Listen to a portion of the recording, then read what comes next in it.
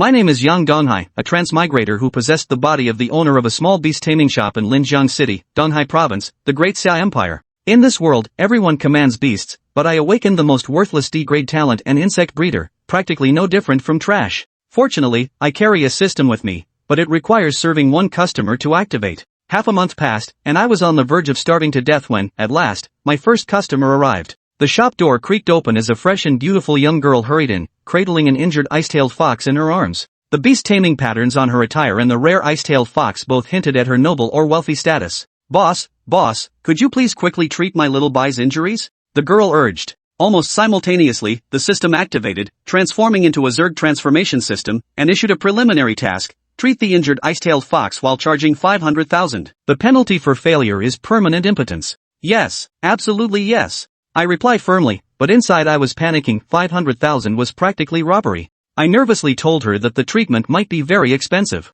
The girl hesitated for a moment before introducing herself as a member of the Lin family from Linjiang City, one of the most prominent clans in the city. After confirming she could afford it, I took the ice-tailed fox. I silently chanted in my heart, "Open the newbie gift pack." The system gifted me talent upgrade coupons and 100 feedback worms. Feedback worms can devour flesh and blood essence, feeding it back to tamed beasts to accelerate recovery and growth, even granting them the bloodline of the consumed creature. Using my exclusive treatment method as an excuse, I kept the young girl Lin Shiyao waiting outside the door. Upon entering the room, the system assistants provided a piece of Qingqiu fox flesh. I immediately used the talent upgrade coupon, and my D-grade talent insect breeder instantly upgraded to the SSS grade talent Insectoid Calamity. After a loud roar, I clearly felt a qualitative improvement in my control over the Zerg. I summoned 100 regurgitation worms, and in an instant they devoured the flesh and blood of the Qingqiu fox. Then, the nurturing insect landed on the frost-tail fox's wound, infusing the extracted essence energy. The wound on the ice-tail fox healed at a visible speed, exuding an enchanting and lively aura.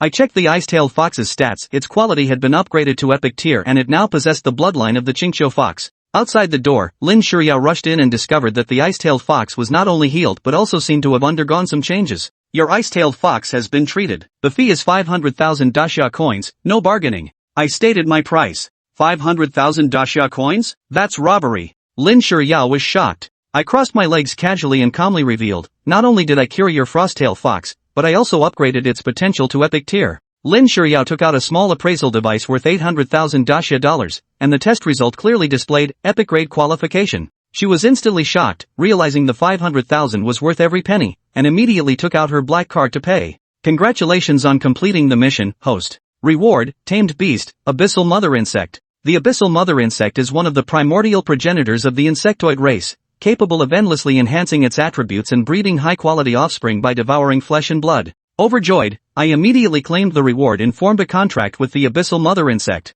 I opened the system panel. Host, Yang Donghai Talent, Zerg Cataclysm, SSS Class Profession, currently sealed, Tamed Beast, Abyss Mother Insect, Quality, Common, Level, Initial Stage Primary, Skills, Zerg Command, Zerg World. The system explained that the SSS Class Profession Zerg Cataclysm was sealed due to disrupting world balance and requires completing profession quests to gradually unseal. However, I discovered that within the Zerg Cataclysm talent, controlling each additional offspring insect increases attack power by 1%. Currently, I have 100 feedback insects, resulting in a 100% attack power boost. I immediately commanded the feedback insects to transfer energy back to the Abyss Mother Insect, initiating offspring production. It's time to let this world experience the terror of the Zerg Plague. Chapter 3, Flying Dragon Kicks in the Face. How could I lose? Just as Yang Donghai was feeling incredibly excited, a loud bang echoed as the door was kicked open. Another customer? For the past half month, either no customers came at all, or when they did, two showed up at once. But clearly, this second customer wasn't exactly entering in a friendly manner. A man dressed in lavish attire, his face brimming with arrogance, strode in.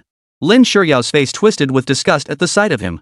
The man looked at Lin Shiyao and said in a deliberately nervous tone, "Shiyao, I heard you were attacked. Are you hurt?" "Oomph." Lin Shiyao snorted coldly, clutching the ice-tailed fox in her arms. "Wang Feiyu, stop being a nuisance here. What business is it of yours that I was attacked?" Wang Feiyu's eyes flashed with displeasure at her words, but he said nothing more. His gaze then shifted to Yang Donghai at the front desk. His eyes narrowed slightly. Well, isn't this Yang Donghai, the top student from our school? How interesting that you've opened a little beast taming shop here." Yang Donghai searched the memories of his original host. Wang Feiyu, a classmate from his high school days, was notorious as the troublemaker who frequently bullied classmates by leveraging his family connections. Back then, Yang Donghai had been the class monitor and had confronted him several times, earning Wang Feiyu's lasting resentment. Ever since, Wang Feiyu had never stopped sabotaging Yang Donghai. Later, after Yang Donghai awakened his D-rank talent as an insect breeder, he applied for a leave of absence from school and never saw Wang Feiyu again. Now, whether influenced by his former self or not, a wave of disgust washed over Yang Donghai as he looked at Wang Feiyu before him. Wang Feiyu, never thought I'd run into you again, you piece of trash. Lin Shiryao, standing nearby, burst into laughter upon hearing this. The boss is absolutely right. Wang Feiyu is nothing but trash.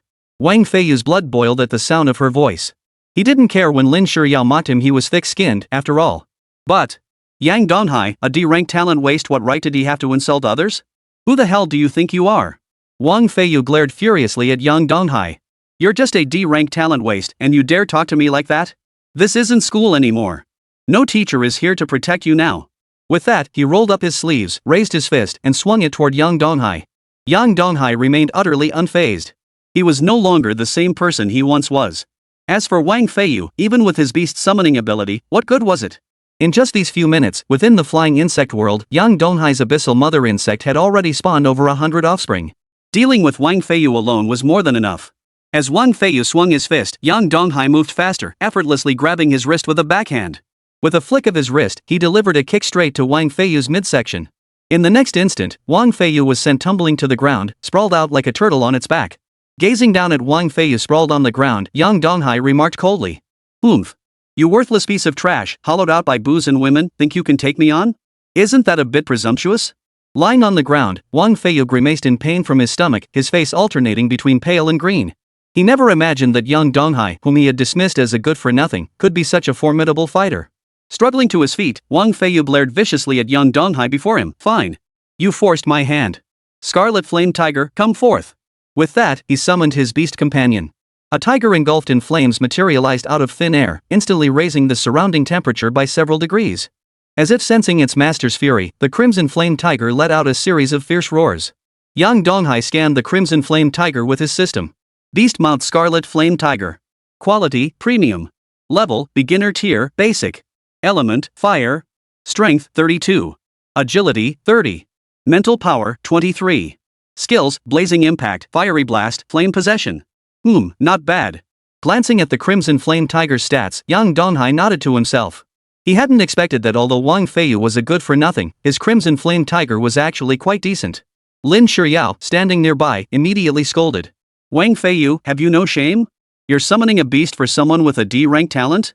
Wang Feiyu was seething with rage and couldn't hear a word Lin Shiryao was saying. "Lin Shiryao, mind your own business. I'm going to teach this good-for-nothing a lesson today. You dare?" Lin Shiryao snapped angrily, then set the ice-tailed fox down from her arms. The moment the ice-tailed fox touched the ground, it locked eyes with the Crimson Flame Tiger. Yang Donghai froze in shock at the sight. What the hell is going on? I'm the damn protagonist here. Miss Lin, there's no need to trouble yourself.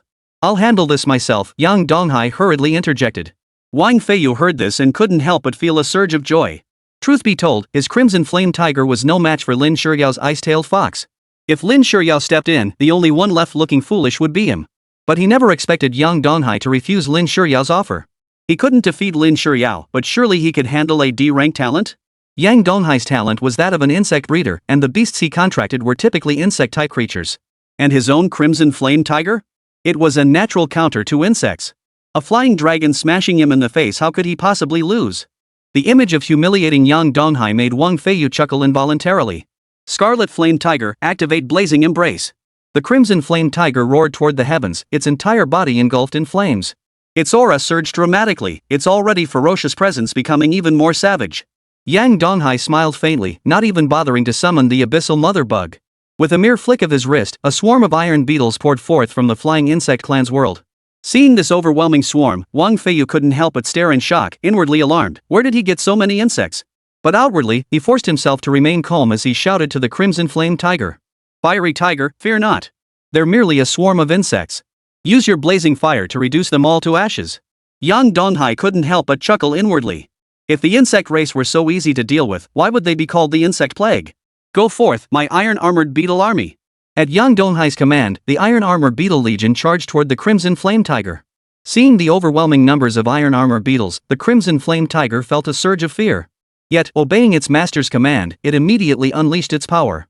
Flames surged violently across its entire body, erupting in all directions. What unfolded next left Wang Feiyu utterly speechless. He had assumed fire would be the natural enemy of insects, but unexpectedly, the flames exploding against the iron-armored beetles merely caused them to pause momentarily. They were far from being incinerated as expected.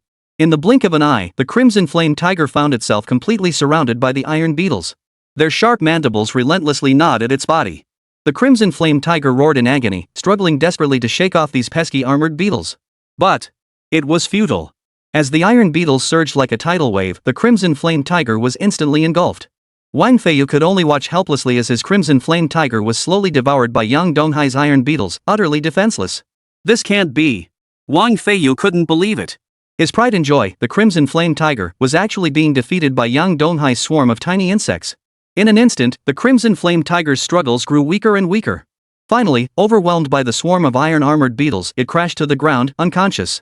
Yang Donghai smiled and stored the iron beetles back into the flying insect world. After inspecting the crimson flame tiger's injuries, Wang Feiyu hurriedly stored it within his beast taming space. Then, he shot Yang Donghai a venomous glare. Yang Donghai, you just wait. With that, he stormed out the gate. Chapter 4, The Hunt begins. Boss, you're in big trouble now. Watching Wang Feiyu's disheveled figure, Lin Shiryao showed no sign of joy, only deep concern. Trouble? Yang Donghai furrowed his brow slightly. Wang Feiyu is notoriously stingy. After what you've done to him, he won't let this slide. After all, the Wang family wields considerable influence in Linjiang City.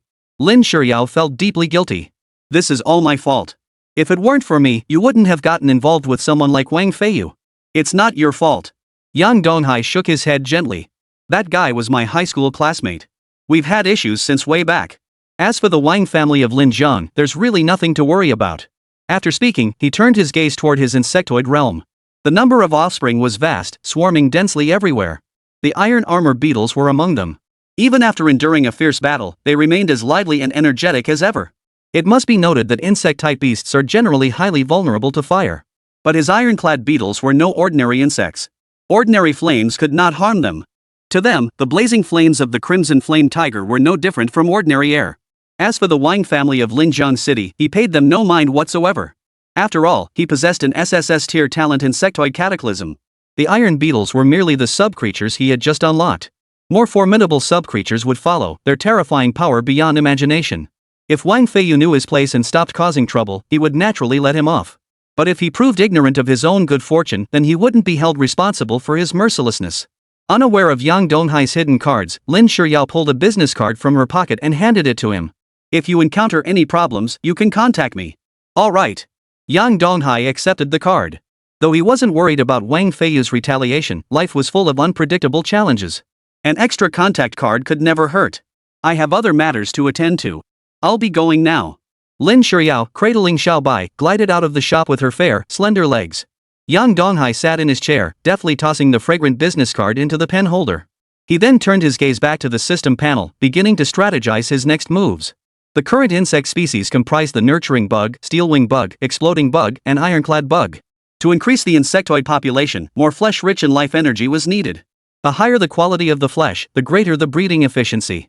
The flesh previously gifted by the system had been entirely depleted. To obtain new supplies, there were currently two avenues. One was to purchase it from the store, but that heavily tested one's financial strength.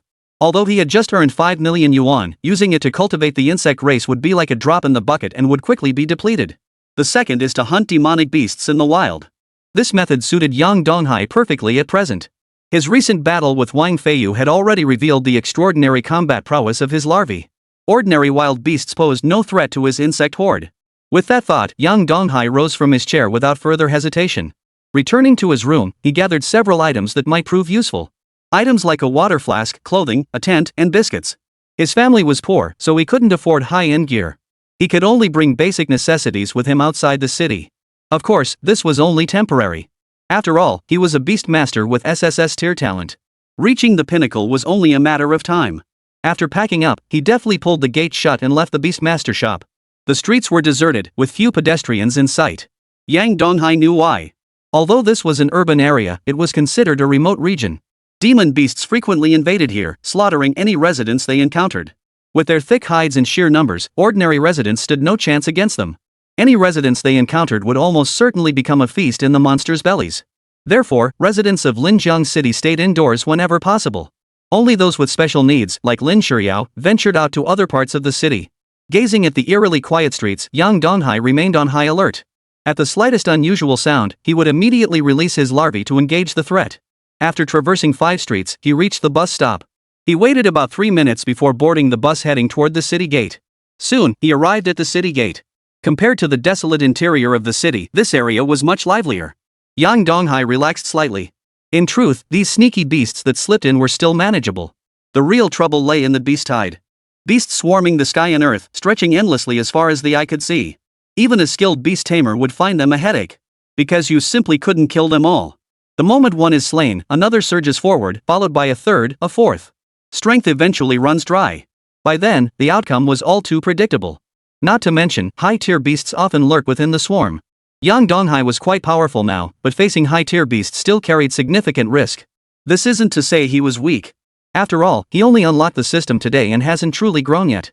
As for this trip outside the city, as long as they avoid the forest steppes, encountering high-tier beasts should be unlikely. The moment he stepped off the carriage, he saw numerous beast tamers, each accompanied by one or more pet beasts. Shouts echoed around him. One spot open. Urgently seeking a pet beast with healing skills. Interested parties, come quickly. Any newbies looking for an easy ride? We've got pros in the group guaranteed to carry you. I'm about to depart, join up now if you want in. Yang Donghai wasn't interested. With his beastmaster skills, he could handle the beasts outside the city alone. There was no need to team up with others and split the spoils.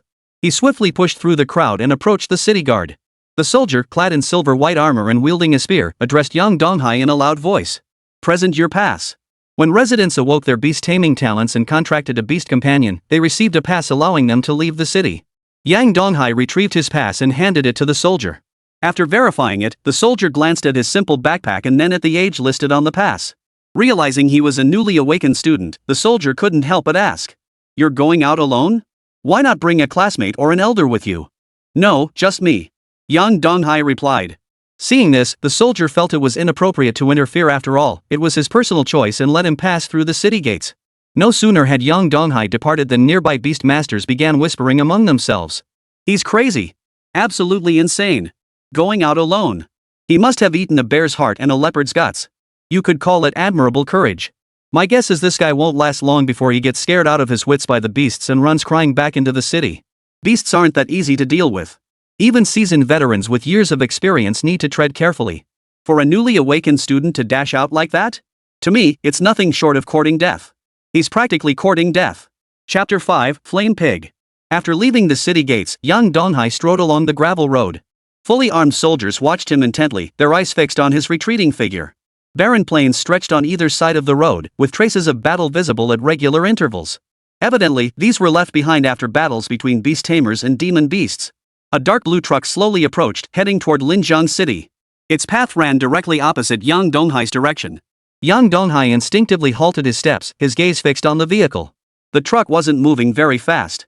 He could clearly see the scene inside. Inside sat numerous beastmasters, each pale and weak. The most severely injured man sat in the back seat, his arm severed clean off at the shoulder. The wound was smeared with a thick layer of golden medicinal powder. Yang Donghai, who had excelled in herbal medicine studies, instantly recognized it as golden snakegrass powder. While this medicine could stop the bleeding, the beast tamer's arm was undoubtedly beyond saving. The man wore blood-stained white robes, clutching his severed arm, his eyes vacant and unfocused. Beside him, a small white dog gazed up with large, watery eyes, seemingly trying to comfort its master yet utterly powerless to do so. Yang Donghai didn't know the injured beastmaster, but he could sense the despair and agony within him. Losing an arm would severely impact his future combat effectiveness. For a material hunter whose livelihood depended on hunting, this was nothing short of a catastrophe. This was already a high-risk profession, and now, with one arm gone, the danger had multiplied several times over. The outcome was all too predictable. It wouldn't be long before he became prey for the beasts. But what other choice did he have? The world is a harsh place. Yang Donghai's heart trembled. He clenched his fists, his gaze growing ever more resolute. I must grow stronger and fast. This world was far from stable. Any day now, Linjiang City could be overrun by a beast tide or attacked by high-tier demon beasts, vanishing from existence. This wasn't Yang Donghai worrying needlessly. Such events had occurred far too often in the past. The city closest to Linhai City that had suffered the last beast tide was Jianyun City. The Great Xia Empire had no censorship system, and footage of the rescue efforts in Jianyun City was everywhere online. Yang Donghai had seen many of them, and even now, he vividly remembered Jianyun City's devastation. Shattered streets, ruined buildings, and corpses strewn everywhere. Yang Donghai didn't linger, quickening his pace forward. He refused to let such horror befall him. 2 hours later, he arrived at the edge of a forest. The area he had just traversed was a buffer zone, regularly patrolled by soldiers of the Great Xia Empire who cleared the region of demonic beasts, making it highly secure. But from here onward lay the hunting grounds. Yang Donghai found a relatively open spot, extended his right hand, and aimed it at the sky not far away. Accompanied by a blinding white light, a vast swarm of insects emerged from the void, forming a wave that surrounded Yang Donghai. "Follow me. We advance together," Yang Donghai commanded. Upon receiving the command, the insectoid forces began to shift their formation. This was a highly specialized insectoid legion. Though numerous, they moved with precision. Each unit had its specific role. Some were tasked with reconnaissance, others specialized in absorbing damage, while others focused on dealing damage. Still others flanked and attacked from the rear.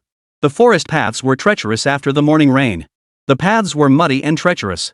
After taking just a few steps, Yang Donghai found his feet sinking into a thick layer of black mud. His pants around the calf area were already caked with dirt. Walking became quite difficult. This made him feel extremely uncomfortable. After about 10 minutes of walking, Yang Donghai heard the sound of heavy snorting. He followed the sound and saw 5 red wild boars approaching him. These boars were enormous, resembling small mountains. Their tusks were long and sharp, and a crimson pattern adorned the center of their bellies. Even from a distance, one could sense the intense, fiery aura emanating from within them. These demon beasts were known as flame boars. Not only were they thick-skinned and tough, but they could also wield fire attribute skills. If ordinary students encountered them, they'd likely have no choice but to flee for their lives. Of course, Yang Donghai was no ordinary student. These 5 flame boars were no match for his insect swarm. He raised his right hand and gave a sharp command. "You'll be the first to taste my wrath. Eliminate them." The insectoid swarm sprang into action. The fire pigs paid no heed to the swarm beneath their feet, their minds consumed by the joy of discovering food. Then, as usual, it unleashed its flame ability. The patterns on its belly glowed with a dazzling red light. Strands of flame energy appeared around it, spinning to form a fiery vortex. Nearby vegetation burst into flames as the temperature soared.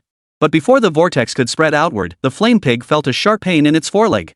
It instinctively looked down to see a white beetle clinging to its foreleg, using its claws to slice into its flesh. The claws were incredibly sharp. Even the slightest contact sliced open a wound in the fire pig's thick hide. Scorching red blood gushed from the wound. A small portion fell toward the white beetle, but before it could make contact, it was repelled by a peculiar energy field. Under the force of gravity, the blood then fell entirely to the ground. The iron beetle's exoskeleton remained pristine white, not a single speck of stain marring its surface. Near the white beetle, numerous similar insectoids swarmed. Witnessing this scene, the flame pig was utterly stunned. These insects had actually passed right through the barrier of the fiery vortex. And at such incredible speed. It didn't even have time to react. What on earth was going on? This human's pet beast was simply terrifying. It had never seen insects like these before. The flame pig had no desire to continue fighting at this point. But just as it tried to turn away, it realized the flesh on its calf had vanished. Next came its hind legs, then its belly, back, tail. Intense pain overwhelmed its brain. It couldn't think or observe any longer. Yet the terror in its pale yellow eyes only grew more intense. But soon, that emotion vanished. All returned to stillness. The flaming pig, gnawed away by countless white beetles, was reduced to nothing but a white skeleton. Not bad. Yang Donghai smiled as he gave his assessment after witnessing the insectoid tribe's combat prowess. The fire pig that had caused the students so much trouble couldn't even last 2.5 minutes against him. The remaining 4 fire pigs, witnessing their comrade's gruesome demise, grew uneasy and prepared to flee this terrifying place. But they soon realized there was no chance. Their retreat had been cut off. A tidal wave of beetles now blocked their only escape route. And at that moment, Yang Donghai's devilish voice echoed in their ears. "Finish off the remaining flame pigs. Hurry up. These are merely appetizers before the main course. Many more demon beasts await us." Chapter 6, Level Breakthrough. After eliminating the last 4 flame pigs, Yang Donghai led the insect horde forward. Wherever they passed, not a blade of grass remained. Whether low-tier beasts or forest vegetation, anything entering his field of vision was instantly devoured by the swarm. Massive quantities of flesh and blood were continuously transported by the iron beetles to the insectoid realm, supplying the abyssal queen to produce new larvae. Various types of larvae were produced at a 1-to-1 ratio, with energy points rapidly increasing. 2 hours later, the population of each type of larva reached 500. At that moment, the voice of the abyssal queen resonated within Yang Donghai's mind. "Master, I am about to break through." He halted abruptly. With a flick of his thoughts, the world before him shifted instantly. A colossal abyssal queen sat enthroned at the center of the insectoid realm, surrounded by a sprawling black fungal carpet. The abyssal queen's appearance was somewhat grotesque after all. This was the true form of the insectoid race, yet Yang Donghai felt no revulsion whatsoever. Instead, he experienced an inexplicable sense of familiarity. Upon seeing its master arrive, the abyssal queen emitted a hoarse, low hum, as if expressing its delight. The abyssal queen ceased its movements. Swarms of ironclad beetles crawled over, carrying unhatched eggs on their backs and transporting them to the side to avoid disturbing the queen's breakthrough. A grey mist slowly billowed from the abyssal queen's mouthparts, enveloping her body like a gauze veil. It gradually solidified, eventually forming a thin grey membrane that clung tightly to her surface. The abyssal mother's body began to tremble, its surface radiating a dazzling light. Time ticked by, second by second. 5 minutes later, a sharp claw violently tore through the grey membrane, gently slicing downward. The tear widened rapidly, and soon a brand new abyssal mother worm appeared before Yang Donghai. Beastmaster Abyssal Mother Bug. Talent, Common Grade. Level, Early Intermediate. Attribute, Insect. Seeing the abyssal queen successfully break through, Yang Donghai was overcome with joy. It had ascended from beginner to intermediate in just over 2 hours. Such a breakthrough speed was unheard of.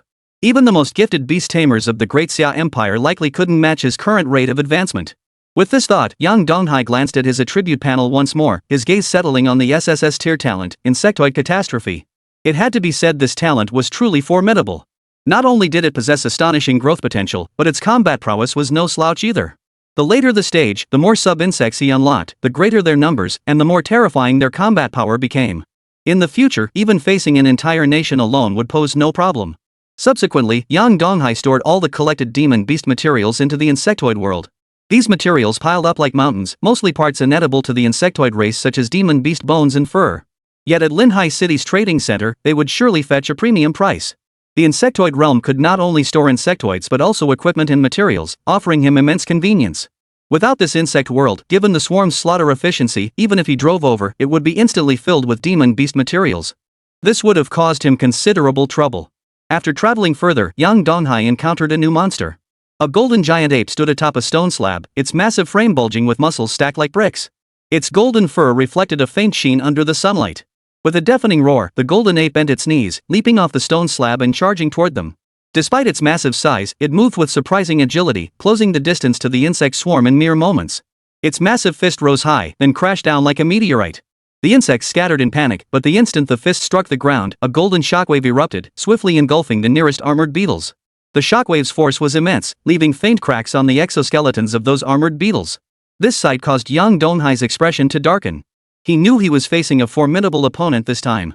The golden ape differed from the demon beasts he had encountered before. Iron beetles possessed formidable defenses. Remember, during the battle with the flame pig, the iron-armored beetle had charged straight through the fiery vortex without flinching. Now, cracks were appearing under the golden ape's assault.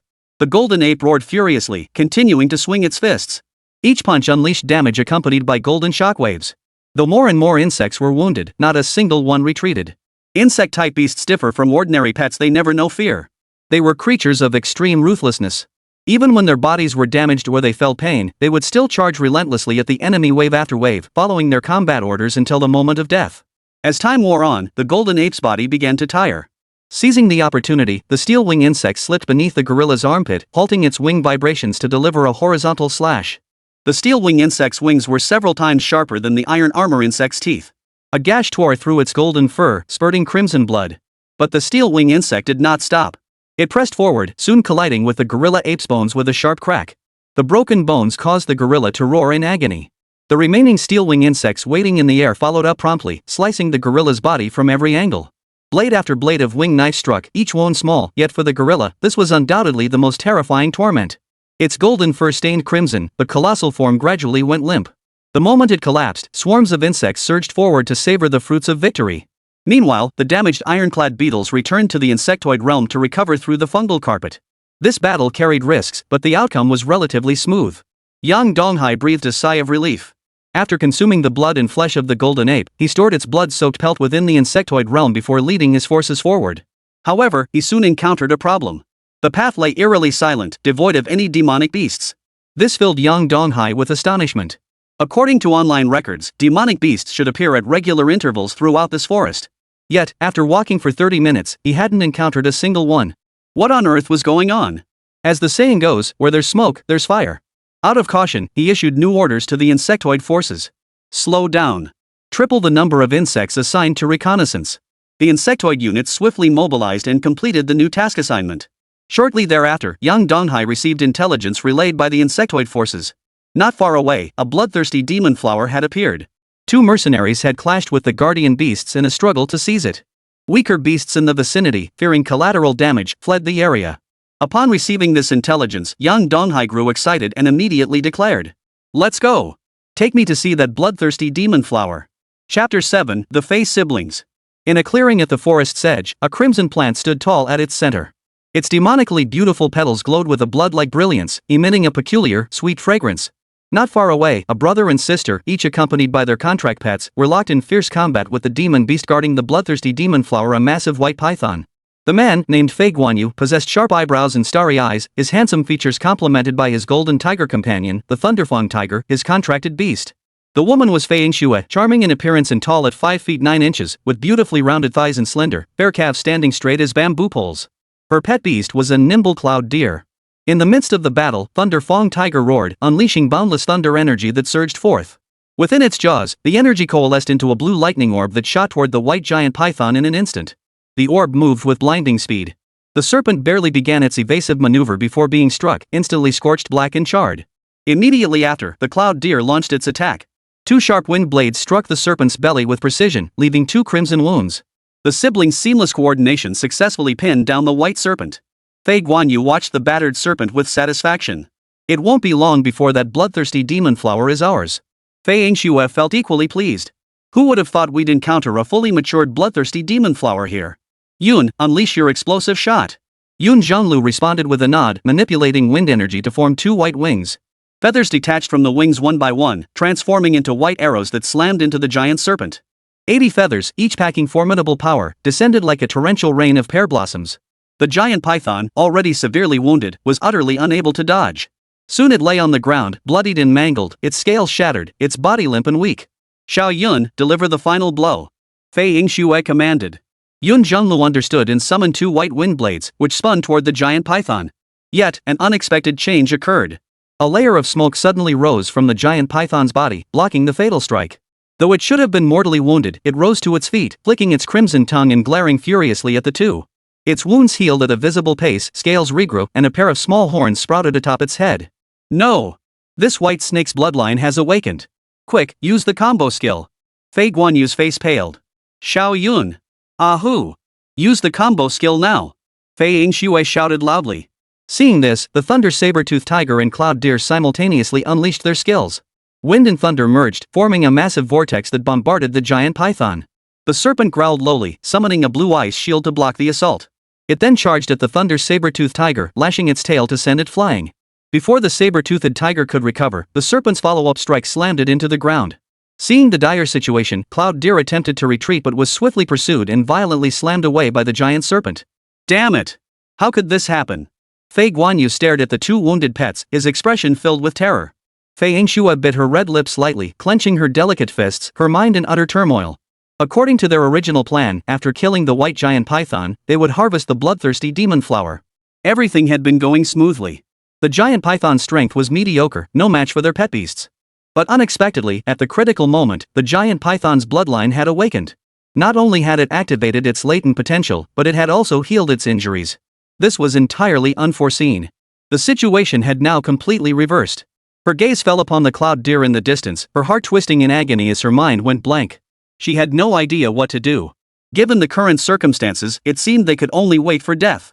Were they truly going to perish here, brother and sister?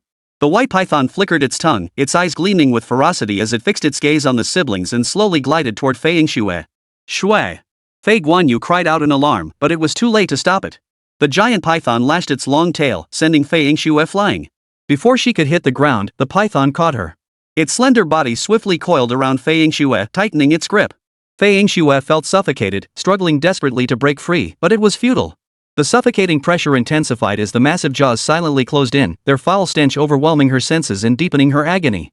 Cloud Deer and Thunderfang Tiger rose to rescue Fei Yingxue, but were swiftly pinned to the ground by the white python's blue ice arrows, unable to move. The shadow of death loomed over Fei Yingxue. Despair filled her heart. Yet at that very moment, a white beetle fluttered its wings, soaring over both human and serpent to land upon the bloodthirsty demon flower. It adjusted its position, clamped its sharp mandibles around the demon flower's stem, and with a gentle tug, plucked it clean from the ground. The plant below instantly withered, its vibrant red turning entirely brown. The white beetle carried the demon flower, swiftly crossing the sky to land on the shoulder of a white-robed youth. The youth took the demon flower, examined it closely, and smiled. "Lucky me. A fully matured bloodthirsty demon flower." The beetle fluttered its wings lightly, circling the youth as if expressing delight. What is this? Fei Yingxue was momentarily at a loss. The white giant python, enraged upon seeing the bloodthirsty demon flower snatched away. Hadn't it fought tooth and nail against Fei Yingxue for this very bloodthirsty demon flower? Now it had been snatched away so easily. The serpent released Fei Yingxue, channeling water elemental energy to transform into a deep blue arrow streaking through the air. "Watch out!" Fei Yingxue shouted. She knew full well the power of the giant serpent's ability. However, the scenario they feared did not unfold. The icy crystal arrow was effortlessly blocked by the white beetle. Fei Yingxue's eyes widened as she stared at the youth nearby, momentarily speechless. What kind of pet beast was this beetle? How could it possess such formidable defensive capabilities? She scrambled to her feet, stared at the white beetle for a long moment, then shook her head softly. The Great Xia Empire possessed few formidable insect-type pet beasts, yet none matched this white beetle. In other words, it was likely an unknown species of insectoid. And who exactly was he? As far as she knew, there seemed to be no insect beast master this formidable in the entire Linjiang city. Could he have come from another city? Soon, she was stunned once more by the scene unfolding before her. One after another, white beetles crawled in from all directions, surrounding the youth just like the previous ones. Additionally, two other distinct insect species appeared in equally large numbers. Gazing at the swarm of insects surging like a dark cloud pressing down on the city, Fei Yingxue felt overwhelmed by the sheer scale. If a single white beetle possessed such terrifying power, what would happen with so many arriving at once? The sheer number of these insects must be in the thousands. At this thought, Fei Yingxue's heart lurched. Thousands of insect creatures. This was simply too terrifying. Fei Guanyu was utterly dumbfounded. Chapter 8: Bloodline Awakening. The white python let out a hiss, its eyes instantly turning blood red. Countless crimson patterns erupted across its scales as its aura surged like a rising tide, each wave more intense than the last. It's berserk. After its bloodline awakened, it actually mastered the berserk skill. Fei Yingxue gasped in shock. It was already terrifyingly powerful after its awakening, and now it had gained the enhanced skill of berserk. It was like adding wings to a tiger. Upon activating berserk, the beast's attack, defense, and reaction speed instantly doubled. And this state lasts a full hour. Though it would enter a weakened phase afterward, for now, it was unquestionably invincible. Feeling the surging power within its body, the white giant python regained its confidence. It glared coldly at the humans and their pets before it, its eyes filled with murderous intent. These despicable humans, coming time and again to seize the bloodthirsty demon flower today, no matter what, they must pay the price. A bloodline revived giant serpent? Interesting. If used to feed my insect tribe, it might significantly increase their numbers. Not far away, Yang Donghai chuckled softly, a flicker of excitement dancing in his eyes. No sooner had the words left his mouth than the swarm of insects parted like a white torrent, surging toward the giant python in two waves. Upon reaching the giant serpent, the insect horde launched their assault instantly. Fei Yingxue and her brother stared wide-eyed, witnessing a scene they would never forget. Ironclad beetles hooked their sharp appendages into the gaps between the giant serpent's scales, climbing upward rapidly like rock climbers. Steel-winged beetles spread their wings, diving from above to slice through the serpent's body. The self-detonating insects hid within the iron beetle's protective web, poised to deliver a fatal strike at any moment. These weren't mere insects. Even a well-trained human army would struggle to achieve such seamless coordination. Seeing this, the white giant serpent continuously unleashed ice-based skills, attempting to bombard the approaching insect horde. Yet the ice crystal arrows were effortlessly blocked by the iron armor beetles, inflicting no damage whatsoever. Even after enhancing their power with the berserk skill, doubling the original damage, it proved utterly useless. Soon, the iron beetles crawled all over the giant python's body. They opened their mouths, gnawing, tugging, and twisting, tearing the giant python's flesh and scales apart piece by piece. The nearby self-detonating insects, already poised for action, charged toward the serpent's wounds at astonishing speeds, further amplifying the devastation. Steel-winged beetles in the sky sliced through the serpent's body with their wings, as if carving a work of art. In less than 3 minutes, not a single intact spot remained on the giant serpent's body. Bright red blood seeped from the wounds, flowing downward under gravity to pool into crimson puddles, filling the air with a thick, pungent stench of blood. The giant serpent writhed in agony on the ground, its white bones exposed. Yet even these snake bones were soon reduced to nothing by the iron beetles and self-detonating insects. The battle concluded in under 3 minutes, leaving only the serpent's white skeleton behind. The insects, carrying the serpent's flesh and scales in their mouths, returned one after another to Yang Donghai's side, delivering the spoils into the insect world. It ended just like that? Fei Guanyu stared in disbelief. This giant serpent had not only reawakened its bloodline but also mastered the berserk skill. By all accounts, it should have been incredibly powerful. Yet now, it had been dealt with in mere minutes. In that moment, his understanding of Yang Donghai's power was completely shattered. This man's power was far more terrifying than he had ever imagined. Thank you for saving us.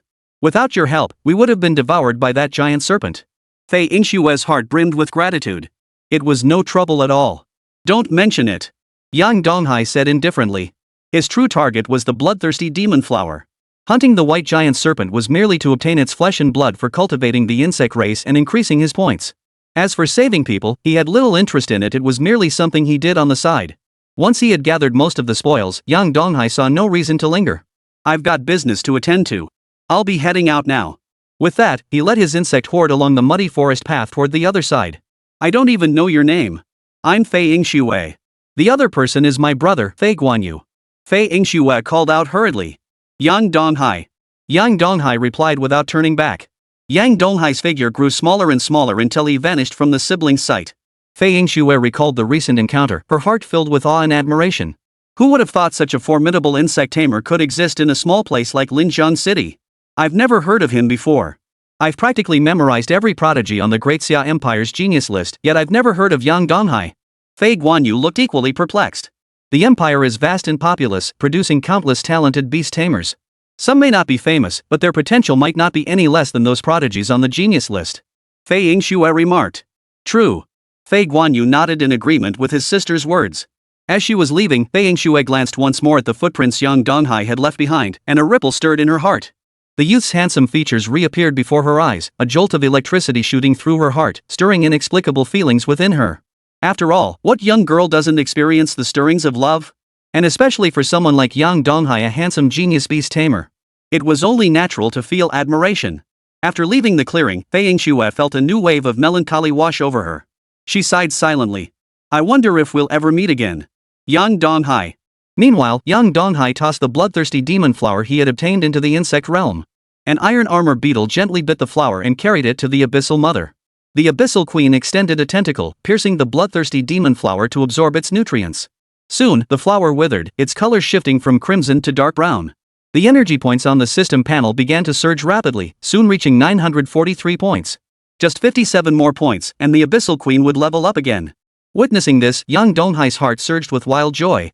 All this effort hadn't been in vain after all. This bloodthirsty demon flower had unexpectedly added so many points at once. He felt he might just be able to elevate the Abyssal Mother Insect to the early advanced stage before sunset. At this thought, Yang Donghai couldn't help but gasp in awe. Advancing 2 levels in a single day? That growth rate was simply terrifying. It must be said, the development speed of an SSS rank insect master was truly astonishing. In the past, he wouldn't have dared to even imagine such a thing. Even the most gifted beast masters couldn't achieve it. Yet now, he had achieved it. In this moment, Yang Donghai once again deeply realized the terrifying potential of his SSS-tier beast master talent. Chapter 9, Fei Yingxue. The setting sun bled crimson, its lingering glow casting an eerie beauty across the barren land. A youth sat on a rock near the corpse of a beast, pulling a bottle of nutrient serum from his backpack. He carefully unscrewed the cap and took small sips. The taste of this nutrient solution was far from pleasant, but Yang Donghai had long since grown accustomed to it.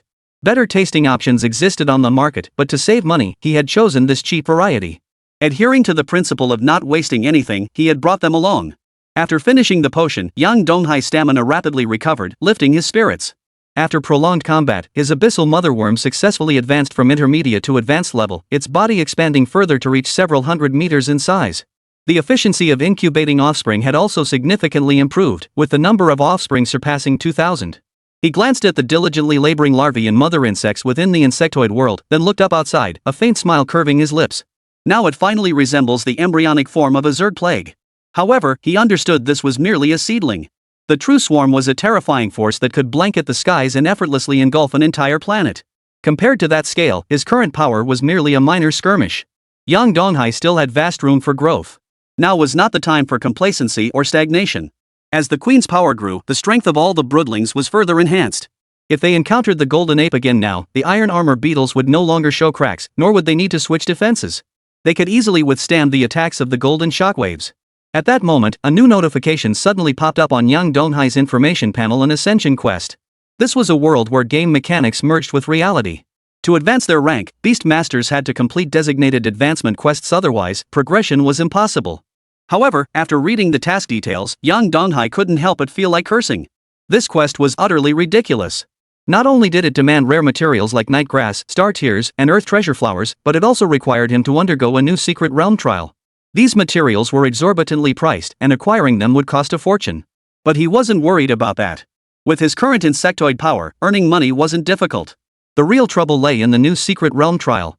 The new secret realm is rich in herbs and materials, and it might even contain special treasure chests. Therefore, most beast masters who discover new secret realms keep them for themselves to farm. If he wanted one, he'd have to find it himself. The advancement trials for ordinary beast masters shouldn't be this difficult. Yang Donghai muttered to himself. Soon, he guessed the reason: it was likely tied to his SSS-tier talent. The higher the talent grade, the greater the difficulty of the advancement trial. Sure enough, cheating came at a price. Suddenly, he remembered something. He pulled a business card from his pocket and dialed the number on it. After a brief exchange of pleasantries, he explained that he was seeking a new secret realm. Soon, Lin Shiryao on the other end gave an affirmative reply. Our Lin family does indeed have a new secret realm. If you're willing to take the challenge, you can come find me. Fantastic. Yang Donghai was thrilled. This meant he only needed to resolve the material issue now. After hanging up, he glanced at the setting sun in the west. As dusk approached, the slumbering high-tier demon beasts would soon emerge. Yang Donghai had no intention of lingering. He certainly didn't want to run into any of those high-tier demon beasts. Those high-tier combatants are no match for the golden ape. Meanwhile, within the mercenary camp in Linhai City, mercenaries gathered in small groups. Some chatted idly, others processed the corpses of demon beasts, while still others sparred to hone their skills. Fei Yingxue stepped over the threshold with her long, elegant legs, entering the camp's interior. The murmurings of the mercenaries reached her ears. That's Captain Fei's daughter. I heard her pet beast has already reached the mid-stage of the beginner level. That's incredible. Reaching early mid-stage so quickly. It took me over a month to reach that level. Wonder if she has a boyfriend.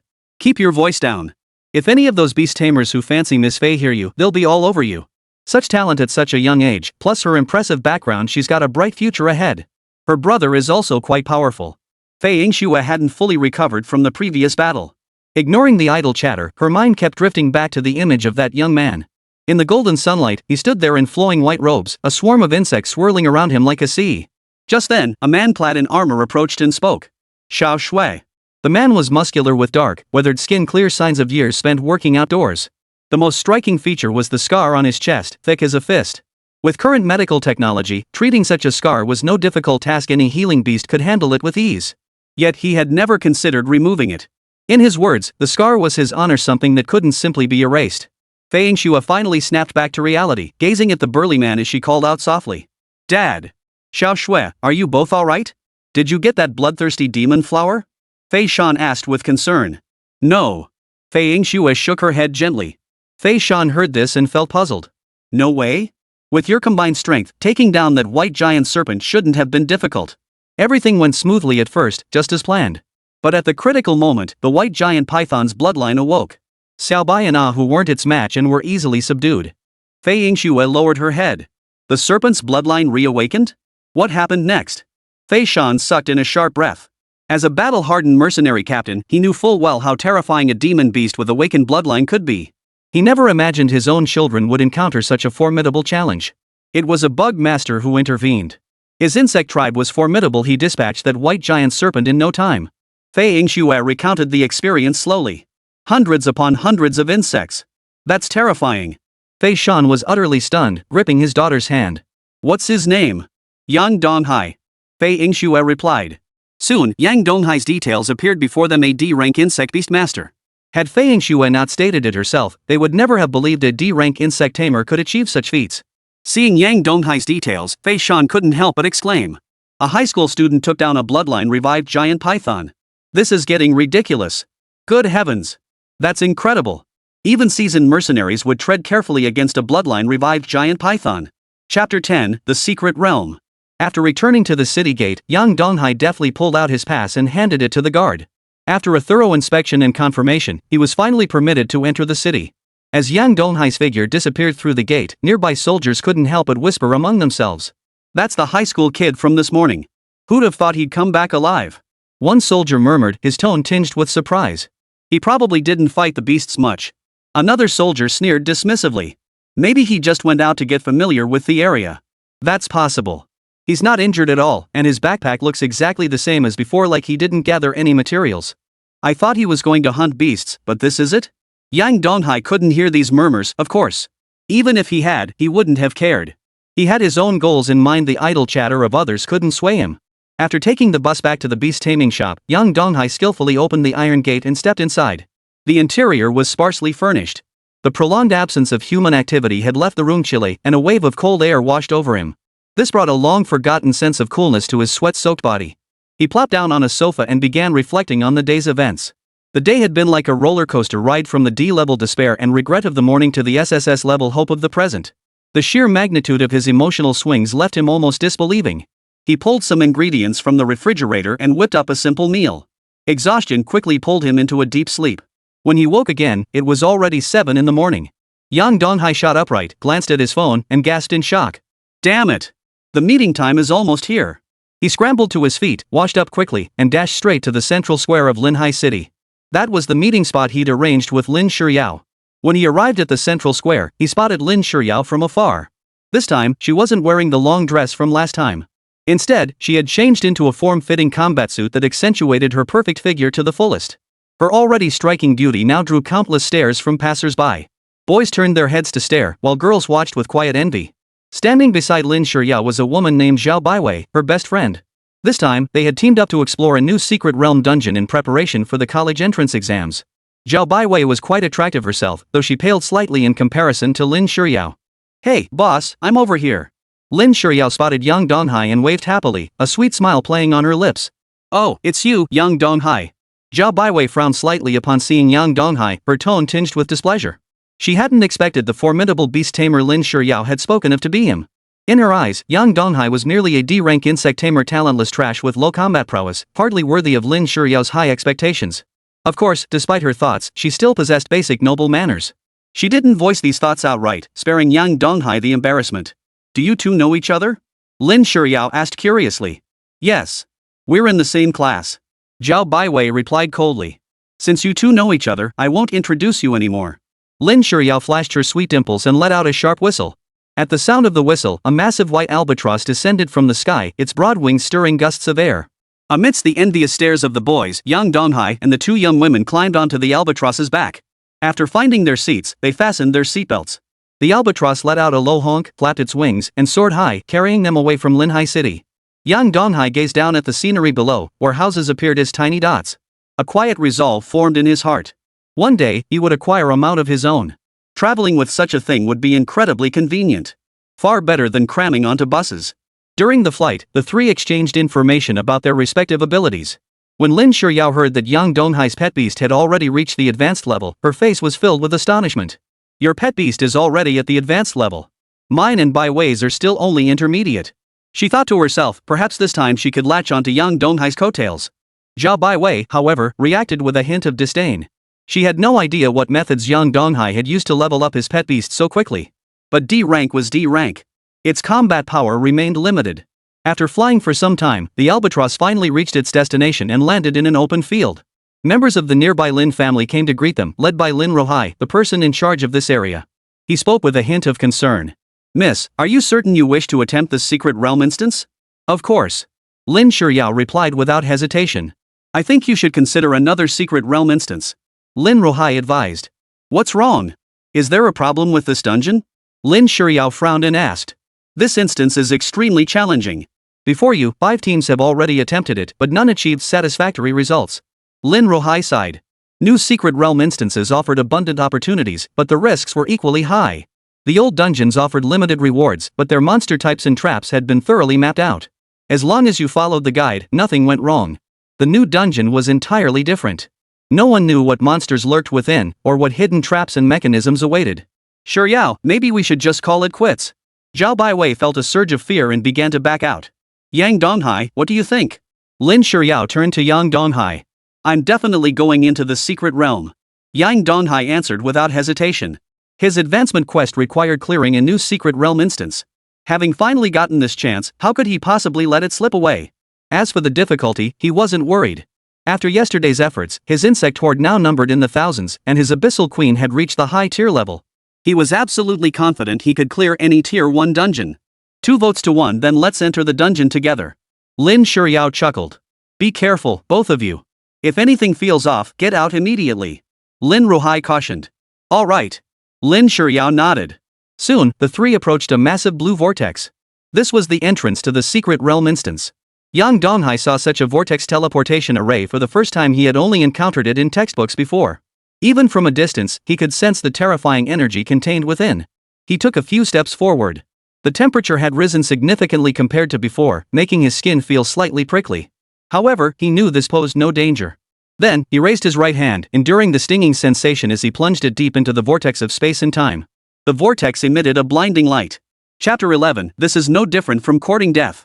With a dizzying whirl, the three successfully entered the secret realm instance. Yang Donghai emerged from the pit to find himself in a tranquil world filled with birdsong and floral fragrance. He crouched down, scooped up a clump of black earth, and gently squeezed it. The soil crumbled into dust, slipping through his palm. He took a deep breath of the fresh air and nodded slightly. This place is no different from the real world.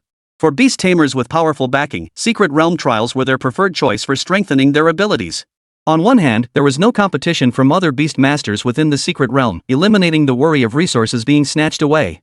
On the other hand, secret realms imposed clear power restrictions. For instance, a first-tier secret realm would never contain beasts exceeding first-tier strength. There was no threat of encountering higher-tier beasts, making it far safer than the perilous wilderness. However, the new secret realm was an exception. Having never been explored, it likely harbored unknown dangers. Yang Donghai came from a poor family and simply couldn't afford to enter a secret realm. Forget about a new one, even a regular secret realm was out of his reach.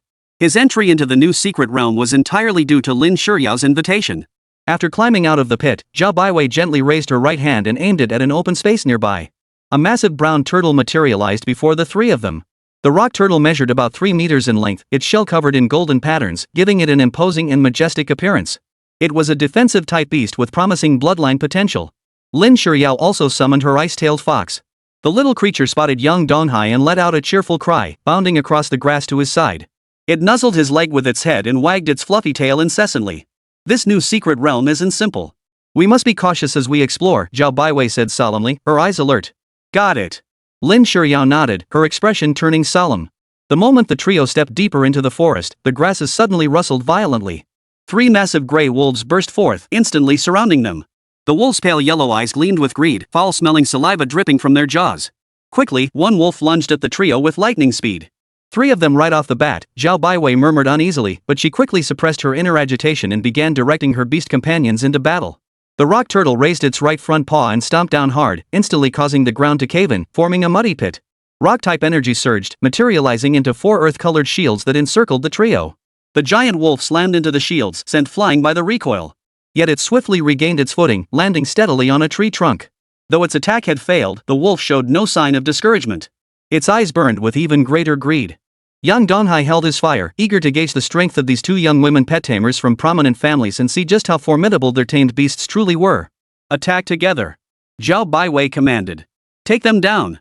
Lin Shiryao shouted in unison. The 2 pets sprang into action. The rock turtle let out a roar as earth element energy surged from its body, transforming into a yellow spike that shot toward the gray giant wolf. The wolf dodged the attack with agile reflexes, but before it could retaliate, the ice-tailed fox's assault arrived. The surrounding temperature plummeted as biting cold winds swirled into vortexes, instantly freezing the wolf into an ice sculpture. Seeing this, the other 2 giant wolves immediately launched their own attacks. Rock Turtle swiftly unleashed defensive skills to slow the wolves' advance while retreating backward. Standing atop the rock turtle's shell, the ice-tailed fox continuously summoned icy currents, dispatching the remaining wolves one by one. After the battle, Zhao Baiwei showed no sign of joy, instead growing more cautious. Let's be careful. Who knows what else we'll encounter further on. Understood. Lin Shiryao recalled Lin Ruhai's warning, fully aware that this new secret realm was far from simple. She dared not let her guard down for a moment. The trio pressed deeper into the realm. As they advanced, the number of demonic beasts encountered grew steadily, and their varieties expanded beyond the gray giant wolves. Their strength started at the intermediate level. Yang Donghai observed closely throughout the journey, witnessing the prowess of the 2 young nobles. Their pet beasts not only possessed formidable skills but executed them with seamless coordination, their tactical maneuvers exceptionally polished. However, he could also tell that the two girls were nearing their limits. Their recent battle against the shadow monkeys had required their pets to exert every ounce of strength just to secure a narrow victory. Gazing at the shattered remains of the shadow ape, Zhao Baiwei's dark brows furrowed tightly as thoughts of retreat began to surface in her mind. Even the rock turtle's strongest defensive skill had been pierced by the shadow ape. The enemies ahead would only grow stronger, and continuing posed far too great a risk. Lin Shuyao sat on a rock, gasping for breath. The battle had drained her of energy. She retrieved a healing potion from her backpack and poured it over the icetail fox's wounds. Though the icetail fox felt intense pain, it made no sound, instead nestling obediently against its master's leg. After enduring 3 consecutive battles, Lin Shuyao no longer maintained her initial composure, and thoughts of retreat began to surface in her mind. But at that very moment, the earth suddenly shook violently. Before Lin Shuyao could even rise, she saw a colossal war elephant slowly advancing toward them. Standing over 10 meters tall, the war elephant loomed like a mountain, radiating an overwhelming sense of pressure. Its enormous black eyes clearly reflected the figures of the three, yet they burned with fury. Clearly, it harbored no goodwill toward the humans who had dared to trespass into its territory. Standing in the shadow of the war elephant, Lin Shuyao listened to its deafening trumpet, fear gripping her heart. "We have to get out of here. Rock Turtle, cover our retreat." Zhao Baiwei, utterly exhausted and unwilling to fight, urgently commanded her beast companion to prepare for withdrawal. However, just as the rock turtle prepared to move, Yang Donghai acted. He stepped over the corpse of the shadow ape, traversing the winding path, and headed straight for the colossal war elephant. "Yang Donghai? What are you doing? We're retreating now." Lin Shuyao shouted anxiously. "Are you out of your mind? Get back here immediately, or you'll be trampled into mincemeat." Zhao Baiwei roared in fury. In her eyes, Yang Donghai was nothing but a liability. He was just a D-rank beastmaster. Earlier, she hadn't said anything because she was well-mannered in giving him face. She never imagined Yang Donghai would pull something like this at a time like this. A D-rank beastmaster daring to confront a giant war elephant.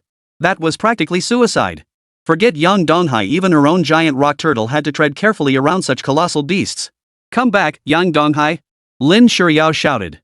Yet Yang Donghai seemed oblivious to her cries. He raised his right hand, and accompanied by a dazzling white light, one silver-white beetle after another appeared in his palm. The war elephant let out an angry snort. It raised its right front leg and gently pressed it down toward the area where Yang Donghai stood. Massive energy swirled around the elephant's foot. Chapter 12, The Move. The energy surged ever more violently, seeming to ignite the surrounding air. Nearby vegetation bent and snapped under the violent energy shock, instantly crushed into green dust. The earth around Yang Donghai began to sink and collapse, forming a massive pit. Small amounts of earth and debris were sucked into the energy vortex, mixing with the plant remains in utter chaos. "It's over." Lin Shuyao couldn't bear to watch any longer and closed her eyes. The ice-tailed fox covered its eyes with its tiny front paws, mourning the impending death of Yang Donghai. "You lunatic! What the hell were you doing running over there?" Zhao Baiwei shouted, furious and flustered. The war elephant closed its eyes with utter confidence. It knew full well the destructive power of its earth trample skill. The human insect before it, daring to challenge its majesty, would be crushed into a crimson pulp in the next second. The massive elephant foot continued its downward crush, its energy surging and erupting violently. Nearby soil and vegetation collapsed and shattered with increasing ferocity. Soon, the elephant's foot completely engulfed Yang Donghai. Yet, an unexpected turn of events unfolded. Just as the foot was about to crush Yang Donghai's head, it suddenly halted. No matter how hard the war elephant strained, it was futile. Finally, it discovered several silver-white insects that had withstood its attack. Earlier, due to their minuscule size, it had failed to notice them. "What the hell is going on?" Zhao Baiwei exclaimed in utter shock.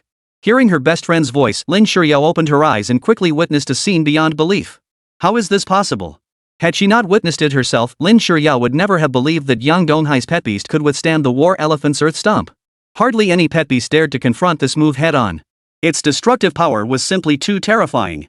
But Yang Donghai's pet beast had done it. Faced with this situation, the war elephant was slightly surprised but didn't pay it much mind. It prepared to unleash another skill to deal with this insignificant human. Yet before it could act, it felt a piercing, excruciating pain. Only then did it realize part of its front leg had been gnawed away. The wound glowed vividly crimson under the sunlight. It was well aware that its body was protected by energy shields. Attacks from ordinary pets couldn't even scratch its hide, let alone tear off such a large chunk of flesh. It was stunned. These insects were no ordinary creatures. "Retreat first." The war elephant quickly retracted its legs, trying to break free. But the insectoid horde wouldn't let this opportunity slip away so easily. One after another, the steel-winged insects raised their wings after leaving the insect world, beginning to vibrate at a high frequency of tens of thousands of times per second. Upon reaching the war elephant's back, they precisely dropped the iron armor beetles onto its hide. The moment they made contact, the iron beetles hooked their sharp appendages onto the war elephant's body and bared their gleaming white fangs. A smaller contingent of insects climbed upward along the forest paths, scaling the war elephant's limbs. A feast began silently. The war elephants bore none of their former majesty. It thrashed its body frantically, trying to shake off those damned creatures. Yet no matter how hard it strained, it was futile. It could only watch helplessly as its flesh was devoured piece by piece. Intense pain overwhelmed its mind, forcing it to emit one agonizing bellow after another. In less than half a minute, the insectoid feast concluded. The once mighty war elephant now stood as nothing more than a white skeleton in the forest, stripped of its former grandeur. It was completely bare, not a shred of flesh or blood left. Countless insects flapped their wings, producing a deafening, earth-shaking hum that was utterly terrifying. Bright red blood, no longer contained by flesh, flowed freely onto the ground. Yang Donghai stood near the muddy pit, his expression as calm as ever, his clothes as pristine white as before. Only after confirming the insects had finished disposing of the war elephant did he slowly approach the two girls. "You're incredibly skilled." Lin Shiryao gasped, her eyes wide with astonishment. She had known Yang Donghai possessed considerable skill back at the beast taming shop, but she never imagined he could be this formidable, effortlessly taking down a war elephant. Such a powerful war elephant typically required multiple beast tamers working in perfect coordination to take down, yet Yang Donghai had accomplished it single-handedly. The sheer terror of his power far exceeded her wildest imagination. Zhao Baiwei's mind remained unsettled for a long time. The scene of 1,000 insects moving in unison to instantly eliminate the war elephant had utterly stunned her. Could a mere D-rank beast master truly achieve such feats? How could Yang Donghai possess such terrifying strength? Suddenly, a thought struck her. Did your talent mutate? You could say that, Yang Donghai replied indifferently. In truth, he had unlocked the system, but it felt similar enough to a natural mutation that he saw no point in dwelling on such trivial details. No wonder, Zhao Baiwei realized with a flash of understanding. Only that could explain his terrifying strength. She knew all too well the capabilities of a D-rank beastmaster, and Yang Donghai's talent level likely reached S rank or even higher. But she didn't press further. After all, everyone had their secrets, especially something as private as one's talent level. Let's go. Back to grinding dungeons. Yang Donghai declared, striding deeper into the forest. Then I'll be clinging to your coattails this time. Lin Shiryao flashed her sweet dimples, her eyes sparkling with anticipation. No problem. Yang Donghai felt no ill will toward this girl, and besides, getting into this dungeon realm was largely thanks to Lin Shiryao. Newly spawned secret realm dungeons offered exceptionally generous clear rewards. They were usually reserved for insiders to farm. Without Lin Shiryao's help, he wouldn't have had a chance to enter. Meanwhile, atop a mountain peak in the forest's center, a majestic red lion stood on the cliff's edge, gazing into the distance. The vantage point offered an unparalleled view, taking in the entire forest landscape at a glance. The war elephant is dead, the lion stated flatly. A black spider hung suspended midair beneath the treetops, revealing a smug grin. Quite interesting, these human adventurers. It won't be long before they reach this place, the lion said. Let them come. I'm hungry anyway. Turning them into white cocoons, letting them rot, then consuming them, that should be quite tasty. The black spider grinned savagely, its eyes gleaming with greed. Be careful. Especially the male beastmaster, his insect tribe is formidable, the lion warned. Don't worry. The black spider replied, its abdomen gently writhing as it shot a strand of silk to anchor itself to the trees on the cliff face. Once secure, it departed the cliff. Chapter 13, Shadow Spider. At Yang Donghai's command, the insect swarm sprang into action. Splitting into 4 groups, they encircled the group and slowly advanced. The scouting steel-wing beetles immediately switched to combat mode upon detecting demon beasts, using their razor-sharp steel wings to slice and dismember their prey. When encountering formidable opponents, the steel-wing beetles never acted rashly. Instead, they secreted copious amounts of pheromones to summon reinforcements, working together to overcome the powerful foe. Flesh that could be consumed was devoured, while the rest along with the beast's fur and bones was packaged and transported back to the insectoid realm. Thousands of insects worked with clear division of labor, moving in perfect order. The trio pressed forward swiftly, pausing not even for a moment. The 2 girls followed behind Yang Donghai, watching the bustling insect tribe with hearts that remained unsettled for a long time. Born into privilege and possessing exceptional beast taming talents, they had repeatedly teamed up with prodigious beast tamers for dungeon runs. Yet never before had they experienced such effortless success. The moment a beast showed its head, the insectoid tribe would swiftly cut, devour, and package it in one fluid motion, leaving no chance for struggle. It felt like a dream. Yet they both knew the beasts in this secret realm dungeon were not weak, they were exceptionally powerful. They had already clashed with these beasts upon entering the instance and knew their terrifying capabilities firsthand. But Yang Donghai was simply too powerful. For an ordinary Tier 1 beastmaster, such ease would be impossible. Success in clearing the dungeon would have been doubtful. Suddenly, a steel wing insect flew to Yang Donghai's ear, emitting a series of buzzing sounds. It gestured with its appendages, seemingly conveying some message.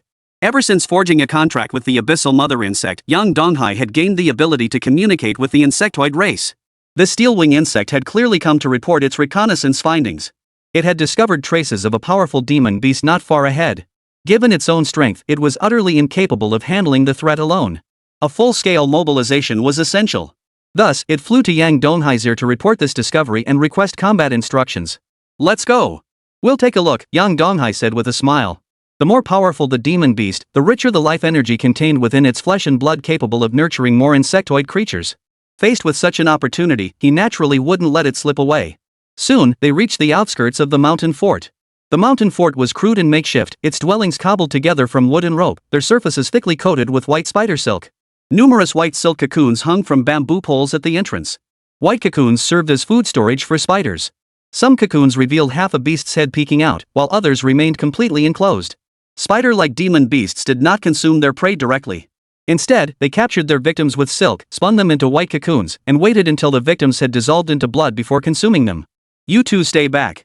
I'll go in and check," Yang Donghai said. Based on the steel wing insect's report, Yang Donghai knew this demon beast possessed extraordinary power. To avoid collateral damage, he kept the two women at a distance. "Understood," Zhao Baiwei replied. "Be careful," Lin Shiyao murmured. She had grown fond of Yang Donghai, and after 2 incidents, she instinctively worried for his safety. Yang Donghai left over a dozen insectoid creatures to guard the girls, leading the rest along the winding path into the mountain stronghold. The moment he reached the entrance, an overpowering stench of decay assaulted his nostrils, making his stomach churn and nausea surge. Irritated, he kicked the gate open. The swarm poured into the compound, splitting left and right. The moment he crossed the threshold, he felt hundreds of pairs of eyes fixated on him. A violent tremor shook the structures, causing the buildings to collapse.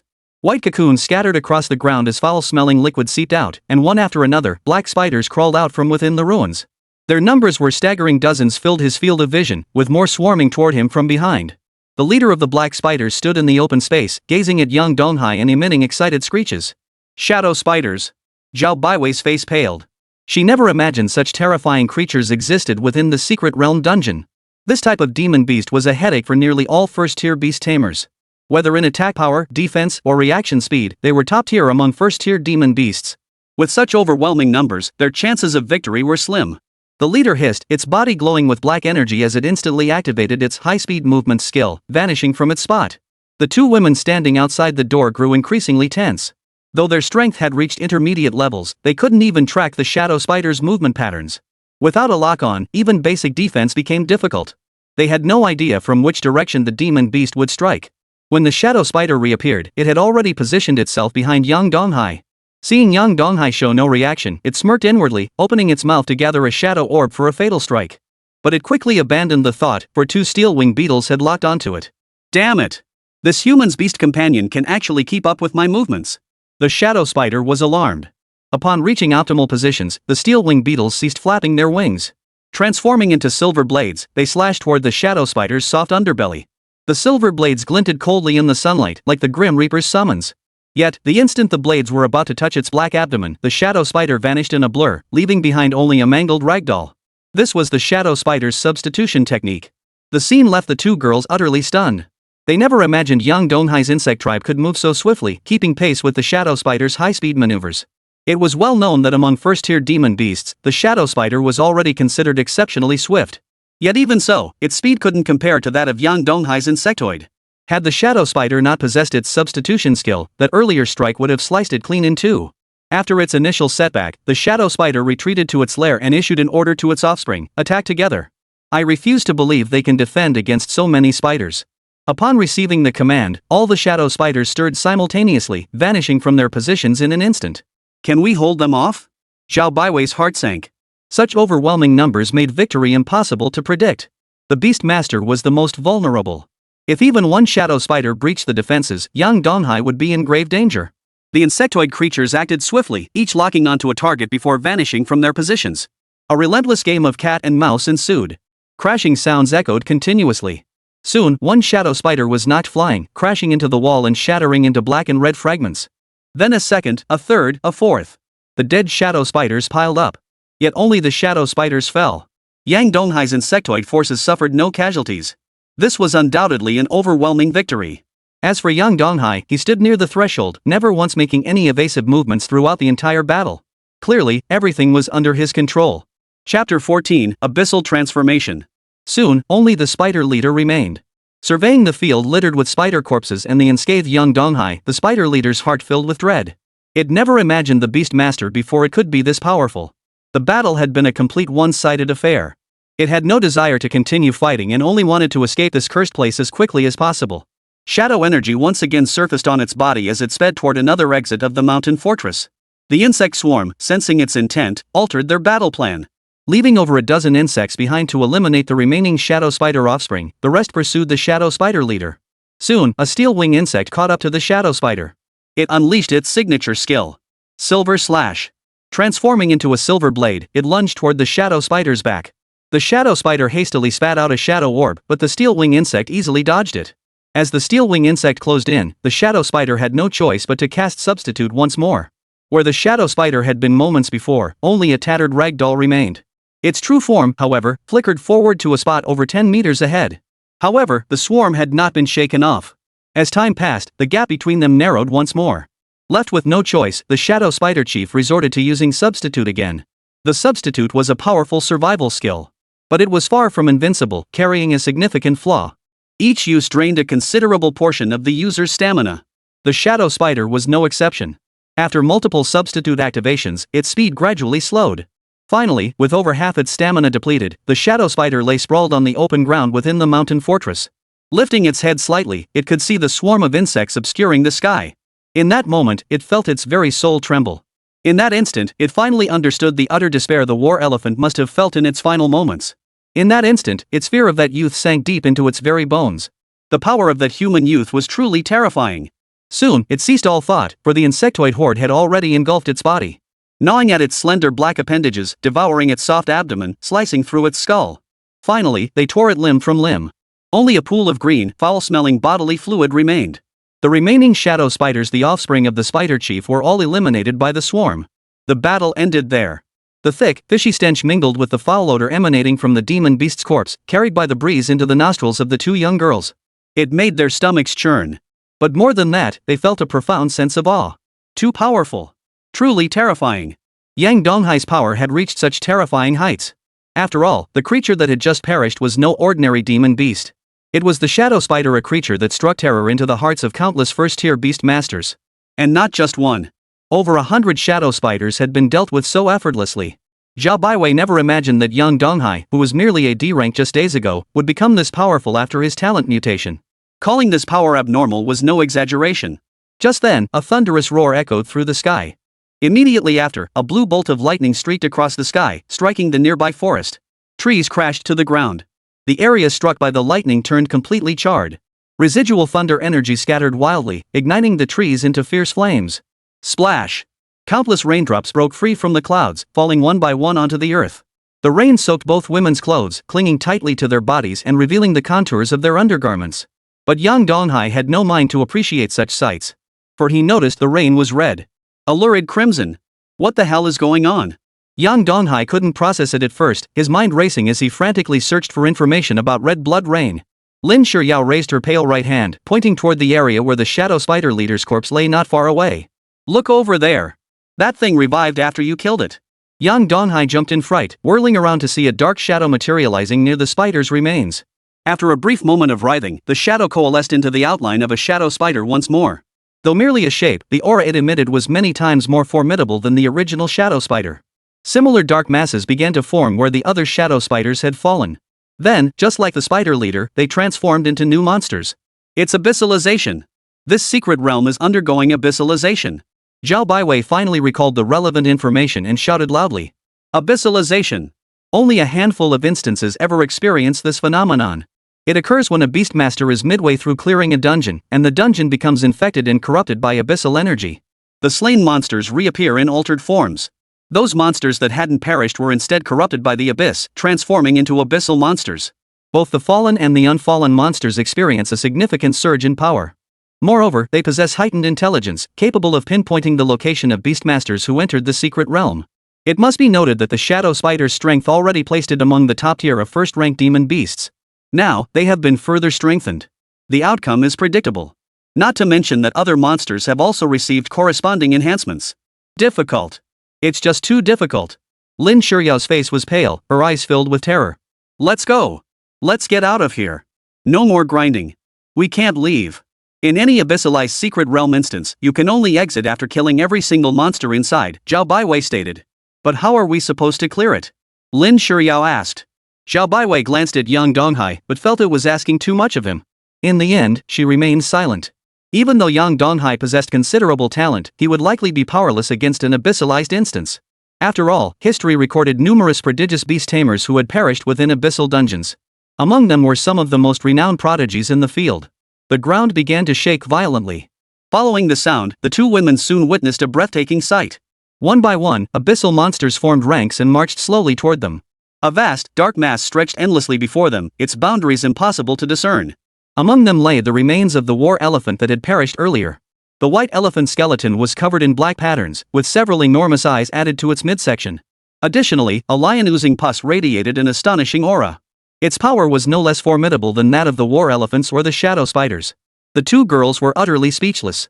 Even though they had cleared numerous secret realm dungeons, encountered many formidable demonic beasts, and witnessed quite a few prodigies, they were utterly stunned. The sheer number of these monsters was overwhelming. Chapter 15, Ultimate Cruelty. Outside the secret realm instance, Lin Rohai sat upright at his desk. His left hand steadied the pages of a book while his right held a pen. He furrowed his brow in deep thought at times, swiftly flipped through pages at others, and occasionally underlined passages or jotted notes. Suddenly, a deafening crash echoed as the door was violently shoved open, slamming against the wall with a thunderous bang. Lin Rohai's train of thought was interrupted, a wave of irritation washing over him. He lifted his head, gazing at the Lin family disciple standing in the doorway, and asked coldly, "What is it?" "The mayor of Linhai City has arrived," the man replied respectfully. At these words, the displeasure vanished instantly from Lin Rohai's face. He hurriedly asked, "Where is he?" Mayor Qin Bo of Linhai City not only held the power of life and death but was also one of the city's top beast masters. Facing such a prominent figure, Lin Rohai dared not show the slightest disrespect. Yet a nagging doubt lingered in his mind. Why would Qin Bo come to a place like this? With the Lin family patriarch and other clan elders absent, what could possibly be the purpose of his visit? Guided by the Lin family disciples, Lin Rohai hurried out of the small wooden hut and rushed toward Qin Bo's location. The moment he drew near, the scene before him stunned him. The clearing was densely packed with fully armed beast tamers, the atmosphere thick with tension. "What's going on here?" Lin Rohai couldn't help but ask. "Your secret realm instance has undergone an abyssal transformation," Qin Bo stated gravely. "Abyss?" Lin Rohai sucked in a sharp breath, his face instantly turning pale.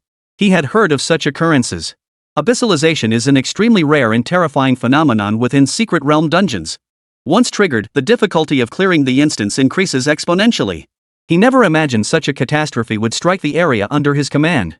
Only now did he grasp why Qin Bo had led his forces here. When an abyssalized dungeon becomes impossible to clear, hordes of abyssal monsters will erupt from the secret realm. These soldiers were prepared for precisely that moment.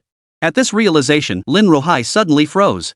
The area under his command contained only one newly formed secret realm instance. And Lin Shuryao was currently training inside it. His heart tightened. He immediately grabbed the right hand of a young member of the Lin family and urgently asked, "Has Miss Shuryao emerged yet?" "Not yet," the man replied. "It's over. Everything is ruined." Lin Rohai's face turned as pale as paper. Master had always regarded Lin Shuryao as his precious jewel. Now that she had met with misfortune in the very area under his responsibility, he dared not imagine the consequences. Lin Shuryao possessed extraordinary talent, and the clan elders held her in the highest regard. After this incident, he knew his fate would be grim. As for clearing the dungeon? He dared not even entertain the thought. The probability of clearing the abyssal transformation instance was virtually zero. Only the top-tier genius beast masters of the Great Xia Empire stood a chance. Though Lin Shuryao possessed considerable talent, she hadn't reached the level of a top-tier genius. The two beast tamers who entered the instance with her likely wouldn't escape unscathed either. Qin Bo sighed silently to himself. The potential of the Lin family's new generation might be overshadowed by other clans. He had met Lin Shuryao, a girl with promising talent and admirable character. It was truly unfortunate that she had to endure such misfortune. Perhaps this was simply fate. Those two beast masters accompanying her were equally unlucky. They would likely perish alongside Lin Shuryao within the dungeon. Meanwhile, deep within the secret realm dungeon, Yang Donghai surveyed the overwhelming sea of monsters before him, a faint smile curling his lips. He never imagined he'd stumble upon such a stroke of luck. A dungeon he'd already cleared once was now available to clear again. The monsters, once devoured by the insectoid race, had not only regrown their eyeballs and rotting flesh but now radiated abundant abyss energy. The insectoid race could use digestive fluids to break them down, using the remains to breed new members of their kind. Charge! Eliminate these abyssal monsters. Yang Donghai bellowed. The swarm surged forward, colliding head-on with the abyssal monsters charging at the forefront. Before the abyssal monsters could unleash their abilities, the swarm had already closed in. With razor-sharp teeth, they severed the tendons and ligaments controlling the monsters' bodies, pierced their eyeballs, and after a quick feeding, packaged the indigestible energy into mucus packets to be sent back to the insectoid world. One by one, the abyssal monsters fell under the swarm's assault. During the battle, many abyssal monsters unleashed ranged attacks against the insectoid forces. But to the insectoid race, these attacks were nothing. Like a tickle. The insectoid horde didn't even bother to dodge. The dark cloud still hung overhead, and the rain continued to fall relentlessly, but the situation had changed completely. Any abyssal creature that dared approach the insectoid legions was instantly devoured, becoming energy to breed new insectoids. Soon, the number of abyssal monsters had been cut in half. The mightiest war elephants, shadow spiders, and dark mad lions could no longer stand idly by. They prepared to unleash their combined attack. After a brief adjustment, the three eyes on the war elephant's back locked onto the center of the swarm and fired 3 black beams. The shadow spider's head sprouted numerous crimson eyes, spewing forth a shadow orb. The dark mad lion also fired a black beam. Through the seamless coordination of the 3 abyssal monsters, the 3 distinct skill attacks converged into a colossal beam of energy.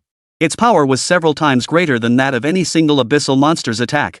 Seeing no way to evade, the swarm resolved to withstand the assault head-on. Dozens of insects charged forward, colliding with the black energy beam and being instantly blasted away.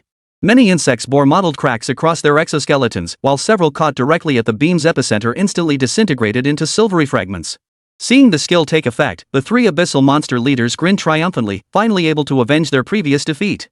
Among them, the ones harboring the deepest hatred for the insectoid swarm were the shadow spider and the war elephant, both of whom had been killed by the swarm in the past. Yet Yang Donghai paid it no mind. Though this round of attacks from the abyss monsters had killed several insects, the swarm had advanced dozens of meters. As long as he could eliminate these 3 monster leaders, the abyssal energy gained would be sufficient to produce hundreds of insects. For him, it was a surefire win. The wounded insects were seized by the steelwings appendages the moment they touched the ground, carried back to the insect world for healing. The remaining insects surged forward relentlessly.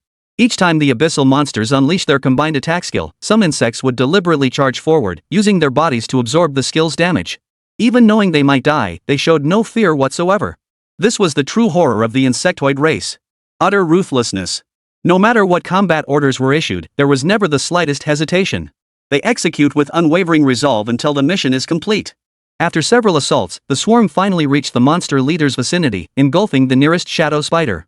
Corrosive fluid gushed from the insectoid's mouthparts, dissolving the shadow spider's abyssal core before completely decomposing its remains until the creature vanished entirely. Chapter 16, Clear.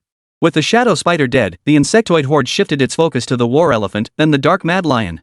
Witnessing the demise of the 3 monster leaders, the remaining abyssal creatures began to panic. But Yang Donghai had no intention of sparing them. Only by eliminating every abyssal creature could they clear this secret realm instance. Moreover, these monsters contained abundant abyssal energy within them, which could be used to breed the insectoid race. He had no intention of letting this opportunity slip away. These monsters were weaker than the 3 leaders. The swarm no longer moved as a single entity but split into 3 silver torrents, adopting a strategy of dividing their forces. The hunt had begun. One by one, the abyssal monsters fell. Until finally, only a few scattered abyssal monsters remained. Spotting the unfavorable situation from a distance, they fled toward the horizon. Of course, they couldn't escape far. Once locked onto by the insectoid forces, they soon became energy for breeding more insectoids. The insectoid creatures began cleaning up the battlefield. New notifications appeared on the 3 adventurers' attribute panels, successfully cleared the abyssal secret realm. Obtained abyssal treasure chest. Amidst a burst of light, a black treasure chest materialized before each of them. The chests were covered in octopus-like tentacles, with a large, freely rotating eyeball at the center of each lid. As Yang Donghai picked up his chest, the eyeball instinctively scanned him. He pinched the lid and applied slight pressure, causing the chest to open. The contents inside filled Yang Donghai with immense delight. The herbs and materials within were incredibly abundant. Night grass, star tears, blue magic flowers. Among them, night grass and star tears were precisely the materials he needed to complete his advancement trial. He never expected to find them in the treasure chest. This saved him the trouble of purchasing them at the trading center. The remaining herbs and materials, though useless for the advancement quest, could fetch a hefty profit if sold at the trading center. No wonder everyone aspired to become a powerful beast master. The money just rolls in too fast. In just 2 days, he'd earned hundreds of thousands of yuan. Back when he ran his small beast taming shop, sitting on a bench inside for a whole month only brought in 1,000 or 2. When the market is down, you might go an entire month without making a single penny. The two methods were worlds apart. After storing the medicinal herbs in the insectoid realm, Yang Donghai noticed the two girls staring blankly at the abyss treasure chest. Confusion filled his heart. What's wrong with you two? Yang Donghai, I didn't contribute much to this dungeon trial. I shouldn't take this abyss chest, Zhao Baiwei voiced her thoughts. I feel the same as Baiwei. Taking this abyss chest would weigh on my conscience, Lin Shuyao added. But if it weren't for you two, I wouldn't have had the chance to clear this secret realm dungeon at all, Yang Donghai countered. We only dealt with a few demon beasts at the very beginning. The rest of the time, we just followed behind you and didn't do anything, Lin Shuyao countered. Exactly, Zhao Baiwei agreed. Seeing the two women insist on refusing the abyss treasure chest, Yang Donghai had no choice but to take it himself. He couldn't help but inwardly grumble. He felt like he'd stumbled upon two oddballs this time. They actually refused a free abyss treasure chest. After all, the herbs and materials inside were worth over 10,000 yuan. After receiving the abyss chests, he opened them one by one. Just like the first chests, they contained herbs and materials of similar value. The only downside was that he didn't obtain the herbs and materials needed for the advancement quest again. But that wasn't a major issue. Once he had the money, he could simply purchase them at the trading center. It would just cost him a bit more time. The swarm carried their spoils back to the insectoid realm one by one. A new message appeared on the trio's attribute interfaces, 10 seconds remaining until instance closure. 10, 9, 8, 7. Seeing this, Yang Donghai said, time to go. The two girls nodded and followed Yang Donghai toward the abyssal vortex. After a dizzying whirl, they successfully exited the instance. However, upon arriving back in the real world, they were all utterly bewildered. A group of fully armed soldiers stood before them, weapons trained. The contract pets beside the soldiers were also poised, ready to unleash their abilities at any moment. Don't panic. We're on your side. Lin Rohai, overcome with joy upon seeing the girls, rushed to their side. Miss, how did you clear the abyss secret realm? I didn't clear it. Yang Donghai led us through. If not for him, we might have died in that realm. Lin Shuyao recalled the ordeal, still visibly shaken. The pressure from those abyss-corrupted monsters had been overwhelming. Even now, long after escaping danger, the memory still made her legs feel weak. Yes, we owe it all to Yang Donghai this time, Zhao Baiwei added. What exactly happened? Lin Rohai inquired. Lin Shuyao began recounting their journey through the dungeon, starting with the grey giant wolves, then the war elephants, and finally the abyssal transformation. Zhao Baiwei stood nearby, filling in the details. After listening to the two girls' account, Lin Rohai's gaze toward Yang Donghai shifted noticeably. Our Linjiang city has truly produced a dragon this time. Beast masters capable of clearing the abyss dungeon were all exceptional individuals. Given sufficient time to grow, they would undoubtedly become core combat forces for the Great Xia Empire's capital. They would also become honored guests among the major clans. The Lin family held considerable influence in Linhai City, but compared to the great clans of the Great Xia Empire, they fell far short. After all, the waters here were too shallow. Who would have thought such a promising beastmaster could emerge from this small place? Shinbo's expression grew solemn. Truly, heroes emerge in youth. Who would have thought our Linhai City could produce a beastmaster capable of clearing the abyss secret realm? That's incredible. I heard that after the abyss transformation, the monsters in the secret realm become several times stronger. And this person actually cleared such a difficult secret realm? Exactly. That's pure genius. What others struggle to accomplish is as easy as eating and drinking for them. I'm so jealous. I wish I could clear an abyss dungeon someday. Just go wash up and sleep. You can dream about anything you want tonight. The nearby beastmasters began murmuring among themselves. Genius no matter when or where always becomes the center of attention. Faced with their praise, Yang Donghai felt a bit embarrassed and said, I need to head to the trading center to buy some things. I'll be going now. I'll walk you there. Shinbo hurried over. Chapter 17, Trading Center. Those around them watched the scene unfold, their eyes filled with envy. Shinbo was one of Linjiang City's top combatants. Even the heads of major families bowed respectfully in his presence. Yet now he was voluntarily acting as Yang Donghai's driver. But they quickly realized that given Yang Donghai's potential, it was indeed worth Shinbo's effort. They had hoped to find an opportunity to build rapport with Yang Donghai, but it seemed that plan had now fallen through. Lin Rohai, however, had a different perspective. Yang Donghai had come at Lin Shuryao's invitation, and their relationship was far from ordinary. Perhaps this presented an opportunity for the Lin family to advance further in the future. Shinbo whistled sharply, his whistle piercing and clear. Before long, a golden war eagle descended from the sky, diving swiftly toward the ground. As it neared the ground, the eagle abruptly halted its descent and landed gently. This Thunder War Eagle's flying skills were clearly masterful. Shinbo leapt from the ground, landing precisely on the eagle's broad back. He called down, "Climb on." Yang Donghai nodded, bent his knees slightly, and leapt up, landing steadily on the eagle's back. Shinbo asked, "Where to?" "The trading center," Yang Donghai replied. The most challenging new secret realm trial of this advancement quest had been completed. Next, they would head to the trading center to procure the materials needed for the quest. "Got it." Shinbo chuckled, patting the war eagle's back lightly. "We'll be counting on you to make the trip to the trading center." The war eagle let out a low growl, signaling its understanding. Electric currents surged, transforming into tiny yellow snakes that coiled around the war eagle's back. Then, propelled by the power of wind and thunder, the Thunder War Eagle abruptly lifted off the ground and soared toward the trading center. Its speed was many times faster than the albatross they had ridden earlier, making Yang Donghai once again consider acquiring a mount. With such a creature, travel would be incredibly convenient. Moreover, if danger arose in the future, he could rely on a mount to escape. Flying through the skies was far superior to constantly running on the ground. The Thunder War Eagle's speed was extraordinary. In mere moments, it reached the open area near the trading center. After bidding farewell to Qinbo, Yang Donghai left the clearing under the astonished gazes of a group of beast tamers and stepped into the commercial district of Linhai City. The streets were bustling with crowds, mostly beast tamers. Due to frequent demon beast attacks on the town, ordinary people dared not wander about outside. Even if they needed to go out, they would seek a beast tamer's escort. The moment he stepped into the bustling area, Yang Donghai was enveloped by the thick, smoky aroma of cooking and the cacophony of vendors hawking their wares. Looking for a beast companion? Fire, wind, light, all elements available here. Come take a look if you're interested. Need healing potions? Master Grace concoctions guaranteed effectiveness, absolutely top tier. Need custom pet equipment? I'm your guy. Yang Donghai weaved through the crowd, with no intention of stopping to buy anything. Truthfully, if he wanted to maximize profits, he could easily set up a stall here to sell materials. But that would be a waste of time. Who knew how long it would take to sell everything? The trading center offered slightly lower profits, but it allowed for immediate settlement.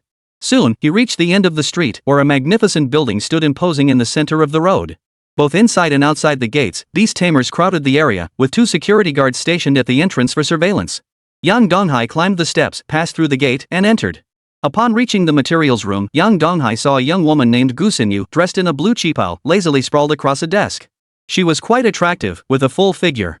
After all, being pleasing to the eye is one of the requirements for the job. Gu Xinyu glanced at Yang Donghai's worn backpack and his plainclothes, feeling a hint of disdain. But out of professional courtesy, she forced a smile. "Are you here to sell materials?"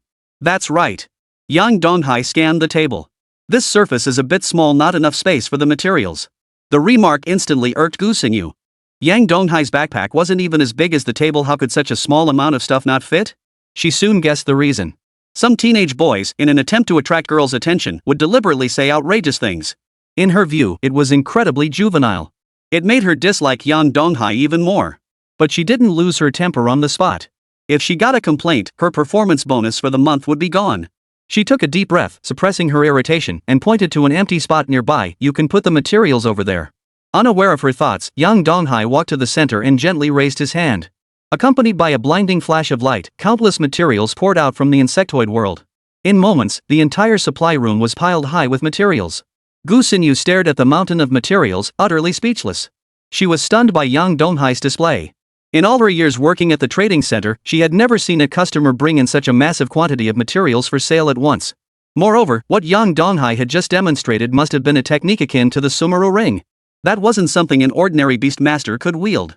Recalling her earlier indifference, a chill ran down her spine. Fortunately, she hadn't let it show. The consequences would have been unimaginable. "My apologies. This is too much material for me to handle. Please wait a moment while I fetch Supervisor Sunday." Gu Xinyu's demeanor was noticeably more deferential than before. "Hurry up," Yang Donghai said. Gu Xinyu hurried away. When she returned to the materials room, she brought with her an elderly man with a goatee named Sun Kai. Compared to Gu Xinyu, Sun Kai had been working at the trading center longer and possessed greater composure. Though surprised by the sheer volume of materials, he didn't seem overly concerned. He took out his notebook and bowed to Yang Donghai. "Sir, according to the exchange's regulations, we will now purchase these materials at the prices listed on our official website." "No problem," Yang Donghai replied. "Please take a seat on the sofa over there while I begin tallying your materials. 4 pieces of fire pig hide, medium quality, priced at 236 yuan. 1 piece of golden ape hide, superior quality." Sun Kai recited and recorded methodically, his movements orderly and expression serene. However, when he picked up a black tusk, he seemed to notice something. "Sir, is this the tusk of a war elephant?" "That's correct," Yang Donghai replied. "Shouldn't a war elephant's tusk be silver white?" Manager son, why is the one in your hand black? Gu Xinyu asked in surprise. Because this tusk has been saturated with the aura of the abyss. Sun Kai's hand holding the tusk trembled slightly. Abyssal aura. Gu Xinyu sucked in a sharp breath. Materials tainted with the abyss's aura could only be found within abyss dungeons. And such dungeons are extremely difficult. Chapter 18, Successful Advancement. At this realization, Gu Xinyu stared at the white-robed youth before her, her heart jolting violently. In that instant, her legs felt as if they were filled with lead, weakening to the point of collapse. She realized she had nearly provoked a peerless genius. The consequences would be far more severe than mere expulsion. If he harbored resentment and sought revenge, she would be in for a world of trouble. Fortunately, she hadn't done anything unnecessary to humiliate this youth. At the same time, she silently admonished herself to change her self-righteous temperament. Meanwhile, Supervisor Sun continued appraising the materials, a claw of a grey wolf tainted with the aura of the abyss, an item tainted with the aura of the abyss. Item after item. Yet his mind grew increasingly unsettled. For there were simply too many materials. So many abyss monsters had been slain by Yang Donghai. Over an hour later, Supervisor Sun finally completed the appraisal of all the materials. He took out a black card and handed it to Yang Donghai. This is the Supreme Membership Card for the Trading Center. You'll receive discounts on future transactions here. As for payment for these materials, it will be transferred to your account by tomorrow afternoon. I have some materials I wish to purchase. Could I use the payment for these materials as credit? Yang Donghai inquired. Certainly no problem, Manager Sun replied with an ingratiating smile.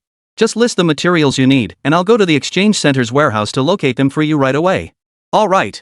Yang Donghai accepted the membership card, picked up a pen from the desk, and began writing furiously while glancing at the promotion quest details. Soon, he had compiled a detailed list of the missing materials and handed it to Supervisor Sunday. These are the materials I need. Supervisor Sun took the list and turned to leave. Yang Donghai sat back on the sofa, closing his eyes to rest. After a long while, Manager Sun pushed a cart into the materials room. Yang Donghai counted everything, confirmed it was correct, then glanced at the settlement list and couldn't help but inwardly groan. He had thought that selling so many materials this time would make him a small fortune, allowing him to live comfortably for a while. But he never imagined that the cost of materials for a single advancement task would nearly wipe out his entire savings. Now, he had only a little over 30,000 dasha coins left. The profession of a beastmaster, while earning money faster than ordinary people, also had astonishingly many places to spend it. If it weren't for Yang Donghai's formidable strength, he'd be spending heavily on healing potions, pet cultivation, and pet equipment, all on top of the advancement quest costs. Sigh. After all that effort, he was still a penniless fool. What could he do? His talent was simply too exceptional. The greater the talent, the higher the difficulty of the advancement quests.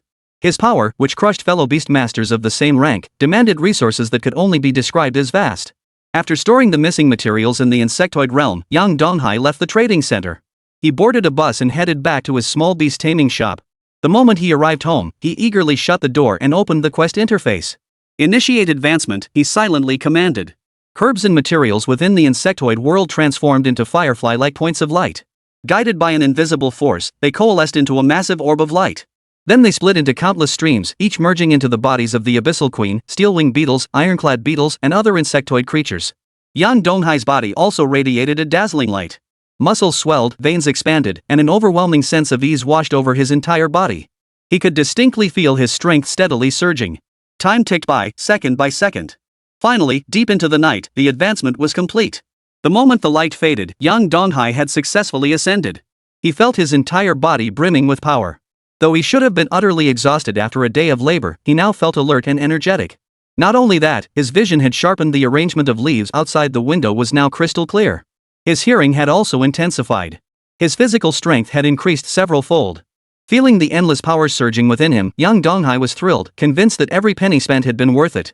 Money was ultimately just an external thing. Compared to such things, he valued his own strength far more. He immediately opened the System Attributes panel to check. Host, Yang Donghai. Level, Tier 2 Beastmaster. Talent, Insectoid Cataclysm SSS-tier profession, currently sealed, enables rapid mutation of the queen insect. Each additional larva controlled increases attack power by 1%. Beast tamed Abyssal Queen. Quality, Premium grade. Level, Mid-tier Beginner. Attribute, Insect. Zerg Command LV1 establishes a psychic link with the Zerg, ensuring absolute obedience while enhancing their attributes. Insectoid Realm LV1, the Abyssal Queen can activate the Insectoid Realm to accelerate the growth of insectoids. Current larvae, parental feeding larva, steel-winged larva, iron-armored larva, self-destruct larva, flying dragonfly. Though his rank had ascended to tier 2, his profession remained sealed, a fact that filled young Donghai with anticipation. After all, his current strength was already terrifying. Once the seal was lifted, he would become even more monstrous. He just didn't know how to lift it yet. He wasn't in a hurry about it. Where there's a will, there's a way. As long as he continued to improve step by step, he would surely discover the method to break the seal in the future. The Abyssal Mother Worm's quality had risen from ordinary to premium grade, boosting its combat power once more. The strength of the previously hatched offspring also increased accordingly. Yang Donghai's gaze fell upon the offspring. The name Flying Dragonfly caught his attention. This was clearly an insectoid species capable of flight. He had long yearned to find a mount for convenient daily travel and combat. Now, the flying dragonfly's emergence perfectly resolved his dilemma. Overjoyed, he immediately commanded the Abyssal Mother Insect, suspend production of other larvae. Hatch one flying dragonfly first. Upon receiving the command, the Abyssal Queen immediately sprang into action. Yang Donghai took the opportunity to closely observe the larvae and the queen, noticing peculiar patterns emerging on their exoskeletons, patterns that seemed utterly mystical. The iron armor beetle's fangs had doubled from 1 pair to 2, becoming even sharper than before. The steel wing insect's wings were reinforced, greatly increasing its flight speed and attack power. The explosive beetle's destructive power surged dramatically. As for the parasite's abilities, they too had seen an improvement. Yang Donghai was thoroughly satisfied with these developments. His gaze then shifted to the insect egg beside the Abyssal Mother. The egg was enormous, standing about 20 meters tall and semi-translucent, revealing a bug embryo inside. As time passed, the embryo's shape underwent continuous changes. After about half an hour, a sharp appendage pierced the egg's membrane, and a broodling emerged from within. Its appearance bore a certain resemblance to a dragonfly. The flying dragonfly rapidly flapped its wings, using the wind to shake off all the mucus from its body surface before landing beside Yang Donghai. Its enormous compound eyes focused on Yang Donghai, seeming somewhat curious. Chapter 19: The Flying Dragonfly. Yang Donghai released the flying dragonfly from the insectoid world. He then issued a series of commands to it. Before long, he gained a comprehensive understanding of the flying dragonfly's capabilities. Its flight capabilities were top tier. Among mid-tier pet beasts, it ranked among the elite. In combat, it could deploy shadow bombs to inflict heavy damage on enemies. Both the steel wing beetle and the flying dragonfly possess flight capabilities. However, the steel wing insect's smaller size makes it ideal for reconnaissance missions, while the flying dragonfly excels at troop deployment. In terms of combat capability, the steel wing insect falls short of the flying dragonfly in both attack power and speed, but it is far more agile.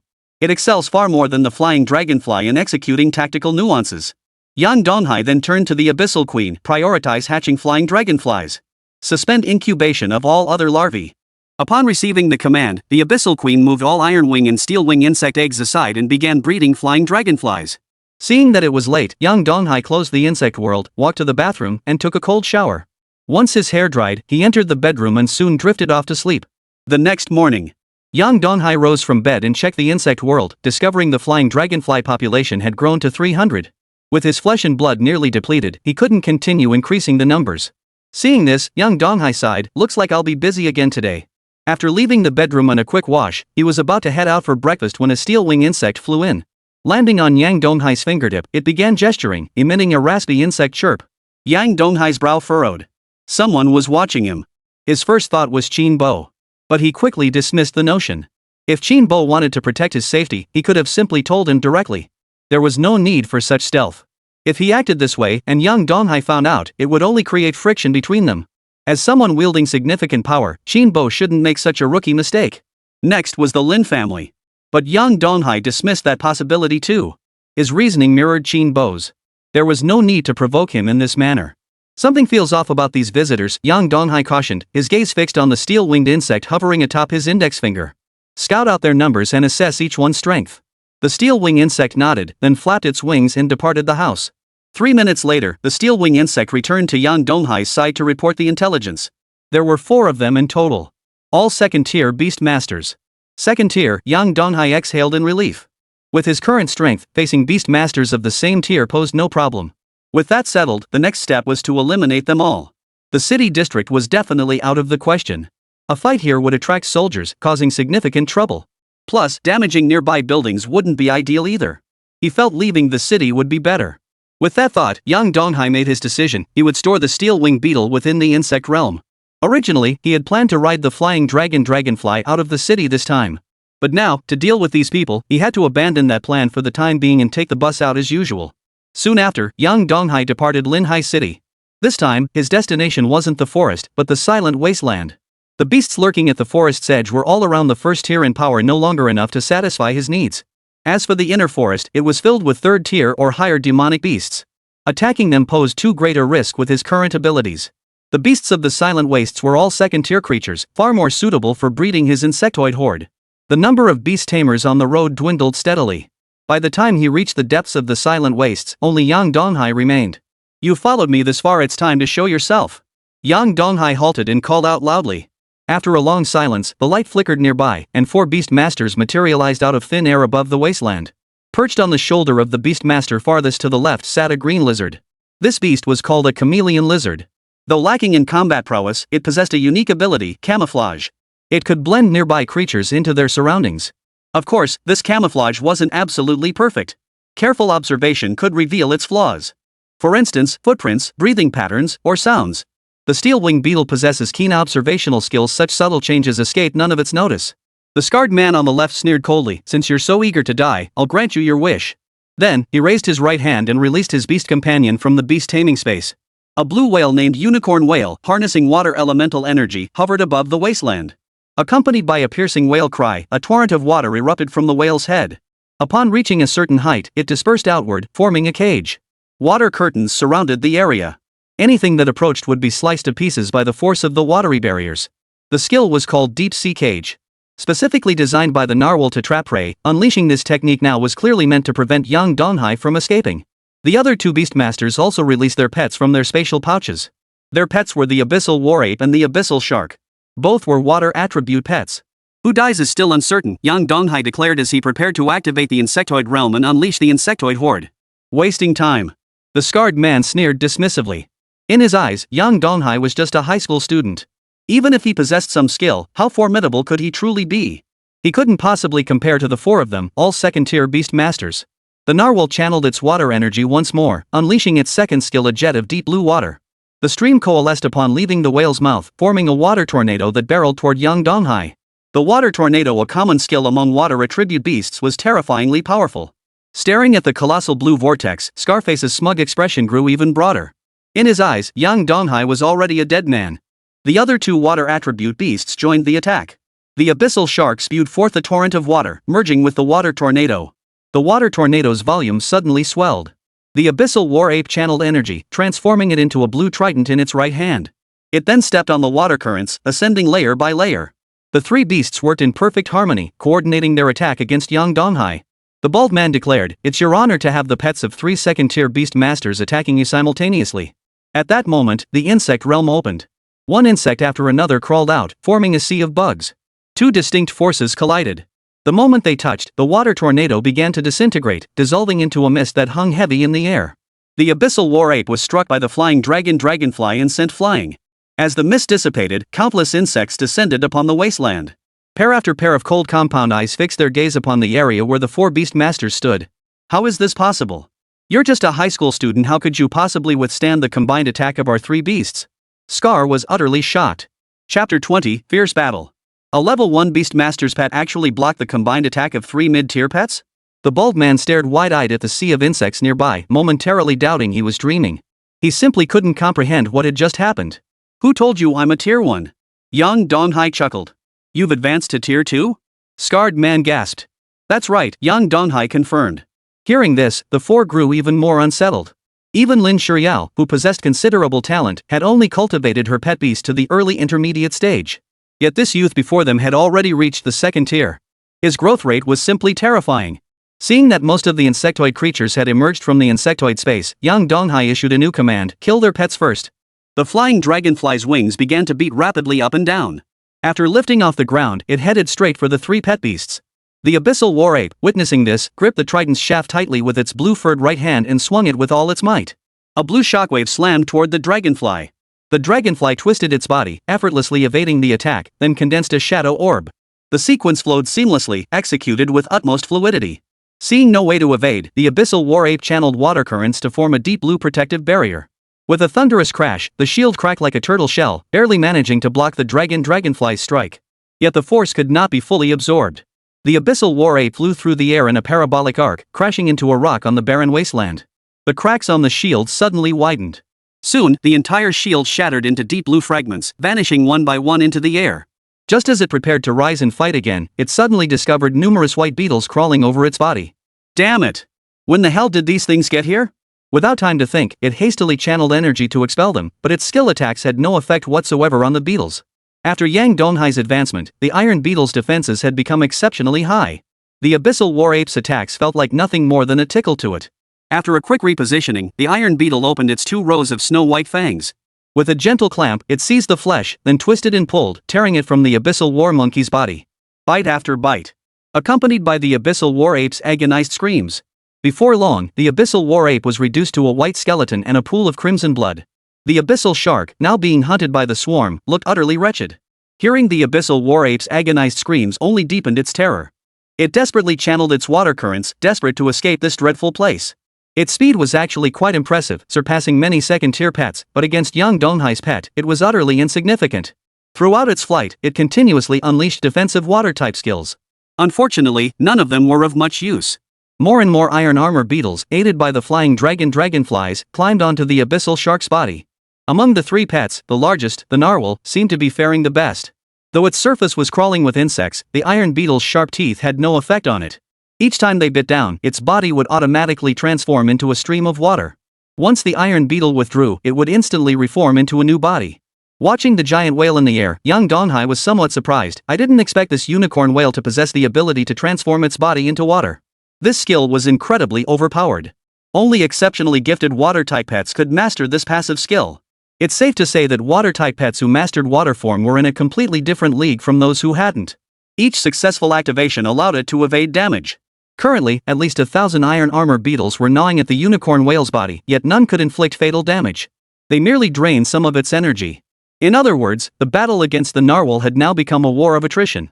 This realization prompted young Donghai to take the situation more seriously. The Empire's vast territories are home to countless geniuses. We may encounter even more formidable beasts in the future. Now is not the time for complacency.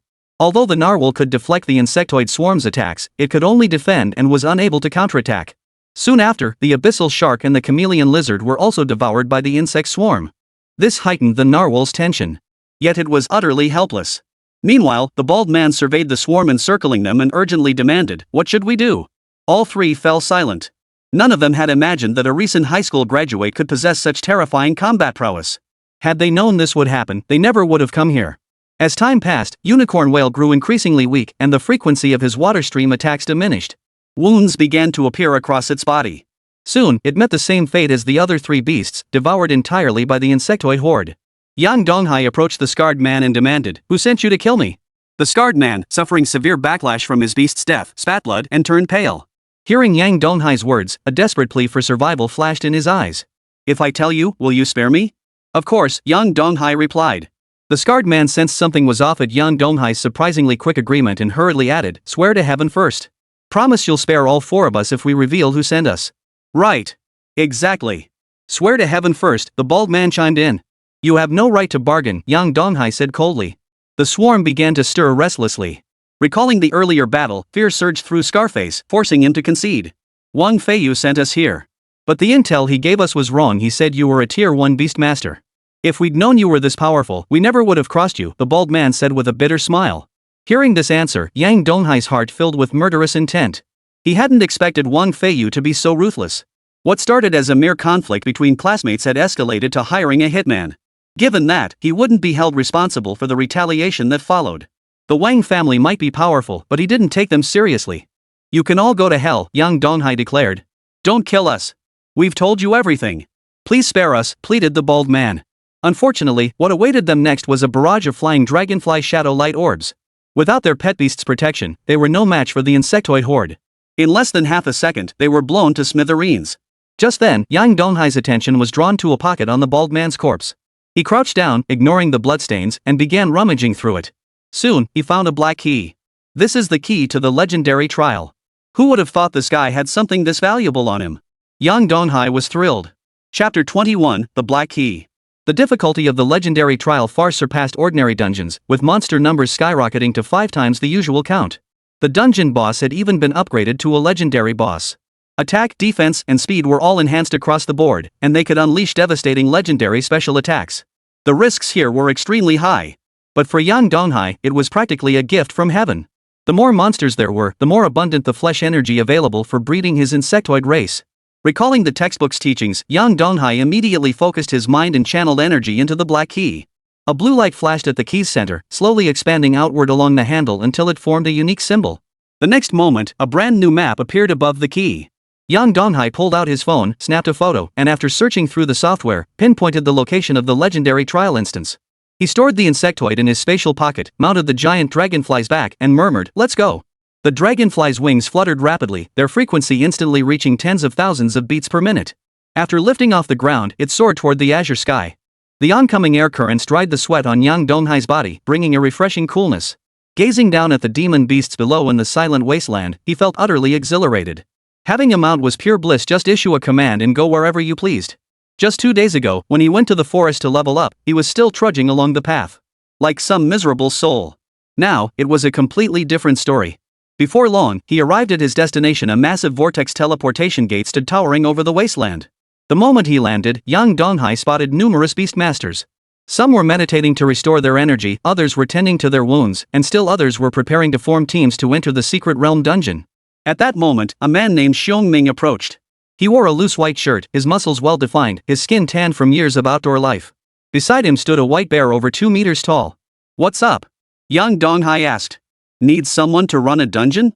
"Just pay me 10,000 yuan, Xiongming said with a grin.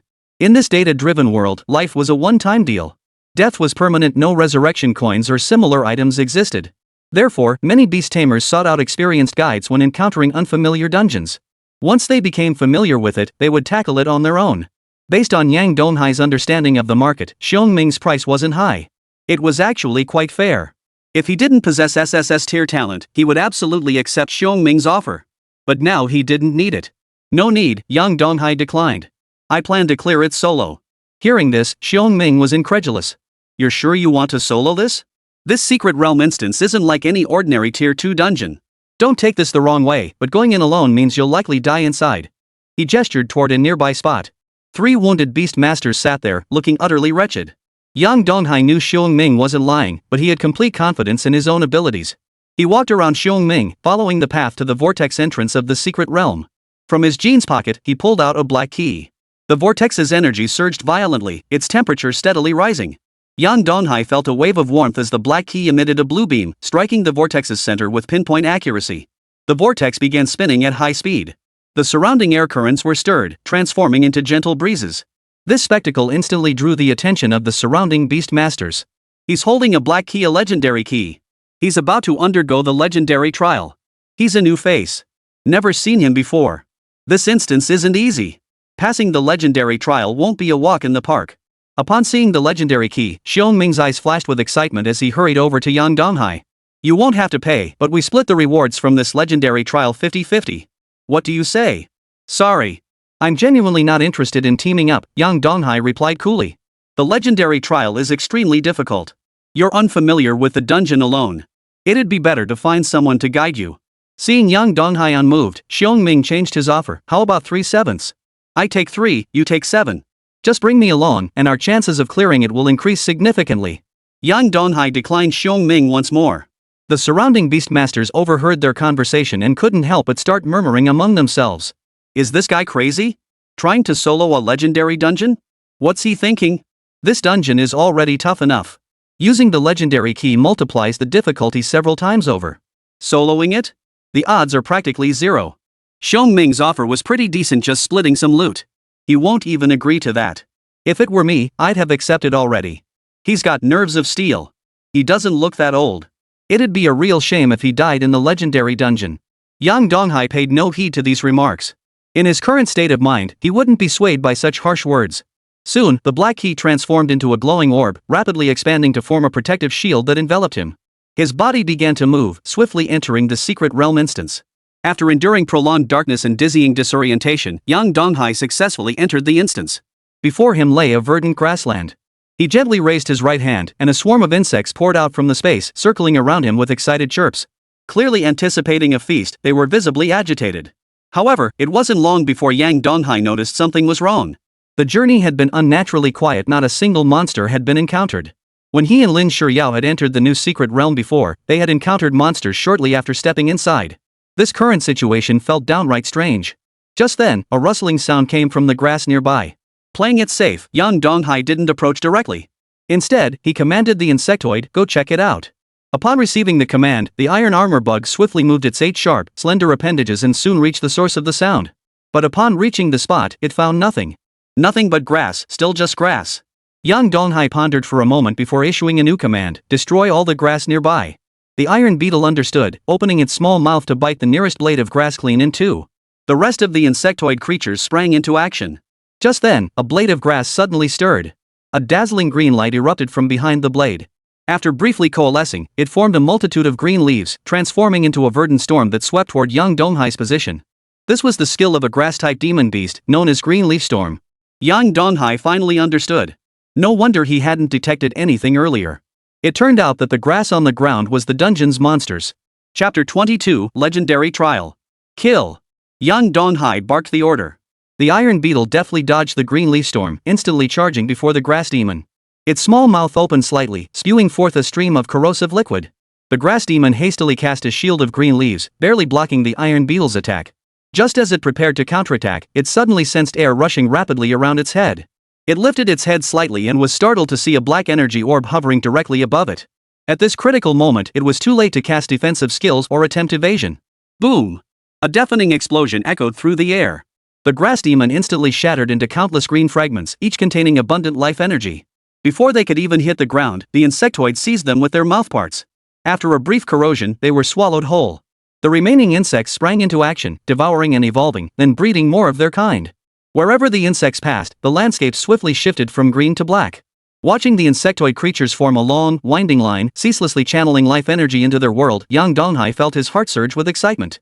Truly a legendary dungeon, the sheer number of monsters was staggering. In just a short while, they had acquired such vast amounts of life energy the efficiency was many times higher than when he and Lin Shiryao had farmed monsters together in the new secret realm instance. Along the way, anything edible was swept clean by the insectoid horde. They had literally left not a blade of grass standing. After a long while, Yang Donghai stood atop a rock, his brow slightly furrowed. "I'm back here again?" This rock was one he'd seen shortly after entering the instance. Now, after walking for over 30 minutes, he found himself back here. His memory was impeccable, there was no way he could have mistaken it. Both its shape and size matched the one he'd seen when he first entered the instance perfectly. "Mark this spot," Yang Donghai said. The iron-armored beetle leapt from his shoulder, landing steadily on the rock. With its sharp teeth, it carved a cross-shaped mark into the surface. Then, Yang Donghai led the insectoid tribe forward to continue their exploration. But before long, he found himself back at the same spot. This puzzled Yang Donghai. After a moment's thought, he instructed the flying dragonfly, "Try to see if you can fly out." No sooner had the words left his mouth than hundreds of flying dragonflies simultaneously flapped their wings, leaving the black earth behind as they soared toward the sky. Yang Donghai sat on a rock, eyes closed in meditation, as the insect tribe swarmed around him like loyal sentinels. Time passed slowly. After a long while, a flying dragonfly with a wounded wing stumbled back, landing and lying on the ground, emitting a rapid insect chirp. Yang Donghai listened intently for a moment, grasping the situation. The ground beneath his feet was not fixed but shifted with his movements. However, the flying dragonfly's flight seemed unaffected by this mechanism. During its reconnaissance, the dragonfly had encountered demonic beasts. Though it had evaded fatal wounds, its wing had sustained severe damage. Yang Donghai gently stroked its large head. "You've worked hard. Return to the insectoid world to rest first." The insect world opened, and the flying dragonfly darted inside. Immediately, several iron beetles carrying globules of mucus crawled over to it. They swiftly applied the mucus to the dragonfly's wings, where it emitted a soft glow. This was the healing fluid produced by the Abyssal Mother worm. Any injury, short of being fatal, could be restored through this liquid. The ingredients for this healing fluid were derived from the lifeblood and flesh consumed by the Abyssal Mother worm. Subsequently, other flying dragonflies returned one after another, bringing back information similar to that of the first scout. After assessing the situation, Yang Donghai decided not to linger. Under his command, the iron beetles and steel-wing beetles gathered into a spherical cluster, clamped by the dragonfly's appendages. Those insects unable to be carried were stored within the insect world. "First, we head to the eastern forest," Yang Donghai declared. Hundreds of flying dragonflies flapped their wings in unison, lifting off the black earth and soaring majestically toward the eastern forest. The sound of their flapping wings echoed across the entire grassland, creating a spectacular sight. Upon reaching the forest canopy, all dragonflies simultaneously released their appendages, hurling the clustered insect masses toward the ground. As one white sphere after another landed, the iron armor beetles and steel-winged beetles swiftly dispersed, charging off in all directions. Armed with prior experience, they knew most monsters in this secret realm instance were plant type, so their first target was the nearest trees. Yang Donghai extended his right hand, activating the insectoid realm and releasing every insectoid creature except the support Abyssal Queen. Soon, the forest was swamped by the swarm, teeming with silver-white iron beetles, steel-wing beetles, and self-destruct beetles. Amidst the chaos, the flying dragonflies continuously unleashed shadow orbs, conducting strategic bombardments on larger targets. Flames shot skyward in an instant. The swarm engaged in fierce combat with the tree demons. After their camouflage failed, the tree demons unleashed skills like Vine Assault, Leaf Storm, and Sunfire Blast upon the swarm, but the effects were mediocre. These attacks were largely absorbed by the iron beetles. Having ascended to a higher tier, the iron beetles possessed astonishing defense. To them, these attacks felt like mere tickles. The forest quickly turned into a charred wasteland. Yang Donghai, seated atop the flying dragonfly, observed that all life energy had been fully harvested. He gently patted the creature's massive head and declared, "Onward to the next location." The swarm regrouped, with a small portion clinging to the dragonfly's appendages as before, while the rest remained in the insectoid realm. This approach allowed for simultaneous deployment of insectoid forces at multiple locations during combat, maximizing operational efficiency.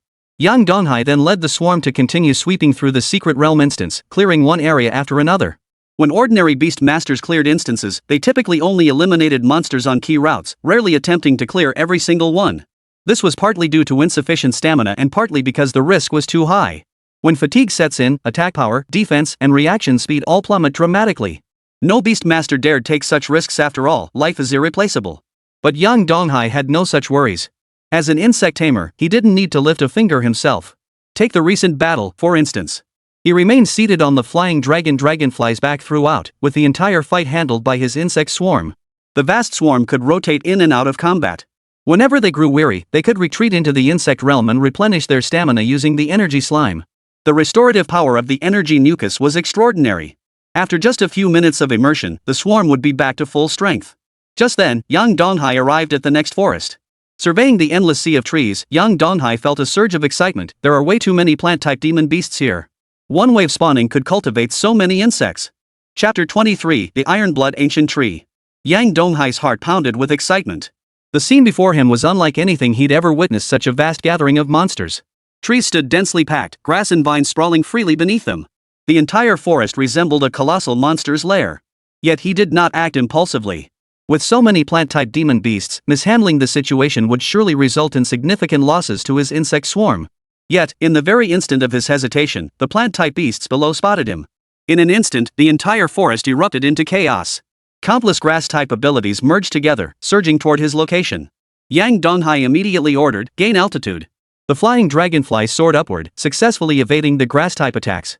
Unable to fly, the tree demons were powerless against Yang Donghai. Yang Donghai seized the opportunity to maneuver the flying dragonflies, observing the situation from a safe distance. The iron beetle's high defense, combined with its type advantage, was sufficient to withstand the attacks of multiple grass-type beasts. But this didn't mean the iron beetles were invincible. If the number of grass-type creatures became overwhelming, they could still shatter the iron armor beetle into pieces. Yang Donghai understood this well, so he had to choose his attack points carefully, preferably targeting areas with fewer monsters. Moreover, he had discovered a crucial piece of information. At the forest center stood a deep crimson ancient tree, radiating a presence more formidable than any of the grass-type creatures. It looked like trouble waiting to happen. Yang Donghai decided to avoid confrontation for now and focus on the outer perimeter. After careful observation, Yang Donghai made his decision, launched the attack from the west. The flying dragonfly ascended higher, then at a certain distance, tilted its front downward and curled its tail upward, initiating a dive. This time, they didn't resort to throwing tactics, as swift action was imperative. If the grass-type beasts below reacted and gathered to block the swarm, it would spell trouble. The flying dragonflies moved with astonishing speed, reaching the western edge of the forest in mere seconds. Wave after wave of insects were released, hurtling at breakneck speed toward the nearby vegetation. In an instant, hundreds of vine lashes whipped toward the insect's position, yellow fruits rained down from above in indiscriminate bombardment, and a storm of green leaves raged all around. Both sides instantly became entangled in combat. In the fray, countless insects cracked under the relentless assault, and a few even perished.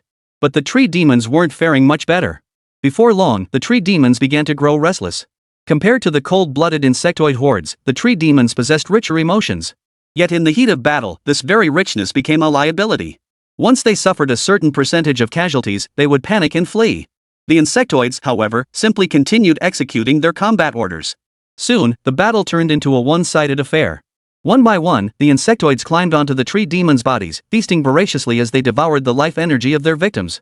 Yang Donghai, seeing the situation was sufficient, activated the insectoid world, retreat first. The insectoids halted their pursuit and obeyed his command, returning en masse to the insectoid realm. A small fraction returned to the flying dragonfly. Once most had departed, Yang Donghai led the insectoid legion out of the forest. Tree demons arriving from other directions to assist were enraged by the devastation they found, yet they could do nothing against Yang Donghai. After all, unable to fly, they could never catch up to the flying dragonflies.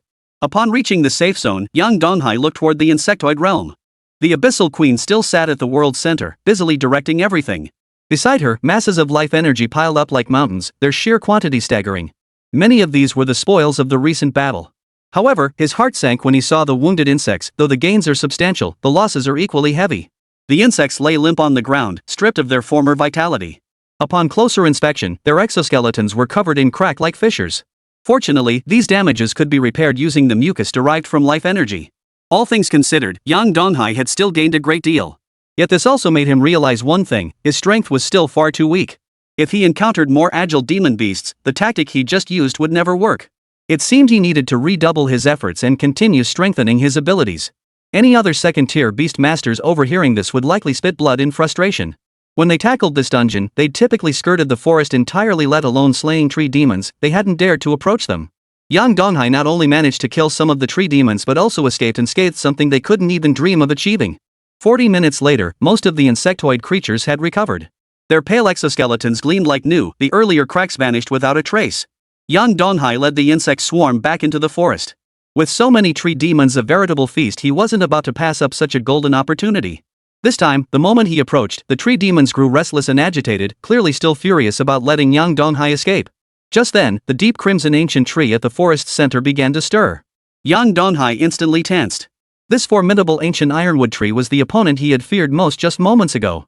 Deep red branches trembled gently, and one by one, crimson petals detached from the trunk, drifting toward Yang Donghai's position. Yang Donghai felt a chill run down his spine, but unwilling to abandon this vital life energy, he steeled himself and gave the order, "Advance." The flying dragonflies stirred into action one by one. Upon reaching a certain altitude, they released a barrage of shadow orbs. The shadow orbs collided with the crimson petals, erupting in deafening clashes. Under the cover of the shadow orbs, Yang Donghai piloted the flying dragonflies toward the Ironblood ancient tree. He intended to activate the insectoid realm at close range, thereby shortening the distance between the swarm and the Ironblood ancient tree and minimizing losses among the insects. The plan succeeded.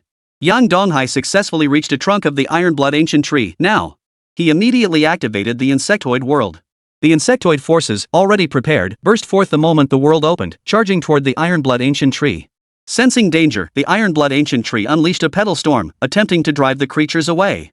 It knew full well the horrors these insects represented. Allowing them to draw near would likely put it at a disadvantage. Unfortunately, it was all too late. After sacrificing several iron armor beetles, the insectoid horde successfully landed. They crawled up the Ironblood ancient tree's trunk, beginning to devour and gnaw at it. The steel-wing beetles split into 3 groups. One group supported the iron armor beetles in their assault, another adjusted the beetles' positions, while the remainder evacuated the wounded. The suicide bugs remained on standby in the rear. Once the ironclad beetles breached the Ironblood ancient tree's defenses, they would surge forward to maximize the damage. Yang Donghai, using the flying dragonfly to distance himself from the Ironblood ancient tree, surveyed the severely damaged trunk. Though that maneuver was risky, the plan succeeded. Had we not done so, the losses would have been far greater. Chapter 24, Mountain Giant. The destructive power of the red petals was astonishing. Not only did they have a wide attack range, but they also detonated instantly upon contact, their force far surpassing that of the green storm. The ancient tree's branches began snapping one by one, vanishing continuously. With the insectoid swarm clinging to its trunk, the ancient tree dared not unleash its area of effect attacks. Doing so would surely mean its own demise first. As for those minor skills, their damage to the insect swarm was practically negligible. During this time, a few tree spirits attempted to aid the Ironblood ancient tree, but they were all blocked by the flying dragonflies. As time passed, the ancient tree's damage grew increasingly severe. Ultimately, this towering giant was devoured to the last shred by Yang Donghai's swarm in utter despair. After harvesting the life energy, Yang Donghai employed his previous tactic to eliminate several other grass-type tree demons before withdrawing from the area. He would return here after recuperating. After repeating this cycle over 10 times, he had finally devoured every last resource in the area. 2.5 hours later, young Donghai felt weary. He pulled out some dry rations from his pocket and began chewing. Just then, the Abyssal Mother Worm's voice echoed in his mind, "Master, I sense I'm about to break through." Young Donghai instantly grew excited. He hadn't expected the Abyssal Mother to be ready for another breakthrough so soon. This legendary instance truly was a remarkable place. Though the risks were immense, the opportunities were equally astonishing. In any other location, he would never have been able to advance the Abyssal Mother Worm this rapidly. At the same time, he thought of his classmates back at school. Their pet beasts were probably still stuck at the early beginner stage. After all, even Lin Shiryao, a noble offspring, had only managed to cultivate her ice-tailed fox to the intermediate stage of the early tier. Compared to that, his own advancement speed felt like he was cheating. With the insectoid tribe's efforts, the unhatched eggs were moved aside. The Abyssal Queen, sensing the moment was ripe, began its advancement. It expelled a thick cloud of black mist from its mouthparts. The mist spread out, coalescing into black chains that wrapped around its body. The chains gradually thickened, eventually forming a dense, black membrane that adhered tightly to its body. Young Donghai sat on a rock, waiting patiently. After a long while, the Abyssal Queen successfully broke through, advancing from early mid-tier to mid-mid-tier. Following the successful advancement, a torrent of black mist erupted, enveloping all the offspring. After a period of transformation, the offspring's abilities significantly enhanced. Young Donghai observed that the patterns on their bodies had become far more intricate than before. Their teeth, steel wings, and appendages had grown sharper and more razor-like, capable of slicing through iron like mud. The instantaneous charge speed and explosive force of the self-destruct bugs were also amplified. The flying dragonfly's abilities reached new heights. Awesome! Young Donghai exclaimed with excitement. He knew he was one step closer to becoming a top-tier powerhouse. He then led the Insectoid Legion to continue battling within the dungeon. Wave after wave of strategic bombardment reduced the world below to scorched earth. The swarming insectoid horde devoured every living thing in its path, converting them into nourishment for the insectoid race. During this time, young Donghai encountered another iron-blood ancient tree, but this time he saw no need to risk himself. With the Abyssal Queen having advanced to mid-tier, the iron armor beetles could now withstand the damage from the red petals head-on, without even needing to dodge. Surveying the fallen iron-blood ancient tree, young Donghai distinctly felt the leap in his swarm's power, his spirits soaring. This feeling is absolutely exhilarating. The only downside was that he hadn't encountered another forest teeming with tree demons. Of course, that was a minor issue. It would merely cost him a bit more time. Young Donghai possessed that much patience. 3 more hours passed, and the numbers of all larvae species surpassed the 5,000 mark, while the flying dragonflies reached over 1,000. The swarm now truly covered the sky and filled the earth. Young Donghai scanned the blackened land and thought to himself, "Seems like we've farmed enough. Time to hunt the boss. Wonder how powerful this legendary boss is?" He didn't rush off immediately, instead resting for another half hour until all the insects had fully recovered their stamina before setting out to find the boss. With over 1,000 flying dragonflies searching at full capacity, they quickly pinpointed the boss's location. Young Donghai sat atop a flying dragonfly, gazing at the towering mountain in the distance. The mountain was covered in lush vegetation. Suddenly, the ground began to shake violently, and earth rolled down in waves. Soon, a mountain giant over 50 meters tall appeared before him. A massive concentration of earth elemental power gathered in its right hand, coalescing into a black spear. Then, it fixed its enormous eyes on young Donghai, filled with rage. "Human insect, you dare disturb my slumber? I shall make you pay."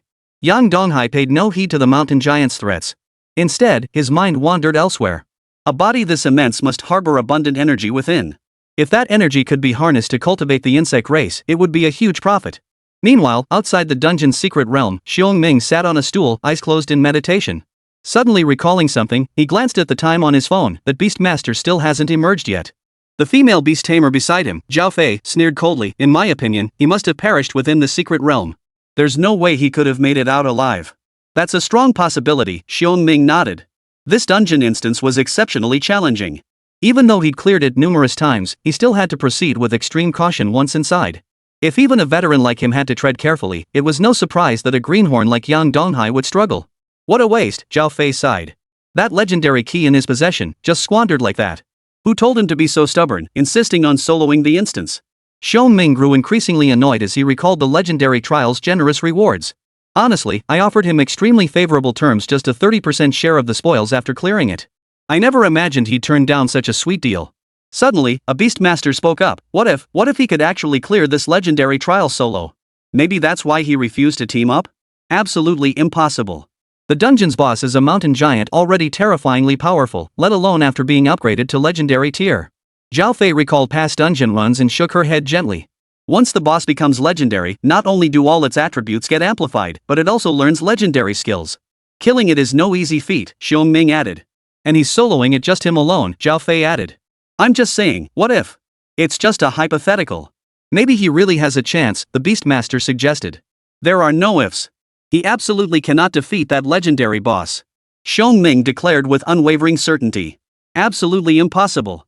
Zhao Fei retorted, equally unyielding. Chapter 25, The Legendary Body. The stone heart of the mountain giant began to beat violently, rumbling like thunder. Wave after wave of energy surged from the stone heart, coursing through every part of its body.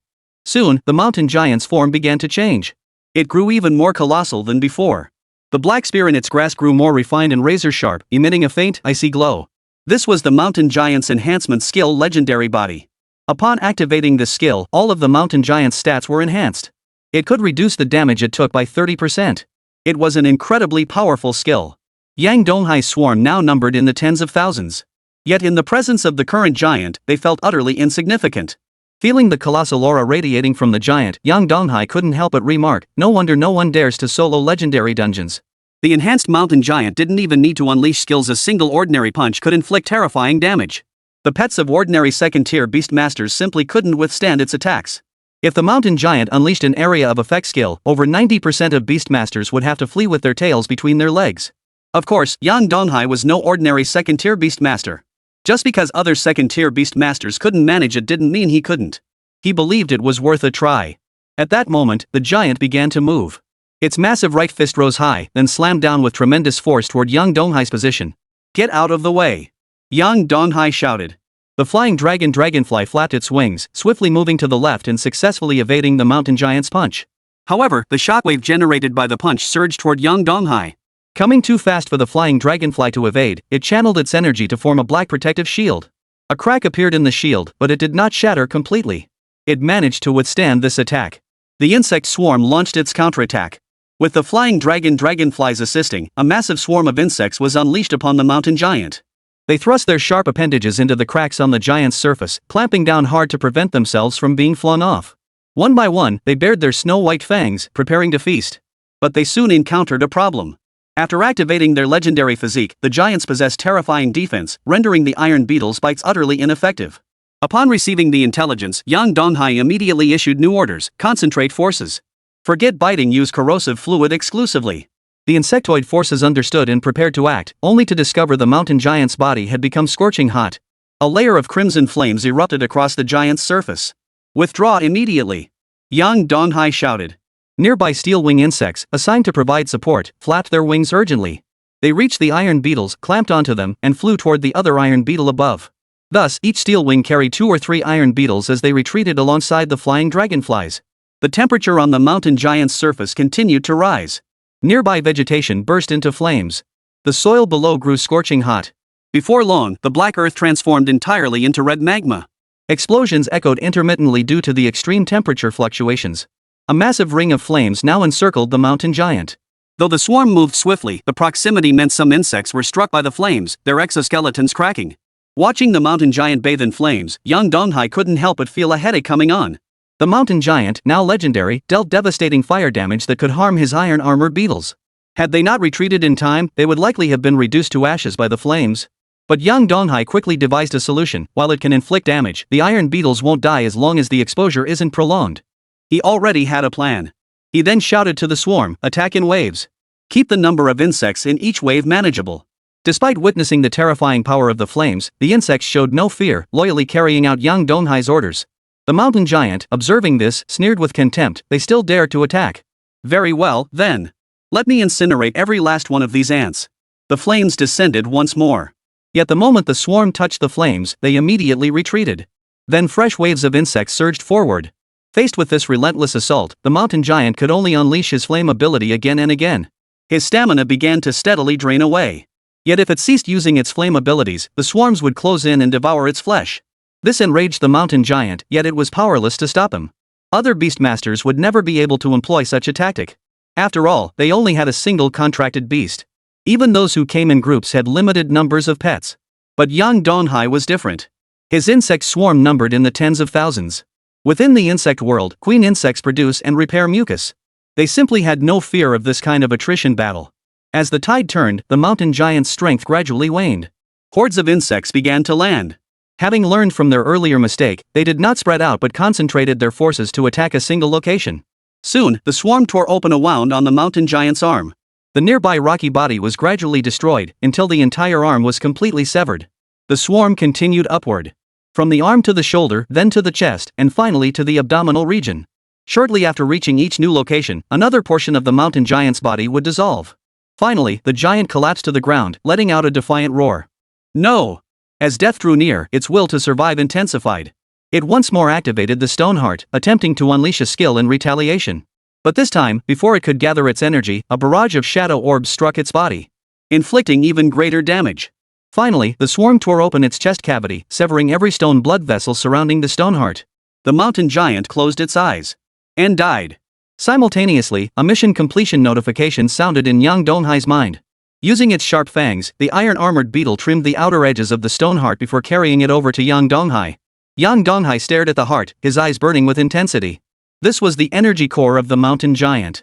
It contained abundant life energy. It felt capable of breeding countless insects. He approached, crouched down, picked it up, and tossed it into the insectoid realm. The abyssal mother worm stirred.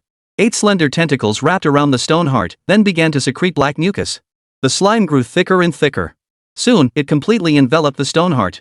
Then, the abyssal queen manipulated the leftmost tentacle, driving its sharp tip deep into the stone heart and began draining its energy. Outside the insectoid realm, a hexagram magic array materialized. Accompanied by a blinding white light, a silver-white treasure chest materialized before Yang Donghai. This was the legendary treasure chest. Only by completing the legendary trial could one obtain it. Yang Donghai picked up the chest, filled with anticipation. I wonder what treasures lie within. Chapter 26, Solo Clear. After successfully opening it, Yang Donghai gazed at the contents inside the chest, unable to suppress the smile spreading across his lips. The rewards were incredibly generous. They were primarily divided into 3 categories: materials, herbs, and pet equipment. The materials included items like star tears, light fangs, and sacred beast claws. Some were rare, others less so. After a quick estimate, Yang Donghai realized these materials could fetch a hefty sum at the trading center. The medicinal herbs were also extraordinary. However, as they contained abundant energy, he had no intention of selling them. Instead, he planned to use them for breeding the insectoid race of the abyssal mother worm. Finally, there were the pet equipment items. Yang Donghai gave them a cursory glance before tossing them into the insectoid realm. The gear's stats were mediocre. Even if equipped on the insectoid race, it wouldn't provide much enhancement. Moreover, his insectoid population was now vast. Enhancing just 1 or 2 seemed pointless. Better to take them to the trading center for cash. Yang Donghai wasn't greedy. The previous rewards of herbs and materials were already quite generous, netting him over 200,000 yuan in one go. An ordinary beast tamer would have to clear the secret realm dungeon dozens of times to match his single haul. More importantly, by devouring the life energy of grass-type beasts, the swarm had grown to tens of thousands in number. Its scale was immense. Its combat strength had significantly increased. Just then, a notification appeared before Yang Donghai: the secret realm instance is about to close. Please exit through the teleportation gate immediately. Upon hearing this, Yang Donghai saw no reason to linger and headed toward the vortex portal. Upon reaching its vicinity, he skillfully extended his hand to touch the abyssal vortex and was swiftly sucked inside. Outside the secret realm instance, beast masters gathered in small groups. After exhausting themselves running instances, they would gather during breaks to chat idly, passing the time and easing their nerves. Several hundred meters from the secret realm vortex, Zhao Fei and Xiong Ming sat chatting. Zhao Fei took a sip of her iced drink, gazing at the vortex. Another hour has passed, and that beast master still hasn't emerged. Looks like our guess was right. Overestimating one's abilities is exactly that, Xiong Ming chuckled softly, shaking his head slightly. The rewards for the legendary trial are indeed generous, but he doesn't seem to consider why even the beastmasters of the Great Xia Empire dare not enter the legendary dungeon alone. Even those prodigies tread cautiously when facing legendary dungeons, Zhao Fei remarked. The rewards are great, but you need to be alive to claim them, Xiong Ming remarked. True. Speaking of which, he was quite handsome. Such a pity he died like that. Zhao Fei's voice carried a hint of regret. But she froze in place almost immediately. Her eyes fixed intently on the vortex portal in the distance. Her expression froze. What's wrong? Xiong Ming asked in surprise. That young beast tamer is still alive. He came out of the instance. Zhao Fei exclaimed in shock. What did you say? Xiong Ming spun around, following Zhao Fei's gaze. Sure enough, near the blue portal, he spotted a familiar figure. That handsome young beast tamer. He still wore that white shirt, with a slightly worn, unbranded backpack slung over his shoulder. This? How could it be? He actually soloed a legendary dungeon. No Beastmaster in Linhai City had ever soloed a legendary dungeon. Not a single one. Who exactly is he? For a moment, both of them were filled with confusion. Suddenly, Zhao Fei had an idea. Xiong Ming, do you think it's possible he's just staying inside the dungeon without actually clearing the legendary one? It's possible, Xiong Ming replied. Rather than believing the young Beastmaster had soloed the legendary dungeon, he preferred to think the lad was just camping inside, waiting for the timer to run out before exiting. After all, the legendary dungeon was far too difficult. Very few people could clear it. Compared to the former, the latter scenario was far more probable. Most beast tamers could manage it. All they needed was a safe spot and a defensive stance. I'll go check. Zhao Fei quickened her pace toward the vortex of the secret realm. Upon reaching its vicinity, she examined the stone tablet. Her gaze darted downward. Soon, she spotted a new name. Yang Donghai. Whenever a Beastmaster cleared this secret realm instance, their name would be recorded on the stone tablet. Staring at the name on the stone tablet, Zhao Fei's breathing became short and rapid, her full chest rising and falling quickly. Xiong Ming, who had followed closely behind, asked, "How is it?" "He cleared the legendary instance," Zhao Fei said, her voice trembling. Hearing this, Xiong Ming felt his mind go completely blank. He never dreamed this Beastmaster possessed such terrifying strength. Since no one in Linhai City had ever achieved it, he had instinctively assumed he couldn't clear it solo. News of Yang Donghai clearing the second-tier legendary trial quickly spread throughout the vicinity. No way! Someone from Linhai City actually cleared this legendary dungeon? Is he that good? That's what you call a pro. I thought he'd die in the dungeon, but now I see I was just ignorant. Soloing a legendary dungeon? That's insane. Even many talented beast masters couldn't manage that. The nearby beast tamers buzzed with discussion. Many of them made their living farming materials in this area and knew exactly how formidable the final mountain giant was. The colossal giant's towering frame had left psychological scars on many beast masters and their pets. "Sir, are you free later? Could you take me through the secret realm?" A sweet, girlish voice rang out. Yang Donghai looked up and saw a slender female beast tamer batting her eyelashes at him. She was quite attractive. Unfortunately, Yang Donghai wasn't particularly interested and flatly refused, "No time." "Could I at least have your contact information?" The Beastmaster persisted, reluctant to give up. "Not convenient." Yang Donghai's voice grew colder. "I have things to attend to. I'll be going now." Watching Yang Donghai's retreating figure, the beast tamer seethed with anger. She was confident in her looks. Yet with Yang Donghai, she'd been rebuffed twice in a row. This left her deeply dissatisfied. Yet even now, no matter how displeased she felt, she dared not show it. Yang Donghai's potential was terrifying. Offending him would have dire consequences. Xiong Ming also felt a chill run down his spine. He strained to recall his earlier conversation with Yang Donghai, fearing the man might hold it against him. Just then, Yang Donghai's phone began to vibrate. Answering it, he found it was Qinbo. "Mayor, what do you need from me?" "If you want to train your pet beast, I know a good place. I can drive you there if you're interested," Qinbo said. Chapter 27, The Tower of Trials. Hearing this, Yang Donghai's eyes lit up. He quickly asked, "Are there many monsters inside? Why didn't you ask about the difficulty of the trial?" Qinbo chuckled. "I'm confident in my abilities," Yang Donghai replied. "This trial has an overwhelming number of monsters, far more than you could ever kill," Qinbo explained. "If you want to give it a shot, I'll pick you up right now." The more monsters, the more life energy and the more insectoid creatures he could breed. Having already cleared the Silent Wasteland's secret realm, Yang Donghai couldn't farm it again for the next 24 hours. He had already planned to move to a different location. Qinbo's call now offered him a solution. "I'm still here in the Silent Wasteland," Yang Donghai replied. "What are you doing there? I thought that secret realm was only tier 2. Qinbo asked. "Running the legendary trial dungeon. Just cleared it and came out," Yang Donghai replied. "What? You're already a tier 2. And you cleared the legendary trial?" Qinbo's mind was in turmoil. "I'll come pick you up right now." 10 minutes later, a massive yellow raptor landed on the open ground outside the secret realm instance. Nearby beast tamers bowed in greeting upon seeing the man atop the raptor. Qinbo, however, had no mind to return the courtesy. Yang Donghai's earlier words still echoed in his mind. This beast tamer's potential had once again surpassed his imagination. To reach tier 2 in such a short time. And clear a legendary dungeon. Truly remarkable. "Mayor?" Yang Donghai called out several times before Qinbo snapped back to reality. "I was lost in thought," Qinbo replied. "The trial tower over 1,000 kilometers from Linhai City." After speaking, Qinbo patted the back of the Thunder War Eagle. "You go up first." Yang Donghai leapt onto its back. "Well then, I'll leave it to you, old buddy." Qinbo gently stroked the Thunder War Eagle's neck. With a sharp, piercing cry, the Thunder War Eagle's body erupted with a mass of yellow lightning. Soon, the Thunder War Eagle soared into the sky. The lightning coalesced into a yellow curtain, enveloping both man and the eagle. Then it surged forward at breakneck speed. 1 minute later, the Thunder War Eagle came to a halt. Yang Donghai recognized the sound of waves crashing nearby, signaling their arrival at a new location. When the yellow lightning curtain dissipated, he beheld the azure ocean. Not far away lay an island. The island was lush with trees, filled with birdsong and the scent of flowers, presenting a pleasant scene. At its center stood a tall tower. "We're here already," Yang Donghai murmured in surprise. This Thunder War Eagle was no ordinary machine. Covering over 1,000 kilometers in just 1 minute to reach the destination. His flying dragonfly was no slouch in speed, but compared to this level of power, it was like a mere novice facing a master. Noticing the astonishment on Yang Donghai's face, Shinbo's expression broadened into a satisfied smile. "Let's go down. Your classmate is on the island." The Thunder War Eagle descended gently onto the sandy shore. Following Shinbo, Yang Donghai approached the open area before the tower. As they drew nearer, the intricate stonework of the tower's walls came into view. Numerous unidentified green plants clung to its surface. Numerous murals adorned the surface. However, after enduring prolonged exposure to wind and rain, the specific details of the murals had become indistinguishable.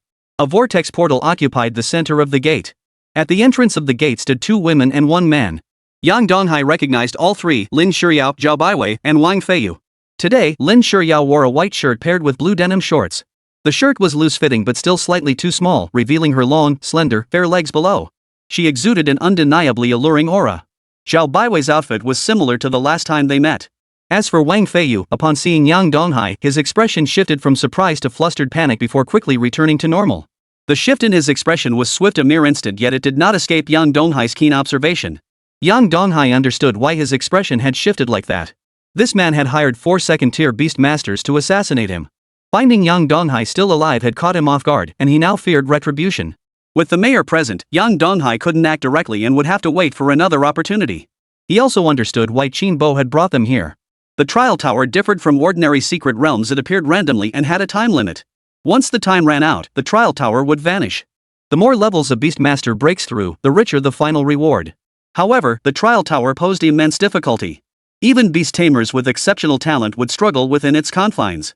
Yang Donghai began to anticipate the potential. He wondered how much life energy his tens of thousands of insectoid creatures could gather once inside the trial tower. He sensed it wouldn't be any less than the previous legendary trial. "Everyone's here, so let's get started. But before we go in, I must remind you, if you feel you can't hold on, don't push yourselves. You're all the hope of Linhai City, don't let it end here," Qinbo said. "Don't worry. We'll be careful," Lin Shiryao replied with a sweet smile. "We definitely won't perish prematurely," Yang Donghai affirmed. Qinbo pulled 3 small white spheres from his pocket. Upon reaching the entrance, he said, "Yang Donghai, you go first." Yang Donghai stepped forward.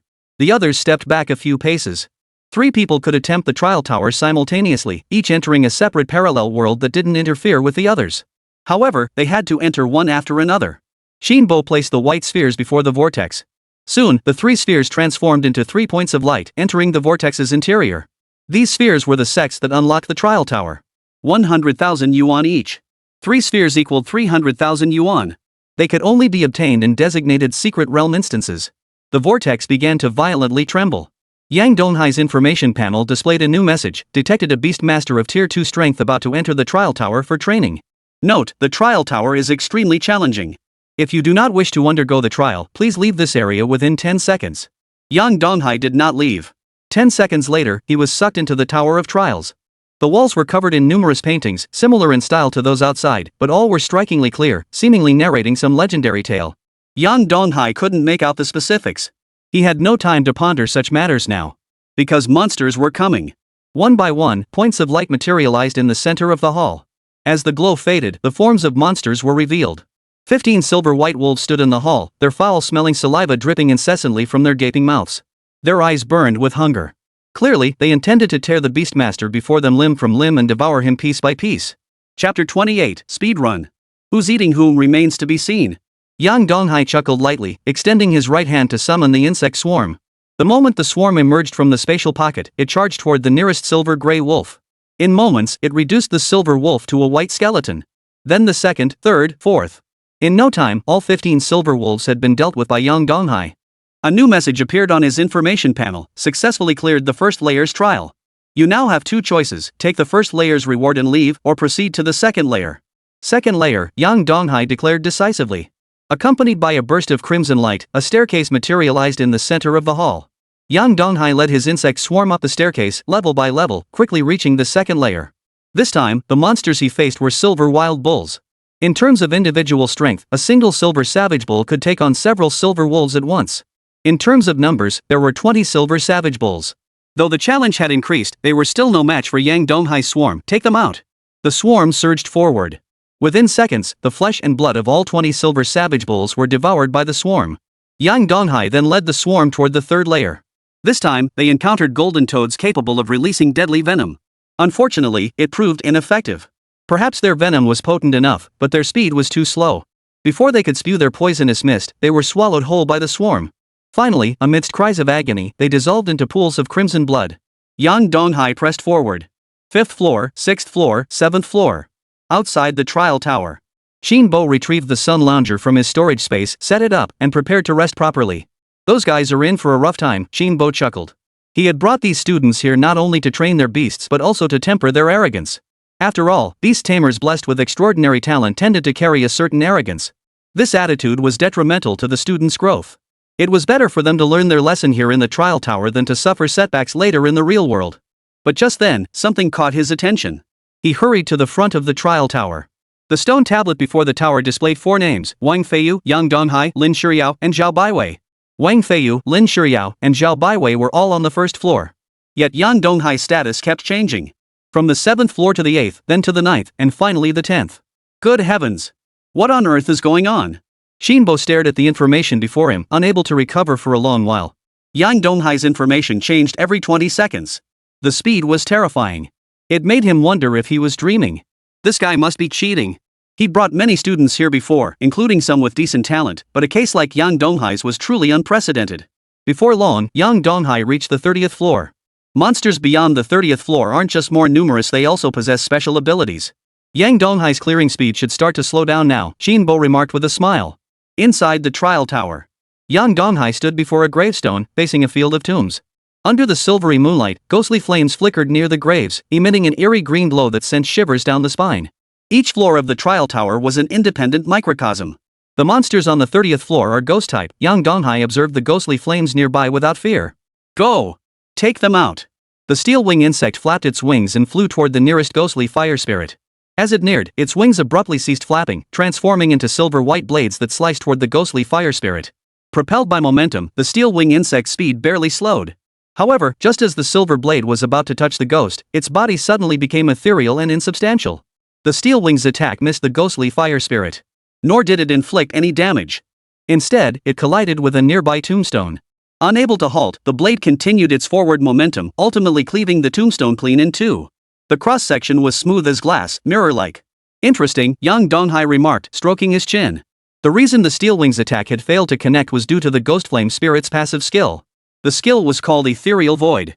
Ghosts possessing this passive skill could expend energy to become immune to physical attacks. Since physical damage is blocked, let's try something else. Yang Donghai shifted tactics, issuing new combat orders to the insect swarm. All units, attack using skills with elemental damage. One after another, flying dragonflies soared into the air, hurling shadow orbs down upon the cemetery below. Iron beetles and steel-wing beetles ceased their biting and blade attacks, switching instead to venom sprays. Soon, a ghost fire spirit lay fallen on the ground. The ghost fire spirit scrambled to retaliate, spewing green flames. But all were extinguished by the iron beetles surrounding Yang Donghai. These flames dealt only moderate damage, far inferior to the legendary mountain giants, and failed to harm the iron beetles. Before long, the ghost fire spirits in this area were wiped out by the swarm. The graveyard was littered with craters created by the explosions of shadow orbs. As for the tombstones, they were all shattered beyond recognition. After collecting the ghost fire spirit's energy crystals, Yang Donghai proceeded to the 31st level. Outside the Tower of Trials. Shinbo, standing near the stone monument, noticed the information had changed and was once again stunned into speechlessness. Just as he had anticipated, Yang Donghai's pace did indeed slow after reaching the 30th floor. But only slightly. Was this truly achievable by a human? Clearing the 30th floor in mere tens of seconds meant he had steamrolled through the entire journey. The monsters on the 30th floor had only caused him minor inconveniences. There were indeed troubles, but not many. Just then, the stone tablet emitted a dazzling light. Another student had advanced to the next level. This time, it wasn't Yang Donghai. It was Lin Shiryao, the young lady from the Lin family. The other two students followed closely behind Lin Shuyao, entering the second level. This is the normal pace for students to clear the level. It feels about the same as previous years, Shinbo couldn't help but remark. But as he glanced at the stone tablet, he was startled to see Yang Donghai's information had changed again. He had actually reached the 32nd level. 30 levels higher than Lin Shuyao. A full 30 level gap. Oh my god. What the hell is this? Seeing this, Shinbo grew increasingly unsettled, unable to stop himself from muttering under his breath. My city of Linhai has actually produced such a monstrously talented individual this year. I doubt there are many beast masters in the entire Great Xia Empire who could match him. Chapter 29, Slime. As time passed, more and more beast masters emerged from the trial tower with their pets. The first to emerge was Wang Feiyu. His pet beast, the Crimson Flame Tiger, had been severely wounded by monsters on the 21st floor, forcing him to withdraw from the trial tower. Next was Zhao Baiwei, who fought her way through relentlessly before finally stopping at the 32nd floor. Last to emerge was Lin Shuyao, who had reached the 34th floor. Accompanied by a burst of blue light, Lin Shuyao emerged from the secret realm gate, cradling her ice-tailed fox. Her fair legs were covered in crimson scars, her right cheek swollen and red, her hair disheveled. She looked utterly battered. The ice-tailed fox in her arms was also in dire straits. Bright red blood trickled slowly from its mouth, staining its snow-white fur crimson. The pain from its wounds caused it to whimper softly from time to time. After treating Zhao Baiwei's wounds, Qinbo hurried to Lin Shuyao's side, his voice filled with concern. Are you okay? Just superficial cuts. Apply some medicine, then take the beast to the hospital for treatment, and she'll be fine. Lin Shuyao lifted her head slightly, her gaze sweeping from left to right before she continued. Only Yang Donghai is left inside now. What floor is he on? The answer came as a shock. Learning that Yang Donghai had already reached the 98th floor, Lin Shuyao sucked in a sharp breath. Forgetting to tend to her own wounds, she hurried over to the stone tablet with the ice-tailed fox in her arms and scanned it quickly. Soon, she spotted Yang Donghai's name. He really was on the 98th floor. Once she confirmed this, Lin Shuyao could no longer contain her emotions. That bastard Yang Donghai, how could he be this fast? The higher a beast master's potential, the faster they ascended the trial tower. While Lin Shuyao was still struggling through the 34th floor, Yang Donghai was charging ahead, nearing the 100th floor and nearing completion of this trial. The gap between them was self-evident. They were simply not in the same league. Zhao Baiwei listened to Lin Shuyao's words, her heart unable to settle for a long time. Having endured a series of battles within the tower herself, she understood its difficulty all too well. Those monsters weren't just incredibly powerful, they also possessed various special mechanics, like physical immunity, making them extremely difficult to handle. Meanwhile, Yang Donghai had reached the 98th floor at the exact same time. Upon hearing this, Wang Feiyu clenched his fists tightly, consumed by a burning desire to rush back and kill Yang Donghai. He despised Yang Donghai with every fiber of his being. Of course, he dared not act on it now. After all, Qinbo was present. If he killed someone in front of Mayor Qinbo, not even his grandfather could protect him. He could only wait for another opportunity. At that moment, Yang Donghai was on the 98th floor of the trial tower. Before him stood a massive red slime. Its form was soft and gelatinous, shifting like flowing water. Over 100 scouting steel-winged beetles flew back to Yang Donghai's side, emitting raspy chirps. After hearing their report, Yang Donghai furrowed his brow slightly. Only one slime on this floor? Most slimes possessed extremely low bloodline potential. Any pet beast of the same tier could easily defeat them. But Yang Donghai sensed there was more to it. Earlier, on the 97th floor, he had encountered over 400 holy light wild bulls. Not only were they numerous, but they also possessed combination skills. Even with tens of thousands of insectoid creatures at his disposal, Yang Donghai had still wasted considerable time dealing with them. The higher the floor, the greater the difficulty should be. The monsters on the 98th floor should be tougher than those on the 97th, yet here there was only a single red slime. With that thought, Yang Donghai patted the flying dragonfly's neck, commanding it to retreat while directing the others to launch a long-range bombardment. A dark shadow orb coalesced, then, guided by the flying dragonflies, hurtled toward the red slime below. Boom! The explosion echoed across the plain. When the smoke finally cleared, the red slime still floated above the plain. Didn't it cause any damage? Yang Donghai scrutinized the scene below and quickly identified the issue. It actually absorbed the shadow orb's energy. It was exactly as Yang Donghai had suspected. This red slime possessed a unique ability. It could harness the elemental energies within skills to bolster its own physique. Seeing this, Yang Donghai issued a new command: close in and use physical attacks. No sooner had the words left his mouth than all the steel-winged beetles simultaneously flapped their wings, soaring upward to hover high in the sky. Their sheer numbers blocked most of the sunlight as they reached the sky. Then, the steel-winged beetles split into 3 groups, launching attacks on the red slime from the left, right, and center. The slime channeled its internal energy, unleashing a crimson beam. The steel-winged beetles each pivoted their bodies, shifting their weight to the right, successfully evading the red beam's attack. Upon reaching the vicinity of the red slime, they released their appendages, dropping the iron beetles down. But the instant the iron beetles touched the red slime, its body began to writhe rapidly, swallowing the iron beetles whole. The slime's color shifted from red to a deep crimson. Clearly, it intended to digest the iron beetle with its corrosive fluid. Unfortunately, this tactic proved ineffective. A thin black membrane formed on the iron beetle's surface, shielding it from the corrosive liquid's damage. Then, the iron beetle launched its counterattack. Its mouthparts opened slightly, biting into the jelly-like body. With the aid of its forelimbs, it pulled the creature into its own body. Realizing it had invited trouble, the slime hastily expelled everything. The iron beetle rapidly shook its body, flinging the mucus from its surface onto the ground. It transformed into a silvery white tide, launching an attack on the red slime. The red slime's body began to writhe once more, expelling a small red orb. The sphere was only half the size of the original slime. After writhing, it transformed into a new slime. Thus, 1 gave birth to 2, 2 to 4, 4 to 8. In less than half a second, the wasteland was swarming with slimes. Sitting atop the flying dragonfly, Yang Donghai observed the scene and thought, there must be over 10,000 slimes here. Each one packs a decent punch. Any other beast tamer would probably be in for a headache. But for Yang Donghai, this posed no real challenge.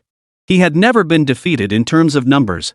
Whether in sheer numbers or individual combat prowess, his insectoid forces utterly crushed the split slimes. Where multiple insectoid creatures were needed to handle a single undivided slime, a single insectoid creature could now take care of a divided one.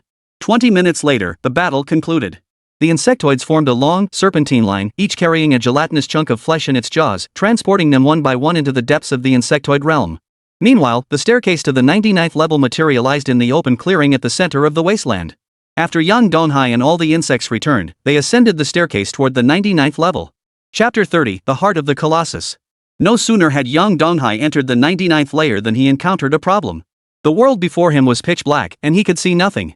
Sensing something was amiss, he swiftly pulled a torch from his backpack. He had stuffed it in before leaving, and now it proved unexpectedly useful. Soon, a red ember glowed at the torch's tip. The spark grew larger, spreading across the entire tip of the torch and emitting a bright yellow glow. With this light, Yang Donghai could make out his surroundings. He took a step forward and gently touched the stone wall, but instead of feeling cool, it was slightly warm. The floor beneath his feet was equally soft and warm. Logically, stone walls in the wilderness should be cool and hard. What exactly was causing this warmth? Two paths lay before Yang Donghai. Silence hung thick around him, no sounds of monsters, yet the air was thick with the stench of decay. Out of caution, Yang Donghai did not act rashly. Instead, he summoned the swarm to scout ahead. Hundreds upon hundreds of insects began exploring along the road. Yang Donghai remained seated, waiting. He was patient. The last 9 miles are the hardest. He didn't want to fail at the last moment due to carelessness. After a long while, the insects began returning one by one to report their findings. The results surprised him. This was not the wilderness, but the interior of a colossal creature. Yang Donghai suddenly understood, no wonder the walls felt warm. He immediately commanded the flying dragonfly to attempt attacking the walls with shadow orbs, testing whether they could carve out a new passage. If successful, it would greatly enhance his autonomy moving forward. However, the outcome was disappointing. The shadow orbs merely left a faint mark on the wall, inflicting little damage. Yang Donghai had no choice but to alter his plan, though fortunately he possessed ample insectoid forces. Soon after, a brand new map appeared before him. Holding a torch, Yang Donghai observed for a moment before pinpointing his target. With so many monsters here, there must be something special inside. Then, the insect swarm formed a protective barrier around him, advancing toward the target location. They had barely begun their journey when a flame-shaped demon beast burst from a dark corner. Before it could form a fireball, swarms of steel-winged beetles unleashed their razor-sharp blades, shattering the beast's crystal core. After collecting the crystal core fragments, Yang Donghai pressed forward. Along the way, he encountered several similar flame creatures, but just like before, they were eliminated by the swarm the moment they appeared, offering almost no resistance. This wasn't due to the low difficulty of the level, but rather because Yang Donghai was simply too powerful. Anyone else would likely have been locked in a grueling battle by now. This winding path resembled a maze, and relying solely on trial and error to navigate it, it was impossible to know how long it would take. Not to mention the numerous flame monsters lurking in hidden corners, ready to ambush the Beastmaster at any moment. But Yang Donghai, aided by his vast insect horde, had already mapped out every inch of this level's terrain.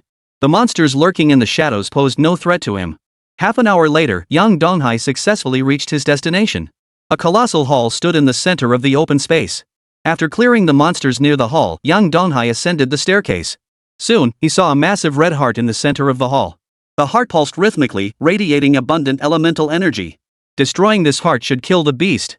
Just as Yang Donghai moved forward, the steel-winged beetle on his right shoulder emitted a shrill cry. He immediately retreated backward. But with the stairs behind him and the situation unfolding too suddenly, he stumbled and lost his footing. Fortunately, his agile reflexes kicked in. He swiftly twisted his body, regaining his balance and avoiding a fall. Before he could react, a piercing roar echoed in his ears as two colossal fire dragons materialized near the heart. The dragons opened their massive jaws and unleashed two fireballs. The flying dragonfly beside Yang Donghai immediately unleashed its skill. Amidst a deafening explosion, Yang Donghai was sent flying. Fortunately, with the flying dragonfly's assistance, he didn't crash to the ground. The swarm surged forward, using the energy shield to reach the fire dragons before launching their attack, slicing them into countless fragments. But soon, two new fire dragons appeared. After a moment's thought, Yang Donghai grasped the reason. These two fire dragons are different from the monsters we encountered earlier. The previous monsters and the colossal beasts weren't the same type of life form. These two flame dragons are formed from the condensed flame energy of the colossal beasts. Seeing this, Yang Donghai had no choice but to change tactics. Since we can't kill them, we'll have to stall them. As long as we destroy the heart, we should be able to clear this stage.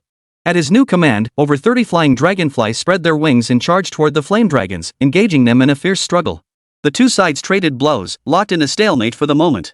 The flame dragons sensed Yang Donghai's intent and shifted their positions to block the attack, but the flying dragonflies obstructed their path. The iron beetle seized the opportunity, charging swiftly toward the flame dragon's heart. The heart's surface was scorching hot. Upon contact, the iron beetle's body cracked and spattered, its exoskeleton turning from silver-white to red. Yet these iron beetles showed no sign of retreat. At that moment, only one thought occupied their minds. Carry out Yang Donghai's command, destroy this heart. Pain meant nothing to them. Red mandibles opened slightly, clamping down with force. Once a chunk of flesh was seized, the appendages activated. The iron beetle lifted off the heart's surface, spinning like a top at high speed, swiftly tearing the flesh away. Then, overwhelmed by its injuries and unable to sustain itself, it crashed onto the floor. But the remaining insects showed no sign of retreat, charging forward relentlessly. One after another. Before long, a massive wound appeared beneath the heart. Self-destructing insects rolled to the vicinity and detonated in rapid succession. After several suicide attacks by the self-destruct bugs, the heart was completely destroyed. At that moment, a new entry appeared on Yang Donghai's information panel, successfully cleared level 99. The flame dragon dissolved into firefly-like specks of light, gradually fading away in midair as the breeze carried them away. A massive crater remained where the heart had been. The ground began to shake violently, clearly caused by the colossal beast's body crashing to the ground upon its death. Yang Donghai breathed a sigh of relief. This floor was a close call, but we made it through. He then led his insect swarm toward the 100th floor of the trial tower. The final level. Successfully navigating this final challenge would mean Yang Donghai had completed every trial within the Tower of Trials. Throughout the history of the Great Xia Empire, only a handful of beastmasters had ever achieved this feat. Reflecting on this, Yang Donghai felt a pang of emotion. Not long ago, his greatest wish had been to join a powerful team and become a professional hunter. To hunt monsters for materials and earn money. Now, however, he was walking a path toward the pinnacle. The difference between the two paths was stark. Chapter 31, The Final Level. Outside the Tower of Trials, Lin Shiryao and her three companions stood near the stone tablet with their contracted pets, their eyes fixed intently on the names etched upon it. Soon after, the inscription on the stone tablet changed once more. Yang Donghai's floor number shifted from 99 to 100. He's truly reached the final level. Lin Shiryao's mouth fell slightly open, her eyes filled with disbelief. Beast masters who reached this level were all destined to be remembered in history. Who could have imagined that such a promising beast master would emerge from the small city of Linhai? If not for the intermittent stabbing pain radiating from her wound, she might have suspected she was dreaming. A top-tier master right beside me? Zhao Baiwei's emotions were complex right now. Back at the awakening ceremony, when Yang Donghai awakened as a D-rank beast master, she had felt he was ruined. Before entering the dungeon, she hadn't held him in high regard. Who could have imagined that after his talent mutation, he would possess such formidable combat prowess? He even managed to clear the 99th floor. The difficulty of the trial tower increased significantly with each floor. From 1 to 99, the escalating challenge was unimaginable. Only the truly gifted could reach this realm. Thinking of this, Zhao Baiwei couldn't help but sigh softly. As for Yang Donghai now, I'm afraid I can only look up to him. Wang Feiyu's emotions were deeply conflicted. Driven by intense jealousy and resentment, he blurted out, "Is something wrong with this trial tower?" The two women heard him and sneered repeatedly, looking at him with expressions that clearly said he was an idiot. The implication was clear: even if you were to malfunction, the trial tower itself would never fail. For centuries since the game merged with reality, no instance or secret realm had ever malfunctioned. Wang Feiyu felt awkward and gave a sheepish laugh. "I was just saying. Don't take it seriously." Lin Shiryao, who had never cared for him to begin with, couldn't be bothered to respond. "What's the 100th level like?" Zhao Baiwei asked. Compared to the previous level, the difficulty of the 100th floor increases dramatically. Historical records show over 200 beast masters cleared the 99th floor, but only one person ever passed the 100th, Qin Bo replied slowly. Long Zhanjin? Zhao Baiwei asked tentatively. Exactly. Marshal Long Zhenxin himself, Qin Bo confirmed. The name was familiar to all of them. He was the imperial marshal of the Great Xia Empire and the strongest beastmaster in the empire's history. Countless prodigious beast tamers had challenged him for the title of the world's greatest, yet all met the same fate. Defeat. However, Marshal Long once mentioned something about the 100th floor of the trial tower, Qin Bo said. What did he say? Zhao Baiwei asked urgently. He said the 100th floor is exceptionally difficult. Even he, back then, only managed to pass that level after sustaining severe injuries and giving it his absolute all, Qin Bo explained. No way. Even Marshal Long Zhanxin found it that difficult? Zhao Baiwei exclaimed in surprise. I wonder if Yang Donghai can pass this trial, Lin Shiyao remarked. Hard to say, Qin Bo replied. Yang Donghai certainly possessed remarkable potential, reaching the 99th level in such a short time. But the difficulty of the 100th floor is entirely different from before. It increases exponentially. Of course, he didn't say Yang Donghai couldn't pass. He simply had too little information at present to make a definitive judgment. That was all. At this moment, Yang Donghai had reached the 100th floor of the trial tower. The moment he entered, he felt an intense suffocation and his skin grew numbingly cold. Am I underwater? He used both hands and feet, paddling frantically up and down. The movements were a bit awkward, but he soon reached the surface. The moment his head broke through the surface, he gasped for fresh air only to be stunned by the sight before him. One massive tentacle after another floated on the water's surface, swaying rapidly from side to side, occasionally stirring up waves. Wave after wave crashed through the air. Behind the tentacles loomed the massive head of an octopus. Is this the monster for this level? Yang Donghai murmured to himself. The octopus head turned its body, its gaze locking with Yang Donghai's. Then, it commanded the massive tentacles to lash out violently in his direction. Yang Donghai hurriedly raised his right hand, activating the insectoid world. The location where the insectoid world manifested could be freely chosen by Yang Donghai, as long as it was near him. This time, he activated it near the tentacles. This brought the swarm very close to the tentacle, allowing them to climb directly onto it and begin gnawing. A vast swarm of insects emerged from the space, launching their assault exactly as Yang Donghai had planned. Within moments, the middle section of the tentacle was bitten clean in half. But before the severed section could hit the water, an energy fusion process reattached the two tentacles into one whole limb. These tentacles actually have regenerative abilities, Yang Donghai remarked in surprise as he sat atop the flying dragonfly, having successfully risen above the water's surface. He watched the tentacles, now intact once more, not far away. More tentacles surged toward him. Simultaneously, the octopus's eyes emitted two searing red lasers that streaked across the sky, targeting Yang Donghai's position. Yang Donghai scrambled to evade. He soon noticed a new problem. The tentacles kept multiplying, growing in number until they now exceeded 100. Though Yang Donghai was more agile in the air than in the sea, facing such a barrage of attacks still sent a chill down his spine. Such a dense barrage would be difficult to handle even for flying pets specializing in evasive maneuvers. Moreover, none of the tentacles could be completely eliminated, let alone getting close enough to the octopus to inflict damage on its body. The 100th layer truly lived up to its reputation as the final stage. The difficulty was truly extraordinary. Even a beastmaster of Yang Donghai's caliber was finding it somewhat taxing. Of course, only a little. After carefully surveying the battlefield, he swiftly devised a new battle plan. Under the cover of a few insect sacrifices, the flying dragonflies surged through layer upon layer of obstacles, reaching the center of the octopus. Then they began deploying the insectoid forces. At that moment, a layer of aqua-blue shields blocked the swarm's path. Countless Zerg clung to the shield, thick as a silver-white carpet. The scene was quite spectacular. Soon, some of the swarm chewed through the shield and began their landing assault. Though the octopus attempted to block them, its efforts proved largely ineffective against the relentless, self-sacrificing cover provided by the swarm. After sacrificing hundreds of their own, the swarm successfully landed. Then they began to gnaw and devour. Soon, a fountain-like jet of black ink erupted, and the colossal octopus was thus disposed of. A new notification appeared on Yang Donghai's information panel. Final stage cleared. Successfully passed all trials of the Tower of Trials. Chapter 32, Advancing to the Advanced Tier. Outside the Tower of Trials, several people learned from the stone tablet that Yang Donghai had passed the final trial. Yang Donghai actually cleared it. Lin Shiyao felt increasingly stunned. This breakthrough held a significance entirely different from the previous one. While the number of beast masters who had cleared the 99 trials was not large, it still amounted to over 200. Yet only one person had ever reached the 100th floor before. That person was the imperial commander, Long Zhenxin, the most formidable beast master in the history of the Great Xia Empire. The supreme beastmaster who single-handedly turned the tide when the Great Xia Empire faced the brink of annihilation. The beastmaster who had never known defeat. Yet now, another has achieved the same feat. And he was right beside her. How could Lin Shuyao not be astonished? Moreover, this didn't merely indicate that Yang Donghai possessed potential comparable to Long Zhenxin. His completion time was significantly shorter. This suggests that the achievements Yang Donghai might attain in the future could very well surpass those of Long Zhenxin. I never imagined this guy could be this formidable. Zhao Baiwei clearly hadn't anticipated this turn of events. While she knew Yang Donghai was talented, Long Zhenxin was no ordinary figure. He was the foremost talent of the Great Xia Empire. Suddenly hearing that someone's potential could rival Long Zhenxin's, and that their future accomplishments might match his, she instinctively felt it was unlikely. Yet the words etched upon the stone tablet now spoke for themselves. Perhaps, before long, the name Yang Donghai would become a household name throughout the Great Xia Empire. This thought made her recall her own foolishness once more. She had once looked down on Yang Donghai. Looking back now, it seemed utterly ridiculous.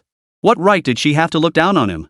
In the trial tower, she had pushed herself to the limit just to reach the 32nd floor, yet Yang Donghai had surpassed over 100 floors. She'd been utterly crushed. Fortunately, he'd maintained his composure and refrained from mocking Yang Donghai outright back then. Otherwise, the one feeling humiliated now would likely be himself.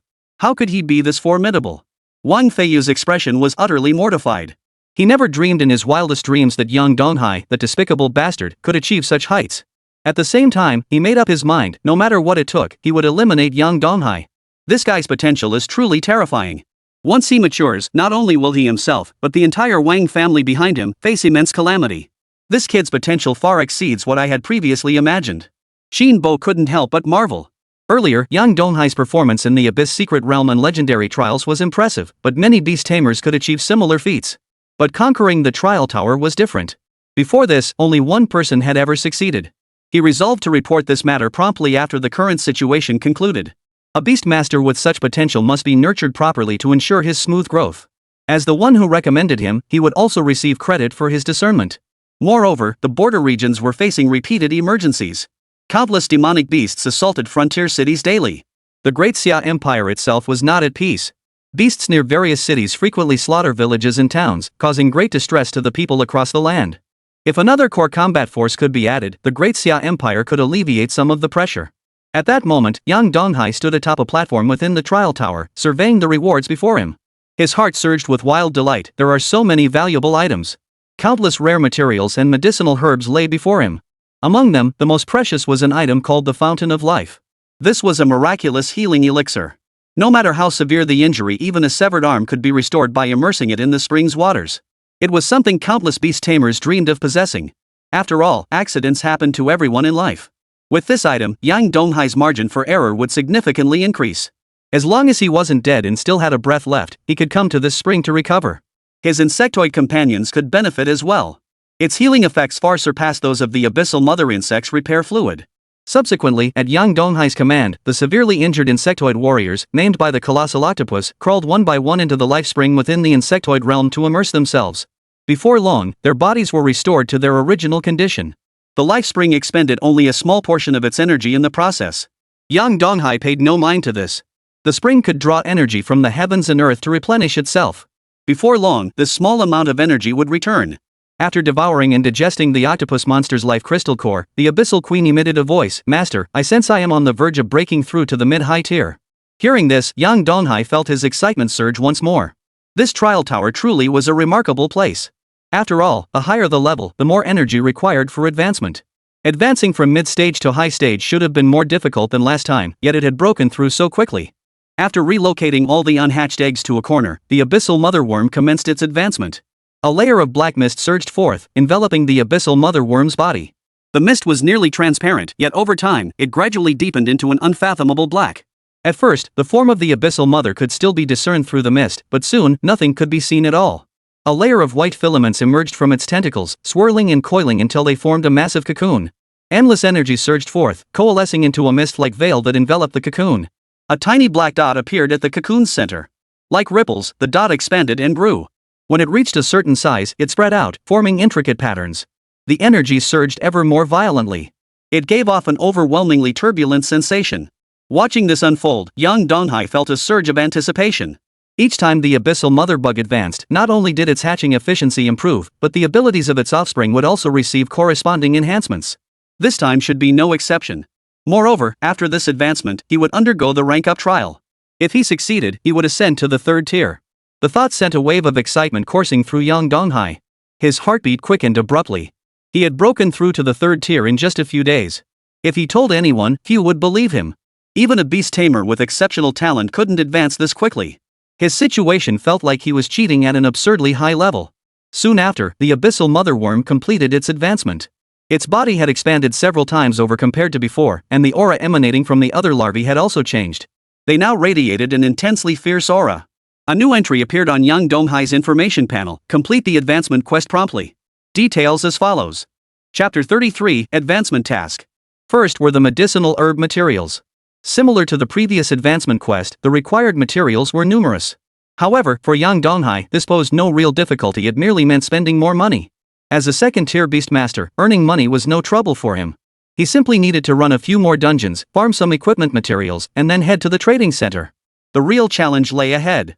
According to the quest requirements, he needed to slay a spacetime demon ape within 30 days.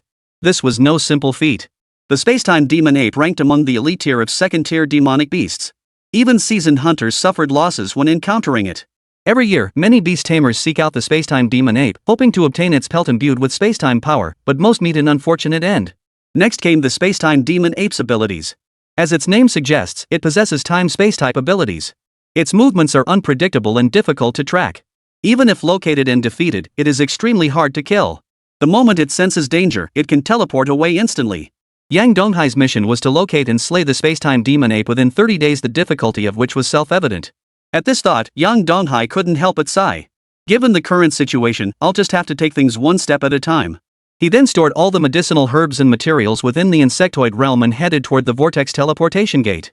After enduring prolonged darkness and dizzying disorientation, he emerged back into the world outside the Tower of Trials. The moment he emerged, the trial tower began to gradually disintegrate, slowly vanishing like shifting sands. Zhao Baiwei and the others stared fixedly at young Donghai, their eyes filled with shock, as if they had witnessed a monster. Clearly, young Donghai's conquest of the 100th floor of the trial tower had left them utterly stunned. Even now, they still felt as if they were in a dream. Suddenly, Lin Shiryao asked, "What was the 100th floor of the trial tower like?" Young Donghai replied, "It's an octopus that summons a multitude of tentacles to attack beast masters." Lin Shiryao pressed further, "So how did you get through it?" "It was actually pretty straightforward. Just summon your beast in charge straight through, then use your skills to attack," Yang Donghai explained. Lin Shiryao had initially adopted a serious demeanor. She wanted to learn some combat techniques from Yang Donghai to see if they could be useful to her. But Yang Donghai's answer left her utterly dumbfounded. She desperately wanted to retort that clearing the 100th floor of the trial tower couldn't possibly be that easy. Even across the entire Great Xia Empire, only Long Zhenxin had ever cleared this floor before. So many talented beast masters had been unable to handle the monsters on this floor. She was about to accuse young Donghai of bragging when she noticed something. His clothes were spotless, not a single stain in sight, though slightly damp. This undeniably corroborated young Donghai's claim. In stark contrast, the group had emerged looking utterly disheveled. The gap between people can sometimes be far greater than that between humans and dogs. Zhao Baiwei couldn't help but sigh. She had struggled fiercely just to reach the 32nd floor, yet young Donghai had breezed through the 100th floor with ease. Shinbo glanced at the sunset on the horizon and said with a smile, "It's about time. Let's head back to Linhai City first. Otherwise, once night falls and the demon beasts come out to roam, we might find ourselves in quite a bit of trouble."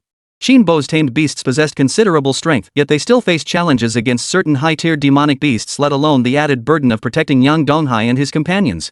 Should anything happen to young Donghai and his companions, he would become a criminal in the eyes of the Great Xia Empire. With a sharp whistle, the Thunder War Eagle patrolling near the island executed a sharp turn, using its thunder energy to land before the group. To facilitate boarding, both women stored their pets in their beast taming spaces. They then joined young Donghai, sitting in front and behind him respectively, with Wang Feiyu positioned behind them. Throughout the journey, Wang Feiyu remained silent, lost in his own thoughts. Upon reaching Linhai City, the Thunder War Eagle landed near the beast tamer shop. Neighboring residents, alerted by the commotion, all peered out. "Isn't that the mayor's Thunder War Eagle? What brings it to this area? Must be something important. Wonder what the mayor's doing in our working-class neighborhood?" Soon, the neighbors fell silent, their eyes fixed intently on a youth who had dismounted from the Thunder War Eagle's back. His face was all too familiar to them. Yang Donghai. Their neighbor. This scene left everyone utterly astonished. How could Xiao Hai be with the mayor? The mayor actually drove him home personally. I recognize the girl behind him. She seems to be the Lin family's daughter. When did she become so close to Xiaohai? They're laughing and chatting away. Amidst the neighbors' astonished stares, Yang Donghai walked into the beast tamer shop. He didn't bother explaining the neighbors' confusion, as it would only cause trouble. Anyway, it wouldn't be long before they figured out what was going on. Back in his room, he eagerly pulled out the charging cable and plugged his phone in. Once it rebooted successfully, he immediately logged onto the Hunter Guild's official website to search for information about the spacetime demon ape. He soon found several relevant posts. Any beastmasters seeking the spacetime demon ape should seriously reconsider. I'm about to recount my own experience. Our entire team was wiped out. Seriously, don't go after the time-space demon ape. Sure, its pelt fetches astronomical prices on the trading market, but that's assuming you can find and kill it. This ape's power is terrifying. Many of my friends died at its hands. Yang Donghai scrolled through one post after another, gleaning valuable information about the spacetime demon ape, its abilities, habits, and more. At the same time, he learned from these posts that the spacetime demon ape's power was indeed terrifying, having claimed the lives of countless hunters. But now that the arrow was on the string, it had to be released. He had to find the spacetime demon ape now. After half an hour of browsing, he finally pinpointed the location where the spacetime demon ape frequently appeared. It was right in the desolate wasteland near Linhai City. Yang Donghai memorized the coordinates and bookmarked the webpage. Normally, he would shower and sleep now, planning to hunt the time-space demon ape tomorrow. But now he had one more thing to do: deal with Wang Feiyu. Given his vindictive nature, he would surely come looking for trouble again. Before that happened, Yang Donghai had to eliminate this threat.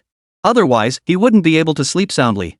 Previously, Yang Donghai had viewed his conflict with Wang Feiyu as nothing more than the typical squabbles between classmates, something commonplace in school. But to think he had actually tried to kill him. Given that, he could no longer be blamed for what followed. Chapter 34, The Wang Family Villa. After bidding farewell to Qin Bo, Wang Feiyu shed his facade, his face set in a grim expression as he strode toward the entrance of the Wang family villa. Two burly bodyguards immediately bowed respectfully. Their contracted pets also bowed their heads, lying flat on the ground in salute. Wang Feiyu paid them no mind. Once the gates swung open, he strode forward along the pebble path through the garden. Servants along the path watched with puzzled expressions, but dared not cross the path of the Wang family's eldest young master. Upon entering the house, Wang Feiyu kicked over the teapot and smashed every teacup on the table to the floor. This infuriates me. This infuriates me. That bastard. I will kill him. Wang Feiyu's face twisted into a hideous grimace. A white-haired elder dressed in a Zhongshan suit slowly emerged from the room. His name was Wang Yun. He was Wang Feiyu's grandfather. Xiaoyu, what's going on? Who's got you so worked up? Wang Yun asked. It's my high school classmate. Wang Feiyu declared. What's his name? Wang Yun inquired. Yang Donghai, Wang Feiyu answered. I think I've heard that name before. Wait, let me think. I remember now. He's the student who cleared the Abyss trial, right? Wang Yun said.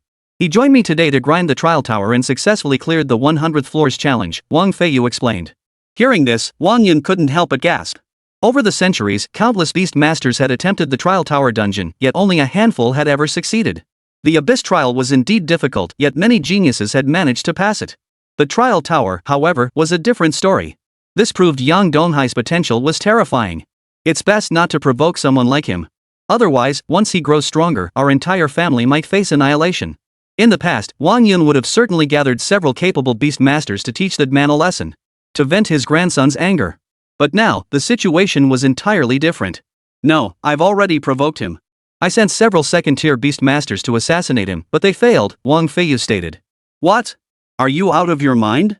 Wang Yun's face drained of color, nearly causing him to stumble. He quickly regained his composure, his gaze sharpening to a dangerous glint. If that's the case, then we absolutely must kill him. We cannot let him grow stronger. This time, I will handle it personally. Where does your classmate live? In the Western Residential District. His family runs a beast taming shop. Once you're there, just ask around a bit and you'll find him. Seeing his grandfather prepare to take matters into his own hands, Wang Feiyu also began to feel a surge of excitement. The thought of Yang Donghai meeting a gruesome end at the hands of his grandfather's pet beast filled him with a surge of satisfaction. That bastard Yang Donghai had repeatedly antagonized him back in school. Later, he'd humiliated him in the beast tamer shop. So what if he had potential? A genius is only truly a genius when they've proven themselves. Perhaps Yang Donghai possessed decent strength and a second-tier beast tamer couldn't handle him. But his grandfather was a third-tier beast tamer. No matter how skilled he is, he couldn't possibly defeat a seasoned third-tier beast tamer. Get out of the way. Wang Yun seemed to sense danger, shoving Wang Feiyu aside before rolling behind the sofa. Before Wang Feiyu could ask what was happening, a black, shadowy orb shot into the villa. Under the sphere's energy, the living room furniture shattered into powdered fragments. Wang Yun extended his right hand. Accompanied by a blinding flash of light, a massive black python materialized in the courtyard. Its body was covered in yellow patterns, and a yellow, eyeball-like symbol adorned the center of its head. Upon emerging, it sensed Yang Donghai's presence and fixed its cold gaze on the direction of the rockery. Seeing this, Yang Donghai emerged slowly from behind the rockery, no longer hiding. The night breeze by the river rustled his white robes, accentuating his handsome features. Yet, his dark eyes burned with murderous intent. Impressive for a third-tier beastmaster to evade a flying dragonfly's ambush. You must be Xiao Yu's classmate. I must say, you're quite bold to come looking for us here at the villa. But that's fine, it saves me the trouble of hunting you down. Wang Yun snorted coldly and commanded his beast, take care of him. The black moon devouring python opened its massive jaws, spewing a silver-white energy beam. Yang Donghai leapt lightly onto the flying dragonfly's back, evading the attack, then released the insectoid from his spatial storage. The release point was positioned directly behind the black moon devouring python. He had held back the swarm earlier precisely for this moment, aiming to catch his opponent off guard. After all, he was facing a third-tier beastmaster renowned throughout Linhai City. Once the insect realm opened, swarms of insects poured out of the space, charging toward the black moon devouring python at breakneck speed. The steel-winged insects transformed into silver blades, slashing at the black moon devouring python, but all their attacks failed. The giant python possesses formidable defenses. The steel-winged beetle's blades struggled to inflict damage. As for the iron beetles that had climbed onto the black moon devouring python's body, they too were flung away. Seeing this, Wang Yun's heart swelled with glee. You're finished, Yang Donghai. I'll have my pet beast leave you a whole corpse.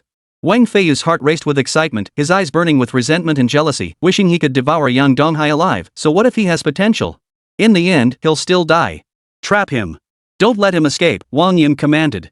Upon hearing this, the black moon devouring python expelled white energy that spread and expanded, forming a massive cage. The cage perfectly enveloped the villa. Yang Donghai sat calmly atop the flying dragonfly. He had no intention of escaping. He had come here to kill Wang Feiyu and his men. With his target still alive, leaving was out of the question. As for his earlier setback, it was nothing to be concerned about. The true strength of his insect horde lay not in the firepower of individual creatures, but in their relentless numbers. A setback or two meant nothing. Truthfully, there was nothing to be concerned about. More and more insects poured out of the spatial pocket, spreading throughout every corner of the courtyard. The ground, the rockeries, the walls, the air everywhere was swarming with them. Dense and thick. Everywhere. It sent a chill down one's spine. The black moon devouring python relentlessly flung insects aside and unleashed skill attacks, inflicting damage on many, yet victory remained elusive. After being restored by the fountain of life in the insect world, the swarm regained its vigor and once again launched a coordinated assault on the black moon devouring python. Again and again.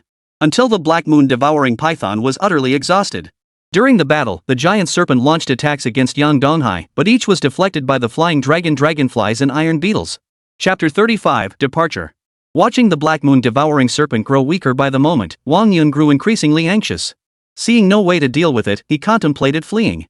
But the moment he turned, he realized his retreat was blocked by the swarm of insects. Soon after, the black moon devouring python collapsed onto the ground. Though he had slain over 1,000 insects, it was but a drop in the bucket against a swarm numbering in the tens of thousands. It was merely a drop in the bucket. The silver-white iron beetle once again crawled onto the black moon devouring serpent's back, opening its mouth. Its smooth, razor-sharp fangs reflected a cold gleam under the villa's lights. Then, one by one, they sank their jaws in. The black moon devouring python possessed formidable defenses, but as the attacks multiplied, wounds began to appear. The wounds gradually enlarged and merged, exposing its crimson innards. The colossal serpent thrashed violently, yet the pairs of hard fangs clamped down on its flesh with relentless grip. The more it writhed and flailed, the more torn flesh it left behind. Watching this scene, both men felt their scalps tingle. Soon, the black moon devouring python was completely devoured by the swarm. Your turn, Yang Donghai said coldly. Don't kill me, Yang Donghai, I beg you. Wang Feiyu pleaded. But Yang Donghai had no intention of sparing them. Under his command, the flying dragonflies coalesced into two black spheres of light. After blasting the men to smithereens, they tracked down Wang Feiyu's relatives hiding in the room and slaughtered them one by one. If you don't uproot the weeds, they'll sprout again with the spring breeze. After finishing the job, Yang Donghai doused the area with gasoline, destroyed all traces, and hurriedly left the villa. The next morning, news of the Wang family's annihilation spread throughout Linhai City. Residents of Linhai City celebrated the news. The Wang family had acted with excessive tyranny over the years, oppressing countless people. Their annihilation was undoubtedly cause for celebration. People were overjoyed, flooding online forums with celebratory posts. Wang Yun finally got what he deserved. Heaven has finally opened its eyes. I once blocked Wang Feiyu's path, and the next day he sent men to break my legs, leaving me permanently disabled. Serves him right. I was beaten by Wang Feiyu's men too. Well done. That whole family was scum. Wonder which hero did this good deed. Let's hit the 5-star hotel tonight. That old bastard Wang Yun is finally dead, we've got to celebrate. The families that had aligned themselves with the Wang clan of Linhai all went into hiding, terrified of retaliation. As for the official investigation, it was hopeless. The Wang family had made too many enemies. It was impossible to know who had carried out the deed. Moreover, demon beasts frequently attacked towns, chaos reigned everywhere, and the death toll was simply too high. The Linhai royal family was but an insignificant blip in the scheme of things. It simply wasn't worth the authorities' resources to pursue. Thus, when the officials arrived at the villa and found no leads, they lost interest in pursuing the matter. Standing at the city gate, young Donghai breathed a slight sigh of relief upon learning this news from his phone. The Wang family affair was finally over. However, the Black Moon devouring python's pelt couldn't be sold just yet. The pelt of a third-tier beast could fetch a hefty sum on the market. The soldier on the left approached, handing young Donghai his pass with a noticeably more respectful demeanor than during the previous 2 encounters. You may proceed. Young Donghai tucked the pass into his wallet, slung his worn backpack over his shoulder, and departed Linhai Base City, heading for the Silent Wastes in search of the Spacetime Ape. After he departed, the soldiers at the city gate couldn't help but start discussing him. I thought he was a reckless fool, charging out alone just because he was stubborn. Now that I think about it, I'm the real fool. Yeah, and I was the one who mocked him with my sharp tongue. Good thing we only talked behind his back. He's a second-tier beast master, after all. Back when we were in high school, at his stage, our pets were all still at the lowest tier. The gap between people is just huge. I'm so jealous. After walking a short distance, young Donghai summoned his flying dragonfly and mounted it to continue forward. Upon reaching the outskirts of the Silent Wasteland, he activated the insect world, releasing iron armor beetles, steel-winged beetles, and flying dragonflies from his spatial storage. This drastically increased their efficiency. As for the self-destruct beetles, they remained inside the insect world. Though the suicide bugs possessed formidable destructive power, each attack cost them their lives. In young Donghai's view, it was not worth the cost. Steel must be used where it cuts deepest. He would only deploy the suicide bugs when facing demon beasts that proved difficult to handle. Simultaneously, he began analyzing last night's battle. Though he, a second-tier beast master, had defeated a third-tier beast master, he did not allow himself to become complacent. This incident had made him acutely aware of his shortcomings. The Black Moon devouring python's combat prowess ranked in the lower middle tier among pets of the same rank. If he encountered a more formidable beast, victory was far from guaranteed. He still had significant room for improvement. He must locate the spacetime demon ape swiftly, slay it, and complete his advancement quest.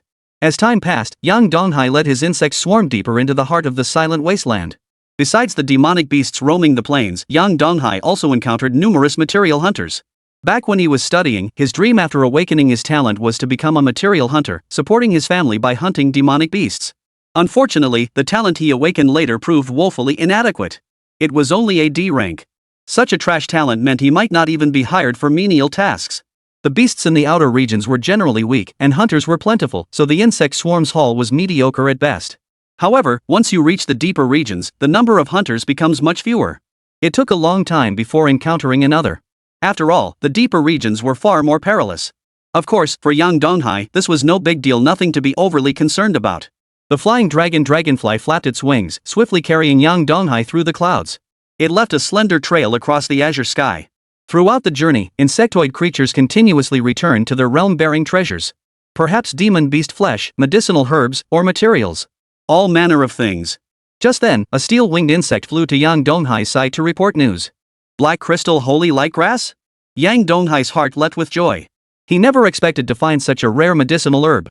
Although his primary objective was to hunt the spacetime demon ape, encountering such a precious herb along the way was an opportunity he couldn't pass up. This was an exceptional material for breeding the insect race. Under Yang Donghai's command, part of the insect swarm returned to the insect realm. Yang Donghai then piloted the flying dragonfly toward the location of the black crystal holy lightgrass. Soon, he arrived at his destination.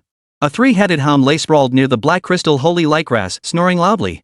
Clearly, this abyssal Cerberus served as the guardian beast of the black luster holy lightgrass. Chapter 36, Free Lunch. 5 minutes later, young Donghai stood near the black crystal holy lightgrass. He bent slightly, snapped off its root stem, and tossed it into the insect realm. It served as life energy for the Abyssal Mother Insect. As for the abyssal three-headed dog guarding the black glowing holy lightgrass, it had turned into a skeleton, lying sprawled beside young Donghai. The Abyssal Mother Insect's power had now reached mid to high tier. The various offspring had all grown immensely powerful. A second-tier demon beast like the Abyssal Hound posed no threat to Yang Donghai. After the swarm gathered, it was swiftly dealt with. With the matter settled, Yang Donghai resumed his exploration of the Silent Wasteland. While searching for the spacetime demon ape, he hunted demonic beasts to store their flesh and blood, rich in life energy. Before he knew it, noon had arrived. The scorching sun hung high in the sky, baking the earth fiercely. Yang Donghai was drenched in sweat. After searching all morning, he felt somewhat weary now, and his stomach was empty. He found a shady spot, pulled out some compressed biscuits, and began eating them in small bites, washing them down with a drink. Yang Donghai had anticipated not finding the spacetime ape. Its fur contained temporal energy, so beastmasters from the Great Xia Empire searched for it daily. Even at the risk of their lives. Success meant generations of financial security. People risk their lives for wealth, birds risk theirs for food. Just then, a steel-wing insect flew to Yang Donghai's side to report news. Someone's coming? Yang Donghai immediately grew cautious, shoving the last quarter of his compressed biscuit into his mouth and gulping down a hasty sip of water. After a quick chew, he swallowed it all and stood up. Soon, 3 men, panting heavily, came running toward them. They looked utterly disheveled. Each bore visible wounds. Upon seeing Yang Donghai, their expressions turned frantic as they hurried to his side. The man on the left, named Gu Yun, panted heavily. Wiping sweat from his forehead, he pleaded, "Friend, do you have any healing medicine? Could you spare some?" "I have some," Yang Donghai replied. He had purchased it earlier on the commercial street. Back then, the fountain of life didn't exist yet, so he'd bought some as a precaution. However, now that he had the spring water, its healing effects were many times better than the medicine, rendering these items largely useless. According to his plan, Yang Donghai intended to sell these items next time he went to the trading center to sell materials. "My friend is injured. Please help us out and sell us a few bottles of healing potions. Of course, I won't shortchange you, I'll trade materials for them." After Guyan finished speaking, he pulled a crystal-clear core from his pocket. A crystal core from a second-tier demon beast could fetch hundreds of bottles of healing potions. For Yang Donghai, this was clearly a windfall. However, after experiencing so many events, his character had grown cautious. In his view, there was no such thing as a free lunch in this world. Could a crystal core worth 100 times the value truly be exchanged for just a few bottles of healing potions? At this thought, Yang Donghai immediately grew wary and firmly declined. "Forget it, I won't trade. It's just a few bottles of healing potions. Besides, we're giving you crystal cores, you're not losing out," Guyan countered. "No deal." Yang Donghai shot a cold glance at the group. "Fine. We're just unlucky then." Gu Yun and his 2 companions hurriedly departed. Gu Yun and his 2 companions sped along until they reached a rocky outcrop. After confirming it was safe, they breathed a sigh of relief. "That beast didn't pursue us," Gu Yun panted, glancing at the beast crystal core in his embrace. "That creature's pretty cautious, it didn't even demand the crystal core." "That kid's young, but he's got a lot on his mind," chuckled Gao Lishan, the man with the injured arm. "But either way, he's dead meat. Even if he didn't take the crystal core, he'd still be dead today." Gu Yun sneered coldly. Gao Lishan's face lit up with satisfaction upon hearing this. "Brother Yun, your plan really worked. Compared to being a material hunter, which is like being a miserable wretch, this way makes money so much faster." Another man named Zhao Yan was equally excited. "Yeah. Brother Yun, thanks for coming up with this brilliant plan." The 3 had been material hunters in Linhai City, but their modest abilities meant their earnings over the years had been meager. Until one day, they discovered a sacred light savage bull and mastered a method to drive it into a frenzy. From then on, they embarked on a path of scamming others. They typically approached their targets under the pretense of exchanging healing potions. Once they gained proximity, their victims were doomed regardless of whether they agreed to the exchange. They had planted blood near their victims. The enraged sacred light savage bull would follow the blood trail, searching relentlessly until it reached the vicinity and clashed with the target. Among second-tier demon beasts, the sacred light bull ranked among the elite. Many second-tier beast tamers are no match for it. All they need to do is wait for the target to be killed by the holy light minotaur before retrieving the items. After applying scent masking potions, the trio was about to settle on a rock to wait when they sensed someone approaching. It was none other than Yang Donghai. "How did you find us here?"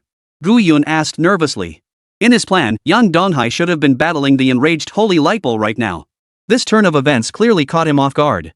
Truthfully, without the steel-wing beetle, Yang Donghai would never have uncovered their plans. No wonder he'd been so generous, willing to trade crystal cores for healing potions. It turned out he could recover the crystal cores soon enough. Yang Donghai stared coldly at them, his heart filled with murderous intent. "Stop searching. That enraged holy light savage bull has already been dealt with."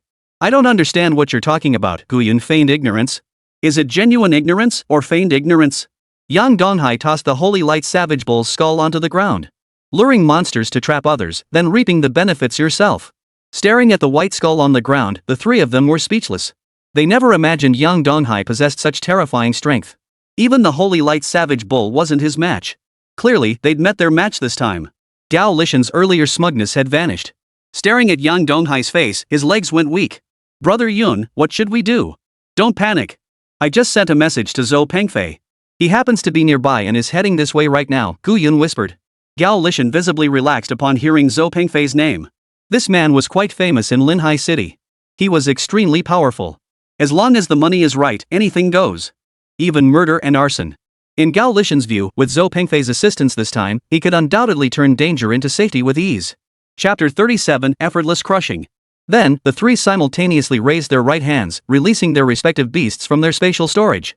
Three green lizards clad in silver-white armor stood before them, left hands bearing massive shields and right hands gripping white iron hammers. With powerful reinforcements now confirmed and positioned behind the three beasts, Gu Yun no longer felt the panic he had earlier. His gaze darted toward young Donghai as he offered a persuasive suggestion. You seem young, yet you managed to defeat a powerful demon beast like the Holy Light Savage Bull. You must have considerable potential. If you hand over all your treasures now and voluntarily disable your pet beast, I can pretend nothing happened. This is your only chance to live. Consider it carefully. Gao Lishan stared at young Donghai, his gaze implying that if the youth refused, the white-robed youth would soon be dead. You think a bunch of misfits like you can kill me? Young Donghai sneered contemptuously. Behind him, the flying dragonfly's wings fluttered rapidly, emitting a shrill, insect-like chirp. Of course, just the few of us can't defeat you, Gu Yun said, his eyes fixed on the crimson figure at the horizon's edge, a smile spreading across his face. But once our reinforcements arrive, everything will change. In less than half a second, the crimson figure soared above their location. Accompanied by a piercing, drawn-out cry, a crimson predatory bird abruptly materialized. As its wings flapped, countless streams of flame energy erupted, forming a massive cage of fire that trapped all of them inside. Clearly, unleashing this skill early was meant to gain control of the battle and prevent young Donghai from escaping. In an instant, the temperature soared. The nearby ground gradually melted under the intense heat, transforming into a crimson slurry. The molten mass slowly oozed forward, occasionally erupting with explosions due to the extreme temperature differences. The daytime heat was already intense, and now trapped within the fiery cage, sweat poured down their faces like rain. Despite the physical discomfort, Gu Yun grew increasingly excited. Zhou Pengfei has arrived. You're dead today. Zhou Pengfei's beast companion was a mid to high-tier creature, possessing formidable combat prowess. Over 90% of the second-tier beast tamers in Linhai City were no match for him. After the cage was constructed, the crimson raptor descended slowly, landing beside the three. Zhou Pengfei spoke coldly, "Is this greenhorn the one you came to kill?" "That's right, it's him," Gu Yun replied. "I never imagined you'd be stumped by such a greenhorn," Zhou Pengfei remarked. "This guy's pretty weird, even the Holy Light Bull couldn't handle him," Gu Yun warned. Any other beastmaster hearing this would surely feel uneasy, but Zhou Pengfei remained unconcerned. "Just a Holy Light Bull. It's no great demon beast. Only beast tamers like you would take that thing seriously." After speaking, Zhou Pengfei gently patted the red raptor's neck. "Take care of him." Upon hearing this, the flame bird's eyes flashed with fire, and intense flames surged across its body. The surrounding temperature soared once more. The flames swiftly shifted from crimson to a pale blue-white, and the area covered in red magma rapidly expanded, engulfing the entire arena within moments. Only the patch where the few people stood remained untouched, shielded from the intense heat by the energy of their beast companions. Yang Donghai stared at the crimson cage, his skin stinging intensely. Sweat poured from his pores, trickling slowly down the crevices of his body. His clothes clung tightly to his skin, his hair matted into a sticky mass, and his socks were soaked through. "It certainly has some skill," Yang Donghai remarked. He had seen many second-tier beast masters in Linhai City, but few had reached this level. "Only somewhat?" Zhou Pengfei bristled at the understatement. The crimson raptor let out a shrill, piercing cry. The flaming cage rapidly contracted, transforming into a barrage of crimson blades that sliced toward young Donghai. But at that very moment, countless steel-winged insects burst forth from the insect realm, coalescing into a silvery white river that formed a barrier before young Donghai. The searing flame blades collided with the silver river. Zhou Pengfei chuckled lightly. "It's like eggs hitting stones. Before my blazing bird's fireball blades, you insects won't last long." But his laughter quickly faded. The crimson blades were being shattered one by one. The steel-winged beetles, which should have suffered heavy losses, remained completely unscathed, each one as lively as ever. Clearly, the fiery energy had no effect on them. This can't be. Zhou Pengfei's mind was in turmoil. He immediately ordered the red raptors to intensify their attack. More flames appeared, coalescing into a crimson tornado that surged toward young Donghai. Countless flaming scimitars whirled at high speed around the vortex, yet they seemed to have little effect. The swarm chose to endure the fiery tornado's assault head-on. To them, the flames were as harmless as they are hardly capable of inflicting damage, let alone killing them. Immediately, the swarm launched its counterattack. Before the flame bird could unleash another fiery skill, the steel-winged insects, flapping their wings at incredible speeds, reached its side. They transformed into silver blades, each swinging down in a slashing attack. Soon, a gash opened in the flame bird's neck, spurting copious amounts of crimson blood from the wound. Then came the second slash, the third. Until the flame bird lay dead, its body collapsed onto the crimson lava. Countless streams of blood seeped from its wounds, mingling with the lava. Its eyes turned from red to white, and the flames covering its body faded one by one, returning to its normal form. The swarm's assault was ferociously swift. The entire sequence unfolded within mere seconds. Gazing at the fallen beast's corpse, the four faces held no trace of joy, only fear. The three armored lizards trembled violently. The moment they took half a step back, iron beetles crawled onto their thighs. Within less than half a second, these silvery white insects swarmed their bodies, each sinking its jaws in to gnaw and tear. A bloody feast unfolded silently. Soon, the three armored lizards met the same fate as the flame birds. After securing victory, the logistics handling iron beetles methodically cleaned the battlefield. Using their white pincers, they grasped the flesh and blood of the red beasts, transporting it piece by piece into the insectoid realm to nourish the abyssal queen's brood. Nothing else was spared either. The armored lizard's plates and the firebird's crimson feathers, both excellent materials, were also packed up and sent into the insectoid realm. Soon, the scene was swept clean. A wave of intense terror washed over Gu Yun. His pupils dilated, his legs grew weak, and he soon collapsed, unable to stand. Gao Lishan's face turned deathly pale. Gu Yan, overcome by extreme tension, appeared dazed. Impossible. Absolutely impossible. Zhou Pengfei's voice was filled with terror and shock. Chapter 38, The Demon Ape's Trail. Young man, I admit I was wrong this time. Now that you've killed all our pets, the backlash has damaged our primal essence, making it nearly impossible to contract new pets in the future. Please, in your generosity, spare us this once? Zhou Pengfei knelt on the ground, pleading earnestly. Seeing his state, the others knelt down as well, pleading for mercy. We'll give you everything we have. Please, just let us off this once. Yes. Young man, please give us a chance. Attacking you earlier was a momentary lapse of judgment. My elderly mother waits for me at home. If I die like this, who will support her? She might be devoured by beasts within days. Their expressions were sincere, their acting convincing. Had Yang Donghai been easily swayed, he might have spared them. Unfortunately, he wasn't that kind of person. Since these men dared to attack him, they had to be prepared to pay the price. Seeing Yang Donghai unmoved, Zhou Pengfei inwardly cursed his luck, regretting taking on Gu Yun's job. Who could have imagined that this youth's pet beast possessed such terrifying combat prowess? Driven by an intense will to survive, he racked his brain desperately. Soon, he spoke up, I know some crucial intelligence. If you spare me, I can tell you everything. Speak. Yang Donghai perked up. When it came to raw strength, the four of them combined weren't a match for Yang Donghai. But when it came to the depth of their intelligence networks, Yang Donghai couldn't hold a candle to these hunters. Networks and channels were built over time. These wilderness hunters roamed the wild year-round, privy to secrets unknown to ordinary folk. Seeing Yang Donghai's interest, Zhou Pengfei relaxed slightly before making his demand. After I tell you, you'll let us live? Go ahead, Yang Donghai replied. Someone spotted traces of a space-time demon ape in the mountains east of the Silent Wastes, Zhou Pengfei revealed. When? Yang Donghai's interest was piqued. His objective this time was to hunt down a space-time demon ape, and he hadn't expected to get relevant intel from these men. Yesterday evening, Zhou Pengfei answered. Many beast tamers have gathered there now, along with numerous mercenaries from the city. So, what do you say? Will you let us go? Upon hearing this, Yang Donghai gently patted the flying dragonfly's head and condensed a shadow orb. With a deafening explosion, Zhou Pengfei was instantly reduced to fragments. The others scattered in panic, but before they could take a few steps, they were struck by the shadow orbs trailing behind. Their fate mirrored Zhou Pengfei's. Yang Donghai walked over to them, disregarding the filth of the corpses. He searched them, collecting the crystal core materials and stowing them one by one into the insectoid world. Then, perching atop the flying dragonfly, he murmured softly to the eastern part of the Silent Wastes. He intended to verify what Zhou Pengfei had claimed.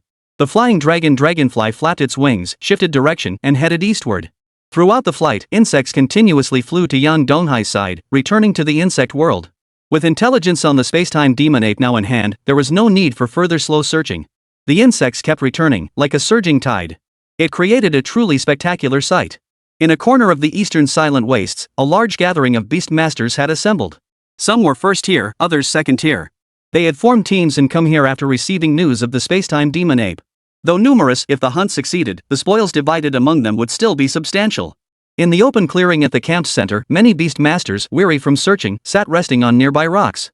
2 beast masters engaged their pets in combat. Both pets were mid to high tier. Use lightning attack, commanded the man on the left. Upon hearing its master's command, the thunder frog rapidly inflated its abdomen like a balloon before unleashing a bolt of blue lightning. The woman on the right refused to be outdone. Don't dodge. Use dark orb now. I'll see whose beast strikes harder. The dark bat initially attempted to dodge. After all, with its flying ability and agile movements, dodging the frog's attack shouldn't be too difficult. But upon hearing its master's command, it abruptly changed course, spitting forth a black orb of light. The two distinct energies collided. Boom! The explosive sound reverberated throughout the entire mountain range, sending wave after wave of shockwaves rippling outward. Seeing this, both pet beasts unleashed their skills once more, launching relentless assaults against each other, neither willing to yield an inch. The ground at the center of the clearing began to collapse and disintegrate under the pet's attacks, gradually turning to dust. Soon, a massive crater formed. The thunder frog, being grounded, found itself at a disadvantage, hindered by the terrain. However, its fighting spirit remained undiminished. Instead, it grew fiercer, continuing to unleash lightning attacks against the dark bat soaring overhead. The dark bat showed no intention of evading, persistently clashing with the lightning frog. For a time, neither beast gained the upper hand. Nearby beast masters, watching the heated battle, couldn't help but whisper among themselves. I think the dark bat has the edge. It's not hindered by the terrain, so it's not at such a disadvantage. The lightning frog, on the other hand, has to constantly expend energy to adjust its position. Not necessarily. While the lightning frog must reposition, it holds the stamina advantage over the dark bat. It's hard to say who will win. It's too early to tell. Both pets have a chance to win, but personally, I'm leaning toward the dark bat. At the same time, they were both astonished by the destructive power of the two beasts. In a small place like Linhai City, a battle between two mid to high tier pet beasts was a rare spectacle. They stared intently at the clearing, afraid to miss any of the action. Just as the battle reached its peak, a crimson lantern materialized between the two creatures, instantly nullifying their attacks. The scene left everyone speechless. After all, these were the skills of two mid to high tier pet beasts. The damage output was immense. Yet now, it had been so easily nullified. This red lantern was no ordinary object. A dark-skinned woman slowly approached. Upon recognizing her identity, everyone immediately rose to their feet and bowed in unison, exclaiming, "Greetings, Captain Hua. Hua Qingwu, commander of the Rose Mercenary Corps."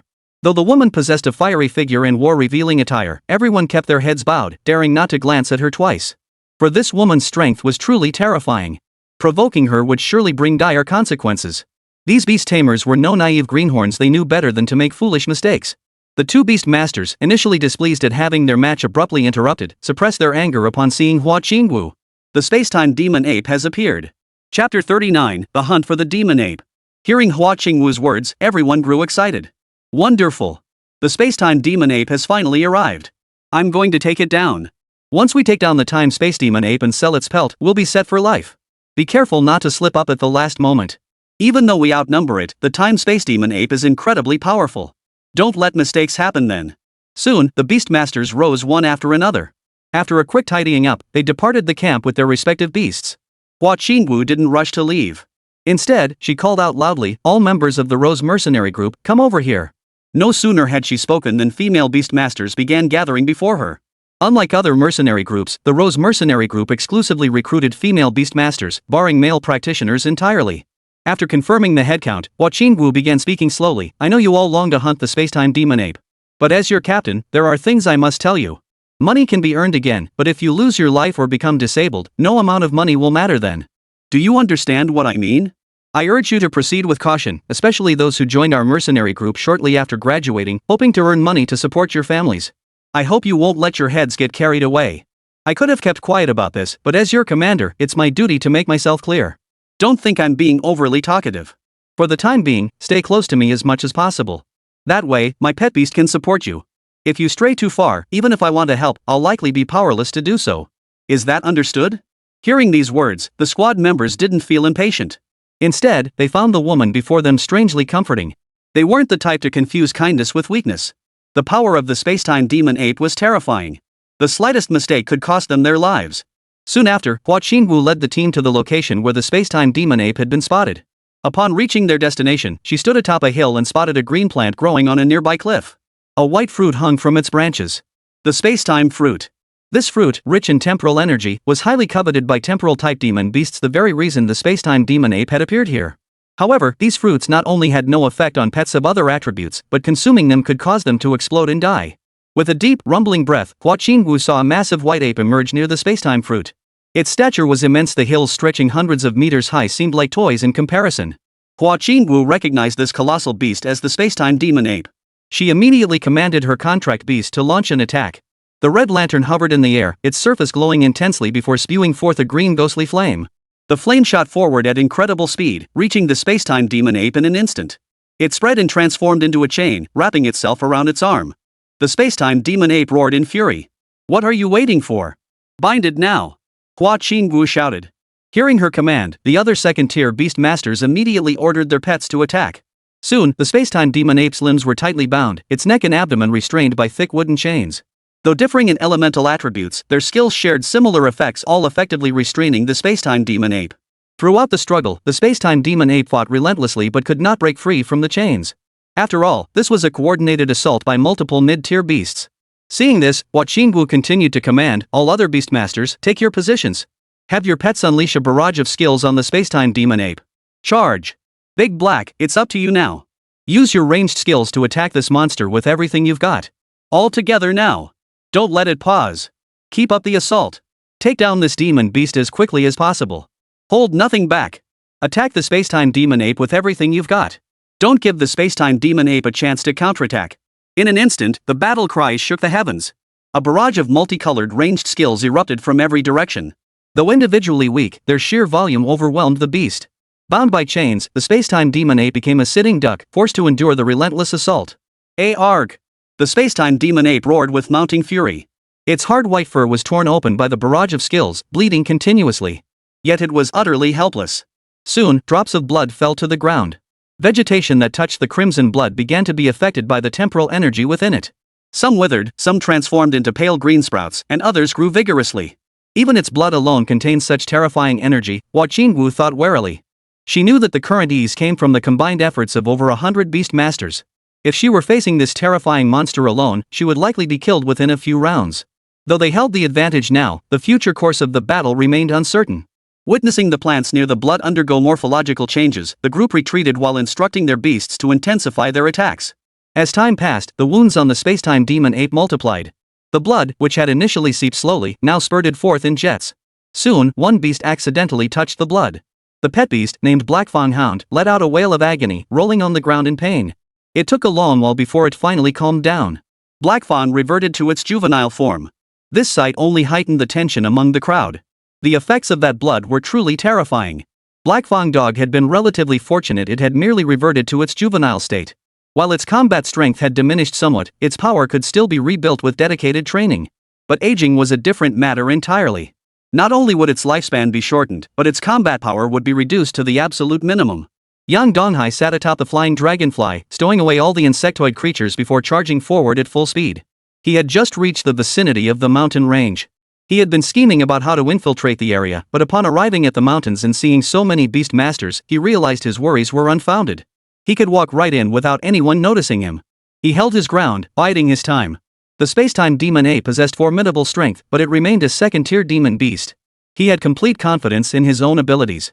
He feared that acting rashly might only escalate the chaos, potentially allowing the spacetime demon ape to escape. The reason the spacetime demon ape hadn't used its teleportation ability yet was mainly because it wasn't ready to give up the spacetime fruit. The fruit held an irresistible allure for the beast. Only when its life hung in the balance would it abandon the fruit and flee this place. After dismounting the flying dragonfly, he found a suitable vantage point to observe the battle and began waiting patiently. Chapter 40, An Unexpected Turn. Yang Donghai quietly observed the shifting battle. His advancement quest this time required him to kill a time space demon ape, but not to obtain any related materials. Though the demon ape's pelt was valuable, it wasn't his objective. Having it would be nice, but Yang Donghai didn't care much if he didn't. He must seize the moment to unleash his insect swarm for a fatal strike against the spacetime demon ape. And prevent the spacetime demon ape from escaping. This was no simple feat. Soon, the tide of battle shifted. The spacetime demon ape's muscles began swelling at a visible rate.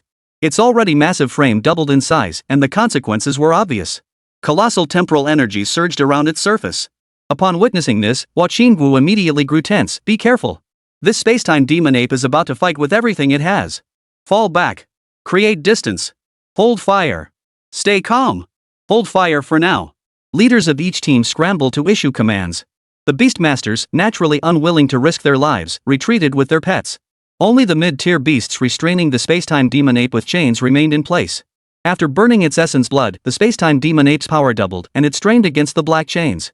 The dark bat on the other end of the chain plummeted downward, crashing into the ground and creating a massive crater. The chains bound not only the space-time demon ape but also the mid-tier beasts like the dark bat. Earlier, the space-time demon ape had been at a disadvantage, not yet resorting to burning its essence blood in a desperate bid. Now the tide of battle had turned completely. Several more mid-tier beasts flew out, just like the dark bat. However, they never relinquished the energy chains. Instead, they coordinated once more, attempting to suppress the space-time demon ape. Seeing the dark bat's wounds, Hua Qingwu urgently called out, "Pets with healing skills, come help immediately. My pet can heal. Mine too. Coming. Right over." Upon hearing this, the beast masters led their pets to the dark bat's vicinity and cast healing skills. Though these beasts were only low level, their healing effects were modest, but their sheer numbers made up for it. Soon, through their coordinated efforts, the dark bat's wounds began to gradually heal. The energy coursing through the chains surged, its color solidifying as it once again suppressed the space-time demon ape. All together now. If we work together, we can definitely defeat this space-time demon ape. Let's all give it our best. Unity is strength. The various beast companions plunged back into the fray. Skills of varying colors rained down relentlessly upon the distant space-time demon ape. Both sides entered a phase of attrition warfare. Though the space-time demon ape inflicted considerable damage on the pets, the presence of healing-type pets kept the situation manageable. As for the blood infused with temporal energy, it wasn't difficult to evade with a bit more caution. Additionally, some beast masters pulled out stamina potions from their packs to restore their pets' vitality. For hunters who roamed the wilderness year-round, these were standard-issue medicines. Every hunter carried a substantial supply. Now, however, they became the decisive factor in the battle's outcome. Outnumbered and unable to consume stamina potions, the space-time demon ape, seeing this, drew upon the power gained from burning its essence blood and struck again. A white beam shot forth. But it proved useless. Mid-tier beasts possessed agile movements. They easily dodged the sweeping white light. Yang Donghai watched the seamless coordination between the humans and their beasts, silently nodding in approval. These beast masters, who've spent years traversing the wilderness, possess a unique quality. Though individually weaker than the space-time demon ape, their combined efforts unleash formidable combat power. This, too, was the source of humanity's strength. Human strength has its limits. But a group working together can accomplish most tasks. He was still biding his time. The space-time demon ape still possessed abundant stamina. He still cannot kill the space-time demon ape with a single blow. Time passed slowly. The hunters and their beasts gradually adapted to the space-time ape's attack patterns, growing more adept than before. Meanwhile, the space-time demon ape's stamina continued to dwindle. After a long while, it finally crossed the breaking point, and the time-space demon ape was once again overwhelmed. Its wounds reopened. Blood flowed in ever greater quantities. Its roars grew weaker and weaker. Clearly, at this rate, it wouldn't be long before the space-time demon ape was killed. But this was also a critical moment. They couldn't let the space-time demon ape use its teleportation skill to escape. It's almost over. Yang Donghai extended his right hand, preparing to summon the swarm to charge forward and finish off the spatial demon ape. Hua Qingwu remained perched high above, assessing the beast's injuries. Everyone, the decisive moment is yet to come. Upon hearing this, everyone understood. Big Black, unleash your full power on the space-time demon ape before us. Use your most powerful skill this time. Xiao Bai, burn your essence blood and prepare to deliver the final blow to the space-time demon ape. But at that very moment, an unexpected turn of events unfolded. A black beam of light slammed into the center of the crowd, erupting in a deafening explosion. The attention of both humans and beast companions was entirely focused on the space-time demon ape, leaving them completely unaware of the situation outside the arena. The beam instantly inflicted severe injuries on 2 beast masters and 3 pet beasts. You've all done your part. Leave this space-time demon ape to us now. A one-eyed man stepped forward from the rear, a cold smile playing on his lips. Mo Tang. It's you. Don't push your luck. After all our hard work, you come to steal the fruits of our labor. Hua Qingwu spat venomously. If you want the space-time demon ape's pelt, you'll have to step over my dead body first. We can't let them get away with this. Why should we? The time-space demon ape is ours. Everyone was seething with rage. Because right now, my fists are bigger than yours. Mo Tang snorted coldly. Since you all want to die, I'll grant your wish. No sooner had the words left his mouth than dozens more beastmasters emerged from behind. Under their command, the beasts unleashed their abilities upon the crowd below. Though Mo Tang's side was outnumbered by Hua Qingwu's group, Hua Qingwu and her companions had long been worn down to exhaustion. They were now no match for Mo Tang's forces. Pet beasts and beastmasters kept falling to the ground. Don't get cocky. Hua Qingwu gritted her teeth. Release the chains together. If we can't have the space-time demon ape, neither can Mo Tang. Seeing this turn of events, the space-time demon ape was stunned. It had thought death was imminent, only to witness its own allies now fighting amongst themselves? Freed from the chain's restraint, the spacetime demon ape endured the pain of its wounds and moved toward the spacetime fruit. Chapter 41, The Black Tower. The spacetime demon ape moved with heavy steps, slowly approaching the spacetime fruit. Its crimson wounds slightly reopened with each movement, spurting forth more blood. Overwhelming agony consumed its consciousness. Vision blurred from physical exhaustion, and its breathing grew thunderous and heavy. Hua Qinggu watched this scene, her face brimming with smug satisfaction. If I can't have it, neither can you. We poured so much effort into this, so close to success, and then you come along and ruin everything. You really think you're so clever? None of you will get it. Neither side will get off easy. The Beastmaster on Hua Qingwu's side treated the wounds of his beast companion while laughing triumphantly. Is that so? If I dare to ambush you at this moment, it's because I prepared accordingly. Mo Tang chuckled lightly, opening his right palm to reveal a small black tower. The tower had an ancient design, with 9 layers, each wall engraved with unknown characters. As energy surged through it, the tower vibrated softly. The inscriptions glowed golden, then detached one by one from the tower's walls. They coalesced into a golden serpent, coiling around the tower. Sensing the tower's extraordinary nature, Hua Qingwu inwardly gasped, "This is bad." The tower's body abruptly expanded, growing to half the size of an adult in less than half a second. Go! Subdue that spacetime demon ape. Mo Tang commanded in a commanding tone. The tower broke free from Mo Tang's right hand, spinning as it flew upward. Reaching 15 meters above the ground, it expanded again until its size surpassed that of the spacetime demon ape. Golden inscriptions swirled around the black tower at breakneck speed. After traveling a distance, the tower hovered motionless above the spacetime demon ape. Serpentine golden inscriptions detached from the tower's body, splitting into 5 strands that coiled around and bound the spacetime demon ape's limbs and abdomen. The spacetime demon ape let out a defiant roar, struggling desperately to move forward, yet it could not take another step, firmly bound in place by the black tower. Its enormous black eyes brimmed with frustration. It was mere meters away from the time-space fruit. Just one more step and it could pluck the white fruit and consume it. It had risked everything to reach this area solely for the spacetime fruit, which held immense benefit for it. Yet now, all was lost. Mo Tang laughed triumphantly. This small black tower was acquired at great expense from an auction. Its origins were shrouded in mystery. He had experts appraise it and discovered the tower was crafted from an extraordinary material, primarily ether. This rare material was difficult to obtain, not just for second-tier beast masters, but even for 5th-tier beast masters. He still hadn't fully grasped the tower's capabilities, only knowing it possessed powerful binding effects. Attack the black tower! Hua Qingwu shouted. She intended to destroy the tower and free the spacetime demon ape. She was determined. She would rather forego the spacetime demon ape than let Mo Tang succeed. The beastmasters standing beside her immediately commanded their pets to unleash ranged skills. In an instant, a hail of skill attacks pelted the black tower. A golden protective barrier appeared around the tower's exterior, deflecting every single attack. What on earth is this thing? Hua Qingwu exclaimed in astonishment. Watching the unmoving black tower, Mo Tang grew increasingly smug, bursting into laughter. Hua Qingwu, if you're willing to kill your own pets, destroy your cultivation, and become my concubine, I might consider sparing your life. His gaze lingered on Hua Qingwu's fiery figure, his eyes burning with desire, eager to claim her as his own at once. Hua Qingwu's face twisted with disgust as she spat on the ground. Get lost. I, Hua Qingwu, would rather die than be your concubine. Very well, then die. Mo Tang activated his beast control space. A blinding white light erupted as a black tiger strode out. The beast growled low, its voice thunderous, its eyes hungry as it surveyed the creatures below the hill. It was the night war tiger, Mo Tang's contracted beast. Watch out. Hua Qingwu pointed toward the distant red lantern. Mo Tang was despicable and treacherous, yet possessed remarkable talent in beast cultivation. Even at her peak, Hua Qingwu would have to avoid the night war tiger's sharp claws, let alone now, with her stamina depleted by more than half. With the boost of high-speed movement, the dark night war tiger reached the vicinity of the red lantern in an instant. It opened its massive jaws, its sharp white teeth snapping together rapidly under the control of its powerful jaw muscles. It swiftly shattered the lantern's surface energy defense, piercing through the outer skin and burrowing deep inside, striking a crack into its core essence. The crimson lantern flew away.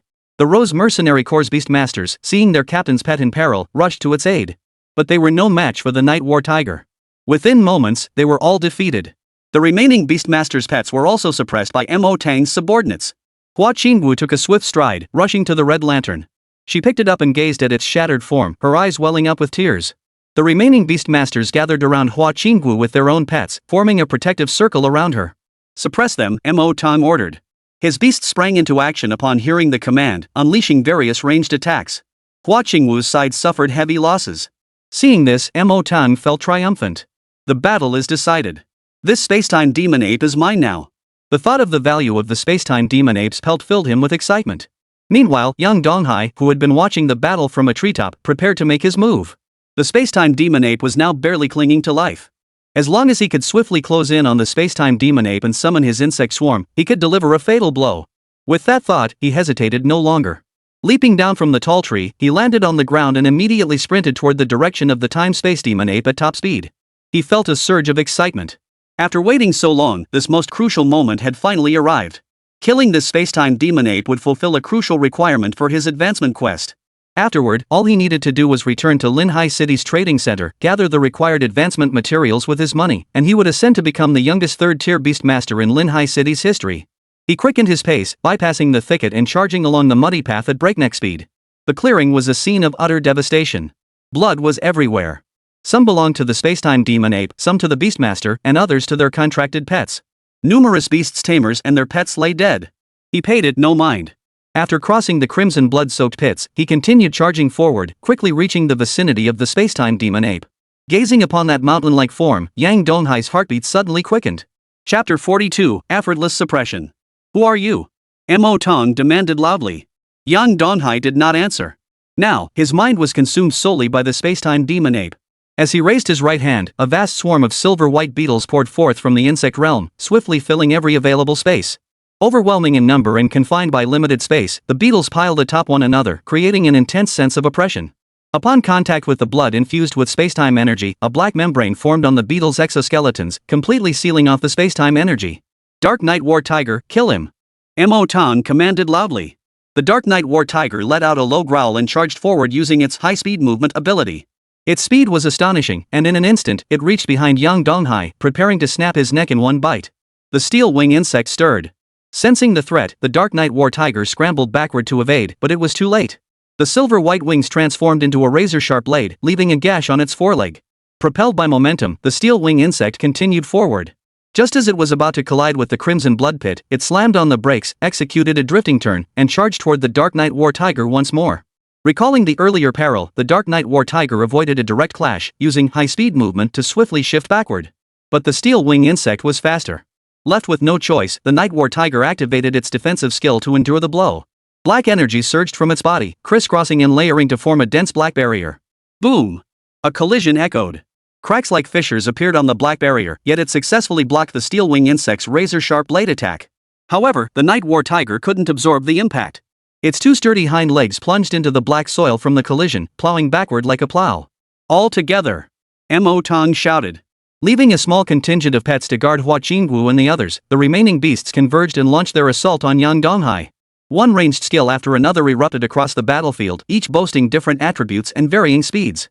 Hua Qingwu stood on the ground, panting heavily, her gaze fixed on the white-clad youth not far away, a look of concern evident. In her eyes, such a barrage of ranged attacks would be enough to fell even her instantly. The white-clad youth before her possessed extraordinary strength, but his youth made it unlikely he could hold out much longer. Hold them off, Yang Donghai said calmly.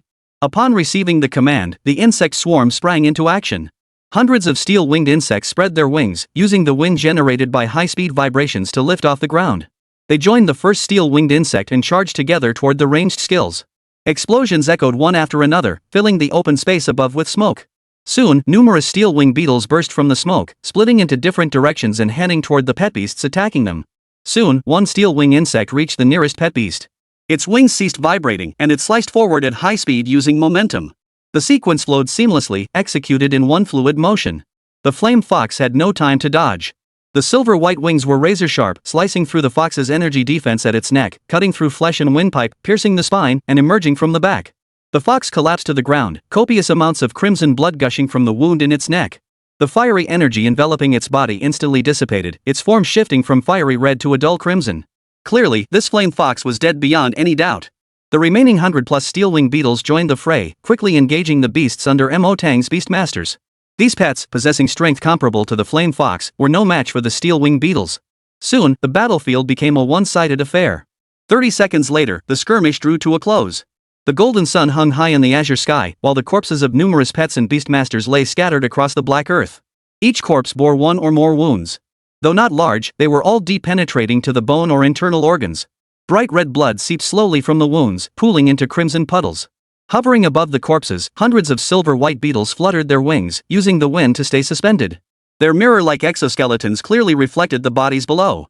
Some steel-wing beetles had traces of crimson blood clinging to their wingtips, but the liquid vanished swiftly with the rapid flapping of their wings. What kind of insects are these? Mo Tang stared at the corpses nearby, his pupils suddenly contracting. His legs grew weak as the battle scenes replayed relentlessly in his mind. Terrifying. Absolutely terrifying. He had never seen such a terrifying insect. Those silver-white steel-winged insects, like the scythe of death itself, relentlessly reap the lives of beast masters and their pets. Within just one or two exchanges, they could claim a vibrant life. What sent chills down his spine even more was that Yang Donghai possessed many more of these insectoid creatures. The ones that had just attacked were merely a fraction of his forces. Yang Donghai's focus was entirely on the Black Tower and the Spacetime Demon Ape, so he hadn't attacked them with full force. This is way too powerful. Hua Qingwu's mouth fell slightly open, her eyes filled with disbelief. She never dreamed in her wildest dreams that the white-robed youth before her could be this formidable. He had dispatched Mo Tang and his men using only a fraction of his insect horde. As the captain of the Rose mercenary group and a long-established second-tier beastmaster, Hua Qingwu knew exactly how terrifying Mo Tang's Dark Knight War Tiger truly was. Yet just moments ago, it had been taken down with such ease. How could this be?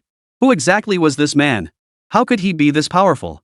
A barrage of questions flooded Hua Qingwu's mind, leaving her stunned for a long moment. Moreover, one crucial detail stood out: the young beastmaster controlling the insect horde before her eyes was barely 16 or 17 years old.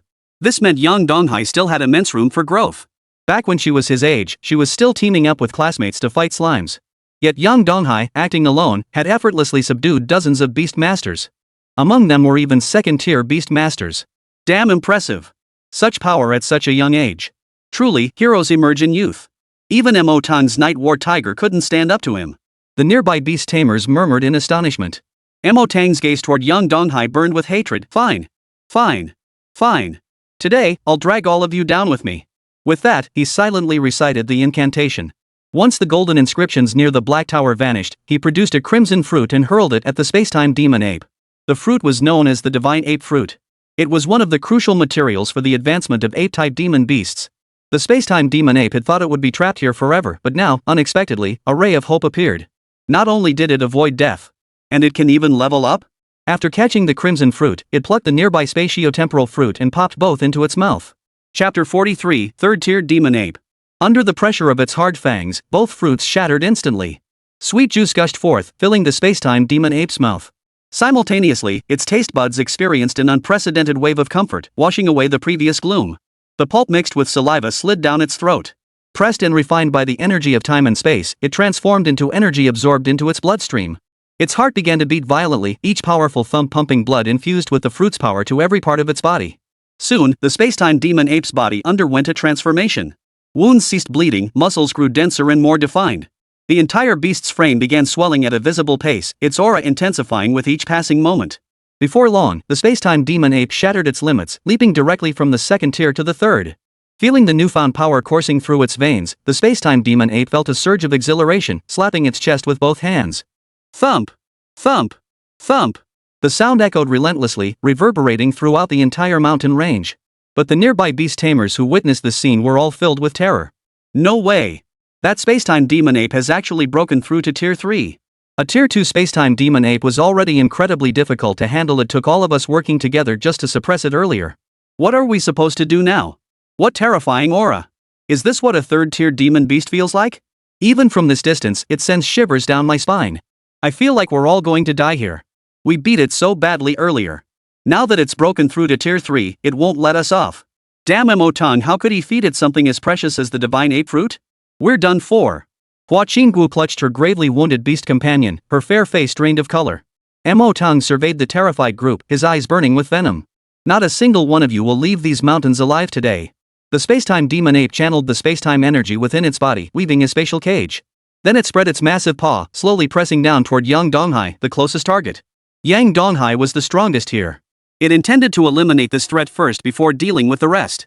Hua Qingwu screamed frantically, "Get out of the way! That's a third-tier demon beast's attack." The others paled in horror. Yet Yang Donghai remained rooted to the spot, steadfastly maintaining the open portal to the insect realm, allowing the swarm to pour forth. Even as the shadow of the giant hand loomed overhead, he showed not the slightest concern. The Spacetime Demon Ape's breakthrough from second tier to third tier was indeed unexpected. But this wasn't a third-tier space-time demon ape at full strength. Had it been at full strength, he would have fled without a second thought. But this space-time demon ape had first been weakened by Hua Qinggu and the others, then suppressed by the Black Tower, leaving its stamina completely depleted. Even at the formidable third tier, Yang Donghai showed no sign of fear. Yesterday at the Wang family estate in Linhai City, he had already fought against the third-tier beastmaster, Wang Yun. Seeing the entire swarm emerge, he issued his battle command, "Kill it." The swarm stirred at the command, surging forward like a tidal wave. The space-time demon ape, its ego inflated after breaking through its tier, sneered with contempt at Yang Donghai's audacity to attack. "You're overestimating yourself. I admit your strength is impressive," Mo Tang sneered coldly. "But standing before you now is a third-tier space-time demon ape." In his eyes, Yang Donghai's actions were akin to a moth flying into a flame, utterly pointless. Hua Qingwu watched this unfold and couldn't help but sigh softly before closing her eyes. She couldn't bear to watch any longer. The other beast tamers all believed Yang Donghai was doomed this time. But at that very moment, an unexpected turn of events unfolded. After multiple suicidal charges, the silver-white steel-winged insects had actually breached the time-space demon ape's energy shield. They then swarmed toward the wounds on its arm. Silver blades pierced the crimson flesh, tearing the wounds open further.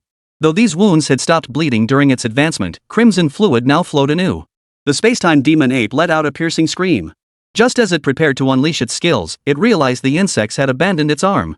Using their razor-sharp teeth, they tore open the wounds and burrowed deep into the flesh, heading straight for the abdominal cavity. "No!" The space-time demon ape's expression turned frantic as it desperately channeled the temporal energy within its body, but to little effect. A layer of black energy membrane covered the surface of every insectoid's body. Activating this membrane continuously drained the insect's energy, yet it provided them with formidable protection. More and more insects entered the space-time demon ape's body. Numerous small bumps protruded from its blood-soaked fur, then swiftly began moving through the space-time demon ape's body. Upon reaching designated areas, the insects began gnawing and tearing. Their mandibles were razor-sharp, capable of shredding intestines, livers, tendons, and ligaments with the slightest pressure.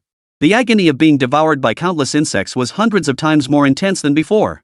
The space-time demon ape screamed in agony, thrashing about on the ground.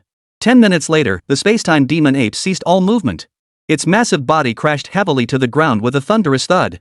Blood infused with space-time energy flowed out, causing nearby plants to undergo a series of temporal transformations. With a sharp pop, the beast's abdomen ruptured, releasing a torrent of insects. More insects crawled out from its eyes, mouth, and ears.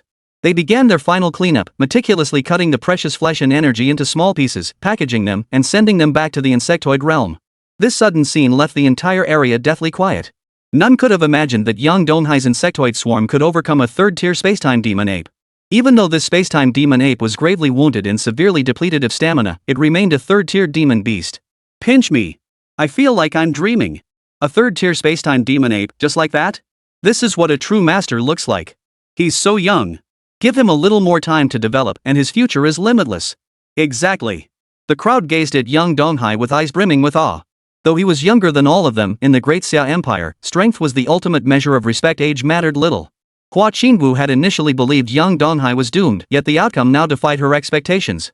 After all, this was a third-tier space-time demon ape. It was only natural for her to think that way. Any other beastmaster would have had similar thoughts. It could only be said that Yang Donghai was simply too extraordinary, defying all ordinary logic. Mo Tang stared at the corpse of the space-time demon ape, utterly dumbfounded. He had given the precious divine ape fruit to the space-time demon ape specifically to drag Yang Donghai down with it. Yet even a space-time demon ape that had broken through to the third tier was no match for Yang Donghai's insect swarm. Chapter 44, Thunder Beast. The swarm worked with remarkable efficiency. After Yang Donghai dealt with Mo Tang, the swarm on the other side had already finished dissecting the space-time demon ape. Steel-wing beetles flew to Yang Donghai's side, carrying the blood-stained fur and crystal core in their jaws. Yang Donghai looked at the others and asked, "I'll take the crystal core and pelt, but I'll pay you your share of the reward at market price. Is that acceptable?" In his view, these men had contributed significantly in the early stages. Had they not worn down the space-time demon ape, his subsequent battle would never have been so straightforward. Sharing part of the reward with them was only fair. Hearing this, Hua Qingwu felt a newfound respect for Yang Donghai. In the Beastmaster world, might ruled supreme. Given Yang Donghai's combat prowess demonstrated earlier, even if he had taken everything outright, they wouldn't have dared to object. That he was now willing to give them some reward was quite generous. The group then began treating their wounds. Once they were mostly healed, they returned to Linhai City with Yang Donghai. As dusk fell, they arrived at the city gates. The imposing procession of beast tamers immediately drew the attention of many fellow practitioners. Upon arriving at the trading center, Sun Kai hurried out to greet them. Clasping Yang Donghai's hand, he smiled. Young man, got more materials to sell? Yes. Yang Donghai nodded, and with a light wave of his hand, a large quantity of materials landed in the center of the reception hall. Sun Kai's expression remained largely unchanged. After all, when Yang Donghai had visited last time, he brought a large amount of materials. He was mentally prepared for this kind of situation. He then smoothly pulled out a notebook and pen. We'll stick to the same rules as last time. We'll buy back the materials based on the official website prices. If you have any questions during this process, feel free to ask any time. All right. Yang Donghai replied. The ironclad turtle shell is in good condition with minimal wear, 236 yuan each. The moon rabbit teeth are average quality, so we can only offer 21 yuan for them. Supervisor Sun stated deliberately. But his composure quickly shattered. Because he spotted a blood-stained white pelt. Under his direction, several trading center staff picked up the pelt and spread it out in the living room. The pelt was enormous. This is actually a time-space demon ape pelt. I never imagined I'd see one in my lifetime. Sun Kai's voice trembled, clearly overcome with excitement. Is he the Yang Donghai who cleared the Abyss trial? That's him. Who would have thought he could obtain such a complete demon ape pelt? He's a recent graduate this year, isn't he? And now he's actually participating in the spacetime demon ape hunt. The crowd buzzed with discussion. Their eyes were filled with envy as they looked at Yang Donghai.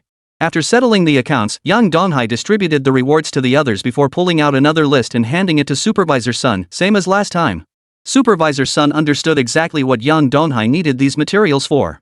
He was preparing to advance his rank. How long had this guy even been out of school? He was already pushing to break through to the 3rd tier. Truly a prodigy. His advancement speed was like riding a rocket. Students his age were probably still stuck at the initial stage, entry level. Even those with decent talent and connections are only at the mid-1st tier. They're in completely different leagues. 2.5 hours later, Sun Kai pushed a cart into the living room. Here are your materials.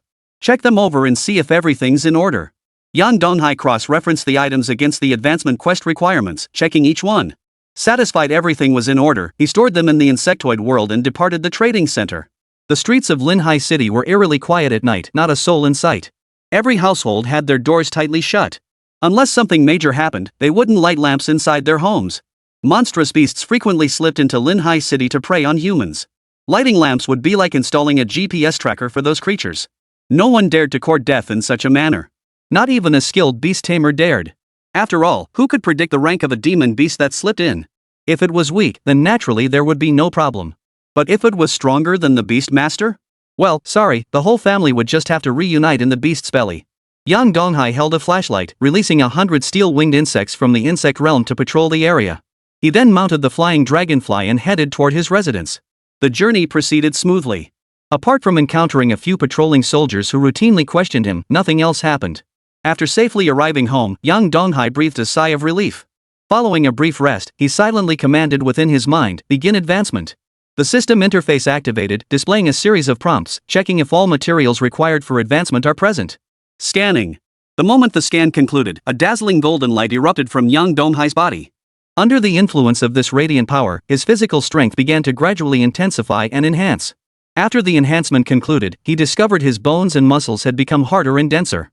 His skin possessed remarkable resilience, feeling as tough as cowhide to the touch. Even a cleaver strike left no damage. His vision, agility, and reaction speed all received significant enhancements. Feeling the ceaseless flow of power within him, Yang Donghai felt immensely elated. He then turned his gaze toward the inner workings of the insectoid world.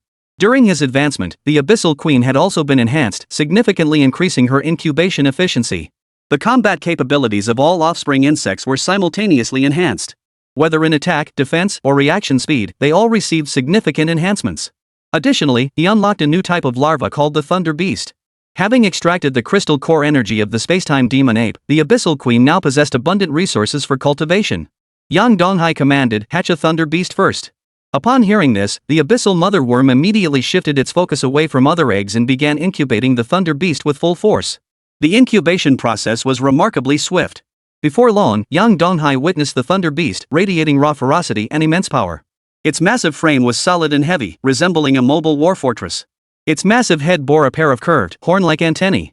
Its eyes were deeply sunken in their sockets, glowing with a blood-red light, while its mouth was filled with sharp teeth. Its limbs were thick and powerful, muscles bulging, each foot ending in scythe-like claws. Damn, that's cool. Yang Donghai remarked before releasing it from the insectoid realm to test its destructive power. Upon reaching the courtyard, the Thunder Beast obeyed Yang Donghai's command. With a single gentle collision, it shattered the rockery into pieces. Yang Donghai couldn't help but suck in a sharp breath. Had that impact struck any other pet beast, unless it possessed defensive abilities, it would have been utterly crushed. And this was without even using any skills. If it had used an attack skill, the destructive power would have been even more staggering. Chapter 45, New Skills. However, the courtyard's space was limited. If the Thunder Beast unleashed an attack skill, it would likely damage the surrounding houses and cause trouble for the neighbors. Better not to risk it. He'd wait until tomorrow to test its effects while leveling up in the wilderness. He then glanced at his attribute panel, where the contents caught his eye. A powerful new skill has actually been added.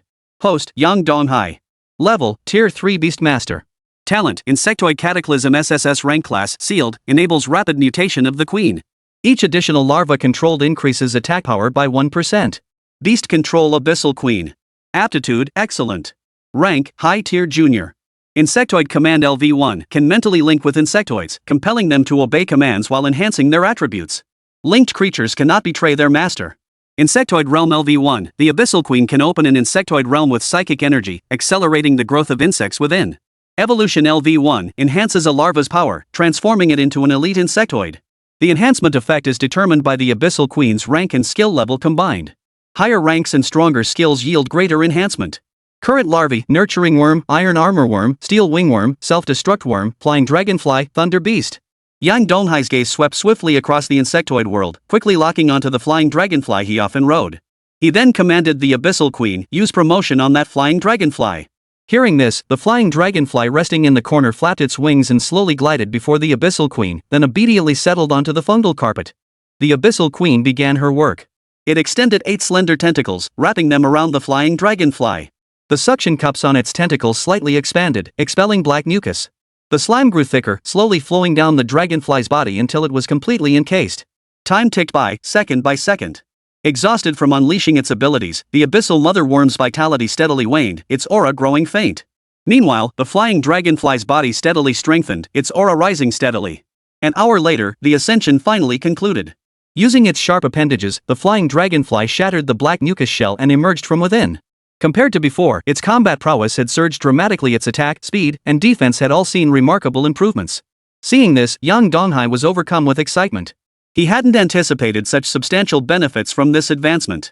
Not only did it unlock new sub-insects, but it also taught the Abyssal Mother Insect the Ascension skill. It's important to note that this skill isn't limited to aerial dragonflies. Other sub-insects can utilize it as well. As his rank increases, more sub-insects will undoubtedly be unlocked, and the resulting combat power boost is beyond imagination. Truly worthy of an SSS-tier Beastmaster talent, its power is staggering. He had intended to advance the Thunder Beast as well, but seeing the Abyssal Mother Insect already weakened, he commanded the offspring to replenish its life energy. Upon hearing this, the iron beetles crawled to the corners, gently grasping chunks of meat with their pincers like teeth before transporting them to the Abyssal Mother Insect to restore its strength. Once the Abyssal Mother Worm had largely regained its strength, Yang Donghai activated the advancement skill once more. By dawn, all the larvae had ascended into elite insectoid warriors, achieving a quantum leap in power. Yang Donghai yawned and headed to the bathroom to prepare a hot bath. At the same time, he began to strategize his next moves. His advancement was now rapid. In just a few short days, he had grown from a frail Tier 1 Beastmaster into a capable Tier 3 Beastmaster who could stand on his own. Across the entire Great Xia Empire, no other young Beastmaster could match this achievement. Neither Lin Shuriao, Zhao Baiwei, nor any other prodigious Beastmaster elsewhere could compare to him. Lin Shuriao's beast companion was only at the early intermediate stage, 2 realms below his own. Zhao Baiwei's was similarly inferior. As for the prodigies in the major cities, their ranks might be slightly higher, but they certainly couldn't compare to him. However, Yang Donghai knew this was no time for celebration. His strength still had significant shortcomings. His goal wasn't to compete with those students, but to survive in this chaotic world. This wasn't him worrying needlessly. Incidents of demon beasts gathering to attack towns and slaughter residents occurred frequently. While he could handle high-tier demon beasts now, what if he encountered a beast king, beast emperor, or beast god? The outcome was obvious. Though his insect swarm was vast, if it couldn't break through defenses even when fully mobilized, they'd be no different from fish on a chopping block. This thought solidified Yang Donghai's resolve. Tomorrow, I'll lead my insect tribe into the wilderness to hunt demon beasts and continue strengthening our power. I'll strive to advance to a 4th-tier Beastmaster within this week. If other Beastmasters knew Yang Donghai's current thoughts, they would surely dismiss it as a fool's fantasy. Advancing from Tier 3 to Tier 4 took years at best, decades at worst. Even exceptionally talented Beastmasters require 1 to 2 years. But Yang Donghai knew this wasn't wishful thinking, it was a plan about to be realized. Possessing SSS-tier talent and commanding tens of thousands of insectoid creatures, his advancement efficiency was simply incomparable to that of ordinary beast masters. After his bath, Yang Donghai returned to his bedroom to rest. No sooner had he laid his head on the pillow than a steel wing insect flew in. This annoyed him somewhat. After all, he'd been busy all day, and it was so late. Having his sleep interrupted like this was bound to make him unhappy. However, he knew the steel wing insect wouldn't bother him without reason. So, after composing himself, he asked, "What is it?" The steel wing insect emitted a buzzing sound. After hearing it, Yang Donghai instantly flew into a rage.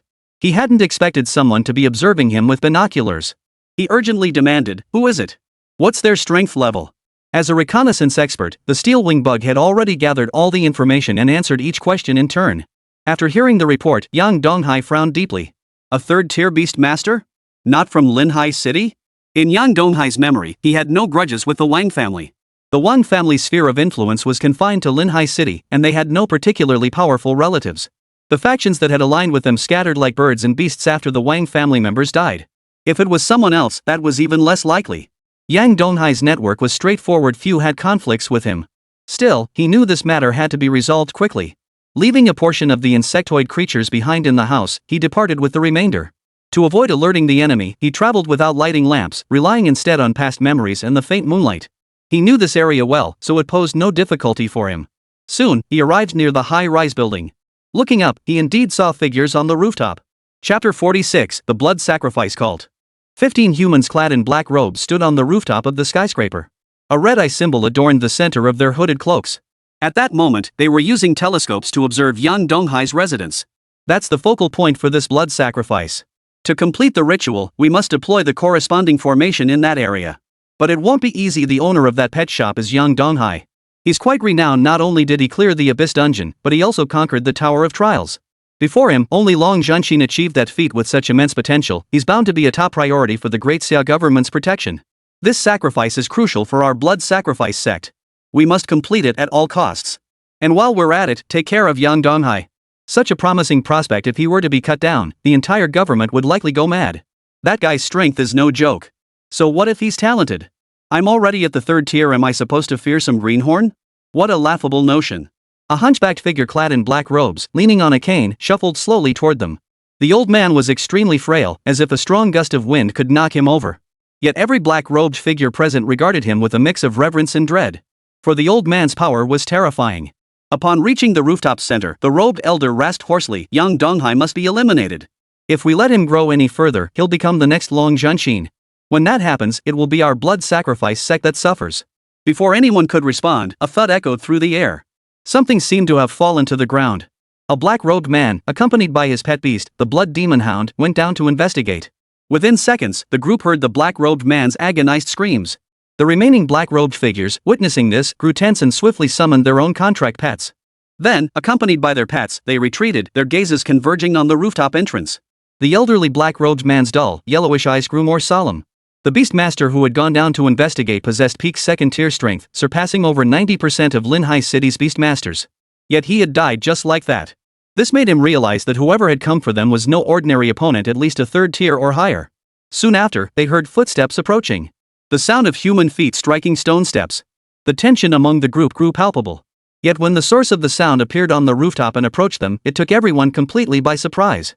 Under the dim yellow light, the youth's handsome face reflected a faint glow, still carrying a hint of youthfulness. A pimple dotted the lower right side of his cheek. Who would have thought that the person who had just defeated a second-tier peak beastmaster would be such a young boy? He looked to be around high school age. Soon, one of the black-robed figures recognized the youth. Pointing tremulously toward him, he stammered, "You're Yang Donghai." "That's right, it's me." Yang Donghai then issued his command in a cold tone, "Take them out." He harbored no affection for these blood sacrifice cultists. Though he wasn't exactly a saint, he always settled scores fairly, revenge for wrongs, justice for grievances, never harming those unconnected to him. These cultists were different. To appease their dark god and gain more power, they would brutally slaughter even defenseless women, children, and the elderly. And now, these very people had set their sights on him. This made it even more imperative that he not let them go. If not for his SSS-tier Beastmaster talent, he might well have been sacrificed by these very people. The steel-winged insect perched on Yang Donghai's shoulder stirred, transforming into a silvery arc. A third-tier Beastmaster named Shin Koan was about to issue a command to his pet beast when he felt a warm sensation beneath his feet. Looking down, he saw the warmth was red blood. It was his contract beast. Under the yellow light, a deep abyss hound lay on the ground, a wound gouged into its throat. The wound was slender yet precise, severing the abyssal hound's windpipe with deadly accuracy. This scene left Shin Koan utterly stunned. He never imagined Yang Donghai's pet beast could be this terrifyingly powerful. After all, this was a high-tier beast, yet it had been killed with such effortless ease. How was this possible? Had he not witnessed it with his own eyes, he would never have believed it possible. The other black-robed figures paled visibly. Seeing the gate blocked by Yang Donghai, they prepared to scale the walls and flee. The steel wing insect launched another attack. Having ascended to elite status, its wings now flapped hundreds of thousands of times per second, propelling it at an extreme speed. Before they could react, the steel wing insect sliced through their throats. One black-robed figure after another fell to the ground. The silver-white beetle moved like the Grim Reaper across the battlefield, its every flutter claiming the life of anyone it touched. Soon, only 3 people and 2 pets remained on the field. Quick! It was far too fast. There was no time to react. Shin Koan stared at the white-robed youth not far away, feeling his very soul tremble. He had never encountered such a terrifying foe. But at that very moment, the black-robed elder suddenly knelt on the ground, palms pressed together, murmuring incantations. Honored blood god, supreme lord, I am your devout believer, now facing the assault of heretics. Please cast your gaze upon this place, unleash your wrath, and mete out the punishment they deserve. Upon finishing, a massive crimson hexagram formation appeared upon the blackened sky. A terrifying aura surged forth. The other devotees knelt in unison, chanting in one voice. Supreme God, grant the heretics their just punishment. We shall offer our flesh as the sweetest sacrifice to you. A primordial serpent of the abyss pierced through the magic circle, descending upon this land. Feeling that aura, Yang Donghai felt a momentary flicker of panic, but quickly dismissed it. For what descended was not the true form of the dark god, but merely a projection of its power. Had it been the true form, he would have fled as far as possible. No matter how formidable a projection might be, its power remained limited. As long as it remained at the 3rd tier, he had confidence. The black-robed elder's eyes flashed with hatred upon seeing the abyssal serpent. Yang Donghai, you're doomed. The wrath of the gods will now punish you, slaying both you and your beast companion. In the next instant, a flash of white light erupted, cleaving the abyssal demon serpent clean in two. The hexagram formation vanished. Yang Donghai sneered coldly, what bull divine wrath? I don't care about that, but I'm boiling mad right now. You lot better help me cool off. Chapter 47, Reinforcements. The blood god's power projection had actually been severed. The black-robed elder stared blankly at the corpse of the demon snake plummeting through the sky. As a devout follower of the blood sacrifice cult, he knew all too well how terrifying a god's power projection could be. In the past, he had faced countless life-threatening crises, only escaping danger by relying on the divine power projection.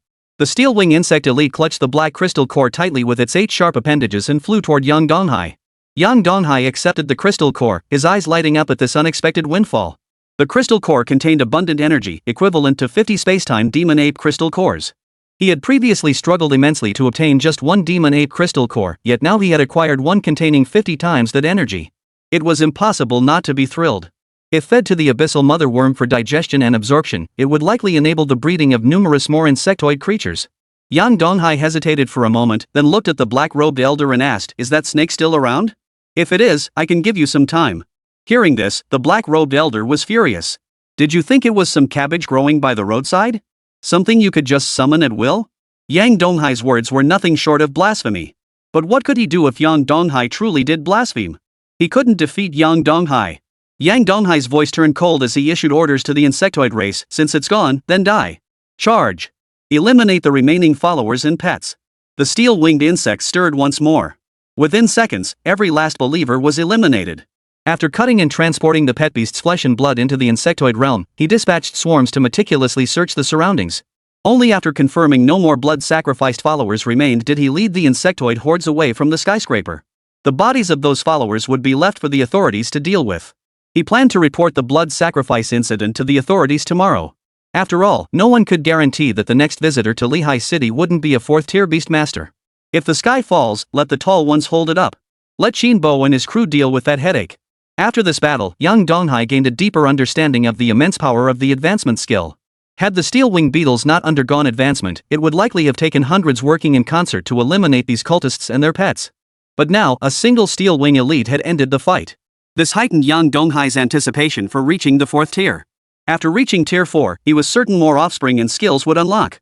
By then, his combat prowess would grow even stronger. Simultaneously, a deeper craving for power stirred within him.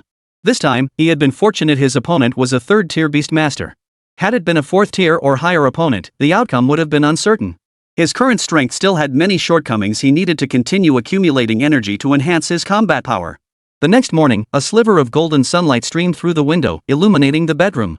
Woken by his phone ringing, young Donghai immediately texted Qinbo, relaying everything he knew about the blood sacrifice cult's plans to perform a ritual sacrifice in Linhai City.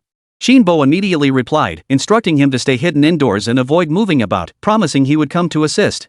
Young Donghai replied that he had already handled it, but received no further response from Qinbo. With no other choice, he began preparing breakfast. Soon after, a knock sounded at the door. Upon opening it, he saw Qinbo standing there. Behind him stood numerous beastmasters and their pets, ready for battle.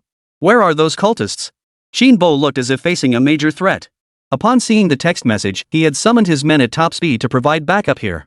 After all, young Donghai was now a genius pivotal to the future of Great Xia. There could be absolutely no mishap.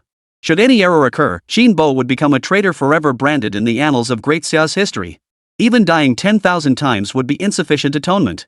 Young Donghai remained calm. Don't worry. All the blood sacrifice sect's followers and their beasts have been dealt with. As for their bodies, head out the door, turn right, follow the street straight ahead, and you'll see them once you reach the high rise. That's good. I'm relieved.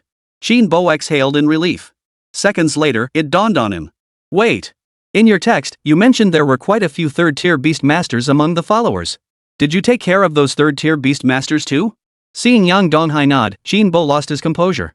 He lost his composure, grabbing Yang Donghai's shoulders as he spoke.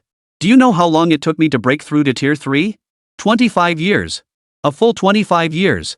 Every morning, I take my beast out to train in the wild, battle demon beasts, or grind dungeons. And now you tell me you just graduated and already hit tier 3? This guy was just too damn abnormal. He probably couldn't find another beastmaster this insane anywhere in the entire Great Xia Empire. Yang Donghai was taken aback by the mayor's reaction, momentarily unsure how to respond. The beast tamers standing outside the door all stared at young Donghai as if he were a monster. It wasn't just Qinbo who was stunned, the soldiers were equally speechless. Genius is just that unreasonable. What ordinary people struggle to achieve or require immense effort to accomplish comes as easily to geniuses as eating and drinking. After calming his emotions, Qinbo stated, I'll report the matter concerning the blood sacrifice cult to higher-ups. I expect I'll soon dispatch 4th tier or higher beast masters to support Linhai City. The Great Xia Empire has always taken the blood sacrifice cult seriously. Population equates to combat strength. The greater the human population, the higher the probability of producing high-tier, gifted beast masters. Yet the blood sacrifice cult demands substantial human sacrifices for each ritual, drawing fierce official crackdowns. Beyond the government, other factions within the nation also held these cultists in utter contempt. Should they encounter the cultists, they would unite against them even if these factions had previously been at odds over interests. After all, who in this world doesn't have family and friends? No one wishes to see their loved ones sacrificed by the blood sacrifice cult to appease a demon god.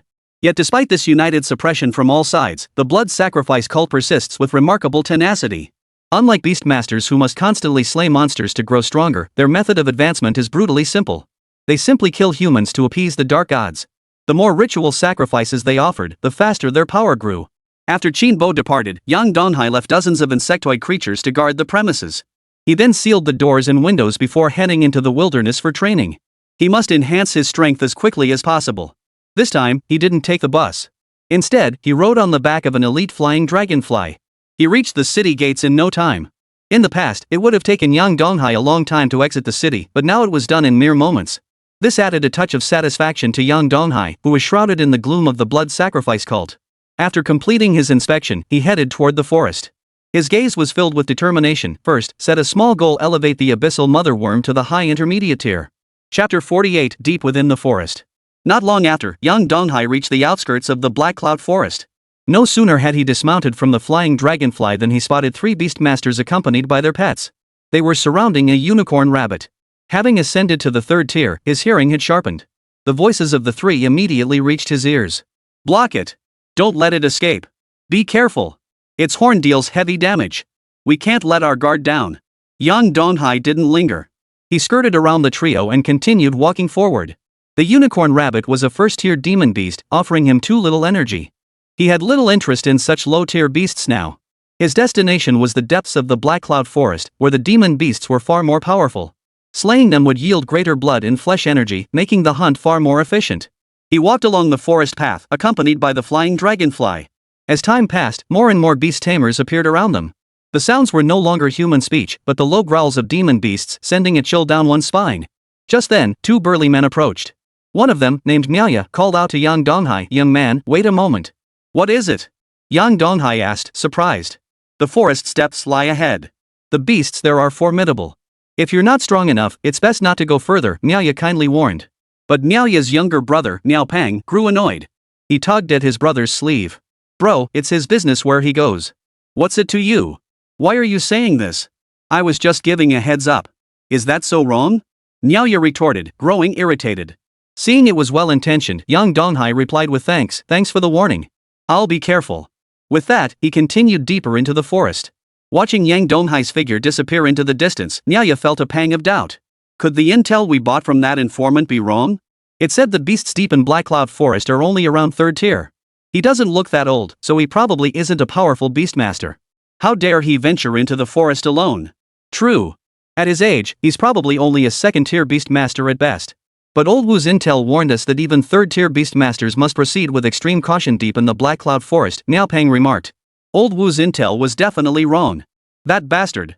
Once this is over, I'll settle the score with him. How dare he sell us fake intel? Miao fumed. He got something this basic wrong. Miao Pang clenched his fists, his voice filled with hatred. We have to make him pay. Then, the two summoned their respective beast companions and advanced deeper into the forest. Meanwhile, Yang Donghai had reached a clearing. Not far away, a black wild bull lay coiled. Behind this 3rd tier demon beast stood a yellow fruit tree. Inhaling the sweet fragrance wafting from the fruit, Yang Donghai's excitement surged. You'll be the first to go. With that, he activated his insect world. An elite thunder beast burst forth from within the insectoid realm, charging toward the black wild bull like a heavy battle tank. Despite its massive size, its speed was anything but slow. In moments, it reached the black wild bull, then abruptly halted. Its long brown horns, sharp as blades, pierced through the beast's body. With its head tilted slightly upward, the black wild bull, weighing hundreds of tons, was lifted off the ground. Crimson blood spurted from the point of contact, but just as it was about to reach the elite thunder beast, a black protective shield silently materialized, deflecting all the blood away. The rugged, ridged exoskeleton remained pristine and spotless. The black beast struggled a few times before falling still.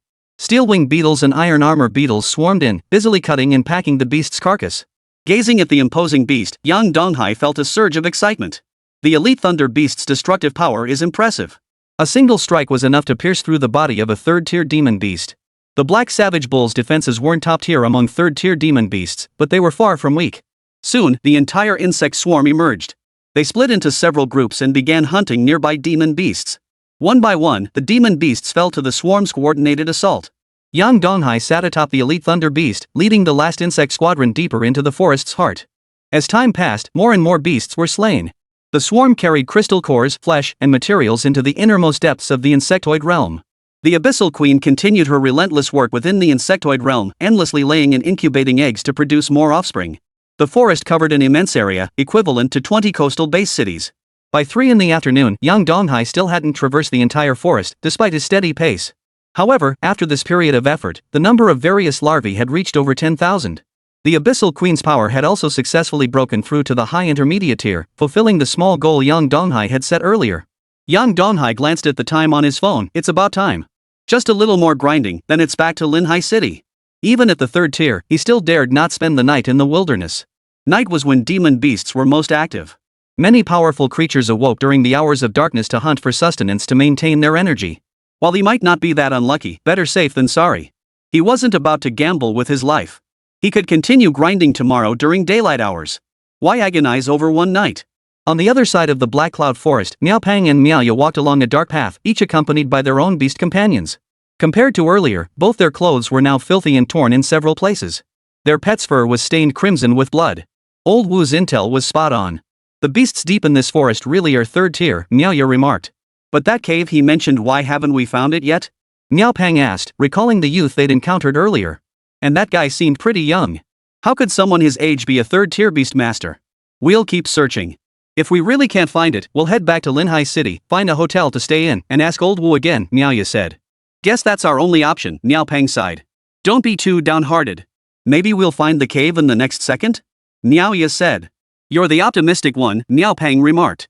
Life is full of hardships. We have to stay optimistic, Miao replied. So they continued searching the forest for another half hour.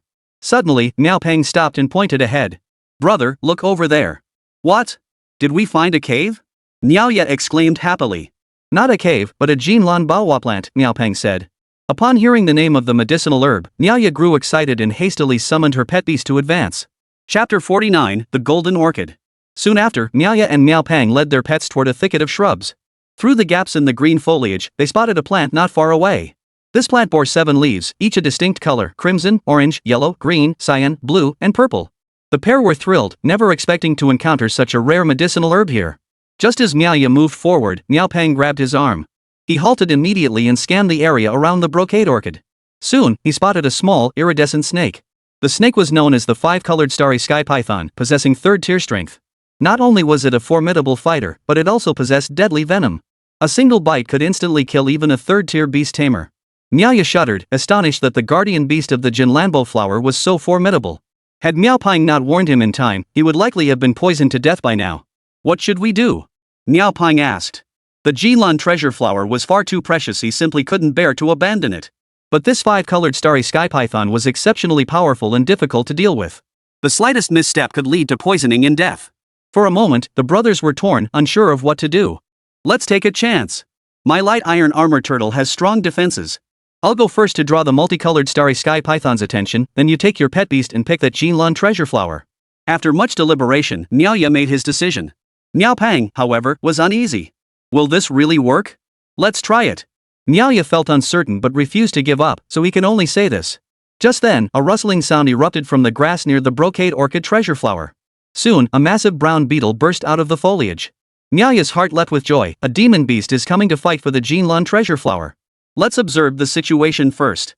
We can decide after they've settled the fight, Miaopeng suggested. Niaoya immediately agreed. The brown beetle charged forward like a heavy tank, reaching the multicolored starry sky python in less than half a second. The multicolored starry sky python had no time to react. Its vulnerable belly was pierced by the beetle's blade-like head. Only when searing pain jolted it awake did the serpent snap its small jaws open, preparing to spew venom. However, the brown beetle launched a second attack, driving its blade-like head downward with force, embedding the multicolored starry sky python's body into the mud. The sand and gravel shattered into dust under the immense force, forming a cloud of smoke that billowed between the two creatures. The iridescent venom gushed from its mouth, only to be blocked by the protective shield covering the brown beetle's body. The brown beetle shifted its head slightly, and the blade sliced through its body, shredding its internal organs to pieces. The battle ended there. After witnessing this scene, the two stood frozen in shock. Niaoya couldn't help but ask, what kind of demon beast is this? How could it possess such terrifying power? It even killed the multicolored star python instantly. I don't know. I've never seen a demon beast with this form before. Perhaps it's a new species we haven't discovered yet. Miaopeng shook his head lightly. We're not taking that brocade orchid flower, Niaoya suggested.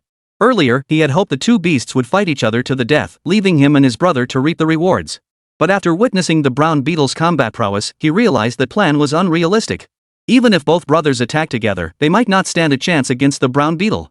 Forget it, Miaopeng agreed. After plucking the brocade orchid, the brown beetle didn't hurry away. Instead, it began moving toward the brothers' position. Niaoya watched, feeling a chill run down his spine. What do we do now? Should we run? Miaopeng suggested. Are you sure we can outrun it? Niaoya countered. This demon beast is so powerful. We'd never win in a direct fight. What else can we do but run? We can't just stand here and wait to die. Miaopeng gave a bitter smile. He regretted coming to Linhai City. They had traveled thousands of miles after receiving intelligence from a spy that dreamed ginseng grew here. Little did they expect to encounter such danger. Niaoya stared at the approaching brown beetle, despair settling in his heart. In a daze, he could already picture the gruesome scene of both brothers having their guts ripped open by the beetle's razor-sharp head blades. Yet to their surprise, the brown beetle did not attack in the end. Instead, they returned to the vicinity of the brocade orchid, gently lowered their heads, severed the roots with their teeth, and carried them away before departing the area. Soon, the two saw a white-robed youth approaching. Taking the brocade orchid, he patted the thunder beast's large head gently. Good work. The thunder beast let out a low growl, pleased by its master's praise. Only then did the two realize. This brown beetle was no demon beast at all. They'd made a huge mistake earlier. This was a human's contract beast, and the youth before them was none other than Yang Donghai, whom they had encountered earlier in the forest. No way. He's so young, and his pet beast is already at the 3rd stage. Bro, pinch me, I feel like I'm dreaming. As soon as Miaopeng finished speaking, he felt a piercing pain in his thigh. The force was so intense it brought tears to his eyes, but it also confirmed this wasn't a dream. Recalling his earlier attempts to dissuade young Donghai, Miaoya felt even more ashamed. His opponent's pet beast was far stronger than his own. What right did he have to tell him to be careful? How ridiculous. Young Donghai spotted the two brothers. Having formed a favorable impression of them, he approached to greet them. Well, we meet again. Yeah, I never expected you to be so skilled. You must have graduated just 5 or 6 years ago, right? Miaoya said. 5 or 6 years? Not that long. I just graduated this year, young Donghai replied. Graduated this year and already at the 3rd tier. Miaoya exclaimed. Are all beast masters in Linhai City this powerful? Niao Peng's mind was in turmoil. After a few casual exchanges, Miaoya paused before asking, young man, interested in teaming up? If you're up for it, we could hunt for that dream ginseng together. Hearing this, young Donghai immediately grew excited. The dream ginseng was an extremely rare medicinal herb. Obtaining it would undoubtedly provide the Abyssal Mother worm with a vast amount of life energy. He had originally planned to grind for a while longer before leaving the forest and returning to Linhai City, but now he changed his mind. Do you know how to harvest the dream ginseng? Not only was the dream ginseng elusive, but harvesting it required a specific technique. If even one step went wrong during harvesting, the entire plant would be ruined. This harvesting technique was mastered only by professional ginseng gatherers. Of course we know. But there's a problem now, Miaoya said. What problem? Yang Donghai inquired. Chapter 50, Ginseng Harvesting. We still haven't located the dream ginseng. Old Wu's intel said it's in a cave deep within the forest, but this forest is too vast. My brother and I have searched for ages with no results. Miaoya no longer dared to treat Yang Donghai as a novice beast tamer. He slowly explained the situation. Yang Donghai smiled calmly upon hearing this. That's no problem at all. With that, he issued orders to the nearby insect tribe. Over a dozen steel-winged beetles, who had been preparing to search for demon beasts, halted their work and flew to Yang Donghai's side. Yang Donghai instructed, first, locate the cave. Once found, do not act hastily. Return immediately to inform me. The steel-winged insects flapped their wings and departed the clearing. Yang Donghai found a rock, wiped the dust off its surface, and plopped down onto it. Seeing him so calm and relaxed, the brothers both felt uneasy inside, convinced this approach seemed unreliable. What they didn't know was that Yang Donghai commanded not just these few insects, but an army numbering in the tens of thousands. With such a vast swarm combing the forest for caves, the task was hardly daunting. Of course, though the brothers harbored doubts, they had witnessed the power of Yang Donghai's pet beast earlier and knew he was no ordinary man. Thus, they said little more. Time ticked by. 15 minutes later, a silvery white beetle soared over the brown tree branches in a parabolic glide, landing beside Yang Donghai. The steel-winged beetle emitted a series of chirps. Yang Donghai's heart leapt with joy. 3 caves found. Let's go check them out. Already found them? Miaoya could scarcely believe it. The two brothers followed Yang Donghai along the forest path as they made their way forward. Throughout their journey, insectoid creatures continually returned to Yang Donghai's side, carrying either flesh imbued with life energy or medicinal herbs. They then delivered all these items into the insectoid realm. This sight only deepened the unease in their hearts. For there were thousands more insectoid creatures like the thunder beast they had encountered earlier, not just 1 or 2, but thousands upon thousands. Their numbers reached into the thousands. The sheer terror of their combined combat power was unimaginable. Besides the thunder beasts, there were silver white beetles, insects carrying green sacs, and flying white insects. These insectoid creatures were equally formidable. This completely reshaped their understanding of Yang Donghai's capabilities. This man's power was unfathomable. At the same time, seeing all those medicinal herbs and materials, they couldn't help but feel a touch of envy. Harvesting so many medicinal herbs in under a few minutes equaled several days' worth of effort for a third-tier beast master. After all, while beast masters earn money more easily than ordinary people, their expenses were also substantial. Equipment maintenance, potion consumption, pet cultivation each demanded considerable sums. They had never before witnessed someone like Yang Donghai effortlessly slaying beasts and acquiring medicinal herbs at virtually zero cost. Of course, admiration was one thing, they wouldn't harbor greedy thoughts. What wasn't theirs to have, forcing themselves to covet it would only lead to bitter consequences. Soon, they reached the vicinity of the cave. The interior was pitch black, obscuring all visibility. Miaoya stepped forward in a single bound, standing before Yang Donghai. Leave it to us from here on out. Yang Donghai watched the brothers with keen interest. He had heard of the ginseng gatherer's practice known as luring the ginseng using special methods to draw out the elusive ginseng plants dwelling nearby. But few had witnessed the specifics, and no related videos existed online. Miaoya took out a small box. Opening the lid revealed a silver needle inside. After chanting a spell, the needle glowed with a golden light. He pinched the needle between his right thumb and forefinger, piercing the tip of his left index finger. Red blood flowed from the wound. After gently squeezing it, a small drop of blood formed. Golden light spread out, mingling with the crimson blood.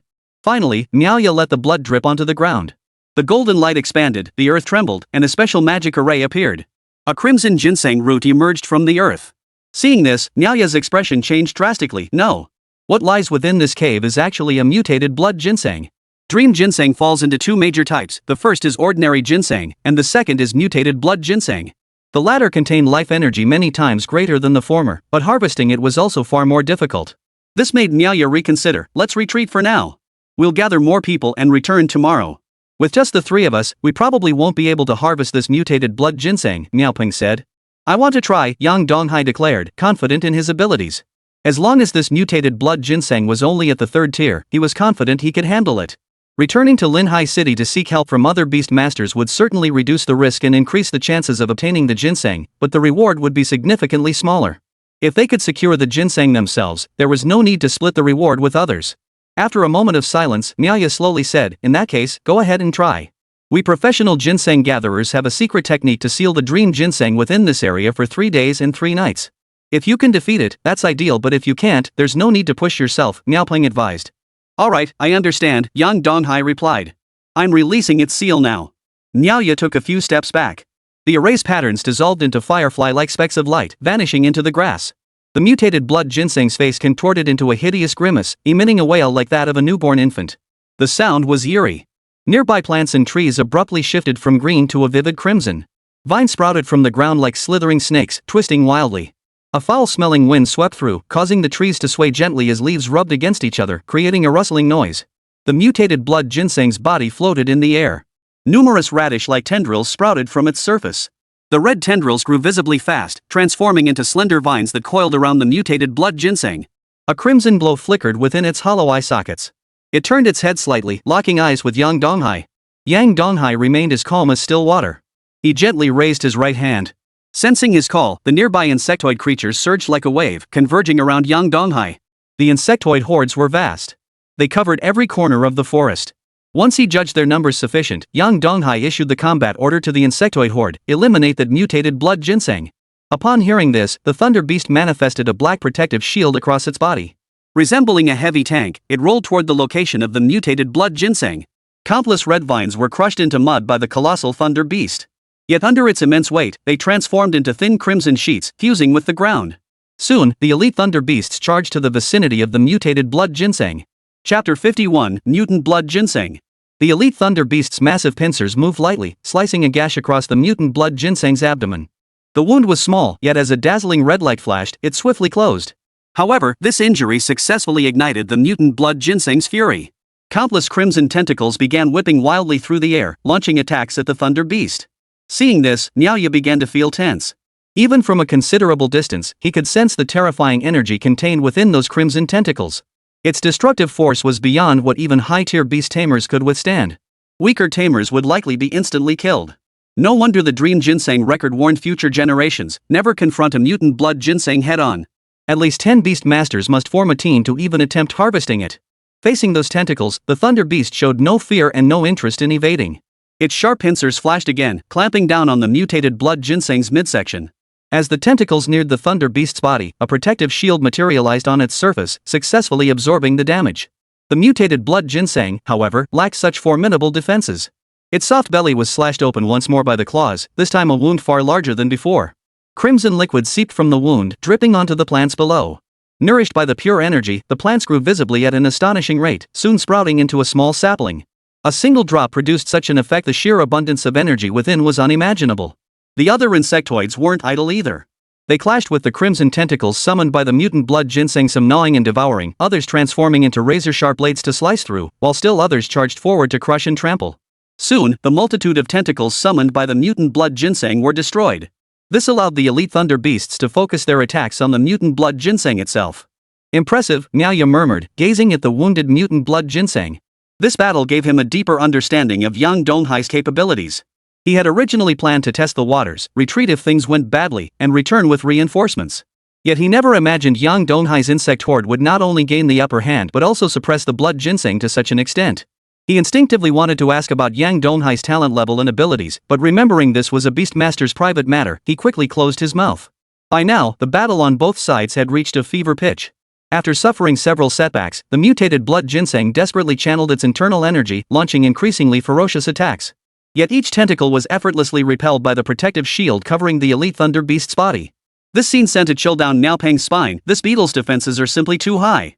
Even against such ferocious attacks, it can still hold its ground.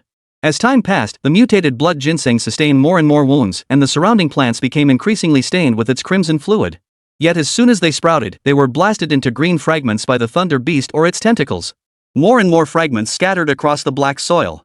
Watching the mutated blood ginseng grow weaker, Yang Donghai felt a surge of excitement. If this situation continues, it won't be long before the elite thunder beast takes care of this mutated blood ginseng. And he would naturally gain a portion of its crystal core power. However, at that very moment, the mutated blood ginseng rapidly retreated backward. It only stopped after creating some distance between itself and the thunder beasts. Its radish-shaped body sprouted numerous tentacles once more. This time, however, the tentacles did not attack the thunder beast. Instead, they all plunged deep into the earth. The next moment, the earth began to shake violently. One after another, high-tier demon beasts burst forth from the earth. Their bodies were covered in crimson tentacles, and their mouths and nostrils were crawling with red sprouts. They were all puppets controlled by the mutated blood ginseng, possessing several times the strength of their former selves. Yet they lacked independent will, compelled to obey the mutated blood ginseng's commands. With a low growl, a wild bull demon beast aimed its horns at the thunder beast. It dragged its right front leg across the ground several times, shifted its center of gravity slightly backward, then suddenly tensed the muscles in its hind legs. Like a cannonball, it charged toward the thunder beast. The thunder beast reacted swiftly. Its razor-sharp claws flickered, instantly pinning the beast. With a mighty squeeze, the black hide ripped apart. Layer after layer of flesh split open, and soon the red and black innards spilled out. The bloody liquid trickled slowly down the claws, finally reaching the ground. A crimson crystal fell from the wound, an infected crystal core containing several times the energy of an ordinary crystal core. The other demon beasts also fell victim to the insectoid attack, being eliminated one after another. Staring at the crimson crystal core on the ground, Yang Donghai was overcome with excitement. Hold off on attacking the mutant blood ginseng for now. Wait until it summons all its puppet beasts before we deal with it. Upon hearing this, the insect swarm collectively eased their assault. The mutated blood ginseng grew increasingly enraged, summoning more puppet beasts. But each time these puppets emerged from the underground caverns, they were swiftly eliminated by the insectoid horde. Miaoya and Miao Peng were both utterly dumbfounded by this unexpected turn of events. In their past hunts for dream ginseng, they always acted swiftly to finish things quickly. After all, delays invite trouble. Whoever played around like Yang Donghai? He was treating this mutant blood ginseng like an ATM. But they both understood that only Yang Donghai could pull this off. His pet beast's power was simply too overwhelming, far surpassing that of the mutated blood ginseng. If it were anyone else, they might be killed by the mutant blood ginseng in the next second. As time dragged on, the pile of dead puppet beasts grew ever larger. The mutant blood ginseng was both furious and helpless about this. If it didn't summon the puppet demon beasts, it would be surrounded and attacked by Yang Donghai's insect horde. But if it did summon them, those puppet demon beasts would become nourishment for the insect horde. No matter which choice it made, it was wrong. 15 minutes later, the corpses of the demon beasts piled up like mountains. By now, the mutated blood ginseng could summon no more puppets. Its entire stockpile from years past had been wiped out by Yang Donghai's insect horde. Faced with this situation, it had no choice but to burn its life essence and unleash its final attack. Two crimson beams shot forth from the mutant blood ginseng's eyes. Its destructive power far surpassed any previous attack. Yet the thunder beast remained utterly disinterested in evading, just as before. The black shield effortlessly deflected the mutant blood ginseng's red beam attack. After waiting a moment to confirm the mutated blood ginseng could summon no more, Yang Donghai issued the order to the insectoid forces. Since it can't summon anymore, it's useless now. Charge together and finish it off. The insectoid horde, which had been waiting for this moment, surged forward upon hearing Yang Donghai's words, swiftly engulfing the mutant blood ginseng. Iron beetles clung to the mutant blood ginseng's body, gnawing away bite by bite until it was completely devoured. Steel-winged beetles relentlessly unleashed their cutting attacks. Chapter 52, Withered Radish Sticks. The mutated blood ginseng screamed incessantly, desperately struggling with its remaining strength, but the insect horde was simply too vast. Ultimately, under relentless assault, the mutated blood ginseng's body lost all signs of life. Seeing this, Miao Peng hurried forward. Hold back. If you keep attacking like this, you'll destroy the dream ginseng. Only after the mutated blood ginseng was slain would it be their turn to perform. Most people would simply take the dream ginseng away at this point. But that would be a decision to destroy this precious ginseng. Yang Donghai knew harvesting wasn't his forte, so he stepped back to avoid the swarm of insects. Miaoya knelt before the mutated blood ginseng, gently caressing it with her hands.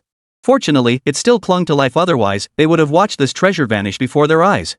According to the Dream Ginseng records, the first step was to set up an array to prevent its core from escaping. The brothers Miaoya and Miaopeng swiftly and professionally set up the formation while dissecting the mutated blood ginseng. Yang Donghai wasn't idle either. This abundance of demon beasts provided ample sustenance for his insect swarm. This haul would prove immensely beneficial to him. With a treasure like the Dream Ginseng in hand, the journey had been well worth it. Soon, the Miao brothers had the Dream Ginseng secured. In their hands lay a ginseng root the size of a palm, radiating a faint blood-red hue beneath its multicolored glow. Gazing at the Dream Ginseng in his hands, which resembled a work of art, Miaopeng's eyes locked onto it intently. It's pure art. As professional ginseng gatherers, they held an innate respect for all medicinal herbs. Though reluctant, Miaoya presented the Dream Ginseng to young Donghai. Brother, your pet beast did all the work finding this. Are you sure you're willing to part with it? Yang Donghai raised an eyebrow. Seeing the brothers had clearly come for this very ginseng, and having paid with intelligence, should he simply hand it over? The Miao brothers shared a helpless smile. In the forest, rewards were earned based on effort. It would be ridiculous if they didn't even understand this basic rule. Still, Miaoya cautiously asked, Brother, is it okay if we take some of the Dream Ginseng's tendrils? After all, gathering this intelligence and making the trip to Linhai City wasn't easy for us brothers. A few tendrils won't affect the overall price or efficacy of the Dream Ginseng. If it really didn't work, they'd have to buy it at a high price. With the coveted Dream Ginseng right in their hands, how could they just give it up? Yang Donghai naturally didn't refuse. Without the intelligence, he wouldn't have found it. It was only through the formation they had set up that they managed to contain the mutated blood ginseng. The credit belonged to everyone involved. He wouldn't claim it all for himself. He waved his hand dismissively. Take as much of the Dream Ginseng as you can, as long as you don't destroy its overall medicinal properties. This mutated blood ginseng contained immense power. Perhaps feeding it to the Abyssal Mother worm could even elevate it to the upper intermediate tier. Really? Miaopeng exclaimed in astonishment. Thank you. Miaoya immediately sat down beside him and began dissecting it. After all, removing these tentacles from the Dream Ginseng wouldn't affect its overall medicinal potency. Most pharmacies and auction houses would also disassemble the Dream Ginseng in this manner upon acquisition. As professionals, their techniques were naturally more refined. Before long, a pristine Dream Ginseng appeared in Yang Donghai's hands. Quite the professional touch, Yang Donghai remarked, his lips twitching as he examined the carrot in his hand. Is this really the same Dream Ginseng from earlier? Yang Donghai couldn't believe the stark difference. Upon hearing this, the Miao brothers merely chuckled. After all, those roots you mentioned aren't particularly useful. They haven't diminished the potency in the slightest. Trust our expertise. Yang Donghai felt a hint of resignation. He finally nodded and accepted the Dream Ginseng from his hands. Though it didn't look great, he wasn't planning to send it to auction anyway, so he didn't care much about its appearance. Brother, since that's settled, we'll take our leave now. This is our Miao family's totem. Should you ever need assistance in the future, or if fate brings you into contact with another Miao disciple, it may prove beneficial to you. Yang Donghai accepted the token without hesitation. The Miao clan was no small family. Combined with the giant ginseng within the token, their status within the Miao clan was undoubtedly significant. After expressing their gratitude to Yang Donghai for a moment, Miaopeng and Miaoya turned and departed. Their mission accomplished, they couldn't afford to linger. Departure was the only sensible course. After they departed, Yang Donghai surveyed his surroundings and ultimately decided to focus on enhancing the mother insect's power first. This Dream Ginseng clearly wasn't sufficient. The mother insect required vast resources, and finding suitable ones in the short term seemed unlikely. He could only proceed step by step. Thus, he continued his journey deep into the forest. Meanwhile, deep within the forest, numerous figures began to appear. They had all received word that deep within this forest, a treasure had appeared, radiating a dazzling light. They weren't sure what this treasure truly was, but one thing was certain, its grade was undoubtedly high. Because of this, a rare gathering of figures had appeared deep within the forest, including many unfamiliar faces. Yang Donghai lurked alone in the shadows. Such a commotion surely meant treasure was involved. Perhaps there was a way to help the mother insect evolve. Amidst the crowd, whispers circulated, what on earth is it? Why are so many people here? Isn't this a bit too much of a spectacle? You're right. They say it's the legendary Dream Ginseng, but who knows if it's real or not? Probably fake. I'd say it's definitely fake. How could Dream Ginseng possibly appear in a place like ours? As the murmurs swirled, Yang Donghai in the corner merely smiled. So it was the Dream Ginseng. It seemed the tip about this ginseng had been sold to many. The Miao brothers had clearly been duped. If they hadn't encountered him, they would have discovered it by now, and trouble would surely follow. Whether they could actually get their hands on the Dream Ginseng was still uncertain. He didn't notice a dark shadow darting past in the corner. The mutant blood ginseng was taken down so quickly? What's going on here? Who could have done it? The Miao brothers shouldn't possess such strength. Could it be a high-level beastmaster? Though puzzled, the shadow vanished. With the mission failed, there was nothing he could do. Still, he must uncover the reason for the failure. The mutant blood ginseng was immensely powerful. It was highly unlikely the Miao brothers could have gathered so many reinforcements in such a short time. It was almost certainly the work of a single individual. Chapter 53, The Thousand-Year Vermilion Fruit. As the instigator, Yang Donghai wasted no time lingering at the scene, continuing his search for other medicinal herbs. The dream ginseng wasn't his primary objective anyway. His main target lay deep within the forest. With the dream ginseng in hand, he could be more certain of helping the mother insect break through. Riding the elite thunder beast deep into the forest, he slaughtered every demon beast he encountered, reaping a bountiful harvest. Just then, the steel wing bug scouting ahead arced down in front of him, reporting the latest intelligence. Yang Donghai's primary objective this time was the 1,000-year-old vermilion fruit deep within the forest. Though not quite a true millennium-old fruit, nourished by the depths of the forest, it had already matured into a 1,000-year-old vermilion fruit.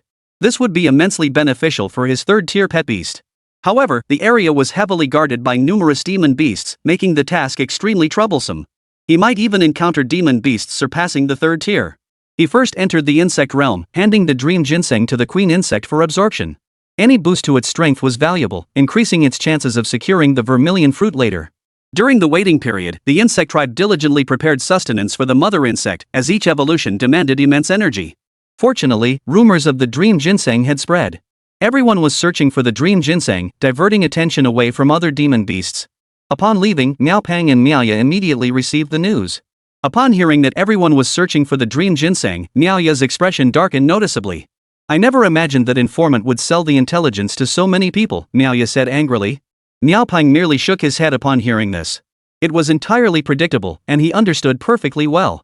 The reason the informant could offer the dream ginseng tip at such a low price was primarily because he could resell it repeatedly to others.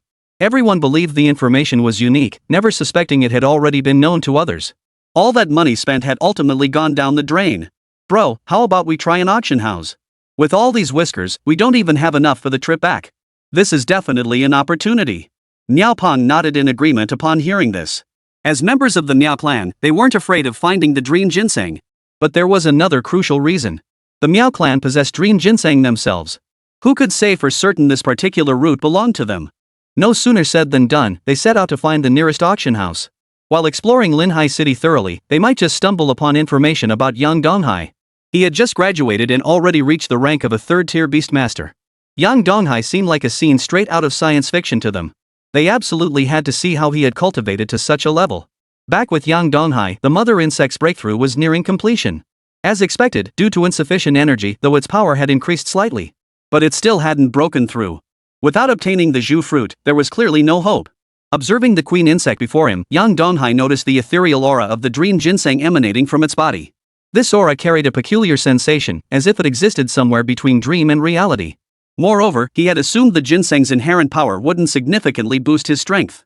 Thus, after consuming the dream ginseng, the outcome differed somewhat from his expectations. "Looks like we're in for some regret." Yang Donghai sat atop the back of the thunder beast. As for the regret mentioned, he didn't truly feel it either. Though this dream ginseng hadn't delivered the effects he'd imagined, he had to admit it had helped them immensely. The faint blood energy emanating from his body was clearly a result of the mutated blood ginseng's properties. Finally, the mother insect had successfully broken through, stabilizing its cultivation at the high intermediate stage. Though no new insectoid offspring were born, it still greatly enhanced the strength of all the insectoids.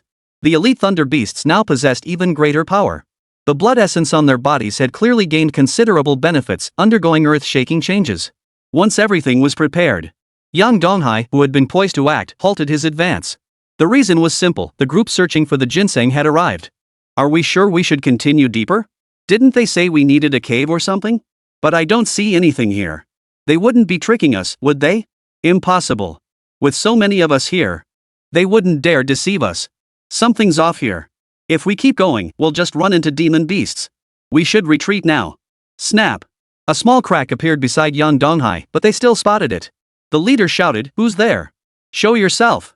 The others also watched this direction warily. In the wilderness, everything posed a threat, so they naturally remained on guard. Yang Donghai sighed. He hadn't intended to get involved with these people, but in the end, he had no choice but to steel himself and step forward. Seeing his concealed face, they recognized him as an ordinary person and collectively relaxed. "You're just an ordinary person. What brings you deep into this forest?" The leader seemed to be getting a bit carried away. The surrounding insectoid creatures were already stirring, but he managed to keep them in check. They were already close to the direction of the Zhu fruit. This was no time to stir up trouble. I heard there was some dream ginseng here, so I came to join the fun. Never thought I'd get lost in the process. Would you be willing to lend a hand? Hearing his request for aid, they immediately shook their heads. After all, Yang Donghai's aura wasn't particularly strong. He didn't even seem to have a pet beast's presence. Taking someone like him along would only be dead weight. They certainly weren't going to carry a burden on their journey. Kid, you came here looking for the dream ginseng with such arrogance. Regretting it now, aren't you? Go back. If you leave now, you might still have a chance to survive. With that, the others turned and walked away, eager to escape his sight as if they feared being swindled. A flicker of light danced in Yang Donghai's eyes. How amusing. Little did they know, several massive thunder beasts were now trailing behind them. Since they believed themselves powerful, posing a threat to them should pose no problem. He mounted an elite thunder beast and approached Zhugua's territory. The moment he drew near, a surge of spiritual energy washed over him, confirming one thing beyond doubt.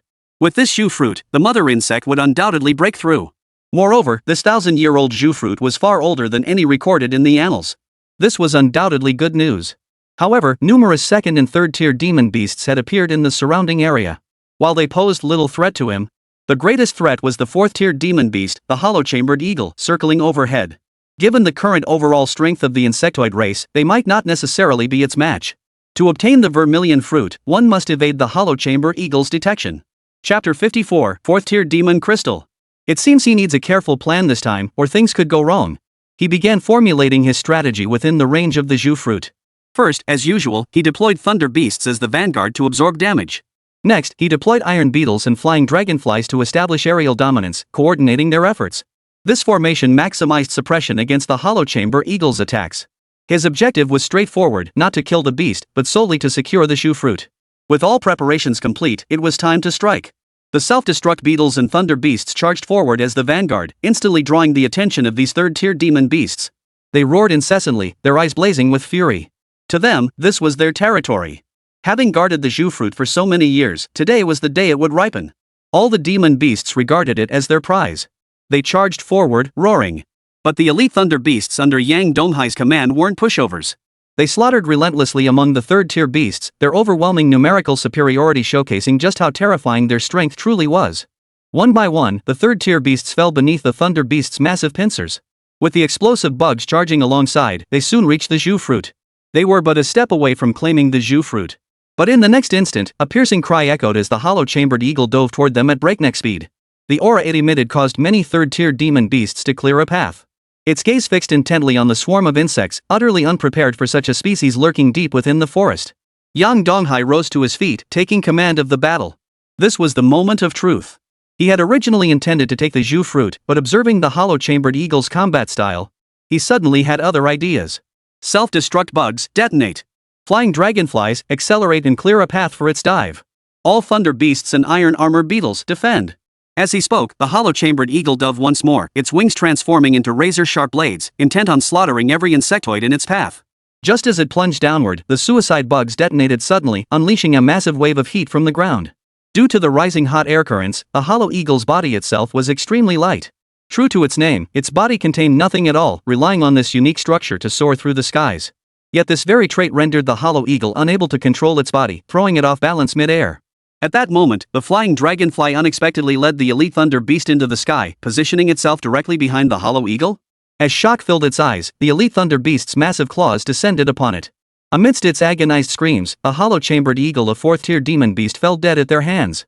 Success! They had slain the hollow-chambered eagle outright. Their coordination was absolutely flawless. The slightest misstep would have made survival impossible. Though they lost some of their self-detonating insects this time, killing the hollow-chambered eagle was nothing short of a miracle.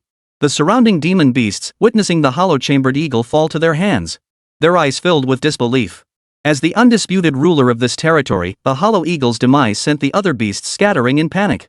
Yang Donghai approached the Zhu fruit and gently plucked it from the branch. No wonder they say this thing is a treasure. Those who need it can't get it, and those who can get it don't need it. This explained why it had remained untouched deep within the forest for so long. Meanwhile, a fourth-tier demon crystal had appeared within the hollow-chambered eagle's body. His luck wasn't too bad. Feeding this to the Abyssal Mother worm would undoubtedly provide immense benefit. After handling everything, he turned and left. The area where the battle had just occurred was still unsafe. Sure enough, shortly after his departure, several others arrived. Their hopes of finding the dream ginseng were dashed. They'd thought they might find something left behind, but seeing the bare Zhu fruit tree, the smiles vanished from their faces. Who on earth was it? They plucked every last feather, didn't they leave anything behind? This shoe fruit must have been growing for at least 1,000 years. To have it plucked away like this is truly a shame. Who on earth took this treasure? Meanwhile, the man himself, Yang Donghai, had already returned to the city. Feeling the long mist bustle of the city, Yang Donghai headed straight back to his small shop. After the dream ginseng appeared at the auction, everyone assumed it had been found. Since the ginseng had been presented by the Miao people themselves, no one dared to covet it further. This came as a relief to him. Upon returning to his shop, his first task was to facilitate the breakthrough for the Abyssal Mother worm. He entered the insectoid realm. He placed the shoe fruit, the dream ginseng, and the 4th-tier demon crystal before the Abyssal Mother worm. In the next instant, a flash of light appeared, and the 3 treasures vanished. The Abyssal Mother worm visibly perked up, expressing gratitude to Yang Donghai. The Abyssal Mother worm then fell into a deep slumber. He had no plans to venture out during this period, so he took the opportunity to rest at the small shop. Defeating a 4th-tier hollow eagle was no simple feat for him after all. One wrong move could lead to certain hardship. Just as he sat down, the shop door swung open. 2 figures chatted as they walked in. "Bro, I tell you, this shop is all fake. It's just a scam." "Not necessarily. Word is the shopkeeper here can help pets break through their limits no matter the cost. If it can boost our strength, no price is too high." As they spoke, they looked up and saw a familiar face. Yang Donghai was smiling warmly at them. "What a surprise! How can I help you, gentlemen?" As he spoke, the brothers Miao Pang and Miaoya stared at him in disbelief. "Brother, you're the shop owner here? Honestly, I wouldn't have believed it before, but if it's you, it might just be true." Yang Donghai was exceptionally powerful, and the beast companion at his side was formidable as well. Precisely because of this, they wanted to inquire about his identity. Little did they expect to encounter him today. Yang Donghai stood up and smiled. "Let's reintroduce ourselves. My name is Yang Donghai, and this shop is mine. Miao Pang. Long time no see, brother hi. Miaoya, from now on, you're my brother hi." Miao Pang and Miaoya naturally held him in the highest regard. Though their ages differed greatly from Yang Donghai's in this dog-eat-dog world. Age was hardly a factor worth mentioning, especially since they had come seeking his help this time. "Tell me what you need. If it's within my power, I'll help. But let me warn you, my little shop doesn't cheat anyone. You get what you pay for. It's expensive, but I guarantee I can solve all your problems." As he spoke, Yang Donghai's face radiated confident composure. Chapter 55, 10,000-Year Fire Spirit Ginseng. How expensive could it be? Brother hi, rest assured. As long as it solves our problem, price is no issue. Miaoya's face lit up with excitement. Their primary reason for coming this time was because the Miao family had a pet beast. Now it faced a severe problem. Back in the capital, the Miao family had tried every possible solution, even consulting numerous renowned masters, yet none could resolve it. This time, they came seeking the dream ginseng. Another reason was to see if they could find someone capable of resolving this matter. They had already visited numerous shops and masters. Unfortunately, none offered any solutions. This is their last resort. They came here purely out of desperation, hoping against hope. "What's the problem? Bring it out for me to see."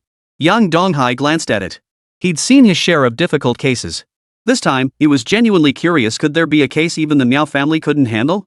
The next moment, the two produced a small box containing a ginseng root. The aura emanating from this ginseng was terrifying. The moment it was revealed, Yang Donghai nearly instinctively summoned his elite thunder beast. This. Ding. Triggered quest, heal the 10,000-year fire spirit ginseng. Reward for successful completion, new larva. Failure penalty, beast master cultivation drops 1 tier. Yang Donghai, who had initially dismissed it, suddenly grew serious. Are you kidding me? How hard had it been to reach the 3rd tier? Still, the prospect of a brand new larva piqued his interest. But the ginseng before him was actually 10,000 years old.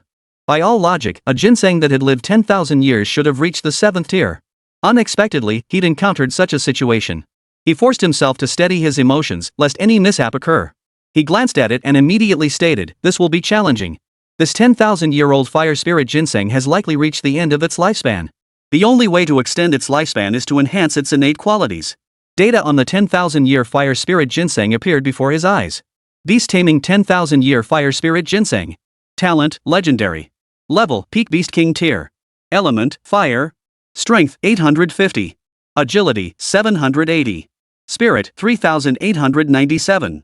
Skills, Sea of Fire, Extreme Heat Spirit Domain, Healing the Wounded, Super Long Life. It can be saved, but it's extremely difficult. The resources required for this 10,000-year fire spirit ginseng are too vast it might even lose its meaning. Is this ginseng the spirit beast of one of your Miao tribe's powerful warriors? Miao Peng perked up at the word save.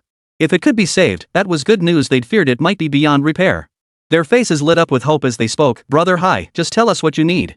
As long as you can save it, no matter the cost, we'll do whatever it takes. This response surprised Yang Donghai. Such a tremendous cost, all for a single fire spirit ginseng? A normal fire spirit ginseng only lived for about 100 years. Moreover, it possessed no combat-related abilities. Most are used as medicinal herbs. One with 10,000 years of lifespan is already quite remarkable, but it still holds little practical value. Miao Peng hesitated, unsure if they should reveal this. After a moment's hesitation, Miao Ya, standing nearby, spoke up without hesitation. Brother Hai, this ginseng was actually our Miao clan ancestors' beast companion. It was also the ancestors' first beast companion. Back then, it already possessed a lifespan of several thousand years and led our Miao clan to prosperity. Now that the ancestor has passed, this fire spirit ginseng has remained with our Miao clan. Now that its lifespan is nearing its end, we will spare no cost to revive the fire spirit ginseng. The fire spirit ginseng was clearly in a deep slumber, using this method to prevent the erosion of its lifespan. Hearing their words, Yang Donghai wasted no time, listing numerous names of high-grade ginseng. Most of these were ginsengs of the Beast King tier. Upon hearing these names, Miao Peng and Miao Ya's eyes widened in disbelief. While not entirely beyond the Miao family's means, the demands seemed excessive. Just as astonishment filled their hearts. Yang Donghai smiled. I'm not forcing you. To extend the lifespan of the 10,000-year fire spirit ginseng, a price must be paid, and there's a risk of failure. However, if successful, it could allow the 10,000-year fire spirit ginseng to break through to the Beast Emperor tier and attain divine-level talent. After all, he had never treated a being of such power before. He couldn't guarantee the outcome. The brothers Miao Peng and Miao Ya understood Yang Donghai wouldn't betray them, yet they remained uncertain. After all, these resources were beyond their control. Brother Hai, please wait a moment. I'll go discuss this with our clan elders. The brothers hurried outside the shop and began contacting the clan elders. They relayed everything Yang Donghai had said. Before long, word came from the Miao clan. The message was brief: rescue the fire spirit ginseng ancestor at all costs. Should you require anything, request it from the clan. These ginseng roots have been delivered to your location. Remember to verify receipt. Upon reading the message engraved on the jade pendant, smiles spread across their faces. Since the clan group had granted them such authority, they naturally had no cause for worry. They immediately returned to the small shop and relayed the news of rescuing the patriarch to Yang Donghai. The Miao family also directly deployed spatial-type spirit beasts to deliver the ginseng. This clearly demonstrated the importance placed on the fire spirit ginseng. Brother Hai, our clan said that as long as we can assist with the rescue, we're at your disposal whenever needed. As for compensation this time, once the fire spirit ginseng patriarch is successfully revived, you may tell us what you need. Whatever our Miao clan can do, we won't shirk. Yang Donghai was somewhat surprised, but he still spoke up. You'll need to wait a while for this matter. I'll begin treating the fire spirit ginseng in 3 days. Gather all the required materials first. If you have any additional medicinal herbs related to ginseng, bring them too. The more of these I have, the greater the chance of successfully treating the fire spirit ginseng. The Miao brothers nodded solemnly and departed with the fire spirit ginseng for the time being. It wasn't that Yang Donghai refused to treat it, it was simply that the Abyssal Mother worm hadn't awakened yet. The breakthrough would likely take about 3 days. He shook his head, mentally calculating. How much compensation should he demand? After all, if the fire spirit ginseng successfully broke through, its value would be beyond measure. He shook his head again. He'd decide after success he truly lacked confidence in his ability to treat this fire spirit ginseng. And so, 3 days passed in the blink of an eye. During these 3 days, the Miao family went on a frenzied buying spree for ginseng on the market. This left many clans and auction houses puzzled. What exactly was the Miao family planning that required such vast quantities of ginseng? Chapter 56, The Emperor of 10,000 Ginsengs. At that moment, Yang Donghai was in the small courtyard. Inside the insectoid realm, the Abyssal Mother Insect had completed its breakthrough. Coincidentally, the Abyssal Mother Bug had also gained a new skill. Opening the data panel, a faint smile touched his lips. Host, Yang Donghai. Level, Tier 3 Beastmaster. Talent, Insectoid Cataclysm SSS-tier profession, currently sealed, enables rapid mutation of the queen. Each additional larva controlled increases attack power by 1%. Beastmastered Abyssal Queen. Potential, excellent. Level, late high tier. Insectoid Command LV1 can mentally link with insectoids, compelling them to obey commands while enhancing their attributes. All linked creatures cannot betray the master. Hive World LV1, the Abyssal Queen can open a hive world with psychic energy, accelerating the growth of all creatures within. Elevation LV2 enhances a larva's power, transforming it into an elite insectoid. The enhancement effect is determined by the Abyssal Queen's rank and skill level combined. Higher ranks and stronger skill levels yield greater enhancement effects. Current larvae, parasitic larva, iron armor larva, steel wing larva, self-destruct larva, flying dragonfly, thunder beast. His skill advancement had also reached LV2, proving timely. He immediately summoned the parasite. Whether he could complete the mission this time depended entirely on it. He activated the advancement immediately, and in the next instant, their notifications began to change. Appearances and colors underwent unexpected transformations. The parental care bug's ability surged nearly tenfold, enabling it to return absorbed power far more effectively. He arrived at the small shop just as the brothers Miaopang and Miaya stood at the entrance. They had clearly been waiting for quite some time. Spotting Yang Donghai approach, they hurried over. "Brother Hai, you finally made it. When do we start?" "This is Miao Zhendong, the third elder of our Miao clan. We came specifically upon learning you could treat the fire spirit ginseng ancestor." "So young?" Miao Zhendong frowned, a hint of disbelief visible on his face. Truthfully, he'd been skeptical from the moment he heard about treating the fire spirit ginseng ancestor. He knew full well the state of the fire spirit ginseng ancestor. Yang Donghai sensed his gaze but remained unfazed. He walked straight into the small shop. "Come in with me. Is everything ready?" "Ready. Everything's ready." Miaya hurriedly retrieved his storage space and handed it to Yang Donghai. At that moment, Miao Zhendong raised his hand to stop him. "No, the fire spirit ginseng for the treatment is right here." "Is that acceptable?" Miao Zhendong couldn't shake the feeling that the other party was deceiving them. Such a vast collection of treasures had essentially drained the Miao tribe's liquid assets. Precisely for this reason. The brothers Miaopang and Miaya, upon hearing this, were about to speak up to warn him. But Yang Donghai merely chuckled. Treating 10,000-year-old fire spirit ginseng is inherently troublesome. If this third elder doesn't trust our shop, he's free to seek others. My treatment methods have always been top secret. I cannot show them to anyone. It won't take long. Whether to proceed is entirely up to you. He didn't need this stuff anyway. Running away wouldn't benefit him in the slightest. It was utterly unnecessary. Especially since he'd taken an instant dislike to Miao Zhendong the moment he arrived. Now the two stood locked in confrontation, leaving brothers Miaopang and Miaya utterly anxious. Why were these two about to come to blows over a single disagreement? Just as they were fretting, Miao Zhendong took a step back. "Fine, go ahead and treat him. But this elder warns you, if your intentions prove misguided, you will pay the price." Hearing the threat, Yang Donghai merely waved his hand dismissively before entering the secret chamber with the fire spirit ginseng and other treasures. He then opened the insectoid space and tossed all the ginseng inside. True to the Miao family's reputation, many precious ginseng roots were among them. Even the dream ginseng he'd worked so hard to obtain seemed worthless now. The surrounding nourishing insects, witnessing this scene, swarmed forward one after another, devouring them with frenzied abandon. The power within was immense. Many of the counter-nourishing insects couldn't withstand even a few bites. This clearly demonstrated just how high-grade these treasures were. Soon, after all the ginseng was fully digested, the energy began to flow back into the 10,000-year fire spirit ginseng. As it gradually absorbed this energy, the chamber filled with a scorching heat. The force was so immense that even the chamber itself began to struggle to withstand it. Meanwhile, in the small shop, Miaopang spoke with a hint of resignation. "Third uncle, what exactly are you trying to do? The family has made it clear we must trust Brother Hai unconditionally. This is the last hope of our ancestor. You agreed to it when you came here. Why did you change your mind at the last minute?" Hearing his words, Miao Zhendong stood silent, saying nothing. Truthfully, he had never supported the rescue mission for the fire spirit ginseng. Within the Miao family, although the fire spirit ginseng held the status of an elder, it possessed none of the elder's true power. It was merely a spiritual symbol. Rescuing the fire spirit ginseng at such a tremendous cost was simply not worth it for the clan. And that kid's slacker attitude? He really didn't trust him at all. Just as Miaopang was about to remind him to behave differently once they recognized each other. The next instant, a terrifying aura erupted. The searing heat sent Miaya flying backward. Miao Zhendong rushed to grab him, staring in disbelief toward the secret chamber. Awake? Moreover, the aura of the fire spirit ginseng felt strangely off. Could it be that the kid had actually succeeded? At this moment, Miao Zhendong felt his world was spinning. It all felt like a dream. Inside the secret chamber, even Yang Donghai felt a surge of astonishment. After all, this breakthrough had come unexpectedly. Having absorbed all the ginseng's energy, the fire spirit ginseng underwent a profound transformation. Beast taming 10,000-year fire spirit ginseng. Talent, sacred. Rank, early beast emperor. Element, fire. Strength, 8,500. Agility, 7,800. Spirit, 38,970.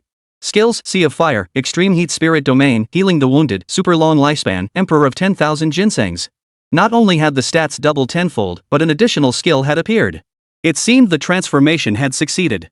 The fire spirit Ginseng awoke at this moment, gazing around in confusion. Clearly, he remained unaware of the events unfolding in the outside world during his slumber. What's going on, young man? Where am I? Yang Donghai explained the situation in broad strokes. Upon hearing how many resources had been expended for him, The fire spirit Ginseng fell into a deep silence. he hadn't anticipated the Miao clan would expend such vast resources for him, and a wave of emotion washed over him. Chapter 57, Honorary Elder of the Miao Clan. After Yang Donghai had healed the fire spirit Ginseng, He didn't leave immediately. instead, he sat down and observed the 10,000-year-old fire spirit Ginseng. How does it feel? Acquiring this newfound power must be quite satisfying? Upon learning from Yang Donghai that the Miao clan had mobilized all their resources to rescue him, it felt deeply moved. It stretched its body, feeling the newfound ease within a gift from its youthful form. Young man, thank you.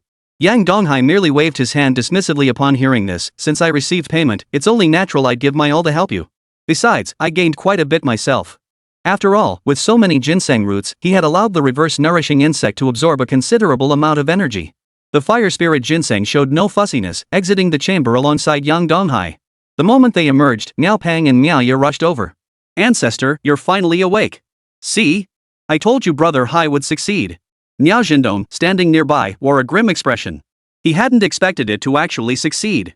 Though the cost was enormous, success was what mattered. Not only that, but he could now access the fire spirit Ginseng's data. This would be immensely beneficial to the Miao clan. As the third elder, he wasn't a fool either. Yang Donghai's value now transcended ordinary measures. He could revive a dying fire spirit Ginseng and even elevate its grade. Such a master would be treated with utmost respect by any family in the capital city. My sincere apologies, young friend. I was arrogant. I begged your forgiveness. Miao Zhendong bowed his head, refusing to let pride lead him into further error. Yang Donghai waved it off. He hadn't held it against him anyway. The real show was yet to come. A faint smile touched his lips. Enough of that. We should discuss the compensation for this matter now. The methods required to treat the fire spirit Ginseng have taken a heavy toll on me. Name your price. The others weren't overly surprised by Yang Donghai's words. They had anticipated this outcome. It was only natural after all. They had saved the patriarch. They had prepared for this outcome long ago. The Miao family has prepared the compensation. First, here is this. Miao Zhendong pulled a token from his robe. A token? Yang Donghai frowned. After all the effort he'd put in, surely they couldn't just brush him off like this? Miao Zhendong explained, this is no ordinary token. This is the Miao clan's elder token. With it, you may mobilize all resources of the Miao clan 3 times. Any kind of spiritual medicine is available, and it's merely a nominal arrangement. Even if we need something, you can choose to refuse. After Miao Zhendong revealed the token's purpose, a faint, resigned smile touched his lips. Truly, this was the mark of a great clan. Such cunning becoming a nominal elder would bind him to the Miao family for life. Yet one must admit the Miao clan's offer was undeniably tempting. 3 rounds of unconditional support as a professional spiritual medicine family, the Miao clan's treasury held considerable value. He nodded. Then, thank you. After all, he could still choose whether to help or not. Since that was the case, what harm was there in agreeing? A faint smile played on Miao Zhendong's face. This was good news. He glanced at the Miao brothers, who had already concealed the fire spirit Ginseng's aura, and spoke. In that case, Miao Pang, you 2 brothers should stay here. I'll speak with our eldest brother. Should brother Xiaohai ever need anything in the future, you 2 can come report to us anytime. Miao Ye was naturally overjoyed upon hearing this. After all, following brother Hai meant guaranteed benefits. Miao Pang nodded in agreement beside him. They too had been completely captivated by brother Hai's charisma. Such a genius was truly rare. Given that, cultivating a good relationship would greatly benefit their future prospects. You've made up your minds without even asking if I agree? A faint, resigned smile played on his lips. Miao Ye quickly interjected, Brother Hai, rest assured. We won't cause any trouble, and we'll take care of the shop's cleanliness. Besides, Brother Hai, you can't run this shop alone. With our skills in gathering spiritual herbs, we can help you collect some to make money, right? The Miao brothers pulled out all the stops. After hearing their words, Yang Donghai finally smiled and nodded. Since they'd gone this far, it would be awkward to refuse. Alright, I'll leave it to you 2 from now on. Yay! Miao Ye nearly jumped for joy. With this new status, their future pet beasts could also reach higher potential with Brother Hai's help. Seeing everything settled, Miao Zhendong nodded with a satisfied smile. Very well. Since you've all made your decisions, I'll take my leave for now. Should any issues arise, feel free to contact this elder. I shall assist you then. With that, he departed, taking the fire spirit Ginseng with him. Seeing that everything was settled, Yang Donghai instructed, Miao Pang, Miao Ye, you 2 help me look after the little shop. I need to head home for something. With that, he turned and walked away, his task now complete. The new larvae of the Abyssal Mother worm piqued his curiosity. He quickly returned to his room and immediately opened the system panel. Congratulations, host, on completing the mission, saving the fire spirit ginseng. Reward, new larva yin-yang ladybug. Oh? He immediately glanced at the information about the yin-yang ladybug. By now, the mother worm had also hatched some of its offspring. He held a yin-yang ladybug in his hand. This yin-yang ladybug was tiny, no larger than an ordinary ladybug. Its back featured alternating black and white patterns, one side radiating a potent aura of death, the other brimming with vitality. He glanced at the description of the yin-yang ladybug. Walking the edge between life and death, this ordinary insect wields control over both death and life. Though its body is small, it conceals immense power. Reading the description, Yang Donghai's lips curved into a smile. Most of his insect offspring now possess the ability to engage in coordinated combat. The emergence of the yin-yang ladybug, however, would undoubtedly push his insect army to new heights. Healing-type insects were extremely rare. Not only that, but its tiny size made it easy for them to carry. Extremely portable. After settling the matter, Yang Donghai glanced around before heading back to the small shop. After all, he didn't have much faith in the Meow brothers running the shop. They seemed far too inexperienced. It appeared his shop was about to see a surge in business. After helping the Meow family this time, the shop's reputation would spread, and with more tasks coming in the future, there would naturally be more assistance. When he returned to the shop, he saw the Meow brothers frantically looking around, likely because new work had arrived. Chapter 58, The Mysterious Little Girl. What's the rush? You two look so flustered. Seeing Brother Hai return, they hurriedly brought a little girl over. Brother Hai, this little girl has been here since you left. Please take a look. What on earth is going on? She's got some pretty serious injuries, and she hasn't said a word the whole time. Hearing Miao Peng's words, Yang Donghai's gaze fell upon the little girl. She seemed remarkably perceptive. Her large eyes sparkled with light.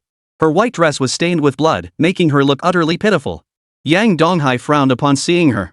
He had no recollection whatsoever and was unsure of her identity. A flicker of puzzlement crossed his mind as he searched his memory. This person simply didn't exist. Little one, who are you? Has something happened? At his question, a glimmer of hope flickered in the little girl's eyes, but she only shook her head. The terror in her eyes was impossible to hide. It seemed she truly was in danger.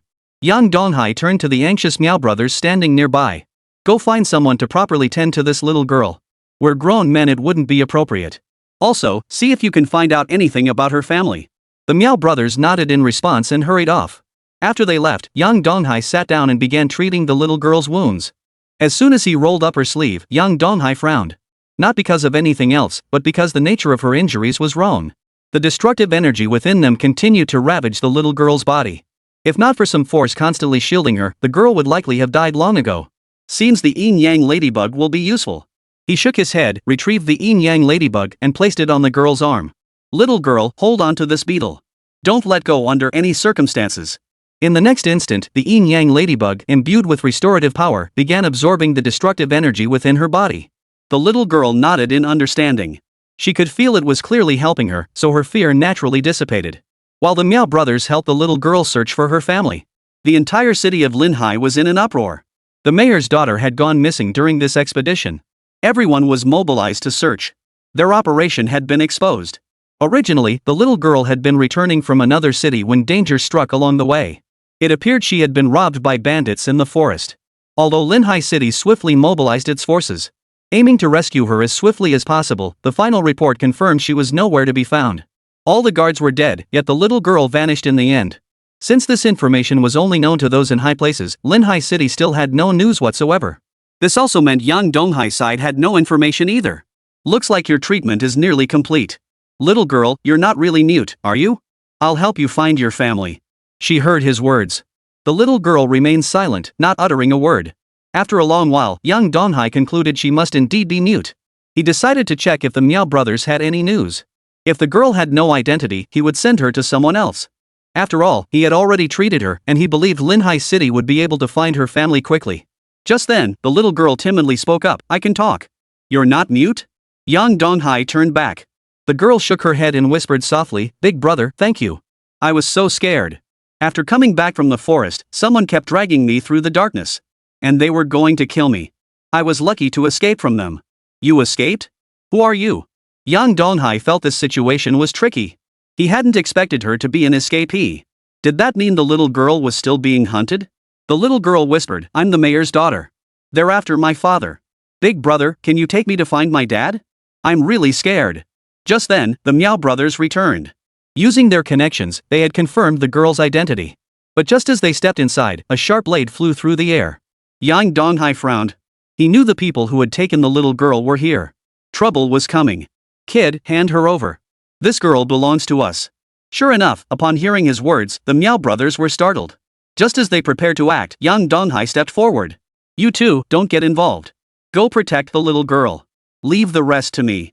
He locked onto his opponents, 3 of them, all 3rd-tier beast masters. They must be bandits from the forest. They're pretty bold, daring to come to Linhai City. They didn't seem afraid of meeting their end either.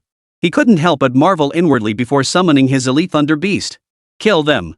In the next instant, the Elite Thunder Beast charged forward. The enemy hadn't expected this kid to actually make a move. So young, running a small shop, they'd assumed he was just an ordinary person. They never imagined he possessed such power, and their formation immediately fell into disarray. The leader fell instantly, his dying gaze filled with utter disbelief. He never imagined encountering a 3rd-tier beastmaster. Damn it! Gritting his teeth, he and his brother beside him attacked simultaneously. Both wielded sharp blades, while shield-shaped beast riders materialized beside them. They aimed to eliminate their opponent swiftly and abduct the little girl. If the people of Linhai City discovered they were carrying the mayor's daughter, danger would surely follow. With that thought, they even abandoned their defenses, hurling their beasts forward to absorb damage while one charged at the Meow brothers. The other charged toward Yang Donghai. Fools!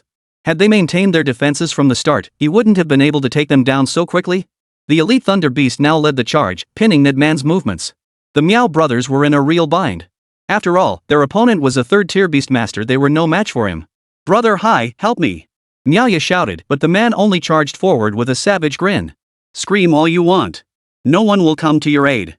Hand over the little girl now, or I'll kill you both.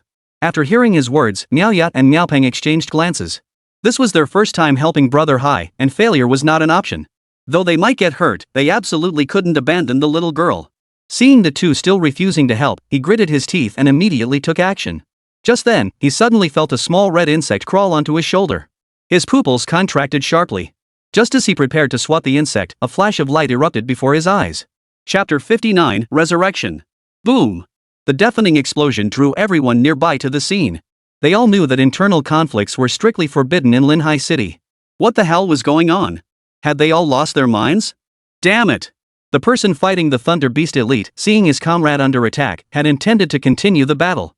But he knew the explosion had drawn too many eyes. Fighting now was definitely not the right choice. Gritting his teeth, he prepared to retreat only to find Yang Donghai blocking his path. Alright, since you're all here, you're not leaving. You had the nerve to kidnap the mayor of Linhai City's daughter. So, what are your next moves? Upon hearing his words, the man's escape attempt intensified.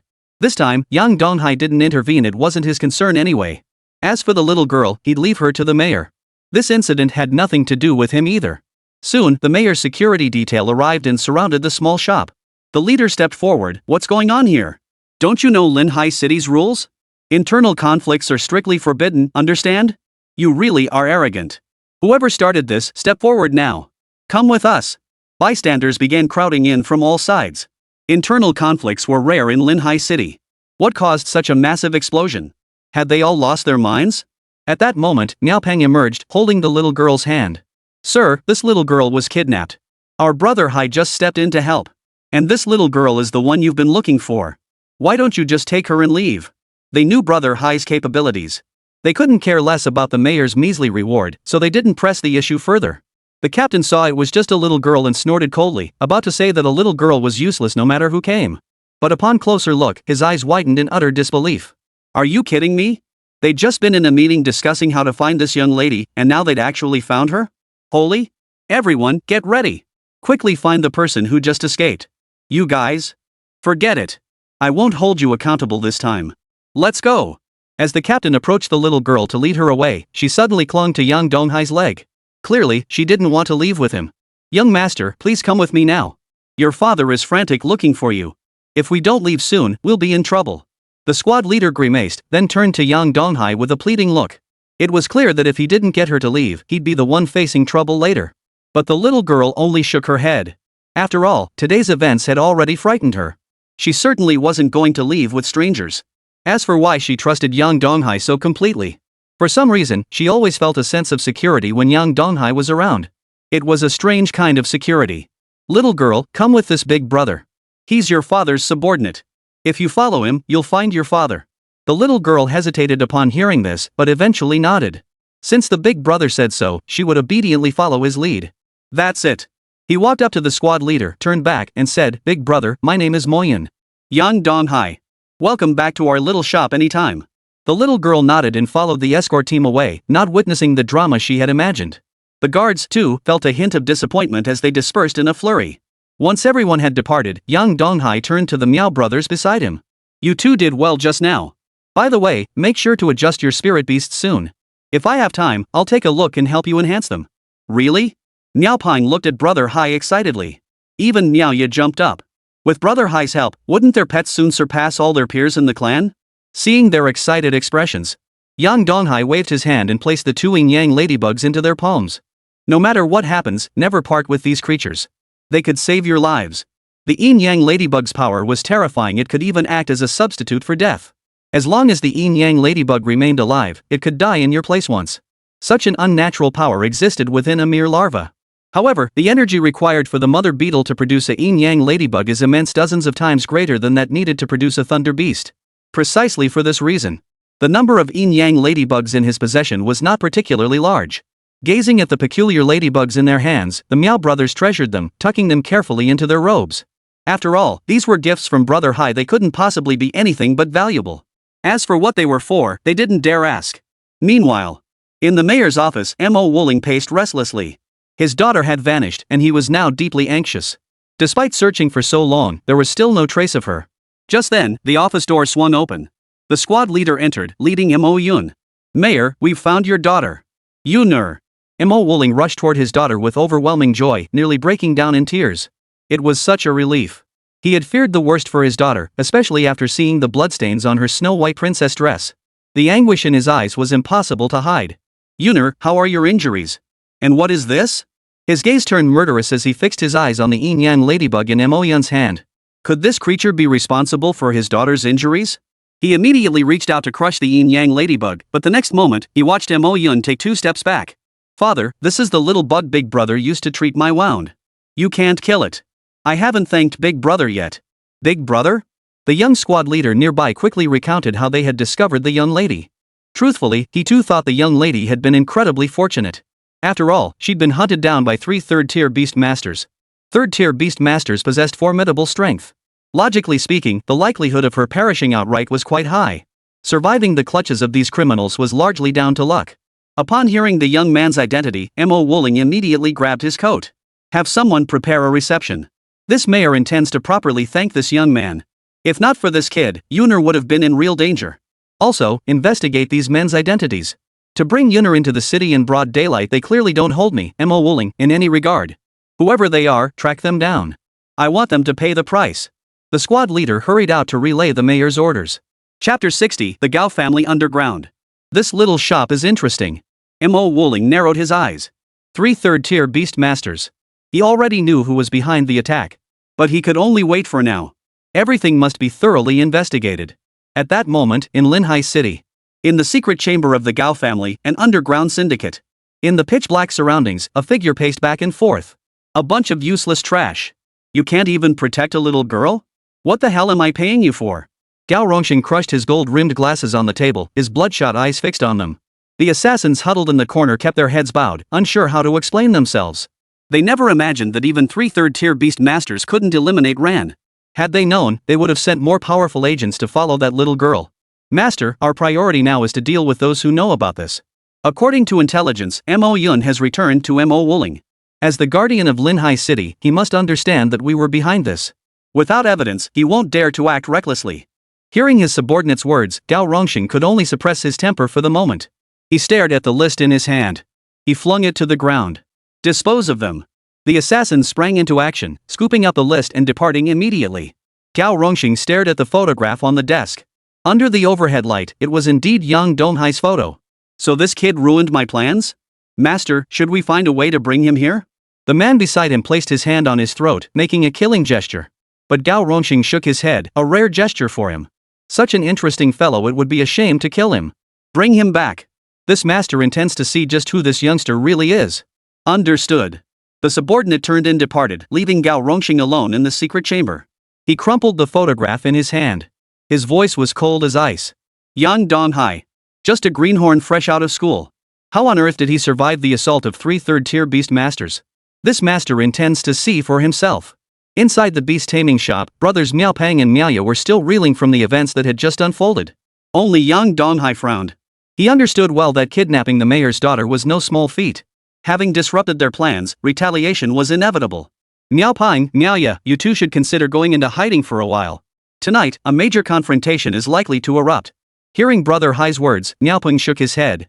Should we have the Miao family send reinforcements? Exactly. Brother Hai, if we stay here, isn't it to protect your safety? Seeing the sincerity in their eyes, he didn't press the matter further. On his turf, even a 5th-tier beast master might not be able to take him down. After all, with his insect horde and the yin-yang ladybugs working in tandem, he could hold out until the escort arrived. Very well. We'll prepare too. Hold on a moment. Yang Donghai stood up, watching as Mo Wuling walked in, smiling broadly while holding Mo Yun. Big brother, I'm back. Mo Yun, clearly no longer as frightened as before, skipped and hopped over to him. She then handed the yin-yang ladybug back to him. Big brother, I took special care to keep the little bug safe. Thank you for saving me. Yang Donghai didn't take the ladybug. He ruffled Mo Yun's little head. This ladybug is yours. Carry it with you from now on. It will protect you. Really? Mo Yun's large eyes blinked rapidly, sparkling with excitement. It was the first time he'd encountered such a beautiful insect creature. Yang Donghai nodded, a faint smile playing at the corners of his mouth. Mo Wuling stood nearby, his gratitude evident. Young man, allow me to introduce myself. I am Mo Wuling, guardian of Linhai City. Thank you for saving my daughter this time. If there's anything I can do for you, don't hesitate to ask. Mo Wuling could clearly see the importance of that yin-yang ladybug. Its specific abilities were unclear, but its healing power was formidable. It would serve as a protective talisman for Mo Yun in the future. Even if he were to return, Mo Wuling was prepared to ask for one. There's no need to go to such trouble. I don't really need anything. Besides, I never expected any reward when I first saved Mo Yun. Just then, Miao Peng spoke up. See?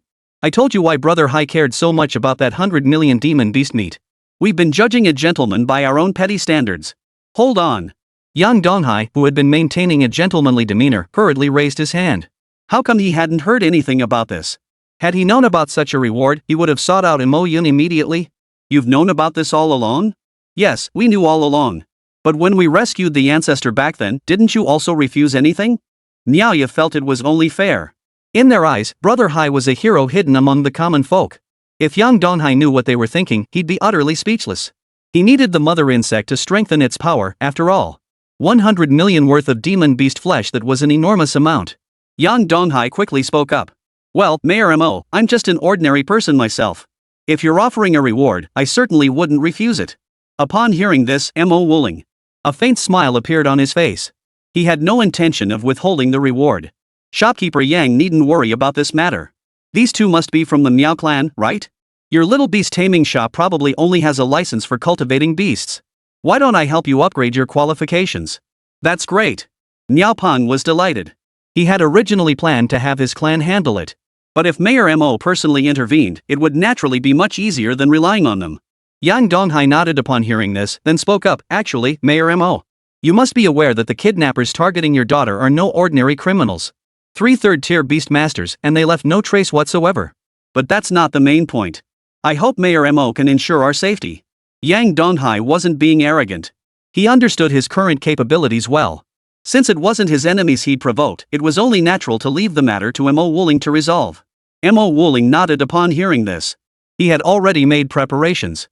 As for who it was, Mo Wuling's expression darkened. All intelligence had vanished. He hadn't anticipated the Gao family would move so swiftly, eliminating everyone who knew about this matter. Just as Gao Rongxing had anticipated, without any evidence. He truly had no way to move against the Gao family. After all, looming behind them was a colossal entity one even he dared not provoke. Chapter 61, Black Market Shopping. Young shopkeeper Yang, you needn't worry about this matter. If there's nothing else, I'll take my leave. Should you need anything in the future, feel free to come find me at the mayor's office. No need to see me out. Yang Donghai wore a smile on his face. This turn of events was quite fortunate. He had unexpectedly connected with the Guardian. After leaving the shop, Mo Wuling headed straight for the Gao family group. Upon arriving at the towering building, just as Mo Wuling was about to enter, he saw Gao Rongxing already stepping out. May I ask what brings Lord Mo Wuling to my humble corporation? Hearing his words, Mo Wuling merely stared intently at the other man, radiating a terrifying aura. Gao Rongxing, however, calmly adjusted his gold-rimmed glasses, appearing utterly unfazed. Nothing. Gao Rongxing, don't give me any reason to find fault with you. And Yang Donghai, you'd better not make a move. Don't blame me for not warning you, or else don't blame me for turning against you. I don't understand what you mean. Gao Rongxing wasn't foolish enough to admit it outright. Mo Wuling had anticipated this long ago. If Gao Rongxing had admitted so easily, they wouldn't have spent nearly their entire lives as rivals. After Mo Wuling departed, Gao Rongxing pondered briefly before raising his hand. Have someone take control. Invite that kid over as a guest. Don't make a move. Avoid any conflicts with Mo Wuling's people for now. A shadow emerged from the darkness. Night fell. Yang Donghai and his two companions did not retire for the night. They were certain danger lurked ahead. Just as their hearts were filled with apprehension, suddenly, a figure slowly materialized from the darkness. Before they could react, it left something behind and vanished. Yang Donghai had sensed the threat of death just now, as if it had brushed past his ear, yet he hadn't even had time to react. He was about to act. The next moment, the Thunder Beast stepped forward, first confirming there was no threat before stepping aside. He then approached the counter, where he found an invitation letter. Sincerely inviting Mr. Yang Donghai to visit the Gao family group. Gao Rongxing? What is this? Gao family group? He found it odd. Shouldn't it be Gao group? That would be straightforward. And something else stirred within him. Could it be because of what he did to that little brat Mo Yun? Gao family group, it's one of Linhai City's underground families. They just used the term group as a front. What? Could it be they're after Brother Hai this time? That's dangerous. I recall their backers are a Beijing-based family. Their influence is immense, even our Miao family doesn't fully grasp it. The expressions of brothers Miao Pang and Miaoya were equally grim. If they'd provoked such a powerhouse, it would be a headache for them too. Staring at the invitation in his hand, he remained silent. There was nothing to be done. He was still weighing whether to attend. Clearly, the Gao family had already been provoked by the matter involving Mo Yun, yet they hadn't taken action against them. As for accepting the invitation, he wasn't foolish enough to show up just yet, though he could still weigh the pros and cons of attending. We'll discuss this matter later. Alright, everyone should go rest now. We'll need to head to the market tomorrow to buy some supplies. The new awakening season is just around the corner. There might be quite a few people coming to buy spirit beasts too. Hearing Brother Hai's words, the Miao brothers nodded in agreement. They decided to rest at the small shop first. During this period, Yang Donghai also began considering whether it was time to expand the shop. After all, with the two of them helping out, they might be able to accomplish things that had previously been impossible. The next day, early in the morning, Yang Donghai arrived at the shop to find the Miao brothers already tidying up the place. Yang Donghai's mouth twitched. He wasn't sure whether to call these brothers energetic or what. What time was it anyway? Didn't they need to cultivate? Brother Hai, you're finally here. We're almost done cleaning up. When are we planning to leave? As he spoke, Miaoya pulled a brand new certificate from his robe. Brother Hai, look, this is the credential the mayor arranged for us, and all the treasures in this storage pouch are your reward. Alright. Leave it here for now. We'll go out and buy some things first. The three headed to the nearby market. Along the way, they spotted quite a few items, but none of them made a purchase. This time, they were just there to scout out how to snag bargains. After all, the market also featured a form of egg gambling. These were defective eggs from the breeding programs of various families and cities, which were then sealed. This prevented the waste of resources. However, some individuals had exceptional luck. Due to appraiser errors, some precious eggs slipped through the cracks. After arriving, the three began scanning the stalls. A hint of excitement flickered in Miao Peng's eyes. After all, such behavior was forbidden in their Miao clan. Moreover, they had already decided what to buy along the way. The small shop here lacked many essential medicines. Most of these items could be delivered by the Miao family, though they would charge a fee. It would be far cheaper than buying locally. Yang Donghai was also visiting for the first time. Using the system's appraisal ability, he could discern some things. But some seals were peculiar, he couldn't detect any aura within them at all. Let's go. It's all about luck here. He hoped that if the larvae ever produced a vision-type ability, he might consider it. They pressed deeper into the labyrinth and eventually stumbled upon a black market. Here, one could purchase rare and unprecedented items. Auctions were held here monthly. Recently, with the awakening about to begin, most items were Beastmaster eggs. They carried a faint seal, though their basic attributes could be discerned. As for their quality tiers, that's entirely down to luck. Should we buy high-grade beast eggs now? Miao Peng glanced at his money and then at his younger brother. They had plenty of pocket money between them, but buying these might stretch it a bit thin. They had even planned to ask their parents for some extra money. But young Donghai walked straight over to the row of low-grade beast eggs. There are 100 eggs here, right? I'll take them all. Charge it to my card. Brother Hai, you're loaded. After all, a decent beast egg easily cost tens of millions. And these were merely the better ones. To acquire the beasts in their hands or even Brother Hai's. That kind of beast couldn't be measured in money anymore. Just as they were marveling at the absurdity, Yang Donghai chuckled, 10,000 for an egg? I've got 10 million to spare. 10,000? What kind of egg costs 10,000? They exchanged incredulous glances, only to find that the aura emanating from these beast eggs did indeed seem exceptionally weak. Chapter 62, Shop Renovation. Our little shop mostly attracts ordinary folks. Most talent awakenings aren't particularly impressive either. Getting an ordinary beast is already pretty good. These are expensive. If it weren't for the varying prices inside, some might only cost 50,000. Miao Pang and Miaoya exchanged glances. This was the first time they'd heard of such a thing. Upon returning to the shop, the trio was stunned by the construction crew waiting before them. The shop had somehow doubled in size.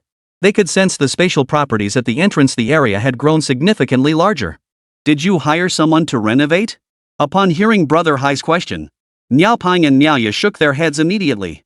No, we were planning to expand, but hadn't gotten around to trying it yet. Who caused this commotion? Just as they were feeling baffled, a figure approached. Still wearing his hard hat, he surveyed the small shop before him with utter satisfaction. Manager Yang, everything's taken care of. What do you think? Who are you? Yang Donghai frowned. After all, there was no such thing as a free lunch. These people had helped him renovate his shop, so they must have their own agenda. The man chuckled. Manager Yang, no need to give me that look. Forgot to introduce myself. I'm the project manager for Gao Group. You can call me Delay. Upon hearing the name Gao Family Group, he was about to speak when Delay cut him off with a laugh. It's free of charge. And our president has said he doesn't expect anything in return. He just wants to meet a genius. No need to refuse. Yang Donghai frowned, pondered for a moment, then finally nodded. Fine, he thought. He had nothing better to do anyway. Still, he handed over his bank card. I don't want a free lunch either. Here, take this. Hearing this, Dolly could only take it. Glancing at the balance, the corners of his mouth twitched. It really wasn't a free lunch. The money here wouldn't even cover the change in their small shop. Alright, if there's nothing else, I'll be going now. Our CEO said to come visit him whenever you have time. He wants to see such a young third-tier beastmaster. With that, Delay led his construction crew out. The trio stepped inside the completely transformed shop. The first thing that caught their eye was the lobby. It looked much more impressive than before. Yet it felt empty precisely because certain elements were missing. They then descended together into the basement, the designated area for cultivating beast eggs. Originally, it had been an ordinary basement. But now it was completely different. Various intelligence systems had been installed, enabling smart monitoring. This ensured the maximum survival rate for all the beast eggs. Looking at the equipment before him, no wonder Dalai didn't even glance at the card in his hand when he left earlier. After all, he'd already paid the money. How much it cost was none of his concern. Miao Pang and Miaoya helped deliver all the beast eggs to their designated locations. Be careful. The two nodded and got to work. After watching their busy figures, he opened the reward given by Mo Wuling. First to catch his eye was 1 billion units of flesh and blood. This flesh and blood carried immense energy. Though seemingly modest in quantity, it was incredibly precious. It seemed Mo Wuling hadn't been fooling anyone with ordinary flesh. Moreover, lying in the corner were over a dozen glowing beast eggs. Upon seeing these beast eggs, Yang Donghai's eyes widened in astonishment. The aura emanating from them was no ordinary matter. Though their exact ranks remained unclear, they undoubtedly surpassed the epic tier. It seemed Mo Wuling was genuinely grateful for saving his daughter this time. While they weren't particularly useful to him, they'd make fine centerpieces for his little shop. Brother Hai, everything's taken care of. Holy crap, over 10 epic grade eggs? The combined value of these eggs would cost them more than they could ever hope to recoup from selling them. This left the two brothers utterly astonished. Brother Hai truly was in a league of his own. They'd wondered why Brother Hai would settle for such ordinary beasts. Turns out he was waiting for this. Was this the difference between ordinary people and the wealthy? Yang Donghai, meeting their admiring gazes, said nothing more. Let them say whatever they wanted. Once everything was prepared. Based on the incubation timelines, most would hatch after these students graduated from university. With everything arranged, they pressed onward. After all, the little shop now boasted a second floor. Upon arriving, they noticed numerous additional tools for concocting potions. Miao Pang's eyes lit up at the sight. Good heavens, this is the latest equipment. While not the absolute top tier, it still commands around 10 billion on the market. And it's not something just anyone can buy, mostly only auction houses can use it, allowing them to minimize waste in herb usage. As they spoke, their eyes sparkled with excitement. Although the Miao family possessed numerous alchemy devices, the elders never let them use it. Breaking it would be a huge hassle. The Gao family really knows how to spend big. Yang Donghai couldn't help but marvel inwardly. He never imagined they'd leave such machinery here. It seemed he'd have to visit them in the future. What should he do? He didn't know much about the Gao family's situation. In his view, going to the Gao residence now would be like a wolf entering the tiger's den. Therefore, the best course of action was to wait. Only after everything had settled and his own strength had gradually grown would such a move be feasible. Still, he must express his gratitude to the Gao family. If not for the Gao family, he likely wouldn't have such a high-end shop. This place belongs to you from now on. Just don't let this machine go to waste. Of course not. Our medicinal herbs should already be on their way. I'm confident that in the near future, our herbal business will absolutely make a name for itself. Both Miao Pang and Miao Ye's eyes sparkled with excitement. These were all achievements for them. With such accomplishments, they would hold significant advantages when competing for the position of family head within the Miao clan. Seeing their excitement, a faint smile touched Yang Donghai's face. After all, they would be the ones profiting. Then his little shop could take things to the next level. Not bad at all. Keeping the Miao brothers around would bring him considerable profits. With that, he headed straight downstairs. As for Miao Pang and Miao Ye, they sat down with the manual and began reading it intently. Such machines were extremely rare. Judging by its appearance, it seemed to be a prototype. They'd need to study it thoroughly before using it. They'd be heartbroken if they broke it. Plus, this was their first time working for Brother Hai. They couldn't afford to mess this up. Chapter 63, The 50 Million Yuan Fee. Thanks to the arrival of the Miao brothers, his little shop had calmed down considerably. With the two of them handling the alchemy machinery, he had no plans to sell anything for the time being. Time passed quickly. The beast eggs in his basement were nearing hatching. The Abyssal Mother worm couldn't continue leveling up anytime soon, unless he ventured back into the forest or utilized his existing resources. He didn't feel an urgent need to advance his cultivation, so he wasn't in a hurry. These past few days marked the time for awakening talents. Most wealthy families had begun searching for useful beast eggs for their children. Thus, the small shop had no shortage of business. The three of them sat in the shop, observing the steady stream of people arriving by appointment to view the basement. Most were from middle-class families. As for the poorer families, whether their children could get a beast egg depended entirely on their innate talent. Shopkeeper, bring out all the beast eggs priced over 500,000 yuan. I want my child to see them. As the words fell, Yang Donghai looked up to see a wealthy woman entering. Dressed in gold and silver, she was clearly wealthy. Miao Pang and Miao Ye exchanged glances, unsure how to respond. Seeing their hesitant expressions, the woman assumed they were unwilling to sell. But then Miao Pang spoke up, this shop only carries beast master eggs priced between 50,000 and 200,000. We truly don't have any at 500,000. What kind of shop runs without any beast eggs? Hearing this, the noblewoman's expression darkened considerably. What kind of joke was this? Seeing his dismissive expression, Miao Ye interjected, we don't have any for 500,000, but we do have one for 500 million. You're welcome to take a look if you need one, though I doubt you can afford it. I'll take it. The chubby boy's eyes lit up at the words. He wanted the best. 500 million? Upon hearing the price tag, at least that of an epic tier beast, the wealthy woman sneered coldly, her voice dripping with sarcasm. What kind of nonsense are you spouting? Then show us mother and daughter your so-called 500 million yuan beast egg. Sorry, but we don't show it unless you're buying. After all, you know how precious a 500 million yuan beast egg is. Opening the incubator once is already a loss. Just tell me the price outright.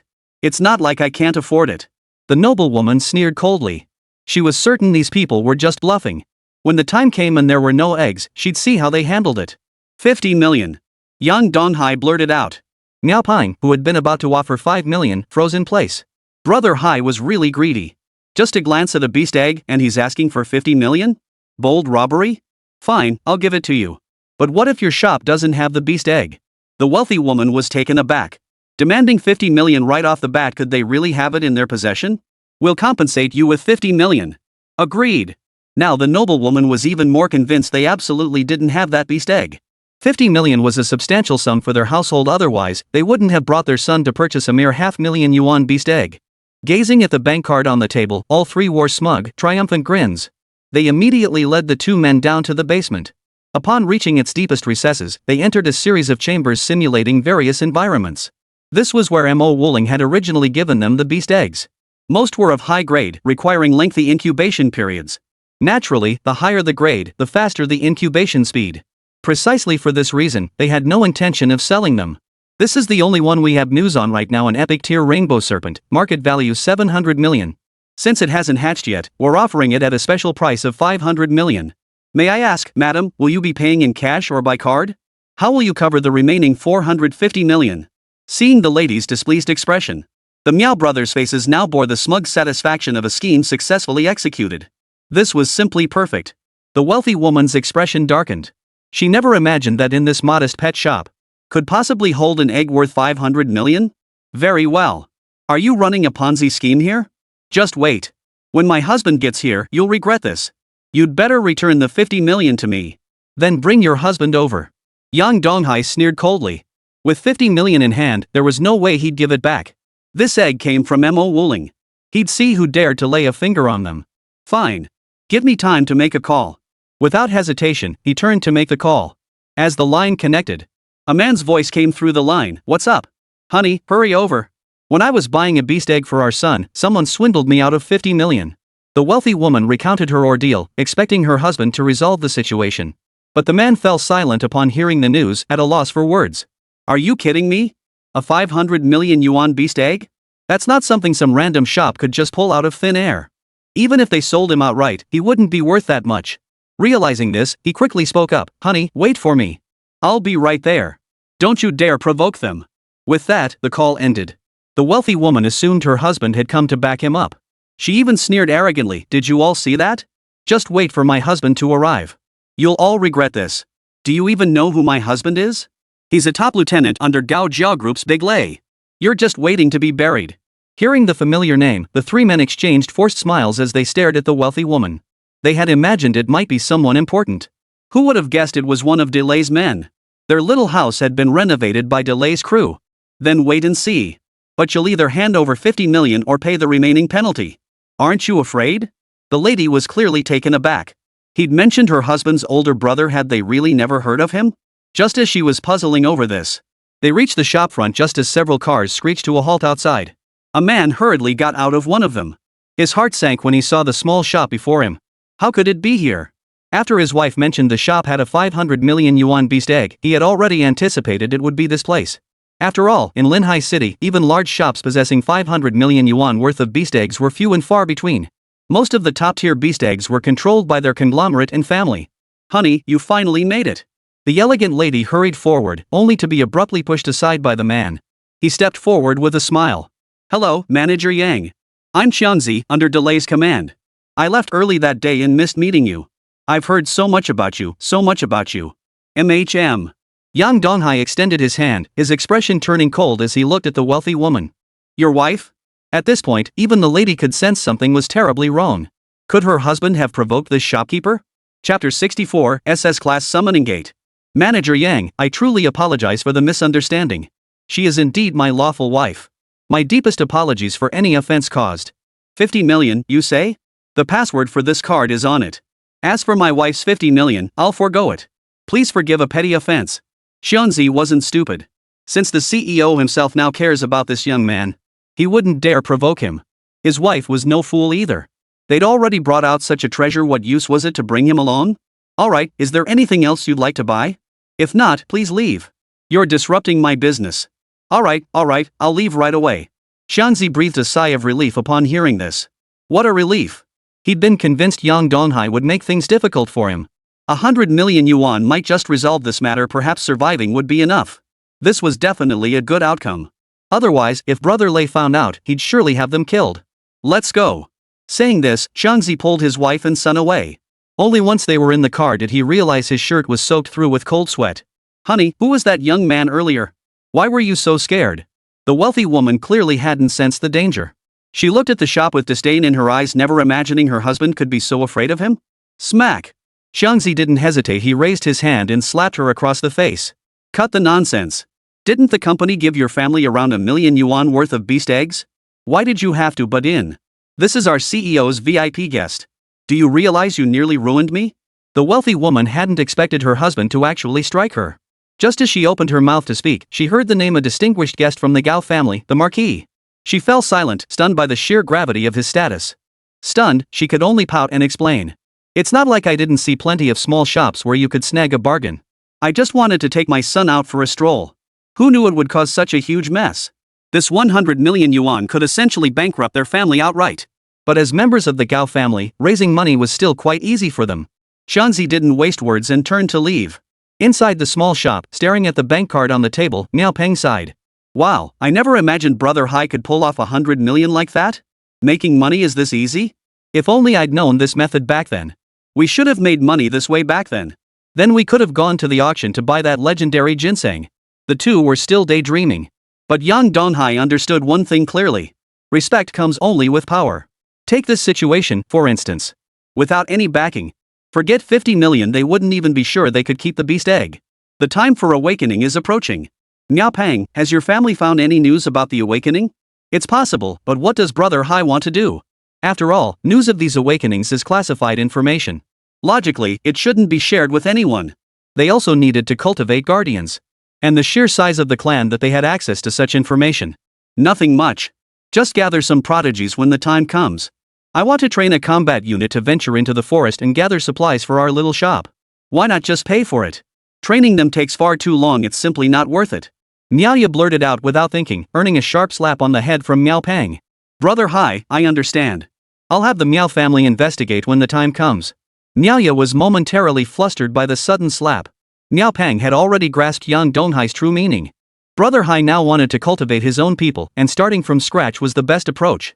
As for recruiting mid-career, they'd never be truly loyal. These talented individuals without wealth were coveted by every clan. Whether Brother Hai could seize the opportunity, that depended entirely on Brother Hai himself. But considering Brother Hai's innate talent and experience in beast taming, the odds of success were still quite high. The trio continued managing their small shop. They've made a decent profit lately. But not as much as they'd made off some sucker, and they'd also sold a few of the beast eggs they'd bought earlier. There was nothing to be done about it. Those who came to buy were all bargain hunters. As for those who actually bought them at this stage, they were all well aware of their own talents. They wouldn't touch low-grade beast eggs, and most hired people to search the forest for them. 3 days passed quickly. Today was the day of awakening, and Linhai City had fallen into a quiet stillness. Both the Gao family and the Guardians were making preparations. Their target was the ordinary awakened individuals emerging this time. Should any B rank or higher powerhouse emerge, they would seize them without hesitation. At this moment, Yang Donghai and his two companions held a tablet in their hands. It displayed real-time data on all awakened individuals. Miao Peng spoke up. Brother Hai, how many targets are you aiming for this time? 50 people would be tough to snatch from the Guardians and the Gao family. 50? Yang Donghai's mouth twitched. It seemed Miao Peng truly admired him. 5 will suffice. Let's see if there are any with good talent first. By the time they spoke, they had already arrived at the school entrance. Graduates were welcome to come for awakening. Yang Donghai and Miao Peng watched for a long time. During this period, only D rank and A rank candidates appeared. S rank truly was rare. His gaze swept through the crowd, suddenly locking onto a young man with a dull expression. He was thin, and had only awakened a C rank talent nurturing. He was deeply disappointed. Yet, he sensed remarkable potential within the youth. Perhaps there might be some benefit to be gained from him later. Just as he was about to approach the youth, Miao Peng suddenly shouted from the side. Brother Hai, look! An SS-tier talent, the summoning gate, just awakened. As they spoke, the three of them sprang into action. Meanwhile, figures lurking in the shadows also began rushing out. Their purpose was clear. The awakened one was a little girl, still clutching a doll, her eyes sparkling with joy. Her appearance made it hard to believe she was already an 18-year-old adult. After making a quick note, the young girl headed home to purchase a beast companion. No sooner had she arrived at a quiet spot than a van pulled up in front of her. Several burly men emerged from the vehicle. Huang Meng, SS rank summoning gate awakener, we are representatives of the Gao family group. Now that you've successfully awakened, why not join our Gao family group? Fear not. By joining us, we can provide you with a beast companion of your choice and ensure your safety. You will gain the protection of the Gao family. Ridiculous. The Gao family is merely an underground syndicate. Can they truly protect an SS rank awakened? Join our guardians. We can offer you the same conditions, plus status and a reward, a house in the inner city. At that moment, the escort team arrived, matching the Gao family's forces blow for blow. Chapter 65, Choice. Huang Meng hadn't expected so many people to show up. Watching them bicker fiercely, she was terrified. Meanwhile, Yang Donghai and his two companions remained hidden in the shadows. They too were intrigued by the young girl's talent. After all, they weren't entirely sure of the specific effects of the summoning gate's talent. Before they could intervene, Huang Meng raised her hand. Excuse me, everyone. Please stop arguing. Honestly, my talent isn't all that useful. It can randomly summon creatures from my imagination, with a high upper limit, but everything is entirely random. With that, she pulled out her talent. Upon reading the talent description, everyone froze in place. They had assumed it was a rare SS-tier talent, only to discover its practical value was surprisingly limited. The Gao family members frowned upon seeing it, then turned and walked away. They needed to confirm with the CEO's office. What use was a worthless talent? They would have to submit an application. The guardians frowned upon seeing it, stood there for a moment, then nodded and departed. Once everyone had departed, Huang Mengmeng's face broke into a smile. Truthfully, while the appearance of these people was unexpected, he was even more surprised by his own talent. Imagination limits everything. Moreover, everything was random. The very existence of such creatures was uncertain. He felt his talent wasn't particularly useful after all. Just as he was about to leave, Yang Donghai and the other two suddenly stepped forward. Huang Mengmeng, why don't you consider joining our little shop? Who are you people? My talent. Huang Mengmeng was about to explain when Yang Donghai nodded. We understand your situation for now. Given that your family can't nurture your talent, why not join our little shop? We can nurture your talent, and in return, you'll help us source goods for the shop in the future. How about a guaranteed base salary of 5,000 yuan a month? Oh, and we'll give you a beast companion too. Huang Mengmeng was visibly startled by his offer. After all, he was an SS-tier talent. 5,000 yuan. But seeing the expressions on the three of them, it was completely different from the big organizations. In the end, she nodded. How about showing me your little shop? The trio quickly agreed and immediately led Huang Mengmeng back to their shop. On the way, Miaoya looked at Huang Mengmeng with obvious surprise. Mengmeng, are you really 18? Not 12? After all, Huang Mengmeng's outfit was just too adorable. If it were true, wouldn't that make her a legal loli? Huang Mengmeng smiled and nodded. Her outfit had always been the center of attention among her classmates, but she actually enjoyed the admiring looks from these three. Just as they were chatting away. At Gao Group, Gao Rongxing frowned upon hearing about Huang Mengmeng. After all, cultivating an SS-tier talent was extremely troublesome. If the talent proved useless, there was no point in investing resources. What's the decision from Mo Wooling's side? After pondering for a long time, he finally asked Mo Wooling. If the kid was useless, Mo Wooling probably wouldn't have any plans either. Hearing his words, Da Lei chimed in from the side. Mo Wooling's side has also retreated. Clearly, this little girl isn't of much use. SS rank requires high-grade beast taming equipment. It's completely unnecessary. According to intelligence, the informant was taken away by Yang Donghai. Looks like they're planning to train her as a shop assistant. Gao Rongxing flinched at the mention of Yang Donghai's name. He finally nodded. Since that kid took him, we won't interfere. Let's focus on snatching others. The same applied to Mo Wooling's side. There were no records of Huang Mengmeng's talent to begin with. Now, the resources required to cultivate her were too great. Plus, they didn't want to give Yang Donghai any trouble, so they weren't planning to take her away either. In the end, Huang Mengmeng remained unchallenged. They clearly found it somewhat unbelievable. After all, an SS-tier talent going unclaimed was truly astonishing. As they pondered this internally, the four had already returned to the small shop. Looking at the ordinary little shop before her, Huang Mengmeng finally understood why they'd offered a 5,000 yuan no-responsibility base salary. Wasn't this shop a bit too ordinary? Mengmeng, don't judge our shop by its appearance. What lies within is extraordinary. You've just broken through too. Come on, let's go inside and pick out your beast companion. Yang Donghai led Huang Mengmeng into the shop. The other two had been about to follow them in. Yang Donghai chuckled, alright, you two watch the shop. We'll go pick out a beast. With that, the two descended into the basement. Though Miao Pang and Miaoya wanted to follow, they had no choice but to stay behind and mind the shop. Huang Mengmeng and Yang Donghai descended into the basement, surveying the beast eggs below. Especially after seeing the hundreds of thousands of yuan price tags, Huang Mengmeng felt a bit awkward. She had thought this place was ordinary enough, but now it seemed that even the most ordinary spot was still a place that sold beast eggs. After a long look, he finally settled on a 5,000 yuan ironhorn beast. This one, then. Just give me this one. But Yang Donghai glanced at it and shook his head. What is this? A 50,000 yuan item isn't worthy of you. Come on, follow me. I've appraised these recent beast eggs.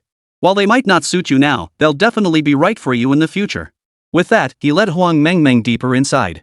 The summoning gate. This thing really comes down to luck. If one's luck is good enough, they can summon all sorts of unexpected treasures. And precisely for this reason. What he needed wasn't a combat-type beast, but luck. But luck is an extremely rare trait among all types of beasts. Its rarity even surpasses that of an SS-tier talent like himself. Finding it is an immense challenge. He understood this well. However, Huang Mengmeng was exceptionally fortunate he happened to possess a luck-type beast. It required cultivation and evolution, but that alone was already a rare find. First, he brought Huang Mengmeng to the innermost section, where numerous valuable beast eggs lay. One egg, shimmering with a black glow, caught Huang Mengmeng's attention. This is an obsidian mystic turtle egg epic grade. It's one of your choices. Epic tier? Hearing it was epic tier, his eyes widened in surprise. He never imagined this small shop would hold an epic tier egg. And it was even the first option. Soon after, Yang Donghai retrieved a jet black egg from the corner, neither large nor small. Its aura was faint, clearly struggling to survive. This is your second choice, a black fox egg. It's the one most suited to you. You may choose whichever you prefer. Chapter 66, I have no name. So tell me, which one should I choose? Huang Mengmeng didn't make a choice upon hearing his words, her eyes fixed on him. It's simple. Though this one-tailed black fox's aura is currently quite faint. But regardless, as long as it evolves, it will enhance your luck.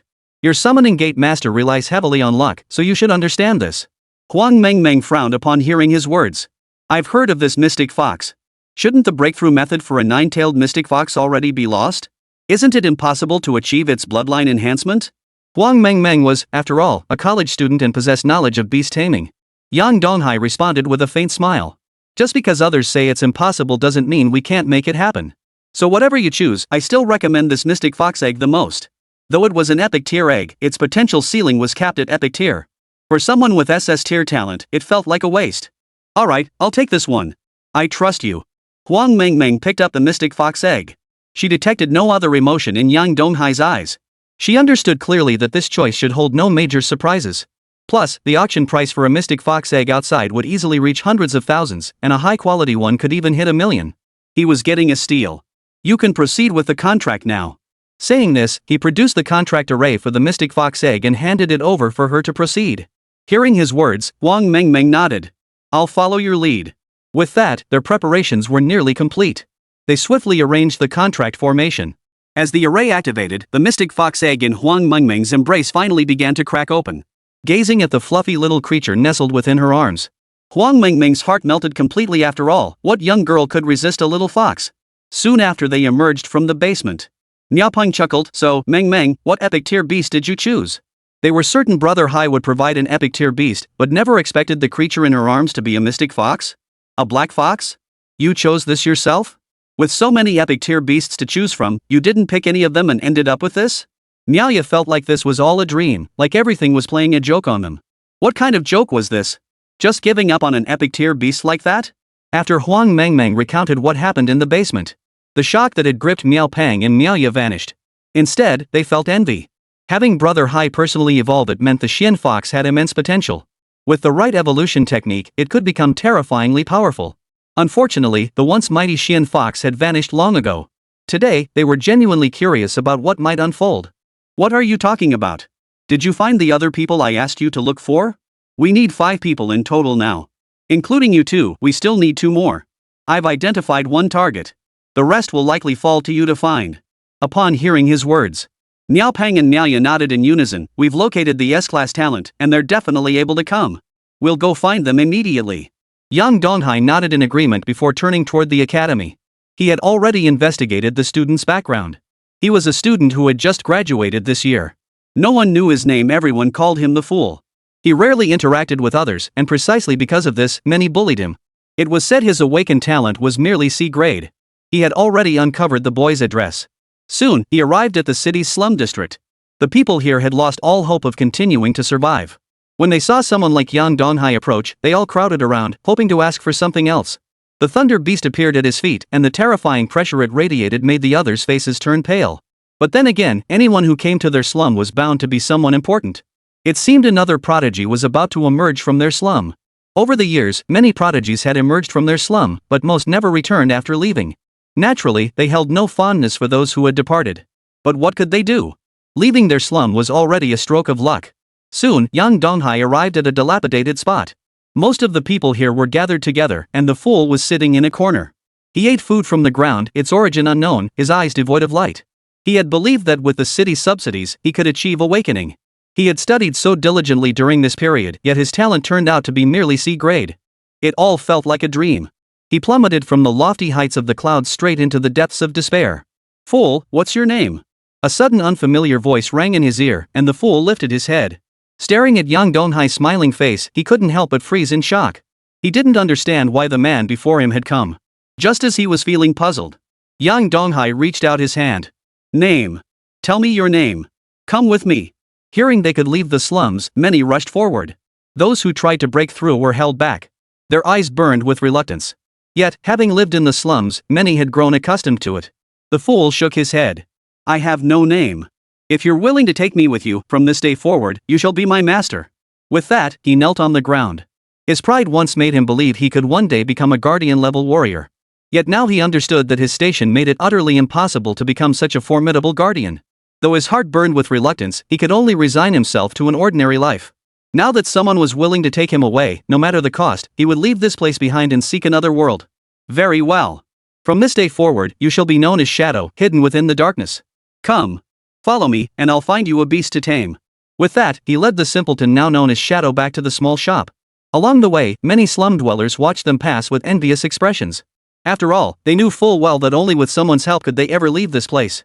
But Yang Donghai didn't spare them a single glance, silently leading him away. After pondering for a moment, Shadow finally spoke up. Master. Just call me shopkeeper. Shopkeeper, may I ask why you chose me among so many others? Truthfully, the slums are filled with people bearing unique histories. Perhaps it is precisely these individuals you seek. Chapter 67, External Beast Control. Different. You're completely different from them. Shadow, you'll discover your uniqueness sooner or later. But at least not yet. Let's go. We're almost home. With that, the two quickly returned to the small shop, where only the young girl Huang Mengmeng remained. He lay lazily on the counter, gazing out the window. Xuanhu purred contentedly in her arms. To be honest, they felt uneasy leaving such a young girl to mind the shop alone. Shopkeeper, you're back? Who is this? Huang Mengmeng had intended to ask about the little beggar, but sensing the other party's non-trivial status, she held her tongue. She'll be your teammate from now on. You two should get to know each other. Go take a bath first. Here are the things you need for washing. Wear this outfit. Yang Donghai pulled out a random set of clothes from his storage space. Shadow nodded upon hearing this, then proceeded to examine his talents. Currently, Shadow's talent was inexplicably inaccessible. On the surface, it appeared to be a C-rank assassination ability. But he sensed something was profoundly wrong.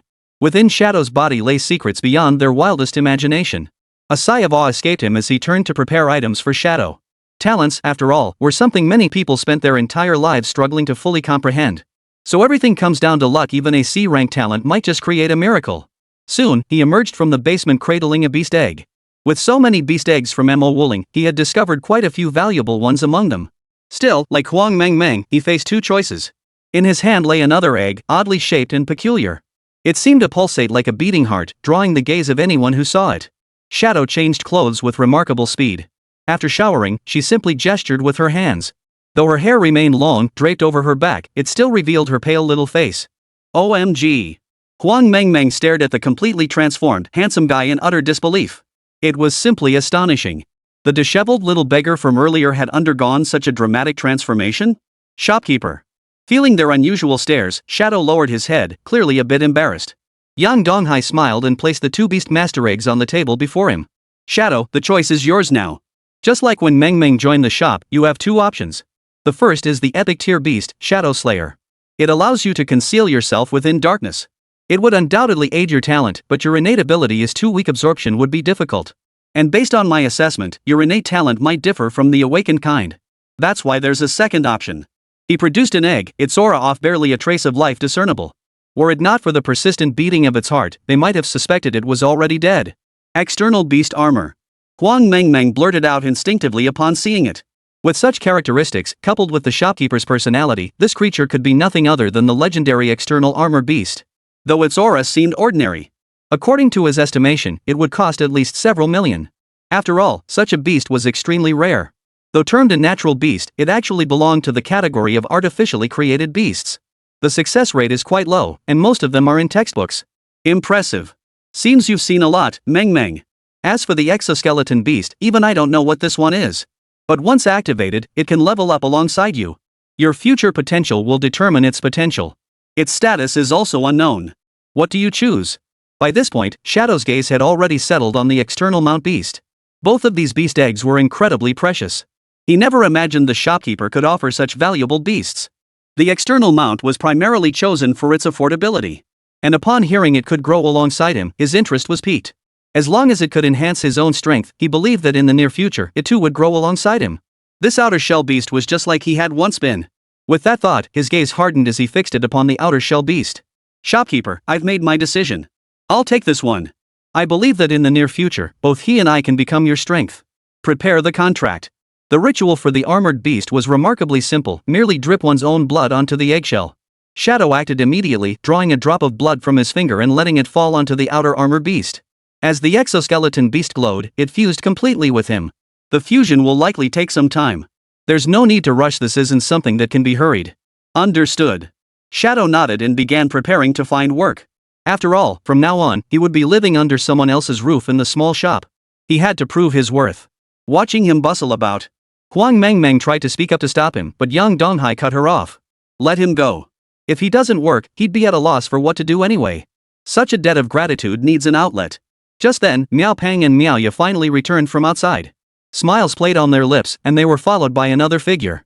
This person had fiery red hair and wore distinctive armor. Beneath the wild attire, his features were strikingly chiseled, evoking the aura of a female general on the battlefield. She stared at the small shop before her, clearly astonished. Miao Pang, Miao Ya, you two really expect me to work in a place like this? Don't forget, I'm an S-rank talent, and my current strength is that of a third-tier beastmaster. You're not kidding? The woman's lips twitched as she surveyed the modest shop before her. Hearing their confident promises, she'd assumed it was some major organization. But this? He wondered if these two were just bored at home and decided to pull a prank. Miao Ya chuckled. Sis Linglong, just come on in. Brother Hai is inside the shop. We're just waiting for you. Don't let the ordinary exterior fool you, this place will blow your mind. You'll work here from now on. The two of us will handle the potions, it's a perfect fit. Besides, haven't you been having conflicts with your family lately? This way you'll have a salary too, wouldn't that give you some financial security? Finally, Wu Linglong nodded. She really did need a place to work right now. With Miao Pang and Miao Ya here, she could trust them. She might as well take this opportunity. She'd take it as a favor. Chapter 68, A Major Ruckus. Soon after the three entered the shop. Wu Linglong kept frowning. He found far too many faults with this little shop. But this was the only option available. She had no choice but to grit her teeth and persevere. He wanted to see what was really going on with the Miao brothers. Seeing the two return, Yang Donghai smiled. Looks like you brought someone back. Now that everyone's here, let's introduce each other. First up is Huang Mengmeng. You two already know this little girl. Next is our new member, Shadow. From now on, she's part of our team. Her C-grade talent is still pending evaluation, she just awakened her abilities. At this point, Wu Linglong's expression darkened further. His gaze toward the Miao brothers seemed to scream, are you kidding me? A C-rank talent in Huang Mengmeng, he knew her well. According to intelligence, SS-grade talents are useless, cultivating them holds little value, though they can still be of some use. Most clans abandon them outright, with only a few still considering them as pending cases. They needed to assess Huang Mengmeng's specific abilities before making a decision. Wu Linglong's face was cold. Very well, Miao Pang, Miao Ya. Are you two really playing games with us? This is infuriating. Where on earth did you find these actors for this little shop? Just bear with it, just bear with it.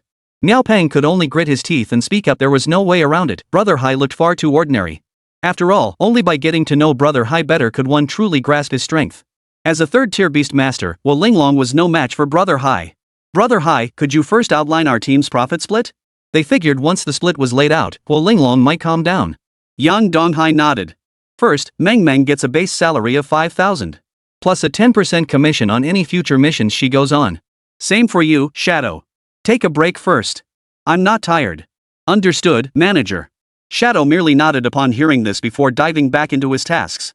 Watching the busy Shadow, a wry smile touched the corner of Yang Donghai's mouth. It seemed Shadow would still need some time to adjust. Miao Pang, you guys too, if you have any concerns, speak up now. Better to avoid conflicts later. Miao Pang. She was on the verge of exploding. What on earth was this? Did he really think he was some cheap cabbage by the roadside? 5,000? With that thought, Wu Linglong pulled out a bank card from her storage ring. You know my status. 5,000 is just pocket change to me. If my family hadn't cut off my allowance, would I even care about 5,000? Stop joking around. If you can't genuinely find me a job, then forget it. Just as she turned to leave, she noticed the Shadow Slayer beast on the table. She had been searching for her own beast companion lately. After all, as a third-tier beastmaster, she was now capable of contracting additional beasts. Due to family circumstances, he could only grit his teeth and wait. He was hoping to stumble upon a suitable beast by chance. As for bowing to his family's wishes? That was absolutely out of the question. An epic tier shadow slayer? Your little shop actually has such a treasure? He clearly couldn't believe his ears. Miao Pang and Miao Ya quickly chimed in, that's right, we definitely have such treasures. And there are other treasures in the basement too, didn't expect that, did you? Don't let the size fool you, this place is full of hidden gems. If you're looking for a beast, we've got epic tier ones too. Brother Hai isn't stingy at all. Yang Donghai, however, spoke coldly, I can be very generous to my own people. But this young lady has been asking far too many questions since she walked in. Miao Pang, this is a small shop, not a dumping ground for junk. What did you say? Think I'm some pushover? You're asking for trouble. As Huo Linglong lunged forward, Miao Ya rushed to intervene, seeing the situation was escalating. Could it be that Brother Hai and Linglong were actually at odds? Very well. This isn't the place for fighting. There's a private room over there where you can settle this. In that case, let me see what you're made of. I'd been waiting for you to say that. With that, he followed young Donghai into the basement. The Miao brothers exchanged a glance, each seeing the other's anxiety in their eyes. How could the helpers they'd brought end up fighting each other? They had no choice but to steel themselves and rush in to see what was happening. Inside the secret chamber, Huo Linglong summoned her fire dragon directly. Epic tier. Though called a fire dragon, it was merely a lizard, quite ordinary. Precisely because of this, Yang Donghai's eyes flashed with disdain before he turned and summoned his elite thunder beast. With the power of the yin yang ladybugs, they were already terrifyingly strong. As for the other offspring, there was no need to summon them. Go ahead, but be gentle. With that, the elite thunder beast charged forward. The fire dragon roared in anger, spewing flames from its mouth. The intense heat instantly scorched the entire chamber, though Yang Donghai remained largely unaffected thanks to the yin yang ladybug. Die. You're just the owner of a shabby little shop, how strong could you possibly be? As the words left his mouth, Huo Linglong stared in disbelief at the thunder beast emerging unscathed from the fire dragon's jaws. Before she could recover from her shock, the thunder beast had already charged forward, its massive claws gripping the dragon's body. If the thunder beast exerted itself, crushing the fire dragon to death would pose no difficulty whatsoever. Watching Huo Linglong, who hadn't unleashed the fire dragon's full power, Yang Donghai shook his head. Such a precious fire dragon, at the peak of epic tier strength. Dealing with an elite thunder beast should be simple. Yet because you lost your composure in battle and didn't know how to command it, this is the result. No wonder you've always refused to join our little shop. Miao Pang, what kind of person did you two bring in? I refuse to accept this. Huo Linglong was about to attack again. Yang Donghai threatened, you can let the fire dragon try. If you don't want your beast to die, give the order. Fire dragon? Huo Linglong, stop this nonsense. We invited you because we consider you a friend. Brother Hai insists you must change your temper. Uncle and aunt have also asked us to support you. You're no longer the fire family's young miss now. Either join us or leave and never show your face again. Miao Pang was thoroughly enraged at this point.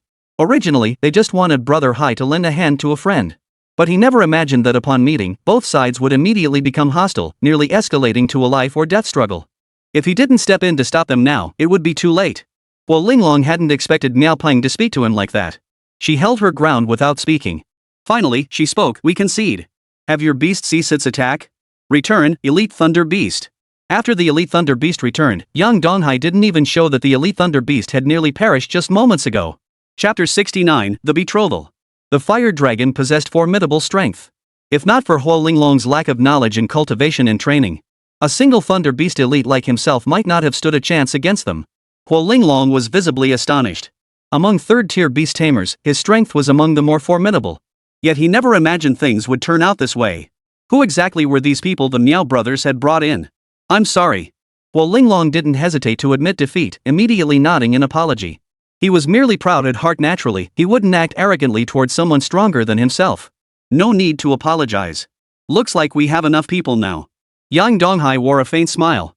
Miao Pang and Miao Ya were naturally delighted too. In the future, the variety of goods in their little shop would only grow richer. However, they would need a period of adjustment, much like Meng Meng now. His talents hadn't been fully developed yet, and it would take at least a year of training. That was precisely why Yang Donghai had offered such a low salary. He needed cultivation, and paying them anything at all was already generous. Miao Pang and Miao Ya joined Shadow in tidying up. Their workload had decreased significantly lately, but they still hadn't grasped the full functionality of the potion-making machine. There were simply too many buttons on it. Sis Linglong, by the way, why did you leave home? Aren't you from a prominent family? Even Shadow glanced over, equally perplexed by Huo Linglong's decision. As someone from a prominent family, he should have a promising future ahead. Hearing Meng Meng's question, Linglong's face clearly showed displeasure. What else could it be? My old man set me up on a blind date. I'm not even thinking about boyfriends right now, and that guy was such a wimp. I couldn't stand someone like that. While Linglong's voice grew angrier as she spoke. Huang Meng and Shadow exchanged a glance, clearly seeing resignation in each other's eyes. Perhaps they didn't understand the lives of those in prominent families. Even though they were forced into arranged marriages with people they didn't like, such a life was precisely what they had always dreamed of. As the group chatted while decorating the small shop, a supercar pulled up in front of the shop. The man surveyed the storefront with a sneer. After stepping out, his over 8-centimeter platform shoes and thick makeup obscured his true features. He wiggled his hips in bell-bottom pants, strutting step by step into the shop. Linglong, I know you're here. Since Uncle agreed to it back then, why won't you even try with me? The shrill voice drew the attention of everyone in the shop. Spotting the man, Linglong quickly hid behind Huang Meng, glaring at him with utter disgust. Meng Lusong, I told you I don't want to marry into your family. And you Meng family can forget about it too. With your sissy ways, you'll never find a girlfriend in this lifetime. While Linglong's words were harsh, but Meng Lusong seemed oblivious. He looked at the small shop with a trace of disdain on his face. Linglong, with your life already in this state, do you still want to defy your family? Marrying me wouldn't be so bad. Your Hua family could enjoy the Meng family's resources, isn't that what everyone wants to see? While Linglong remained silent. After seeing that everyone in the shop clearly disliked him, Meng Lusong turned his gaze toward Miao Pang and Miaoya in the corner. So it's you two brothers. Just wait.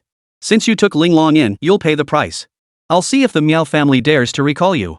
A flicker of fear flickered in Miao Pang's eyes.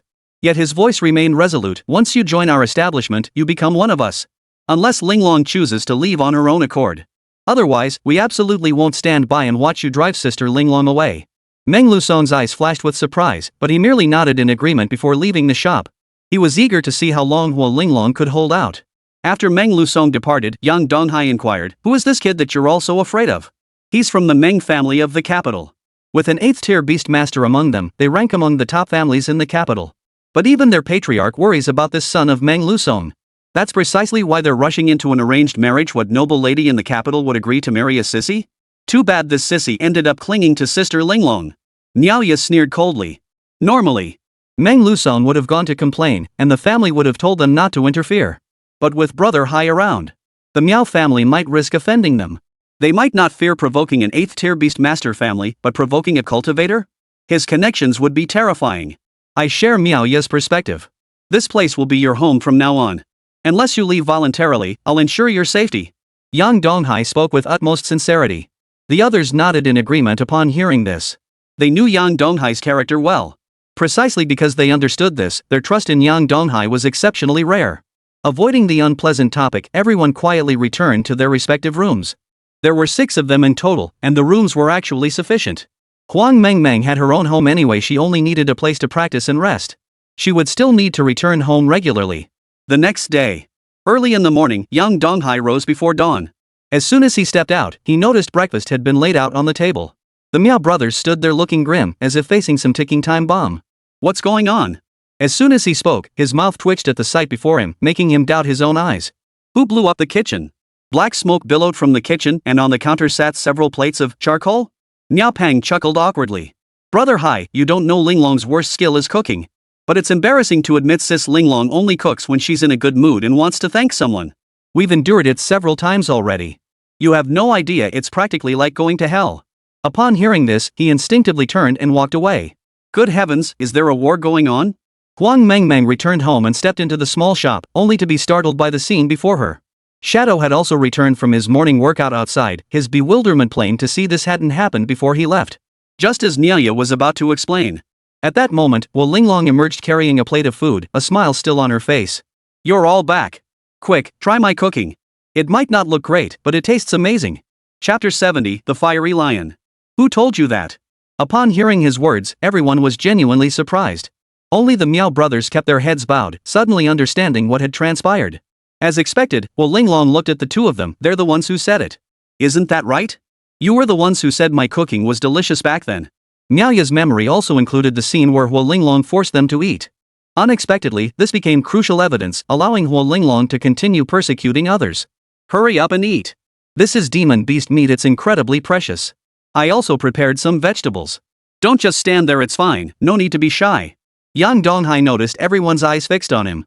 He steeled himself to speak up. Linglong, I need to ask you something. What is this blackened thing? It's a first-tier roasted turkey, cooked over the flames of a fire dragon's breath. Absolutely delicious. Considering the fire dragon's flames must reach temperatures well over 10,000 degrees, it was no wonder it looked like this. Then Yang Donghai pointed to a nearby plate of sticky paste. And this? Blanched greens. Getting vegetables at a time like this is incredibly difficult. After hearing his words, Yang Donghai looked at Linglong with genuine concern. Linglong, may I ask, have you never tasted the food you cook? No. My father told me that cooking is meant for others to taste, never for oneself. At this, Yang Donghai's lips twitched. With a father like that, he wasn't sure whether to feel happy or unhappy. That's good. Just as he was about to say these things weren't edible, Shadow stepped forward and began eating. Though it was disgusting, Shadow devoured it expressionlessly, leaving everyone present staring in stunned silence. Shadow, is this stuff really tasty? What do you mean? Hearing Miaya's question, Linglong visibly flared up. What did he mean? Is this stuff really tasty? Her cooking was always delicious, wasn't it? Shadow merely nodded as he ate, finally swallowing before shaking his head. It's passable. The food I ate back in the slums was far better than this. Just having something to eat is good enough. Wasting such precious ingredients would invite divine retribution. What? Linglong was struck dumb, as if struck by lightning. Seeing him eat so heartily, he'd assumed it tasted delicious. She never expected such a response. Yang Donghai could only sigh helplessly. Linglong, I think you should try it. After all, for food to be truly delicious, it has to look appealing first. I don't believe it. Linglong quickly grabbed the chopsticks nearby. The moment she put the food in her mouth, her expression changed. She never imagined anything could taste this awful. Yuck, yuck, yuck. This is awful, utterly disgusting. Her face wore an expression of utter disbelief. Seeing the Miao brothers devouring it so heartily, he'd assumed it must be delicious. He never imagined it could be this awful. Just wait. Someday I'll make something even better.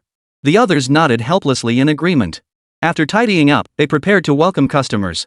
After all, as the sellers, they were now in the peak season of awakening. Their time to make money had arrived. Sure enough, as soon as they opened the door, a ragged woman entered the small shop with her son in tow. She carried a burlap sack in her hand, its bulging contents clearly money. Welcome. What can I get for you? Huang Mengming's face lit up with a smile. Spotting the boy, she spoke with surprise. Su Yang, you're here to buy a beast companion? She recalled Su Yang seemed to have awakened AB rank combat talent. However, due to his family's modest circumstances, no one was willing to sell him a beast egg. AB rank? It was uncertain whether the Guardians or the Gao family group would even want him. Miss Huang, are you working here? Su Yang looked at Su Yang, who appeared noticeably shy. As the school's most beautiful girl, Huang Mengmeng had always been the object of secret admiration for all the students. Yet, to this day, no one had managed to become her boyfriend. But this visit wasn't about seeing her goddess. The woman merely glanced at him before placing the sack in her hands on the counter. Hello, I'd like to purchase a beast egg for my son. This is all the savings we have at home. What can we buy with it? Miao Pang stepped forward and opened the burlap sack, revealing 800,000 yuan in cash deposits and a property deed inside. 800,000 in cash and a house worth $1 million. That's a total of 1,800,000 yuan. Normally, that should be enough to purchase a rare beast egg. However, I'm afraid our shop doesn't carry Beastmaster eggs at that price point.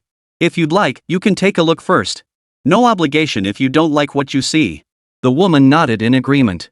After all, Su Yang had become the hope for their entire family. With a great combat talent, he was absolutely destined to become a Beastmaster.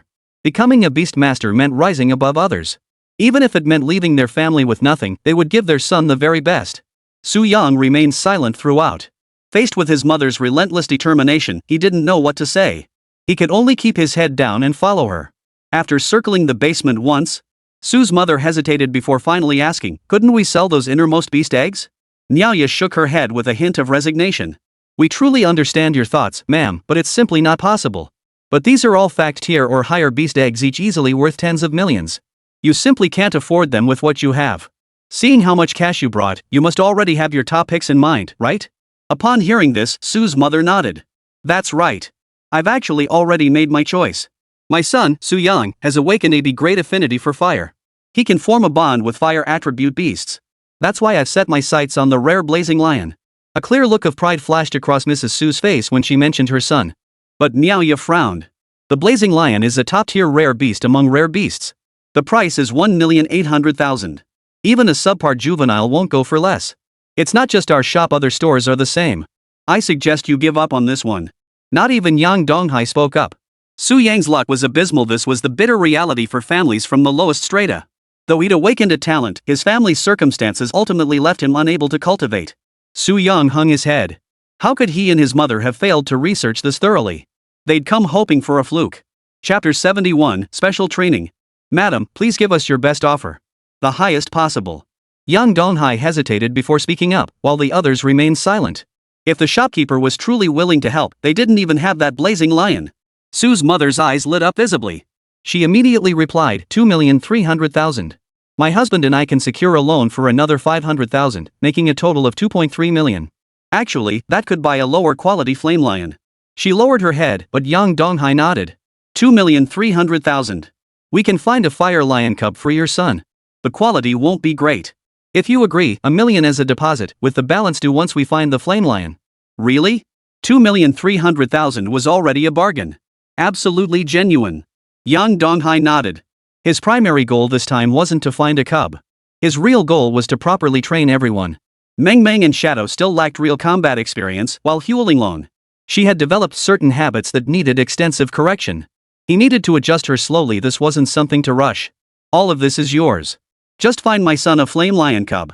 Yang Donghai tucked away the 1,800,000 yuan. The flame lions had established territories within the forest. Now was precisely their breeding season. Finding a cub to seal into a beast egg was no difficult task. Su's mother expressed repeated gratitude before departing. After they left, Yang Donghai turned to Huolinglong. Linglong, you'll be minding the shop this time. Your task is simple, just tell them we'll be back soon. If anything comes up, they can leave their contact information. The pet eggs in the basement all have prices. If someone wants to buy one, sell it to them. You can offer a discount, but don't go too low. We're heading out. He truly couldn't bear to leave Huolinglong behind, but bringing them along would only delay the mission's progress. This trip into the forest was merely to help the two of them acclimate to the forest environment. Don't worry. Leave it to me. Speaking like this, Huolinglong truly seemed to have transformed into a shopkeeper. The more he acted like this, the more uneasy the others became. When they first met Huolinglong, they never imagined he could be so unreliable. But there was nothing to be done. Before leaving, he still couldn't shake his unease. In the end, he contacted Mo Wuling. His request was simple, just have someone keep an eye on their shop. He was the only one they could trust to handle this task. Only after everything was arranged did he finally depart. He led the four of them out of Linhai City and soon entered the forest.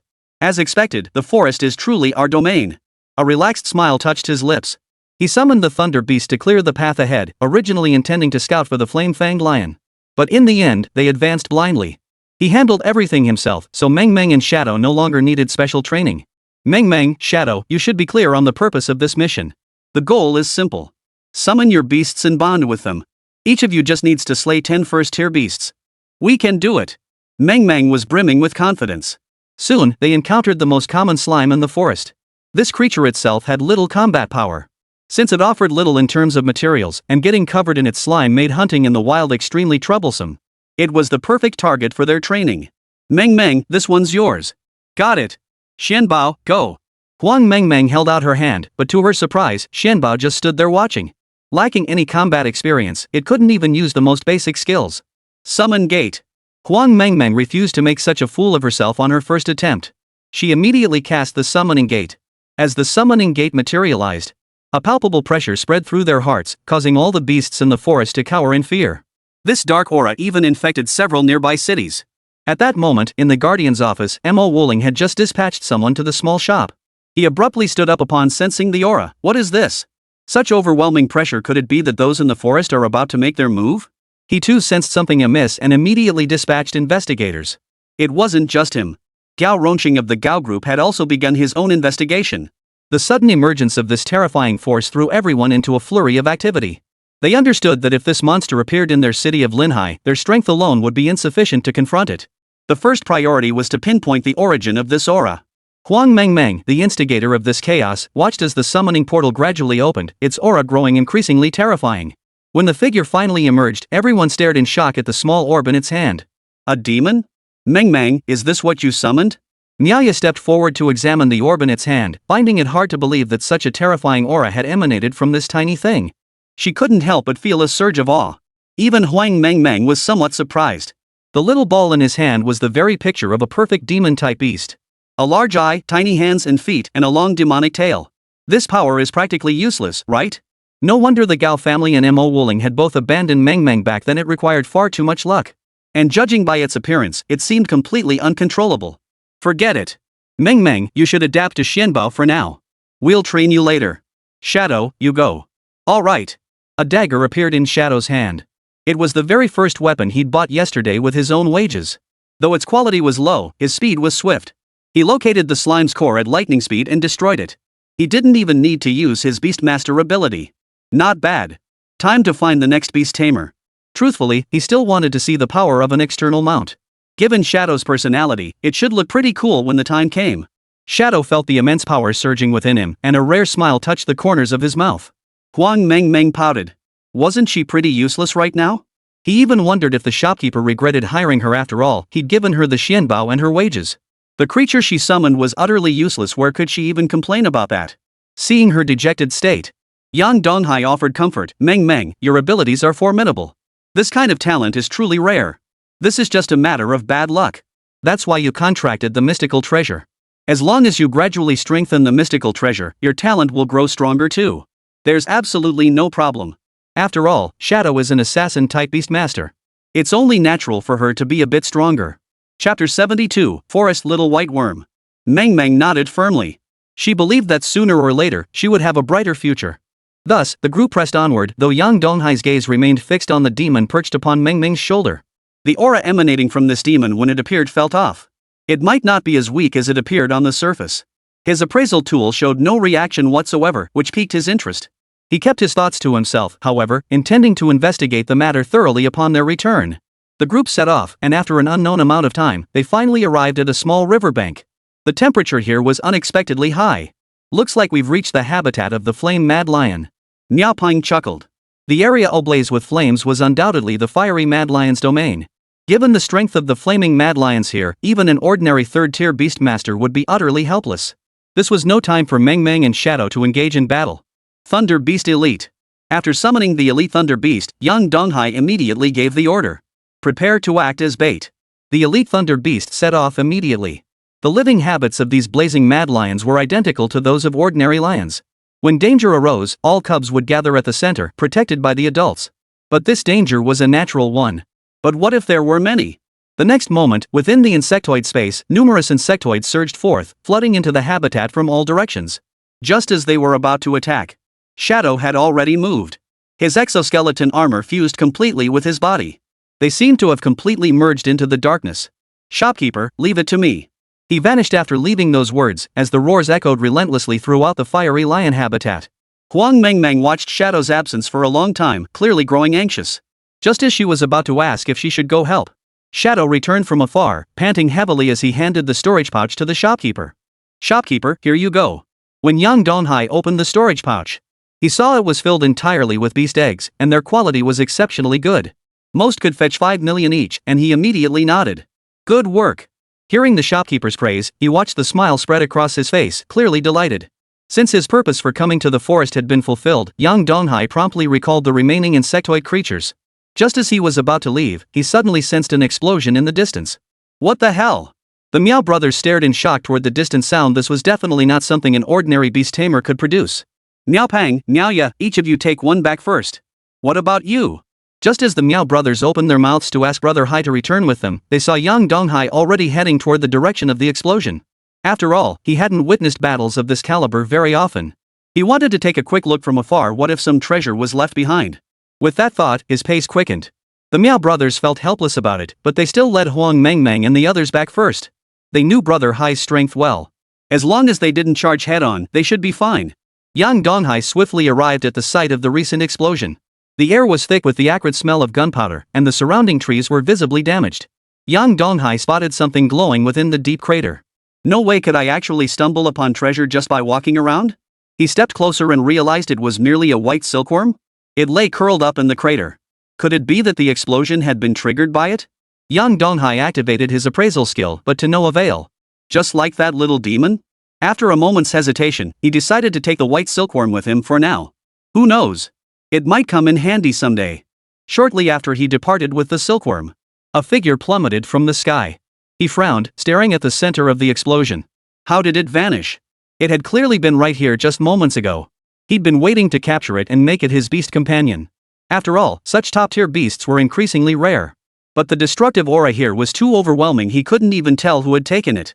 The nearest city was Linhai City, so he had no choice but to grit his teeth and head there first, to see if he could find that beast there. Meanwhile, after Yang Donghai took the white worm away, he made his way back to the city. The white worm was in poor physical condition, covered in numerous wounds. It must have endured a fierce battle earlier. Now that he had brought it back, he had to treat its injuries. He quickened his pace. Soon, he arrived back at the small shop. "Shopkeeper, you're finally back." "Yeah, brother Hai, you have no idea how worried we were about you. But look at this adorable white silkworm." Niaopang looked at the white silkworm in Yang Donghai's arms with some surprise. After all, that soft fur and gentle aura made it instantly endearing at first glance. "Alright, let's not waste any more time for now. Niaopang, Niaoya, you two go prepare some healing potions. He must have been caught in the blast at the epicenter just now." Niaopang and Niaoya immediately set off. They quickly prepared the healing medicine to treat Bai Kan. Meanwhile, in the Guardian's office, Mo Wuling was still processing the latest intelligence.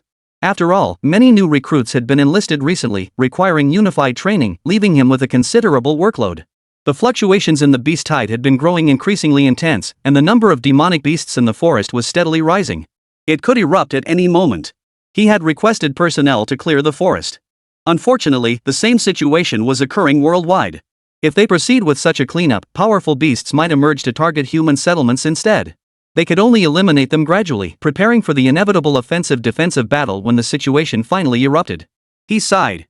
At that moment, the man from the forest appeared in his office. "Mo Wuling, what are you sighing about?" Mo Wuling greets Mr. Demon Sword. He lifted his head, saw the man before him, and hurriedly stood up. What was such a 9th-tier beast master doing in their Linhai city? As one of the world's few 9th-tier beast masters, he had only a passing acquaintance with him from their days at the academy. They merely knew each other by name. Such a prominent figure appearing in Linhai City, could it be he'd seen his distress signal? But did clearing the forest of demonic beasts really require someone of this caliber? No need for formalities. My purpose here is simple, I need you to locate this little creature. He produced a photograph of the white worm. Whoever provides information will receive an epic tier beast master. If you can locate the white worm, you'll gain even more powerful rewards, an epic tier beast that can be cultivated all the way to the 5th stage. Mo Wuling was taken aback by the demon sword's words. A mere insect, yet he was offering an epic tier beast master? And even promising to help cultivate it? Chapter 73, The Bug Hunters. He was only doing this because Yang Donghai had saved his daughter back then. Moreover, he couldn't even appraise those beasts, and cultivating them required vast resources, so he'd sent them away as a favor. If it came to cultivation, the cost would far exceed the value of many beast eggs. That was precisely why he entrusted so many beast eggs to Yang Donghai. He hesitated before asking, "Mr. Demon Sword, are you certain?" "Absolutely. You only need to help find them. If you succeed, the reward will be substantial." The next moment, Magic Sword vanished. Mo Wuling's gaze, however, lingered on the little white worm. It didn't appear to be a particularly high-tier beast. Could it really be just an ordinary white silkworm? But since Demon Sword had spoken, he had no choice but to order his subordinates to plaster the streets of Linhai City with wanted posters for the insect. Photos of the white silkworm appeared on every street and alley. Issued by the Guardian, they carried the highest credibility. Yet people still found it hard to believe. What's gotten into the rich these days? Yeah, offering an epic tier beast master reward just for finding a bug? Any leads are welcome. What are you all standing around for? Let's hurry up and go, this is an epic tier beast. Yet those around them merely shook their heads in response. Forget it. Unless you can find the insect, how are you going to cultivate an epic tier beast? Yeah, even if you did raise it, your talent wouldn't be enough to control it. Let's just watch the show. Whatever. How much would an epic tier beast cost anyway? We don't need to cultivate it ourselves. We can just sell it later, right? His words struck like a bolt from the blue. Everyone's eyes lit up. Tens of millions? That's insane. Finding just one insect would suffice. Instantly, countless insect hunting teams flooded Linhai City. Inside the small shop, Huang Mengmeng stared at the bug hunting notices plastered across the street. Her thoughts drifted to the little white bug the second-floor shopkeeper had brought back. She exclaimed in surprise, "They're looking for the little white bug. And they're mobilizing such a massive operation? Should we hand over the little white bug? After all, it was found on the street, yet it was worth an epic tier beast egg." Yang Donghai gazed at the sleeping white insect and fell deep in thought. He had no intention of giving it away just yet. The moment he took it away, news flooded in. Considering it survived that level of explosion unscathed, this creature was definitely no ordinary being. And an epic tier beast egg? They weren't exactly concerned about that either. Let's not rush into anything. We'll see what's going on before making a decision. We should hold off for now. Oh, did you notify Su Yang and his mother to come collect the blazing lion? As soon as the words left his mouth, Su Yang and his mother hurried over, staring at the beast egg on the counter. Surprise flashed in their eyes. Getting a blazing lion for 2,300,000 was already a great deal. Su's mother quickly pulled out the remaining bank card and placed it on the table. There's 500,000 in this card. Thank you so much. She bowed repeatedly. If not for this place, her son might never have been able to contract a blazing lion in his lifetime. Yang Donghai smiled. No problem. Getting paid for services rendered is only fair. Since that's settled, shall we proceed with the contract here in the shop? After all, transporting a beast egg for a witch contract like the flame lion is risky. Su's mother, who had been about to leave with her son, slapped her forehead upon hearing this. She had been so anxious earlier that she'd completely forgotten about this matter. After all, it was a 2 million yuan beast egg. What if it got stolen? They then entered the basement to begin the contract. As the contract was completed, a tiny flame lion appeared behind Su Yang. Though its body was still small and weak, with proper nurturing, it should grow no different from an ordinary flame lion. Despite some minor flaws, they were thoroughly satisfied. Even Su's mother, upon seeing it, kept thanking them repeatedly. Now that he had become a beast master, the 2 million yuan would be recouped in no time. Just before departing, Su Yang approached Huang Mengmeng with a flushed face. Huang, this is for you. I hope you'll give it serious consideration. With his face still flushed, Su Yang followed his mother out. Su's mother glanced at Huang Mengmeng and shook her head helplessly. As a beastmaster, finding a girlfriend wasn't difficult, but a girl with Huang Mengmeng's qualifications. He knew his son's circumstances well and could only hope that true love would prevail. After they left, Huang Mengmeng tossed the love letter into the trash bin without even glancing at it. This surprised Miao Pang. After all, hadn't Mengmeng always been the most concerned about these things? Even if she disliked it, why show no respect at all? Mengmeng, why didn't you even glance at it? Wu Linglong voiced her confusion. Mengmeng shook her head upon hearing this. They're all the same. Back in school, most of the love letters I received were like this. Actually, at first I used to reply to them seriously. But these letters were just on a whim. We didn't even know each other well. I found it rather presumptuous, and most of the words were practically identical. Hearing Mengmeng's words struck a chord with Wu Linglong. He had felt the same way back then. After all, neither party knew each other, but Mengmeng clearly received far too many. This left the Miao brothers questioning their existence. They recalled sending love letters to their crushes back then with no response at all. Clearly, it was the same now. You guys are so heartless. We put our hearts into every single love letter, you know. You guys write love letters too? This piqued Yang Donghai's interest. The Miao family came from a well-off background. Most girls should be chasing after them. Who could possibly make them write love letters? It's all because of that celebrity from the capital. Ignore them. He's just some celebrity beast tamer. You've probably heard about him around here too. We have visitors. Wu Linglong looked slightly disdainful. Yang Donghai and the others noticed her bad mood and didn't press further. Soon, a group arrived. They carried pictures of the white worm. Clearly, they were here to find it. Excuse me, have you seen the insect pictured here? We're not blind to the bounty on it. If it really exists, how about we trade rewards? Miaoya's single sentence left them speechless, and they eventually had no choice but to leave reluctantly. Everyone gave her a thumbs up. These people had gone mad upon hearing about an epic tier beast. Numerous shops were ransacked in their search, fearing the white insect might lurk in any corner. But clearly, Miaoya's words had extinguished their search. After all, this was a shop run by a beast tamer. They wouldn't dare search it even if they had 10 times the courage, so they reluctantly left. Yang Donghai merely frowned. He knew this couldn't go on indefinitely. What should they do next? Chapter 74, The Gao family arrives. While Yang Donghai contemplated relocating the white worms, a high-end bug hunting team was also in action. These individuals belonged to the Gao family group. Their search wasn't for that epic tier beastmaster. Their primary goal was to secure a favor from the demon sword lord. With the favor of a 9th tier beastmaster secured, they were prepared to go all out. First, Gao Rongxing investigated everyone who had entered the city during this period and launched a thorough inquiry. Based on his predictions, these individuals were highly likely to possess the insect. His brow furrowed upon spotting a familiar name among them. Yang Donghai. He hasn't shown up in so long. Looks like we'll have to take a good look at him. Everyone here must be investigated. Not a single one can be overlooked. I'll personally go to Yang Donghai's place. With that, Gao Rongxing boarded a vehicle bound for the small shop. With countless people entering and leaving the city daily, investigating the Gao family group proved exceedingly difficult for the investigation team. But for the sake of the demon sword's favor, they would persevere no matter how difficult it became. At the small shop, Yang Donghai had anticipated that suspicion would inevitably fall upon him. He pondered for a long time. Ultimately, he considered whether he could force the white silkworm into his insectoid spatial pocket. But the insect realm only allowed insects and flesh to enter. What could he do? Just as he pondered this, Meowpang produced a pill. Brother Hai, your idea has high feasibility, but you'll need to take this. This substance can induce a temporary cardiac arrest in a living being for 1 day. It also causes some damage to the body, requiring recovery afterward. Are you sure? The others considered it.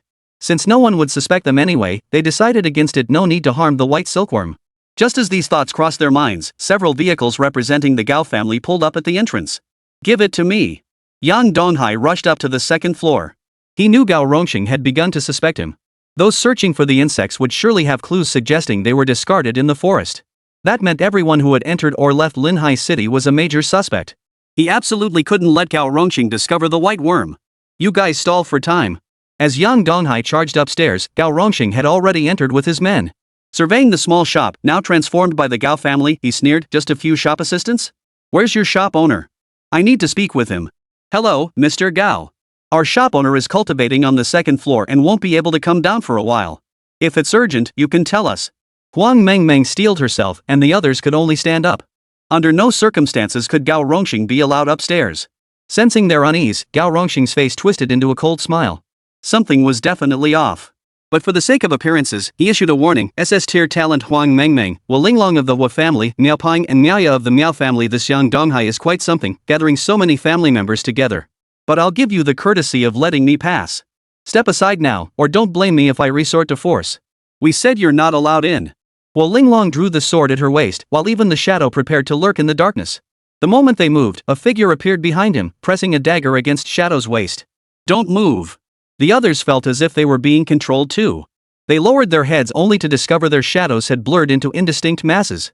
Nice work. Didn't expect that, did you? Shadow control, a rare talent indeed. Gao Rongxing sneered coldly, preparing to go see what exactly was happening that he couldn't witness. Yang Donghai descended from the second floor with a dark expression. What brings you here, Mr. Gao? Shopkeeper Yang, nothing in particular.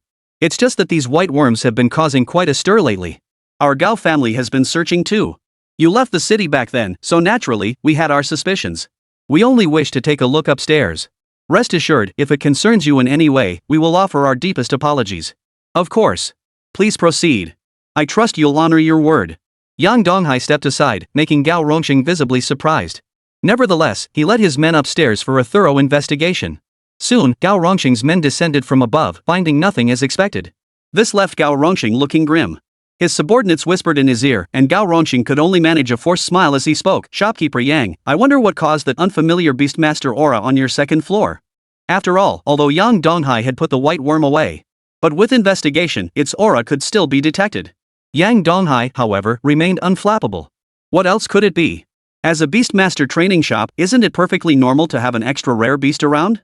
I don't know what you mean. That single sentence cut off any further questioning. Gao Rongxing knew his words were essentially flawless. Yet upon careful reflection, something felt off. If they truly had nothing to hide, why did everyone panic so much after they arrived?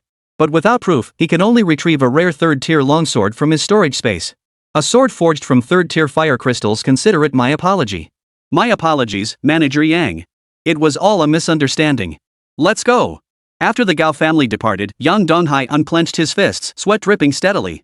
The slightest slip-up earlier could have spelled trouble. Fortunately, their speed had been fast enough. Ultimately, the medicine given by the Miao brothers took effect quickly. Otherwise, he really would have been in trouble. But that wasn't the issue now. Gao Rongxing had already begun to suspect something. We must find a way to handle this. These white silkworms are a major headache for us, so we need to figure out a solution now. Take it to the forest immediately and depart tonight. But the city gates are under investigation now. How can we get this white silkworm out? I'll get you out. Hearing Hua Linglong's question, Yang Donghai immediately spoke up. This was the only option left. As for Gao Rongxing, after leaving, he felt increasingly uneasy about the situation. Yang Donghai's group is definitely suspicious. At the very least, they have information about that insect.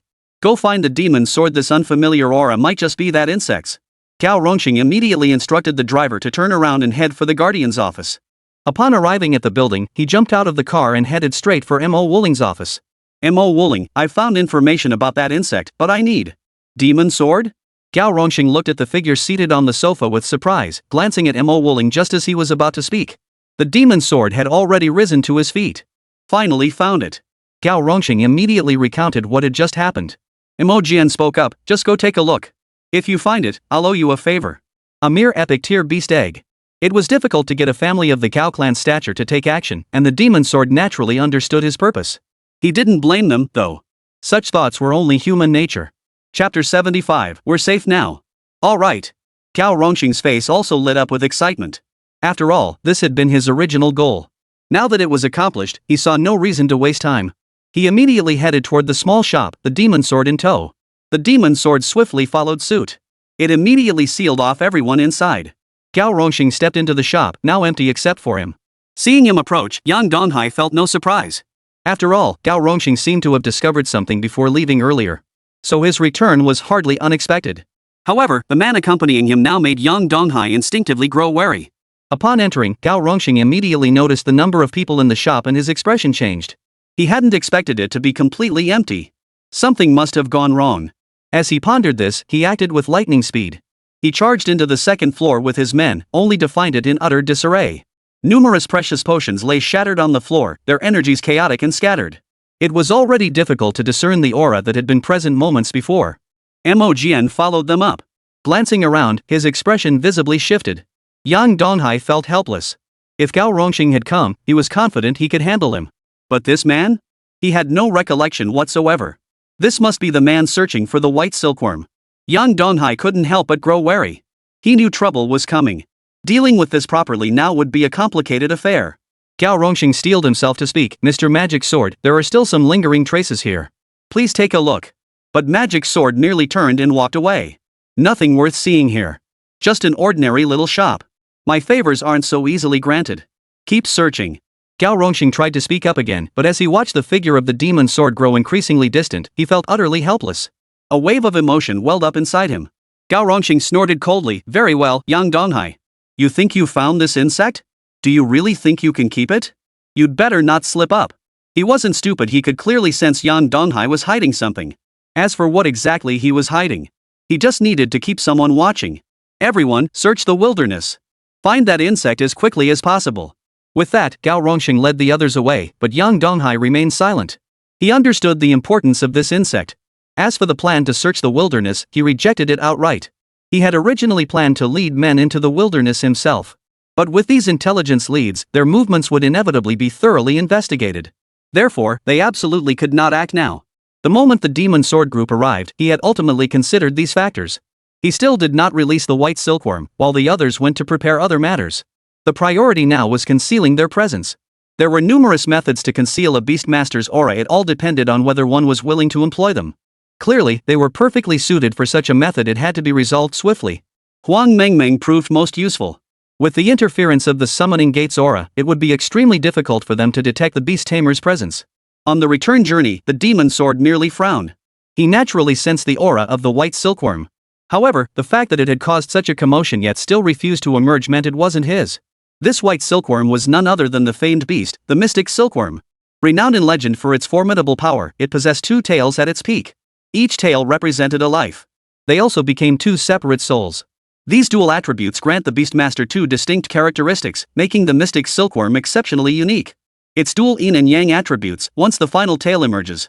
The harmonious interplay of yin and yang would offer immense assistance to any beast tamer. He had hoped to bring it back to the clan. Seeing the mystical silkworm still on the run, these children are quite capable. Leaving it permanently in Linhai City wouldn't be a bad idea. I'm leaving, Mo Wuling. If you wish to search for the white silkworm, feel free.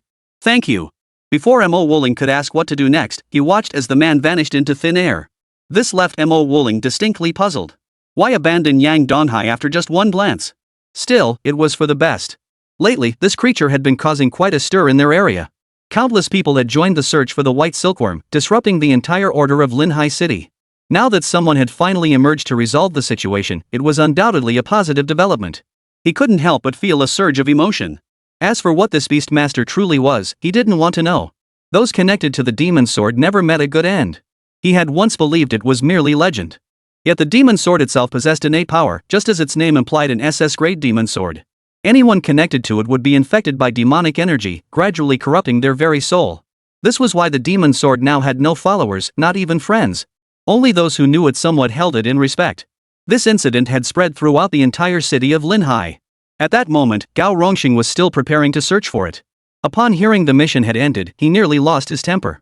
After all he'd sacrificed, they were telling him it was no longer needed? This made him question his existence, feeling as if everything were a dream. So what about the favor they'd planned to ask? Boss, should we keep searching? A subordinate beside him couldn't help but step forward and ask. Sure enough, after hearing his words, the others fell silent too. Gao Rongxing, upon hearing this, flipped the table in front of him. Search for what? Will you get any benefits if we find them? Everyone, cease the search. However, continue monitoring Yang Donghai and his group. With that, they turned and walked away. With no further orders, everyone went back to their own business, and this farce ended as simply as it had begun. Everyone felt as if they were in a dream, like manna from heaven had fallen. Yet in the end, not a single person reaped any benefit from this windfall. Looks like they've finally given up. We're safe now. Upon hearing they'd given up, Niao Pang returned from outside and couldn't help but breathe a sigh of relief. These people were like madmen. If they'd found the white silkworm, they would have fought tooth and nail over its ownership. This outcome was certainly a blessing. However, they still needed to determine the white silkworm's specific attributes before deciding how to handle it. Having it become a tamed beast in their shop wasn't out of the question.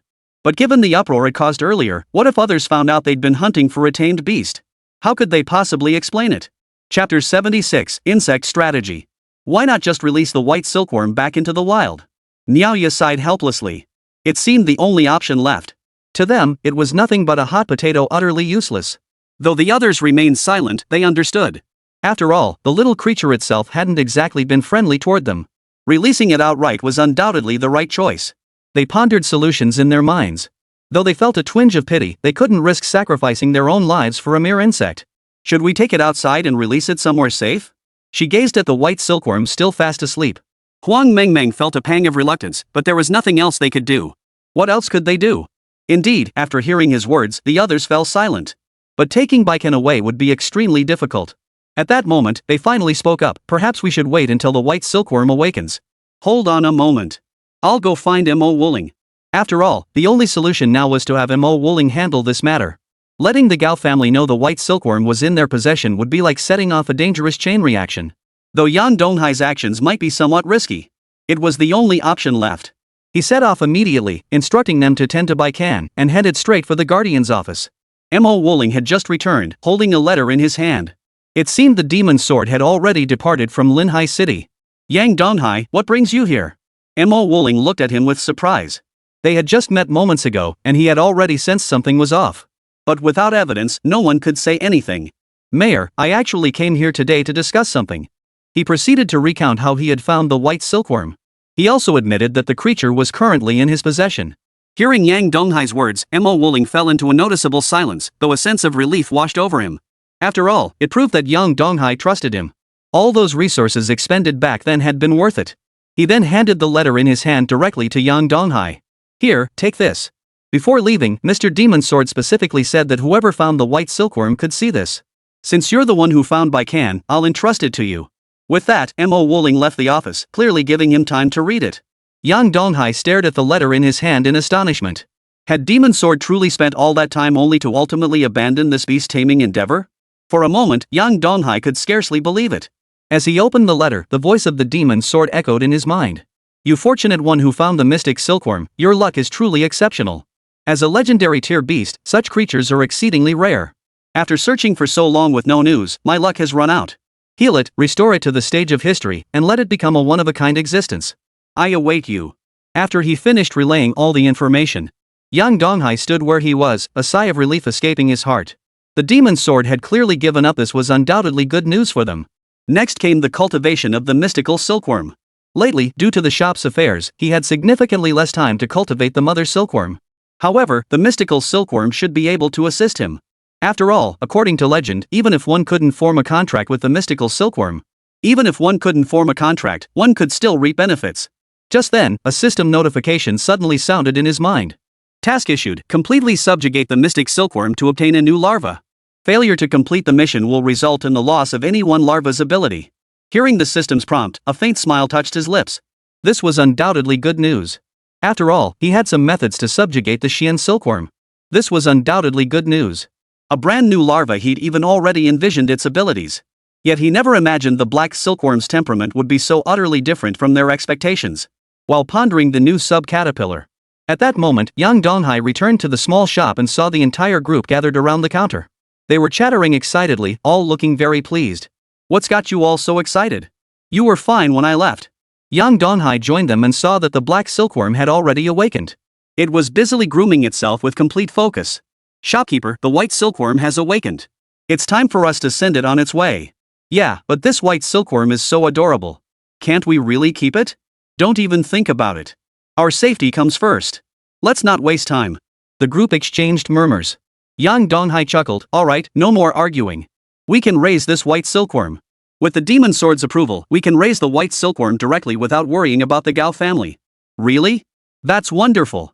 Huang Mengmeng jumped up in delight. This is truly wonderful, absolutely fantastic news. The others breathed sighs of relief. Sending the white silkworms away had been quite a hassle, so this was definitely a positive development. At that moment, Yang Donghai approached the Xian silkworm. He extended his hand with a smile. Xian Can, from now on, you'll be part of our little shop. If not for us, you'd likely have perished in the forest long ago. What do you say? Just as he was about to stroke the black silkworm's head, a woman's voice echoed in his mind. Mind your own business. With that, the black silkworm lashed out, scratching his hand. Shopkeeper. Damn it. At that moment, Shadow's eyes flashed with murderous intent, his furious expression unmistakably genuine. Just as he raised his dagger to strike, young Donghai raised his hand. It's fine. He's probably just not used to the unfamiliar surroundings yet. In truth, young Donghai was already seething inside. They'd worked themselves to the bone protecting him. Logically, there shouldn't be any major issues. But who would have thought this little creature would turn out to be so ungrateful?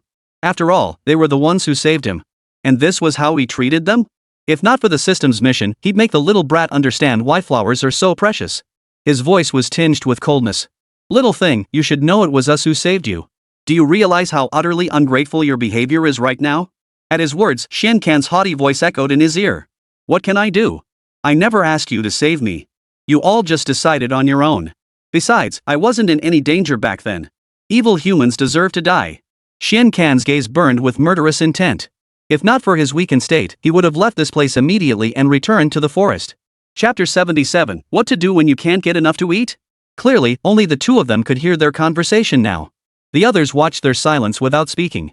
The silence stretched on for a long while. Finally, young Donghai rose to his feet. Xianchan, I understand you've lost all hope in humanity because of the demon sword. But you should also know that we saved your life. You are free to leave this place, and I certainly won't stand in your way. But many outside still hunt you. This place is your safe haven. We'll mind our own business. Young Donghai stared at the wound on his hand, his face cold. Though conquering this white silkworm had greatly benefited him. But after witnessing such a hot-tempered nature, he couldn't be bothered to intervene. They risked their lives to protect him, only to end up like this. Whoever heard of such ingratitude? Precisely because of this, he couldn't be bothered to curry favor even if it meant losing his own power. The others had actually been quite fond of this white silkworm before. But after seeing it harm the shopkeeper, Huang Mengmeng pouted and turned to leave immediately.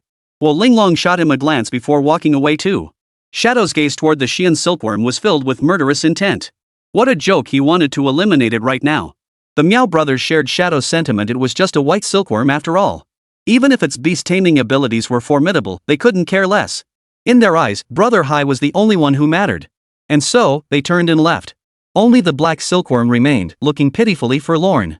She never imagined these people would act this way. She'd merely reacted instinctively, yet they treated her with such utter indifference. They're just a bunch of scoundrels. Whether I'm here or not makes no difference. You'll regret this attitude sooner or later. She snorted coldly before turning away to hide in a corner. Though she disliked these people, she had to admit that for now, they were the only ones who clearly wouldn't harm her.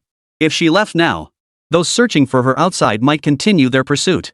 That terrifying presence was already etched into her memory. It was truly horrifying.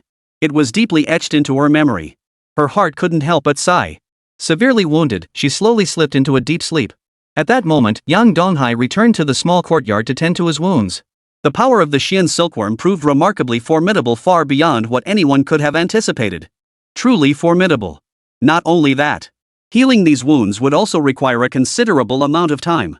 Now, observing the mother silkworm's condition supported by the demon beast flesh and blood from Mo Wooling back then, he wouldn't need to take action in the short term. Yet his mind was already calculating the abilities of the thunder beast and the others were crucial to him. Abandoning the Xian silkworm now would inflict immense losses upon him. Yet there was no other choice. Xian Can's stubborn nature meant no one could sway him. He wasn't some brainless do-gooder who'd exhaust himself trying to reform someone. Since it wasn't worth reforming, he wouldn't meddle recklessly either. And so the next day passed. Everyone prepared food early. This time, it wasn't Hua Linglong making breakfast. Meng Meng's cooking skills were excellent, and everyone agreed he should handle the meal. Everyone sat together, and Xian Can joined them as well. Her stomach was growling. After such a long recovery period without any energy crystals, not even a single morsel of flesh had been consumed, and the impact on her was clearly immense in such a short time. As she approached, everyone watched her with cold stares. "Human, I am very hungry now. I need to eat." That haughty voice echoed out this time, not just Yang Donghai, but nearly everyone heard it. Huang Mengmeng had been about to bring out the prepared food. Seeing the Xian silkworm looking so pitiful, she figured she'd made extra anyway. But such rude behavior made him immediately take the food away. Such an ill-mannered white silkworm had no right to eat. A dagger appeared once more in Shadow's hand. Such creatures deserved to die. Such hard-won happiness, yet he couldn't even enjoy it. He felt a surge of anger at that moment. Even in this state, still so arrogant. "I reckon it's just never known hunger. It'll be fine in a few days. Here, have this. My beast didn't finish it earlier. If you want it, no one will take it from you." Nyaya handed over the leftover beast tamer canned food. Gazing at the grimy beast tamer can, Xian Can's eyes brimmed with disgust before he turned and walked away. Did she really think she couldn't even find something to eat? The others didn't bring it up again. One by one, they chatted and laughed as they ate, calculating the shop's recent earnings. Though the share per person wasn't large, it still amounted to over 300,000. And that was only because these items hadn't sold yet. Things would be better once all the blazing lion cubs were sold. Hua Linglong felt regretful about her earlier actions. Had he known it would be this profitable, he certainly wouldn't have chosen that course of action back then. But it doesn't matter. At least he'd corrected his mistake. The question was whether Xian Can would ever find out. At this moment, Xian Chan was searching for food in Linhai City, but she looked down on scavenging from trash bins. The haughty manner with which it turned down offerings from others caused many to lose interest. As the day wore on, he consumed little sustenance, his body growing increasingly weak. Just as he was drifting into unconsciousness, Yang Donghai approached from afar, holding a meat bun in his hand. "Xian-chan? Been gone so long? Finally realized life outside isn't so great?" He spoke while devouring the fragrant meat bun, making Xian Can watch with his mouth watering. Yet he stubbornly retorted, "So what? I've eaten my fill today. Out there, countless humans feed me, they're all my servants." Gurgle. Just as he spoke, Xuan-chan's rumbling stomach instantly made the atmosphere awkward. Even Yang Donghai couldn't help but chuckle. "Very well. I hope you're truly full today. I was going to give you a big meat bun, but since you don't want it, never mind." With that, he turned and walked away. Xian Can felt a pang of regret as he stared at the steaming meat bun. His stomach growled again, betraying him. Yang Donghai's lips curved into a smile. Indeed, the best way to handle a beast tamer with such a temperament was to ignore him. Once he realized his mistake and saw there was no benefit in acting this way, he would naturally understand his error. And so, the next morning, everyone sat at the dining table as usual. To everyone's surprise, Xian Can made a rare reappearance.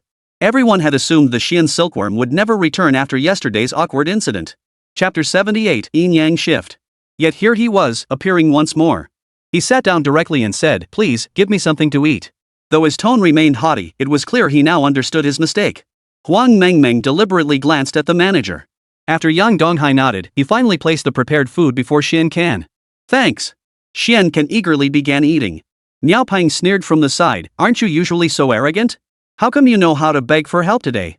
Truthfully, they understood Xian Can's temperament all too well. It was remarkable enough that he could even get food outside. Xian Can kept his head down, eating. He knew it was humiliating, but he had no choice. Yang Donghai's lips curved into a smile. He knew this was an absolute golden opportunity. After all, given Xian Can's current shift in disposition, he might just submit to them. System, what's his current submission level? His favorability rating was undoubtedly low, so the only option was to figure out how to make him submit. Xian Can's current submission rate, 45%. That's actually quite high. Yang Donghai understood Xian Can's temperament. Achieving 45% over this matter was remarkable, a positive outcome. After everyone had finished eating, Xian Can turned and left. He muttered to himself, "I only came for the meal. I'll never beg them for anything again." With that, Xian Can turned and walked away. Everyone had grown accustomed to his lack of manners. Hearing him beg for anything was a rare occurrence indeed. And so the days passed. Each day, Xian Chan felt he could gain something, but alas, he never managed to get any food. Eventually, he swallowed his pride and came back to beg for a bite to eat. After a while, Xiankan stopped leaving and simply stayed in the small shop. Smiles lingered at the corners of their lips. Xuanchan's submission level had now reached 80%, yet it stubbornly refused to rise any further. This left young Donghai perplexed. What should he do next? He had to come up with a solution. Eventually, he found records of the Xian silkworm in the archives. Most beasts of this kind possessed proud natures. The method to subdue them was straightforward: beat them into submission. But such opportunities were clearly rare. He had to find a way. So, have you figured out a way? At that moment, Guo Linglong approached, having grown accustomed to Xiankan's presence. He even served as their shop's mascot, though no one outside the staff particularly liked him. The creature was usually fierce and even prone to attacking people. Hearing his words, young Donghai nodded. Just beat him into submission. Stepping before the Xian silkworm, he declared, "Xian silkworm, come on. Let's have a fight." He activated his appraisal ability, and all of Xiankan's information appeared before his eyes. Beastmaster Xiankan. Talent, legendary. Level, high tier beginner. Attributes, yin, yang. Strength, 4,789. Agility, 6,587. Mental power, 3,548. Skills, yin-yang conversion, clawstrike, clone. Defying heaven, truly beyond defying heaven. Even with Xiankan's current strength, dealing with him would be extremely difficult. Hearing that he dared to challenge him, Xiankan's face now bore a distinct sneer. As if to say, you think you can challenge me? Keep dreaming. What? You think with your strength, I'm no match for you? Yang Donghai resorted to goading him directly. True to form, upon hearing his words, Xiankan snorted coldly. You, my opponent? Back then, it was only because I escaped from that person's grasp that I encountered you. Otherwise, how could a high-tier beast tamer like me ever have taken notice of you?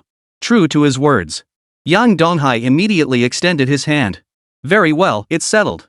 If you win this duel, everyone in this shop will obey your every command. But if you lose, you'll have to accept the consequences. No more acting like you're some kind of big shot. Yang Donghai's words made Xiankan's eyes light up. Really? His escape from the demon sword's grasp had been pure luck. After all, as a 9th-tier beastmaster, he was no match for his opponent under normal circumstances. Because of this, he understood he must find a place suitable for his survival. This little shop was clearly a good spot. And given how these people had been treating him lately, he was determined to make them fully aware of his capabilities. Naturally, once spoken, my word is final. With his confirmation secured, the group proceeded directly to the arena. Though normally just a training ground, the Gao family had reinforced it to ensure it could withstand combat of their caliber without issue. And so it was. They gathered together, every pair of eyes fixed on Xiankan, carrying nothing but cold scorn. Everyone knew the shopkeeper's strength. His power was terrifying. Xiankan stood no chance against him. Xianchan, however, didn't see it that way. He remained highly confident in his own strength. Thus, young Donghai summoned his own insectoid forces. Only an elite thunder beast and a yin-yang ladybug. Dealing with Xiankan wouldn't require much time. Xiankan assumed this was the full extent of his power, a mocking smile playing on his lips. I thought you were something special, but this is all you've got. With the mockery finished, Xiankan charged forward, ready to finish him off with a spectacular strike. Claw strike. His sharp claws tore several white gashes into the opponent's body. Seeing his opponent unscathed, Xiankan now realized he was no ordinary foe. He immediately abandoned his petty schemes. His heart couldn't help but tighten with tension. It's fine, clone. His body instantly split into two. Yang Donghai merely waved his hand. Elite Thunder Beast, remember not to kill him. Do as you please. The Elite Thunder Beast tapped the ground with its massive claws and charged forward. The tiny ant before it posed no threat whatsoever in its eyes. Just as he was marveling at this, after splitting, his movements were swift as he created distance. He still couldn't believe he had two forms. How could a mere insect possibly be his match? Yet no matter what attack landed on the Elite Thunder Beast, it proved utterly ineffective. They could only split in two directions, and the immense yin-yang energy caused the expressions of those around them to change. It was clear that the Xian silkworm had grown immensely powerful. Unfortunately, the Elite Thunder Beast's defenses were simply too formidable, leaving them utterly helpless. Thus, though unwilling to concede, Xiankan lashed out in a frenzied rage. In the end, he even activated yin-yang conversion. Yin-yang conversion allowed its yin-yang power to reach its peak, a truly game-breaking skill. However, it would cause all the power within his body to erupt violently. Chapter 79, The Queen Ant. If this attack still failed, he would likely lose his ability to attack. Such an assault is absolutely impossible for a beast tamer to use under normal circumstances. But now, it was the only option available. He had no choice but to grit his teeth and unleash it. Everyone scrambled to create distance. Such an attack was extremely dangerous, potentially even life-threatening. Still, given the shopkeeper's strength, they didn't worry too much. As for the other side, Yang Donghai merely took 2 steps back to avoid the attack landing on him. And so it went. With a tremendous explosion, the arena lay in utter disarray. Xian had fused into a single entity, gazing at the unscathed Yang Donghai with utter dismay. The elite thunder beast also bore some injuries at this moment. However, under the yin-yang ladybug's healing, they gradually recovered. This left Xian seething with resentment. Yang Donghai, this isn't fair. If your power were even slightly weaker, you wouldn't stand a chance against me. You could never be my match. Upon hearing his words, Yang Donghai remained silent. He immediately summoned the other insectoid creatures. Seeing the elite thunder beasts he had wounded with such difficulty, and realizing there were still so many left. At that moment, the pride within Xian vanished completely. He knew he could never be Yang Donghai's match. With so many elite thunder beasts, it was clear he stood no chance against them. As he was lost in these thoughts, Yang Donghai crouched down. Xian, what do you say? Will you honor your promise? Of course. Xian lowered his head. He understood the principle of accepting defeat gracefully. Having lost, he certainly wouldn't renege on his word. At that very moment, a system notification sounded in his mind. Congratulations, host, on completing the task of subjugating Xianchan. You have earned a brand new larva as a reward. Please collect it. Yang Donghai felt no urgency. It wasn't a matter requiring immediate attention. He swiftly placed Xian on the counter. First, he'd let the Meow brothers treat him. Then he stood up. Everyone, I'll be stepping out for a bit. Just give the black silkworm a quick boost when it wakes up. It's merely a side effect of the skill. He hurried back, eager to see how the new larvae were faring. After all, he already possessed the yin-yang ladybug. Truthfully, he wasn't lacking many larvae types at present. Whatever arrived would prove quite useful to him. The most desirable would be aquatic larvae. Or one with high mobility. His elite thunder beast prioritized strength, making it slow-moving. He needed a larva that could move swiftly. Upon returning to the small courtyard, he immediately opened his system panel to see what the new subcreature was. He immediately opened the system panel. Host, Yang Donghai. Rank, Tier 3 Beastmaster. Talent, Insectoid Cataclysm SSS rank. Profession, Sealed, capable of rapidly accelerating the moth's metamorphosis. Each additional larva controlled increases attack power by 1%. Beast Taming Abyssal Queen. Aptitude, Excellent. Level, Late High Tier. Insectoid Command LV1 can mentally link with insectoids, compelling them to obey commands while enhancing their attributes. All linked creatures are incapable of betrayal. Hive World LV1, the Abyssal Queen can open a hive world using psychic energy, or insectoids grow at accelerated rates. Elevation LV2 enhances a larva's power, transforming it into an elite insectoid. The enhancement effect is determined by the Abyssal Queen's rank and skill level combined. Higher ranks and stronger skill levels yield greater enhancement effects. Current larvae: Nurturing Worm, Iron Armor Worm, Steel Wingworm, Self-Destruct Worm, Flying Dragonfly, Thunder Beast, Queen Ant. Unique. Queen Ant? He visibly paused upon hearing the name of this entirely new broodling. The Queen Ant didn't leave a particularly deep impression on him. He could only open the panel to see its function. The Queen Ant continuously produces various types of ants, whose strength inherits the attributes of the food consumed afterward. Moreover, as the mother ant's grade increases, the number of ants the Queen Ant can produce also grows. Upon hearing this, a smile appeared at the corner of Yang Donghai's mouth. Indeed, the numerical advantage was growing steadily. The only drawback was that it was unique. Only one could exist, and currently, it could only produce 100 ants. With each enhancement of the Queen Ant's strength, his own cultivation realm would gradually rise. He couldn't tell if this was a blessing or a curse. Lost in thought, Yang Donghai summoned the Queen Ant and retrieved a ginseng root from his ring. This was leftover from the ginseng given by the Meow family. Its purpose was straightforward: berserk. It allowed the user to enter a brief burst of heightened power. But would such a temporary boost be useful for ants? As the Queen Ant consumed the ginseng, a fiery red ant emerged in the next instant. He could sense the overwhelming aura emanating from the ant. He immediately examined it. Explosion Ant can use the explosion skill once per hour, with unlimited uses. Essentially, it was an ant that could continuously consume burst ginseng. It seemed exactly as described. This offspring was exceptionally rare and would prove immensely valuable to him. He felt a pang of emotion. He wasted no time, immediately leaving the small courtyard and returning to his shop. Upon his return, he saw Xian looking listless nearby. Before the duel, he had been full of ambition, convinced of his own prowess. But now it had surrendered. He truly was no match for the shopkeeper. Shopkeeper. Xian greeted him, a rare gesture that signaled his submission. Seeing this, Yang Donghai nodded in satisfaction. This was precisely what he wanted to see. Smile spread across the others' faces, though Shadow remained somewhat dissatisfied.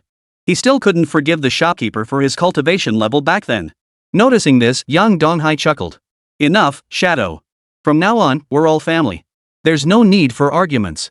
Attacking one of our own is absolutely forbidden in this shop, understand? Upon hearing the shopkeeper's words, he nodded in understanding. Since the shopkeeper had spoken so plainly, he wouldn't secretly attack him anymore. Hearing his agreement, young Donghai nodded with relief. It was a good outcome. With the new task settled, a massive upheaval was unfolding in Linhai City. Due to the external beast tide, Linhai City had now entered level 2 combat readiness. All beast masters were required to take action.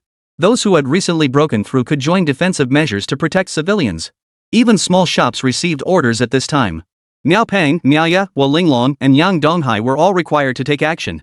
They were each assigned specific positions to prevent the city from being overwhelmed when the beast tide arrived. Chapter 80, Beast Tide Warning. Upon receiving the news, Wolinglong visibly frowned. This beast tide is distinctly different from the previous ones. Should we intervene? Otherwise, we should withdraw the clan's forces. Even Miao Peng and Miaoya nodded in agreement. After all, their combined strength wouldn't make much of a difference against a beast tide. They were well aware of their own limitations. Under such peril, ordinary clan disciples would typically withdraw. They turned to young Donghai, "Brother Hai, why don't you come with us? You've seen it yourself, even the guardians are worried about this beast tide. We really shouldn't take the risk. Better safe than sorry." Miaoya's gaze was unwavering. Unfortunately, young Donghai merely shook his head. "Perfect. You take Shadow and that girl Huang Mengmeng with you." As a member of Linhai City, if I were to leave now, what would be the meaning of all my cultivation? Though young Donghai usually kept to himself and didn't place much importance on Linhai City. But at this critical moment of life and death, he absolutely could not abandon Linhai City and flee alone. Sure enough, upon hearing his words, Miao Peng and Miaoya finally spoke up. "Brother Hai, since you're not leaving, neither am I." "I'm not leaving." Shadow stared at young Donghai. He wouldn't abandon the shop owner and leave. After all, in times of danger, he could still shield the shop owner from a fatal blow. "I'm not leaving either. Linhai City is my home, and I'll protect it too." Huang Mengmeng was unusually resolute. Only Wolinglong remained. He watched these people stubbornly clinging to their positions. In such a dangerous place, they clearly could escape, yet they refused to leave? At this moment, even he began to question his own choices. In truth, Wolinglong wasn't prepared to take risks.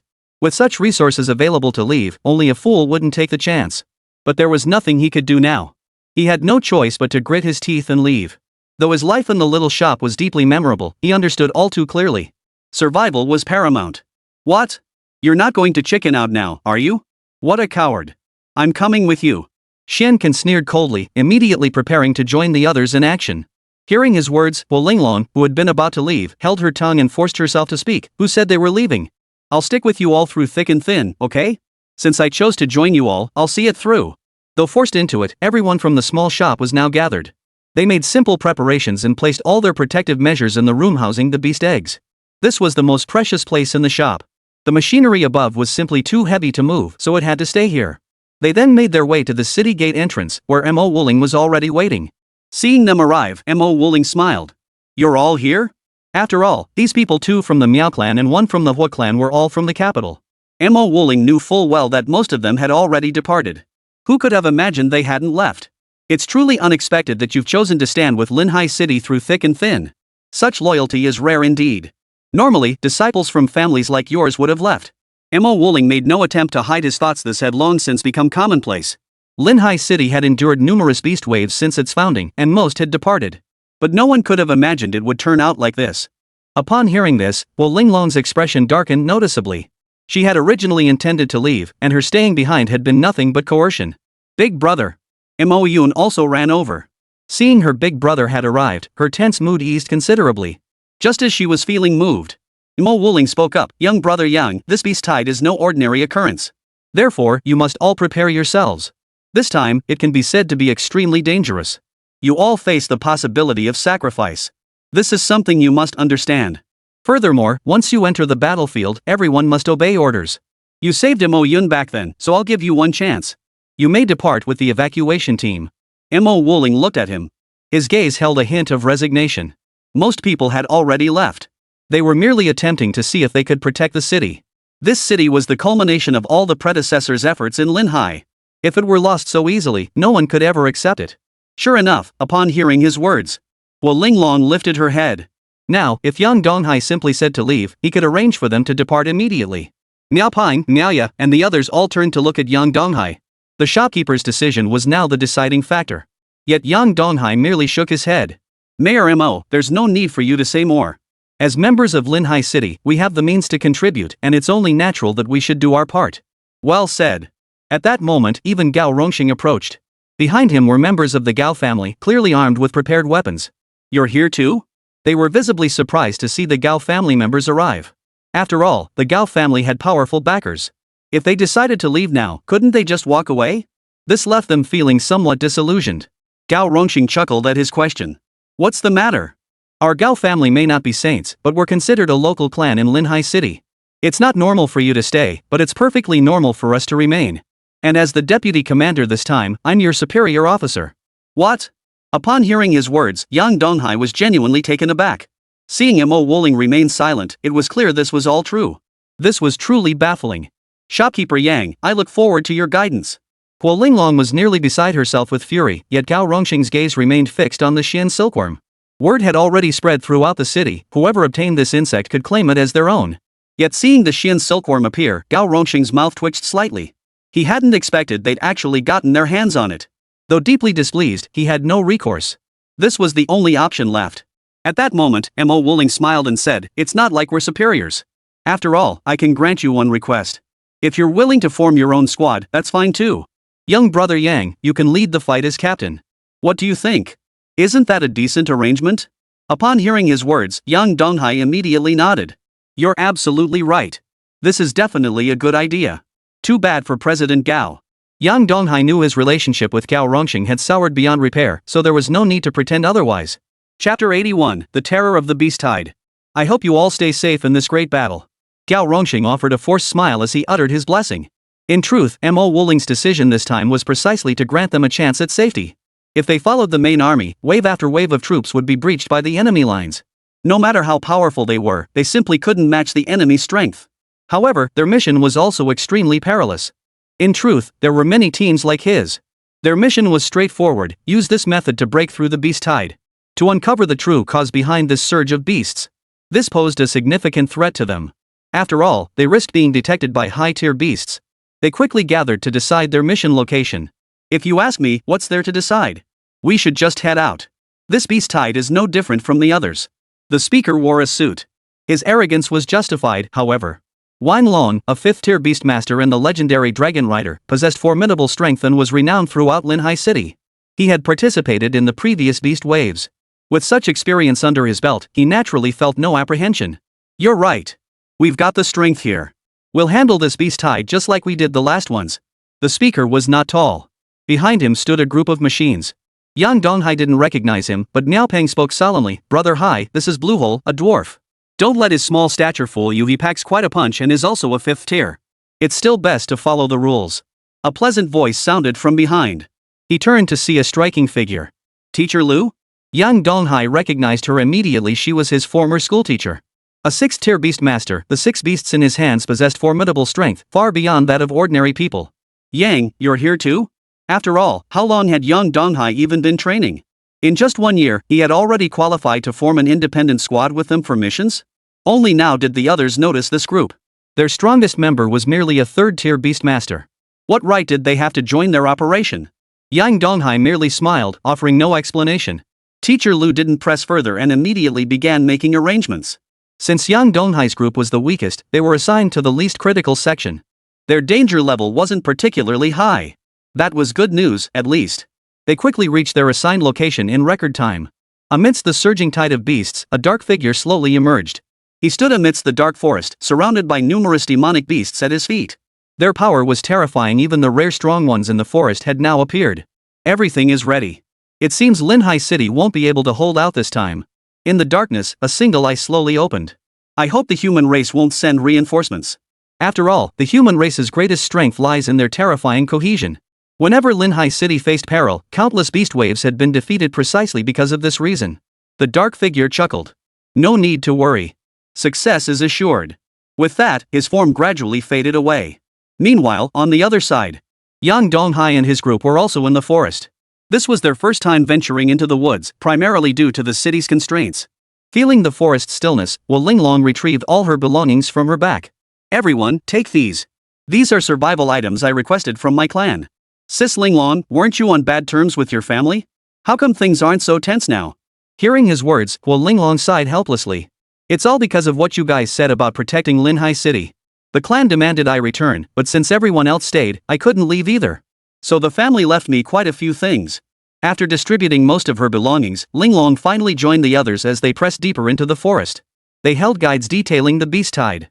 After all, Linhai City was far too close to the forest. The probability of a beast tide occurring was high, and they naturally had experience dealing with it. Brother Hai, this manual tells us the first thing is to be wary of strange occurrences in the forest. As soon as Miao Ping finished speaking, Yang Donghai sighed helplessly. I know. After all, the current situation in the forest already felt extremely strange. He too had read the information in this manual. It was essentially useless. Moreover, every recorded beast tide had a different leader. The only constant was that terrifying aura in the darkness. This aura always appeared at the very beginning. Yet it had never attacked. Everyone speculated that if it ever did strike, such an entity would be at least a legendary demon beast. They suspected it might be the forest's king, though unfortunately, no one had ever seen it. They pressed forward and soon reached the farthest point they had ever ventured. Gazing at the crimson fruits he had once picked, Yang Donghai fixed his solemn gaze deep into the forest. This power was truly terrifying. He could distinctly sense the dense aura permeating the forest, indicating the presence of numerous demonic beasts. Everyone, if we continue deeper, will likely face danger. He had originally planned to ask everyone to wait for him here. But then Shadow spoke up, "Shopkeeper, we should go together. After all, we're a team now, aren't we?" The others nodded in agreement, and ultimately they followed Yang Donghai deeper into the forest. Sure enough, upon entering this section, Yang Donghai understood why their position was the weakest point. We hadn't encountered a single demon beast along the way. But now, from afar, he could see the beasts swarming in dense clusters. This left Yang Donghai somewhat stunned. No wonder it's called a beast tide. Has every demon beast gathered here? Normally, demon beasts possess strong territorial instincts. Logically, they shouldn't be this tightly packed. There was only one possibility: some force was controlling them, preventing them from fighting each other. Precisely because of this, he found himself in a quandary. How could they investigate when many of these beasts posed devastating threats to them? Should we turn back? Even Miao Ping voiced his doubts, his words tinged with resignation. He knew his own limitations all too well. Most of these beasts were opponents they wouldn't even dare face under normal circumstances. But dwelling on it now was useless. They could only steel themselves and look to the shopkeeper for his decision. Chapter 82, The Strange Deep Forest. Why are you looking at me? Leave first.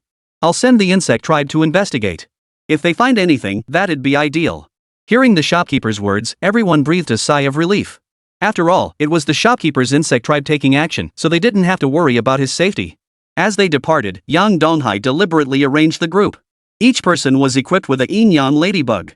Even if danger arose, at the very least, they'd have a chance to pull through. Their side remained quiet, but deep within the forest, waves of battle rippled constantly.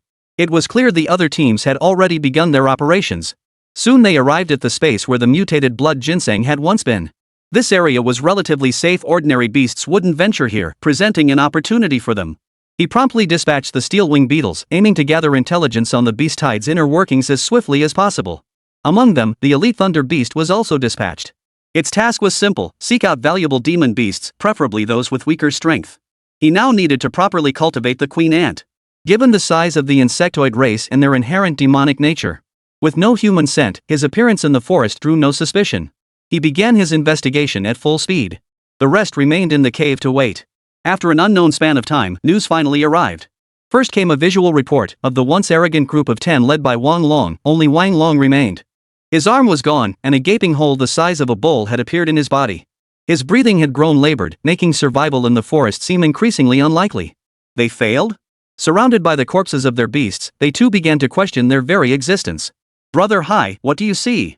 Seeing Brother Hai's stunned expression, they all crowded closer to ask. Yang Donghai paused to think before finally speaking. Wang Long's team has been wiped out.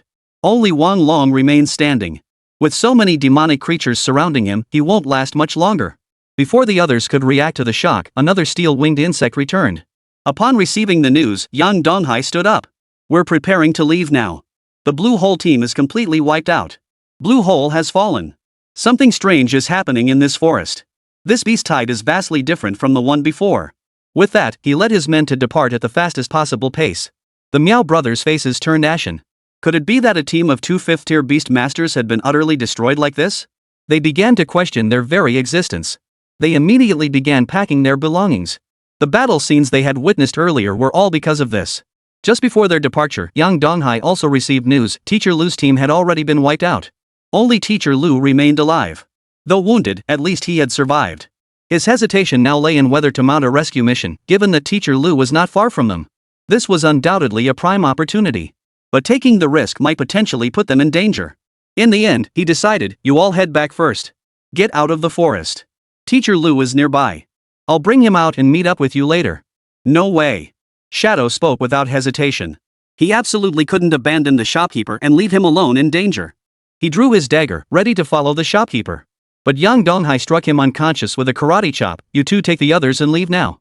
He knew Shadow would never leave if he realized the danger. He had no choice but to knock him out first, then have someone carry him away. He turned and headed deep into the forest, following the Steelwing Beetle's earlier location to rescue them. Though worried, the others steeled themselves and led the others away for now. Yang Donghai moved with maximum speed. Soon, he arrived at the location where Teacher Lu had fallen. Numerous demon beasts still lurked here. He immediately located Teacher Lu, who was hiding in the water. Her vital energy was growing increasingly faint. She likely wouldn't hold out much longer.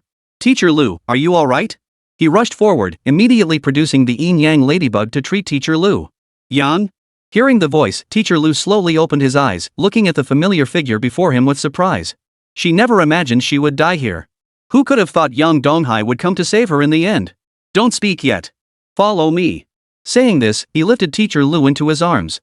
Once they emerged from the water, Yang Donghai finally noticed that her clothes had been torn to shreds during the fight. Her body was faintly visible before his eyes. After all, he was a young man in the prime of his life. Stop staring. Hurry up and escape. Teacher Lu's face flushed red, but she knew Yang Donghai hadn't meant to stare. Now was no time to dwell on such matters. They had to escape. He steeled himself and carried Teacher Lu as they fled. The campus goddess was now in his arms. Yang Donghai shook his head to clear his mind, then quickened his pace. As he fled relentlessly, he sensed a pair of eyes watching him from behind. Daring not to look back, he pushed himself to the edge of the forest at top speed. Once out, he deliberately draped his own coat over Teacher Lu. Thank you. Teacher Lu had also regained her senses. His own beast companion had perished, inflicting severe physical damage that left him incapacitated for the immediate future. Shopkeeper. Shadow rushed over in a panic, utterly frantic. After regaining consciousness, he had intended to find the shopkeeper as quickly as possible. Unfortunately, everyone had restrained him, unwilling to let him leave. He had no choice but to wait here. Yang, do we still need to wait for the others? Teacher Lu felt a wave of relief wash over him as he saw his team was safe. At least, it seemed only their team was in danger now. All other teams were wiped out. Only we escaped because we didn't venture deep into the area. If my beast hadn't spotted you, Teacher Lu, your team would have been wiped out too. What? Upon hearing his words, Teacher Lu clearly found it hard to believe. How could they all have perished? They were all formidable. Could they have all encountered some terrible peril? If that were true, did it mean the current beast type contained numerous powerful adversaries? As doubt swirled in his mind, he had already entrusted Teacher Lu to Huo Linglong and hurried off to find Mo Wuling. He made every effort to inform the guardians of this matter as quickly as possible. Soon he arrived at Mo Wuling's camp, but as he was about to enter, he was stopped. Pass. I don't have any pass. I need to see the guardian. Chapter 83, all according to plan. Sorry, no pass, no entry. These are special circumstances. As they spoke, others gathered around. If Yang Donghai tried to force his way in, they would have no choice but to intervene. He was beyond anxious at that moment. If Mo Wuling found out about this crucial information even a moment later, it would spell trouble. Well, if it isn't Shopkeeper Yang. You haven't completed your task. What brings you rushing over here in such a hurry? President Gao. Spotting Gao Rongxing approaching, he clung to him like a lifeline and blurted out, it's urgent. We absolutely must find the guardian. Take me inside. Gao Rongxing had originally intended to tease him a bit. But seeing Yang Donghai's frantic expression, he finally nodded. Follow me. Given the stakes for Linhai City's security, he naturally needed to be cautious. Soon, the two entered the room where Mo Wuling was preparing to dispatch his team. He clearly looked surprised to see Yang Donghai enter. Young brother Yang, shouldn't you still be in the forest? Why have you suddenly returned? A vague sense of unease stirred within him. He hoped it wasn't what he feared, otherwise, real danger loomed. As if to confirm his fears, Yang Donghai swiftly relayed the intelligence he had gathered. The Ink Guardian danger is approaching. The demon beasts here are undoubtedly powerful. All the teams have been wiped out. You should change your plans. What? Mo Wuling frowned. He knew the strength of those teams. How long had they been inside? Some casualties were to be expected, but total annihilation? How could only their team and Teacher Lu survive? Just as he was puzzling over it, outside the room, Wang Long unexpectedly walked in. He looked at the anxious young Donghai and sneered coldly, "I told you back then a coward is a coward. And now look at you, just because you were afraid to enter the forest, you went so far as to fake our deaths? You're right. We witnessed teacher lose battle too. While unexpected, the forest is inherently perilous. And now, seeing teacher Lu and the others in trouble, you actually want to retreat?" Young Donghai froze in place as they entered. He was utterly certain he had seen them all dead. But what was going on now? Mo Wuling frowned, clearly in a foul mood. This was a critical moment for Linhai City's survival. He shot young Donghai a cold stare. "Young brother Yang, if you're afraid, you could have said so. There was no need to fabricate such news. Do you realize how crucial such information is to Linhai City right now? You should leave now. Everyone else, please return to your quarters and rest." Wang Long shot young Donghai a defiant glance before turning and leading his men away. Young Donghai had no choice but to grit his teeth and leave for the moment. Mo Wuling, it seems your choice back then was a mistake. Yang Donghai's temperament isn't ideal. Though he stayed, witnessing the horrors within the forest still terrifies him. "I know. You may go now." Mo Wuling walked away immediately, his expression grim. Seeing Mo Wuling suffer a setback today lifted Gao Rongqing's spirits, though he remained curious. Since young Donghai chose to stay, he must have made up his mind. But what exactly was going on now? He shook his head and turned to leave for the moment. The truth of the matter still needed investigating. Night. Young Donghai returned to his room, his expression dark. Sure enough, Mo Wuling emerged from the side. "Young brother Yang, it seems you couldn't bear it after all. You didn't utter a word back then. You noticed?" Yang Donghai was taking a gamble, testing whether Mo Wuling would come over. If he didn't, there was nothing he could do. The appearance of these people was simply too strange. He had been utterly convinced they were dead, yet for some inexplicable reason. Even standing before them now, he felt no sense of unease. Could it truly have been his imagination?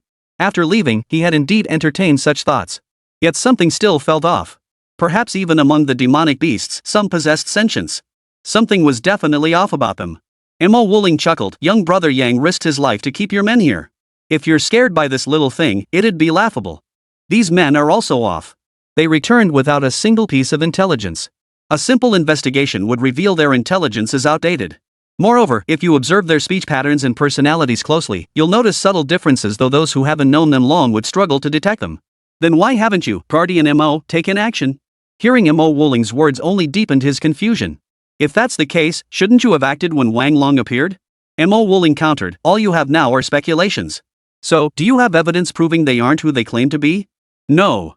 He shook his head and replied immediately. He truly had no way to prove it at this moment. After all, he couldn't detect anything unusual about them. Mo Wuling pressed on, "Precisely because of that. If I act rashly without evidence, and the other party doesn't die, you should understand how devastating that would be to morale. This matter is now entrusted to you. I need you to uncover their identities as quickly as possible." Young Donghai understood that trouble was definitely coming his way now. These people might very well have powerful figures pulling strings behind the scenes. "Just tell me what you need. Cut to the chase."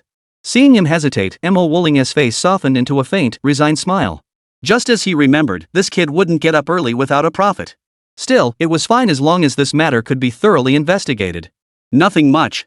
Just some precious beast blood and flesh. Demon beasts will do. I need 100 varieties for now." "All right." Though it would be difficult, he nodded in agreement. After all, demon beast flesh and blood weren't particularly useful to him anyway. After receiving confirmation, young Donghai headed back first to gather intelligence. Besides, the demon beasts in the forest seemed unlikely to act anytime soon. They were gathering strength now, a surprise attack was impossible. Moreover, they'd gone to such trouble, there was definitely some strange plan behind it. Lost in thought, he soon returned to the small shop. As an independent squad, they could go back, but only to their homes. They were forbidden from leaving their assigned residences without permission. Whenever a mission arose, they had to mobilize immediately. After all, their capabilities were no trivial matter. Chapter 84, The Shape-Shifting Beast. "Shopkeeper, you're back. How did it go over there?" Everyone crowded around. They had naturally received the message too, but how could the shopkeeper possibly lie? Something was definitely wrong in this forest. "Nothing. The Guardians definitely trust us. But the Ink Guardian also gave us a task, to investigate Wan Hai and the others. As long as we can get a clear picture of their situation, there shouldn't be any unexpected complications." Upon hearing his words, everyone fell silent. They stared at young Donghai with solemn expressions, not because they were unwilling to help. It was simply that Wang Hai and his group were now so powerful, and they saw no room for unexpected developments. How could they possibly investigate? Xian Can, didn't you sense something unusual about them? Xian Can, who had been observing from the sidelines, shook his head. Not sure. Their energy fluctuations aren't significant. The investigation seemed to have bogged down in quicksand, making further progress difficult. Just as he was puzzling over it, a sudden spark of interest ignited within him. After a moment's thought, he suddenly had an idea. Actually, we only need to obtain a sample of their flesh and blood. But such a task poses immense difficulty for us. It's far from simple.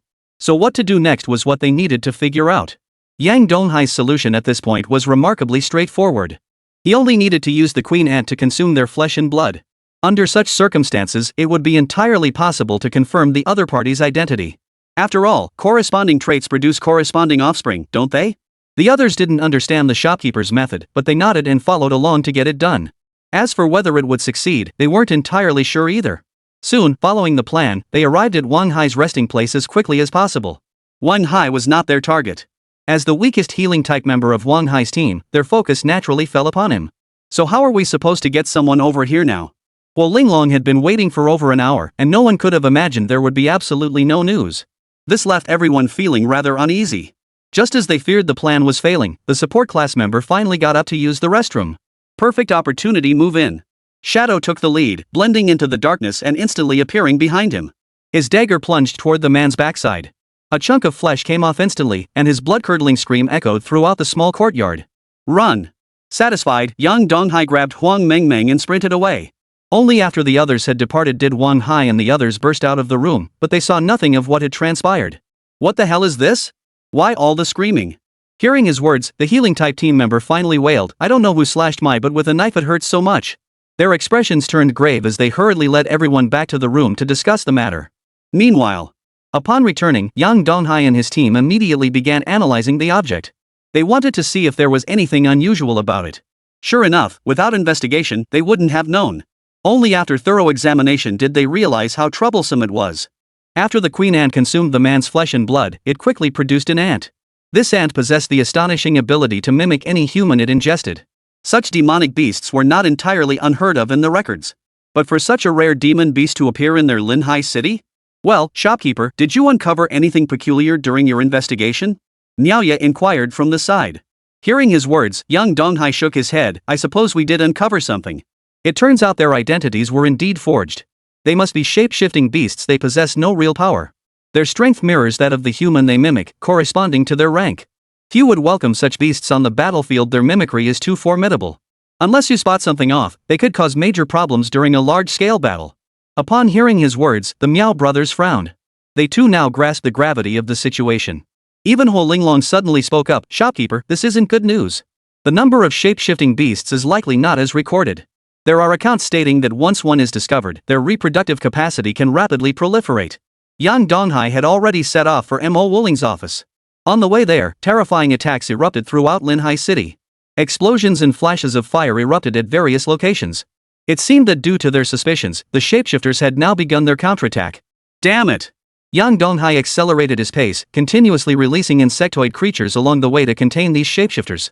He still didn't know the weaknesses of these demonic beasts and needed to find a shapeshifter that revealed its true form for investigation. Soon, he finally reached the Guardian's office. Mo Wooling was already embroiled in fierce combat. He kept intervening, desperate to prevent such incidents. Unfortunately, the shapeshifters mimicked humans with such uncanny accuracy that it was impossible to distinguish them in the short term. Trouble was brewing. Young brother Yang. Mo Wooling spoke urgently at this moment. Yang Donghai quickly relayed all the information he possessed. Upon hearing this, Mo Wooling too fell deep in thought. If it was the shapeshifters, they truly had no way to deal with them right now. Young brother Yang, do you know of any solution? Mo Wooling was grasping at straws now. The shape-shifting beast was nearly impossible to capture. Lacking data, they understood little about it. Yet it was clear they had developed basic consciousness. At the very least, they knew how to disguise themselves and could even attack them. A solution? I do know one, but it's incredibly troublesome. Go ahead. If it's within my power, I'll do it. Mo Wooling spoke urgently. They'd reached a point where they had no other choice. No matter how troublesome it was, they had to try. My talent allows me to identify demonic beasts. Perhaps I can uncover their weaknesses, but I need to see their true forms. Just finding their true forms would be a huge help. As Yang Donghai finished speaking, Mo Wooling had already dashed out, swiftly relaying the intelligence he'd gathered. He needed everyone to capture a shape-shifting beast alive as quickly as possible. Yang Donghai tried to assist, but Imo Wuling stopped him. You can't go anywhere now. As the only one who can identify shape-shifting beasts, you're a vital resource. Chapter 85, Beast King, Part 1. Alright. Yang Donghai was naturally happy to be spared the hassle. Having himself idle was a blessing in disguise. Standing by the sidelines, he finally witnessed the true danger the beast tide brought. One by one, people fell to the attacks of the shape-shifting beasts. Moreover, it could swiftly change its appearance. Though he spotted many shape-shifting beasts, once they transformed, they became nearly impossible to track. He waited there for an unknown length of time. Imo Wuling finally arrived carrying a cage. We've got it. It took a lot of effort, but we finally managed. Ask anything you want anytime. Yang Donghai nodded, then fixed his gaze upon him. The next moment, all information about the shape-shifting insect appeared before his eyes. Beast shapeshifter. Talent, ordinary. Level, none. Attributes, no attributes. Strength, 0. Agility, 0. Mental power, 0. Skill, advanced transformation. Weakness, the king of shapeshifters can be found to break through its disguise. The appearance of all shapeshifters is accompanied by the king's presence, who bears the distinctive crown feature. This description is quite clear. Yet Yang Donghai was somewhat shocked. The data on this shapeshifter beast was nothing short of astonishing. Without any abilities, it would be utterly useless without its camouflage. No wonder it ended up on the endangered list even without targeted hunting. But this large-scale attack clearly had someone orchestrating it from behind the scenes. Otherwise, with its strength, they wouldn't even have the right to eat these people's corpses. As he pondered this, Imo Wuling urgently asked, well, any useful information? Yes. He relayed all the intelligence he had gathered. Upon hearing this intelligence, Imo Wuling swiftly mobilized his forces. Yet Yang Donghai's mind suddenly grew hazy. He felt certain he had seen that king before, yet why could he recall nothing? What's wrong? Young brother Yang, it's dangerous out there now. You should return for the time being. Don't get involved in the war. After all, he was the strongest among them. Naturally, he began searching for the Crown King at top speed. Unfortunately, despite his prolonged efforts, he still couldn't find him. Yang Donghai returned to the small shop first. Everyone crowded around. How's the shopkeeper? Nothing too serious, right? Yeah, the fighting outside is getting fiercer. Hopefully it won't spill over here. Miao Pang and Miaoya were deeply concerned, while Shadow stood guard at the entrance, ready to strike at the first sign of anyone approaching. No one could be certain of anyone's true identity now. They could only speculate for the time being. Nothing serious, but I can't shake this strange feeling. Wait here for a moment, I need to clear my head. With that, he turned and went back into the room. He searched his mind relentlessly until finally, the source of that familiar feeling clicked into place. Teacher Lu. That was it. When they had brought Teacher Lu back, there had been a huge crown on his back. He hadn't paid it much mind at the time, since he'd never seen Teacher Lu's body. If this was true, he had truly brought a great calamity upon them. No, I have to go. Yang Donghai immediately stood up and rushed out. Everyone intended to follow, but he flatly refused them. This mission was a suicide mission, extremely dangerous. The best help they could offer was to watch the store. He raced straight to Teacher Lu's house. Sure enough, the area around it was eerily quiet. He knocked on the door, which opened quickly. Teacher Lu's injuries appeared to have healed considerably. Yang, what brings you here to see your teacher? I just wanted to see how the fighting outside was going and if it's dangerous around here. Yang Donghai didn't reveal his true purpose. He also needed to investigate further. The shape-shifting beast's transformations were truly flawless, showing not a single weakness. He then activated the appraisal function to determine whether the creature before him was human or beast. System, initiate identification. Beast Demon King of the Shapeshifters. Potential, legendary. Level, high tier advanced. Attributes, no attributes. Strength, 6,354. Agility, 9,999. Mental power, 9999. Skills, catalysis, domain conversion. Upon seeing these stats, it was clear both agility and mental power had reached their absolute peak. The power of the metamorphic Beast King before him was undoubtedly the strongest opponent he had ever encountered. Yang, why are you leaving? Won't you come in for a moment? Yang Donghai was about to make his escape when the voice behind him startled him, sending him fleeing like a madman. But Teacher Lu's speed was too fast. In the blink of an eye, he was caught, transform domain. The next moment, all the creatures previously absorbed by the shape-shifting Beast King reappeared.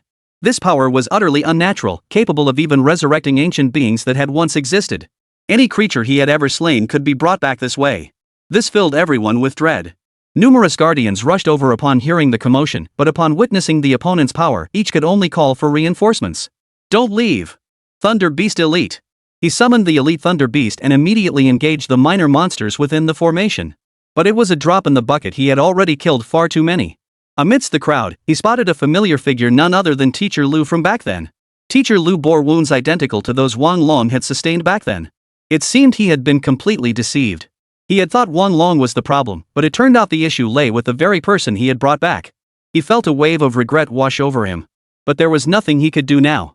All he could think of was how to make amends. First, he had to eliminate the monster before him. Don't you have any weaknesses? There were far too many powerful beings here, clearly, too many had been slain in the past. Even now, Yang Donghai hesitated to strike at Teacher Lu's lingering spirit. Back in class, if not for Teacher Lu's encouragement, he might never have persevered this far. But who could have imagined that a single mission would end up costing someone their life? What? Are you reluctant to strike? Though this body is truly exceptional. Even I rarely encounter such a perfect vessel. Unfortunately, it will never belong to you. So he'd misunderstood, he'd thought he was fond of Teacher Lu? Though Teacher Lu was undeniably powerful, their age difference was a reality. Moreover, the chains binding his heart were more about his inability to wield weapons against others.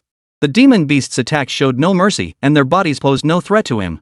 But if he encountered humans, he had never killed anyone with his own hands. Were these creatures truly dead, or would they die by his hand? At this moment, Yang Donghai clearly did not want to fight. Chapter 86, Retreat in Defeat. Still alive? He had channeled all his strength into that earlier attack. Yet who could have imagined it had scarcely affected the opponent? Truly a 6th tier powerhouse, even in death, he remained a 6th tier. This man was as tough as a turtle shell. Even the shape-shifting Beast King was beginning to question reality, doubting Yang Donghai's true strength. Why else would he, a 6th tier powerhouse who had even activated his domain, still be unable to kill his opponent? Go! The next moment, Teacher Lu's body began to move. Yang Donghai, who had been fighting fiercely, could only halt his actions. He had planned to flee first, leaving the matter for others to resolve if necessary. But then, a familiar, pleasant voice suddenly echoed in his mind. This voice was all too familiar, it was undoubtedly Teacher Lu's. Could he still be alive? Young.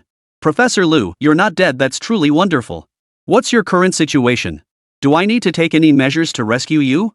It seemed there was still a glimmer of hope. But to his surprise, Teacher Lu only denied his claim. Yang, as your teacher, I am already dead. As my student, I hope you will kill me with your own hands.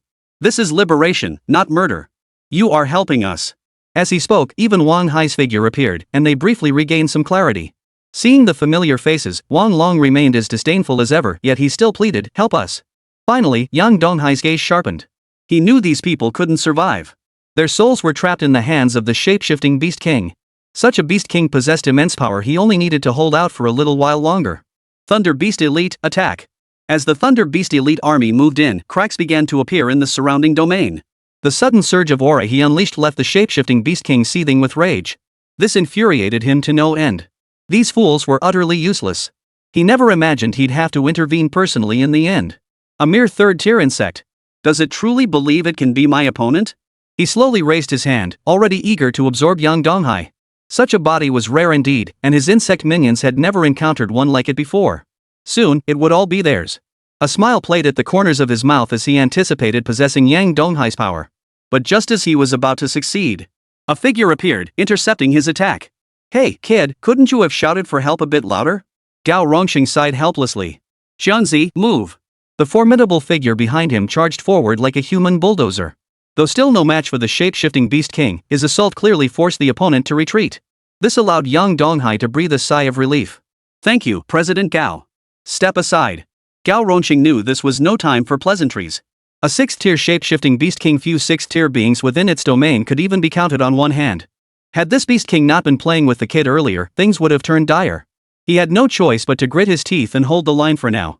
Soon, Mo Woling arrived as well. Young brother Yang, we owe you. You should leave now. We'll handle this. As two peak 6th-tier beast masters, the power of the beasts under their command was formidable. They might just hold their ground. Yang Donghai didn't overestimate his abilities. He immediately turned and left, soon hearing the continuous echoes of battle behind him. He understood the battle over there must be fierce. Yet for some reason, a persistent feeling gnawed at him. Danger was approaching, trouble was coming. Instead of returning to the shop, he headed straight for the city walls. The sight beyond the walls startled even the usually composed Yang Donghai, briefly stirring thoughts of flight. Yet he quickly suppressed that thought. Having chosen to stay, he was resolved. As for what he saw now was a dense, swarming army of demonic beasts. They advanced in orderly columns toward Linhai City, moving with disciplined precision. Among them were elephant tribes equipped for breaching city walls and charging wolf tribes. No one would believe they were waging war without someone backing them. But there was no choice. He had to grit his teeth and persevere for now. He turned back, determined to arrange for everyone's protection. A major battle was erupting within the city walls. Trouble was brewing. Just as he prepared to descend, a streak of light flashed overhead. A force enveloped him, clearly intending to carry him away. In that split second, he tried to resist, but the force was terrifying. Just as he felt himself about to be carried away, Gao Rongxing arrived, dispersing the power of the shape-shifting Beast King. His gaze turned icy as he looked beyond the city walls. It seems your prediction was correct. Mo Wuling, what should we do next? Gao Rongxing bore visible wounds, yet he paid them no heed, his gaze fixed intently on the distant horizon. The demon beast army was the real trouble. Had they not discovered the shape-shifting beast's disruption in time, with both sides attacking simultaneously, Linhai City would have struggled to hold out. He couldn't help but feel a pang of emotion. Mo Wuling, however, kept his gaze fixed on the sky above. Come out. Now that the entire army has arrived, wouldn't it be unbecoming for the Beast King not to show himself? At that moment, a terrifying aura gradually descended. The surrounding air grew bitterly cold.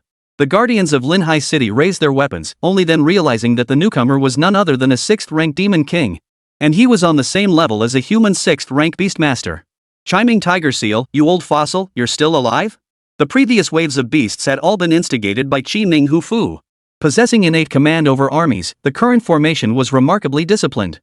Could it be that the tiger seal of the commanding sea had elevated its cultivation? They were puzzled. He roared with laughter, ha! As long as Linhai City stands, how could this tiger ever perish? But today marks the day of Linhai City's destruction. With these flawless demon beasts, what can you possibly do to stop them? Qi Ming Hu Fu radiated overwhelming confidence. He refused to believe it. With such a formidable display, Linhai City still had no reinforcements. How could they possibly withstand this battle? Where's the backup? Mo Wuling could only force himself to ask. Gao Rongxing spread his hands in response. I contacted everyone. Unfortunately, it seems the message got out, yet no one could hear it. This is very strange. Someone is definitely pulling strings behind the scenes. We likely won't get any reinforcements. Without reinforcements, Linhai City would struggle to survive this ordeal today. Qi Ming Hu Fu roared with laughter. Ha! Could you, Mo Wuling, ever let such an expression slip again? Ha ha ha ha. Chapter 87, Half an Hour. He had battled Qi Ming Hu Fu for most of his life. Their clashes had seen victories and defeats for both, yet neither could have imagined things turning out this way. This left Mo Wuling's expression grim as he contemplated his next move. Linhai City now had no defensive measures left. The only option left was to evacuate most of the population. Gao Rongxing, take the people and leave. I'll secure the remaining forces here. I can buy more time, but not for long. Mo Wuling's eyes now held a look of vigilance as he stared solemnly at the scene before him. Though he knew trouble was coming, he had no choice but to push forward regardless. Damn it! Gao Rongxing paused in silence for a moment before finally giving the order to evacuate everyone.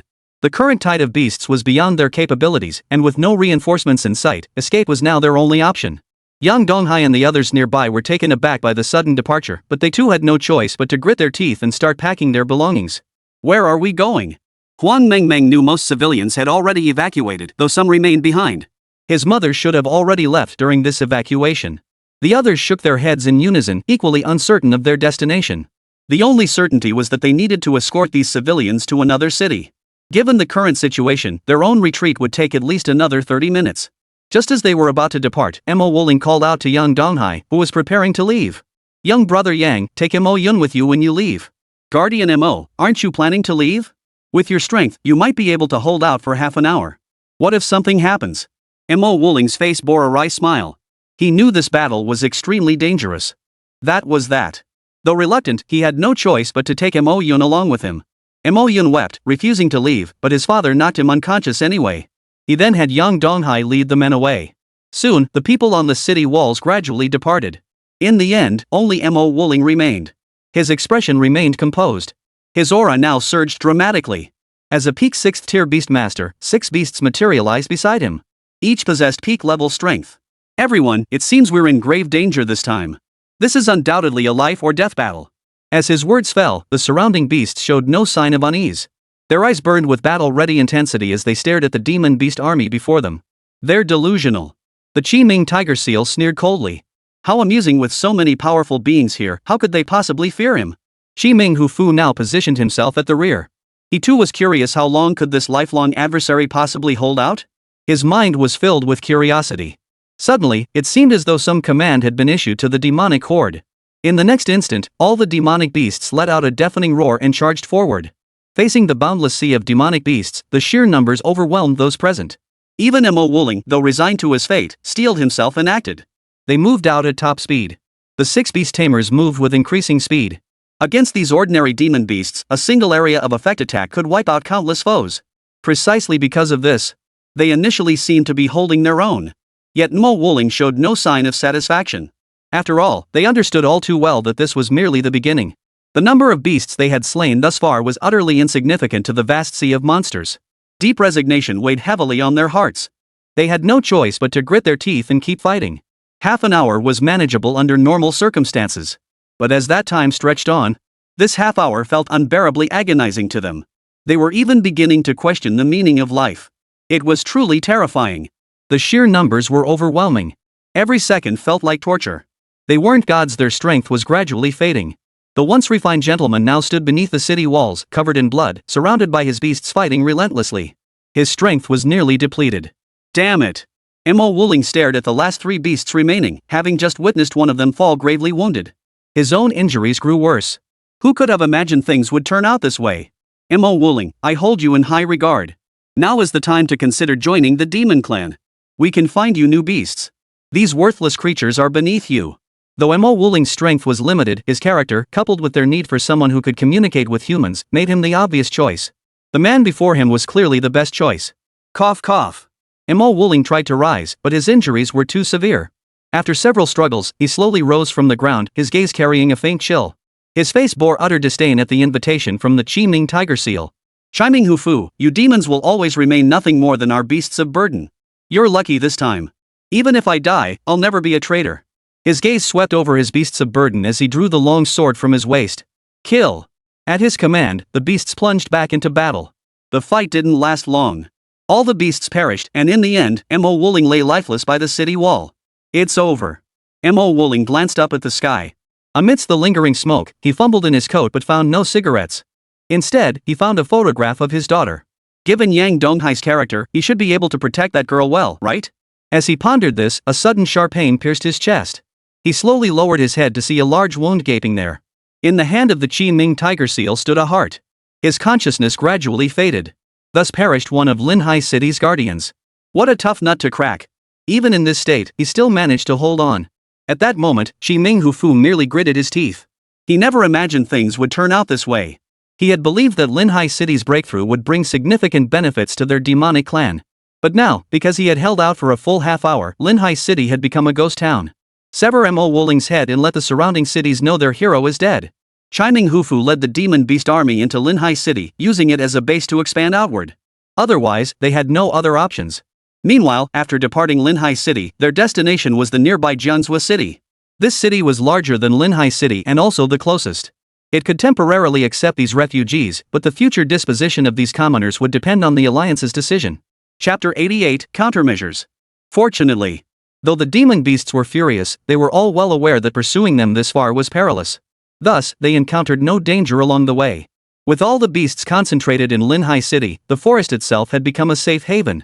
They set out and eventually reached the city walls of Jianzhou City in record time. Are you refugees from Linhai City? The guardians on the city walls recognized their purpose the moment they arrived and spoke up immediately. The others nodded in agreement. That's correct. We are refugees from Linhai City. We wish to see your guardian and require temporary lodging arrangements.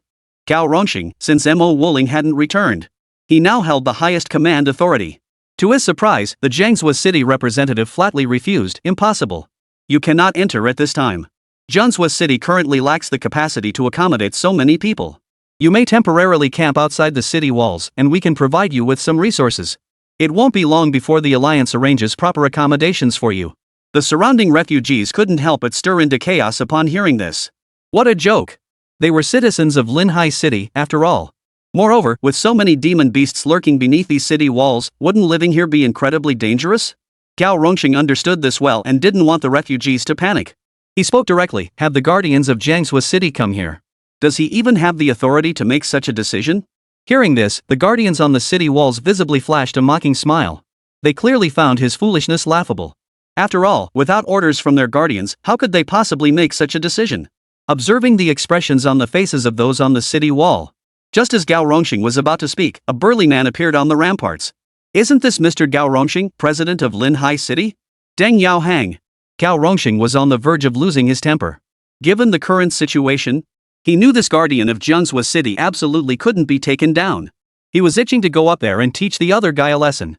Deng Yao Wan, you should understand we refugees now. If you refuse to help us, don't you know what will happen? You'd better think this through. If possible, let us in.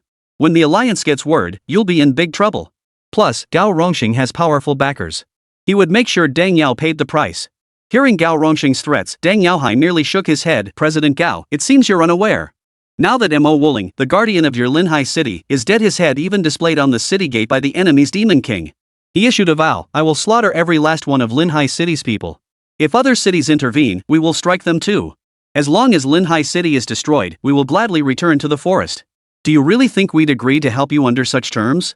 There was no way around it. Each city operated as an independent system. Their usual support stems solely from mutual interests. Now that the crisis is clear, they naturally won't help. Even the alliances backing them aren't prepared to act. President Gao, if you've made up your mind, you may return now. After all, if you take the time to think it through, these people are just ordinary folk. Deng Yao's voice still echoed in his ears. Gao Rongxing merely shook his head. Guardian Deng, it seems you still underestimate the Gao family. While the Gao family's background isn't exactly spotless, you should understand that we are all human. Gao Rongxing didn't state his position too definitively. But Deng Yaohai's face darkened. He knew this was a veiled insult directed at him. What could he do now? Yang Donghai. Yang Donghai was also in the crowd. As a third-tier cultivator, he couldn't be bothered to join the commotion. Yet to his surprise, Gao Rongxing called out his name. He could only step forward. President Gao, you sought me out? Gao Rongxing nodded, then turned his gaze toward the city walls. You must have witnessed what just happened. What are your thoughts? Most of Linhai City's powerful individuals had perished during the recent escort mission. Most beast tamers were only around 3rd or 4th tier, leaving few trustworthy allies. Unfortunately, despite their strained relationship, he clearly counted as one of them. Yang Donghai frowned, gazing at the now barricaded gates of Jiangsu City before pulling out the map from his embrace. There are solutions, actually. The first is simply to offer him terms he can't refuse. The demon beast horde in the forest this time could be handled by Jiangsu City. It's merely a matter of vested interests. We refugees are essentially free labor. If we offer sufficient benefits, they'll be willing to accept some losses. Upon hearing his words, Gao Rongxing, standing nearby, fell silent. It must be said this was indeed a solution, though hardly a good one. If they truly became free labor, who knew what decisions they might make in the future? As he pondered this, Gao Rongxing shook his head. Are there other options? After all, that bastard Mo Wuling was dead. If he just handed over the people of Linhai City like that, he'd be utterly useless. There is one more. Yang Donghai had been pondering this very issue all the way here. The current situation was extremely serious, demanding a thorough understanding of its underlying causes. First was the city they'd chosen initially primarily to meet the needs of so many refugees. Yet they hadn't anticipated that while the refugees' needs were met, it would also make their own survival incredibly difficult. Take the current situation, for instance, they couldn't even enter the city. He had thought it was merely his imagination, but it seemed everything had its roots. President Gao, follow me. The two arrived at an open area in the rear.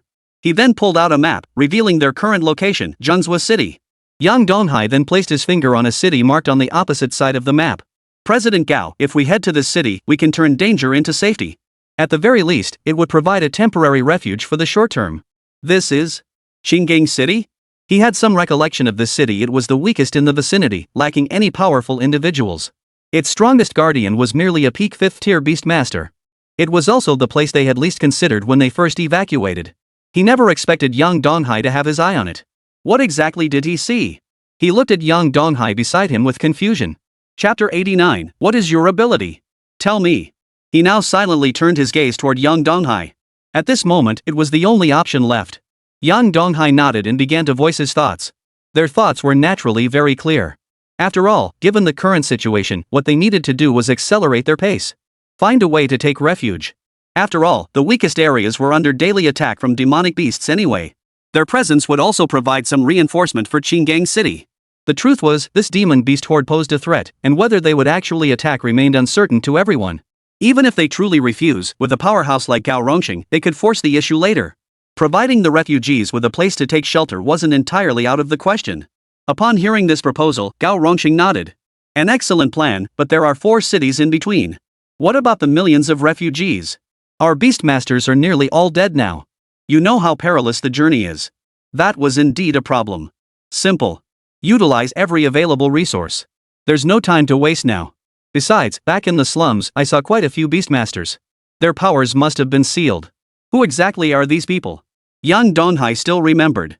When he first entered the slums, he could sense that beast tamers were undoubtedly present. But where exactly did the power sealing them come from? Just as he was pondering this, Gao Rongxing hesitated solemnly. After all, the slum was absolutely off limits. No matter who they targeted, the slum itself was off limits. These people are criminals. Among them is a 6th-tier beastmaster, though the seal has been broken. They'd be nearly impossible to control, let alone protect. Sinners? Yang Donghai desperately wanted to ask what kind of criminals they were, but now he could only grit his teeth and consider other options. He had hoped to utilize these individuals, but without additional beast masters, his plan was nothing but empty talk. Beasts were scarce in the forest now, but not entirely absent. What should they do next? The two faced each other in silence. It seemed this plan was doomed to fail. Gao Rongxing rose to his feet. So once we reach Jianzhou City, you can assist us, correct? What do you mean? Watching Gao Rongxing start packing his things, Yang Donghai suddenly felt a bad premonition. Nothing. Can't you help us right now too? You guys make the first move. Give me 2 days to open the portal. I'll procure a batch of weapons from Jianzhou City. Once we have firearms, they'll be effective against these beasts. Then 1 million citizens can head to Qinggang City. Steal? Deng Yaohui's strength wasn't something to be taken lightly. If Gao Rongxing really made a move, he'd pay a heavy price. Seeing Yang Donghai's worried gaze, he merely waved it off, as if I'd ever need you to worry about me. Alright, you don't need to worry either. I'm not dead yet. They wouldn't dare touch me, knowing the powerful figure backing me. 2 days. My men will protect the refugees during that time. Your plan is sound. Gao Rongxing patted him on the shoulder before immediately ordering his men to depart. Meanwhile, those on the city walls watched in stunned silence as the refugees from Linhai City departed one by one. Even Deng Yao was momentarily stunned. This was a scenario he hadn't anticipated at all. According to his expectations, without receiving aid, these people would ultimately choose to seek refuge in their Jianzhou city. But what was happening now? His scheme was essentially the same as Yang Donghai's initial plan. They would inevitably seek refuge. Such a large pool of free labor would save their city considerable resources. Yet their departure caught Deng Yaohuan completely off guard. Had they given up hope after learning Jiangzhou City wouldn't rescue them? Madman. Gao Rongxing also departed at that moment. He desperately wanted to have a proper conversation with Gao Rongxing, but unfortunately, they had already departed. Guardian, what should we do next? The others gathered together one by one. As their leader, they could only follow his orders. What else can we do? Maintain vigilance and figure out their target. Make sure the next city doesn't take them in. At this moment, the only thing Deng Yao could think of was that they were likely heading for another city. Unfortunately, they weren't operating in isolation. Behind Linhai City, powerful forces were undoubtedly at work. The beast tide had been mobilized. They only received word after it had been wiped out in Linhai City. This inevitably raised suspicions. Had Linhai City provoked some kind of entity, leading to such a tragedy? Yes. Scouts on the city walls began moving out to determine Linhai City's current destination. Hidden in the darkness, Gao Rongxing was about to depart when a voice suddenly came from behind him. President Gao, I just couldn't leave you alone. Come on, let me help you. What are you doing here? This is nonsense. Gao Rongxing watched Yang Donghai approach, feeling utterly exasperated. Completing the mission alone was already highly unlikely. Bringing along a liability only made things worse. I'm not a burden. Yang Donghai whispered, you may be powerful, but that's all you are. When it comes to reconnaissance, I'm the one for the job. Do you know anything about Jianzhou City? No. Though reluctant to admit it, Gao Rongxing shook his head. It was the only option. He genuinely knew nothing about it. Then take a look. Do you? Seeing Yang Donghai's confident expression, he assumed Yang Donghai must be familiar with the area. But to his surprise, Yang Donghai shook his head. I'm not entirely sure. I've never been to Jianzhou City before. How would I know? Just as he was questioning his life choices, a swarm of insects began to appear around Yang Donghai. Steel wing beetles, go. My investigative skills are top-notch. I'll help you locate their armory. What do you need? Upon hearing his words, Gao Rongxing paused for a moment before immediately replying, naturally, the more the better. The next moment, the insects in the sky grew ever more numerous. Even Gao Rongxing was taken aback by the swarm covering the entire sky. What purpose do these insects serve? Clearly, he wasn't entirely sure about Yang Donghai's abilities either. Now it finally made sense why he'd broken through so quickly. Could all these insects be his tamed beasts? He pondered this, anticipating Yang Donghai's response. Yang Donghai chuckled upon hearing the question. They serve as my eyes. Your eyes? Every single one?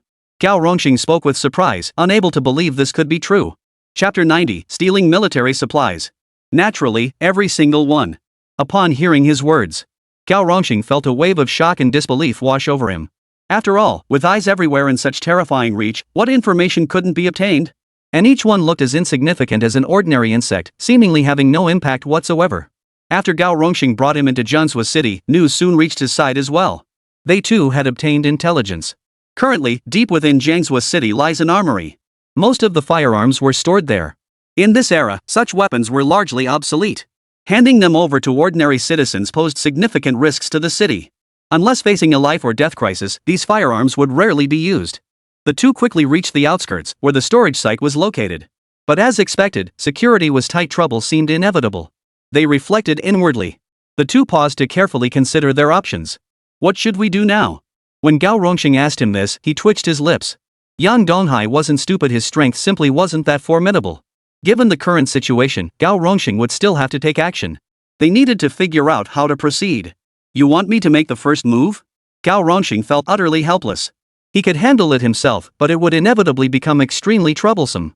Yet Yang Donghai's strength made it unrealistic for him to act, even with sufficient intelligence. Do you trust me? Yang Donghai stared intently at his counterpart. Hearing his words, Gao Rongxing nodded.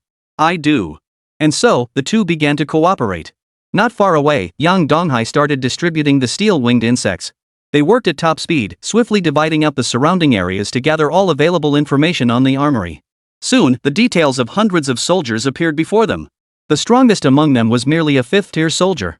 Gao Rongxing could easily handle them. But causing a commotion at that point would be far from ideal. Originally, Yang Donghai had planned to bring the yin-yang ladybug along, but upon reviewing the situation, he realized it was gradually losing its effectiveness against higher-level beast masters. Take the current peak 6th-tier beast master, for instance. Most of his insect tribe offered him little assistance. So from here on out, it was all up to him. Gao Rongxing began acting on Yang Donghai's instructions, and the two set off at top speed. They were currently inside the armory. Guided by Yang Donghai's precise intelligence, the two swiftly eliminated most of the personnel. Impressive, kid. Why not join our Gao family? Talent like yours is rare. What do you say? Consider it. Hearing this, Yang Donghai merely spread his hands. No thanks. Our personalities just don't mesh. Besides, your Gao family isn't exactly a bunch of saints either. Haha, speaking ill of others to their faces isn't exactly a good habit. Gao Rongxing chuckled, then turned back to continue his work. Working in perfect sync, the pair cleared out most of the people here in just half an hour. Only the final 5th-tier beast master remained. This one's troublesome. What should we do?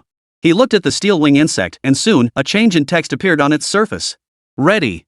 Proceed now. Gao Rongxing felt helpless at this point. The steel wing insect began rapidly generating a massive map. Various runes appeared at the map's center, pinpointing the 5th-tier beastmaster's location. They were about to make their move. Suddenly, the steel wing insect halted Gao Rongxing. Hold off for now. This 5th-tier beastmaster rarely ventures out, so we should wait a bit longer. The armory is in the opposite direction. We could also consider that option. All right. Gao Rongxing breathed a sigh of relief at the prospect of not having to fight. Instantly taking down a 5th-tier beastmaster would be no easy feat for him. After all, he had a few tricks up his sleeve at this point. Taking the weapons and leaving outright wasn't out of the question. Following Yang Donghai's guidance, they rushed to the armory at top speed. This was where all of Jiangzhou City's current hot weapons were stored.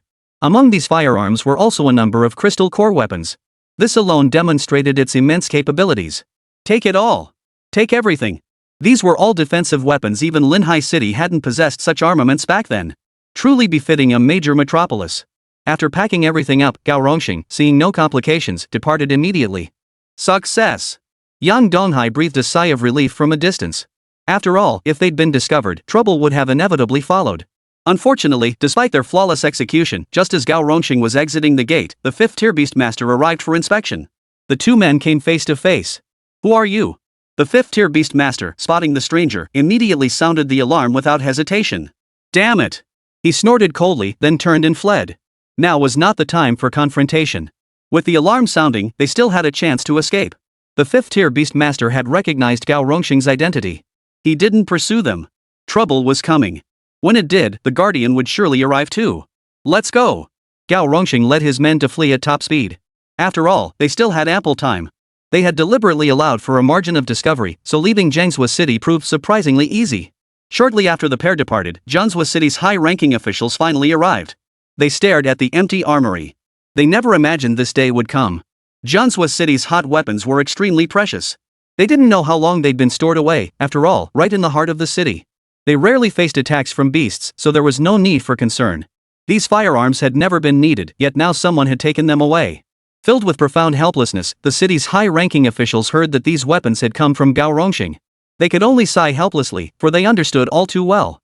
With Linhai City now in such a state, they had no choice but to grit their teeth and forgive them for now. The two main culprits set off at top speed. They raced toward Qinggang City, the traces left by the main force still fresh in their minds. This operation went smoothly. Barring any surprises, we should find them quickly. True to his words. Just as the two were nearing their target after a short pursuit, trouble arose. Evidence of a recent battle was evident here. Demon beasts had clearly detected their presence. Had this been 3 days ago, perhaps half or even a third of the refugees fleeing Linhai City toward Qinggang City might have survived. Chapter 91, Pursuing Equality. Seems we arrived just in time. Time to move. Gao Rongxing's face darkened, hoping the beast tamers within the refugee convoy could make a difference. Feeling a sense of urgency, Gao Rongxing and his companion quickened their pace once more. Soon, they could finally hear the cries of battle outside. At that moment, the refugees of Linhai City finally caught sight of their saviors. Good heavens, Lord Gao has finally returned. Yes. Mr. Gao, please save us. These beasts have gone mad. They're killing everyone in sight, treating us like prey. Many refugees had already perished. But seeing Gao Rongxing arrive, hope ignited in each of them. Yang Donghai, you go back first. Leave the weapons to me. Gao Rongxing could tell Yang Donghai was worried about his friends. He could only let Yang Donghai leave first. Besides, with his strength, he couldn't do much to help in this situation. All right. Hearing this, Yang Donghai nodded without hesitation and immediately departed at top speed. He soon found Huang Mengmeng and the others at the center. Though they looked a bit disheveled, they hadn't been injured thanks to the yin-yang ladybugs. They were clearly protecting a middle-aged couple who appeared to be Huang Mengmeng's parents. Shopkeeper, you're finally back. Good heavens, we were terrified. If it weren't for your little ladybugs, we'd be in grave danger. Given the current chaos, they would have perished long ago without protection. Fortunately, these healing ladybugs had allowed them to hold on until now. Who are these two? Yang Donghai smiled as he approached. Huang Mengmeng suddenly remembered and hurriedly introduced them. Shopkeeper, this is my dad and mom. And this is our shop owner, Yang Donghai. Hello, you two must be amazing to raise such an outstanding daughter. After exchanging pleasantries, Yang Donghai noticed Xiangzi approaching with some weapons. Brother Hai, these are for you. The boss said to stay safe and don't get yourself killed. Xiangzi had switched to using the respectful brother now. In the eyes of these veterans, the relationship between Yang Donghai and Gao Rongxing was nothing but enviable. They'd followed the boss for years and had never seen him worry so much about anyone. Gao Rongxing had his own thoughts. Now that he understood the full extent of Yang Donghai's detection abilities, he knew this man was someone they absolutely had to keep. His usefulness was immense. Yang Donghai nodded. Distribute the items to everyone. Brother Hai, what's the point of giving us these? We're beast tamers after all. These firearms are useless to us. Niaopeng shook his head at the automatic rifle in his hands, finding it rather useless. The others nodded in agreement. After all, they were beast masters. This equipment was better suited for professional soldiers. Yang Donghai chuckled. What? You think you're as useless as these firearms? As long as there's ammunition, they're usable, right? Beasts need rest too. But if these firearms break, you can just toss them aside. You guys can keep fighting non-stop. Don't you want to get out of here alive? The group, who had been preparing to return their firearms, exchanged glances before finally nodding in agreement. Right, let's use some of these things then. Protect Mengmeng's parents and keep moving forward. With Gao Rongxing back, the team's pace quickened steadily. Their goal was to reach Qinggang City within half a month. Any powerful demon beasts that appeared were swiftly eliminated by Gao Rongxing. With the added advantage of these firearms, their casualty rate remained relatively low, though their available manpower was gradually dwindling. A week passed and they were still halfway to Qinggang City. They believed another week of travel would see them there. Having broken through the demon beasts' attacks, they had strayed from the main force's direction. But now that they were outside the demon beast army's control zone, numerous demon beasts began appearing one after another. They attacked these ordinary people. This posed some danger to the refugees, though not significant.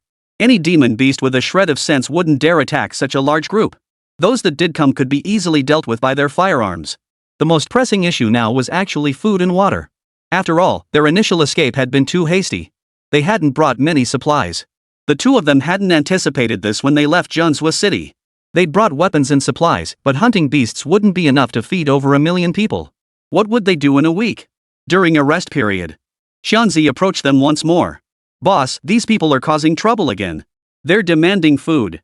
What we have now is nowhere near enough. Plus, the beast tamers are eating way too well. They're demanding equality for everyone. What? Gao Rongxing thought he must have misheard. A while back, it was just a protest. He could understand their frustration over not having enough to eat. But to demand the beast masters be treated the same as them? What, do we no longer need beast masters in battle now? This is outrageous. Fuming, Gao Rongxing had no choice but to go out and see what was going on. They, the beast masters, had always protected them. Now, on top of that, they were being deprived of their means to obtain energy? The moment he stepped outside, the commotion grew deafening. The refugees were in a frenzy, with Yang Donghai and his men hiding nearby. President Gao, you really need to handle this properly. These people are acting like madmen. It's impossible to resolve this. I know. Gao Rongxing's face remained cold. It seemed everyone had forgotten. He was indeed risking his life to protect everyone. But let's not forget. After all, Gao Rongxing had risen from the underground kingdom. He was ruthless. If not for that bastard Mo Wuling, he would have joined Jinswa City long ago. Let's go. They quickly reached the center of the crowd.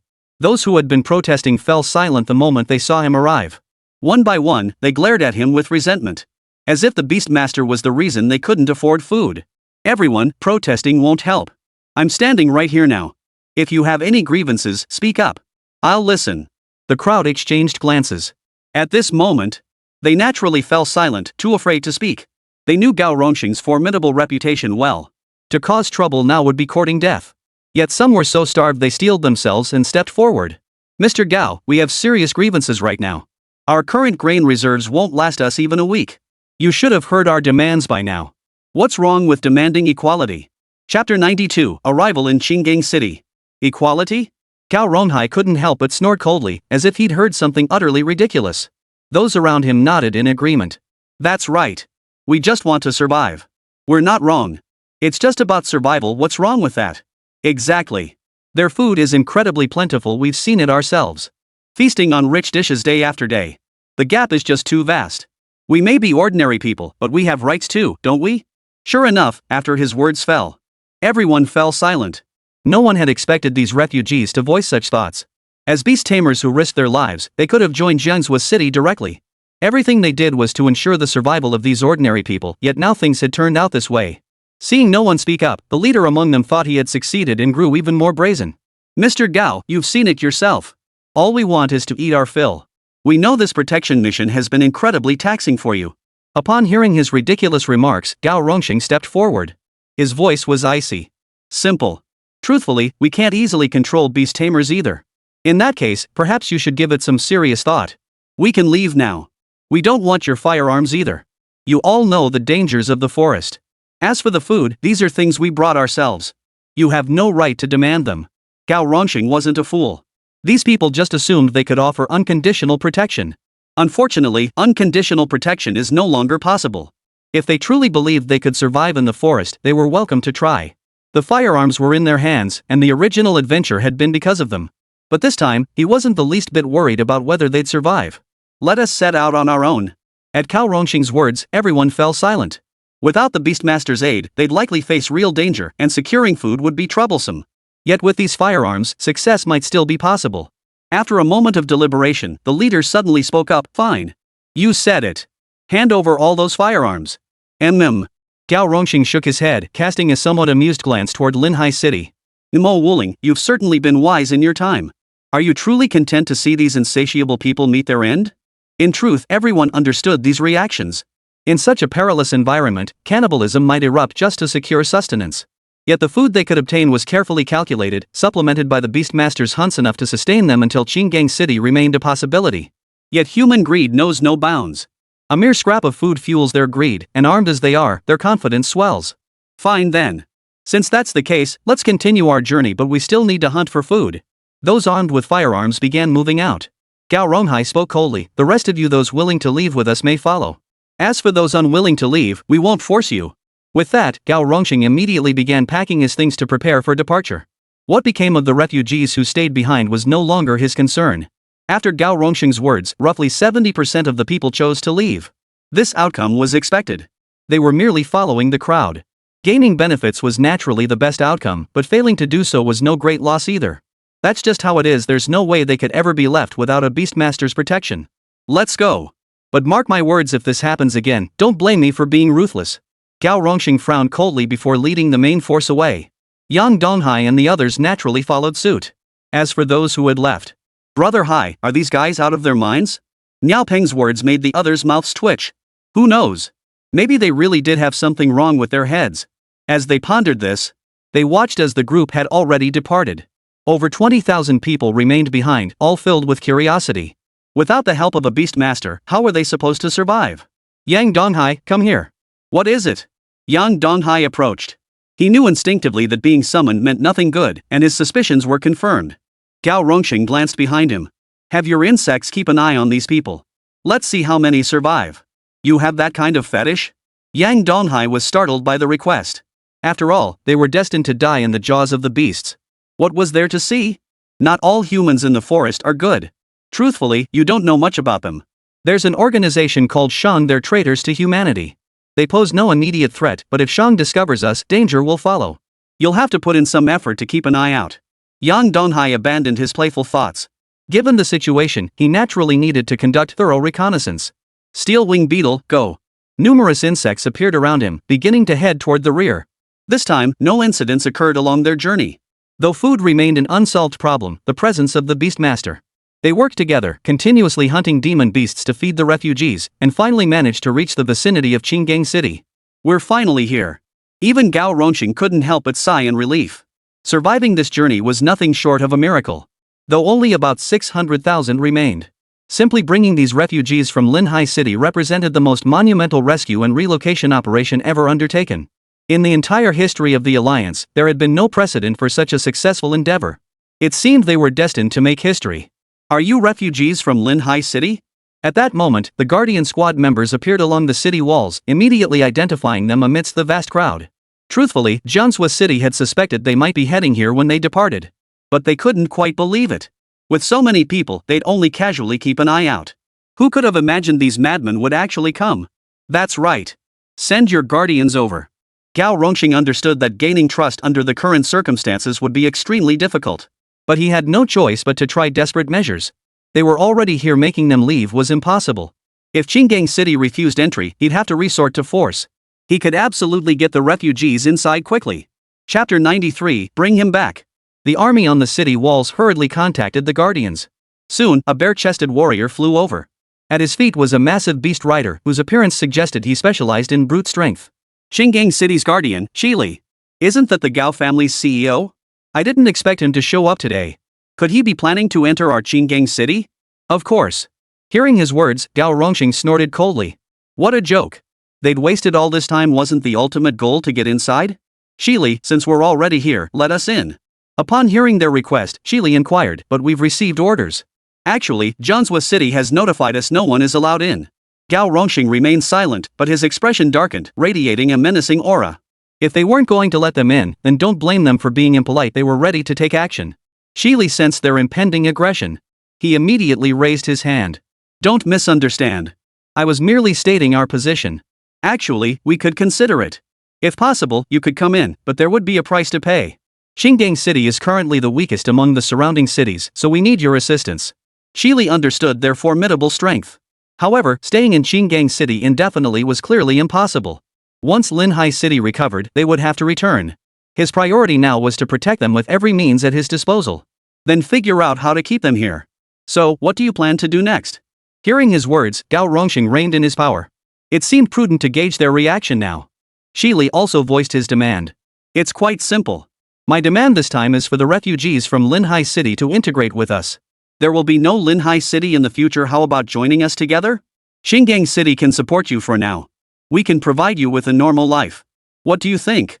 After he spoke these words, the expressions of the other beast tamers present turned grim. Are you kidding me? They had finally made it here. And now he wanted them to join forces? But Linhai City wasn't exactly inaccessible. Just as Gao Rongxing instinctively opened his mouth to refuse, Shili produced a photograph. This shows Mo Wuling's current situation. These demon beasts clearly have no intention of leaving anytime soon. They're even provoking the human race. If you truly refuse to join us, you'll likely face trouble. Shili's words, especially as they looked at the photo in their hands, caused each of their expressions to darken. They never imagined Mo Wuling would meet such a gruesome end. Mo Yun, seeing her father's state, crouched on the ground for a long time without speaking, her body trembling. She never imagined her father would be so horribly injured. Yang Donghai stood up, glancing at Gao Rongxing. "President Gao, let's go." Watching him turn and walk away, Gao Rongxing was startled. "Yang Donghai, where are you going?" Yang Donghai had already walked some distance away. He raised his hand. "To rescue Mo Wuling, of course. Even though he's already dead, I must bring him back. I'll come with you." Gao Rongxing prepared to follow, but Yang Donghai stopped him immediately. "It's best you don't come with me. The people of Linhai City still need your help managing things. Leave this to me." With that, Yang Donghai vanished, his entire figure disappearing into the forest. Shili watched the departing figure, clearly taken aback. What was that kid's deal? Mo Wuling's body was right here. The demon beasts were clearly waiting for them to arrive so they could wipe them all out at once. Were they out of their minds? Just as he was pondering this, Gao Rongxing had already led his men inside. "All right, let us go in first. This forest is dangerous, and the refugees haven't eaten in ages." Shili immediately opened the city gates. As for Jiangzhou City's warning, what did Jiangzhou City think it was? As fellow countrymen, what else could we wait for in the face of such a disaster? Meanwhile, Yang Donghai pressed forward as a system notification sounded in his mind. New mission, rescue Mo Wuling's remains. Reward upon completion, 1 brand new beast. A brand new beast companion? As a 3rd-tier beast master, he currently only possessed a void mother bug as his mount. Though the insectoid race was numerous, he still craved a truly new mount. It was like someone delivered a pillow just when he needed one. His pace quickened once more, swiftly returning him to the spot where he had parted ways with those humans. The scene now resembled a living hell. Traces of various heat weapons littered the ground, yet there were no demon beast corpses to be found. What was going on? This forced him to halt, his gaze turning grave as he scanned the surroundings. After searching the area, he finally spotted human traces not far away. "Brother, we've killed so many people. What do we do now?" "Yeah, we're stuck. We've got enough food to last a while, but our ammo's running low. If only we hadn't rebelled. Now look, those people have probably already headed for Qinggang City." The men chattered among themselves. It was clear that after they left, a battle had erupted here, claiming many lives. Yang Donghai merely shook his head upon hearing this. For these ordinary people, the real trouble would come once they ran out of firearms. What could they do? They themselves didn't know how to survive. Having chosen this path, it was now up to them. Yang Donghai then continued on his journey. Traveling alone, his pace quickened considerably. Based on his estimates, it would take roughly 3 days to reach Linhai City. Moreover, Linhai City now harbored numerous powerful individuals. As a mere 3rd-tier beast master, eliminating them would prove exceedingly difficult. He must enhance the Void Mother Worm's power. This would allow the offspring to grow stronger once more. Shortly after Yang Donghai departed, a faint blackness began to spread across the area. A group of black-clad figures emerged. Looks like this is the spot. Not many of the original 200,000 living souls remain now. These people will serve as sacrificial resources. Bring in the organization's people. The speaker immediately began acting, conjuring magical arrays around them, clearly intending to seal off the area. Those within the formations remained oblivious to what was unfolding. Only Yang Donghai whipped his head around. Shang. The organization Gao Rongxing had mentioned surfaced in his memory. It seemed they had truly encountered them. But there was nothing he could do. He was no match for Shang. Besides, they had chosen this path themselves, and warnings had been given long ago. As for the outcome, he couldn't care less. Chapter 94, The Egg Thief. His first priority was to find a way to enhance his strength. Soon enough, he finally spotted resources along the route that could enhance the Void Mother. He had actually spotted this resource while escorting the refugees. But he'd been too busy and planned to return after everything was settled. He hadn't expected to come back so soon. Based on his observations, it appeared to be 10,000-year-old agate crystallized from the nearby mountains. Once absorbed by the Void Queen, this material would undoubtedly grant her a significant power boost. But the aura here was faint, making it a hassle to locate. Where could it be? After landing, Yang Donghai released his steel-winged beetles to begin the search. As expected, the surrounding demonic beasts were largely gone. This Qi Ming Tiger Talisman is truly formidable. In a short time, it gathered all the nearby demon beasts together, but the time was almost up. Beasts were no different from humans, perhaps even harder to control. The primary reason was that while the Qi Ming Tiger Seal could control their cohesion. But one must not forget that so many beasts need sustenance. They might endure for a time, but over the long haul, the stronger beasts will inevitably turn on each other.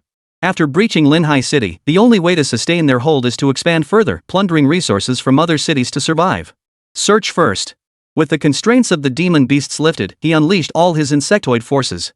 The objective was simple: to locate the fragments. Finally, the steel-winged insects brought news they had pinpointed the exact location of the jade marrow. Finally found it.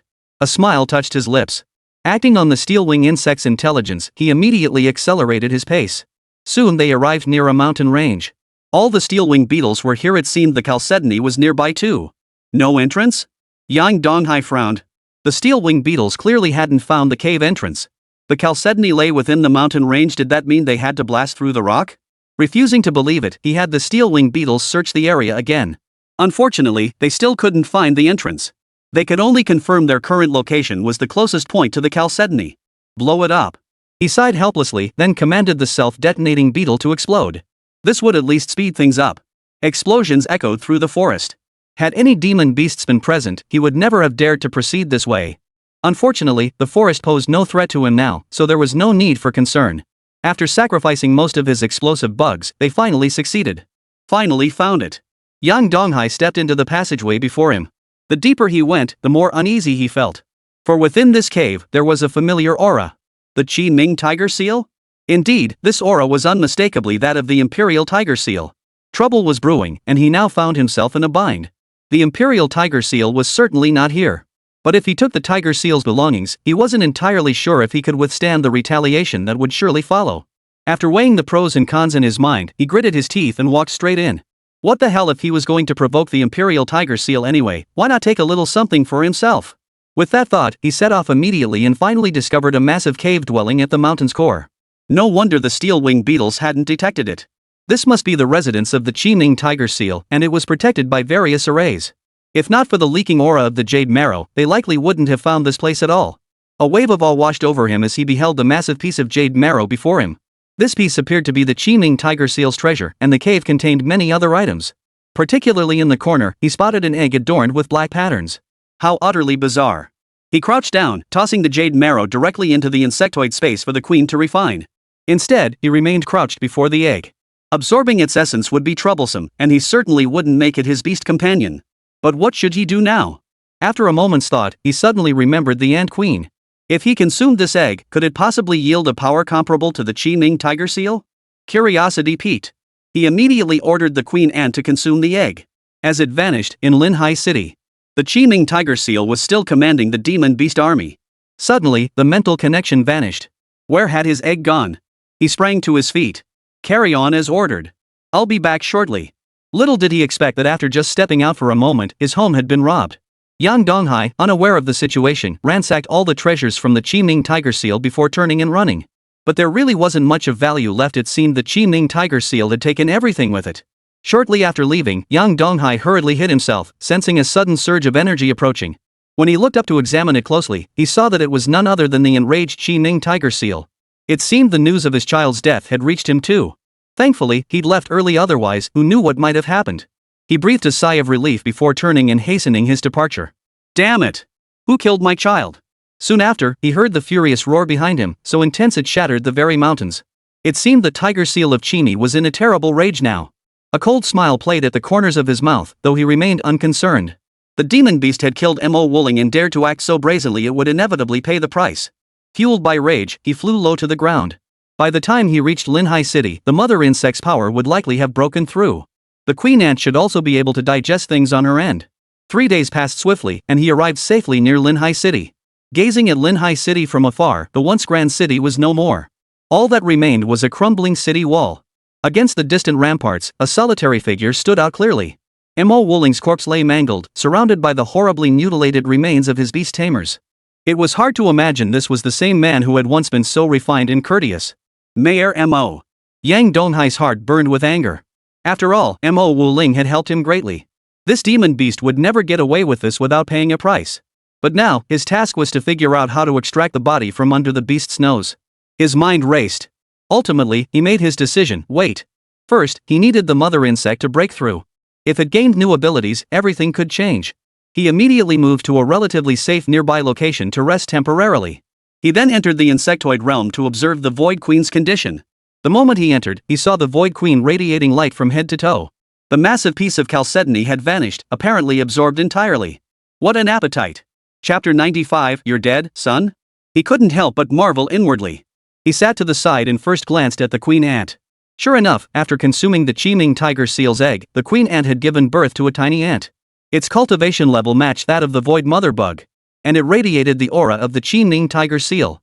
Chiming ant possesses the special abilities of the Chiming tiger seal, commanding demon beast armies. Its presence enhances the coordination of all beast tamers tenfold. Excellent! This talent would be useless if bestowed upon his own beast. But his insectoid army relied on sheer numbers for victory. In the current situation, this was absolutely like adding wings to a tiger for him. He had to give proper thanks to the Qiming tiger seal. His gaze now fixed upon the Void Queen. Based on his prediction, today should be the day he finally breaks through. Meanwhile, in Linhai City, the enraged Qiming tiger seal had returned, his body radiating a murderous aura. His investigation had revealed nothing. Nothing remained except the lingering human scent at the scene. Who the hell is it? He swore that once he uncovered the other party's identity, he would eliminate them no matter the cost. As rage consumed him, a figure appeared behind him. Chiming, you bastard, why are you in such a hurry? Did some kid die? Get lost. Hearing those 3 words, Qiming's already volatile temper flared up again, nearly causing him to strike the other person dead on the spot. This surprised the other. Could it be that the child really died? Qiming Hufu stared silently at the other, who finally dropped the smile. What happened? After Qiming Hufu recounted the recent events, the other was utterly shocked. Who could possibly kill his child on Qiming Hufu's territory without leaving even a trace of their presence? Still, he offered reassurance. Don't worry. They took your cub, so they certainly didn't kill it. They might even be raising it. You just need to find it. Upon hearing his words, everyone smiled and nodded in agreement. They offered words of comfort one after another. Though Qiming tiger seal felt bitter inside, there was nothing he could do. He must now thoroughly investigate who had stolen his child. Once he uncovered their identities, he would decide whether they deserved to pay the price. The other demon beasts began planning their next assault. Our next target is Jiangsu City. According to intelligence, all firearms in Jiangsu City have vanished. We don't know who stole them, and the beastmasters there pose a significant problem for our demon beast army. But our only concern now is that other cities might come to their aid. Qiming Hu's aura radiated murderous intent. He was already prepared to strike and annihilate the nearby human cities. Rage burned within him. The others remained silent. After all, they too were contemplating whether to take action. Jiangsu City's strength far surpassed that of Linhai City, and they were also far more difficult to control. Just as they were about to refuse, Qiming Hufu spoke up. You have 3 days left. If you don't plan to act, this army must be disbanded. Food is now a problem. Keeping the army under control to this extent is already pushing the limits. If we don't attack, it means no more food. Our army will disintegrate within 3 days. Upon hearing his words, the hesitant demon kings nodded in agreement. Their gazes turned toward the figure concealed in the corner. What do you think? Strike! Wipe out the nearby cities, leave no survivors. Within moments, they decided the fate of other cities and confirmed intelligence. None would receive reinforcements. Outside the forest, Yang Donghai waited for a moment. Finally, as night fell, the void beast began to emit an unusual blow. It seemed poised to break through.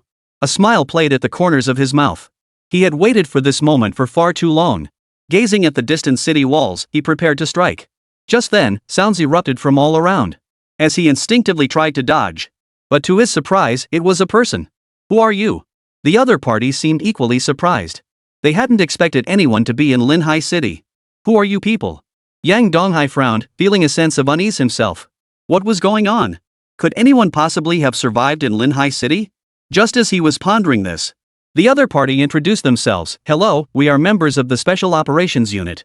Linhai City has been wiped out. We must find a way to investigate this thoroughly.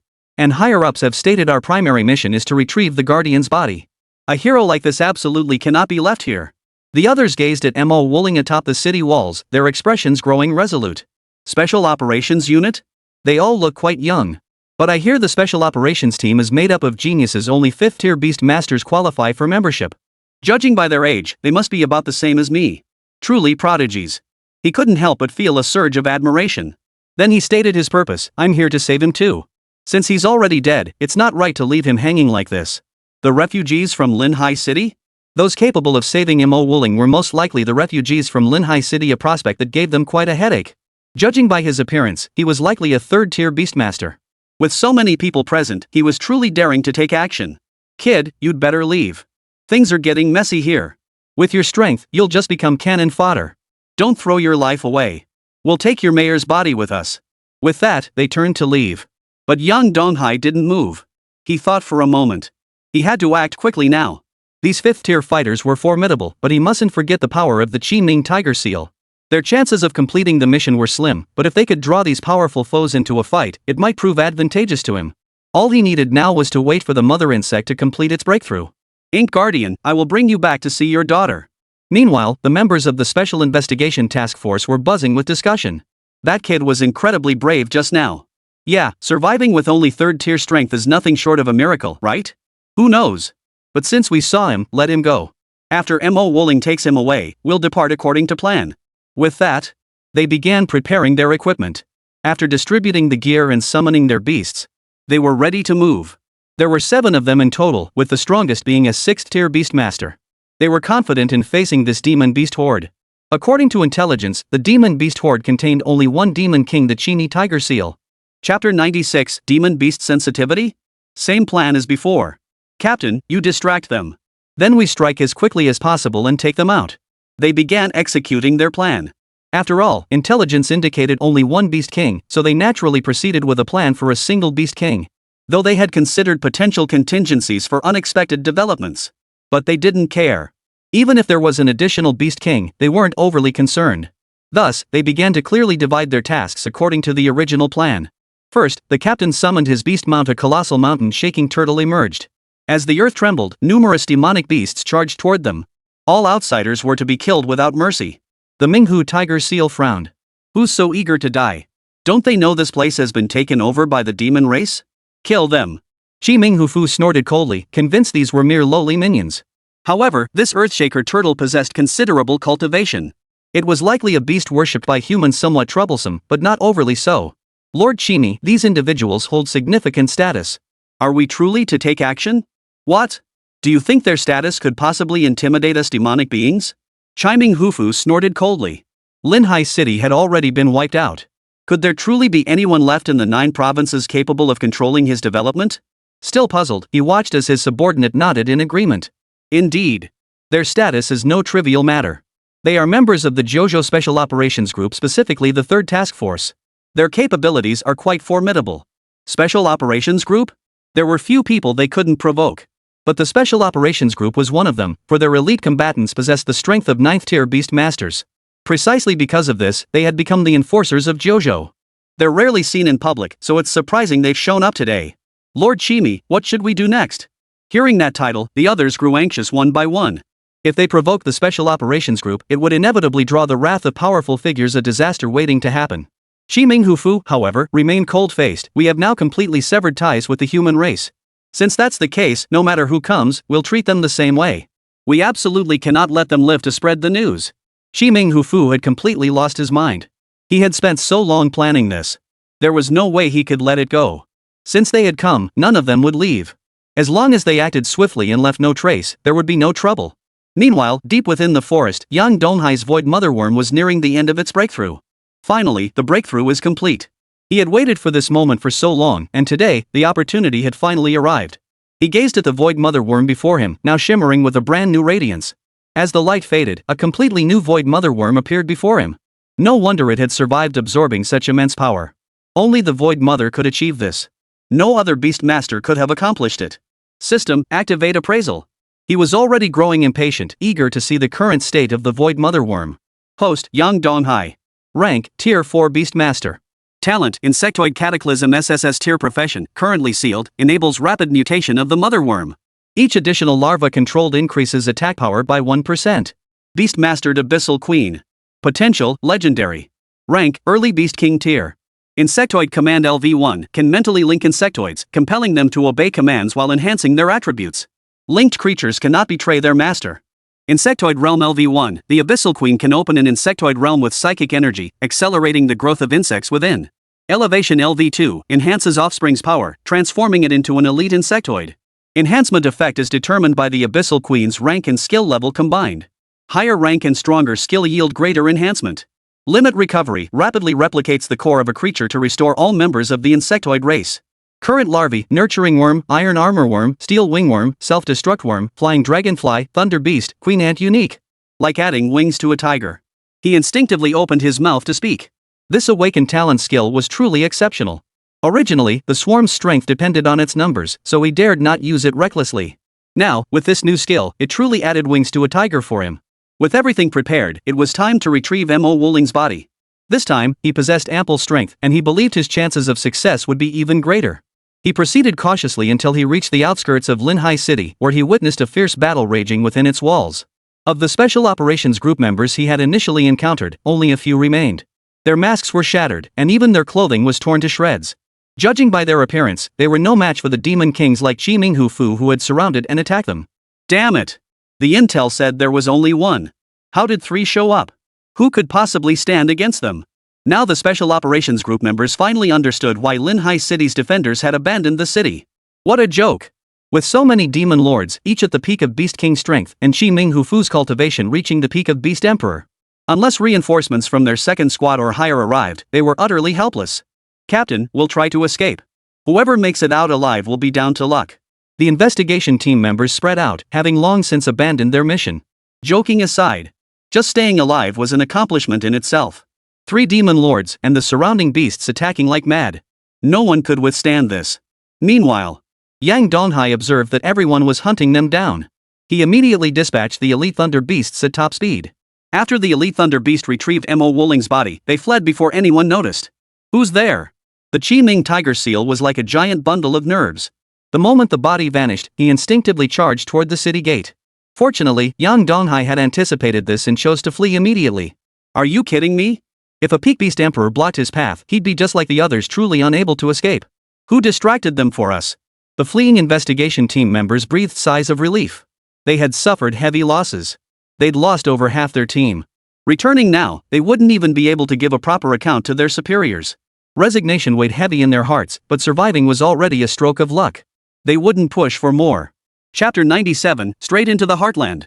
Damn it, where are they? Chi Minghu Fu surveyed the empty scene. He immediately prepared to gather nearby intelligence to uncover what had happened. Suddenly, a dark figure appeared. That corpse of Mo Wooling has nothing to do with us.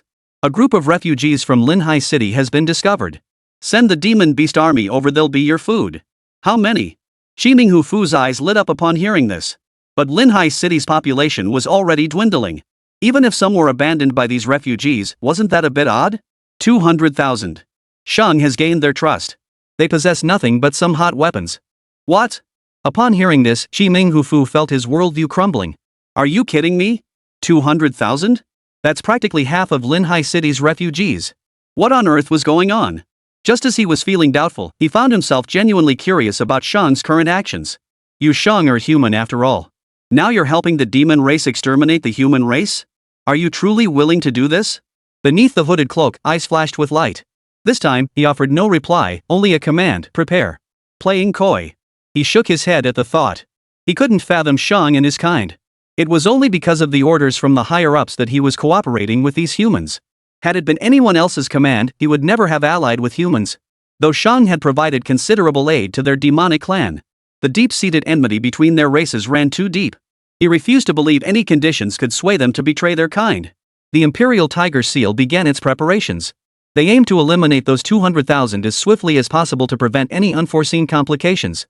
Lately, too many people had been appearing and vanishing without a trace. Compounded by being targeted by those monstrous investigators, their plan must be accelerated. Meanwhile, after Yang Donghai departed, he headed back toward Qinggang City. After traveling for a short while, he spotted a figure standing in the distance. This is infuriating. What the hell are the intelligence people doing? Alright, calm down. Who could have predicted 2 demon kings would be here? And even if we face the Imperial Tiger Seal, we might not stand a chance. But our losses are too heavy, what should we do? The group exchanged words, their attitudes toward this failure clearly pessimistic. Not only had the mission failed, but now half their team was gone. What about those 3? You're in a bad spot. My advice is to leave first. The demon clan came prepared this time, with backing from someone else. Even if no one came to help Linhai City in the end, you should understand what happened. It's you! Everyone turned to look at him. Each of them looked surprised. This was the young man they had tried to persuade to leave at the beginning. He hadn't left? Before they could speak, Yang Donghai proceeded to brief them on the situation involving the 20,000 humans outside. Everyone, you know many people. These beasts will stop at nothing to survive. With their food sources now depleted, they may very well turn on these 20,000 people. 20,000? Hearing this staggering number, the investigators exchanged stunned glances. Could it be that the refugees from Linhai City had split up and ended up scattered throughout the forest? This situation was significantly different from what they had been told. What exactly was going on? Yang Donghai could only outline the general situation. The people of Linhai City needed a powerful ally. The Gao family's patron could help them endure, but that didn't mean they could endure as well. Precisely for this reason. With the investigative team's backing, they'd be safe in Qinggang City when the time came. The eyes of the remaining three finally ignited with a burning desire for credit. If they could resolve this matter, they might even walk tall again. Speaking of which, aren't you heading back? How about you lead the way up front? I don't. Yang Donghai instinctively tried to refuse, but the other person simply reached out his hand. My apologies, I neglected to introduce myself when we first met. I'm Chen Yi, Captain of Investigation Team 3. Investigation Team 3, by Xiaobo. Zhang Jihao, Investigation Team 3. Hello, everyone. I'm Yang Donghai, an ordinary citizen. Seeing their solemn expressions, even Yang Donghai adopted a serious demeanor which made everyone burst out laughing. Yang Donghai, I don't recall you. Interested in joining the investigation team? Chen Yi regarded the young man before him with approval. He didn't seem very old, and his sharp mind made him a prime candidate for field operations. Not considering it for now. Maybe later if I change my mind. Yang Donghai declined without hesitation. The investigation team held significant status. It enjoyed special privileges in any city. But it also meant losing freedom in a way, as they had to accept assignments assigned by higher-ups. It was a double-edged sword. What he needed was a job with complete freedom. Running his own small shop was clearly the best option. Although the market in Linhai City had largely collapsed. Most valuable items had already been looted by the Miao brothers, so there was no need for concern. Fair enough. But if you ever need help with this sort of thing in the future, you can come find me. Here's my business card. As he spoke, Chen Yi's personal information appeared before him. It could be said that Chen Yi was formidable. If it weren't for the three demon kings, they might have actually managed to hold out until victory. Team leader Chen, let's go. With protection, there was no issue. The four of them sped up. With their assistance, what would normally take a week was cut down to just 4 days. By the third day, they had already reached the location where the 200,000 refugees were gathered. There they were, every last one of them kneeling on the ground. They were kneeling in reverence, clearly paying homage to something. Anyone with half a brain could tell. This was undoubtedly some kind of religious gathering. Bai Xiaobo hurriedly pulled out his camera. Shan. I never expected to encounter Shang's people in this region. This matter has become far more complicated. Chen Yi nodded solemnly. Notify headquarters to send reinforcements. Originally, he'd planned to atone for his mistakes by achieving something commendable. But now, with Shang's involvement, it seemed they needed reinforcements from Squad 2 or even Squad 1. This was beyond what Squad 3 could handle alone. Brother Zhang, I heard the investigation team has 5 squads, each with their own responsibilities. What does Squad 3 do? He really didn't know much about the investigation team. But judging by their strength, they were clearly formidable. As he pondered this, Zhang Jihao's lips twitched. Better not ask about that. It won't do anyone any good. Was he implying they were the cleanup crew? Chapter 98, Just a Maid. Team 3 was undoubtedly the weakest within their investigation unit. Yet in this border region, their capabilities remained formidable, every member at least Guardian tier. What's our next move? Yang Donghai stood to the side, ready to leave if there was nothing else. The body of the Ink Guardian had been brought back, and he still needed to arrange a funeral in Qinggang City. Hearing his question, Bai Xiaobo shook his head. Nothing much, really. Right now, we need to find someone who understands this formation. If he has nothing, go help with whatever you need to do. If we require your assistance, we'll come find you in Qinggang City. All right. Yang Donghai nodded and turned to leave. He hadn't been particularly eager to get involved in the first place, so letting him leave was naturally a relief. After Yang Donghai departed, the smile finally faded from Chen Yi's face. He could distinctly sense a massive formation beneath this altar, one designed for devouring. Sacrificing 200,000 people for one thing, what exactly was this tragedy aiming to achieve? Though he remained uncertain, he reported every detail of the scene to his superiors. As for Yang Donghai, upon his return to Qinggang City, the city had changed significantly in his absence. Qinggang City had become even more transformed due to the influx of refugees from Linhai City. During this period, Cao Rongqing and Mo Yun had remained here the entire time, clearly having gone without rest for an extended period. Mo Yun, if there's nothing else, you should go back and rest. I'll notify you the moment that kid Yang Donghai returns. But Mo Yun stubbornly shook her head. Thank you for your kindness, Uncle Gao, but I want to wait for him to return. No sooner had the words left her mouth than Yang Donghai returned. He looked a bit disheveled, but thankfully, he wasn't injured. Didn't manage to retrieve it? It's fine as long as you're back safe and sound. Gao Rongxing instinctively assumed the mission had failed upon seeing his state. After all, with so many demon kings guarding Linhai City, how could a mere third-tier cultivator possibly retrieve the body? Alas, that was where he had miscalculated. Yang Donghai simply crouched silently on the ground, summoning Imo Wuling's body. Imo Yun, I'm sorry. Uncle's body was already like this when I got it. I did my best. Yang Donghai felt a pang of guilt over Imo Wuling's sacrifice. If only his strength had been greater, might everything have turned out differently? Doubts swirled uncontrollably within him. But Imo Yun only shook her head tearfully. Thank you, Brother Yang. Without you, Father might never have made it back at all. Gao Rongxing instructed his men, go. Make preparations for the funeral. It wasn't just the refugees of Linhai City who gathered when they heard the hero's remains had returned. Shili brought the people of Qinggang City to pay their respects as well. Such a hero deserved respect, no matter which city he appeared in. While everyone was busy, deep within the forest, shrouded in darkness, a figure let out a sinister smile. The entire plan is just one final step away from completion. 200,000 human forces still aren't pure enough. We'll need some other tools. His gaze fixed upon the swiftly approaching Qi Ming tiger seal. These demonic beasts clearly addressed that flaw. Once the great battle commenced and firearms entered the fray, some of the beasts would inevitably perish. Now the opportunity had arrived. His plan was flawless, he couldn't even conceive of any possibility of failure. Wait for it. Dragon, I've been waiting for you for a long time. I hope you'll come in person this time. The figure muttered under his breath before turning away. He needed to continue his grand scheme. Qinggang City. The morning ceremony concluded, and young Donghai made his way to the temporary lodgings where everyone had gathered. The Miao brothers breathed a sigh of relief seeing Brother Hai return. Others gathered around as well. Brother Hai, my goodness. Do you have any idea how worried I was about you? Enough with the niceties. What the hell were you thinking this time? You're absolutely right. That decision you made back then was way too rash. Shopkeeper, that was really dangerous. You absolutely can't do this again next time. Hearing everyone's concern, Yang Donghai gave a faint smile. He too felt a chill of fear now. It was a close call. If the probability of being detected by the Qi Ming tiger seal had increased even slightly, he would have been in serious trouble. Alright, now we wait for news. And just like that, 3 days passed in the blink of an eye. The demon beast army finally arrived at the location of the 200,000 refugees. News naturally reached Qinggang City as well. What's going on? Shi Li frowned. Wasn't the demon beast army's arrival a bit too sudden? How much time had passed?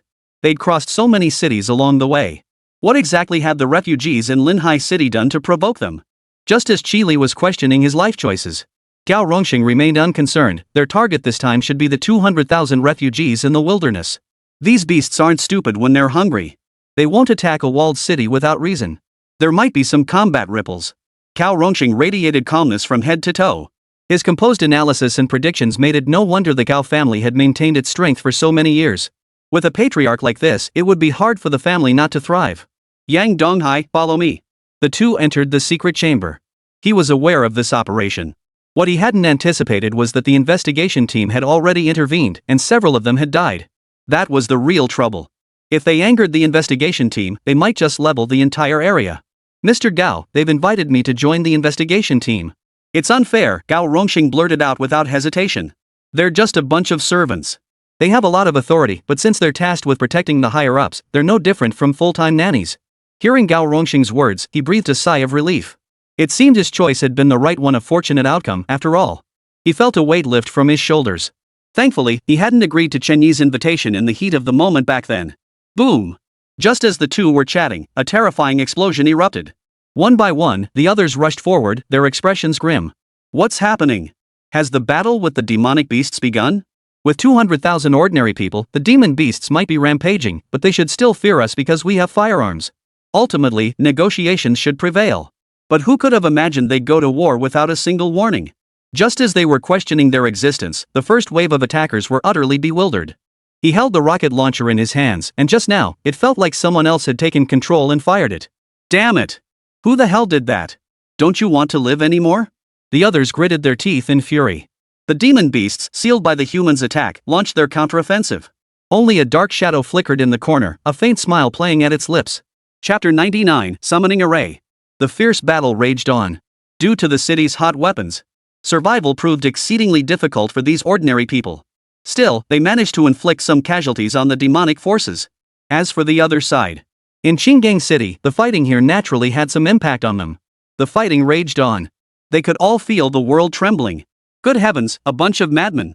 And these demon beasts too, they're not afraid to use hot weapons against mere humans? While firearms posed little threat to high-tier demon beasts, that was only true for certain high-tier ones. Under normal circumstances, ordinary demon beasts would not fear life and death. This was all due to the power of the Qiming tiger seal. He desperately needed to find the one who had stolen his child. These people were highly likely suspects. If not, then they must be in the distant city of Qinggang. Gao Rongqing frowned within the city walls. Something's off. This war feels terribly wrong. These beasts aren't without their own territories. Although they have been causing disturbances within Linhai City, The scope of the forests is inherently limited. near Qinggang City, other powerful demonic clans certainly existed. Not only that, but after such a long time, they must be nearing their limits, right? Though humans are plentiful here, food remains scarce. Something's off, very off. Just as he was pondering this, a message suddenly appeared on his wristband. Run. A single word, yet it made Gao Rongqing hesitate for a moment. This message came from higher-ups clearly, something major was wrong. Still, he set his bracelet aside. Having already led his men this far, continuing to flee now would mean abandoning them midway. With the combined strength of two cities behind him, he refused to believe they couldn't take down these demon beasts. Meanwhile, in Qinggang City, Yang Donghai had also gathered everyone and casually picked out a storefront. They resumed running their small shop business. After all, these high-level battles had little to do with them. At their current strength, they weren't qualified to join such battles. However, one more person had joined their ranks, Mo Yun. Since her father's demise, Mo Yun now obediently stayed by Yang Donghai's side. Gao Rongqing had initially considered bringing his child along, but ultimately decided to have her stay with Yang Donghai. The kid might not be powerful, but he's got strong survival skills. Brother Hai, what should we do next? Niao Pang felt uneasy as he sensed the distant tremors. What else could we do? Naturally, we must enhance our strength. He shot the Miao brothers a withering glance. Their sole objective now was cultivation advancement. He had now reached the 4th tier of power. Moreover, he hadn't even inspected the new beast taming artifact he'd been rewarded for rescuing Mo Wooling's body. That was good news too. Everyone, your sole purpose now is cultivation. And if possible, no one should leave. That way, we can watch each other's backs when danger arises. The others nodded in agreement upon hearing this. One by one, they turned and departed. After they departed, Yang Donghai made his way directly to the secret chamber. The first thing he needed was a breakthrough. He checked the system rewards. Congratulations, host, on completing the mission to rescue Mo Wooling's corpse. Reward, 1 brand new beast tamer. He then looked toward the insectoid space and indeed saw a plain egg lying within. Yang Donghai immediately squeezed a drop of blood from his fingertip and let it fall onto the egg. The next moment, the egg instantly flashed with light, causing the surrounding insectoid creatures to scatter. As the light faded, a bobbit appeared before him. He immediately opened the system panel to check its identity. Beastmaster Bobbit, hidden trace of Hell Lord bloodline. Talent, ordinary. Level, beginner tier, junior. Attribute, hell. Strength, 38. Agility, 40. Mental power, 45. Skills, Claw Strike, Hell Summon, Shadow Clone. Observing the new beast, it didn't possess the formidable strength one would expect from a Void Queen. Such stats were actually quite rare, but after all, he already possessed the Void Queen. He wasn't particularly interested, but enhancing its power would undoubtedly be immensely beneficial to him. Has no one arrived from Donghai province yet? After all, given the current situation, numerous members of the investigation team had already perished. Why was there still no word? At this rate, Qinggang City's fall was only a matter of time. He didn't dwell on it, placing his finger on Bobbit's nose. Thanks to their contract, their relationship was quite solid. Bobbit, I'll be counting on you. You're training here to enhance your strength. If you have any questions, feel free to ask the Void Mother Bug. With that, he turned and left. He had granted Bobbit a portion of the insectoid space for cultivation. Yang Donghai didn't know that shortly after he left, Bobbit merely glanced at the Void Mother Bug before lying down in his designated area to begin his cultivation. A faint aura spread from his body. Even the entire insectoid space began to feel its influence. After activating the brand new beast, he finally rose to his feet and departed. He soon emerged outside. The battles outside had already concluded, but clearly, it was too late. Everyone had come out. They stared at the distant scene, rubbing their eyes in disbelief. Brother Hai, you saw it too, right? What is that enormous formation? Not entirely sure. Hearing Miao Peng's words, Yang Donghai couldn't help but roll his eyes at him. Are you kidding me? Why ask me now? Even those from the capital city didn't know. What could he possibly know, having grown up in a small town? But this sense of foreboding made him grow solemn. What should they do next? Well, Linglong shook her head too. He had no recollection of it and couldn't identify what this thing actually was. Shin Kankei spoke up, though I don't know its name. But it seems capable of absorbing flesh and blood energy. And this appears to be a summoning type formation. What is it meant to summon from within?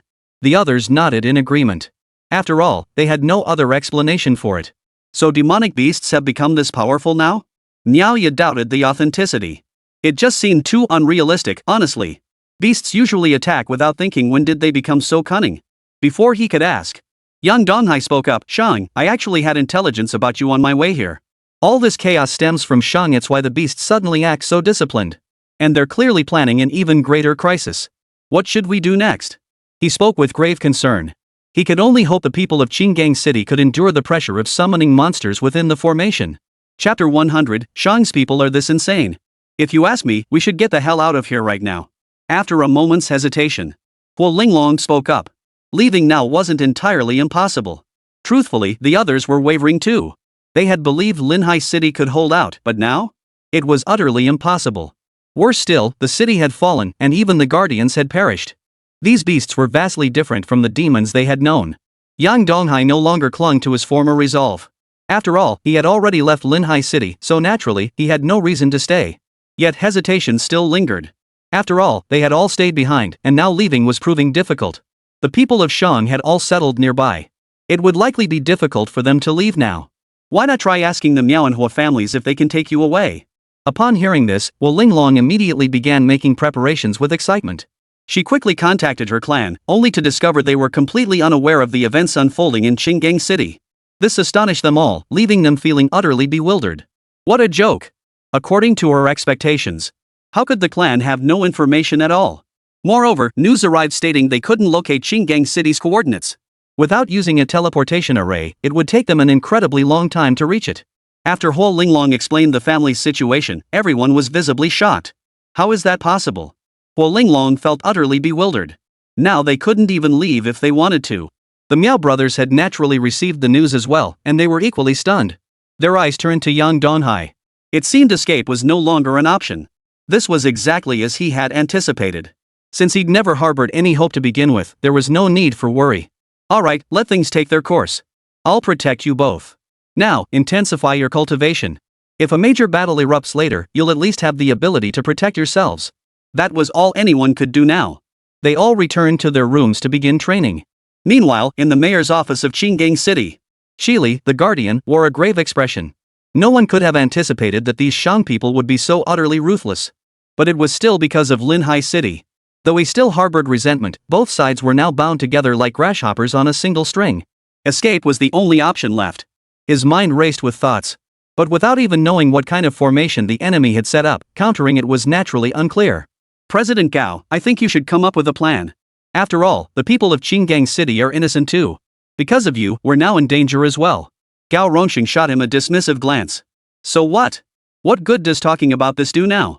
All communication devices failed the instant the formation appeared. I refuse to believe a summoning array possesses such power. Isn't it because your city also has Shang spies? Besides our family's private communication devices, what else could possibly work? It was difficult for their families to relay messages. Reporting to higher-ups also takes time. A small city like Qinggang couldn't warrant expedited handling. So whether they could hold out until reinforcements arrived from Donghai province depended entirely on luck. Upon hearing Gao Rongxing's words, Shili opened his mouth to protest, but ultimately chose not to elaborate further. No amount of sophistry would help now. Survival was the only option. As for what method to employ, after a moment's thought, he said, gather everyone together now. This is a complicated situation. And we'd better hurry. You handle getting all the civilians into the shelters. Finally, there's this summon thing. President Gao, haven't your people investigated what this thing is at all? Shili also felt some doubt at this point. Did they know what it was but simply chose not to act? Though doubts lingered in his mind, Gao Rongxing merely shook his head upon hearing this. We're not entirely sure. Our final conclusion is that this thing is extremely dangerous. He hadn't expected Shang to pull off such a grand scheme. It seemed this underground organization was growing increasingly dangerous. With a sigh of dismay, Shili abandoned all hope and initiated level 1 combat readiness. Beneath the formation now, Shang's men arrived in numbers, each cloaked in black, vanishing into the night. Everything seemed to be proceeding smoothly. Damn it! Who the hell are you? The once arrogant Qi Ming Hufu now lay sprawled on the ground in a sorry state. Numerous wounds had appeared on his body, and his blood was being continuously absorbed by the formation. Not only him, but all the other demonic beasts suffered the same fate. The humans had already been reduced to desiccated corpses, absorbed by the formation. Originally, they had worked well together. In Qi Ming Hu Fu's eyes, nothing more than discarded ants to the cannibal tribe, utterly insignificant. But who could have foreseen this turn of events? Just as he was questioning the meaning of life, the cloaked figure reappeared once more. Demon King of the Deep, I must thank you once more for bringing so many demonic beasts this time. After all, gathering this much flesh and blood is quite a hassle. At last, we shall succeed. Our Shang faction has planned for this day for many years. As the Eastern Sea Branch, if we can accomplish this unprecedented summoning, we shall forever leave a brilliant mark in the annals of our organization. The man grew increasingly excited, as if everything were about to succeed. Hearing his words, Qi Ming Hu Fu remained unconcerned, constantly scheming for an escape. Unfortunately, the formation was like a spider's web. Once trapped within it, no power could break free. Though filled with helplessness, they had no solution. Amidst the wails of despair. In the end, Qi Ming Hu Fu's final words were filled with resentment. Why? Why did this have to happen? And so, a demon king fell. Even in death, he understood why he had failed. The cloaked figure observed the remaining progress of the formation. Still a few people short. Even after consuming the flesh and blood of millions in Linhai City, coupled with this demon beast, success remained elusive. It seemed the hunt must continue. His gaze shifted toward the distant city of Qinggang. Clearly, the most suitable target had emerged. Not only was it the weakest in power, but it could even provide the necessary flesh and blood. This was undoubtedly the best opportunity, but the sword in his hand was gone. It seemed they would have to take matters into their own hands. Men! He raised his hand, and in the next instant, several figures materialized behind him. Greetings, my lord. They knelt on one knee, their expressions radiating loyalty. The cloaked figure nodded, his gaze fixed on the direction of Qinggang City. Chapter 101, The Assassin. Execute. Have all operatives concealed within Qinggang City eliminate their targets. And bring back one of them dead. Based on current intelligence, there are still about 3,000 left. It was so close. If not for the fact that killing his own men was the only way to replenish the formation, he would have slaughtered his own men without hesitation to complete the formation. The Shang forces moved again. With the disappearance of the demon beasts, Qinggang City had unexpectedly fallen into a state of calm. A week passed. The anticipated war did not occur. One by one, the taut nerves began to relax. The only lingering sense of danger likely came from the formation hovering overhead. Hovering ceaselessly overhead, it too carried the fear that it might suddenly summon a monster. The only source of panic was the series of assassinations occurring in Qinggang City. This was the most peculiar matter of all. Despite their prolonged investigations, they still hadn't uncovered the identity of the killer. Today, Yang Donghai and the others were still together as usual, selling a few things. When things got dull, they could explore Qinggang City to observe the local customs and culture. But today, inside their small shop, Yang Donghai's expression grew solemn. Everyone's gone today, so why are there so many customers? He stood up, and several elite thunder beasts appeared behind him. Sure enough, shadows kept appearing in the darkness, flickering in the gloom. Yang Donghai instantly recognized who they were. Gao Rongxing had specifically warned him recently that someone in Qinggang City was systematically assassinating beast masters. He never imagined he'd actually encounter them today. They're all 3rd to 4th tier beast masters. No real threat. Yang Donghai sneered coldly. When had he ever been someone to be pushed around? Kill him. This man is one of the survivors from Linhai City back then. His strength is no joke. The Shang operatives moved swiftly, their figures flickering. The next moment, they vanished. Kill him. Self-destruct bugs. Having witnessed their assassination skills, he now understood clearly that these must be the members of Shang hiding within Qinggang City. He immediately chose the suicide bugs after all, he had no idea how many enemies were present. Boom! The sound of the explosion echoed. Yang Donghai appeared alone outside. As for the rest, clearly caught off guard by the sudden explosion, none of them had emerged. Many people crowded around, wondering what had happened. Even the Miao brothers and their group came over. Though they'd been anxious moments ago, seeing Brother Hai standing nearby, they all breathed a sigh of relief. Brother Hai, what the hell just happened? Why did a battle suddenly break out? Just as he was questioning his life, numerous guards from the surrounding area also arrived. After all, with so many assassination attempts lately, they were all on edge. And now, someone had actually started a fight? Who dared to initiate hostilities without authorization? They were furious. Yang Donghai glanced over, then strode directly into the ruins. In the next instant, he locked onto a surviving beastmaster. After all, not everyone was like him, possessing insectoid creatures granted him strength. The explosion had been so sudden just now that it had instantly killed them. This survivor must have something unusual about him, which was actually good news. Did you do that just now? Come with us now. The surrounding guardians continued to demand, but Yang Donghai only replied, "Have Gao Rongxing come to see me. These matters concern the assassins. We must interrogate him." I don't trust you. Yang Donghai pried open the man's jaw with his hands and delivered a kick to his jawbone, instantly shattering his teeth. The man spat several teeth onto the ground, and sure enough, a black tooth landed there. A poison fawn? The guardians heard he didn't trust them. Each sighed helplessly, then hurried off to subdue the guardian. They wanted to see what was going on. They had no recollection of the youth before them, but because of the person in his grasp, they dared not act rashly. Soon, Gao Rongxing and Qi Li hurried over. Seeing the person Yang Donghai had under his control, they were both delighted. Yang Donghai. President Gao, this man is likely one of Shang's men. He came to assassinate me. The recent assassination attempts are probably his doing too. Upon hearing his words, Gao Rongxing hurried over to inspect him. Spotting the distinctive mark of Shang on his wrist, he immediately confirmed the man's identity. No doubt about it. It's him. Yang Donghai, you've done a fine job. We've been hunting these guys for ages. Once caught, they just kill themselves, impossible to interrogate. Now we can finally get to the bottom of this. He then quickly ordered someone to take the man away. Qi Li glanced at the ruins and ordered, "Restore this place to its original state." But Yang Donghai waved his hand.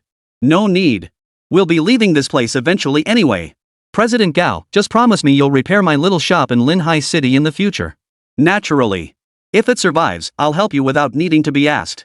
With that, he turned and walked away. After all, interrogating these victims was the top priority right now. Though these individuals had been brainwashed, extracting meaningful information from them under normal circumstances proved difficult.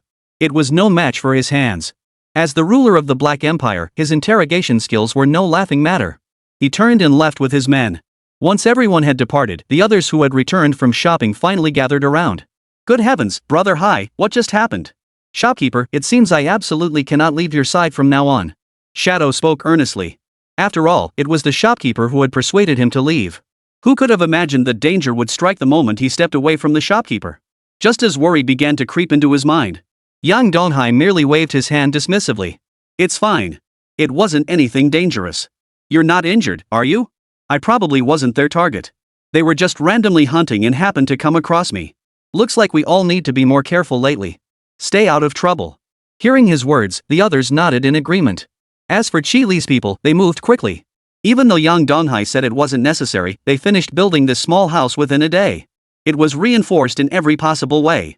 At least now they had a place to stay. After giving his instructions, Yang Donghai returned to the secret chamber. He wanted to check on Bobbitt's recent breakthrough. With the assistance of the Void Mother Bug, it was only natural that his strength had increased significantly. The only question was when he'd be able to assist in battle. Right now, he desperately needed a bodyguard. Chapter 102, Shopkeeper, I'm willing to follow. Unfortunately, when he summoned Ho, Bobbitt showed no reaction whatsoever. It seemed Bobbitt was still deep in cultivation, so he didn't disturb him. There was no rush anyway. The next step was simply to wait for the formation to activate. Early the next morning, Yang Donghai had planned to go out for a walk and gather some items Bobbitt needed. But who could have imagined that the moment he stepped outside, he saw Gao Rongxing rushing over with his men. Judging by his cheerful demeanor, he must have extracted quite a bit of intelligence from the other party. President Gao, it seems you have some good news. I thought they'd be tough nuts to crack, but they gave up information after all?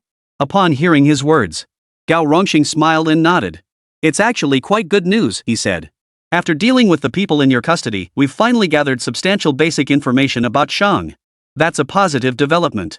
But there's a serious issue now. They don't actually know what this summoning array is either. What gets summoned is entirely up to luck. That's where the trouble lies.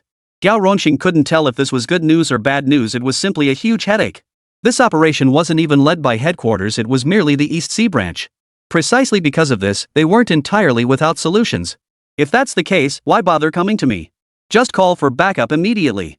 He was puzzled. Could this really be the sole purpose of their visit? Just as he was pondering this, Gao Rongxing revealed his purpose.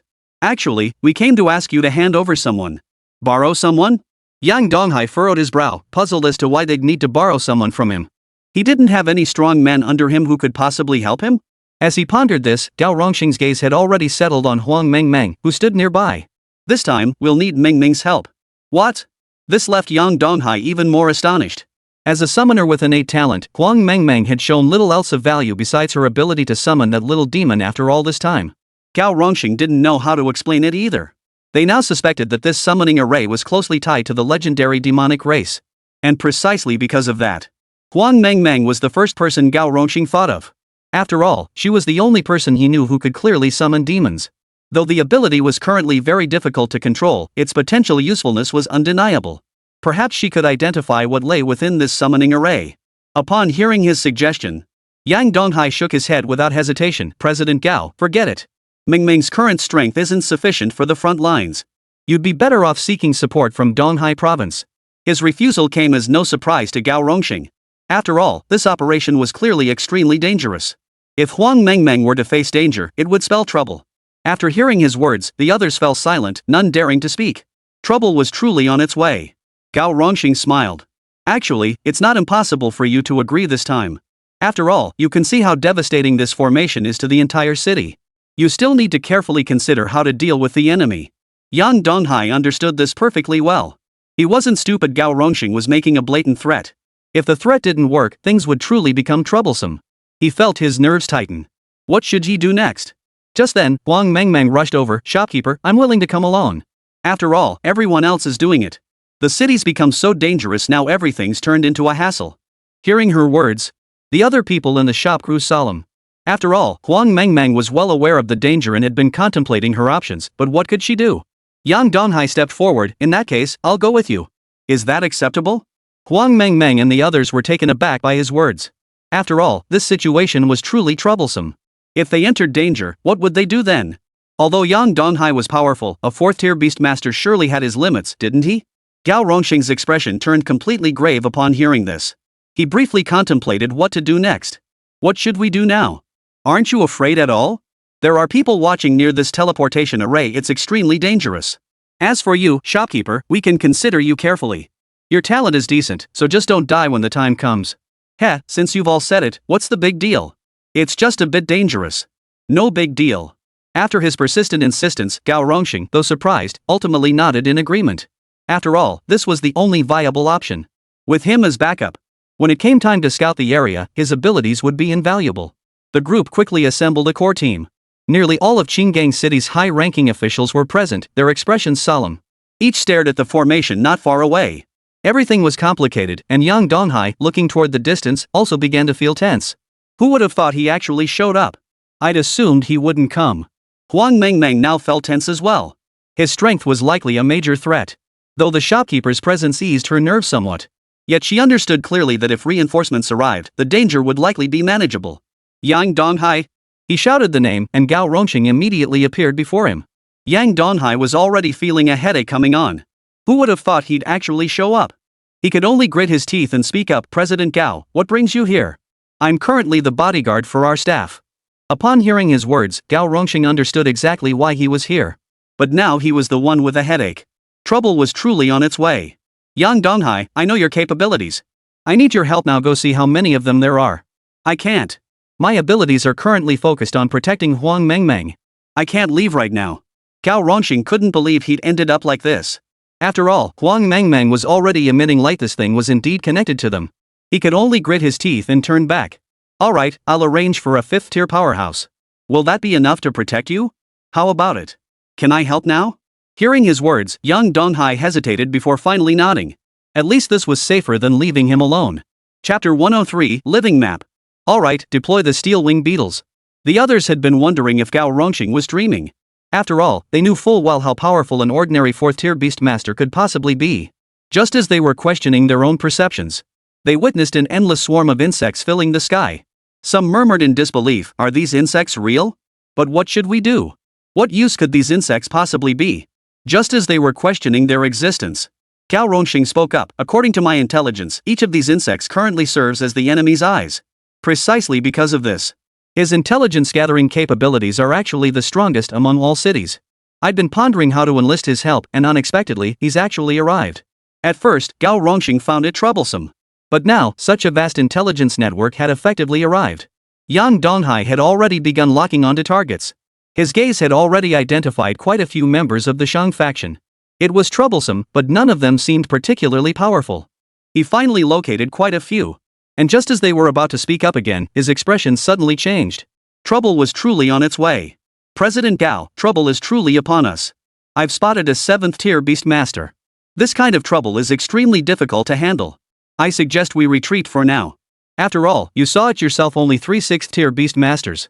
We simply can't win against them. Hearing this, the smile vanished from Gao Rongxing's face. This development had caught them all off guard. What should they do now? They had already identified the enemy. Letting them escape now was out of the question. Are you certain of their destination? Prepare to move. Tell us everyone's location so we can figure out what to do. We now have a target. We've already contacted our contacts in Donghai province regarding the specifics. They'll be here as quickly as possible. Yang Donghai fell silent upon hearing this. All he could think about now was getting out. But there was no way out now. Since they'd already secured reinforcements, it shouldn't be too much trouble. After all, Donghai province still had its share of powerful individuals. Perhaps even a titled expert like the Demon Sword might arrive this time. With that thought, he returned to Huang Mingming's side. What he needed now was to map out their target. According to the Steelwing Insect's observations, there were currently over 140 of Shang's men, the maximum number detectable at present. Seeing such a large number, he couldn't help but feel genuinely surprised. The sheer number of unexpected arrivals was overwhelming.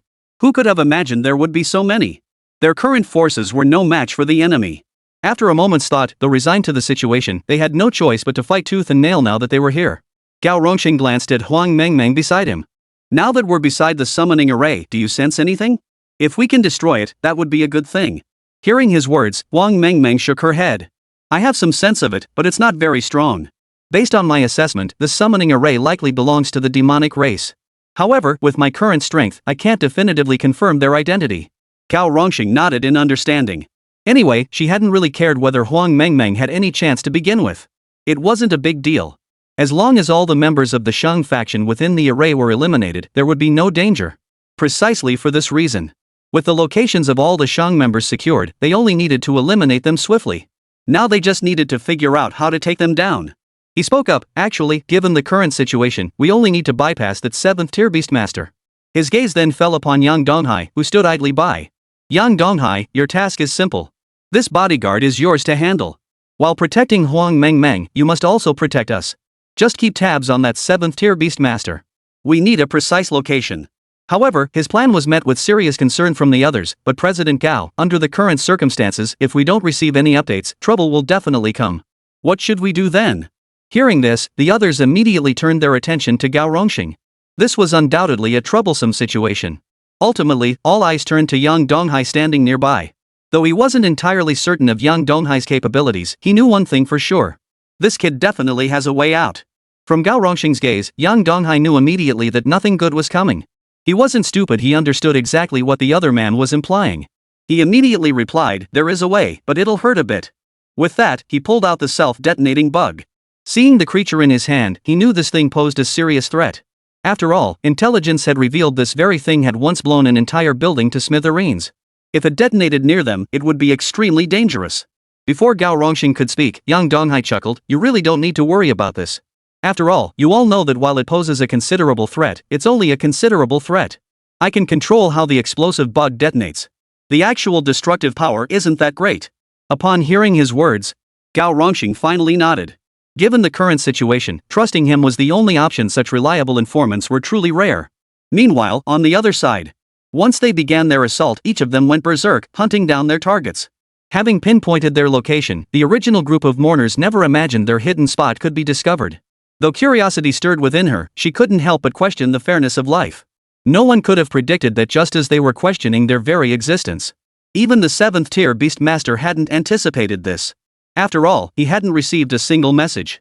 Thanks to Yang Donghai, they were now fully aware that they had nothing to fear from these powerful adversaries. They had carefully chosen locations well within their capabilities. Thus, they had encountered virtually no threats, and precisely because of this, their current operations were proceeding remarkably smoothly. As for the other side, Yang Donghai's side was extremely secure at this moment. After all, being deep in the rear where no one dared to make a move, they lived quite comfortably, with a bodyguard to boot. Chapter 104, The Real Big Trouble. Just as they were living comfortably, at that very moment, news suddenly reached their side. A distant presence steadily drew nearer, an encroachment imminent. Yang Donghai frowned, his gaze sweeping toward the sky. Sure enough, not long after, a figure slowly materialized, clearly a 6th tier powerhouse. Trouble had arrived. If it was someone from Shan's faction, escape would be impossible. At that very moment, a unique figure clad in guardian attire had also arrived. They appeared to be powerful figures from Donghai province, and their expressions had grown solemn. After all, they had expected Donghai province to send a formidable opponent, but never imagined it would be someone of this caliber. After all, he was merely a minor 6th-tier powerhouse. Here, they possessed a 7th-tier powerhouse. If this individual were to act here, real trouble would truly begin. As tension gripped their hearts, young Donghai rose to his feet. They were utterly tense. Such a person offered them no help whatsoever. They never imagined such an existence could exist. When the other party saw him and didn't greet him, their expressions darkened one by one. They never imagined that he, a revered powerhouse from Donghai province, would find himself in a place where no one addressed him as Your Excellency. Now that young Donghai realized he had no backup, they all knew trouble was coming. Without hesitation, he detonated the explosives, blowing the place to smithereens. After securing all the explosive bugs, he didn't hesitate. He immediately led his men in a frantic retreat. Young Donghai was a man who valued his life. He wasn't stupid and understood exactly how formidable a 6th-tier beastmaster could be. They weren't fools either, they understood the power of a 7th-tier beastmaster. Understanding this, they turned and fled. Seeing young Donghai flee like a madman, the rest of his entourage instantly grasped what had transpired and recognized the danger closing in. Better to get out of here fast. Those still fighting in the forest understood immediately. Danger must be approaching from that direction. One by one, they swiftly retreated to defend their positions. If their living map were to be endangered, it would spell trouble. Upon Gao Rongxing's return, he found the Donghai province elite standing there, utterly bewildered. He had only just arrived, never in his wildest dreams did he imagine things would turn out like this. Just as he was questioning his life choices.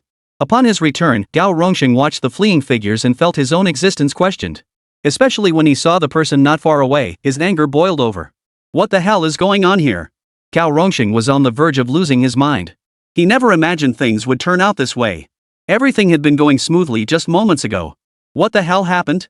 He could only grit his teeth and ask, what the hell is going on? Hearing his question, the beastmaster from Donghai province clearly didn't have a clue either. He could only give a helpless, bitter smile. What the hell is going on? You're asking me what's going on? I wish I knew. Why did all those people turn and walk away the moment they saw me? Just as he was puzzling over it. Little did he know that Gao Rongxing, having apparently received news, also grew solemn.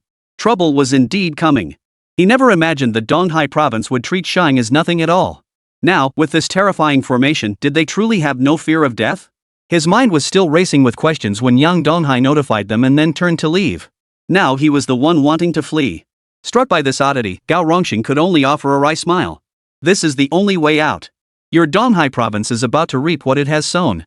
Don't you understand the situation now? The beast tamers of Donghai province, having been unjustly berated, now found themselves questioning their very existence. He had known this mission would be dangerous, but he never expected their current actions to be so utterly abnormal. Without hesitation, Gao Rongxing turned and walked away. The Donghai province team grew tense. They had brought so many people here, yet never imagined things would turn out this way. Amidst their confusion, one of the 6th-tier powerhouses couldn't help but speak up. What's going on? If you're leaving now, you should at least explain to us what we're supposed to do. Upon hearing his words, everyone present turned their gaze toward Gao Rongxing. Leaving now was certainly an option, but they needed to understand why things had become so tense. Just look at this thing yourselves, and you'll understand. Saying this, they turned their gaze to the map. All the members of the Shang faction present grew tense. After all, it even revealed the cultivation levels of their opponents. Upon seeing the situation of that 7th-tier beastmaster, they finally understood why these people had turned and left immediately after arriving. Grateful now felt a surge of tension. Trouble was coming. Their current strength was truly dangerous. But what could they do? While they were questioning their very existence, they also considered whether it was time to flee. Who knew what to do? A 7th-tier beastmaster, they were no match for such power. But what could they possibly do? As doubts about their very existence swirled within them, their immediate task was figuring out how to contact their superiors. 2 7th-tier beastmasters must come. Even with 1 7th-tier beastmaster, given the current situation, they'd likely be no match for their opponents. But what should they do? As doubt gnawed at their hearts, tension gripped them. What should they do next? They were questioning their very existence. But now, many people had arrived from Donghai province. What should they do? They came precisely because there were no opportunities in Donghai province. Otherwise, Donghai province would never have allowed them to come here under such dangerous circumstances.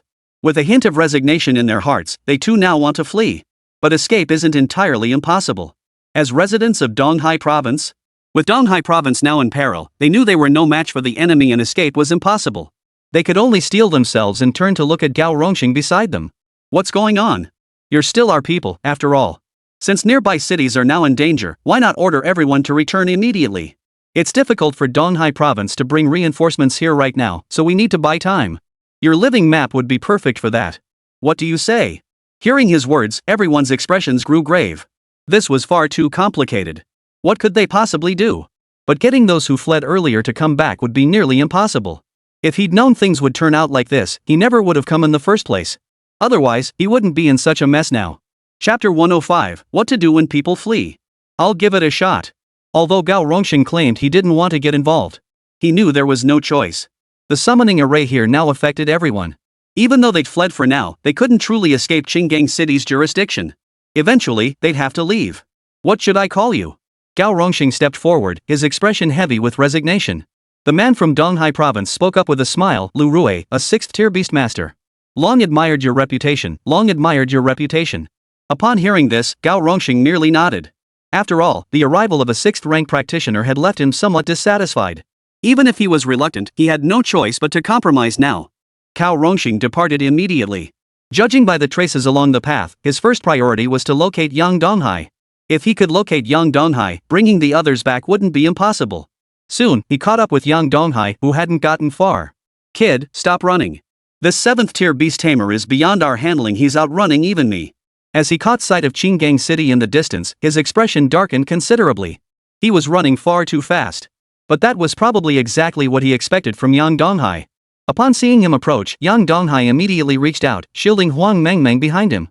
President Gao, you've seen it yourself, Donghai province has completely abandoned this area. A 7th-tier beastmaster, we stand no chance against him.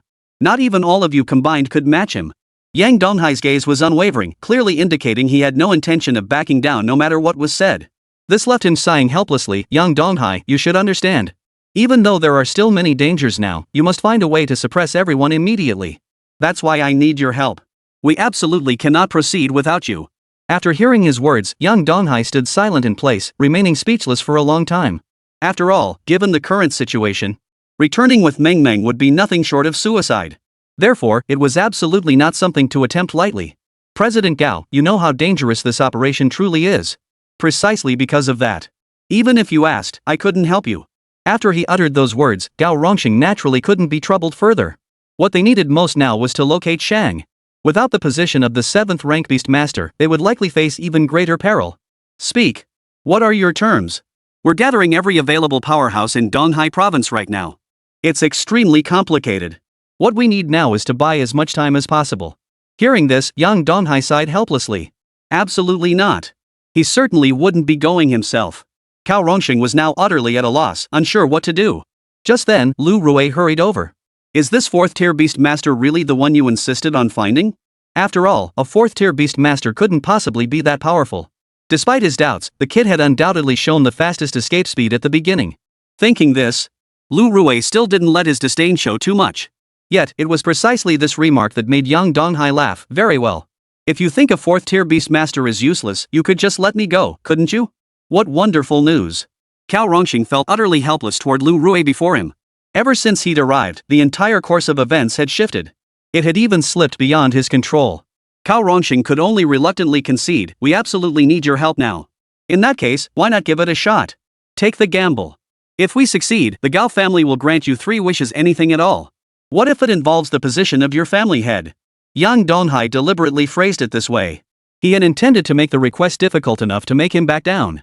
But who could have imagined that Gao Rongxing would nod in agreement without hesitation? As long as you can help us, even that condition is acceptable. Upon hearing this, Yang Donghai nodded in return. Agreed. At this point, he had no choice but to agree. Gao Rongxing had already accepted such unreasonable terms. Refusing now would make him look bad. Hearing his final consent, Gao Rongxing finally exhaled in relief. Lu Rui remained silent beside them. He could clearly sense that the atmosphere around them had felt off ever since his arrival. He could only nod helplessly. If you need anything from Donghai province going forward, feel free to reach out for assistance. You can discuss it with me directly. Whatever is feasible, I'll do my utmost to coordinate with higher-ups. Hearing his words, the others exchanged glances. After a moment's thought, Yang Donghai spoke without hesitation, then so be it. How long until your 8th-tier beast masters arrive? Any short-term deployment would be beneficial. Upon hearing his words, at that moment, Lu Rui was also contemplating what to do. Finding an 8th-tier beastmaster on short notice would be quite troublesome. Given the current situation, the likelihood of securing reinforcements wasn't high. Still, he nodded. I need to discuss this matter. An 8th-tier beastmaster is already the strongest in our Donghai province. It'll be difficult to mobilize them. A 7th-tier beastmaster isn't impossible to find either. Precisely because of that, we don't know who the powerful individual coming will be, but they will definitely come. Hearing this, young Donghai finally nodded. Given the situation, he decided to return first. Huang Mengmeng followed behind him, feeling nervous, but with the shopkeeper by her side, no matter how afraid she felt, it didn't matter. Gao Rongxing wasn't idle either. After all, the people from earlier had already fled. Now he could finally track them down. With young Donghai present, most were willing to return. As for the holdouts, they'd have to resort to some special measures. Once everyone was back, young Donghai once again employed his methods. As the sky filled with steel-winged insects, everyone's attention shifted to the swarm. Lu Rui, gazing at the sea of insects before him, finally grasped one thing. Yang Donghai's strength was absolutely worth the effort they'd gone to bring him back. He could sense that each insect was an independent entity. Given their reconnaissance purpose, he wasn't a fool, he understood exactly what was happening. He never imagined Linhai City had harbored such a genius all along. But it was a pity. Linhai City had already been destroyed. By the time they realized it and received the news, everything had become ruins. Not a single living soul remained. Reaching Qinggang City felt like a miracle to them, something even analysis couldn't have predicted. Chapter 106, Little Devil. Trouble's coming. That 7th-tier beastmaster has already detected our situation here. He's moving this way. We're no match for him now. We need to split up immediately. Upon hearing his words, many of those who had just returned began frantically trying to flee. Are you kidding? If such a powerful opponent truly appears, all of them combined wouldn't stand a chance. Gao Rongxing forced himself to calm down, gazing intently into the distance. What should they do now? As they debated their course of action, Gao Rongxing bellowed, everyone retreat immediately and deploy a suicide bug. Yang Donghai will be our eyes from now on. Entrust all our safety to him. Don't panic. True to his word, the others began leaving one by one. They recognized Yang Donghai's exceptional reconnaissance skills and formidable strength, placing complete trust in him. After they departed, Yang Donghai felt utterly helpless, yet he still set off at his fastest pace. He aimed to gain as much ground as possible against the 7th-rank beastmaster. Meanwhile, that 7th-tier beastmaster was also on the move. He too sensed trouble brewing. What the hell is going on? Why are members starting to die? He was beginning to question his choices. After all, that was the information he had received. After searching around, he still couldn't figure out what was happening. It was as if these people knew their whereabouts. Wherever the members of the Shang faction were, it didn't matter. With barely any survivors left, the current situation demanded they locate the enemy swiftly. Though their numbers remained unknown, this intelligence network was undeniably terrifying. While inwardly marveling at it, he knew he had to locate this intelligence network as quickly as possible. If they could take down the intelligence network, they'd still have a fighting chance, no matter what. Meanwhile, reinforcements had arrived for the Shang faction. They were most familiar with the situation in Donghai province. Therefore, no one from the 7th tier would come here at this moment. He too began to observe the situation intently. But after searching for so long, he hadn't heard a single word. This was what was giving him such a headache. What kind of intelligence had the other side used to track him down? He should have heard something through normal intelligence channels. Why was there absolutely no trace? At that moment, he failed to notice that a tiny insect was trailing behind him. Who could have imagined that such a creature possessed such capabilities? Moreover, the surrounding forest began to spread out in a vast expanse. No matter where they appeared, they might ultimately be spotted. After searching for an extended period, the 7th-rank beastmaster. After all that searching, they still hadn't found a single trace. What on earth was going on? Why did he have so many clues, yet he could already sense it? What on earth was going on? He was puzzled, but since so much time had already been wasted, not a single person had been captured. Unable to contain his anger, he immediately led his men back to the summoning array. They weren't entirely sure what the summoning array could conjure up now, but the one thing they knew for certain was this. What should they do now? They needed to figure out a solution quickly. After all, given the current situation, the array still required time to function. Yet there were so many strange creatures here. For now, he could only shake his head. What we need now is to protect the summoning array at all costs. Since that's the case, we just need to eliminate them quickly. If we die, we die. Upon hearing his words, the other members of the Shang faction reluctantly nodded in agreement, though they were far from willing. After all, they were all acutely aware now. The immense cost they'd paid for this teleportation array. The main issue was that the recent signals from the array fell deeply off, which should have raised suspicions. After all, the array had been operating stably until now. What on earth was going on? Just as he was pondering this, Huang Mengmeng's side showed a strong reaction, her body beginning to flicker with light. At that very moment, Yang Donghai also noticed the peculiar changes in his own body, and his heart naturally filled with urgency. It was clear that numerous members of the Shang faction had arrived nearby, all of them coming from other cities. Their purpose was simple: to protect the teleportation array. Mengmeng had fallen unconscious, so escaping was out of the question. Leaving her behind was impossible. Just as he was at a loss for what to do, Yang Donghai suddenly saw a figure appear on Huang Mengmeng's body. It was that little demon from before. Even now, he still harbored doubts about what this little demon truly was. After all, even now, the little devil possessed little combat power and didn't significantly affect Mengmeng. The only thing worth noting was its occasionally voracious appetite. Just as he was wondering why this little creature had emerged at this moment, he saw the little devil's body begin to glow, and it even spoke in human language. "Kid, just keep Mengmeng hidden nearby. The summoning array has already begun its work. In 3 days at most, it will bring the target forth." Hearing this, they felt even more doubt about life. What on earth was going on? The fact that this little demon could speak was astonishing enough. Could a spirit beast truly speak in everyday life? The little demon, noticing his astonished gaze, said nothing more and simply hid away. The light emanating from its body had abruptly roused Huang Mengmeng from her unconscious state. He looked around in confusion. "Shopkeeper, where am I now?" Hearing his words, Yang Donghai chuckled. "Right here. But there shouldn't be much danger now. Now I need to take you to a safe place to hide. It seems your innate abilities are closely tied to this teleportation array. I need to ensure your safety." After hearing the shopkeeper's words, he obediently nodded. No matter what was said, Huang Mengmeng obediently nodded along. As long as the shopkeeper spoke, that was enough for her. The rest didn't matter. Seeing Mengmeng's obedient demeanor, Yang Donghai nodded, then immediately turned and led them away. Soon, they reached the edge, where Yang Donghai immediately began issuing orders. It didn't really matter anyway. As long as they could eliminate whatever was in the summoning array, there shouldn't be any major issues. "Be careful. Mengmeng, how are you holding up? If you feel any discomfort, tell me immediately." Chapter 107, What kind of monster is this? Huang Mengmeng nodded obediently. That was good news, at least. 3 days passed quickly, and they were all starting to get anxious. After all this time, they hadn't encountered a single soul. They now understood each other's methods. The people on Shang's side were practically going mad. Soon, after 3 days had passed, the summoning array itself had become a major problem. It now flickered with various colors. Yang Donghai remained solemnly silent for a long while. Under these circumstances, danger was likely imminent. As the formation continued to expand, many were preparing to act. They were testing whether they could break through the enemy's defenses in the short term.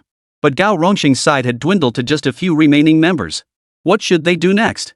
Just as doubts began to creep in, the formation finally flickered with a crimson glow. As this terrifying aura emerged, their expressions turned grave. "This is too much trouble." Yang Donghai gave a helpless chuckle before turning to leave. His sole focus now was to keep increasing the distance between them. Who could have imagined that the energy within this formation carried such terrifying power? He sensed it too. This wasn't the power of a 7th tier formation. That was the most dangerous part. He had believed 7th tier power to be formidable enough, yet who could have foreseen it turning out like this? Too terrifying. Just as Yang Donghai prepared to leave, the monstrous entity within the formation finally emerged, moving with deliberate slowness. The moment a colossal hand materialized, they were all utterly stunned. "My God, what kind of monster is this? I'm not entirely sure either. Monsters like this shouldn't appear in a place like this. A powerhouse like this is far too dangerous. Is this thing even a beast or a monster? It's just too bizarre." As they stood bewildered, fear began to grip the crowd. They scrambled to flee as quickly as possible. After all, such formidable power was truly terrifying. They knew its power all too well. So they didn't bother with Gao Rongxing anymore. Escaping as swiftly as possible was the only sensible course of action. The appearance of the summoning array had also caused the seal here to vanish. If they didn't leave now, they might never be able to escape. Meanwhile, on the other side, Yang Donghai stood frozen in place. As the colossal hand materialized, this body was still slowly materializing. If the monster truly manifested, trouble would be inevitable. As for the other side, a bitter smile played on Yang Donghai's face. Just then, a figure suddenly appeared, suspended in midair. His robes bore faint patterns. There were 7 patterns in total. Clearly a 7th tier beastmaster. This must be Donghai City's 7th tier beastmaster. At this realization, everyone present grew tense. Upon seeing the 7th tier beastmaster, those who had not yet departed gradually calmed down. After all, with such a formidable figure emerging, there shouldn't be any major complications barring unforeseen circumstances. At that moment, a wry smile also appeared on Yang Donghai's face. At that very moment. After all, he knew full well that this was no ordinary 7th tier beastmaster. Soon, the man made his move. Originally thinking that striking first would be enough to take the opponent down, he never imagined he could eliminate the opponent. Who could have imagined that when this figure appeared? Who could have foreseen that the next instant, that massive hand would smash the opponent flying? The opponent hadn't even anticipated such an outcome. Yang Donghai, watching from afar, was now exactly as expected. Though the opponent's true strength remained unclear. Regardless, he was still capable of protecting Huang Mengmeng. If this little devil truly had no way out, he was resolved to leave without hesitation. A considerable amount of time passed. The battle between the two had raged on for an unknown duration. Yet neither side could claim victory. After all, no matter how this 7th tier beastmaster attacked, he couldn't finish off his opponent. Even Lu Rui, watching from afar, was stunned. It all felt like a dream after all. A 7th rank beastmaster had arrived, and this shouldn't be happening. Just as he was puzzling over it, Gao Rongxing had already started packing his things, getting ready to make a run for it. Though he wanted to protect everyone's safety, he knew it wouldn't make much difference even if he did. This creature had even reached the probability of an 8th tier beastmaster. Against such a formidable opponent, victory was impossible unless the strongest from Donghai province came to fight. And the opponent had only revealed one hand. Who knew what would happen if the entire body emerged? As these thoughts crossed his mind, he saw Gao Rongxing had already gathered his men and was preparing to leave. Yang Donghai observed the entire scene from a distance, unable to suppress a smile. He had always said it, Gao Rongxing was a gang boss at heart. Protecting the city for so long surely came at a price. If the higher-ups hadn't given them gifts, how could they possibly have helped with the rescue? Initially, it might have been due to Mo Wuling, but now things were entirely different. How long had Mo Wuling been dead? They couldn't possibly survive now. If they still protected her, that would truly prove their loyalty. Even the 7th tier beastmaster sensed trouble now. After all, he bore numerous wounds. Continuing the fight offered him no chance of victory whatsoever. Precisely because he understood this. He was now contemplating what realm this creature might reach if he left now. After all, once this place was destroyed, perhaps the array would vanish, leaving no further major complications. As these thoughts swirled in his mind, who would have guessed that the opponent would suddenly unleash primordial power? With the emergence of this primordial force, he was sent flying backward, without even a moment to react. It was utterly terrifying. No way. I'm no match for this. I absolutely cannot stay here. Without a moment's hesitation, he turned and fled, not even considering staying behind. Seriously, if he stayed, there was no way he'd survive. And there was another point. Given the current perilous situation, even an 8th tier powerhouse might not succeed. This might just be the perfect chance to make a run for it. With that thought, under Lu Rui's stunned gaze, the powerhouse from Donghai province turned and walked away without a second thought. Impossible. Lu Rui tried to protest, but they were already gone. Most of the people around him had fled. The only thing he needed to consider now was whether he should stay. Whether he should stay. If he didn't stay, the nearby cities would be in grave danger. Yet staying likely wouldn't make much difference either. Precisely because he understood this, he found himself in a dilemma. Chapter 108, A Hasty Conclusion. Should he flee or stay? His mind raced relentlessly until he finally made his decision. He wouldn't leave. He couldn't escape anyway. If he died in the future, they'd say he fled and was killed. Lu Rui's dignity absolutely could not be compromised. Having become a man of Donghai province, he was prepared to make sacrifices for it. By now, half of the colossal monster's body had emerged. As the surrounding space began to hollow out, they now understood beyond doubt that this was a demonic creature. A demonic creature of this caliber had not appeared in many years. Even a 9th tier being might not stand a chance against it. This was nothing short of an apocalyptic war. Madmen. All of them madmen. In the distance, the 7th rank beastmaster of the Shang clan roared with laughter. Ha! It seems our East Sea branch will soon become the center of the world's attention, wouldn't you say?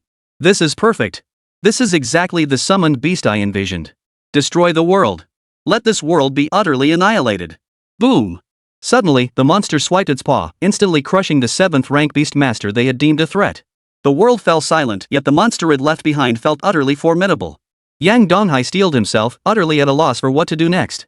After all, such a monster had truly appeared. No matter how far they fled, it would be useless. Even a casual attack would send the surroundings crashing down. As he began questioning his very existence, the little demon suddenly appeared, soaring directly into the air. His body looked noticeably smaller when facing the creature. Can you really pull this off? Yang Donghai didn't answer, for the little devil had already materialized right before his eyes. Xiar, go back. This world isn't where you belong. Don't make me say it again. His eyes flashed with light. The once ferocious monster abruptly halted its movements, its gaze fixed on the little devil before it. It was clearly overcome with fear. Even the struggling figure within the summoning array shrank noticeably, abandoning all resistance. The power within the summoning array took effect once more, slowly drawing the monster back into the array. What? Young Donghai witnessed everything unfold before his eyes, staring at the returning little demon in utter disbelief. A single word had sent that creature back. This thing was clearly no ordinary little demon as they had imagined. It was truly terrifying. Take care of her. The little demon left these words behind before vanishing once more. The entire incident concluded with such childish ease that Lu Rui, watching from afar, remained utterly clueless about what had transpired. He had prepared to sacrifice everything. Who could have imagined the demon would simply give up the fight and retreat? What just happened? He scratched his head, but now wasn't the time to be dazed. He had to act fast and figure out how to resolve everything. Meanwhile, on the other side, a figure lurking in the shadows flashed past. He hadn't expected the mission to fail either. Only a command remained: all members of the East Sea branch have perished. Begin assigning new personnel. Then his figure vanished. Currently, the destruction in Donghai province was the most severe, with numerous cities already deserted. It wasn't for any other reason. When the monster appeared just now, nearly all the cities began heading toward Donghai City. After all, Donghai City was home to Donghai province's strongest force. The thought of that brought them some peace of mind. It was a way to save their own skins. Thinking of this, they couldn't help but feel a sense of awe. Yet now, they were actually safe. Yang Donghai, holding Meng Meng close, quickly returned to Qinggang City. As the closest city, Qinggang was now the worst hit. Walking down the streets, they saw not a single soul. Soon, they returned to the makeshift shop. To their surprise, all the members were still there. Before he even entered, Huo Linglong's voice reached them. If you ask me, if we can't make it, we should just leave a message and get laid first. After all, you shopkeepers don't even know if it's safe out there. What if it is safe? Hearing her words, the others remained silent, not uttering a sound. Shadow stood nearby, certain the shopkeeper was fine. And once it was safe, he would definitely return. Though the Miao brothers were scared, everyone else had stayed behind, so they wouldn't leave either. Plus, Meng Meng hadn't returned either. If they just left now. What if the shopkeeper returned? Huo Linglong was scared too, but given the situation, she had no choice but to stay. She just talked a bit too much. Yang Donghai listened outside the door, a smile playing at the corners of his mouth. These shop assistants followed him, constantly protecting everyone's interests. It seemed his initial judgment hadn't been wrong. He then walked straight in with Meng Meng. The sound of the door opening drew everyone's attention, and they all breathed a sigh of relief when they saw the shop owner return. Shadow instantly appeared by his side. Seeing no other injuries on him, he too breathed a sigh of relief. That's truly wonderful.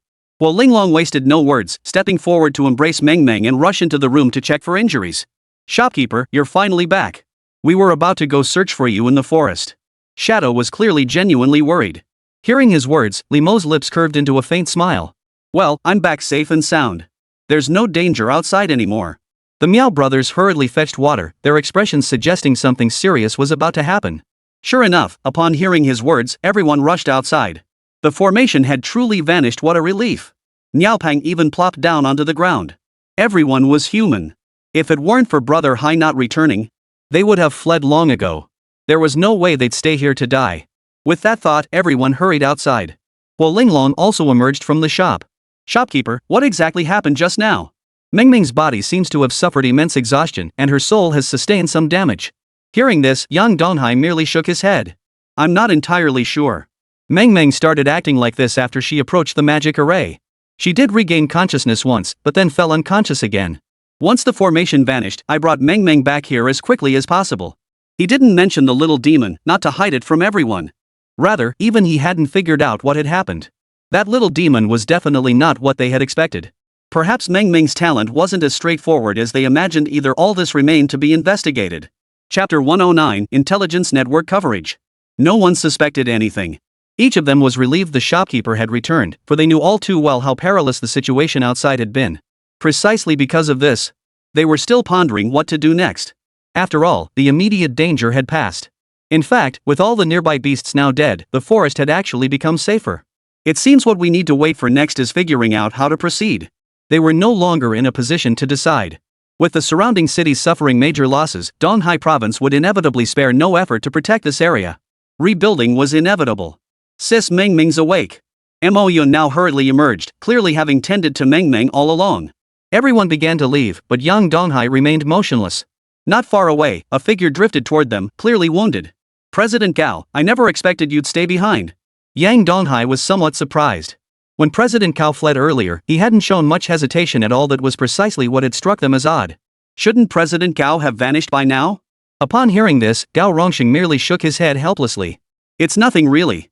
I was already on my way to Donghai City when the formation vanished unexpectedly. So, your steel-winged insects must have stayed behind too. Did they detect what happened at the site? Why did this formation vanish so suddenly, without a single sign? Upon hearing his words, Yang Donghai merely shook his head. Not entirely sure. I was fleeing with Meng Meng when it vanished. Didn't you ask the others? Gao Rongxing merely shook his head. If he knew anyone else, he wouldn't have asked. It seemed the steel-winged beetle's intelligence network was formidable, yet even they couldn't handle such high-pressure situations. Alright, the danger has passed now. You can rest easy. With that, he turned and left. There was plenty of work ahead. As the acting guardian of Linhai City, he needed to wait for further assignments. Time passed quickly. Due to the disappearance of the summoning array and the escape of the 7th rank beast master, the Donghai province authorities realized they owed everyone an explanation and began making arrangements for all parties involved. First and foremost, Lu Rui was granted full authority over all matters here, tasked with overseeing the reconstruction efforts at the fastest possible pace. The goal was to minimize the time needed so that Linhai City's residents could resume their lives. Meanwhile, in Qinggang City, Gao Rongxing, Qili, Lu Rui, and even Yang Donghai were all present. Yang Donghai clearly looked utterly bewildered. He couldn't quite grasp why he'd been summoned here. After all, post-disaster reconstruction seemed to have little to do with him. Lu Rui stepped forward and explained why he had summoned all nearby guardians. Based on the current situation, nearly all the beasts in the forest have been killed off. With nearby cities descending into chaos, Donghai province has decided to evacuate this entire area. By expanding the original boundaries of Linhai City and Qinggang City, we can efficiently rebuild a massive city in the shortest possible time. It will be built to the scale of Donghai City's first-tier city. However, due to its immense size, there aren't enough powerful individuals. The Donghai provincial government will dispatch a 7th rank beast master to oversee operations. Other sectors will be assigned city guardians as team leaders for protection. Yang Donghai was nodding off listening to this. Then why did they summon him? Just as doubt began to creep into his mind, Lu Rui turned his gaze toward him. Yang Donghai, your task is the most challenging among us to swiftly spread your insect race across the entire city. After all, your intelligence network is vast beyond measure. It will be of immense value to us. Impossible. Yang Donghai refused without hesitation upon hearing the order. Are you kidding me? Did he have any idea how long it would take to cover a city this vast? To blanket every corner of this metropolis with steel-winged beetles would demand immense resources. It would also place an enormous strain on his mental energy. We understand it's a bit challenging for you. It's impossible. Hearing his words, Yang Donghai repeated them earnestly once more. It wasn't that he didn't want to help everyone, but in this situation, he truly had no solution whatsoever. It was utterly ridiculous. If he could actually pull it off, he'd be a 7th tier or even 8th tier beastmaster by now. Lu Rui understood the situation well, yet for some reason, he couldn't shake the feeling that Yang Donghai possessed the ability to pull it off.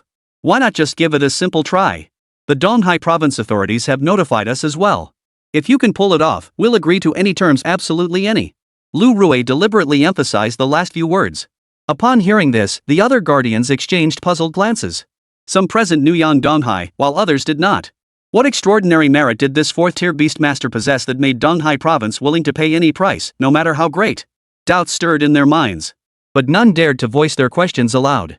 At that moment, Yang Donghai stood up abruptly. I'll consider it. After all, this matter is truly troublesome for us. It was genuinely troublesome, so troublesome that he couldn't even begin to think it through. Though the price was any cost, the intelligence network he needed to establish was too formidable. This wasn't as simple as covering a single forest. Just then, a voice suddenly echoed in his mind. Mission assigned, assist the new Federation city in establishing a basic intelligence network. Mission success, acquired the Void Queen's new skill. Mission failure, eliminate the second beast. Seeing this mission, Yang Donghai felt an even greater headache coming on. What on earth should he do? He returned to the makeshift shop, where everyone gathered around, curious about what to do next. At that moment, when doubt about life's meaning was creeping in, he could only shake his head. There's simply no way out. Everyone, what do you think I should do? This was the first time Yang Donghai had ever sought their help. Everyone crowded around him. After all, the shopkeeper had gone straight to the meeting. With so many powerful individuals gathered, including the shopkeeper, a 4th-tier beastmaster, pride swelled in their hearts. Who wouldn't be proud to have such a shopkeeper? But why did he return looking so gloomy, even going so far as to ask them for help? What on earth was going on? Chapter 110, Unusual. In truth, their target this time was crystal clear.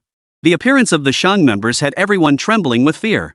If such incidents continued to occur, the destruction of nearby cities was primarily due to the emergence of this summoning array. It made everything far too dangerous. Originally, Donghai province hadn't really cared much about the Shang, but now it was completely different. It had become an enormous problem. No one could have imagined that a mere small cult organization could actually summon such monsters. This time they'd gotten away with it, but what would they say if the monsters truly appeared next time? Just as he was questioning the meaning of life, Yang Donghai voiced his demand. The others fell silent. After pondering for a long time, they could only shake their heads. Truthfully, I don't know what we should do now either. What do you think? Do you think it can succeed? Impossible. Huo Linglong spoke first. After all, the beast's power still required a basic understanding from the beastmaster, and that was the current situation. For a 4th-tier beastmaster like the shopowner to complete this mission meant rapidly advancing his cultivation. Yeah, this is an impossible task. Maybe we should just give up. You're absolutely right. I also think this mission is completely impossible to accomplish. Giving up is clearly the best course of action. Everyone chimed in one after another, clearly aware of this reality. Even Xianshan, licking its fur nearby, sensed little hope. The only sensible course now was to abandon it promptly. Seeing that no one had any better ideas, after a moment's thought, he shook his head. I'll find a way. He returned directly to his room and immediately entered the insectoid realm. He gazed into the darkness in the distance.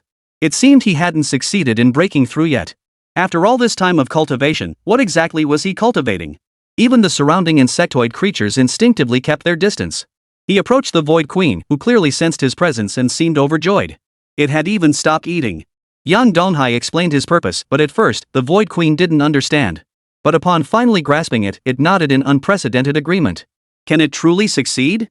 Yang Donghai found himself doubting it even now. He had originally believed success was impossible. Now, upon careful reflection, it truly wasn't certain. The Void Motherworm then explained its method.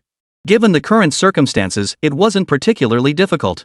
The key requirement was a steady supply of energy to sustain the production of steel-wing beetles. The energy isn't the problem. But with so many insects in this state, his body simply can't handle it. The Void Mother Bug understood this well. It suggested erasing the markings on these steel-wing beetles, though this would require placing them under someone else's control. This too would come at a cost. A Tier 1 Beastmaster could control 10, with their numbers increasing tenfold thereafter. However, no other beasts could be controlled simultaneously. This limitation posed a significant challenge. Everyone pondered for a long time. Could such a sacrifice truly exist? Just as they were pondering this, Yang Donghai rushed to the conference room at top speed. Only Lu Rui remained there.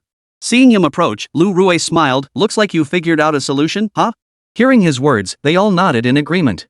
Very well. Given the current situation, safety remains paramount. And if you figured out a way to do this, think it through carefully, though I wonder if you'll be able to accept it. Indeed, upon hearing his words. At that moment, Lu Rui didn't know what to do either. What should we do now? Just tell us the plan first. We'll see if we can accept it and figure out what to do. All right. After Yang Donghai laid out his plan, he finally understood everything. What should they do next? His mind raced. What should they do next? After all, these conditions were no small matter. If it really came to that, everything would be in serious trouble. What if such a danger actually materialized? What then? His mind raced with thoughts, but eventually Lu Rui fell silent. He now understood why Yang Donghai had spoken those words. For a beast tamer to truly reach this level, it would be incredibly difficult. What exactly should we do next? His mind raced. He needed to communicate with the other side now. There were likely many such individuals in Donghai province. He would need to offer favorable terms and recruit from among these newly awakened individuals. After all, many who awakened couldn't afford to purchase beasts. These individuals were Donghai province's prime targets. Yang Donghai spoke again. I also need a significant amount of energy for these blister beetles. This is no small matter, so you need to give it serious thought. Upon hearing this, Lu Rui nodded. That part wasn't an issue at all. If energy was what he needed, he could provide as much as required. It was no problem. The only real difficulty lay in the first condition. Alright, let me see how much I can gather. How many people will it take? At Lu Rui's question, Yang Donghai waved his hand dismissively. How should I know? You'll need to investigate this yourselves. And you'll need to determine how much you can handle, how many people you can manage. You'll have to find those people yourselves. That was all. He turned and left, indicating they could come back to him once these matters were settled. Lu Rui wasted no time. With such favorable conditions, he couldn't afford to squander them. He aimed to wrap things up as quickly as possible. Meanwhile, on the other side, Upon returning, Yang Donghai immediately began making arrangements. The only thing he was certain of at this point was that his little shop seemed like it could finally open. He slapped his forehead. He'd forgotten to mention it earlier. If he'd known, he would have had his shop properly prepared. There was no rush to discuss it later. Everyone had returned, and one by one they approached. This time, even Xiankan had come. Today, Xiankan seemed different from usual. Brother Hai, look, Xianchan has suddenly changed today. There's an extra tail behind him. What's going on? What?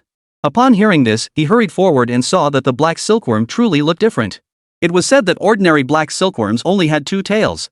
Now it made sense why the demon sword had gone to such great lengths to find this particular black silkworm. It was clearly different from ordinary ones. Beyond its yin-yang elements, there must be other peculiarities worth investigating. Chapter 111, A Mercenary Mission? Let me see what's going on. Yang Donghai gave it a quick glance. Sure enough, an extra tail had sprouted from the black silkworm's rear. The original dual tails of yin and yang attributes were already astonishing enough. This newly added tail even bore the attribute of lightning. A 3-attribute Xian silkworm. Such a phenomenon had never been recorded in historical texts. Looks like we really stumbled upon a treasure. The black silkworm's proud, upright posture clearly proclaimed its extraordinary status. Yang Donghai paid it little further attention. He explained how Lu Rui had assigned him to oversee security for the joint metropolis operation. The Miao brothers were overjoyed upon hearing this. After all, contributing to the city meant their little shop would surely be left undisturbed. Definitely good news. Huo Linglong and the others offered their congratulations. They were already looking forward to the day their shop could reopen. Shopkeeper, won't this harm your health? Meng Meng tugged at his sleeve with concern. After all, the beast was part of the shopkeeper, even if it had been contracted by someone else. But the resources required to produce the steel-wing beetles were substantial. Could this cause irreversible harm to the shopkeeper? Hearing Meng Meng's concern, the others present also turned their gaze toward the shopkeeper. In their excitement earlier, they'd completely forgotten about this potential issue. It's no big deal. You don't need to worry about that. Yang Donghai smiled, feeling genuinely pleased by everyone's concern for him. Besides, the more offspring the Void Mother produced, the more beneficial it would be for him, so there was no need for concern.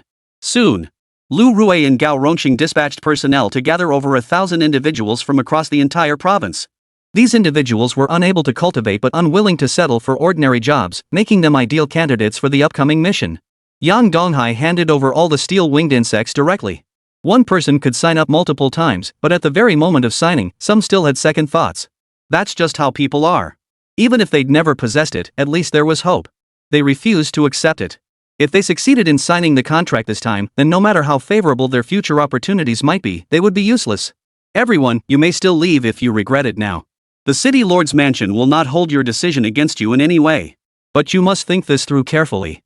Should you depart now, no matter what you say, we will not allow you to return. After all, this operation concerns the security of the entire city. Therefore, the United Cities have spared no expense. They've offered substantial resources to anyone willing to join their plan.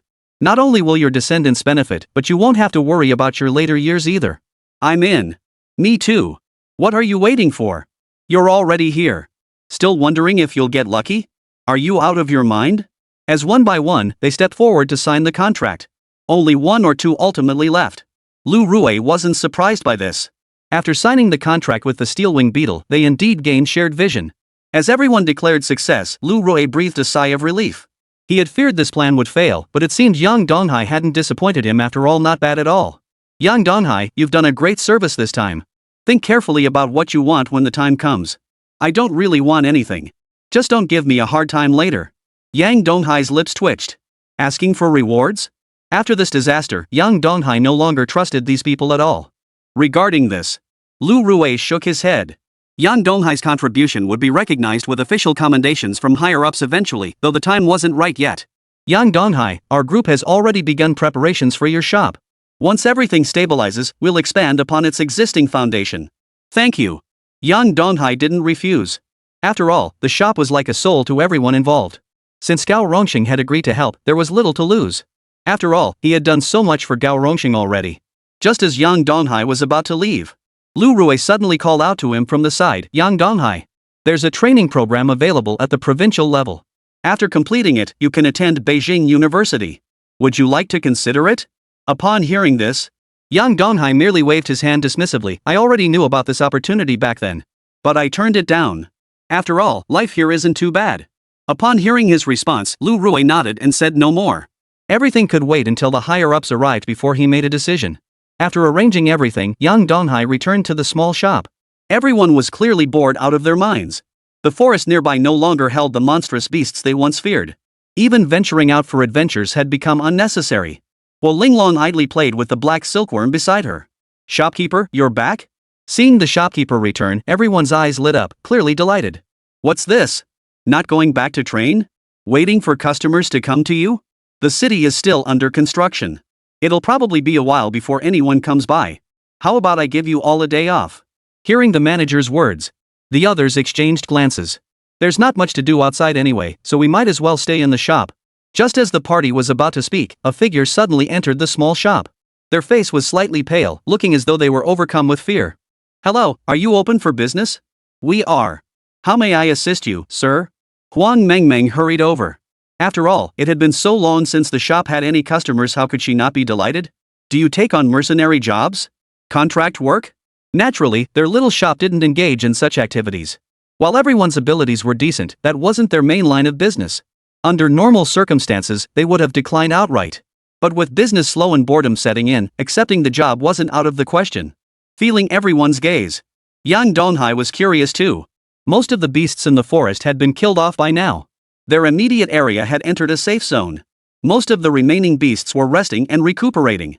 How could a mercenary mission possibly appear at a time like this? Just as his curiosity piqued, the man spoke up. "Our refugee camp has recently been plagued by ghostly disturbances. Would you all be willing to come with me to investigate? Many people have already died because of this, but the higher-ups are only focused on building the city. They refuse to believe our warnings. We have no choice but to speak out. Here, this is a deposit. You can have it all." Chapter 112, Refugee Camp 108. The man laid out everything he had gathered. Among them were numerous spiritual herbs and a portion of demon beast crystal cores. It seemed he had mobilized every resource in the entire camp. The United City hadn't been fully established yet, so such situations were still common. But precisely because of this, the daily death toll was actually quite high, something that couldn't be avoided. Ghosts? Yang Donghai didn't immediately agree. Ghosts? However, ghost-type beasts and tamed creatures weren't entirely non-existent. They were just extremely rare. Take Mingming's summoned creature, for instance. Strictly speaking, it was indeed a ghost. That's right, ghosts. And they kill us every night while we sleep. Now, no one in the camp dares to sleep, terrified that one day they might die at the hands of these ghosts. Honorable beast masters, please intervene. Help us. Save us.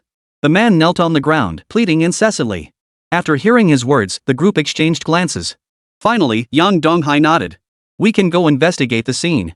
As for whether we can resolve it, we'll need to see for ourselves first. Take these items back with you for now."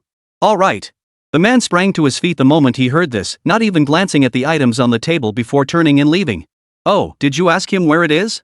Seeing the man leave in such a hurry, Yang Donghai suddenly realized they hadn't even asked him for the exact location. They all looked at each other, clearly having forgotten about it.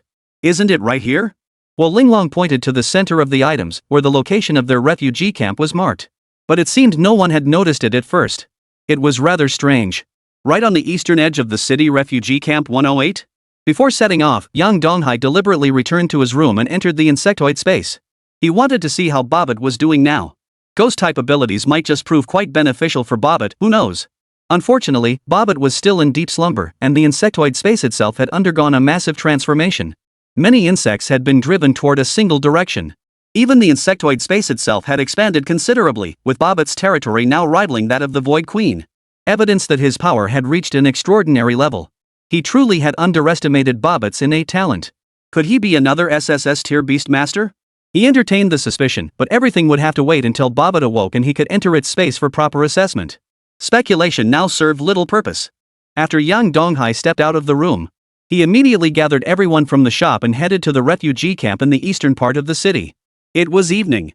Ghost-type beastmasters were extremely rare, even at auction houses. They command astronomical prices. Precisely because of this, if they could capture it this time, they might even raise enough money for their pharmaceutical machine. They first arrived at the nearby refugee camp.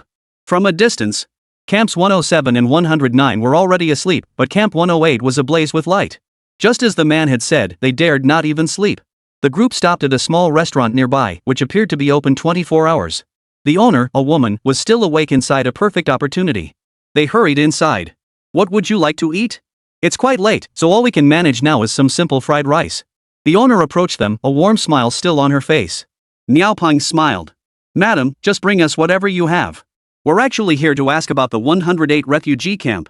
Upon hearing his question, the landlady's expression immediately darkened. Her smile vanished, and without hesitation, she began to push them out. Are you kidding me? Get out. Stop eating. We're closing the shop. But madam, you were fine just a moment ago. Why did you suddenly change your attitude? Nyaya tried to say something, but they were already being kicked out. The owner even slammed the door shut, leaving them no chance to turn back. What the hell is going on? The Miao brothers exchanged bewildered glances. The owner's abrupt expulsion had been so decisive that even they were taken aback. What on earth was going on? Let's go ask someone else.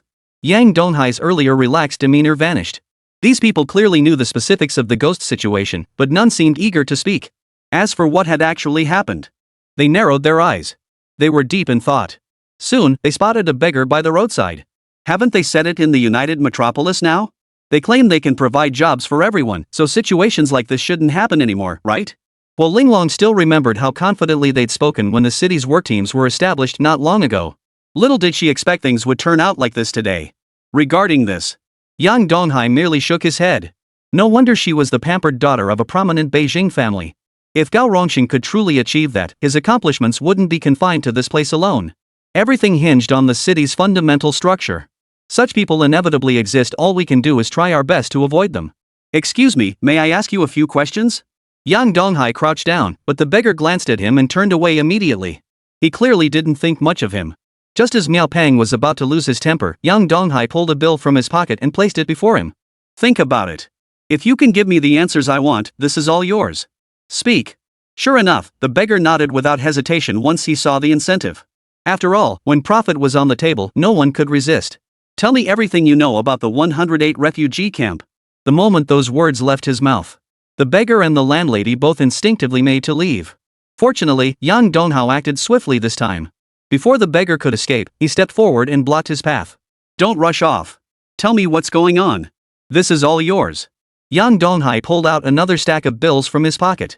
The beggar hesitated upon seeing the money in his hand, but eventually nodded. Leaning against the wall, he began recounting the truth about this refugee camp. It all began with the founding of their united city. Since the city center wasn't fully developed yet, people from other cities like him had to wait temporarily. Those from Linhai City especially had no specific place to stay. Chapter 113, The Little Girl's Former Home. Over 200 refugee camps had emerged in total. Their resources were supported by higher authorities. Though life was tough, the presence of Gao Rongxing, Linhai City's entrepreneur, provided reassurance. They felt reassured that future challenges wouldn't arise, trusting everything would be fine. But recently, Gao Rongxing's old habits resurfaced. As someone from the former Dark Empire, he began exploiting everyone's interests to bolster his own power. This was the reason behind the sudden incident at Refugee Camp 108. The sudden death of a young girl. It was rumored that someone from the camp had taken the compensation money meant for her family. Her parents had been soldiers defending Linhai City during the Beast Tide and had perished in the chaos. Because of this, people kept dying in their sleep. Since the refugee camp hadn't participated, none of them were affected. Yet they still feared dying in their sleep, and most avoided discussing the matter. This explains why, after visiting the restaurant, the owner's wife, upon suddenly hearing inquiries about 108, drove them out without hesitation. So that was the underlying connection. In response, Yang Donghai casually handed all the money to the beggar before standing up, preparing to lead his group to the refugee camp. But just as they were about to leave, they noticed Huo Linglong standing completely still, her eyes filled with fear, a sight that startled everyone. Huo Linglong, what are you standing there for? Hurry up and come along. Hearing the shopkeeper's words, Huo Linglong shook her head. Manager, ghosts. We're supposed to leave now? They're here for revenge. Why don't we just let the Gao family handle this themselves? After all, their reward wasn't much to begin with. Wasn't it completely unnecessary to take such a risk? Seeing her terrified expression, the Miao brothers burst out laughing. Even Meng Meng chuckled. Sis Linglong, who knew you were scared of ghosts? I never would have guessed. Actually, you don't need to worry too much. It's not a big deal. How could there possibly be ghosts in this world? It's all just scare tactics. Momo understood this logic perfectly well, but at that moment, Huo Linglong refused to budge. She was clearly genuinely frightened. If that's the case, then forget it. Miao Pang and Miaoya, you two brothers stay here with him. Shadow and Meng Meng will come with me inside. The Miao brothers clearly felt a pang of regret upon hearing this. But with Linglong so frightened, leaving him alone here wasn't exactly wise either. They could only stay behind reluctantly. Yang Donghai led his group into Camp 108. As soon as they entered, they saw everyone huddled around the campfire, struggling to stay awake. One by one, they couldn't help but fall asleep, only to jolt awake at the very last moment. Terrified they might die in their sleep. "Sir, we're here." Yang Donghai approached the man who had assigned the task that morning with a cheerful smile. The man clearly wasn't in good shape either. Lifting his head, he recognized several familiar faces before him and immediately jumped to his feet, overcome with excitement. They had truly come. Currently, this was the only shop open in the entire city. Even the mercenaries had been hired by the city authorities. It was safe to say Yang Donghai and his team had become their sole lifeline. "Manager, you're finally here. We've been waiting for you for ages. Old Wang, you only brought these few young people? Can they really handle this?" "You're absolutely right. The problems facing our refugee camp are enormous. How can an ordinary person possibly handle this?" "You're absolutely right. Maybe we should look for someone else. We only have so much to give." "Forget it." Upon hearing that help was coming, everyone naturally grew excited. But seeing the three young people approach, their apparent lack of strength made them feel it would be a waste to hand over all the resources they'd accumulated. After overhearing their murmurs, he merely smiled and said, "Gentlemen, if you don't trust me, you don't have to use them. These are the resources you left behind. Here." This matter had little to do with them. If not for sheer boredom, they would never have come. Since they'd already made their stance clear, leaving immediately wasn't out of the question. After hearing his words, Old Wang finally rushed forward anxiously. "Manager, please don't leave yet. It's just that they're blind to your true worth. They simply don't recognize your capabilities." "Are you all that foolish? Look at the state of the city now. Finding a beastmaster is already a stroke of luck. And here you are, still being picky? Or do you think you can keep this up?" After hearing Old Wang's rebuke, the people who had been about to speak fell silent one by one. They weren't fools, they understood this well. The more they understood this, the more they felt it was impossible. The danger they faced wasn't something a few ordinary beastmasters could handle. "Mr. Wang, please lead us to that young girl's home. If it can be resolved, we'll fulfill our agreement. If not, you'll need to find someone else." Upon hearing news of the young girl, everyone's expressions visibly shifted. It seemed these individuals had conducted their own investigations since arriving. This left the others with nothing more to say. After all, they'd made it clear, no solution, no payment. Wasn't that a good thing? That settled it. Old Wang took the lead, guiding them to the little girl's home. But not long after they started walking, he stopped and made no move to continue. "Shopkeeper, you'll need to go take a look yourself. I won't be going any further." He was clearly scared. Ever since those events unfolded, the little girl's home had essentially become off limits. It was an unavoidable situation. Yang Donghai understood his fear all too well. After nodding, he turned and left. "Let's go." The three quickly reached the main gate, where they could still clearly see numerous funeral goods.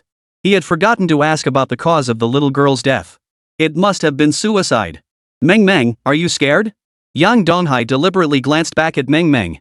As for Shadow, no questions needed. Having grown up surrounded by corpses, the sight before them was nothing more than child's play. Meng Meng shook her head. "It's fine, manager. We've made it this far without any issues, so this little thing won't be a problem either." Only after hearing her words did Yang Donghai finally focus his attention on the matter at hand. Very good. He too wanted to see whether this was a genuine ghost or a ghost-type spirit beast. "Let's go. We'll find out once we're inside. Speculating here won't get us anywhere." With that, the three of them walked straight into the little girl's house to investigate. Chapter 114, A Real Ghost? Looks like no one's lived here in ages. Shadow surveyed the surroundings, finding them thick with dust. It seemed no one had set foot here since the city was founded. "Meng Meng, have you noticed anything unusual?" Yang Donghai turned back and asked. Meng Meng shook her head. After entering, there wasn't anything particularly strange about the place. "Manager, do you think we might be heading in the wrong direction? Otherwise, this shouldn't be happening. There are no ghost-type spirit beasts here, well, maybe a few, but none related to demons." Yang Donghai remained silent as he surveyed the area. Everything here was meticulously organized. Not a single speck of dust marred the surfaces. Could it be that the direction they were searching was truly wrong? Just as they were about to leave, he suddenly noticed a spot in the bedroom that had been disturbed. This photograph clearly shows signs of dust being disturbed. And it's recent. Looks like whoever does this still comes back regularly. This is really strange. Get ready. Shadow, go inform the client to leave first. We'll stay here for a while. Shadow vanished, and they set up camp in the room. Soon, even the lights outside were turned off. Though they vowed to stay awake, none were made of iron. Once drowsiness took hold, even the most determined would eventually succumb to its pull. Clang! A sharp clang snapped the three drowsy figures wide awake. Don't make a sound. Yang Donghai deliberately placed his hand over his mouth. Their spirits snapped awake as they stared intently toward the doorway. The door creaked open slowly, and a figure drifted in. A ghost. Surprise flashed in all three pairs of eyes. It was utterly unbelievable. Could ghosts truly exist in this world? Yang Donghai quickly regained his composure and shouted, "Meng Meng, open the summoning gate." Meng Meng activated her innate ability instantly. The moment the ghost tried to flee, it was already too late. The trio summoned their own spirit beasts and watched the unfolding scene with rapt attention. The apparition appeared to be a young girl. Could it be that the girl, unwilling to accept her death, lingered here to seek revenge on these people? Who are you? None of your business. Get lost. The little girl's voice echoed. Yang Donghai chuckled, "We were hired to help rid this place of a ghost. Since you're already dead, stop causing trouble and hurry back where you belong." As he spoke, Yang Donghai opened his eyes and activated his appraisal ability. Beast Taming Nightmare. Talent, Common Grade. Attribute, Ghost. Strength, 0. Agility, 70. Mental Power, 78. Skills, Dream Entry, Teleportation, Mimicry. After examining the panel before him, Yang Donghai finally understood. What ghost? It was nothing more than a beast tamer. Nightmare, just a common grade beast tamer. Ghost-type beast tamers are actually quite rare though.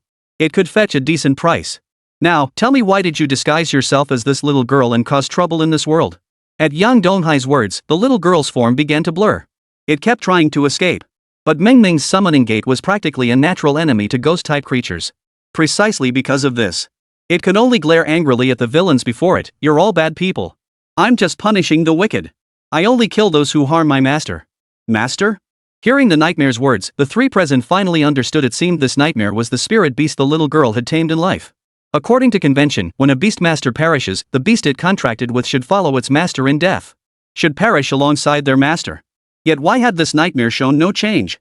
Despite his confusion, Yang Donghai spoke earnestly. "Regardless, it's wrong for a beast to run amok and kill indiscriminately in the city. Surrender now and come with us. You still have a chance to live." "Ha! You're all scum, all liars. My former master sacrificed so much for the city, yet look how you've treated her. Before she died, my master entrusted her soul to me specifically to seek vengeance. I won't leave with you. All of you die." Nightmare was clearly losing her mind. She was acting like a madwoman. Her dream entry skill was firing on all cylinders, attempting to drag them all into the dream. Stay alert. Don't fall for it. Yang Donghai frowned. Ghost-type captures were always a headache for him. He immediately opened a portal. He intended to retrieve some useful larvae from the insectoid space. Who could have imagined that the moment the portal opened, the aura emanating from Babbitt began to gradually spread? The previously agitated nightmare instantly calmed down. It cowered in a corner, trembling. Babbitt's power? Yang Donghai was visibly startled by the scene before him. Still, it was a relief that it could be restrained from acting recklessly. Take the nightmare away first. After assigning the task to Meng Meng and the others, he walked alone to the center of the bonfire. Many still clung to their senses, but most lay dazed on the ground. They couldn't hold on any longer. "Mr. Wang." Yang Donghai stepped forward. Mr. Wang, who had been dozing off, sprang to his feet upon seeing him. "Manager, how is it going? Has an unsolvable problem arisen? Or is it that you can't handle it?" Some who hadn't been sleeping paid no attention when Yang Donghai arrived. To them, it was obvious the mission had failed. It was impressive for someone so young to already own his own shop. But the ghosts hunting them this time were no ordinary foes. It was beyond their capabilities. Just as everyone was about to open their mouths to deliver their sarcastic remarks, Yang Donghai suddenly spoke up. "It's all taken care of. It was all caused by that little girl's beast-taming nightmare." "We've taken her away." "Beast taming? A beast tamer? My God. We absolutely cannot let them take it away. It killed so many of us, how could we just let them take it off the hook like that?" Upon hearing it was the beast tamer's doing, those who had been roused from their sleep all stood up. "Where is the beast? We've already paid the reward. This beast should be handed over to us to deal with." "Exactly. Killing so many of us, it's infuriating. This infuriates me.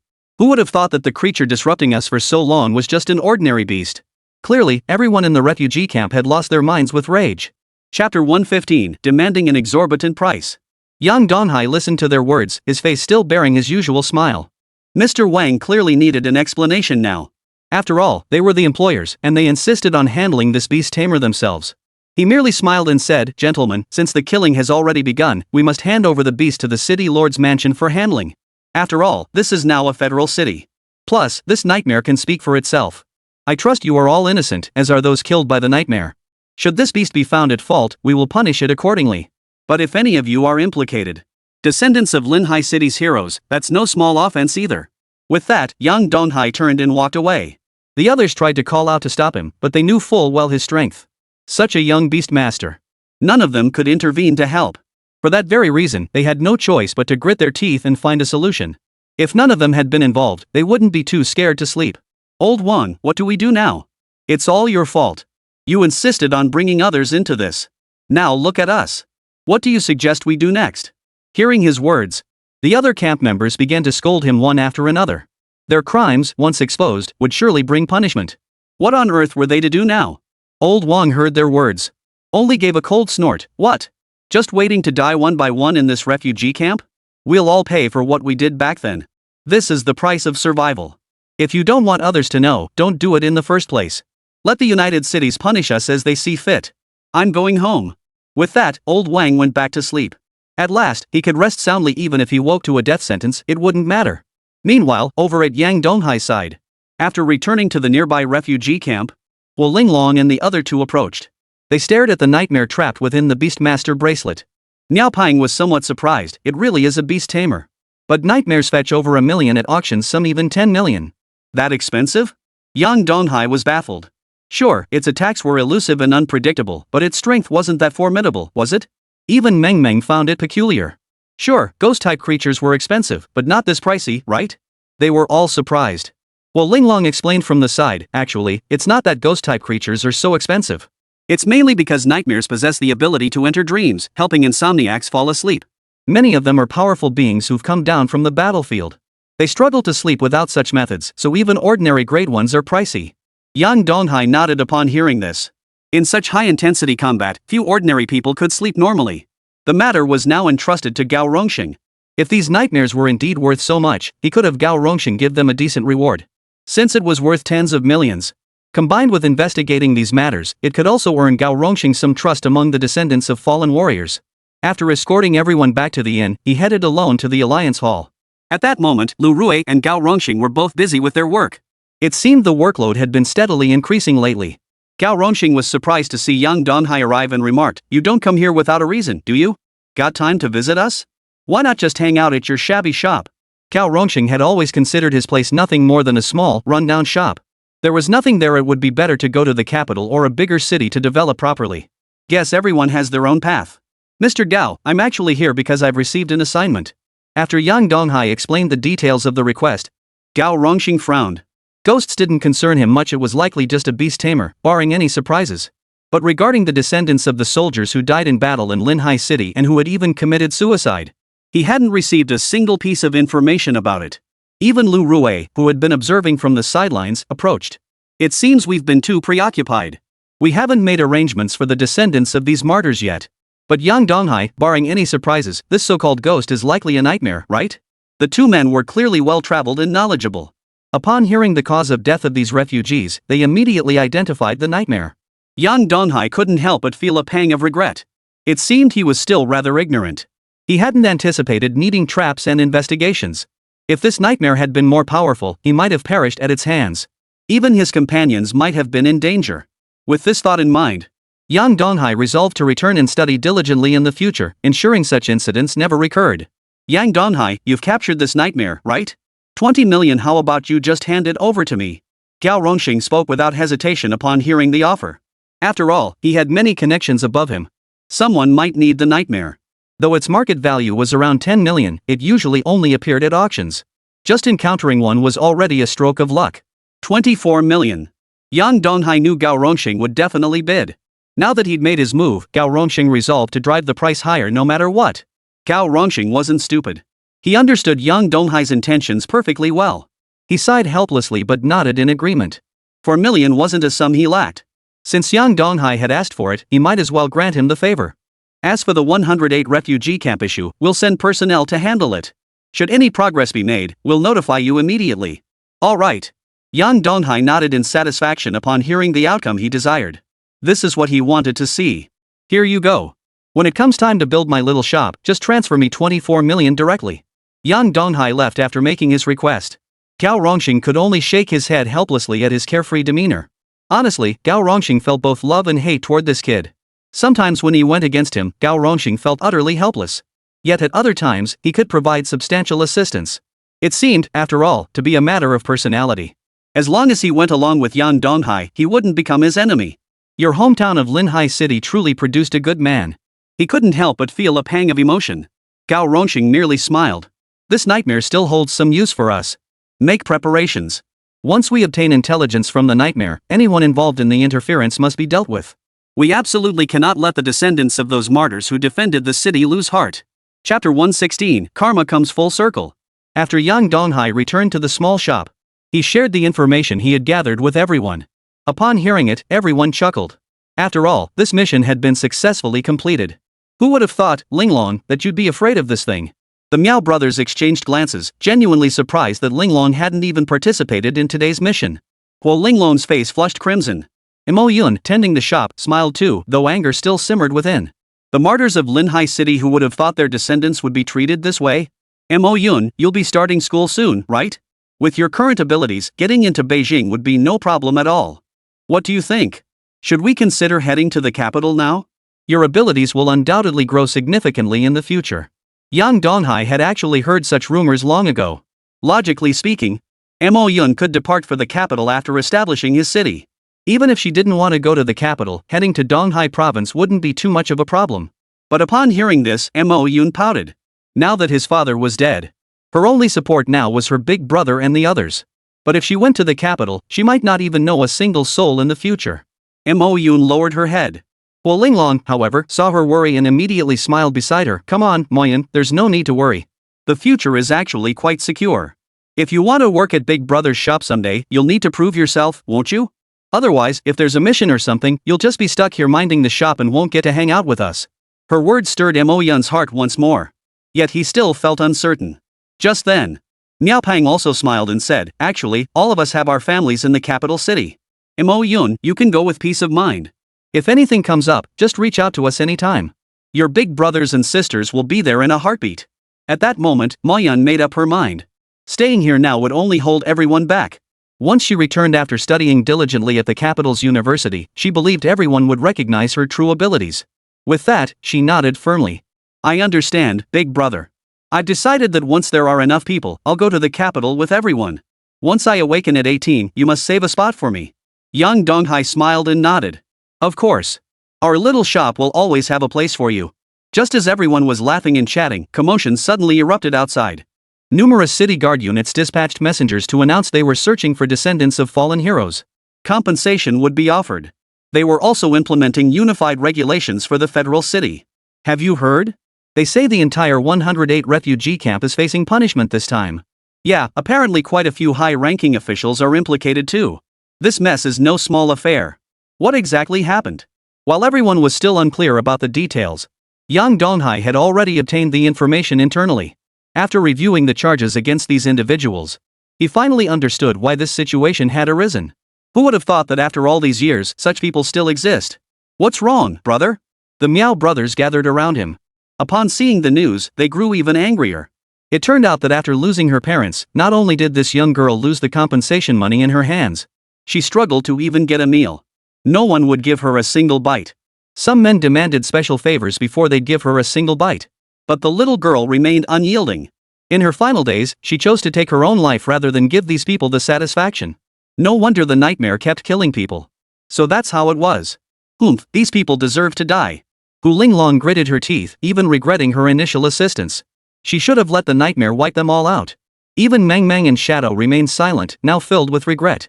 When they'd intervened back then, they'd thought it was bad, just a bit worse than usual. But this? They deserved to die outright. Shopkeeper, I regret it. We should have investigated back then. If we'd known about this, we never would have made that choice. After hearing his words, Yang Donghai smiled. Actually, you shouldn't think that way. If we hadn't uncovered the secrets behind this, wouldn't that mean there'd be no hope of exposing it? After hearing his words, the others nodded in agreement. He had a point. If not for the intelligence they had obtained, the little girl's secret might never have been revealed, even after the city was built. It might never have been known. In truth, they had contributed to this plan. Still, it was a decent outcome. Alright, everyone, stop looking so gloomy. Gao Rongxing wants us to go take a look. The people from Camp 108 have all been detained now. It's being carried out right now, so we can go see for ourselves. After gathering together and hearing that these people would be punished, they immediately headed for Camp 108. By the time they arrived, quite a crowd had already gathered. Everyone was intensely curious to see what fate these beasts would ultimately meet. Most people had no idea what was happening. By then, Gao Rongxing, Lu Rue, and others had arrived. They were announcing the actions taken against Camp 108. The crowd listening grew furious, seething with rage so intense they wanted to tear the offenders apart right then and there. Mr. Wang and a few others stood at the back. They were clearly the least culpable. Even the deceased were brought out, a stark testament to how decisively Gao Rongxing and his group had acted this time. Since things have come to this today, then let the verdict be carried out as written. Among them were beast tamers. But they'd all been recalled from the field. They looked utterly bewildered, still unaware of what had transpired. Do you have any other requests? Some would be executed immediately. If they had simple wishes, he might be able to grant them. Upon hearing his words, many immediately knelt on the ground, declaring they had realized their mistakes. Mr. Wang, who had originally assigned the mission, merely shook his head at their sight. Even if they were treated like beasts, at least they could have endured to the very end. Now, begging for mercy on their knees, they had lost the last shred of dignity they possessed. He could only shake his head in resignation. They would forever be branded with shame. Carry out the sentence. Watching the scene unfold before him, Lu Rue spoke without batting an eye, utterly dismissive of them. Amidst cries of approval, one head after another fell. Even the survivors were consigned to hard labor. Chapter 117, The Dimensional Wormhole. Amidst the cheers, all 108 individuals were dealt with. A smile played at the corners of Yang Donghai's mouth. He believed the young girl would be pleased upon witnessing the scene unfolding before her. The others were also pleased this could be considered a favorable outcome. As for their rewards, Gao Rongxing made no mention of them in front of the group. After all, there were still many more to be dealt with. As the spark that ignited this incident, they might be exposed when the time came. Yang Donghai noticed at that moment a figure flickering in and out of existence behind Gao Rongxing. What a clever move! This would ensure the nightmare obeyed completely. Not bad at all. Let's head back. With the recent urban development projects, there's bound to be plenty of work. Everyone should prepare accordingly. Yang Donghai understood Gao Rongxing and Lu Rue's personalities. They would undoubtedly mobilize every beast tamer. Regardless of status, he was certain Gao Rongxing wouldn't care. Everyone returned to the small shop with smiles, unconcerned by the boss's words. The United City should be relatively safe now. After all, most of the beasts had already been killed, and it would take time for nearby beasts to replenish their numbers. Early the next morning, Yang Donghai rose early, intending to go out and search for treasures that might help Bobbitt break through. Little did he expect that upon returning to the shop, he would find Gao Rongxing standing at the entrance. No need to guess, his arrival meant nothing good. As expected, upon seeing him enter, Gao Rongxing smiled and said, "Brother Yang, you're finally back. Mr. Gao, get straight to the point. What brings you here today?" Gao Rongxing's attitude alone spoke volumes. It was obvious he wouldn't have come otherwise. Realizing he couldn't hide it any longer, Gao Rongxing sighed and said, "It's simple. Recently, some issues have arisen within the United City. Numerous dimensional arrays have appeared, some connecting directly to demon beast lairs. And the methods and patterns of their emergence are highly unusual. Because of this, Lu Rue and I discussed it and decided that each city should send out 5 patrol teams. These teams will serve as patrols to provide protection for the cities." Hold on. Upon hearing this, Yang Donghai finally understood what was happening. His suspicions from yesterday had been confirmed. "President Gao, I'm truly sorry, but we have no intention of serving as the city's security force." He had anticipated Yang Donghai's refusal. After all, he had come prepared to take them down. "Brother Yang, all you need to agree to is becoming the 5th squad this time. You'll have minimal duties. We'll fully restock all equipment for your shop and provide ample beast eggs." As these words left his lips, Yang Donghai visibly began to waver. Under such terms, he might actually agree. "Brother Yang, I've also seen Mo Yun's recent application. All you need to do is agree. When the time comes, the Gao family will guarantee Mo Yun's safety in the capital." Yang Donghai narrowed his eyes. He understood exactly what was at stake. Mo Yun wouldn't be in danger, of course. But they did have genuine concerns about Beijing. His condition clearly hit the mark for them. For that very reason, Yang Donghai finally nodded. "All right. But President Gao, you must understand Team 5 has absolutely no connection to this mission. President Gao, you should be well aware of our capabilities." Upon hearing his words, Gao Rongxing merely nodded. As long as he joined, that was all that mattered. Though their collective strength might not be the strongest in the entire city, their abilities were undoubtedly the most bizarre and unconventional. "Here, take this. Future assignments will be sent through this bracelet. And each completed mission will come with corresponding rewards. It's not free. Gao Rongxing's explanation earned a satisfied nod from Yang Donghai. Not bad at all, at least it's not free. It would also give Shadow and Meng Meng a chance to hone their skills. Shortly after Gao Rongxing left, everyone returned to the shop and began preparing for opening. Yang Donghai then explained what had transpired after Gao Rongxing's visit that day. Upon hearing this, the group exchanged glances. Manager, are we really going to take this risk? Yeah, even if nothing happens, as the city's guard squad, we're bound to attract trouble. The brothers Miao Pang and Miao Ya both felt it wasn't very reliable. They saw little point in risking so much for such a paltry reward. The others shared this sentiment, but since the manager had already agreed, they reluctantly nodded in agreement despite their reservations. Yang Donghai chuckled at this. It shouldn't be a problem anyway. Plus President Gao's promise of safety and Mo Yun's future education. I think it's all worth it. Hearing this, everyone nodded in agreement. After all, they were relieved about Mo Yun's safety. Besides, the nearby beasts were all. Just as everyone was still thinking this, the bracelet on the table suddenly flashed a faint light. Yang Donghai glanced over, surprised to find it was a nearby mission. A dimensional wormhole had opened nearby, requiring them to investigate and seal it. Yang Donghai's mouth twitched. He had just sworn up and down that everything would be fine. Who could have guessed they'd get a real mission so soon? Are you kidding me? Under everyone's watchful gaze, Yang Donghai dialed Gao Rongxing's number without hesitation. President Gao. Brother Yang, you heard what I said. Honestly, the workload isn't heavy. Over 1,000 dimensional wormholes have appeared in the city recently. Given this frequency, we'll assign you the minimum workload possible. Nothing else to discuss, I'll hang up now. As Yang Donghai heard the dial tone ringing in his ear, he knew he'd been set up by Gao Rongxing. But there was nothing he could do. Having already agreed to the other party's terms, he had no choice but to proceed. Shadow, you'll follow me alone. Forget it, I'll go alone. He had originally planned to bring others along, but then he remembered that dimensional wormholes were inherently dangerous. No one knew what lurked within, not even he could guarantee a safe return. The shop assistants grew anxious upon hearing this. Manager, we know your strength, but you can't risk going alone, can you? You're right. We're capable too, we won't hold you back. Facing their pleas, Yang Donghai simply smiled. Alright, you all just mind the store. Leave the rest to me. With that, Yang Donghai walked straight out the door. This was his first encounter with a dimensional wormhole. He was genuinely curious about this dimensional space capable of generating demonic beasts out of thin air. It would satisfy his curiosity perfectly. Chapter 118, Bobbit the Guide. He had heard rumors about the dimensional wormhole. It was said that most of the demon beasts back then had emerged from here. Moreover, the interconnected spaces within them were not part of their own world. He wasn't entirely certain about these rumors and didn't place much faith in them. The only certainty now was that their strength remained unknown, though it should still be within his capabilities to handle. After all, if the difficulty gap in city-assigned missions was too great, it would lead to unnecessary casualties. He soon arrived alone at the dimensional wormhole specified in the mission. Nearby buildings had already crumbled into ruins. A hole large enough for a person to fit through appeared before him. This must be the dimensional wormhole. Interesting. After a moment's hesitation, he decided to scout it out first. Steel wing bug. He immediately dispatched the steel wing beetle into the dimensional wormhole. Fortunately, no entry requirements were imposed. Relieved, he soon discovered the interior of the dimensional wormhole was utterly desolate. Numerous demonic beasts roamed the surroundings, yet surprisingly, they were all insectoid creatures. Fire ants? Just ordinary ants.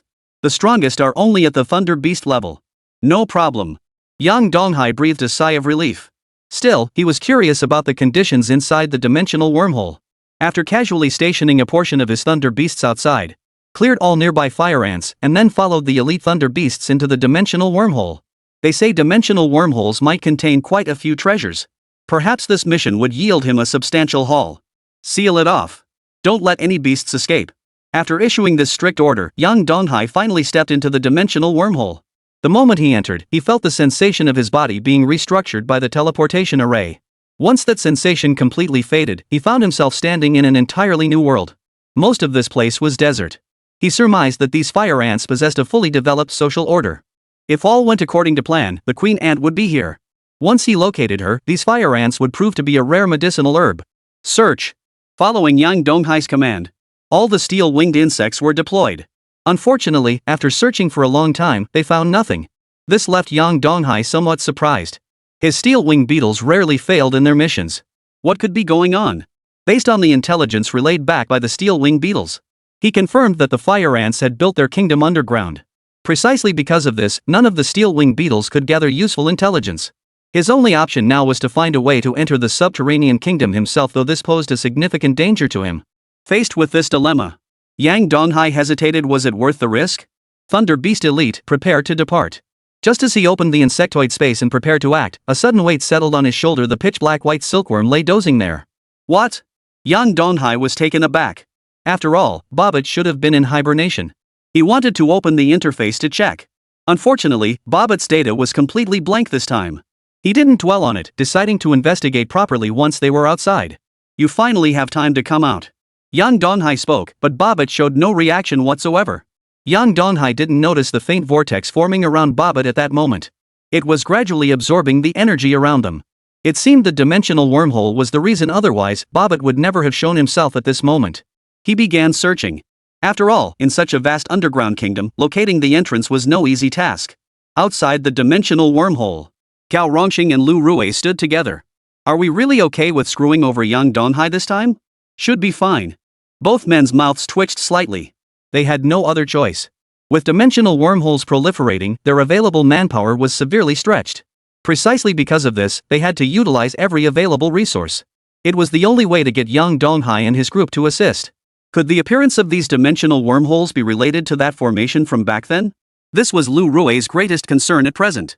If it stemmed from that formation, it meant the monster from back then might still resurface. Cao Rongxing shook his head. Not necessarily. I'm not entirely certain about that either. After all, the emergence of these dimensional wormholes is quite natural, isn't it? Since the forest's demonic beasts have vanished, their territory no longer exists. It's possible this is nature's way of replenishing it. Lu Rui nodded in agreement upon hearing this. He agreed with that reasoning, but the sheer number of dimensional wormholes appearing now was excessive. This was an extremely rare occurrence. The emergence of over 1,000 dimensional wormholes was unprecedented in recorded history. However, this coalition of cities was also a first, making all sorts of complications possible. Let's deal with these dimensional wormholes first. We just need to hold out through this period. Lu Rui nodded upon hearing this. After all, it was the only option available for now. Back at the dimensional wormholes, after a thorough search, Yang Donghai finally located the base. This is the place. As the entrance to the underground kingdom, it was clearly meticulously concealed. Without a thorough search, it would have been nearly impossible to find.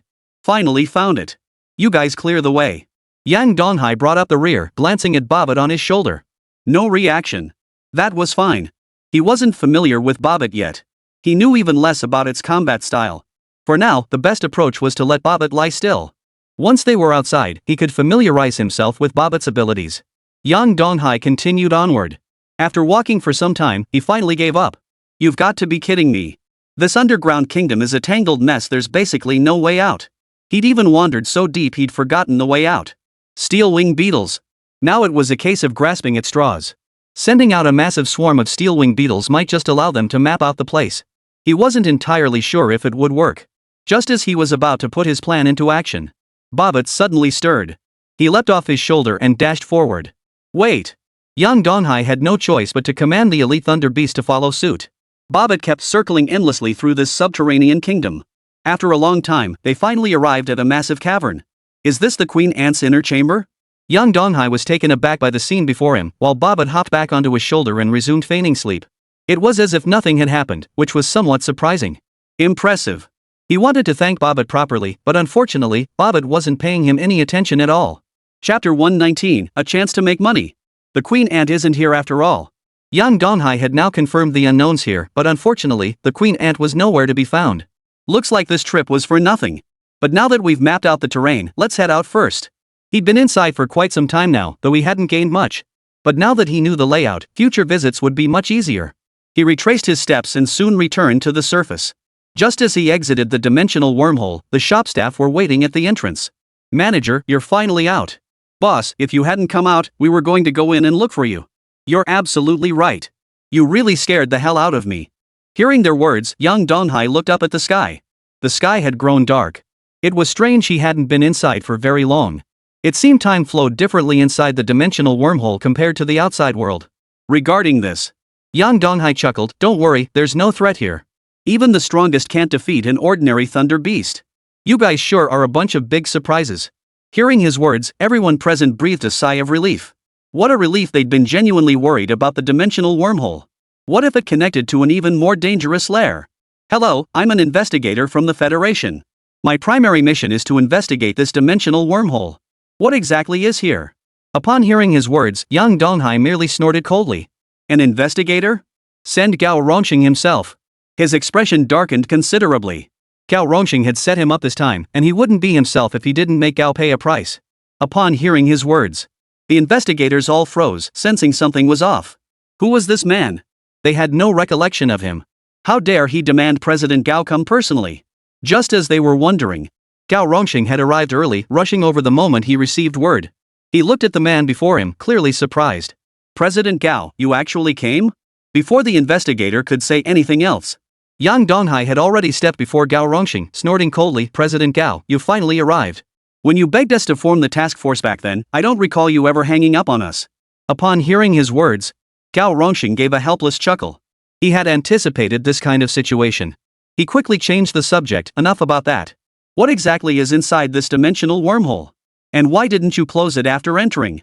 Logically, once the beasts inside were dealt with, the dimensional wormhole should have closed automatically. Could it be there's danger within? If a powerful expert was needed, they could easily provide support. Yang Donghai shook his head. Just some ordinary fire ants. No threat. Leave it to me. I'll figure out its purpose and then rest. After hearing his words, Gao Rongxing nodded. Understood. This place is yours. If there are any tasks in the future, no more assignments. You said there'd be few tasks, yet you're assigning me one right from the start. Gao Rongxing merely chuckled. He then glanced at the investigator. Next time you see him, just leave immediately.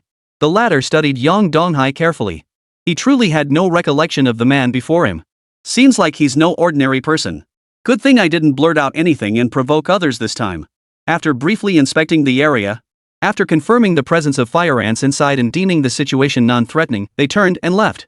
Upon returning to the small shop, Yang Donghai was just about to take Babbitt to rest. But upon returning, he looked up to find his shoulder empty. When had he left? He sure got out of here fast. Yang Donghai sighed helplessly. This Babbitt was truly beyond control. Despite his frustration, he couldn't deny Babbitt's formidable strength. Compared to the might of the Void Mother, Babbitt was powerful enough to stand alone. He was still in the process of merging. Only by fully integrating with the insectoid space would he be able to establish contact with Babbitt. Boss, what are you looking for? Niaopeng watched the boss searching relentlessly and asked curiously. The others noticed too. After the boss came out earlier, he'd been looking around everywhere. They thought he was bringing something. But it seemed like there really was nothing. Yang Donghai chuckled, nothing much. This dimensional wormhole is quite safe. Meng Meng and Shadow, you two can start training inside it starting today. I'll seal off the area for you. As he spoke, Yang Donghai swiftly sketched a map. The inner chambers of the Queen Ant were marked with a no entry symbol. Other areas were also marked with approximate strength levels. Meng Meng and Shadow nodded obediently upon seeing it. After all, whatever the shopkeeper said went. Just as the others were about to ask questions, wanting to go in for training themselves, Yang Donghai chuckled, no need to rush. Gao Rongxing will likely assign us another mission soon. We'll look for better dimensional wormholes then. Everyone nodded in agreement and began arranging the room's furnishings. Although Gao Rongxing hadn't handled this matter perfectly, he had delivered on everything he promised. The original medical equipment and most of the existing devices had been brought over. Moreover, he specifically arranged for the Gao family's construction team to handle the redecoration. Their current beast taming shop could be considered the largest establishment in the entire federal city. Gao Rongxing even gave us quite a few beast eggs. This shipment is standard stock. The remaining rare items will be delivered at a later date. Upon hearing his words, Yang Donghai nodded with satisfaction. At least he has some conscience. Start preparing now, we'll be opening soon. I'm sure many will come to buy beast eggs soon. After all, who knows how many beast tamers perished in their Federation city this time. Not only that, but even among the surviving beast masters, many of their beasts had perished. Precisely because of this. Once things stabilize soon, I'm sure these people will come to buy new beasts. Especially with the Federation city's financial backing, they'll undoubtedly seek out superior beasts. They're bound to make a fortune. Everyone, prepare thoroughly. We're going to be busy in the future. As Yang Donghai finished speaking, everyone nodded in agreement. They were already nearly ready. All that was left was for the guests to arrive. Meng Meng and Shadow began their preparations. Since their last real combat experience, they hadn't had a proper fight. That's precisely why they were more excited than anyone else to hear they'd be entering the dimensional wormhole this time. Chapter 120, The Departure Ceremony. The real battle was about to begin, and naturally, the two had made thorough preparations. Just as they were about to depart, Yang Donghai received an order. He was required to proceed immediately to the city lord's mansion. Sure enough, upon hearing Gao Rongxing's summons, he sighed helplessly. After all, he had already agreed to it. Since he was to obey the command. Truthfully, he was already beginning to regret it. Keep an eye on the shop. I'll be back soon. Yang Donghai walked down the street, surveying the brand new city. The resentment in his heart had lessened considerably. It wasn't so bad after all, at least the United City side was developing quite well now. The past disasters seemed to have made them more cautious. Soon he arrived at the city government compound. Gao Rongxing and the other squad leaders were all gathered here. Each possessed formidable strength. Most were 4th-tier beast masters. He found a corner and sat down. It was clear none of them paid him much attention. Once everyone was present, Gao Rongxing smiled and addressed them. Ladies and gentlemen, first, I wish to express my gratitude for your dedication. Dimension wormholes have been appearing more frequently lately. My purpose in coming today is to encourage you all to work even harder. Moreover, I won't delay your compensation this time. The more tasks you complete, the greater your rewards will be. Gao Rongxing's words visibly excited the other beast masters. Only Yang Donghai yawned, thinking it must be something important. He should have known better than to come. Gao Rongxing glanced in Yang Donghai's direction before smiling. Therefore, you will now become the foundation of the city. Effective immediately, I hereby establish the city guard. All of you will fall under the jurisdiction of the Guard Bureau, with each city's existing team retaining its original designation. Who's the director? A voice suddenly rang out from the crowd. Gao Rongxing smiled in response. I was just about to announce that. I will serve as the director. As for the deputy director, that position will be determined based on your future performance. Therefore, I urge everyone to exert even greater effort in this cleanup operation of the dimensional wormhole. Gao Rongxing deliberately glanced in Yang Donghai's direction. Everything unfolded as expected. At this moment, Yang Donghai couldn't care less. The position of deputy director, while prestigious in terms of status within the city, it was merely a matter of status. The workload would undoubtedly be heavy, and he had no desire to endure that suffering. After announcing a few more trivial matters, Gao Rongxing dismissed the others, ultimately keeping Yang Donghai behind. President Gao, I'm a store manager, for heaven's sake. My days are packed, you know? I already went above and beyond by agreeing to help you in the first place. Please don't bother me anymore. Yang Donghai was genuinely at a loss. Gao Rongxing smiled helplessly in return. Well, your abilities are unique. Plus, your entry into the dimensional wormhole and the results you achieved this time are quite rare. What? Yang Donghai was taken aback. He had merely entered a dimensional wormhole. What could possibly be so surprising about that? Before he could process his astonishment, the latter had already explained the reason. It turned out that with their current strength, they couldn't actually penetrate deep into the dimensional wormhole. They could only eliminate the demonic beasts dwelling in the shallow layers. It was merely treating the symptoms, not the root cause. The only solution was to eliminate these dimensional wormholes entirely. But now, Yang Donghai could penetrate deep into the wormhole. If they succeeded this time, not only could they eliminate all the demonic beasts within the wormhole, but they might even utilize its land. They called such spaces spirit realms, places that aided beast masters in their cultivation. Upon hearing his words, Yang Donghai felt a headache coming on. He didn't know where this ability had come from. He desperately wanted to know. Suddenly, something occurred to him. Ever since entering the dimensional wormhole, Bobbit had remained by his side. It seemed Bobbit's presence was the key. That's why he could freely enter the dimensional wormhole. He could only speak with a stern expression. So then, what exactly do you need me to do? Gao Rongxing chuckled. Nothing much. Since you possess such abilities, how about handing over the cleanup task to us? There are very few spirit realms in Donghai province, only a few thousand in total. If we could increase the number in the United Cities, it would benefit us too. I can't guarantee it. He wasn't entirely sure if he could assist in establishing spirit realms. Gao Rongxing chuckled. Just test it out. The dimensional wormhole created by the fire ants this time should be easy to investigate. But if only you can enter, it won't be of much use. Yang Donghai merely waved his hand dismissively. Alright, I'll go investigate first. If there's any new information, I'll let you know. Mo Yun should be heading back to school soon. When is she leaving? She can go right now. Gao Rongxing didn't seem to have any objections. Regarding Mo Yun's arrangements, even without prompting, they could be handled at the fastest possible pace. Now it was just a matter of when Mo Yun would start attending school. That's good. I'll have Mo Yun get ready and leave immediately, just in case the city becomes dangerous later. Gao Rongxing's lips twitched slightly upon hearing this. The city had only just been established, yet he was already worrying about its future. But it made sense. With dimensional wormholes appearing more frequently lately, it was indeed extremely dangerous for ordinary citizens. Yang Donghai also left immediately. Upon returning to the small shop, he saw Mo Yun helping everyone out. His current age. was precisely the age for high school. After undergoing cultivation for a period, he still needed 3 more years. Yang Donghai clapped his hands. Mo Yun, President Gao has already arranged everything regarding the school. Now just get ready to head out. Upon hearing his words, Mo Yun's hands froze mid-motion. Her eyes betrayed a clear sense of unease. The people in the shop now were like family to her. But if she were to leave, Mo Yun wanted to refuse. After all, she wasn't ready to leave. But since Big Brother had already spoken, even if she was unwilling, she couldn't help it. Big Brother, I'll go prepare then. Though Mo Yun felt a pang of resignation, she could only accept this for now. After Mo Yun departed, Yang Donghai smiled and said, "Everyone, shall we get ready? Mo Yun is our companion, after all. Now that he's gone, should we prepare some gifts for him?" At his words, everyone chuckled. "Manager, we've had everything ready for ages." "That's right. We knew Mo Yun was leaving, so we prepared gifts long ago." Yang Donghai was visibly surprised upon hearing this. He was genuinely taken aback. "Well, if you're all set, should I prepare something too?" After all, he hadn't prepared a gift yet. Chapter 121, The High-Speed Train Crisis. Huo Linglong smiled, however. "Don't worry about it for now. We're all preparing one gift together." "What is it?"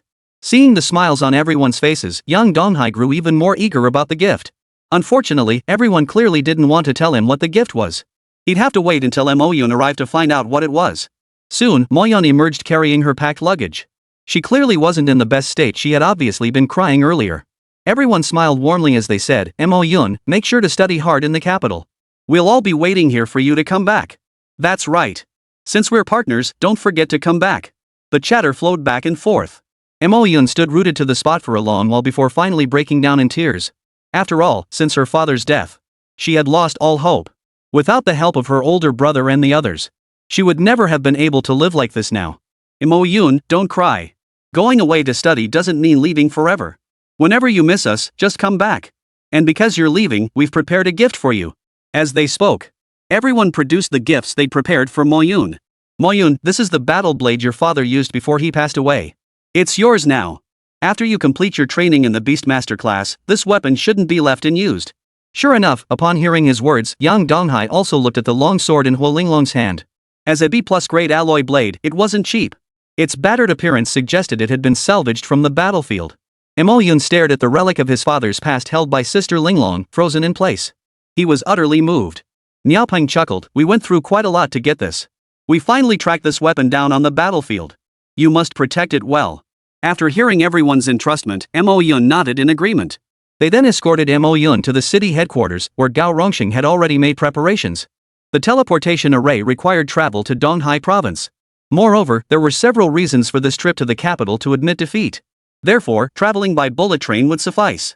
However, underground bullet trains also posed certain threats, and this mode of transportation was not typically chosen under normal circumstances. "President Gao, isn't this mode of travel a bit unsafe?" Yang Donghai voiced his concern. The others nodded in agreement. Upon hearing his words, Gao Rongxing sighed helplessly. There are very few beastmasters nowadays. Arranging his transportation is quite troublesome. Precisely because of this, we've done our utmost with these arrangements.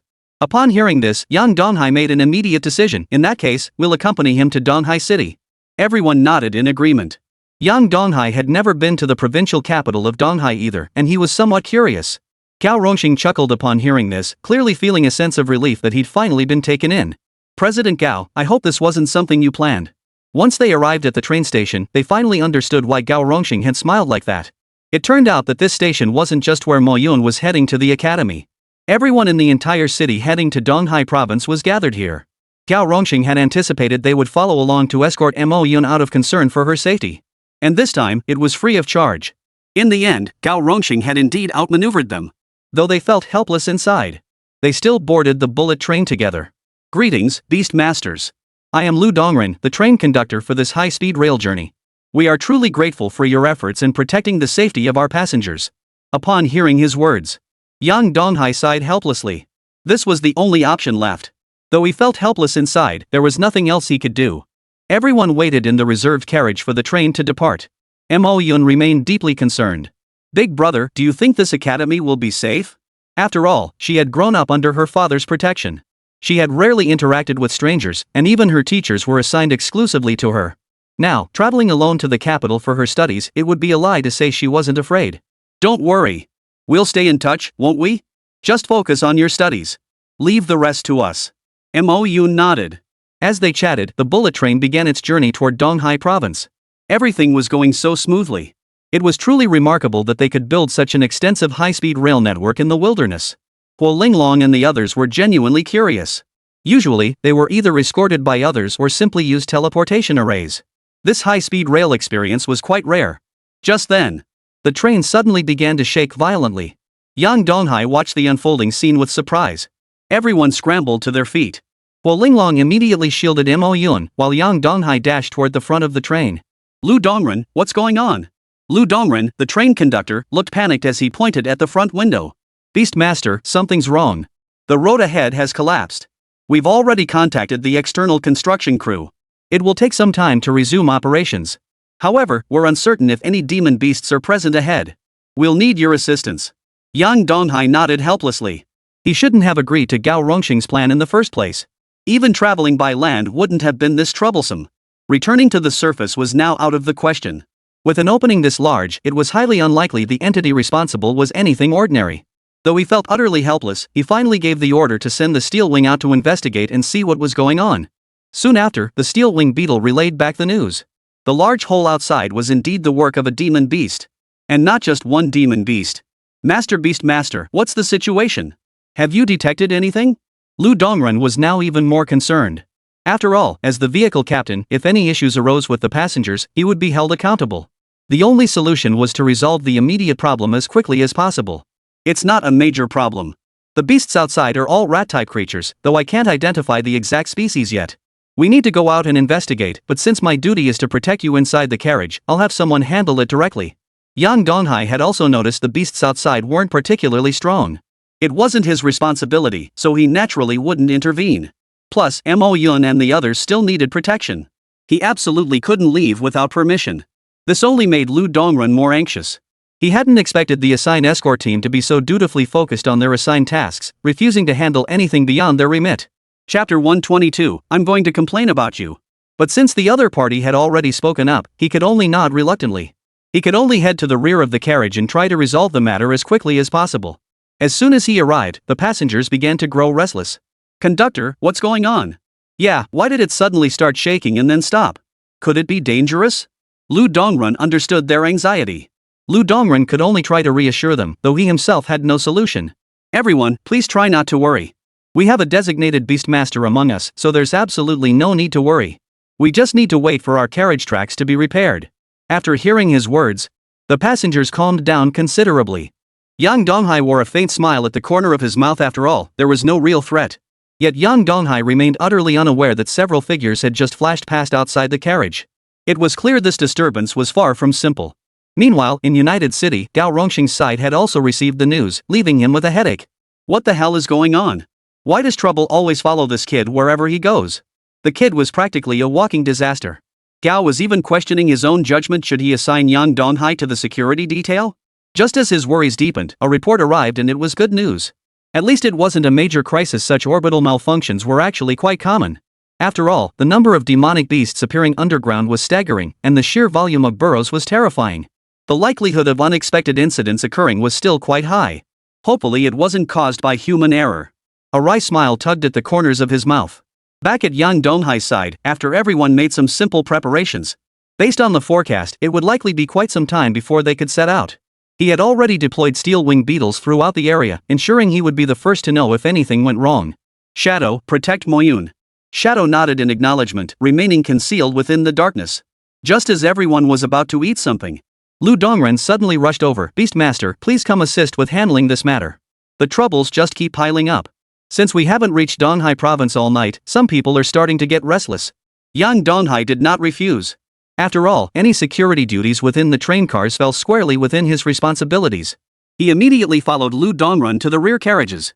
At that moment, everyone from all the carriages had gathered together. This was to prevent any unexpected incidents from occurring in individual carriages that might not be evacuated in time. The crowd gathered together. Upon seeing Lu Dongren arrive, they all laughed and said, "It's the Beastmaster." This Beastmaster, apparently the beasts outside aren't much of a threat. Since you're all here, why don't you handle it yourselves? Many of us have jobs to attend to. Wasting time like this is costing us a fortune. Yeah, since your job is to protect us, why not hurry up and get to work? Sure enough, after hearing his words, The other passengers chimed in one after another. They understood from Lu Dongren that young Donghai and his men weren't willing to fight but would protect them until reinforcements arrived. That's why they were all demanding he take action. If it were any other escort team, they might have actually taken action under such pressure. But unfortunately for them, his identity was young Donghai. No matter what they said, it didn't matter. He merely smiled and said, "Gentlemen, protecting you after boarding the carriage is merely a secondary concern. Simply keeping you safe inside the carriage is already quite an accomplishment. As for the other services you desire, I'm afraid I cannot guarantee them." Upon hearing his words, the smiles vanished from the passengers' faces. They hadn't expected him to be just a lowly beast tamer tasked with their protection. Though they weren't beast masters themselves, many had hired protectors from outside. Had this carriage not been assigned solely to these men, they wouldn't have bothered speaking up. The atmosphere inside the carriage had reached freezing point. Yang Donghai merely waved his hand dismissively. "Everyone, if there are any issues inside the carriage, feel free to come find me at any time. According to our intel, reinforcements should arrive shortly. I hope you can bear with it a little longer. The carriage is stocked with all the emergency supplies you might need. I'm leaving." With that, he returned directly to his private compartment, leaving the others staring at each other in silence. Someone opened their mouth to protest but was silenced by others. "We'll just have to endure it for a while. Yeah, thousands of meters underground, these beastmasters are our only hope. But once we're back on the surface, we'll file complaints immediately." Everyone nodded in agreement. Once they were safe, they'd see if young Donghai could still be so arrogant. Only Lu Dongren shook his head helplessly. The beastmasters escorting them this time were no ordinary individuals. After all, Gao Rongxing had personally arranged them, and their primary purpose was to protect that young girl. Therefore, he remained respectful. Even if they went out to complain, it was uncertain whether anyone would even notice. He kept his thoughts to himself, though. Their desire to complain was understandable. The repair crew had actually already arrived outside the carriage. The presence of the demon beast temporarily prevented immediate action. It would take some time for reinforcements to arrive, so he could only wait a little longer. Meanwhile, Mo Yun had received news from the academy. He was now enrolled at the capital's most renowned royal class academy. Renowned throughout the capital, it had produced countless powerful beast tamers. The demon sword that had once appeared in their Linhai city was a graduate of this very academy, now serving as a professor there. Though rarely seen, everyone took great pride in this fact. Although the school was excellent, it also meant she would face significant academic pressure in the future, which made her even more worried. "Mo Yun, from now on, let the Xian Silkworm accompany you. You'll need a contracted beast in the future, and Xianchan is clearly the most suitable demon beast for you." It was bound to be contracted by someone anyway. Yang Donghai certainly wouldn't be interested in the Xian Silkworm right now. Every beast he had was a direct reward from the system. Both the Void Mother Worm and Bobbit possess exceptional talent and aptitude. Precisely because of this, he doesn't care for the Xian Silkworm's talent either. It's perfect for the shop assistant to contract. Isn't that a bit much? Mo Yun glanced at the Xian beside her. In the entire shop, it was the most difficult creature to deal with. It usually lay on the counter, rarely making a sound. Even when she tried to interact with it, it never responded. Even if she agreed, the Xian Silkworm might not consent. Just as worry filled her heart, the black silkworm suddenly reached out a claw and placed it on her shoulder. Chapter 123, The Assassin Rankings. At least you have a conscience. Yang Donghai's lips curved into a faint smile. If Xianchan didn't make the right choice, he wouldn't recommend letting it wander the world. A beast tamer who could only watch was of little use to them. Outside the bullet train, several dark figures flashed by. "Boss, are we really going to hijack this train? It's bound for Donghai province, after all. The passengers are either wealthy or influential." Hearing his words, the other henchmen were equally uneasy. They were just ordinary bandits from the surrounding area. Though they possessed some strength, their combat levels were only around tier 3. After luckily discovering the entrance to the high-speed rail tunnel, they hatched this plan.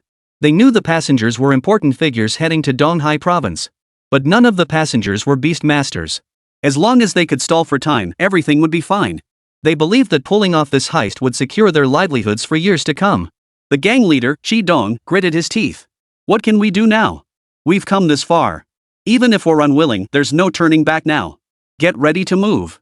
I'm sure the United City forces are already on their way here, and the repair crew has arrived too. Right now, there are only a few beastmasters inside the carriages. Usually, the beastmasters stationed here were only around 2nd tier. After all, those capable of destroying the beasts here. Plus, directly sabotaging the train required at least 6th tier power, so there was no need to deploy stronger beastmasters. But if reinforcements arrived, they wouldn't stand a chance." Seeing that none of his men had made a move, he steeled himself to speak. "You can still back out now. Make your decision now. Do we strike or retreat?" They'd plotted for so long. There was no turning back now. The only thing holding the henchmen back was fear of what would happen if they got caught. But at this point, panic was useless. They exchanged glances and finally nodded resolutely. They swiftly closed in on the train car, preparing to burst in from the rear. The instant they neared the carriage, Yang Donghai had already detected their presence, clearly taken aback. People? He had initially thought it was a demon beast causing trouble. Seeing the scene before him, he realized someone was deliberately causing trouble. Judging by their skills, they couldn't be members of any organization. Who gave them the nerve to attack a bullet train? Stay here and protect Mo Yun. Yang Donghai dashed out alone, passing through the passenger carriages. The others were about to speak up. They wanted him to help resolve the current situation. Who could have guessed he'd bolt straight out, not even giving anyone a chance to speak? The others exchanged bewildered glances. Though they wanted to see what was happening, none dared to approach. Thunder Beast Elite. He summoned the elite Thunder Beast, which shattered the carriage door with lightning speed. Several petty thieves were still creeping forward when a terrifying insect appeared before their eyes. They didn't even have a chance to summon their beasts. Yang Donghai immediately took down Chi Dong. As the strongest among them, he had to eliminate him first. What the hell? Chi Dong felt the overwhelming force crushing him. He struggled just to get to his feet. Brother! We're screwed. We've hit a brick wall. The others realized this man must be the carriage guard. But this was just a high-speed train. People from Donghai province might be wealthy or influential, but could they really afford to hire such a powerful beast tamer? What on earth was going on? Shock still lingered in their hearts. Yang Donghai laughed coldly. You lot have some nerve. You should know this train belongs to the Federation. If you're caught, you're as good as dead. Is this little money really worth it? A third-tier beast master? You mean you went out looking for? Are you a wanted criminal? At first, Yang Donghai hadn't paid much attention, but upon seeing Chi Dong's face, memories began to surface. After all, the United Cities were currently hunting down all kinds of troublemakers. The presence of fugitives like him was absolutely unacceptable. At this critical juncture, no one's arrival would be welcome. At this point, Chi Dong lowered his head. He hadn't expected such a powerful individual to be on this train. Yet he refused to accept defeat. Had he been prepared, he wouldn't have been knocked out in an instant. Chi Dong, I recall your bounty is quite substantial. You began your flight after murdering a city's guardian. And you're a professional assassin. Yang Donghai instantly recalled his file. Chi Dong wasn't surprised by this. Among third-tier beast masters, he was considered quite powerful. Precisely because of this, most lower-tier beast masters should be aware of his identity. He never imagined that a killer ranked high enough to make the assassin leaderboard would end up falling here. Though his heart seethed with resentment, there was nothing he could do. Kill me. Chi Dong knew that falling into the hands of the Federation would be worse than death. Yang Donghai hesitated. The shadow by his side now served a similar purpose to Chi Dong. But training shadow would be troublesome. As a member of the assassin rankings, Chi Dong could effectively assist him in achieving this. Precisely for this reason, he felt keeping Chi Dong close wasn't a bad idea. He didn't sense pure killing intent in Chi Dong. And one could discern more emotions from a person's eyes. However, the henchmen surrounding him were clearly no good. He immediately used the Thunder Beast to subdue them all. He then led Chi Dong to the previous carriage. Chi Dong, right? Honestly, I'm quite interested in your abilities. Would you be willing to stay and join me? What? Chi Dong felt as if he were dreaming. He never imagined someone would actually want to let him go? Or was the man before him so arrogant that he believed defeating him in an instant meant he was truly his opponent? If only he could break free from the control. Let him hide in the darkness. For a beastmaster of Yang Donghai's caliber, he had plenty of ways to eliminate him. Yang Donghai didn't repeat himself. He merely looked at Chi Dong, waiting for his response. You should know my capabilities. If I follow you, I'll find an opportunity to eliminate you. Chi Dong made no attempt to conceal his intentions, speaking with utmost sincerity. Upon hearing his words, Yang Donghai smiled. Naturally. If you wish to kill me, I'll gladly oblige any time. So, what do you say? Have you considered my offer? Chi Dong's gaze fixed intently on Yang Donghai. At that moment, a mask appeared in his hand, which he promptly slipped over his face. Then let's try it. Chapter 124, The Yellow List is enough. After reaching an agreement, Chi Dong hesitated before asking, so what about my people? They all need to be dealt with. Since you orchestrated this crisis, someone has to take the fall. You should understand that. Upon hearing his words, Chi Dong could only nod in resignation. He knew his people weren't saints, but they had followed him all this way. In the end, between himself and the group, Chi Dong chose himself. Back in the carriage, Lu Dongren hurried over. The Beastmaster's people, who is this? Seeing the unfamiliar face before him, he was startled and quickly asked. The other merely smiled. Our own man hiding in the rear carriage. A few petty thieves were caught back there. Execute them all. You could have just reported it. There was no other way. Since Chi Dong had followed him, those who knew Chi Dong's identity had to become dead men. Before Lu Dongren could say another word, he had already led Chi Dong back to the edge of the first carriage. No one noticed the two of them. Yang Donghai inquired curiously, the assassin rankings. According to rumors in the underworld, there should be 4 lists: Heaven, Earth, Mystic, and Yellow. Which rank are you on the Yellow list? Few ever gained access to the assassin rankings. If Chi Dong hadn't constantly brought up entering the assassin rankings, his identity wouldn't have been exposed so quickly. Hearing the question, he chuckled, 897th out of 1,000. Yang Donghai raised an eyebrow. But judging by Chi Dong's proud expression, the prestige of this assassin ranking list was clearly still quite impressive. He could only shake his head helplessly. With such an entity in place, his plan could finally be put into motion. Let's go. Go see your comrades. From now on, we're all on the same side.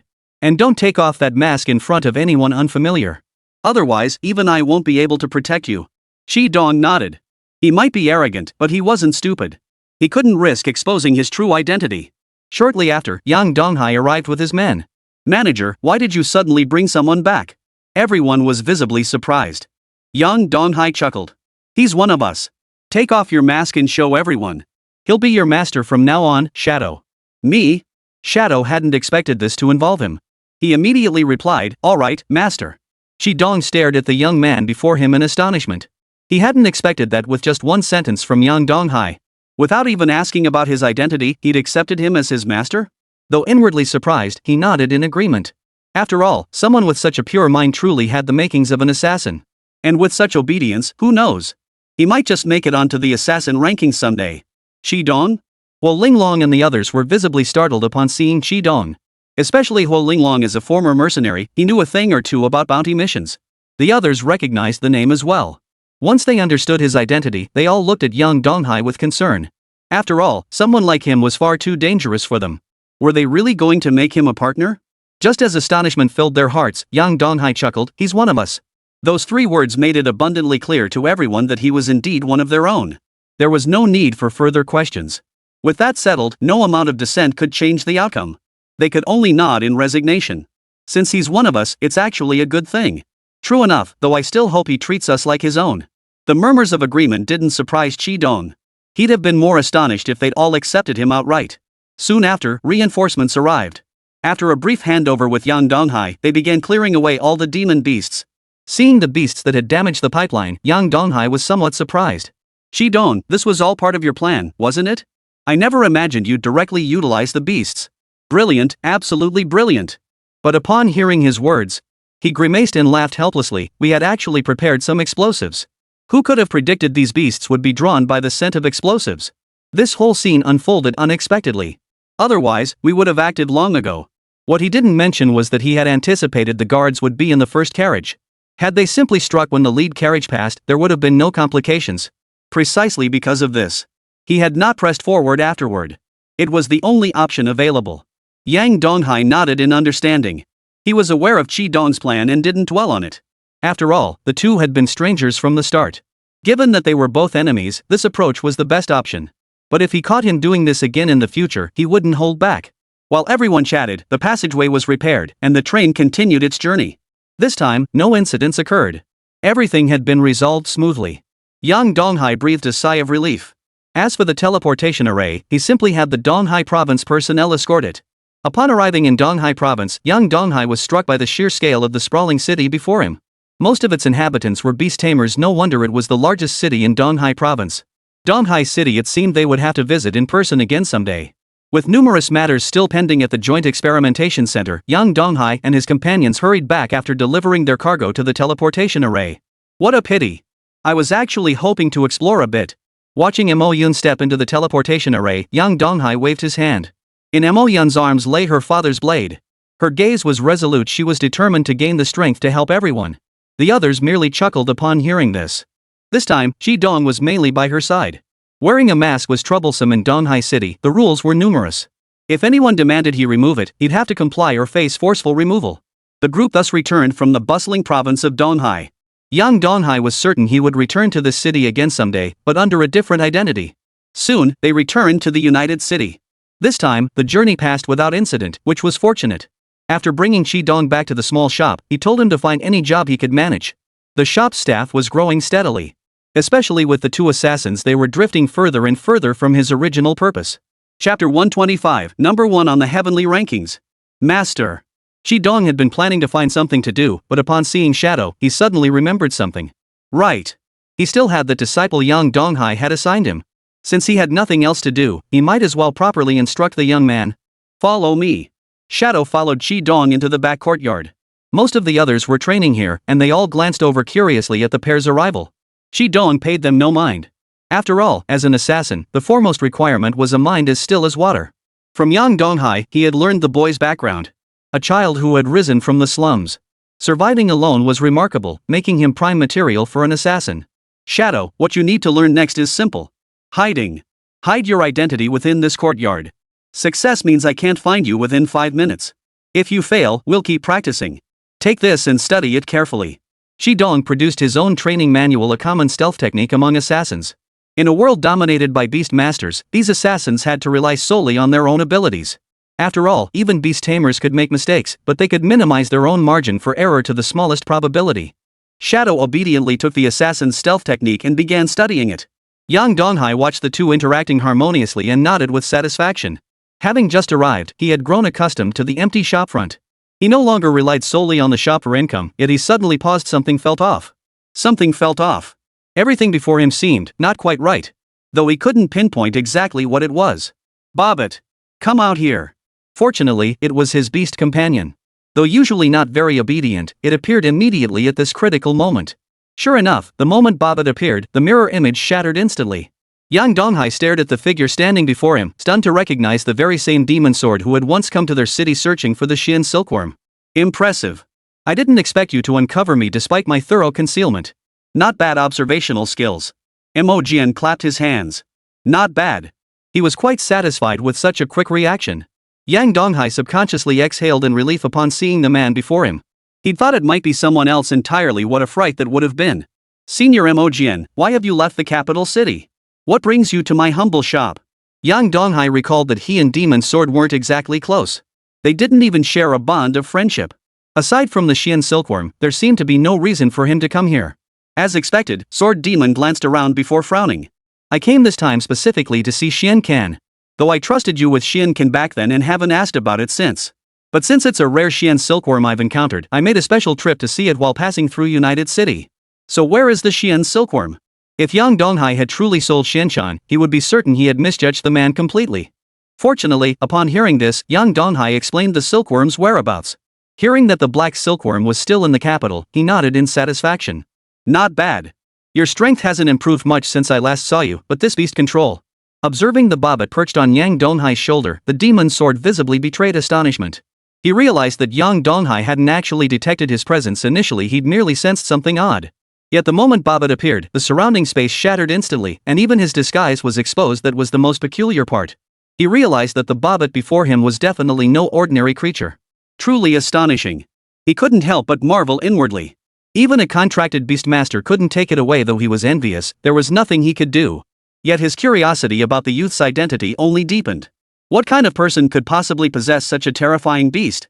He'd heard plenty of rumors about him from the United Cities. Rumor had it that the famous detection network this time was created by a beast under his command. The steel-winged beetle was a beast they had never seen before, a completely new type of beast. Many cities were eager to try it out, and they were now watching how United Cities' testing went. If it proved truly viable, they would undoubtedly embrace this method without hesitation. After all, while their current testing methods worked, but they have also revealed vulnerabilities. As long as untalented beast tamers can directly form contracts and conduct large-scale detection, the fact that the steel-winged beetles aren't causing much concern is truly a blessing. Senior Swordmaster, is there anything else? Yang Donghai felt a sense of helplessness facing such a formidable opponent. Upon hearing this, Magic Sword had been about to leave. Just as he was preparing to depart, he suddenly sensed something amiss. Is someone within your establishment practicing assassination techniques? Is there a problem? Yang Donghai asked helplessly.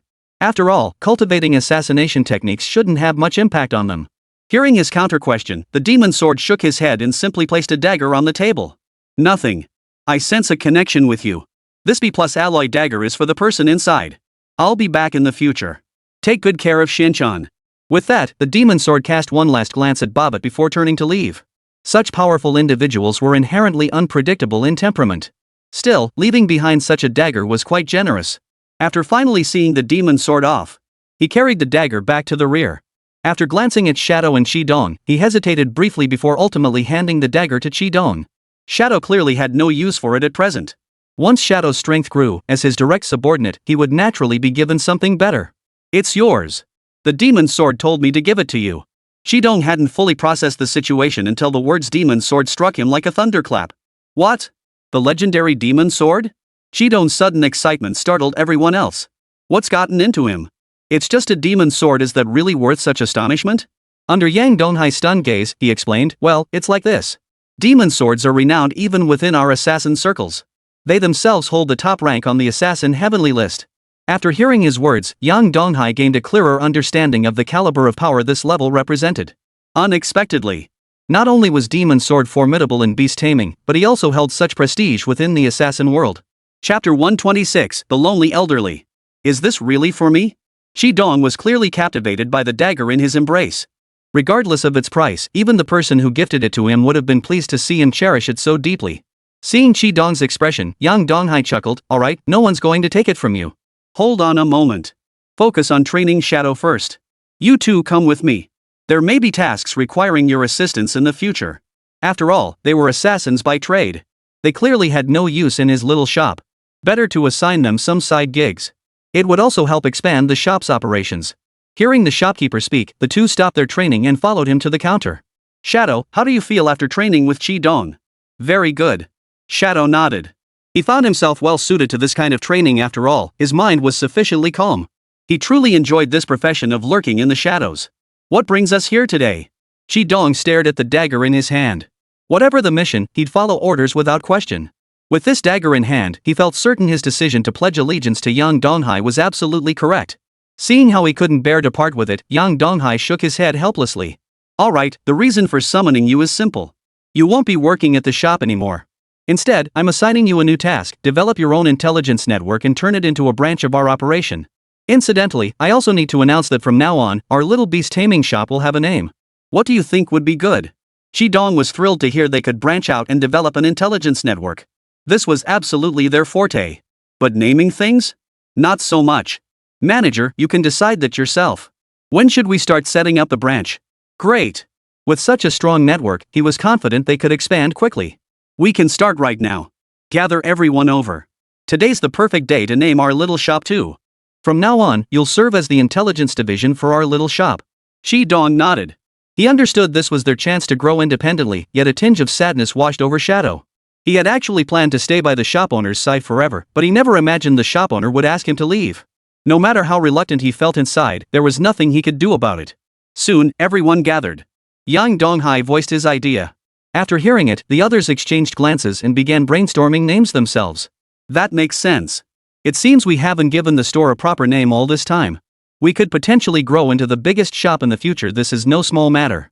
The discussion went on for a long time. Though many suggestions were made, none were truly satisfying, leaving everyone feeling quite anxious. None of these names are very good. Yeah. Maybe you should just come up with a name yourself, manager. In the end, everyone conceded that they truly lacked a good idea. Yang Donghai began to ponder. After all, they weren't an organization, just a small shop selling goods. Finally, he spoke up. How about Deep Blue? Low-key luxury. Someday we'll definitely become the biggest store in the entire Federation. Everyone nodded in agreement upon hearing it. Though not overly complex or ornate, it was precisely this kind of name that would stick in people's minds at first glance. After settling on the name, they also had to send Shadow and Chi-Dong away. From then on, the two would need to conceal their identities, and everyone would see each other less often. Shadow, if you ever feel out of place, you can always come back. Yang Donghai spoke up just before Shadow departed. Hearing his words, Shadow nodded in response. He vowed to work hard and prove himself, so that one day the shop manager would see him in a new light. After bidding farewell to everyone, Shadow and Chi-Dong finally departed. Yang Donghai had hoped life could simply return to how it was before. The city was now stable. The frequency of dimensional wormhole appearances had also decreased significantly, posing no threat to them. But then the Meow brothers spoke up. Brother Hai, there are some matters within our family that require us to return for a while. All right. Stay safe during this time. Once everything is settled, we'll return immediately. Upon hearing their words, Yang Donghai nodded in understanding. After all, there wasn't much going on at his shop anyway. If they had to leave, so be it. He was about to say something about staying safe when Huo Linglong chimed in with a smile. I need to head back too. Father said I'd been away too long. He needs to adjust my beast taming and other matters, so I probably won't be back for a while. Looks like it'll just be me and Meng Meng, two lonely old folks left. Yang Donghai chuckled helplessly. Then he turned to Meng Meng with a cheerful smile. So, Meng Meng, got any plans lately? Nothing much. I'll just be at the shop. Meng Meng smiled. Her parents lived in the city, so even if they had matters to attend to, they wouldn't be gone for long. That's good. And so, the entire Deep Blue shop emptied out, most of them walking far away. Watching them depart, Yang Donghai felt the shop had grown noticeably quieter. He couldn't help but feel a bit helpless about it. Early the next morning, Yang Donghai rose early to begin packing up. Meng Meng also arrived at the shop with her mother. With hardly anyone left in the shop anyway, he didn't need to worry too much. Is this your aunt? Yang Donghai hadn't interacted much with Meng Meng's mother. Even when Meng Meng first started working here, she hadn't come in person, though she'd always been worried about her. All this time, Meng Meng had been the one protecting them. You must be the store manager. Thank you for helping Meng Meng through this difficult time. Without you, she might have ended up being labeled a failure by everyone. Hearing her words, Yang Donghai looked at her with some surprise. After all, as Meng Meng's mother, why would she speak of her daughter this way? In Meng Meng's stories, her mother had always seemed so approachable. Why did she appear completely different now? Just as he was puzzling over this, he glanced at Meng Meng and noticed she was keeping her head down, clearly reluctant to acknowledge the matter. No wonder Meng Meng had never mentioned this to him before.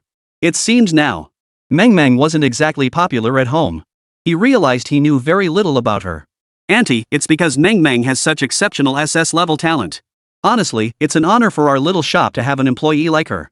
But as she listened to his words, Meng Meng's mother merely smiled and waved her hand dismissively, clearly not in agreement with what he was saying.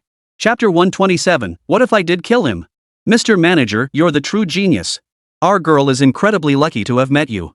Sure enough, after hearing his words. After a moment of silence, Yang Donghai finally turned to Meng Meng. Come with me. He then led Meng Meng into the secret room. She kept her head down, looking at Yang Donghai with a hint of fear. If her mother hadn't insisted on coming, she definitely wouldn't have brought her along. After all, everyone else had already left. Meng Meng, it seems you've been hiding quite a few things. What exactly happened? Tell me everything clearly. Yang Donghai understood that things at Meng Meng's home couldn't possibly be as simple as she claimed. Hearing the store manager's words, he sighed helplessly. Then she began to tell him what had really happened back then.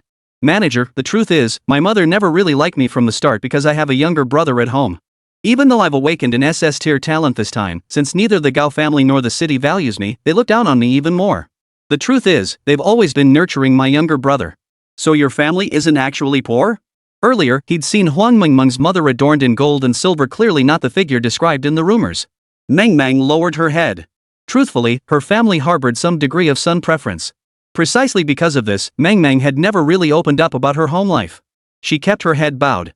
After all, they were her parents. Could he really abandon them in the face of disaster? Yang Donghai watched the bitter smile on his face, helpless. But he only ruffled her hair gently. You little rascal, why didn't you tell us about this sooner? You kept it hidden from us all this time. Meng Meng hung her head in hurt silence. She always believed that if she tried just a little harder, she could earn her parents' approval. But in their eyes, only her younger brother mattered. Even during that crisis when she was badly injured, they hadn't given her a second thought. To spare the shop staff worry, she never mentioned it. Manager, please don't argue with my mom. I'm used to her temper by now. Meng Meng spoke up specifically, afraid her situation might cause trouble for the manager later. Hearing her words, Yang Donghai smiled and replied, all right. After all, this was Meng Meng's family matter. Even if he wanted to interfere, there was nothing he could do. Just as the two of them were chatting their way out, they suddenly saw Meng Meng's mother standing in the shop with a young man. See? If your sister can work here, so can you. The benefits are pretty good. After all, as the only large-scale beast training shop currently open in United City, as long as her son could work here, it was good news. Hearing her words, Wang Shang also looked at the shop with delight. He only had half a year left before he could undergo talent awakening. But with school suspended during this period, it was the perfect time to learn more about beast tamers.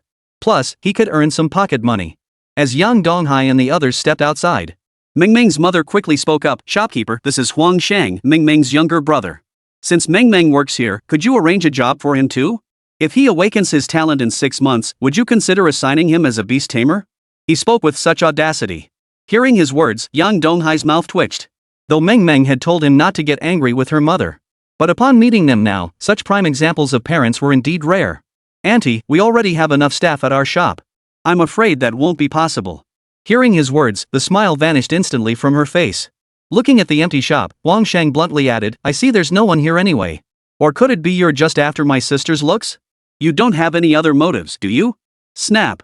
A sharp sound rang out. Huang Mengmeng's expression darkened. He wouldn't have cared if the insults had continued, but Huang Sheng had dared to attack the store manager. If not for the manager, he'd probably be stuck at home as a useless SS grade loser right now. You dare hit me? Huang Sheng's eyes widened. Just as he was about to retaliate, the little fox in Meng Meng's arms leaped down.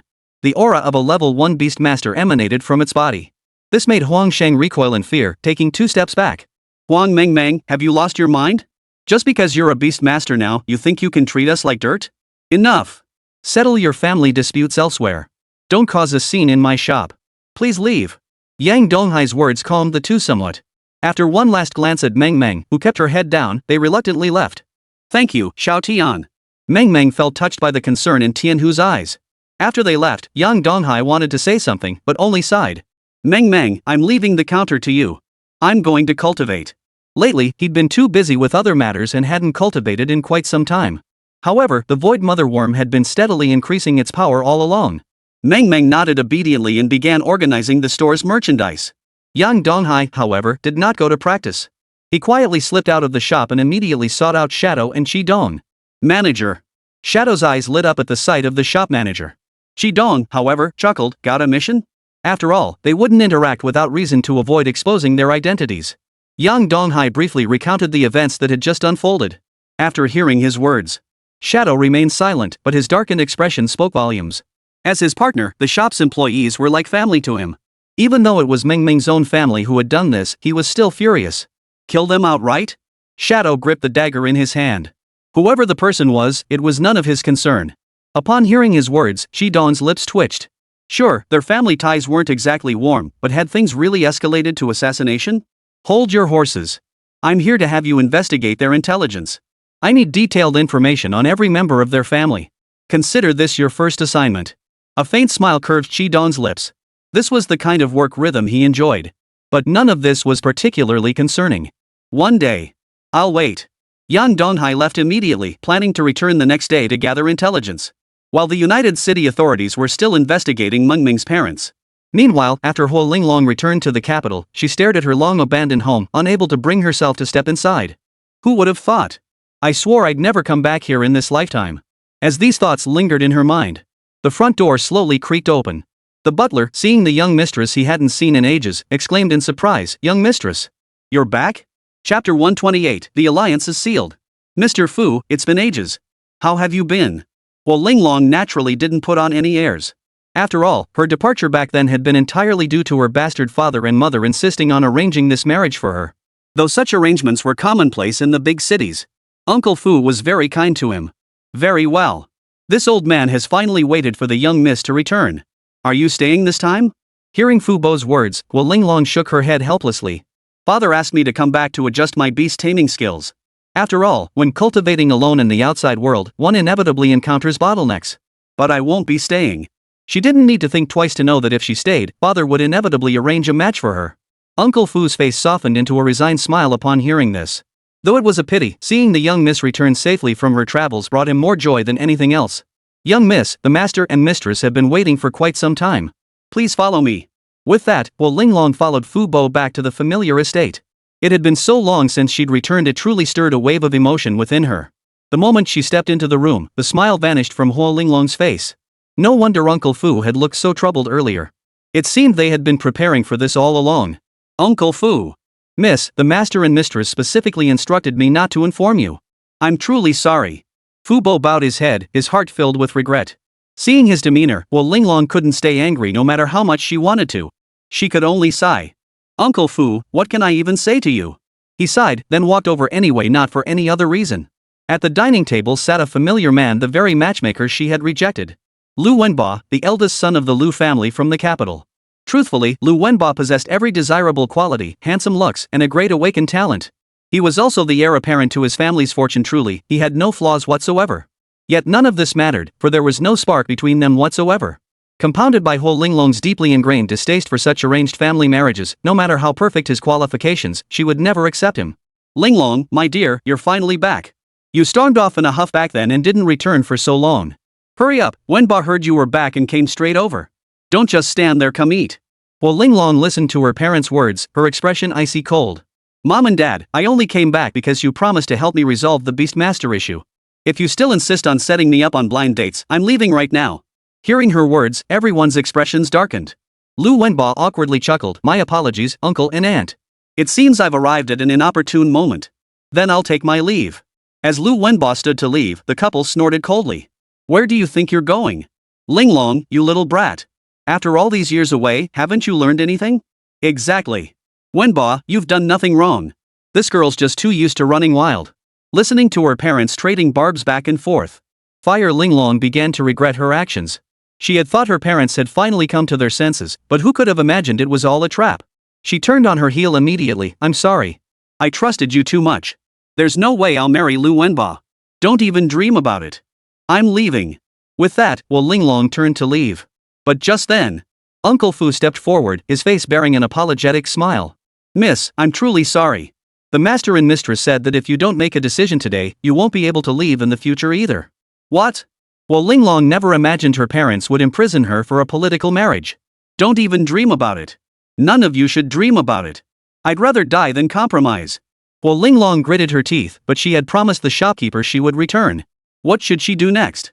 Just as she was agonizing over it, her eyes suddenly lit up as she spotted Lu Wenba in the distance. Lu Wenba, you should know by now that our relationship is nothing more than a business arrangement. Even if I compromise this time, there's no real love between us. You need to talk some sense into those two. Hearing Ho Linglong's words, Lu Wenba merely smiled gently and said, Linglong, you should compromise. Given our circumstances, affection will naturally develop once we spend time together. You've caused your uncle and aunt too much trouble already. After hearing Lu Wenba's words, Wo Linglong grew even more furious. Unfortunately, her parents had already made extensive preparations. Even if he wanted to intervene, he couldn't. In the end, she could only grit her teeth and speak up, I want to see him. Just let me see him. I'll agree to the marriage alliance within 3 days. There was no other way. The only solution he could think of now was to seek help. Among those he knew, only Yang Donghai could help her escape. Though Yang Donghai's power wasn't quite terrifying. But don't forget, when they left, they witnessed the strong bond between Yang Donghai and the demon sword. If they could get the demon sword to lend a hand, then they would surely be safe. Who? Her parents' eyes lit up at the mention. As long as they were willing to form an alliance through marriage, nothing else mattered. The Miao brothers. I must see the Miao brothers. We were close back then, and now that we're marrying, I need to inform them. Lu Wenba merely replied, you were close, but men and women should not touch each other. Once we're married, I'll inform them. If there are no other matters, how about 3 days from now? After hearing his words, Hu Linglong merely nodded. As long as the Miao brothers knew, that was enough.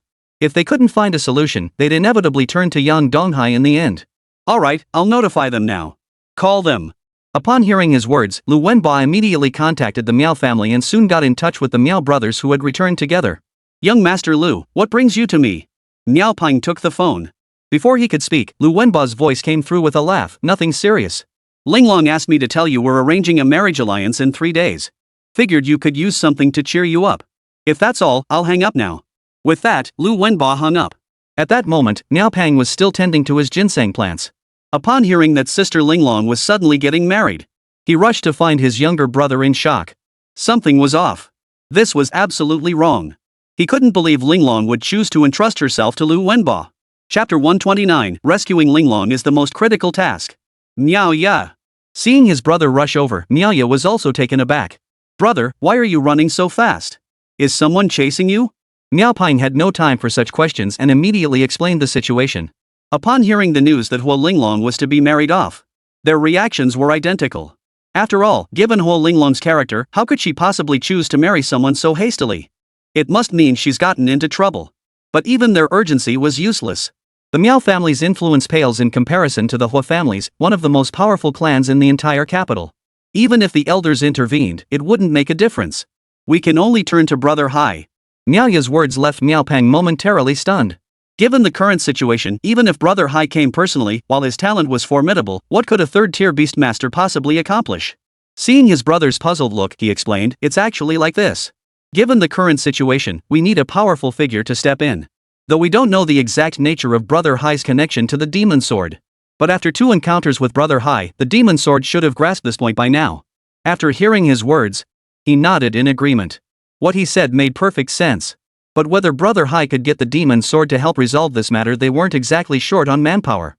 Though it was a last resort, they had no choice but to proceed this way for now. That settled it. The two immediately contacted Yang Donghai, who was still in United City. "Brother Hai, you need to come to the capital immediately. What's going on?" Yang Donghai had intended to engage in casual conversation, but never expected the opening words to carry such urgency. Miao Pang quickly explained Hua Linglong's current predicament. Upon hearing his words, Yang Donghai grasped the gravity of the danger. But given the Hua family's current situation, there was nothing he could do. "Brother Hai, the demon sword, could you try to find the demon sword?" "The demon sword?" Hearing the request, Yang Donghai felt a headache coming on. If only he had a solid connection with Mogn. But his connection to the demon sword was merely a fleeting encounter. Without the Xian silkworm, how could someone of his rank possibly interact with such a high-level expert? Fire Linglong's condition was critical. His immediate priority was to head to the capital. As for Mogn, he could give it a shot. Meng Meng. He approached Meng Meng and handed her the bracelet used to contact Shidong. "I'm heading out on a trip. I probably won't be back for a while. If anything unexpected happens at the shop, or if Gao Rongxing comes looking for me, go find Shidong. He can handle many matters." After hearing his words, Meng Meng nodded, though she was curious about what had happened. The shop manager must be in a hurry because something serious has happened. All she could do now was protect the shop. After making arrangements for the shop, Yang Donghai boarded the teleportation array and departed. The sensation was similar to entering a dimensional wormhole. In an instant, he felt his body reconfiguring, but at the very moment of transmission, a sudden pang of dread gripped him. He wanted to look back, but a childish voice echoed in his mind, "Don't turn around. Close your eyes." This unfamiliar voice startled him. Yet the sensation was utterly bizarre. He could only obey and close his eyes. When he reappeared, he found himself in the capital city. Bobbitt was lying on his shoulder. It seemed the voice had come from Bobbitt after all. "Bobbitt, was it you who told me to close my eyes just now?" Upon hearing his words, Bobbitt merely nodded. "That's right. What exactly just happened?" Yang Donghai was even more curious about the strange occurrence. Bobbitt merely shook his head. "Master, knowing now would not benefit you. Even if it learned your true name, it would discover your location and drag you into the abyss. Master, my breakthrough isn't complete yet. It will take some time. You must be careful." As Bobbitt finished speaking, his figure vanished. Yang Donghai felt helpless about this, but Bobbitt's power was undeniably formidable. His current cultivation should allow him to match the power of the Void Mother Worm. However, since it was his first time in the capital, Yang Donghai wasn't yet familiar with the area, so he immediately contacted the Miao brothers. Shortly after, Miao Pang and Miao Ye hurried over. "Brother Hai, you finally made it."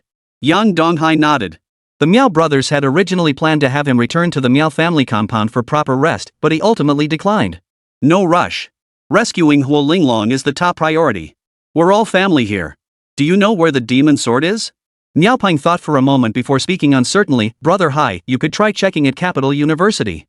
It'll give me a chance to see how Mo Yun's been doing lately. After all, as a professor, the demon sword should be at the academy. If it's not there, no one will know where it is." Hearing his words, he could only nod in agreement. After all, it was the only option left. He knew full well that his relationship with Mogn wasn't exactly warm. This seemed to be the only viable option available. His own strength was still too weak. The three quickly arrived at the university by car. Since the Miao brothers had graduated from this very institution, gaining entry proved effortless. The trio understood that rushing wouldn't help. They could only go check on Mo Yun first. They would also look for any intelligence regarding the demon sword. From their previous communication with Mo Yun, they knew his current location. Soon they arrived at Mo Yun's class, where the students were undergoing physical training on the sports field. After all, physical training was essential for awakening one's innate talents. Not a single student here enjoyed a leisurely life. They trained relentlessly at all times. Only at specific times could they have some theoretical lessons on beast taming, but unfortunately, those were always snatched away by the physical training instructors. They had to race against time to cultivate these children into outstanding beast tamers.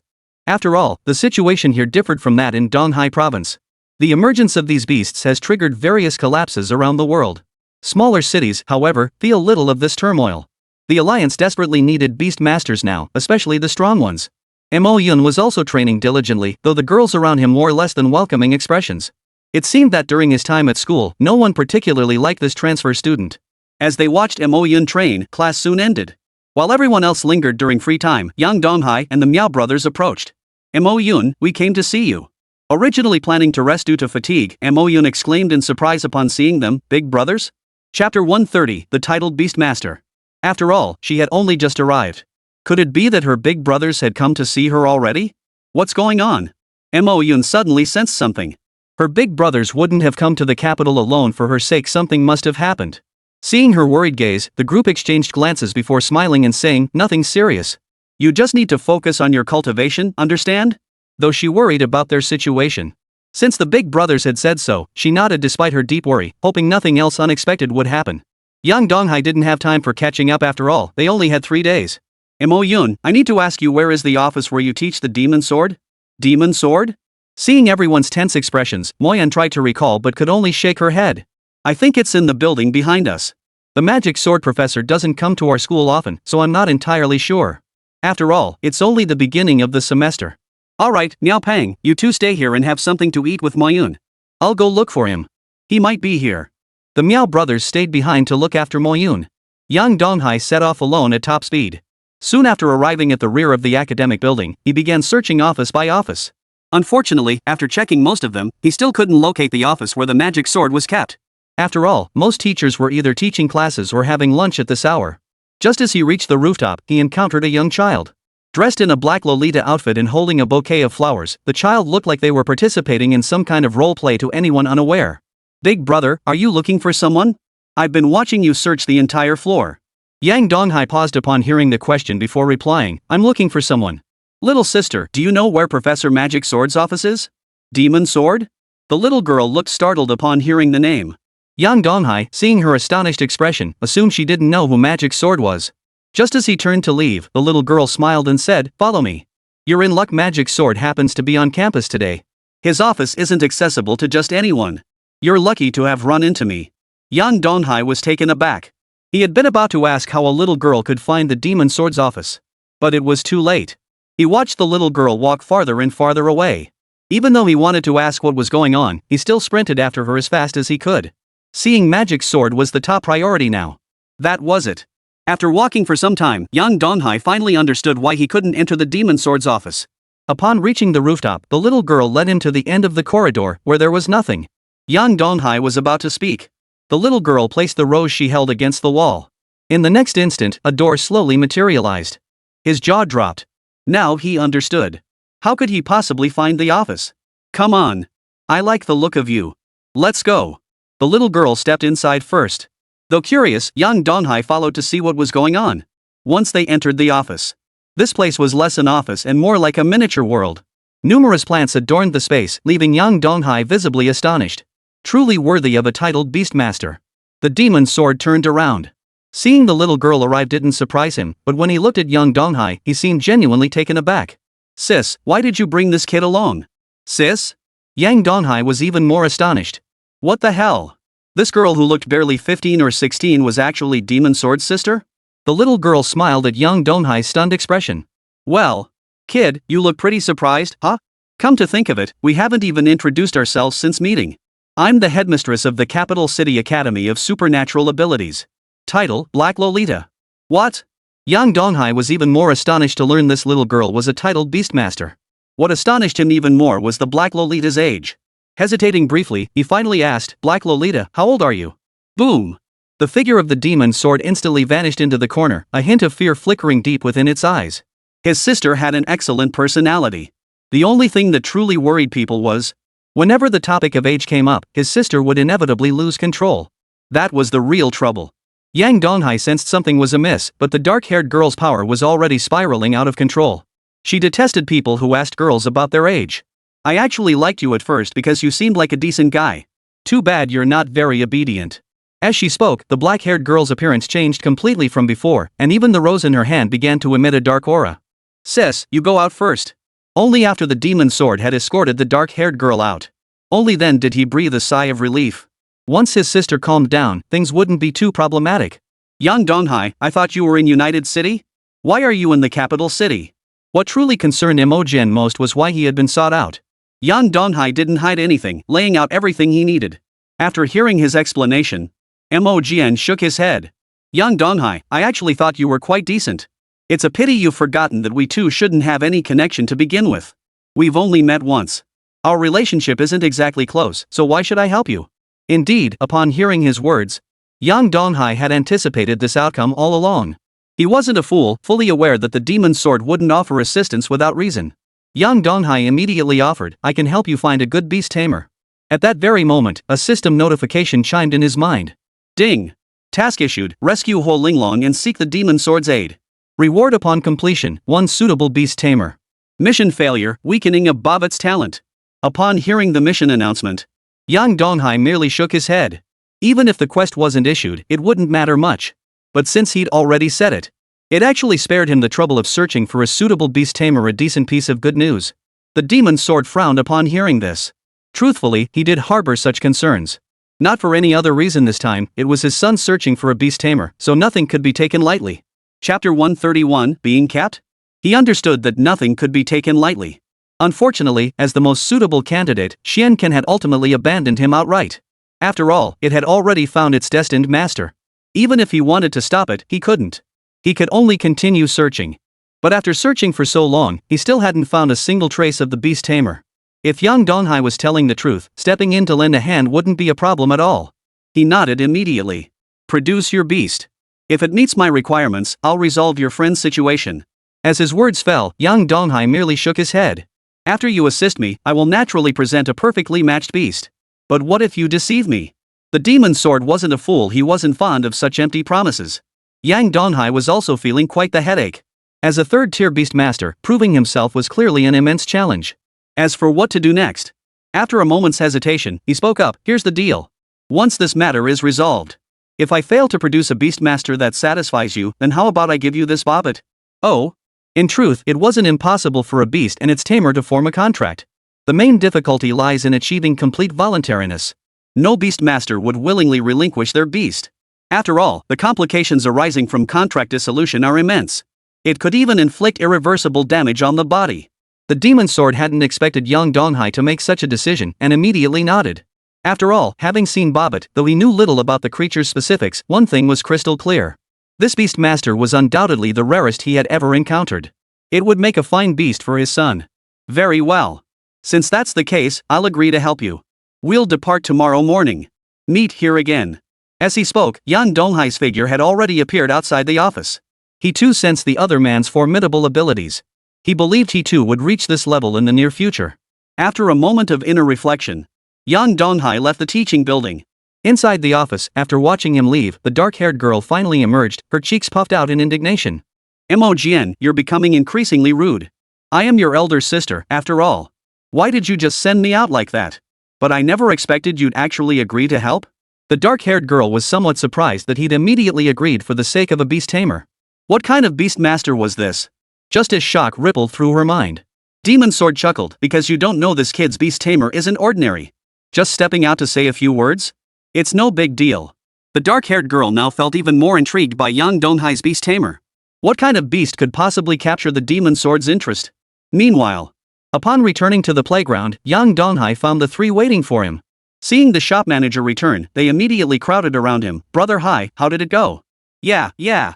Truthfully, they didn't believe Yang Donghai could actually find the demon sword, but it was their only hope. And judging by Brother Hai's gloomy expression, had he not even managed to meet the other party? Their worries grew heavier by the moment. Finally, a smile spread across Yang Donghai's face. It's settled. The demon sword will depart with us for the Hua family tomorrow morning. His words stunned everyone for a moment. Before they could fully process it, they all leaped to their feet in cheers. This is fantastic. They never imagined it would actually succeed. They had assumed it would require immense effort and were about to ask Brother Hai how he managed it. Unfortunately, Yang Donghai merely smiled and said, let's go. We should take Mo Yun out for a proper meal. It's a perfect chance to see how she's been getting along in the capital lately. Amidst laughter and cheer, they arrived at a restaurant. After ordering a few home-style dishes, Yang Donghai finally turned to Mo Yun. So, how's life in the capital? Settling in okay? The smile slowly faded from Mo Yun's face. It seemed life wasn't going well for her. What's wrong? Is someone picking on you? Miao Pang immediately grew concerned. They all treated Mo Yun like their own sister. With her father's death, none of them would stand idly by and watch Mo Yun be mistreated.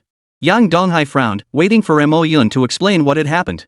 But Mo Yun merely shook her head. No one's picking on me. It's just that life hasn't been great lately. It's a far cry from the shop. Oh, I heard the shop now has its own name, Deep Blue? I'd love to see the signboard. Mo Yun tried to quickly change the subject, but it was clear everyone present didn't want to let the matter drop so easily. They all understood clearly that, barring any surprises, Mo Yun must have been bullied outside. They prepared to think of other ways to coax out his grievances. Just then, a group of people walked in from outside. They had been chatting and laughing, but upon seeing Mo Yun sitting nearby, they began pointing and whispering. Isn't that the orphan?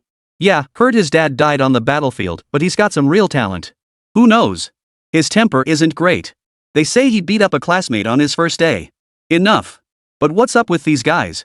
Could the rumors be true that Mo Yun's really being kept by someone outside? Surprise surged within her. Upon overhearing their murmurs, Miao Pang and Miaya, the two brothers, immediately stood up, their eyes blazing with fury. Damn it! Looking for trouble. Just as the two were about to act, Yang Donghai rose and stepped between them. The brothers' earlier actions had clearly startled the others, who visibly relaxed upon seeing someone intervene. Yang Donghai stepped forward, smiling as he spoke. Gentlemen, what were you discussing just now? Since you've been gossiping behind our backs anyway, and things have already come to this, why not tell us what's going on right here in front of us? Seeing Yang Donghai's approachable demeanor, the crowd exchanged glances and finally relaxed. Seems like he's someone you wouldn't want to mess with. One of the girls immediately piped up, what else could it be? Your so-called friend has a pretty bad reputation at our school. He disobeys teachers and even hit the school beauty just jealous of her looks, right? Yang Donghai frowned as he turned to face them. He wasn't stupid, he wouldn't believe these people's one-sided accounts. Besides, having spent so much time with Mo Yun, he knew her personality better than anyone. She was nothing like what they were describing. Even Miao Pang slammed his hand on the table. This is utter nonsense. How dare you slander Mo Yun like this? Did you actually see it with your own eyes? Chapter 132, The Demon Sword Demands a Life. The crowd exchanged bewildered glances upon hearing this. If they had witnessed it themselves, that would be one thing. But it was all hearsay. Combined with Mo Yun's innate talent and the Xian silkworm beast by his side, they were filled with envy. Who would have thought someone would step forward to speak for Mo Yun? Feeling the warmth of protection for the first time, Mo Yun covered her mouth, nearly bursting into tears. Seeing the stunned expressions on everyone's faces, Yang Donghai finally snorted coldly, "Get lost." Though deeply displeased, the others knew these were Beast Master's trouble they didn't want to stir up. Without another word, they quickly made their escape. Yang Donghai glanced at Mo Yun, who looked a bit wronged. He offered a consoling tone, "Alright, it seems you really suffered injustices at school." Mo Yun could only keep her head bowed, saying nothing. After all, being far from home, facing some hardships was inevitable. If you don't like the environment in the capital, you can always come home. We're all still here anyway. After all, awakening could happen anywhere. They had sent her to the safest place, the capital, precisely because the United Cities weren't secure at the time. But if Mo Yun truly felt wronged, no one would make him stay here. After hearing his words, Mo Yun shook her head, "Never mind. I'll stay here. This little matter won't affect me much. I won't trouble the big brothers." Yang Donghai sighed helplessly upon hearing this. Early the next morning, they arrived at the school building early. Mo Jian had been waiting there for quite some time. "Let's go." Mo Jian didn't want to waste time. Normally, such a minor matter wouldn't require his personal involvement, but since Yang Donghai had paid such a heavy price, it was worth his appearance. "Brother Hai, you actually pulled it off?" Actually, since yesterday until now, the Miao brothers have been most worried about what to do if this person didn't show up. Originally, they were filled with dread. But now that they saw the demon sword had truly arrived, they all breathed a sigh of relief. It was truly a relief. Thankfully, no major mishaps had occurred. They breathed a sigh of relief. "Yang Donghai, don't forget what you promised me." Before departing, the demon sword deliberately issued a warning. Upon hearing his words, Yang Donghai merely nodded. He was well aware of this. Deceiving a powerhouse of this caliber was tantamount to courting death. The Miao brothers were also curious about what had transpired. What conditions had the demon sword agreed to that would make him personally come to assist? Though their curiosity burned, they knew better than to pry until the matter was resolved. They immediately set off toward the Hua family's location. Meanwhile, at the Hua residence, Hua Linglong had been confined to her home during this period. She wasn't entirely deprived of freedom, merely unable to leave. "Linglong, you must study diligently during this time. You will remain within the family from now on, understand? And as for your friends outside, you must never contact them again." Hearing her parents' words, Hua Linglong merely lowered her head. She had still held out hope for her parents. Who could have imagined they would end up placing her under house arrest? Just as anger welled up inside her, Li Bowen had arrived at their home early. Ever since learning that Huo Linglong could marry him, Li Bowen had been visiting daily. This realization only deepened Huo Linglong's gloom. It seemed the more she wished to avoid someone, the more they appeared. Uncle and aunt, our family has already prepared the betrothal gifts. Everything is essentially in place. With just one day left, why not go ahead and get married tomorrow? Li Bowen was clearly losing his patience. They'd already agreed to it, what difference did a few more days make? While Linglong lowered her head, about to speak up in protest, when suddenly a terrifying sense of oppression filled the air. The entire Huo residence plunged into darkness in an instant. Huo Linglong's parents immediately sprang to their feet, hastily summoning their beasts. Their strength was merely that of 8th-tier beast tamers. Their family's strength stemmed solely from the ancient ancestor slumbering within their lineage. This was true for nearly all the major families in the capital. No one could guarantee that a supremely powerful figure would emerge to dominate an entire era. Demon Sword? Fire Madness instantly understood what was happening. After all, who in the entire capital didn't know something about the Demon Sword? Yet the Huo family had actually spent very little time with the Demon Sword. They had barely even seen it face to face. How could it suddenly unleash such terrifying power and come for the Huo family today? It wasn't just within their own ranks. Because of the Demon Sword's sudden attack, many heads of prominent clans stepped forward, curious to know what could possibly have driven the Demon Sword to act. Did the Huo family provoke this madman? Who knows? Who would have thought the Demon Sword would return today? It's rare for him to take action. The real question is what exactly provoked him to take action personally. Whispers and murmurs filled the air. Several dark figures flashed through the capital city. As guardians of the capital, most possess strength ranging from 8th to 9th tier. After all, as the core city of the entire Federation, no one was permitted to cause trouble here. The moment the Demon Sword struck, they were ready to move. Just as they were about to close in on the Huo family, who could have imagined a humanoid figure suddenly appearing before them? A humanoid beast rider? The crowd exchanged bewildered glances.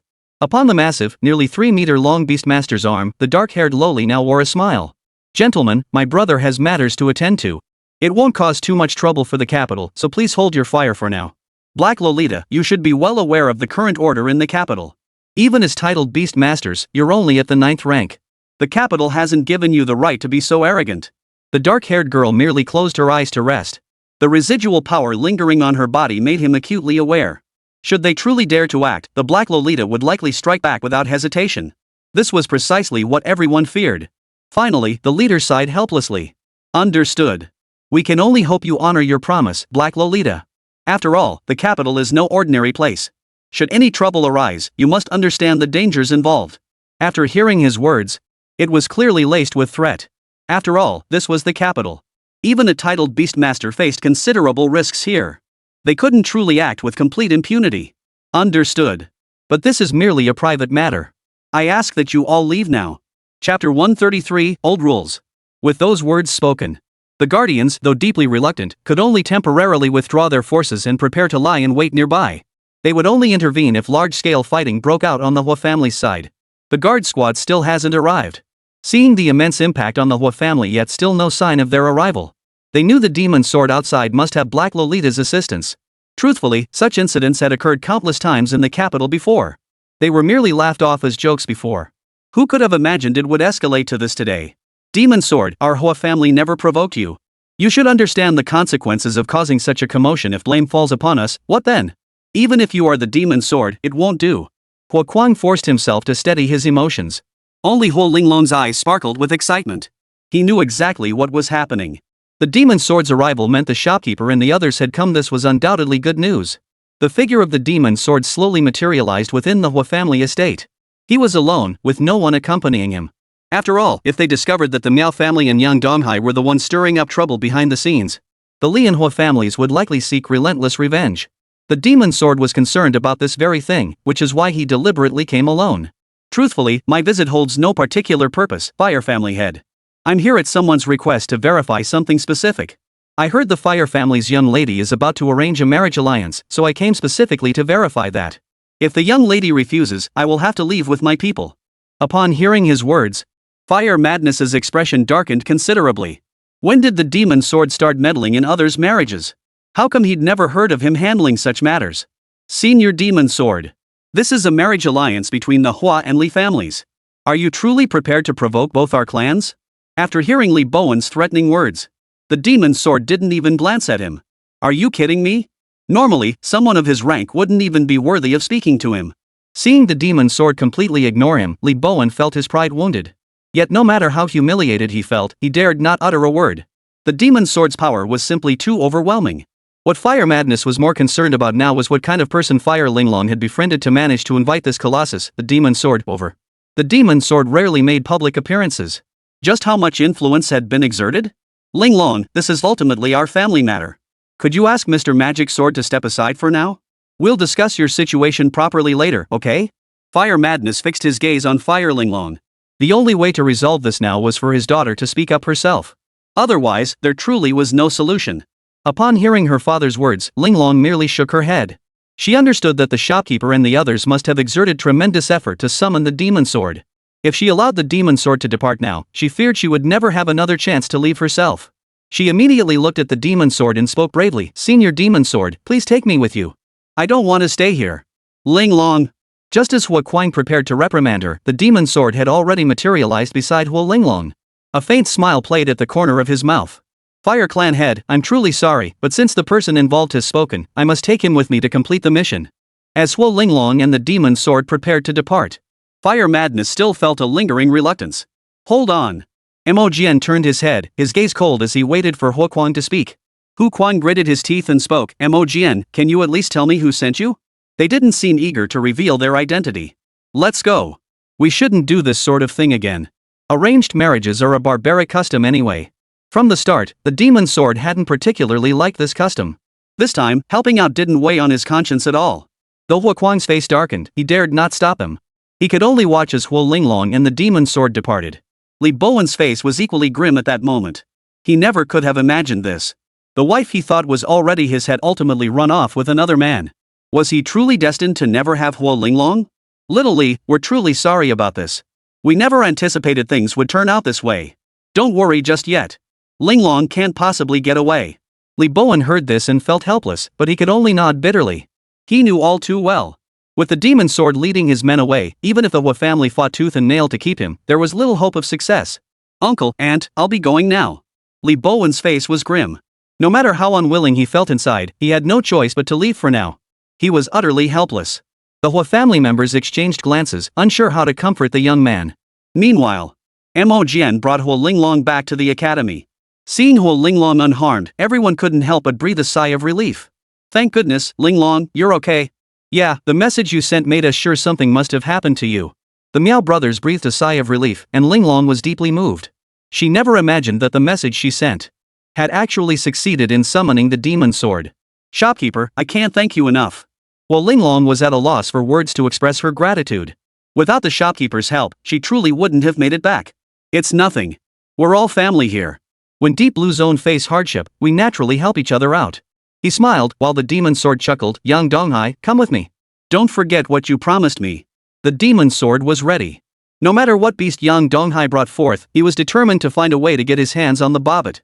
After all, this was his first time seeing a bobbit. It was definitely no ordinary creature. "Shopkeeper, what exactly did you promise him?" Miao Ping, though frightened, couldn't help but ask. Even the others couldn't help but feel curious. What kind of conditions could possibly make the demon sword agree to help? Upon hearing the question, Yang Donghai merely chuckled. "It's nothing too troublesome. Just a small favor. It won't cause much disruption. You just need to wait for me at the school for a while." "Mr. Mo Jian, let's go." With that, Mo Jian and Yang Donghai vanished, leaving the three remaining individuals standing there, exchanging bewildered glances. They had no idea what had just transpired. They figured they'd understand once the shopkeeper returned. Chapter 134, Beast Taming Compatibility. Mo Jian and Yang Donghai soon arrived at the Zhang residence, one of the 8 great families of the capital. It was the first time he'd learned the demon sword's surname. As surprise flickered through his mind, Mo Jian had already led him into the family compound.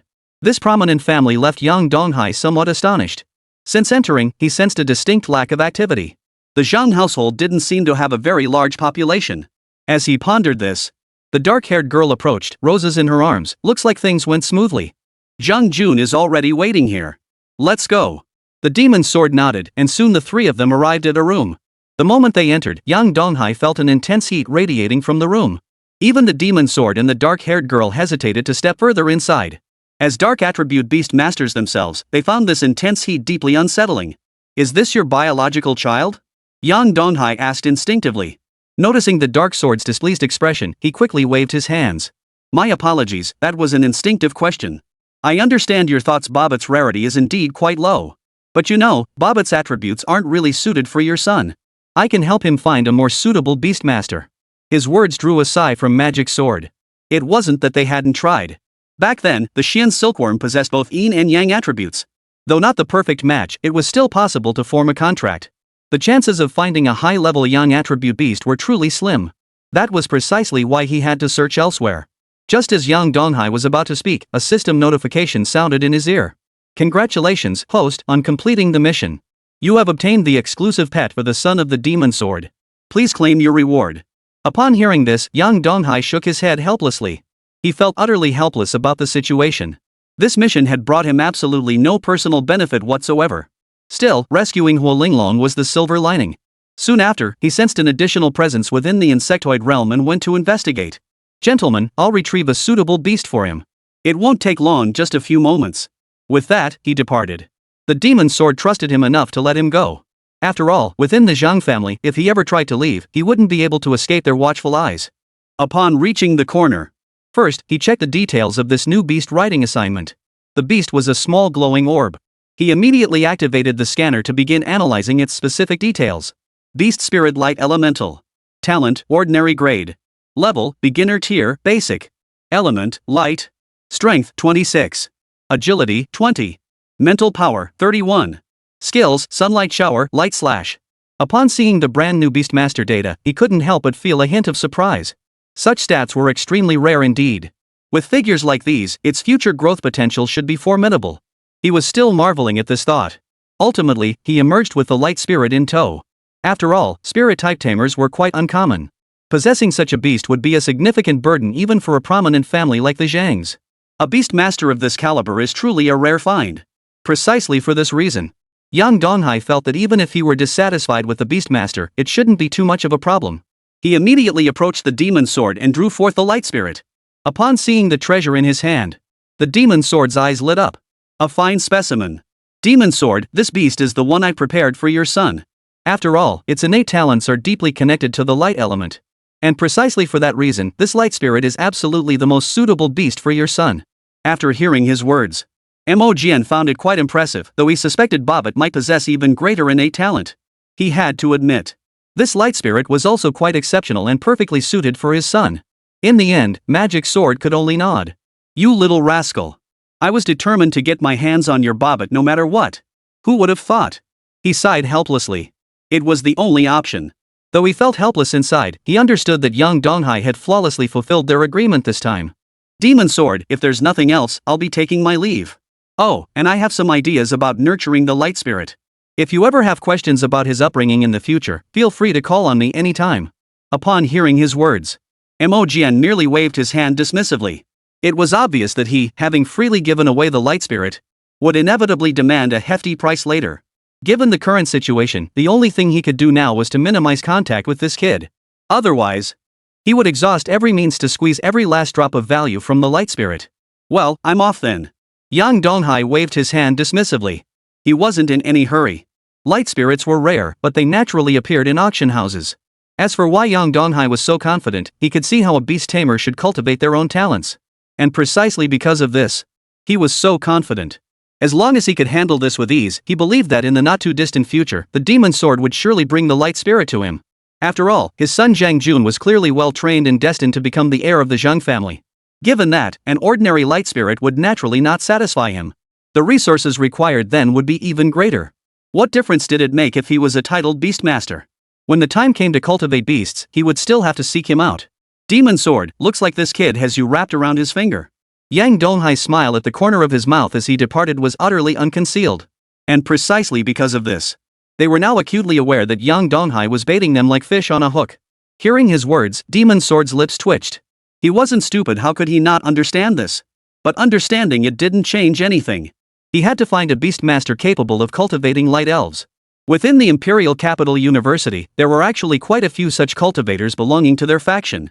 Given the current situation, the only option was to exhaust every possible means to figure out how to secure him. If it truly came down to needing Yang Donghai, he'd have no choice but to swallow his pride. Who would have thought, demon sword, that even you would fear a young man? After all, Yang Donghai's current status was merely that of a third-tier beastmaster. A wry smile flickered across the demon sword's face upon hearing this. He was well aware of this fact, and that was precisely why he felt helpless. This kid's spirit far surpasses what his current cultivation level should allow. Chapter 135, Return to the City. Upon Yang Donghai's return to the academy, everyone gathered around him. Shopkeeper, what exactly happened? Can we ask what you agreed to with the demon sword? Upon hearing his words, even the Meow brothers were curious about the matter. After all, they had no idea what had transpired. The only certainty was that some kind of condition had been agreed upon. Yang Donghai smiled faintly upon hearing this. Well, this matter isn't particularly important. You really don't need to know the details. With that, they prepared to depart the capital. Their primary reason for coming to the capital had been because of Huo Linglong. Miaopeng, what are your plans now? If you two intend to stay, Linglong and I will be heading out first. After all, their initial purpose in returning here was to enhance their beast taming cultivation. Given that they'd been abruptly summoned, they likely hadn't completed their breakthrough yet. To their surprise, Miaopeng and the other merely smiled upon hearing this. Shopkeeper, we plan to leave with you. After all, the training they received from their clan during this time couldn't compare to the shopkeeper's guidance. It was far more systematic and offered a higher ceiling. They had already been planning to find a way back, and now that this opportunity presented itself, they certainly weren't going to let it slip away. Seeing everyone ready to depart, Yang Donghai smiled as well. Just as everyone was about to depart, they couldn't help but worry about Mo Yun. They had gained some initial understanding of Mo Yun's situation. At the Capital Academy, students like her were the easiest targets for isolation. Precisely for this reason, Yang Donghai felt it was worth considering. If Mo Yun wasn't comfortable at the academy, he decided he would take her back with him. Mo Yun, if you're not comfortable at the academy, why not come back with us? Yeah, if anyone here gives you a hard time, there's no need for you to put up with it. We can make things work for you. After listening to everyone's murmurs, Mo Yun was deeply moved. He was already deeply grateful for everyone's concern. Still, he declined their suggestion outright. Everyone, Deep Blue doesn't need me here right now. It desperately needs us to strengthen our abilities and help the manager shoulder the burden, doesn't it? Everyone nodded in agreement upon hearing this. Seeing that Moyan had no intention of leaving, Yang Donghai found it all perfectly predictable. Mo Yun, if you don't plan on leaving, then should any such danger arise in the future, don't hesitate, go straight to the Demon Sword and Principal Black Lolita, understand? He knew that given the current state of the Demon Sword and the others, the cultivation of the Light Elves would inevitably require his involvement. Everyone exchanged bewildered glances upon hearing this. So what kind of agreement did the Demon Sword and Black Lolita have with the shopkeeper that they'd even help out with such a minor matter? If they didn't have a rough understanding of the shopkeeper, they might even suspect he was the illegitimate child of the Demon Sword family? After chatting for a long while, after receiving all sorts of parting advice, they finally departed the academy. Shortly after their departure, the Demon Sword and the Black Lolita appeared in the sky. They naturally sensed Mo Yun, who was being protected. This child is the one you mentioned earlier, the one destined for a contract with the Xian Silkworm, right?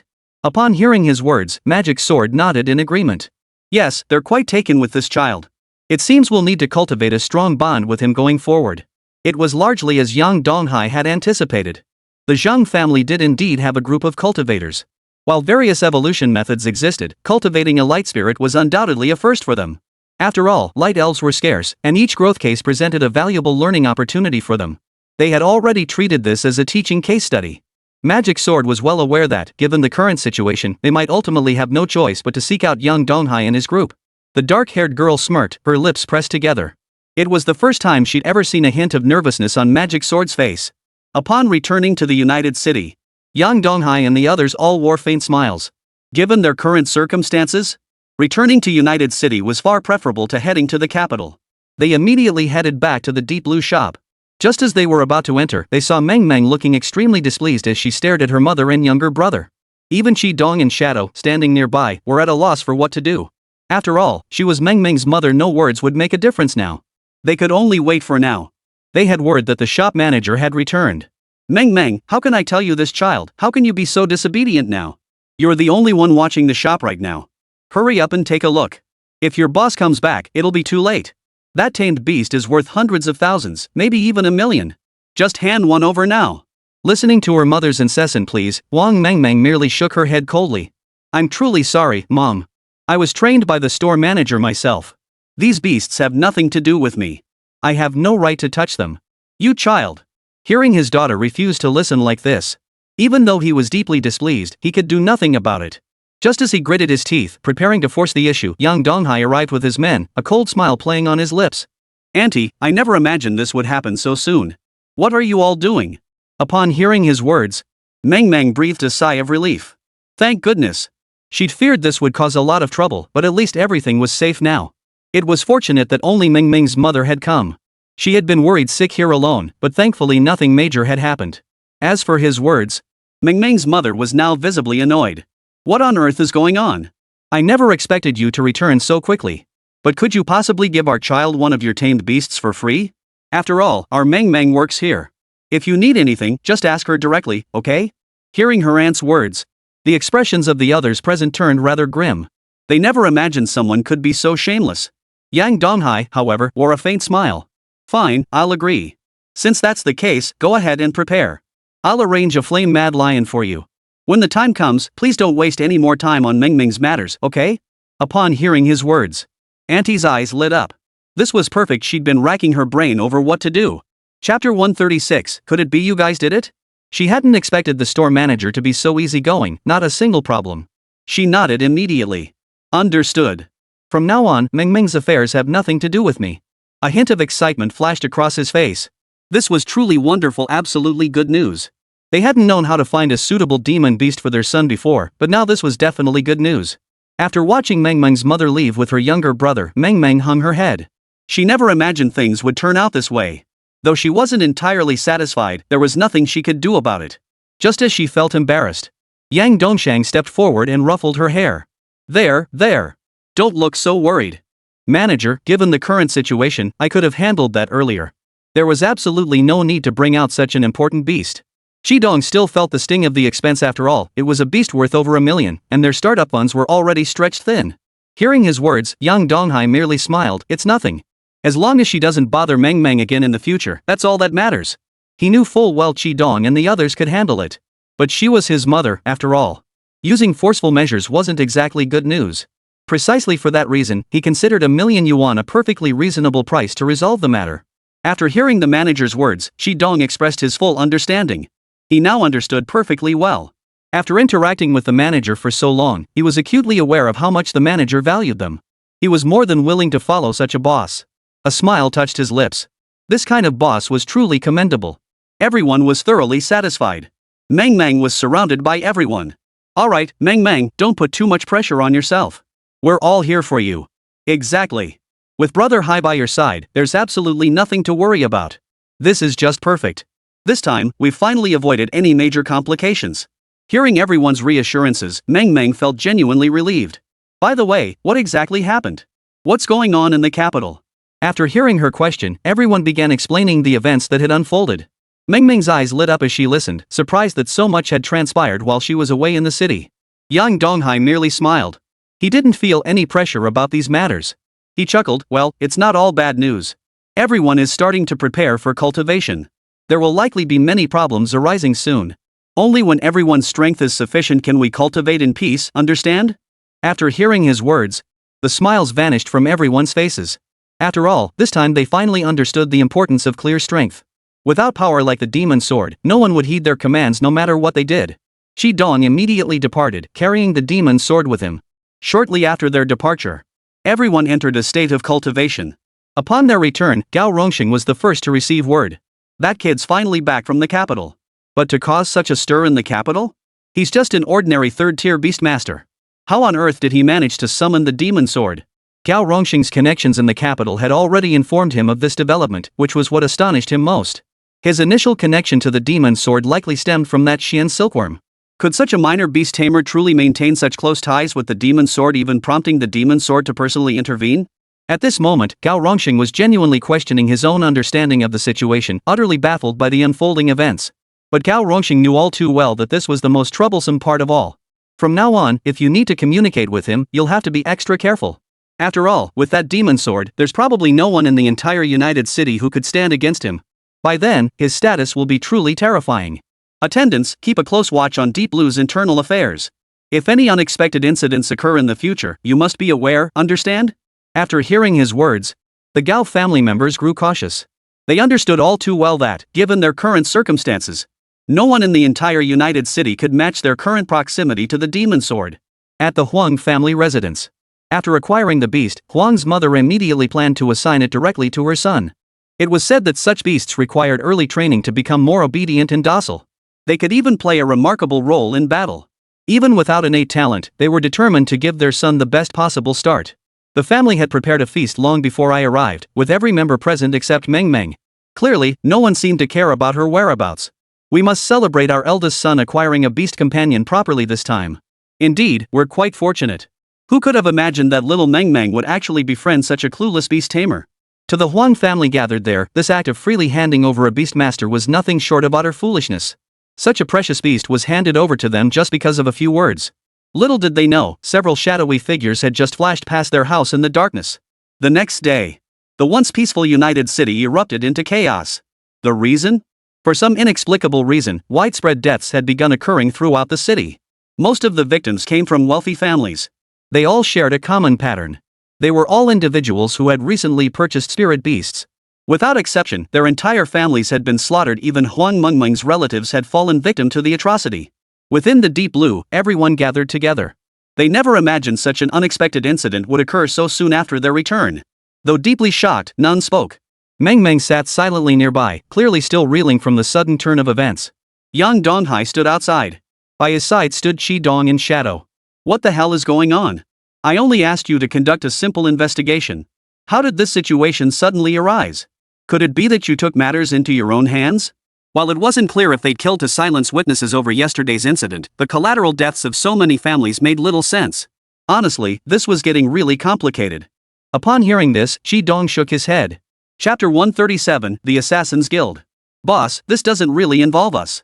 We did send people to investigate Meng Meng's family, but without your orders, we never took action. Precisely because of this, they never had the chance to harm Meng Meng's family. Boss, it seems some mysterious force is pulling the strings behind this. Based on the intelligence we've gathered, it's safe to say there are many of them, as they all moved almost simultaneously. After hearing Qi Dong's words, he nodded in agreement. The intelligence did indeed point to that conclusion. As for the specifics of what happened next, he would need to investigate with Gao Rongxing. After all, it involved Meng Meng's parents. Though he didn't particularly care for the man's personality, as Meng Meng's parents, they couldn't just die under mysterious circumstances. Yang Donghai approached Meng Meng's side. Meng Meng, leave this matter to me. We'll uncover the truth behind your parents' and younger brother's deaths. The manager will avenge you. Meng Meng lifted her head, her gaze toward the manager tinged with a hint of bewilderment. She shook her head helplessly. Manager, to be honest, I started regretting things yesterday when Mom and you had that argument. Sometimes I just don't understand why Mom acts this way. Does she really love me? You know what? After learning how they died, I even felt a strange sense of relief deep down. Meng Meng spoke with her head bowed, the very reason she kept it lowered the entire time. Hearing Meng Meng's words, everyone not only didn't find it strange, but actually felt a collective sense of relief. What a relief! They had assumed Meng Meng was overwhelmed with grief, but now they realized that as long as she wasn't grieving, any emotion was preferable. Still, Yang Donghai was determined to uncover the truth. Just as Yang Donghai was about to seek someone out to ask what had happened. Who could have imagined that Gao Rongxing would come looking for him himself at that very moment? Yang Donghai, I need your help with something. Before Gao Rongxing could explain further, Yang Donghai stood up. Do we know the identities of the attackers? Frankly, with such widespread slaughter, I suspect their primary target is these untamed beasts, creatures being cultivated but lacking formal contracts. But this already constitutes a serious violation of the law. It seems they aren't particularly afraid of you lot. After hearing his series of statements, Gao Rongxing froze in place, utterly astonished. How could Yang Donghai have gathered all this intelligence? How many of your own people are here? When did the United Cities even develop an intelligence network? How come I knew nothing about it? Gao Rongxing now understood clearly. Given the current situation, he had no idea how many of Yang Donghai's operatives were hidden among them. He was merely a third-tier beastmaster. It's merely one of my methods for gathering intelligence. After all, this incident has sent shockwaves through the entire United City. Isn't it only natural that I'd have some information? Gao Rongxing could only nod helplessly upon hearing this. He couldn't argue with that logic. Now wasn't the time to dwell on such matters. He began laying out all the intelligence they currently possessed. According to Gao Rongxing's intelligence, these individuals had also acted simultaneously. The only difference was that, during their operation, they had actually taken out one person outright. Though the victim was already dead, at least there was some data to work with. Here are the photos. They showed details of all the victims' bodies. They all had uniform poison fangs and distinctive dagger markings. Their actions clearly indicate professional training. All the families killed this time were taken out in an instant. Yet they clearly lacked strict discipline. In some cases, the attacks on families resulted in various brutal dismemberments, and unique markings were left at the scenes. The Assassins' Guild. After a moment's thought, Shi Dong spoke up. After all, the Assassins' Guild boasted numerous formidable members. Given the current circumstances, this seemed the only plausible explanation. What? Cao Rongxing clearly hadn't heard properly. How could he possibly have missed it? But the Assassins' Guild was immensely powerful, existing only in legend. Everyone here possessed the caliber of the assassin rankings. Their assassination operations were essentially one of a kind. Countless powerful beast tamers had fallen silently at his hands. But why would they make such a public move this time? What was going on? It shouldn't be the Assassins' Guild. While we have no intelligence on them, current information indicates none of these characteristics match their profile. Upon hearing his words, Shi Dong merely shook his head. The Assassins' Guild recruits new members annually. They must flawlessly complete missions, each one unique. Precisely because of that. This is most likely an operation by the Assassins' Guild. Trying to handle it yourselves will likely prove problematic. And given that you killed their men, they'll definitely seek revenge when the time comes. At first, Shi Dong wasn't entirely certain. But upon seeing the tattoos and numerous other identifying features, they were now absolutely certain of what was happening. This left Yang Donghai with a headache. Because they had to make the other side pay. Who exactly are you, and how do you know all this? What Cao Rongxing cared about most was actually Shi Dong's identity. Though what he'd revealed sounded almost supernatural. Upon reflection, it was likely he'd merely heard it secondhand. Noticing Cao Rongxing's suspicion, Shi Dong turned to Yang Donghai. The boss merely nodded at him. As for what he intended to do, it didn't matter, let him do as he pleased. Shi Dong immediately revealed the mark on his arm. Because I am a member of the Assassins' Guild, I know exactly what's going on. Everything I've said is absolutely true, without any concealment. You can check for yourself. What? Cao Rongxing's eyes widened as he turned to look at Yang Donghai beside him. All he saw was the other man shrug his shoulders. After all, he thought this was perfectly normal, didn't he? Who'd have thought, Brother Yang? You're quite the piece of work. To actually know someone from the Assassins' Guild, that's truly surprising. But can we really not handle this Assassins' Guild situation? Not even by eliminating them? After all, they'd caused quite a stir in the United City. If left unchecked, more incidents like this wouldn't bode well. Chapter 138, The Genius Assassin. If you want to control this, I'm afraid it won't be an easy task for you. Shi Dong understood.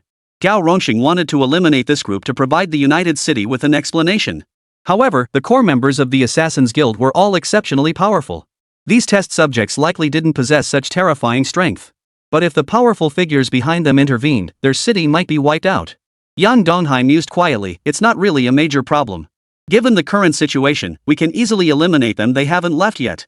After all, the other powerful members of the Assassin Association are likely being held by the major provinces. With beast masters present, they might not stand a chance. Yang Donghai understood clearly. It was merely a small Assassins' Guild. Though they posed a threat to their city. But if they were truly that terrifying, they wouldn't be issuing warrants one by one, or even dare to reveal their true faces.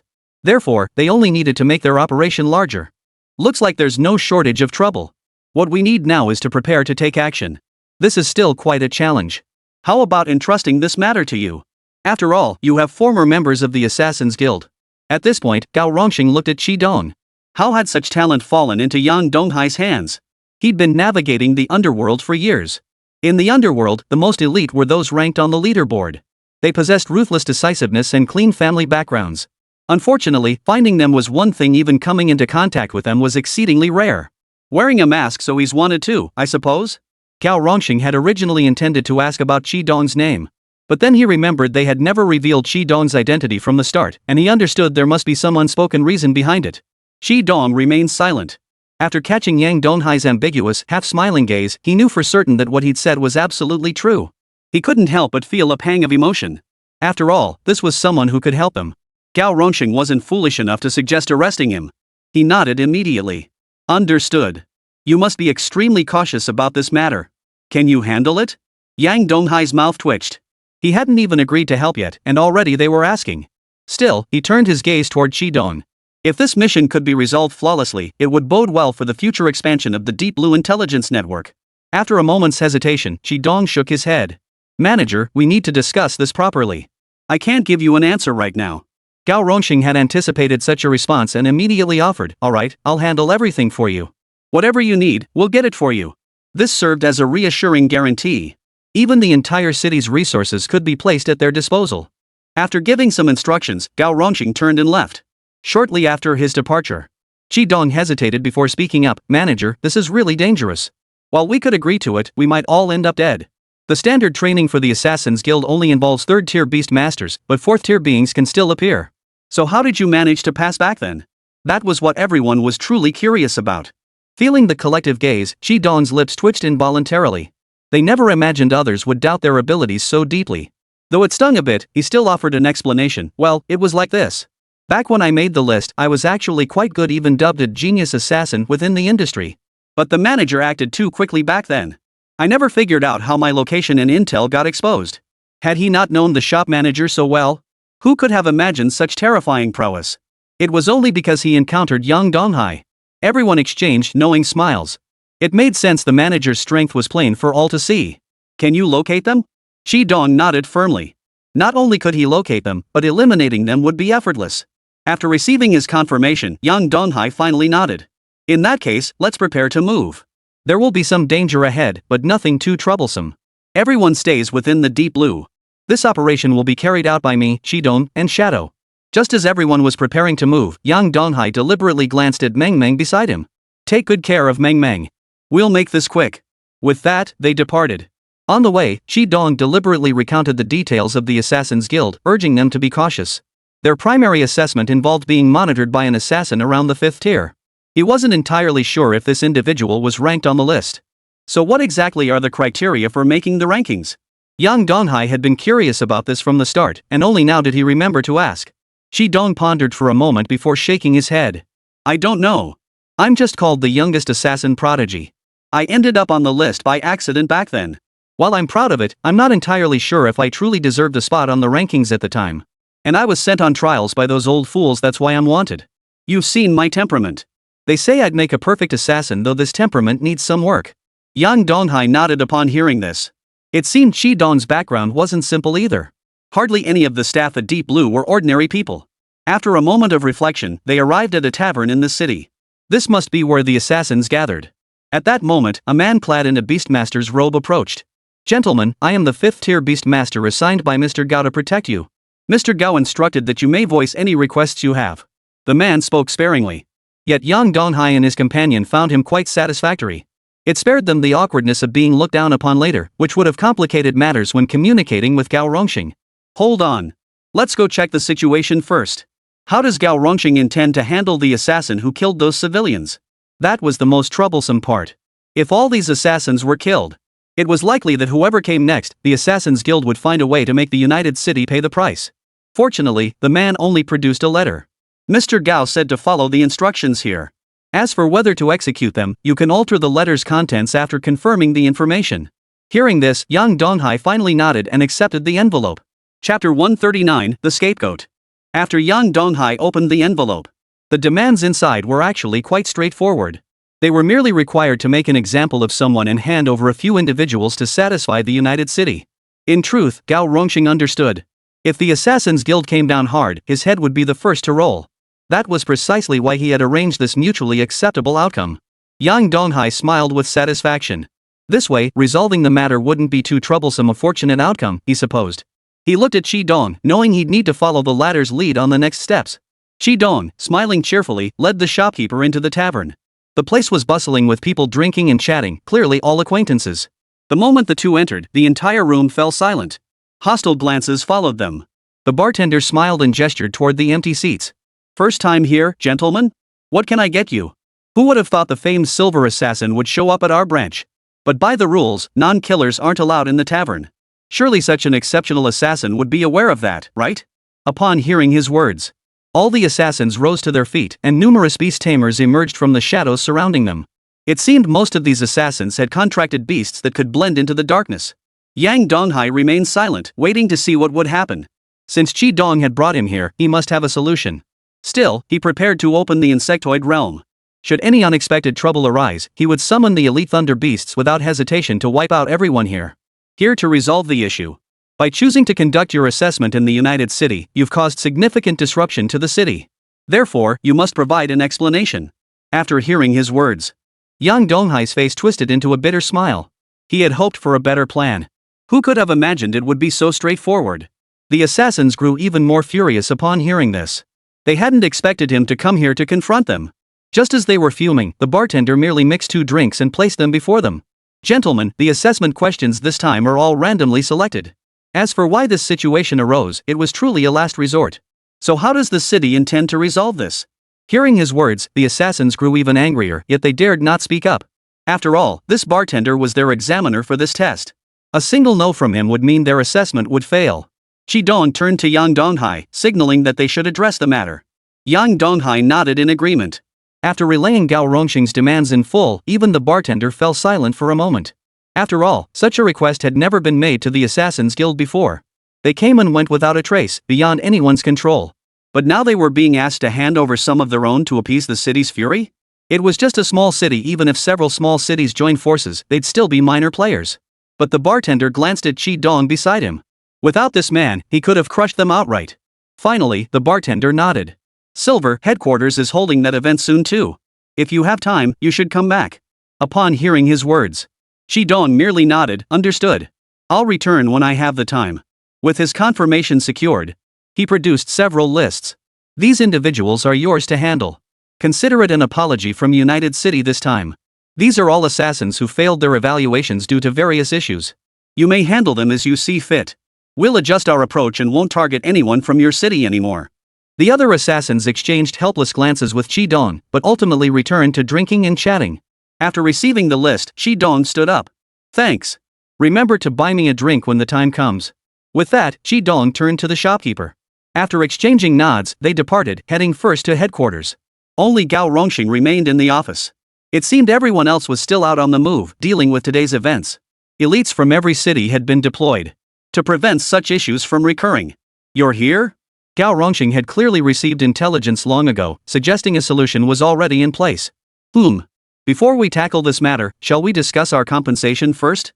Just as Chi-dong was about to speak, the shopkeeper's words made his lips twitch. He had assumed the manager would simply hand over the intelligence. It seemed he had underestimated the man after all. He couldn't help but feel a pang of regret. Gao Rongxing shook his head helplessly. After all, Chi-dong demanding payment was entirely expected. Though somewhat exasperating, it would have to suffice for now. That was that. Gao Rongxing produced a mask and held a wanted poster in his hand. Chi-dong, this should be your identity, correct? How about this? I'll help clear the wanted notice for Chi-dong, and this mask can conceal anyone's identity. In exchange for this intelligence. Yang Donghai looked at him with some surprise. They had never shared any intelligence about Chi-dong, yet the other party had managed to uncover everything. Truly astonishing. To gather so much in such a short time. Seeing the shock in his eyes, Gao Rongxing felt a bit better about himself. Looks like this kid still underestimates himself. Solving this little problem was a piece of cake. Investigate Chi-dong's identity by monitoring his movements during this period. With all the intelligence gathering underway, it should be quite straightforward to find him. They generally avoid killing these fugitives unless they're utterly ruthless. The primary reason is cultivation. The underworld demands such talent, and among these fugitives lie geniuses perfectly suited for their control. Take the man who interacted with Yang Donghai and his group today, for instance. He was once a wanted criminal. Here are the lists. The Assassin's Guild won't hold you accountable for this. Consider it a form of closure. Furthermore, future Assassin Association assessments won't be held here either. After reviewing the list of over 10 names in his hand, Gao Rongxing finally nodded in satisfaction. Not bad at all. Good news after all, as long as it provided some closure for the city's residents, that was sufficient. Moreover, these individuals were all on the wanted list in the intelligence reports, so it should quell the anger. Well done. We'll revoke Chi-dong's wanted notice going forward. You're something else, kid. Chi-dong's background isn't exactly simple. Gao Rongxing looked at Chi-dong and smiled meaningfully. Clearly, his network also held intelligence on Chi-dong, revealing his true identity.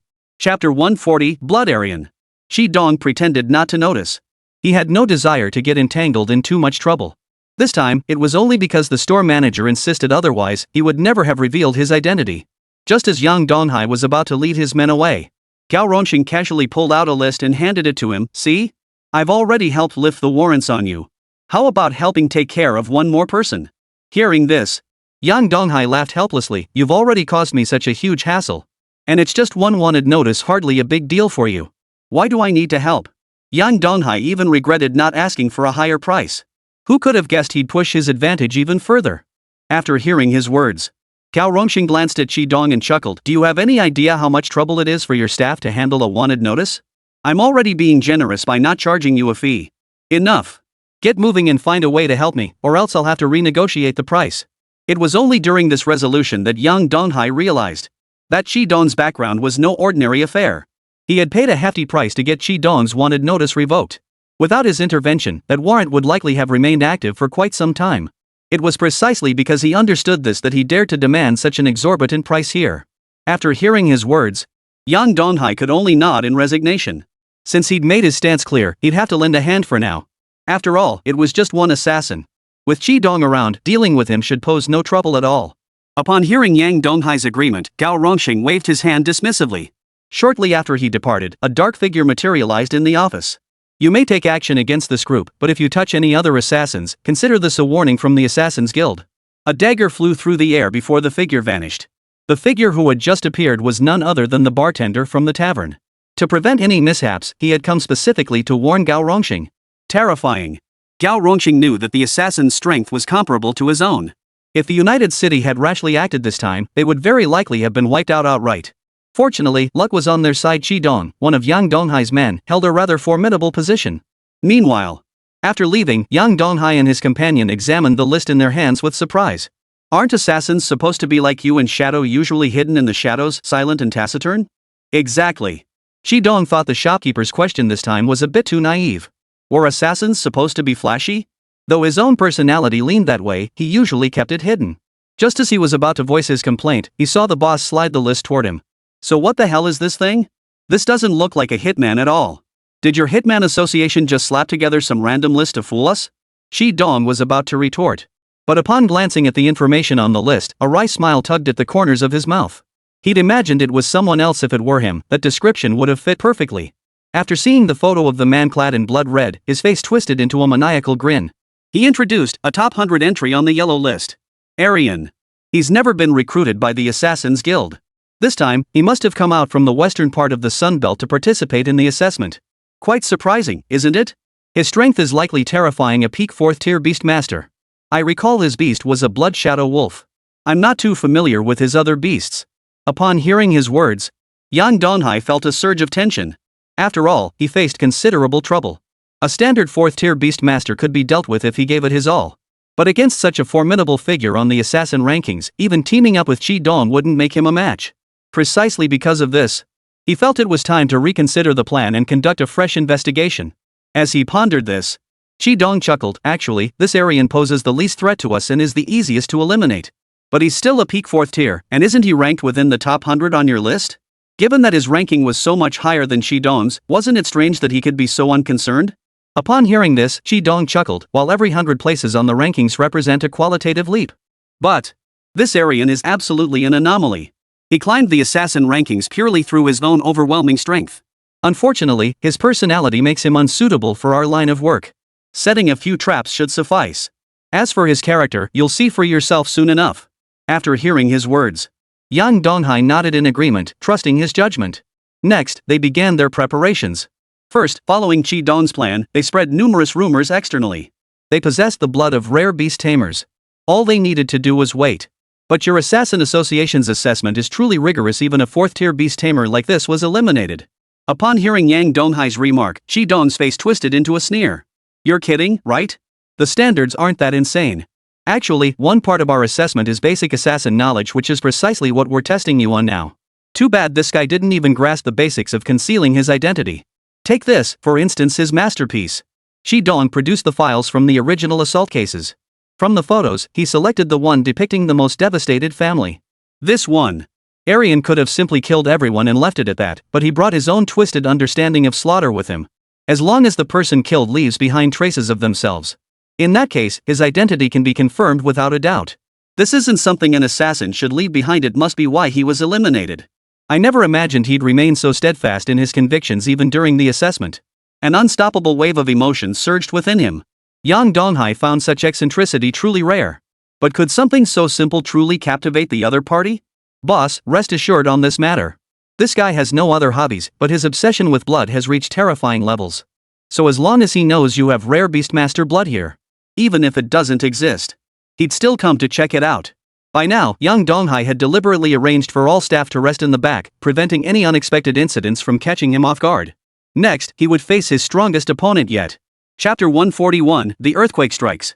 Everyone began preparing for battle. But in the next instant, the entire United City began to shake violently. Many newly constructed buildings collapsed. Gao Rongxing rushed out of the city lord's mansion, staring in disbelief at the unfolding chaos before him. The disaster had struck far too suddenly. It had caught them completely off guard. Even the members of the Assassin's Guild stared in shock toward this direction. What's going on? Does anyone have any information? Numerous powerful figures watched from afar, clearly seeing the entire United City steadily sinking. If this continued, it would be destroyed. What the hell is going on? Gao Rongxing was still questioning reality. All indicators had been safe. Why had this situation suddenly arisen? People began gathering around them.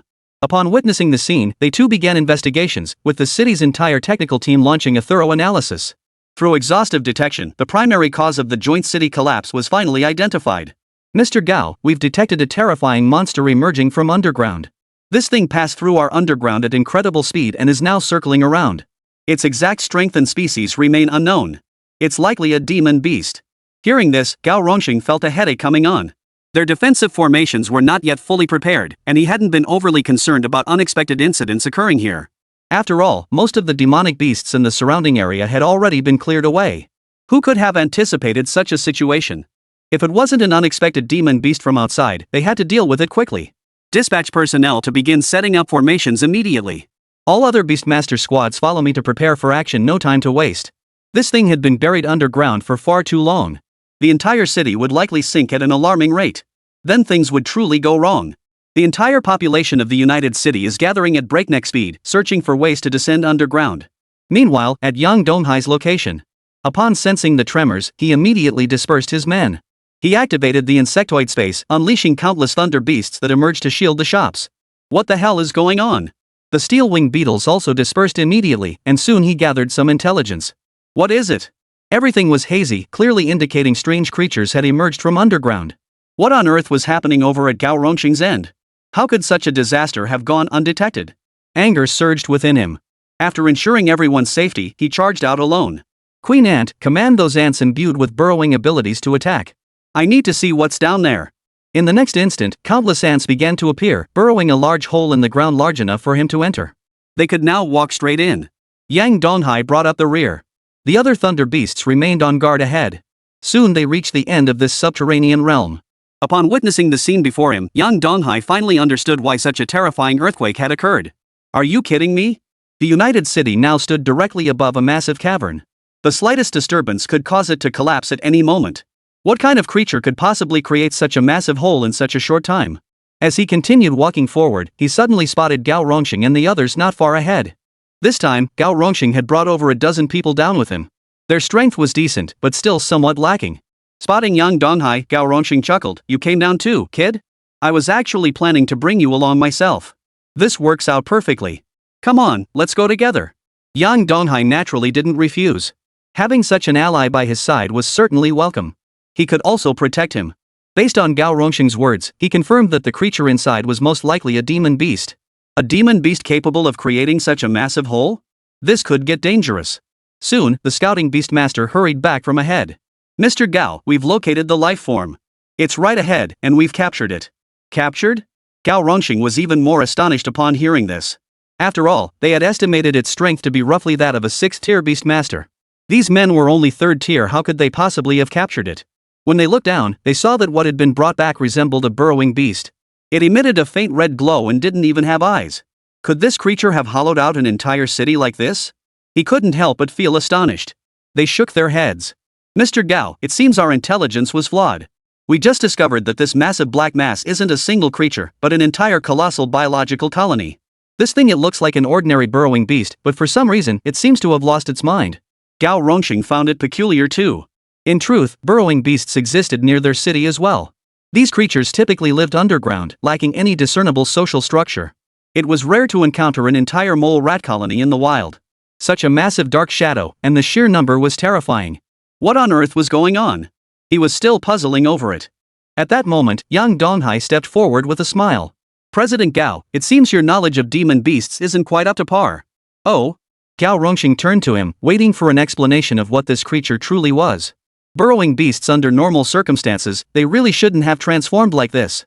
But if a king emerges among them, they lose their rationality and obey the king's commands. In this state, their reproductive capacity becomes terrifyingly powerful. Precisely because of this, they're likely to cause trouble. Given the current population size, we must eliminate the king before hunting down all these empty burrowers. They'll still reproduce, but once the burrower king is dead, there won't be any more unexpected incidents. So what is the approximate strength of the king? Yang Donghai hesitated for a moment before shaking his head. I don't know the specifics. You should investigate first. After all, the probability of these creatures appearing isn't high to begin with, let alone a king level one. Gao Rongxing was thoroughly exasperated. The group had no choice but to venture deeper into the cavern to uncover the truth. By the time they reached the cavern's depths, it had completely hollowed out. It was vast enough to fit dozens of football fields. Gazing down at the swarm of burrowing beasts below, he couldn't help but show surprise. A massive horde so dense he couldn't even distinguish individual creatures stained the ground red below. Chapter 142, The Burrower King. How many are there? My goodness, so many burrowing beasts. I've never seen this many in my entire life. Who could possibly count them all? This sheer number is ridiculous. The beast tamers present all felt a sense of dread. After all, such overwhelming numbers. No matter what they did, it would be futile. Moreover, the burrowers here varied wildly in strength, and sheer numbers alone could wear them down to death. What the hell is going on here? Gao Rongxing was at a complete loss. He stared at the massive mole beast at the center, its head bearing a faint mark resembling the Chinese character for king. Combined with its massive size, it was undoubtedly the leader. What rank? Yang Donghai inquired from the side. He couldn't sense the creature's strength. 6th tier. The same level as me. He sighed. He planned to crush them outright with his own strength, but it seemed he'd need to fight hard now. Then, Mr. Gao, should we go out and seek reinforcements? The other beast tamers knew they were no match for the opponent. It would be better to call for reinforcements. But Yang Donghai shook his head beside him. President Gao, if we leave now, who knows when the city might collapse? Their expansion is essentially a search for a place to survive. Once they successfully reproduce, they'll cause significant trouble. We must eliminate them as quickly as possible. Otherwise, it's only a matter of time before the city sinks to this level. Gao Rongxing recognized this reality as well. But with their current strength, just these people. Could they truly handle it? Doubt lingered in his mind. In the end, he could only give it a try. Yang Donghai, how strong are you? Can you handle this? After all, he knew the insectoid parasites on Yang Donghai were formidable and numerous. For such a large-scale operation, Yang Donghai should have some confidence. Hearing his question, Yang Donghai opened his insectoid space to glance inside. After a moment's hesitation, he shook his head. I have a large number of insects at my disposal, but they still fall short compared to his forces. Still, it's worth a try. I'll need other beastmasters to help collect corpses so I can breed them. With sufficient flesh and blood, the Void Queen could reproduce at its fastest possible rate. He couldn't handle the collection himself, so having these men serve as laborers was undoubtedly the best solution. You will follow Yang Donghai's instructions from now on. The beastmasters exchanged glances. They had heard rumors about the young man before them. But they'd never witnessed him in battle. After all, since the founding of the United City, demon beasts had largely vanished. It seemed the beasts were beginning to repopulate this area once more. Since Gao Rongxing had spoken, they naturally had no objections. And so the plan commenced. First, Yang Donghai needed to clear a path. Otherwise, just charging in would waste Gao Rongxing a lot of time. Thunder Beast Elite. Thunder Beasts. He summoned all the Thunder Beasts at once. As for the other insectoids, they stood to gain nothing from this battle. They would only slow things down. After all, this place held nothing but endless slaughter. They had to clear a path as swiftly as possible. Otherwise, with so many burrowers here, it wouldn't be long before they emerged once more. Moreover, once the burrower king sensed something amiss, it might flee outright. Such a threat lurking near the city posed a colossal hazard. Kill! At his command, all the Thunder Beasts charged forward like mad beasts. Thousands of Thunder Beasts, bolstered by dozens of elite Thunder Beasts, plunged into the burrowing beast horde like wolves among sheep. Even Gao Rongxing was taken aback. After all, he knew this kid still had other insectoid forces. The sheer numbers of just one type were already terrifying. Remarkable. Truly remarkable. He couldn't help but marvel inwardly. Even the other beastmasters were utterly astonished. Who could have imagined this was the power a third-tier beastmaster could wield? Did it have to be this terrifying? Though the elite Thunder Beast possessed formidable strength. But it was a pity. Their numbers were overwhelming. Sooner or later, their energy would be depleted. By now, many Thunder Beasts had collapsed from exhaustion and were being slaughtered by the burrowing beasts. Yang Donghai shouted, "What are you all staring at? Hurry up and find the bodies of these burrowing beasts. He had already begun tossing nearby corpses into the insectoid space. New thunder beasts appeared intermittently. This created a balance in the battle. Gao Rongxing, seeing their numbers significantly depleted, breathed a sigh of relief before summoning his own beast and charging into the fray alone. Hang in there, kid. Once we take down the king, I'll come help you. The surrounding beast tamers were all fighting like madmen. For the first time, they felt the battle was truly beautiful. They only had to fight one demon beast. Now they could constantly pick off stragglers while dodging attacks. Yang Donghai, standing nearby, even complained that their movements were far too slow. It was absolutely killing him. Despite his discontent, he frantically gathered corpses. After all, witnessing the insectoid space expanding at an accelerating pace, their current efforts would undoubtedly make a significant difference. Yang Donghai wasn't idle either. He observed the Void Queen's power steadily increasing, realizing her breakthrough to the 4th tier was likely imminent. Just then, the system's voice echoed in his mind once more. Detected host rapidly eliminating burrowers. Rewarding achievement, Burrower Slayer Bronze, increases damage dealt to burrowers by 10%. Quest issued, eliminate as many burrowers as possible. Greater rewards await with higher kill counts. Alright. Seeing this system reward, his face broke into an excited smile. This was perfect. This was exactly the outcome he wanted.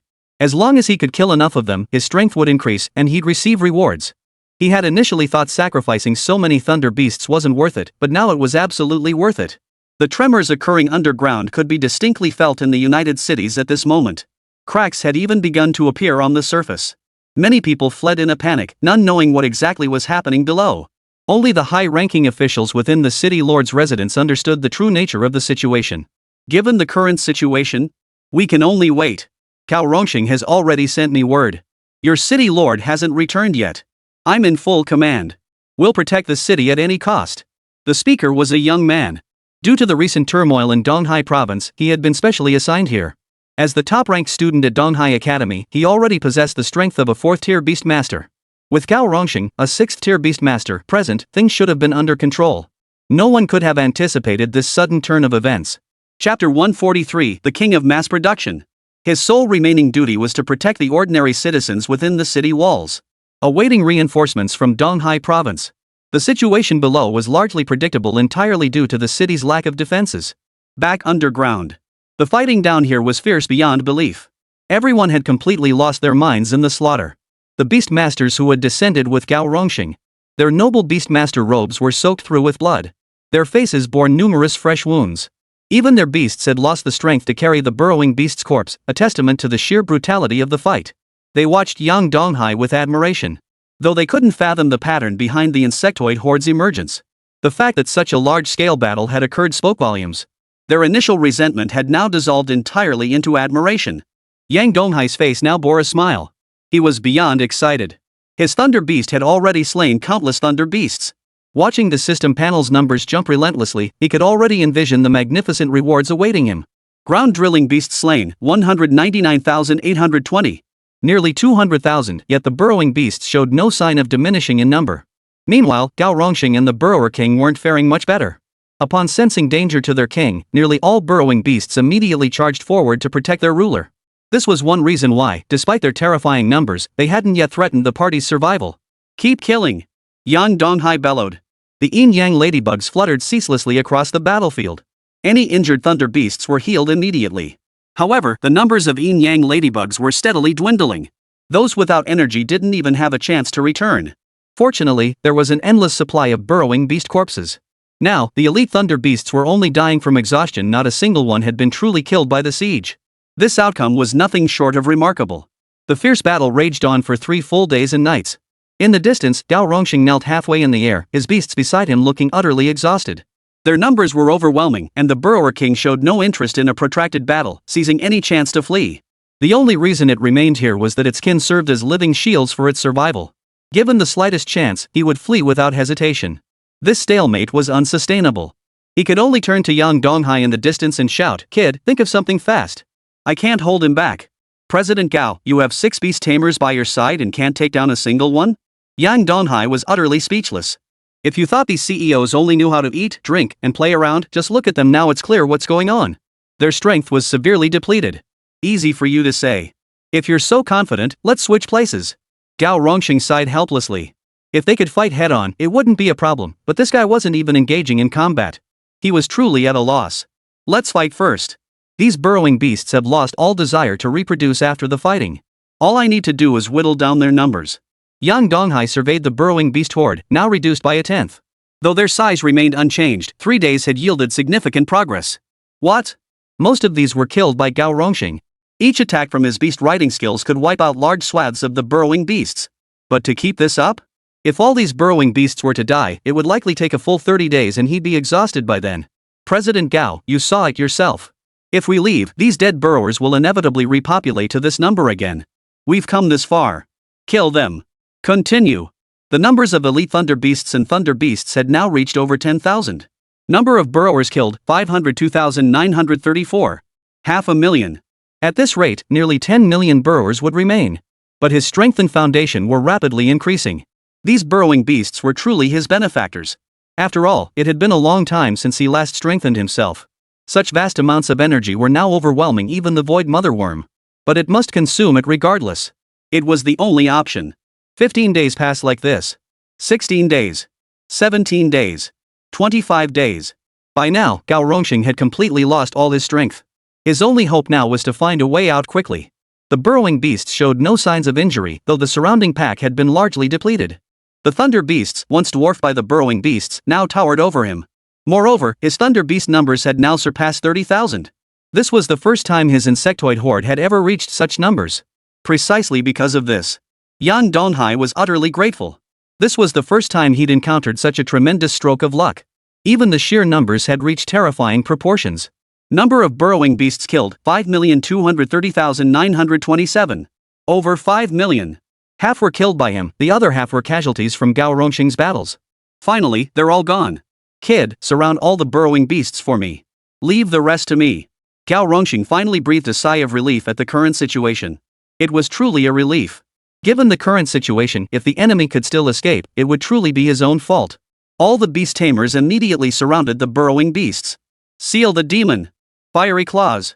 He commanded all his beasts to unleash their most powerful attack. The once listless beasts perked up at the prospect of finally ending the battle. Summoning every ounce of power within them, a deafening explosion erupted. Their men were sent flying. Gao Rongxing's beasts all retreated back into the beast-taming realm. The Burrower King thus met its end at Gao Rongxing's hands. The last one. Yang Donghai's side finally wrapped up their work.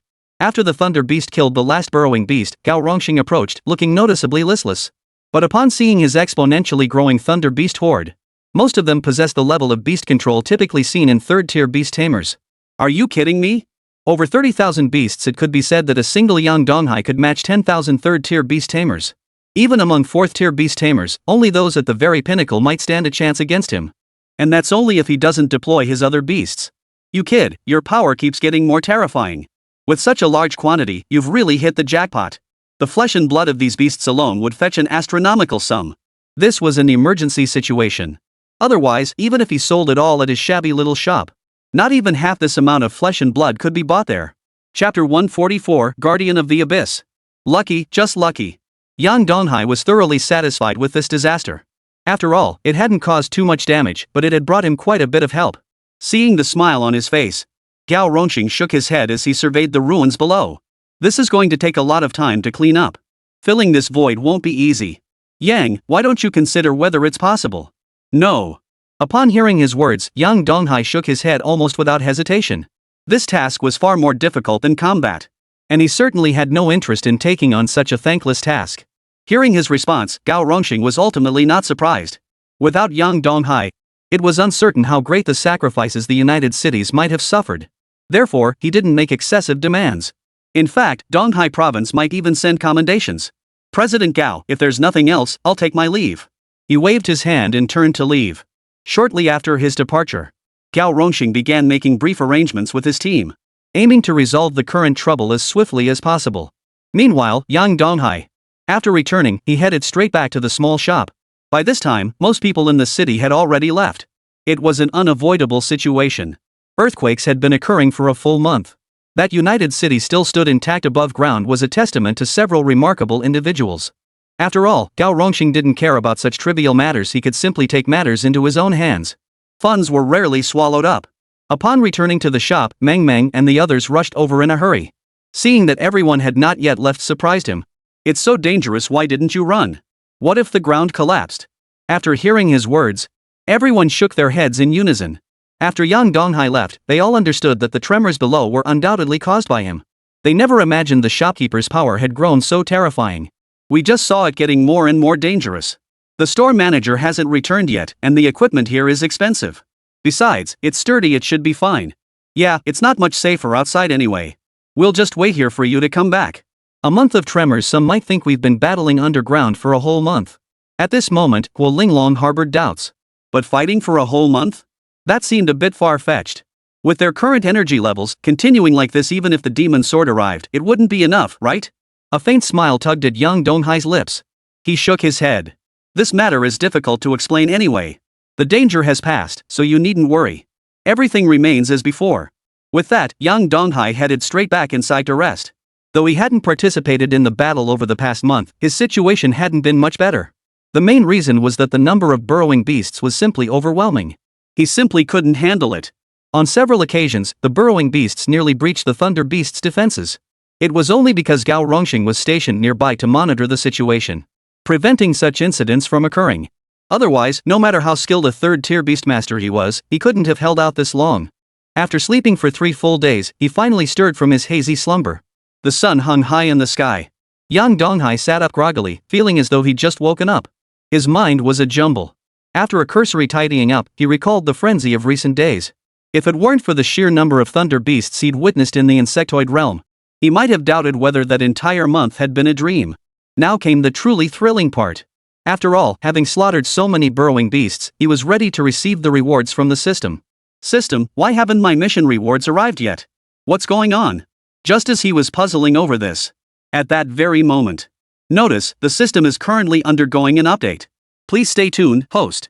What? Yang Donghai was anxious, but there was nothing he could do now. He hadn't expected an update to happen at this moment. He could only wait. After all, with so many burrowing beasts, his reward would surely be substantial. He stepped out of the room. The moment he stepped out, he spotted Gao Rongxing standing at the doorway, as if waiting for him. The moment he saw Yang Donghai emerge, Gao Rongxing rushed over. You finally woke up, kid. Do you have any idea how long I've been waiting for you? What? Before Yang Donghai could react, Gao Rongxing grabbed his arm and dragged him out. Explain yourself first. Feeling the rapid acceleration, Yang Donghai could only shout. Gao Rongxing, however, was in a hurry. The guardian deity of Donghai province is looking for you. You were truly remarkable in saving the United City this time. They say you'll get a reward, though I'm not exactly sure what it is. Once we get there, keep quiet and stay close to me. I won't let anything happen to you. As he spoke, his pace quickened further. Yang Donghai adjusted to the pace. He never imagined that top-tier powerhouses didn't even need teleportation arrays. He was still marveling at this thought. Then Gao Rongxing grumbled, what the hell was wrong with this burrowing beast? It had to destroy the teleportation array. Now I have to carry you flying around. This is infuriating. This. Yang Donghai's lips curled into a helpless smile. He truly hadn't expected this. He'd overestimated such a beast tamer. Soon, they arrived back in Donghai City. This was Yang Donghai's second visit to the city. Unfortunately, he wouldn't get to enjoy it this time either. Right after arriving, Gao Rongxing dragged him into a small, dark room, clearly preparing for something. What are we doing next? He muttered under his breath. Gao Rongxing merely shook his head. The next moment, the door swung open. They entered a conference room in Donghai City. They weren't alone here, several others were present. Their aura clearly indicated that these individuals were no ordinary people. They all kept their heads bowed solemnly, as if awaiting something. Yang Donghai was arguably the weakest presence in the room. He could only cautiously follow Gao Rongxing to a corner and sit down. He waited to see what would happen. Soon, everyone had gathered. The elder seated at the front opened his eyes, emanating a faint aura of authority. Gao Rongxing introduced, this is the guardian deity of Donghai province, Mr. Yuan, known as the Abyss. A title? Who would have thought the old man before them was a powerhouse on par with the demon sword siblings? It seemed East Sea province truly harbored hidden dragons and tigers. Gao Rongxing nodded respectfully, his gaze fixed on the figure on the stage. Even he rarely had the chance to see guardian spirit Yuan in person. This time, he was riding on the coattails of that kid Yang Donghai. Chapter 145, We Walk Together. Ladies and gentlemen, thank you for taking time out of your busy schedules to gather in the city for this recollection. After all, the situation is dire. The current alliance is far from secure across the entire Blue Star. Our borders face constant assault, demanding the protection of the strongest among us. But first, we must commend Gao Rongxing and Yang Donghai, the young heroes from United City. With that, all eyes turned to the two of them. Even Gao Rongxing couldn't help but smile wryly. What was supposed to be a commendation turned out to be in front of so many people. Gao Rongxing, you've been at the 6th tier for quite some time. You may now proceed to the treasury of Donghai City to seek your breakthrough opportunity. Thank you, Guardian Spirit. Excitement flashed in Gao Rongxing's eyes. This breakthrough opportunity was precisely what he lacked. Unfortunately, the resources required to break through to the 7th tier were staggering. Even his entire conglomerate might not be able to afford them. With Yuan's words, his worries vanished. Yuan then turned to Yang Donghai and said, "Young Mr. Yang Donghai. To achieve such a magnificent feat as a 3rd-tier beastmaster, truly remarkable, absolutely remarkable." You flatter me. Yang Donghai clasped his fists in response. He understood that revealing his strength this time would inevitably draw attention. But to be noticed by such a prominent figure? The pressure was immense. Powerhouses from other cities turned their gaze toward Yang Donghai. So young, yet they had heard the rumors about the United City. A 6th-tier and a 3rd-tier cultivator, yet he managed to single-handedly fight off a 1,000,000-strong horde of burrow beasts? And the 6th tier was even controlled by its king. How on earth did this young man manage it? Remarkable is the word for it, no exaggeration. He must be rewarded. I don't have much to offer you, but how about this? I'll reward you with the position of city lord. What? Gao Rongxing and Yang Donghai exchanged glances, utterly astonished. After all, given the current circumstances, a reward commensurate with his abilities would suffice. To actually offer him the position of city lord? That couldn't be right, could it? The others remained silent. They had already sensed something was off when they arrived. The group exchanged helpless smiles. Please explain yourself clearly, Guardian Spirit. Yang Donghai could only observe, wondering what was truly going on. His current achievements certainly hadn't earned him a city as a casual reward. There was definitely something fishy going on here. Yuan no longer kept them in suspense. He stated his demand. It turned out to be related to what he had mentioned earlier. The frontier now desperately needed defenders, but since the territory had expanded outward, several new cities had been established. There was a pressing need for new, powerful individuals to garrison these territories. Moreover, they required the capability for large-scale military operations. Clearly, Yang Donghai is the most suitable candidate for such a city lord. The city he guards is located further inland, not on the outer perimeter, so it doesn't require overwhelming combat strength. His primary duty is to eliminate any demonic beasts that slip through from the outside. It's safe to say this is no easy task. Yet it was an opportunity to earn merit. It all depends on how one perceives it. Yang Donghai remained silent for a long while before finally speaking in a quiet voice. What's the mortality rate? Unknown. Yuan's face still bore a gentle smile. But Yang Donghai wasn't a fool.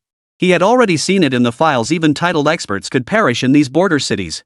Incidents involving the various beasts under his command were becoming increasingly frequent. In other words, given the current situation, his mortality rate could easily reach 100%. At the very least, it would be over 50%. This was nothing short of a suicide mission.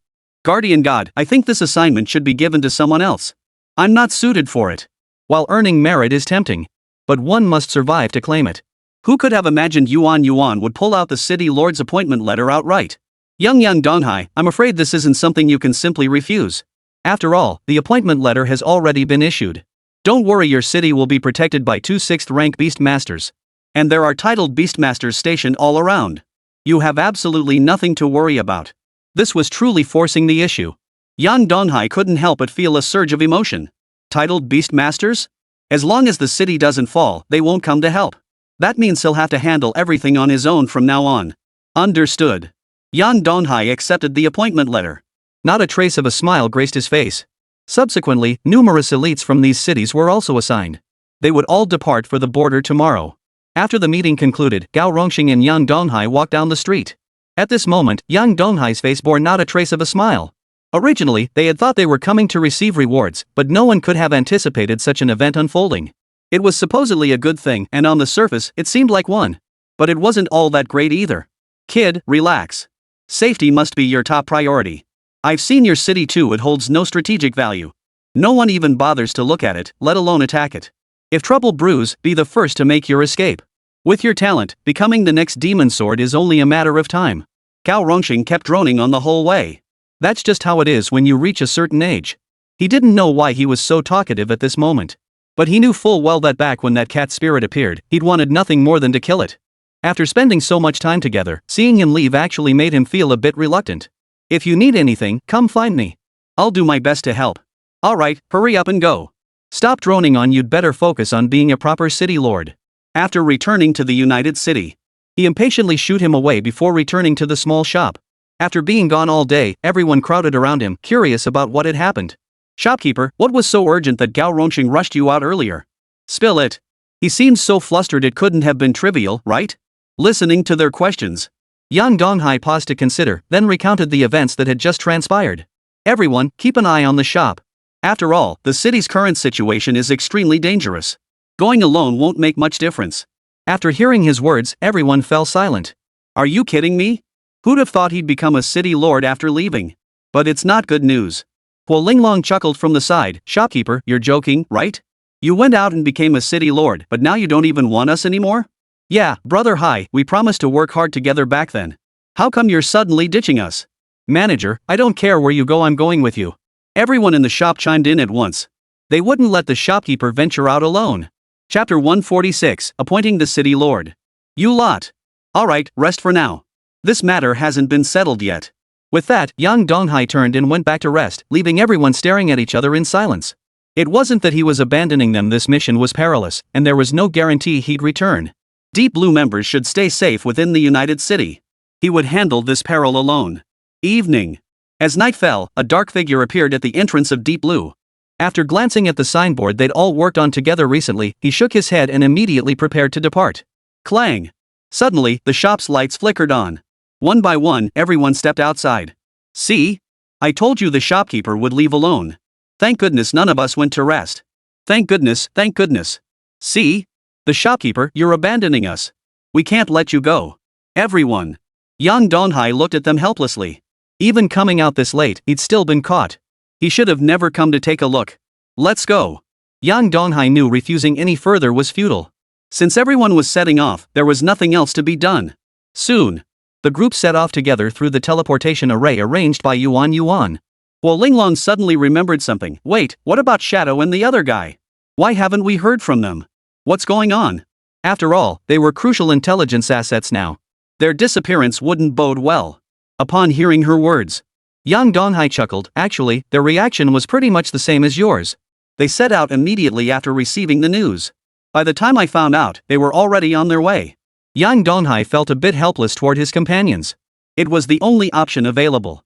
No one could have imagined they'd actually risk their lives to follow him on this mission. Meanwhile, in Donghai City, in Yuan Yuan's office, upon receiving news of Yang Donghai's departure, a wry smile touched Yuan Yuan's lips. He didn't want such a prodigy to go to the border to die. After all, a third-tier individual possessing group abilities comparable to 5th or even 6th tier. That was truly formidable strength. The current frontier having just been expanded. Many demon beasts were now frantically attempting to reclaim their territories. Recently, armies numbering tens of millions, even hundreds of millions, had gathered at the front lines. Such a beast tide, if allowed to breach their interior by even a moment's carelessness, would unleash the most terrifying peril imaginable.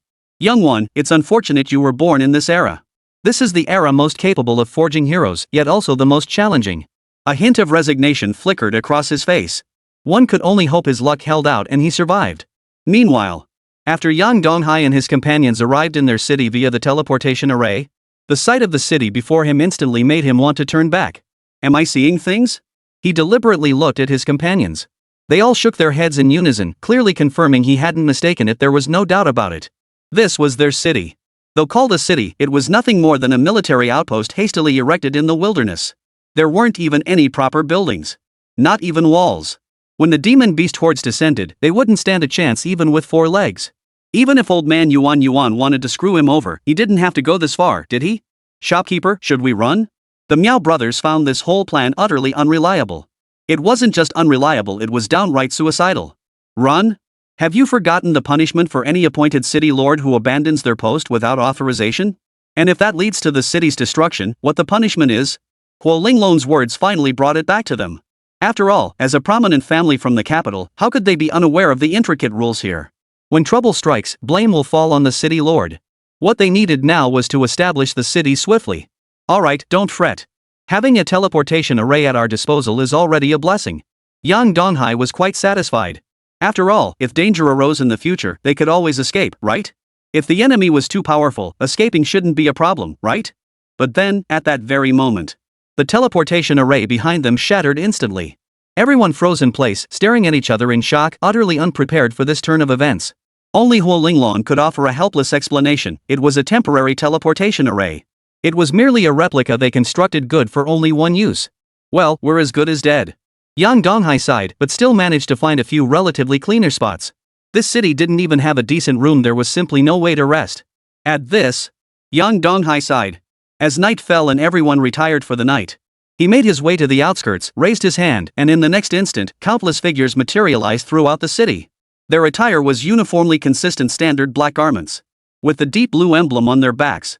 This was the intelligence organization Shadow and his group had established. Where did you find all these people? Yang Donghai's lips twitched. He'd only expected to see the two of them. Who could have imagined not only would so many suddenly appear? Visibly, there were over 1,000.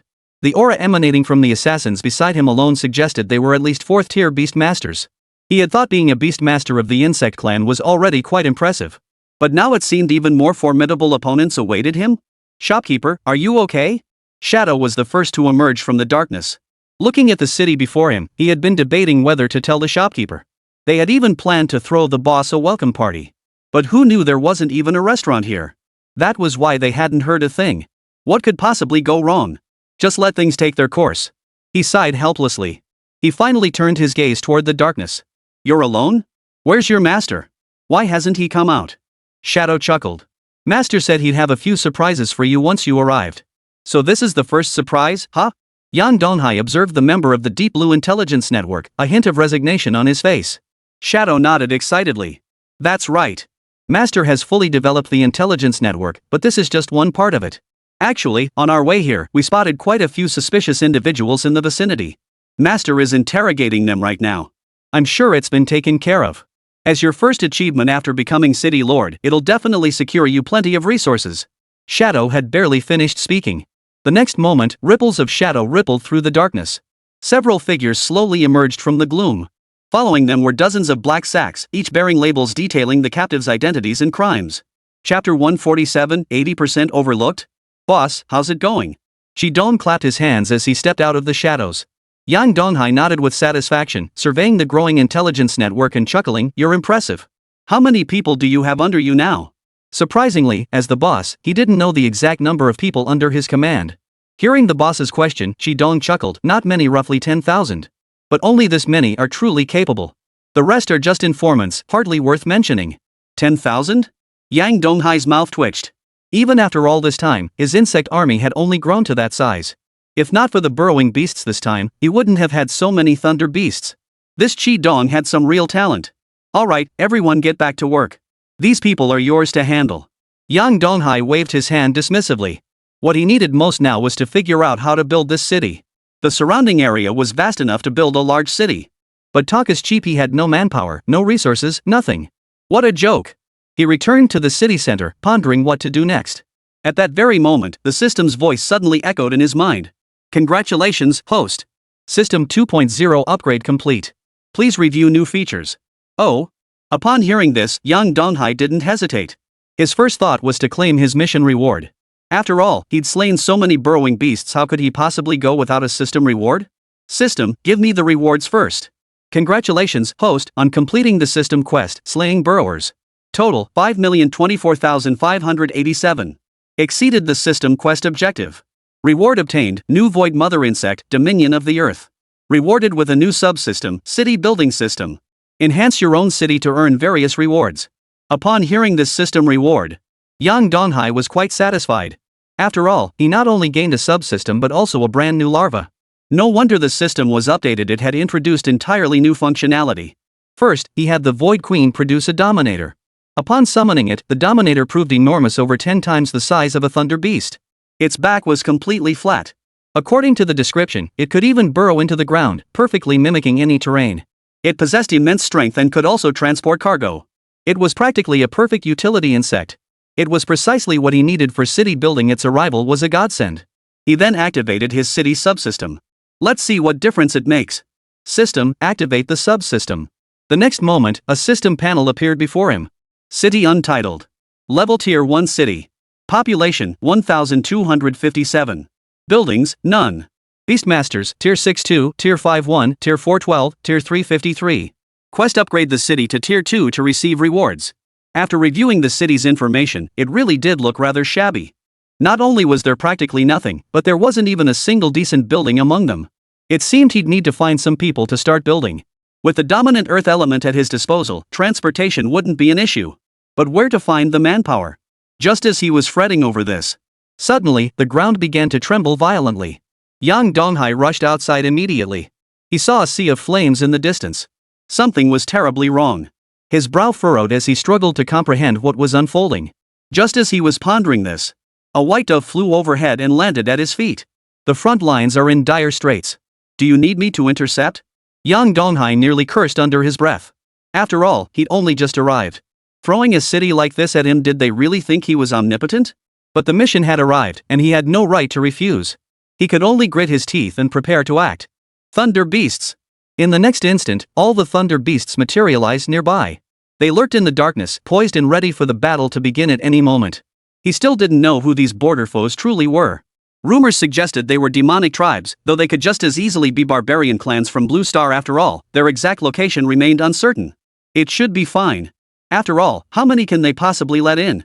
Yang Donghai had been relatively relaxed at first, but upon seeing the blazing lights overhead, thoughts of escape began to surface. How many are there? He'd assumed it would be a few hundred, maybe a few thousand at most. But just by looking, it was clear there were at least tens of thousands. This wasn't an oversight, it was as if they hadn't even bothered to intercept them, just letting them in outright. He couldn't help but inwardly curse. Even 2 6th-rank beast masters appeared beside him. Lord Mayor, something's off here. I can tell something's off. Yang Donghai wasn't stupid, how could he not notice something was off? He desperately needed intelligence from the front lines. Boss, the front lines have collapsed. They advanced too quickly before their own city was fully established. So 80% of the beasts are already charging our way. We can abandon this. Shidong appeared promptly, having gathered all intelligence from the front lines. After hearing his report, the 2 6th-tierers turned to him. If the city lord ordered a retreat, they would naturally follow. The city itself was empty anyway. At worst, they could wait for the front lines to push back and resume construction then. No major issues. Prepare for battle. None of them expected Yang Donghai to actually order combat. This was an army of over 10,000 demon beasts. What if something went wrong? Beasts capable of breaching our defenses must be at least 6th tier. You two just hold off these powerful beasts. Leave the rest to me.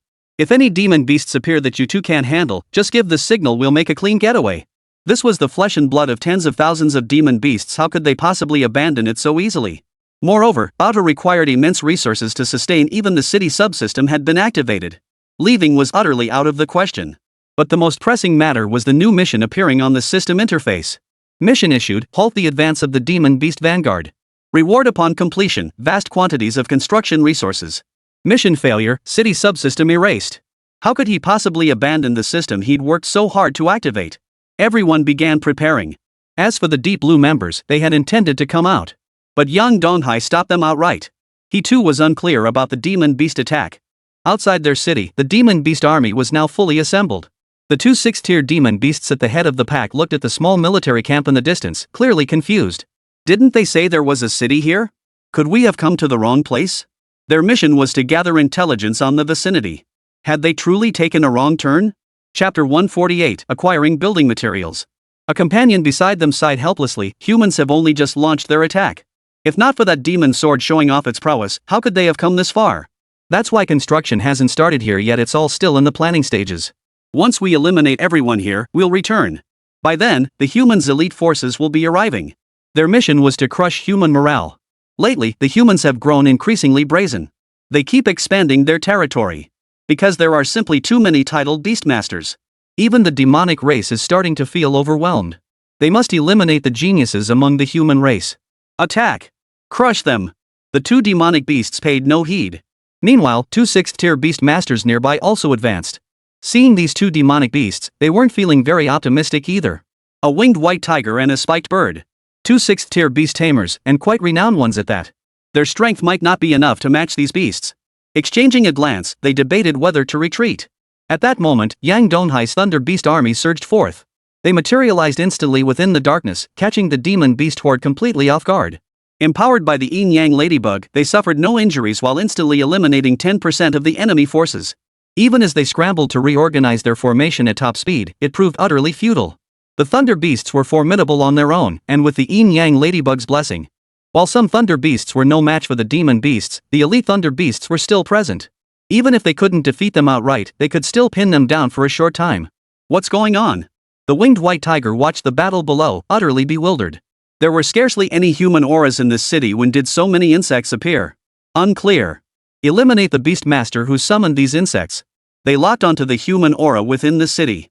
Whoever it was, they just needed to kill everyone. Did you two forget about us old fools? The two 6th-tier beast masters, seeing Yang Donghai unleash such formidable power, held nothing back. They unleashed their full might, determined to stall them. Time passed swiftly. Yang Donghai's insect army had eliminated half the demon beasts with almost no casualties. However, the two 6th-tier beast masters weren't faring much better. Not only were their beasts wounded, but the tamers themselves had also sustained injuries. Meanwhile, the two demon beasts showed no signs of trouble, a testament to their formidable strength. We can't hold on much longer. If this continues, both of us will be in mortal danger. Though they desperately wanted to continue fighting, there was no choice. Their strength was simply too weak compared to the beasts. Their only hope now was to flee immediately and summon powerful humans to aid them. Think you can escape? Not a single one of you will get away. Having witnessed the slaughter of his minions, the winged white tiger would never let them escape. He must find the beast master hiding among the crowd. Eliminate the human genius before his power grew too great. Otherwise, if he were allowed to develop freely, he would inevitably become the greatest threat to all demon beasts. Damn it! Just as the two prepared to activate their escape signal device, who would have thought the winged white tiger was already prepared, directly destroying it? All hope was lost. Protect the city lord. If possible, take him away. Realizing escape was impossible, the two immediately focused on protecting Yang Donghai. After all, given the power Yang Donghai had already demonstrated, his future strength was bound to be terrifying. That is precisely why they cannot afford to waste a single opportunity. None of you can protect anyone. A faint white light emanated from the winged white tiger, wing slash. He aimed directly at one of the beast tamers' heads. Just as his hand was about to strike, an attack sent him flying backward. You dare come to the borders of our human territory? A mere 6th-tier beast, and you have the audacity? Don't you fear death? The man floated in midair. Following behind him was a 7th-rank beast tamer. The winged white tiger's eyes darkened. He had it in his grasp. He was about to seize the one who summoned the insect horde. Who could have anticipated such a move? Though displeased, he gritted his teeth and shouted, "Retreat! Think you can just leave?" Seeing the winged white tiger arrive and depart with such suddenness, the man sneered coldly. In the next instant, the power radiating from his body dispersed, and the two wings on the winged white tiger's back immediately fell off. Consider this a lesson. The winged white tiger stared at the fallen wings. Though tempted to retrieve them, it lacked the courage. Finally, its face darkening, it turned and departed. After watching the demon beast army depart, Yang Donghai breathed a sigh of relief. He'd thought he was going to die here. That white tiger had clearly been heading straight for him. Thankfully, no accident had occurred. The figure in the sky slowly descended to the ground. The other party's face didn't look old. Must be some prodigy, right? The figure smiled as they introduced themselves. Yang Donghai, right? You did well this time. I'm the current lord of Tianyu City, a graduate of the Imperial Beastmaster Academy in the capital. Should you ever need anything, feel free to reach out. With that, he nodded to the remaining two 6th-rank beast masters before turning to leave. Lord City Master, we old bones can't keep up. We'll retire for the night. A group of workers will arrive soon to assist with city construction. Please keep an eye on things. With that, the two headed down to tend to their injuries. After all, their beasts were also badly wounded. Staying here proved far more challenging than anticipated. The intensity here at the border truly holds a significant gap compared to the Alliance's interior. They couldn't help but feel a pang of regret. Yang Donghai immediately began arranging for Batu to collect the flesh and blood of these demonic beasts on the battlefield. Feeding it to the void motherworm would ensure a steady supply of Batu. After clearing the battlefield, they had gained only 5 additional Batu's. It seemed the energy required to produce Batu was immense. He couldn't help but feel a surge of emotion. Congratulations, host. Task completed. Construction materials acquired. In the next instant, his insectoid space was filled with a substantial amount of construction materials. It seemed primarily intended for constructing city walls. Among them was black tortoise stone, which he recalled being used only in cities of Donghai City's caliber. They were also extremely expensive. This time, the system had shown remarkable generosity. All that remained was to await the arrival of the workers. A faint smile played on his face. After some time passed, the construction crew finally arrived as arranged. They brought their own materials and numbered over 1,000 men. Their objective was to complete the city walls and essential structures within 3 months. After all, the resources allocated from above were truly immense. Chapter 149, The Black Tortoise City Walls. May I speak with the city's lord? As the construction team leader, Xiaohao naturally needed to liaise with the city lord. The Miao brothers laughed from outside. Gentlemen, you finally arrived. We've been waiting for you like, well. Xiaohao cut them off immediately. Enough chatter. Let's get started. Xiaohao was utterly accustomed to this by now. The main reason was that the recent surge in city wall construction projects had left them completely overwhelmed. They were even short on manpower. Seeing them about to begin, Miaopeng hurriedly spoke up to stop him. Wait. Hold on. He knew exactly what was happening and spoke up immediately. Brother Hai's team had been preparing for a long time, and the materials they were using weren't up to par. What are you waiting for? Do you know how much work our crew has to get done each day? We can't waste time here. Move aside. With that, Xiaohao prepared to lead his crew to work. Miaopeng could only shout, hold on. We've prepared our own materials, you just need to do the construction. You prepared materials? Xiaohao's face twisted into a mocking grin. What a joke, they'd prepared materials. They weren't fools. The cities around here were all in the middle of nowhere. As a border region, it was constantly ravaged by war, leaving no resources whatsoever. Where on earth would they get resources? We're using top-grade white jade. This will help you withstand attacks. And it looks stunning. Could your materials possibly compare? Use this. Miaopeng refused to waste words, tossing a stone directly at him. Feeling the stone's weight, Xiaohao opened his mouth to mock them, but then noticed the dark patterns and the faint aura of power emanating from it. He exclaimed in disbelief, Xuanwu stone? After all, this material was a rare resource. Not only could it be used to forge weapons, but also armor.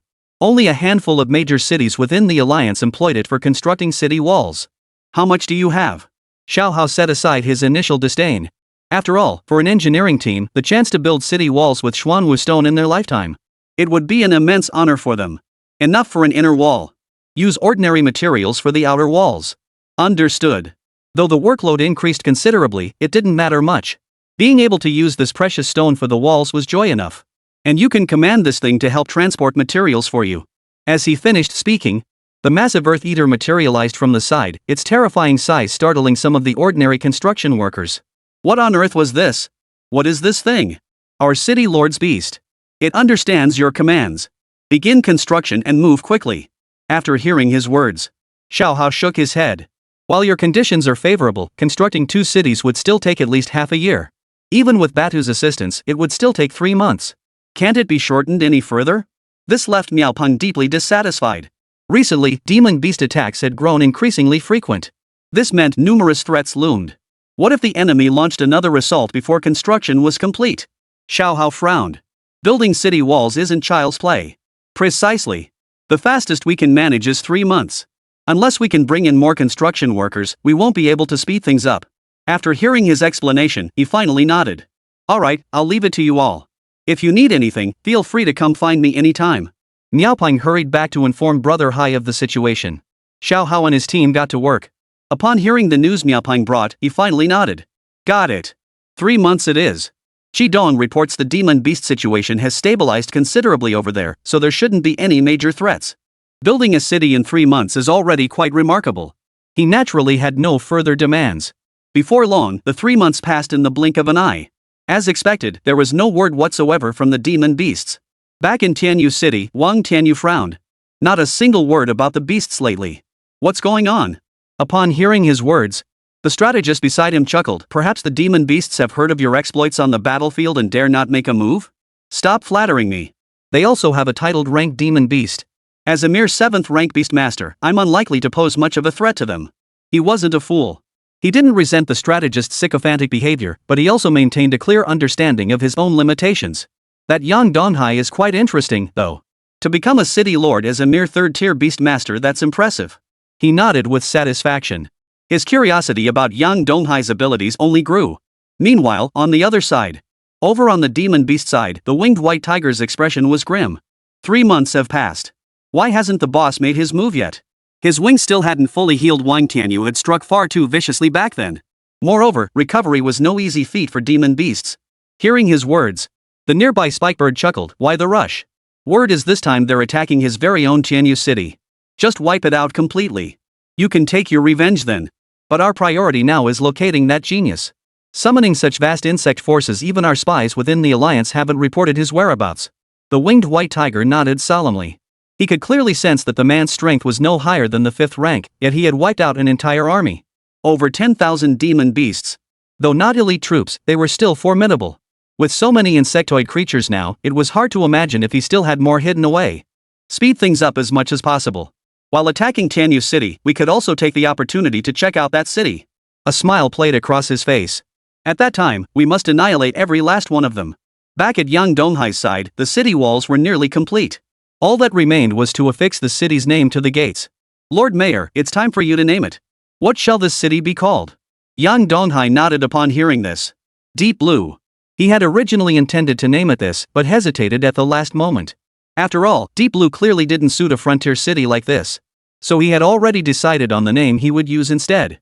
Let's call it Demon Slayer. With demonic beasts invading, he would never allow them to breach the Alliance's defenses through his territory. Chapter 150, Tianyu's Broken Wings. What an arrogant name. Xiao Hao, standing nearby, couldn't help but mutter in admiration upon hearing it. Yang Donghai merely chuckled. Whether the name was arrogant or not, he didn't know. If these beasts dared to come, he would find a way to deal with them. Soon after the signboard was ready, Xiao Hao led his team away. At this moment, the entire demon-slaying city was encircled by 2 walls. It was completely different from when they first arrived. Even Qi Dong couldn't help but marvel, impressive. Xuanwu stone, that stuff isn't easy to come by. Truly remarkable. Yang Donghai waved his hand dismissively. You're back. Looks like something's happened on the front lines. Yeah, there's been trouble. You know how it is, no word at all from the demon beast front for 3 whole months. So I took some men to investigate. Their current target seems to be Tianyu City, near your area. And boss, you mustn't go to help. Why? Yang Donghai felt even more puzzled upon hearing this. They were mutually dependent, shouldn't going to help be the natural thing to do? Especially since, back then, if it weren't for Tianyu the king of literature, their demon-slaying city might have fallen to the demon beast assault. They've dispatched a peak 7th tier demon beast. Not only that, but also 5 6th tier beasts. 100,000 strong demon beast army, with a simple objective, to annihilate Tianyu City. Why? Yang Donghai found it increasingly unbelievable. To destroy a single Tianyu City, they were willing to pay such a tremendous price. There were numerous other cities surrounding them. Did these demon beasts not fear being trapped and unable to retreat afterward? Because this winged white tiger holds a special status. His father, the benevolent evil white tiger, is a titled rank demon beast. Having severed his offspring's wings, vengeance is inevitable. It must be said that Qi Dong's methods of obtaining intelligence were truly remarkable. Impressive. Yet Yang Donghai still felt compelled to offer assistance. After all, they had only intervened back then because they were helping to slay a demon. We don't have to intervene, but Qi Dong, you should still share this intelligence with him. Then Wang Tianyu should try to see if he can find some helpers to assist. Qi Dong nodded. I've already sent someone to notify him. Whether Tianyu City could weather the coming storm safely was no longer within their control. Tianyu City. Wang Tianyu was still busy reinforcing the city's defenses. Upon hearing the news brought back by Qi Dong's men, his face showed obvious surprise. His initial reaction mirrored Yang Donghai's. Had these people lost their minds? His city was one of the major border strongholds, and several titled beastmasters were stationed nearby. How could they dare? But then again, if it truly was that white tiger of good and evil, such a reckless act might just be possible. Please convey my thanks to your city lord. Wang Tianyu began preparing for the upcoming battle. A month passed in this manner.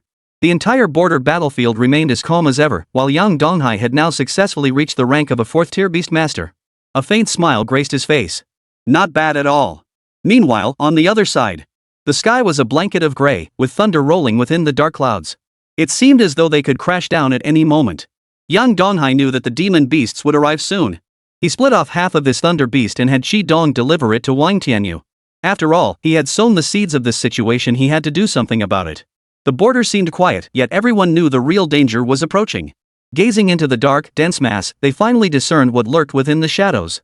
An army of over 100,000 demon beasts. These were the elite of the elite among the demon beasts. Even Yang Donghai and the others in the distance were stunned into silence. This was a world apart from the advance units they had sent earlier. The demon beasts were truly ready to fight this time. Wang Tianyu, show yourself. A deafening roar echoed through the sky. Yang Donghai stood watching from a short distance away as the great battle commenced. His thunder beasts fell one by one, alerted by the void mother worm. Regarding this, Yang Donghai knew Tianyu City couldn't hold out much longer. Even the 2 6th-tier beast tamers beside him stared in disbelief at the distant battle. If it were them, they would likely stand no chance against such power. Too powerful. The battle raged on for months. During this period, numerous demon beasts came to cause trouble in their demon-slaying city. Unfortunately for them, every single one was killed. They were no match at all. But that was only natural. With their current strength, these minions stood no chance against them. As for the other side, Tianyu City was now utterly shattered beyond recognition. The walls, once crafted from pure white marble, now lay in ruins. Wang Tianyu knelt alone beneath the crumbling ramparts. His few beast tamers lay motionless around him. Each bore wounds of varying severity. We lost. Gazing up at the demon beasts in the sky, the reinforcements he had desperately awaited never arrived. After all the powerful beings had been tied up by the demon beasts' own strongholds. Would they willingly pay such a heavy price for him? The enemy's 7th-tier demon beasts weren't faring much better. They had nearly fallen to them. The once 100,000-strong demon beast army was now dwindling to a fraction, primarily due to those damned insects. They still had no clue where these cursed creatures had come from. Just as their anger boiled over, the winged white tiger appeared behind Wang Tianyu, shifting into human form. It sneered coldly at him. "Well, Wang Tianyu, when you broke this king's wings back then, did you ever imagine this day would come?" Wang Tianyu merely stared at the sky, not even sparing him a glance. He was nothing more than a defeated foe. He had lost, but not to the winged white tiger. In his eyes, the lowly creature remained nothing more than an insignificant insect. Sure enough, upon sensing that look of utter contempt, he gritted his teeth. Just as he was about to erupt, he let out a cold laugh. "You're nothing but a dead man. Why would this prince stoop to your level?" Suehu directly seized Wang Tianyu's 2 arms. Before the surviving humans gathered around, he showed no mercy, snapping his arms clean off. Just as he had once shattered his wings. "Let's go." The 7th rank had received word that the front couldn't hold out much longer. If they didn't leave now, they might never escape this place alive. Only after discarding Wang Tianyu's arms did the winged white tiger let out a cold laugh before turning to leave. Yet he cast a regretful glance toward the direction of the Demon Slayer's trial. Chapter 151, Promotion Requirements. Next time he came, he would definitely take action to eliminate that small city. Those little insects had appeared last time too. It was definitely the city lord's doing. Who could it be? After the demon beast departed, Yang Donghai received word and hurriedly brought his men into the city. After witnessing everything that unfolded before him, he remained silent. Damn it! Especially witnessing Wang Tianyu's pitiful state, a proud 7th-tier beastmaster, treated like this. "Alright, you idiot. I told you not to come. What if something dangerous happened? Their targets are you and me. You've already done me a huge favor. Except my future is probably ruined now." A wry smile played on Wang Tianyu's face. Blood trickled from the corner of his mouth, especially as he watched his beast companion, someone he'd spent every waking moment with, now lying motionless on the ground. He finally understood completely. He was still too young and inexperienced, having underestimated these demonic beasts. Sigh. Seeing his sigh, Yang Donghai clenched his fists. He too wanted to seek vengeance, but his current strength was far too weak. "Lord Wang." Wang Tianyu cut him off immediately. "Enough. This matter is insignificant. Surviving was already a blessing. I hope to see you shine brilliantly on the battlefield in the future." As he spoke, medical personnel approached and escorted Wang Tianyu away. As for why the demon beast hadn't killed him, it was merely a warning shot fired by the demon beasts at humanity. Seeing that even such a powerful opponent had lost his face and arm to them, the human race could never be their match in the future. He merely shook his head at this. There was nothing to be done. They were simply too far from the heartland of humanity. Under such an assault, the absence of reinforcements was inevitable. Ding! Task issued: avenge Wang Tianyu by slaying the 6th-tier winged white tiger demon beast. Reward: brand new larvae. Mission failure: none. This mission seemed tailor-made for him. He could abandon it at will, but the choice was his to make. "This system of yours, anything I can refuse gets slapped with a failure penalty. Now look, not even giving me a penalty anymore." Yang Donghai shook his head. Revenge was inevitable. Watching Wang Tianyu gradually fade into the distance, he had already begun his preparations. The winged white tiger was merely a 5th-tier demon beast, a mere step up in cultivation for him. His Shin Cat was nearing its breakthrough as well, making victory far from impossible. With the numbers of thunder beasts on his side, all he needed now was an opportunity, a chance to strike and eliminate his foe. That was all. He aimed to resolve the matter in the shortest time possible. Upon returning to the human realm, the demon sword and the black Lolita both appeared before him the moment he entered the barrier. "You brat, don't you know how to run?" The dark-haired lowly looked at her former student, now reduced to this pitiful state. To say she wasn't heartbroken would be a lie. Hearing his master's words, he merely shook his head. "Dean, you saw it yourself. They're after me. They've already clashed with you all. Why would they let me go? But it's fine. There are still others on the front lines. I suppose I've fulfilled my duty. The demon sword stepped forward, patted him on the shoulder, and waved his hand. The medical personnel then took him away. I heard that kid Yang Donghai is on the front lines. Shall we go check it out? The dark-haired girl perked up with interest. Demon sword shook his head. We must hold our posts. Don't wander off. I've heard the rumors about Yang Donghai. Not bad. He might just be the ace of this war. All right. The dark-haired girl immediately sprang into action, instructing Chi Dong and Shadow to lead their men to Tianyu City. Spread the word that their city needs reinforcements. To see how many would come. As for the other side, he needed to wait for Xiao Hao. After all, the city's construction should be nearly complete by now. He still had Xiao Hao's contact information, so reaching out directly when the time came wasn't out of the question. Their widespread recruitment notice had spread across nearly the entire border region. Many who knew Yang Donghai were surprised by their recruitment drive. Given their current strength and the size of their city, they were actually competing with them for people in Tianyu City. They still remembered when this place was nothing more than a small military camp. Could they really have transformed it into a proper city? It was merely a defensive outpost. At best, he was a city lord. At worst, Yang Donghai was nothing at all. As for what these city lords thought of him, Yang Donghai himself didn't really care much. What he understood clearly was this. Everyone had essentially abandoned this place. Therefore, development could only come through his own efforts. Even today, as Yang Donghai arrived at the ruins of Tianyu City, many were here selecting suitable individuals to take away. Those who could settle along the border were either beast tamers or merchants, both of whom played vital roles for the major cities. Isn't that Lord Yang himself? The crowd was visibly surprised to see Yang Donghai himself arrive in person. This was the first time they'd ever experienced the treatment reserved for a city lord's personal visit. A faint smile played on Yang Donghai's face. He waved his hand dismissively. Just came to take a look. I imagine you've all heard about our demon-slaying corps recruiting new members. And if you join us now, there will be no fees whatsoever. We can even provide various forms of assistance. With the protection of our city's powerful defenders, you needn't worry about your safety either.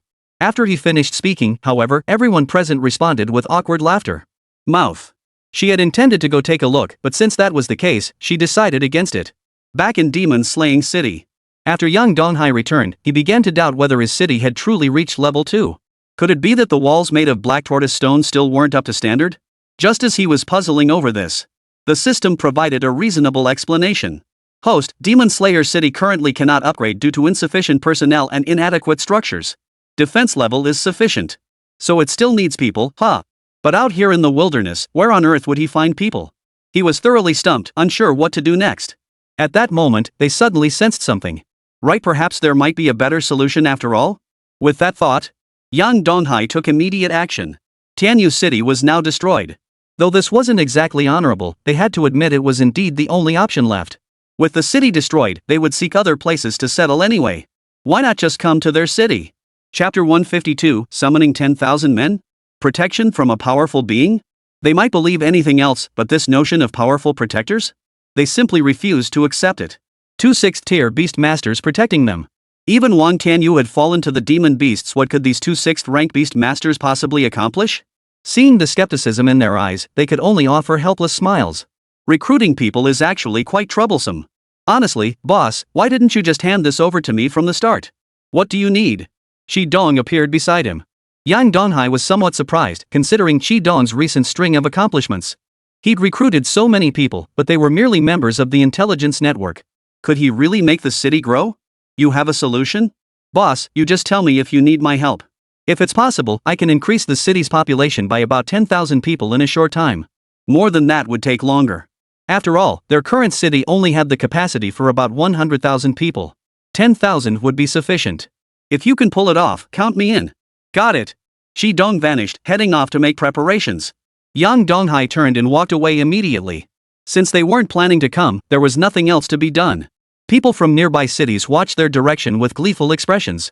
After all, they were all well aware that given the current situation, everything was likely to become extremely dangerous. A small city simply couldn't attract anyone. The fact that higher-ups had sent a 3rd-tier beastmaster already indicated this kid had some skill, but not much. Upon returning to the city, Yang Donghai, he immediately ordered the Void Mother Worm to continue mass-producing offspring. After all, what he needed now was revenge. The method was straightforward. He pondered for a long time. Ultimately, he settled on one thing: a surprise attack. Only when the target was alone could he strike decisively. It must be said that Chi Don's intelligence network was truly formidable. Under all the conditions he required, information regarding the winged white tiger was already in his hands. What Yang Donghai hadn't anticipated was that this winged white tiger's affections weren't so straightforward.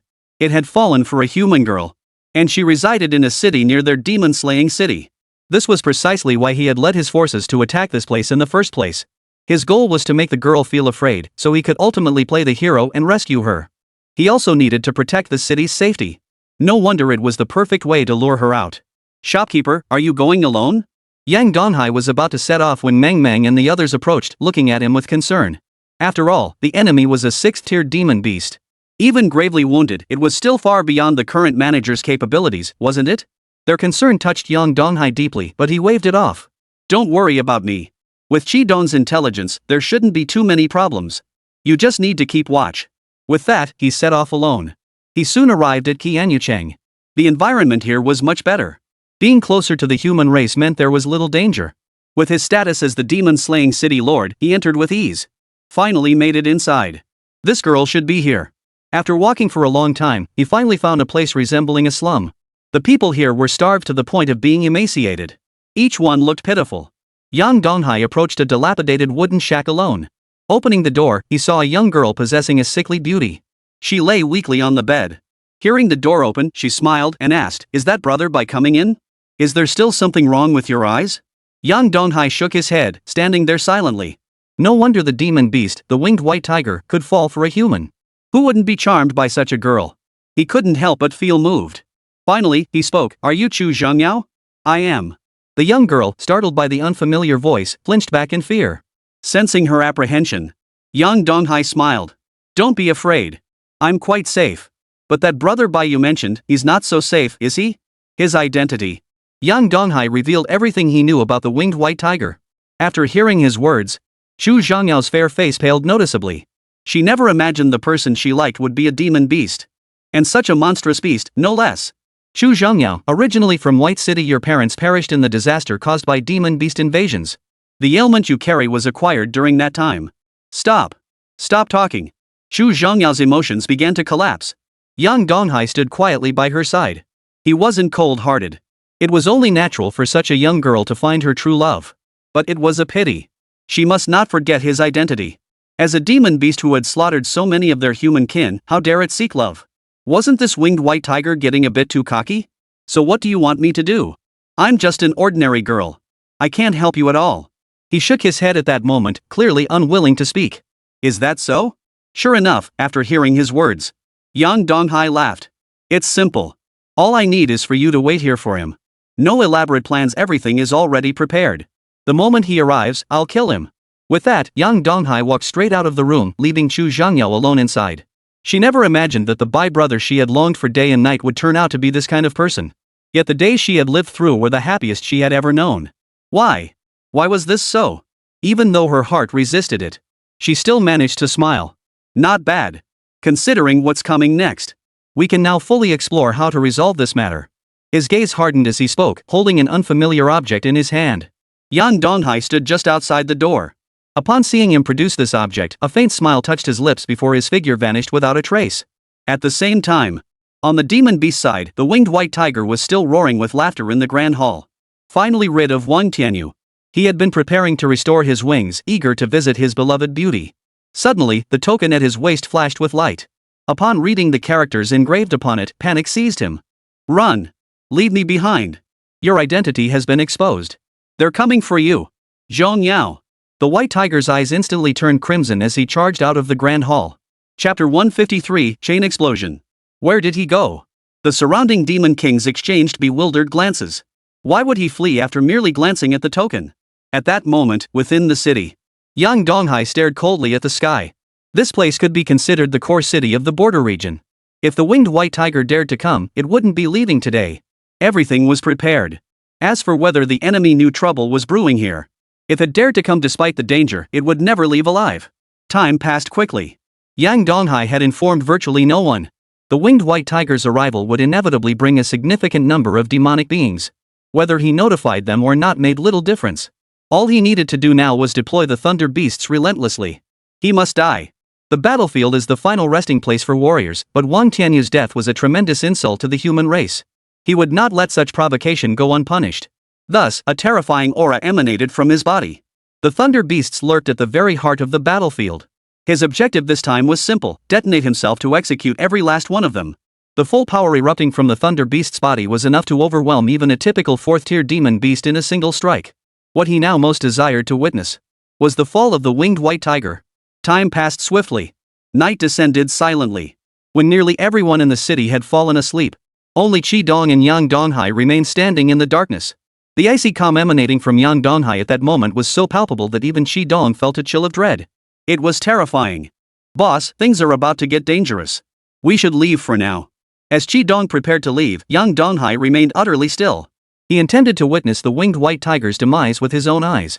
A new mission had appeared on the system interface: defeating the winged white tiger would grant a brand new larva. Yet he couldn't care less. This time, he wasn't here for the mission reward. His sole purpose now was revenge. Seeing that his boss had no intention of leaving, Qi Dong could only stand silently by alone. He sighed helplessly.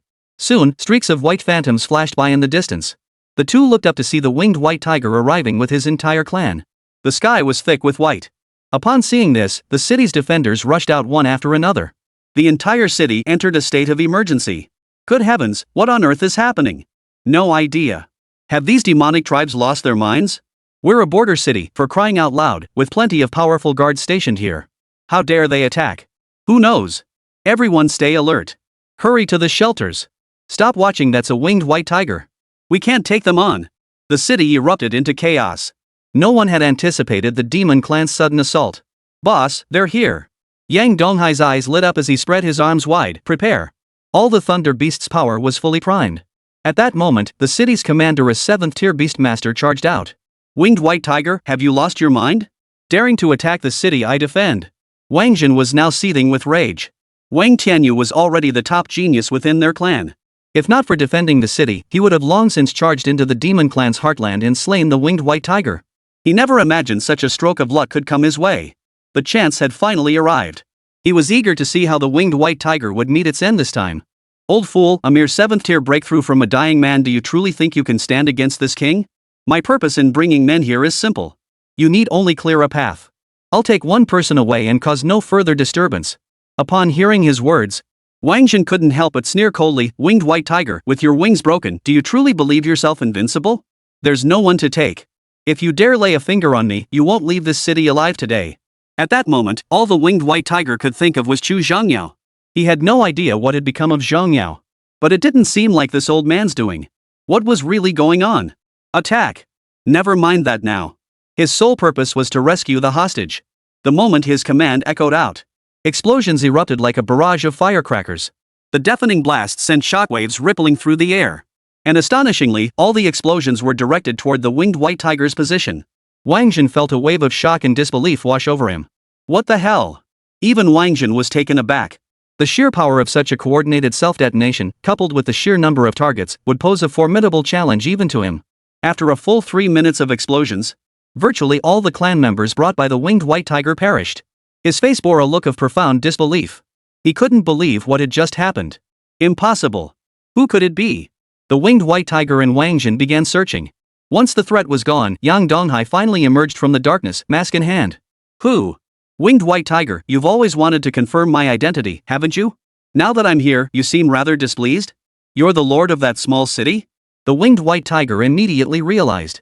It was then that so many insectoid creatures appeared. They had dealt a devastating blow to the demon beasts. Who would have thought the opponent looked so young? Not a small town, it's demon extermination. Yang Donghai sneered coldly. Though the losses this time were indeed substantial, it didn't matter.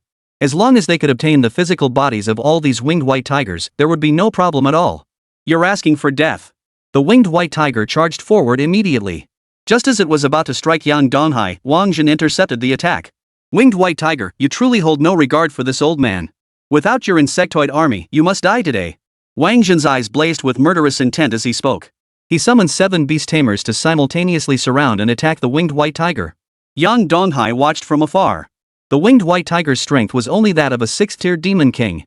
Facing the 7th-tier Wang Jin, despite the latter's advanced age, it stood no chance. Its most formidable weapon, its wings, had vanished.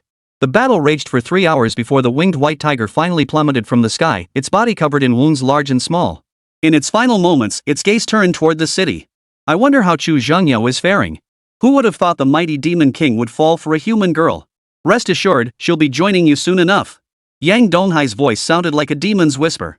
The white-winged tiger spat out a mouthful of blood. Aren't humans always kind to their own kind? Hearing this, the other merely chuckled. Not necessarily. After all, she's involved with you. Who knows if she's even human anymore? What a pity!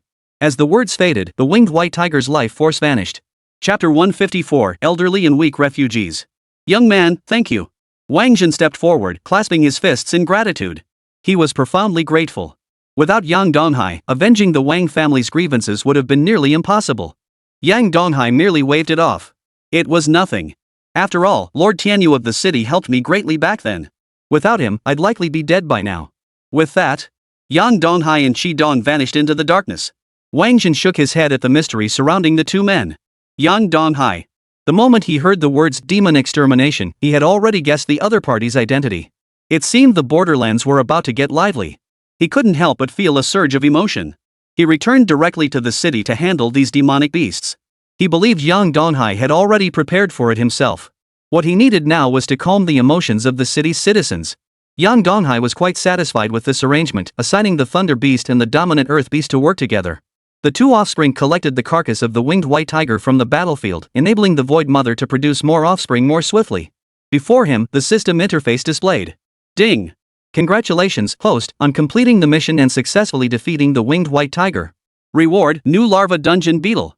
In the next instant, a brand new larva materialized before him. The dungeon beetle's appearance bore a striking resemblance to the shields used by the human race. All its vulnerable points were concealed within its body. Only by locating specific weak points could one breach its defenses.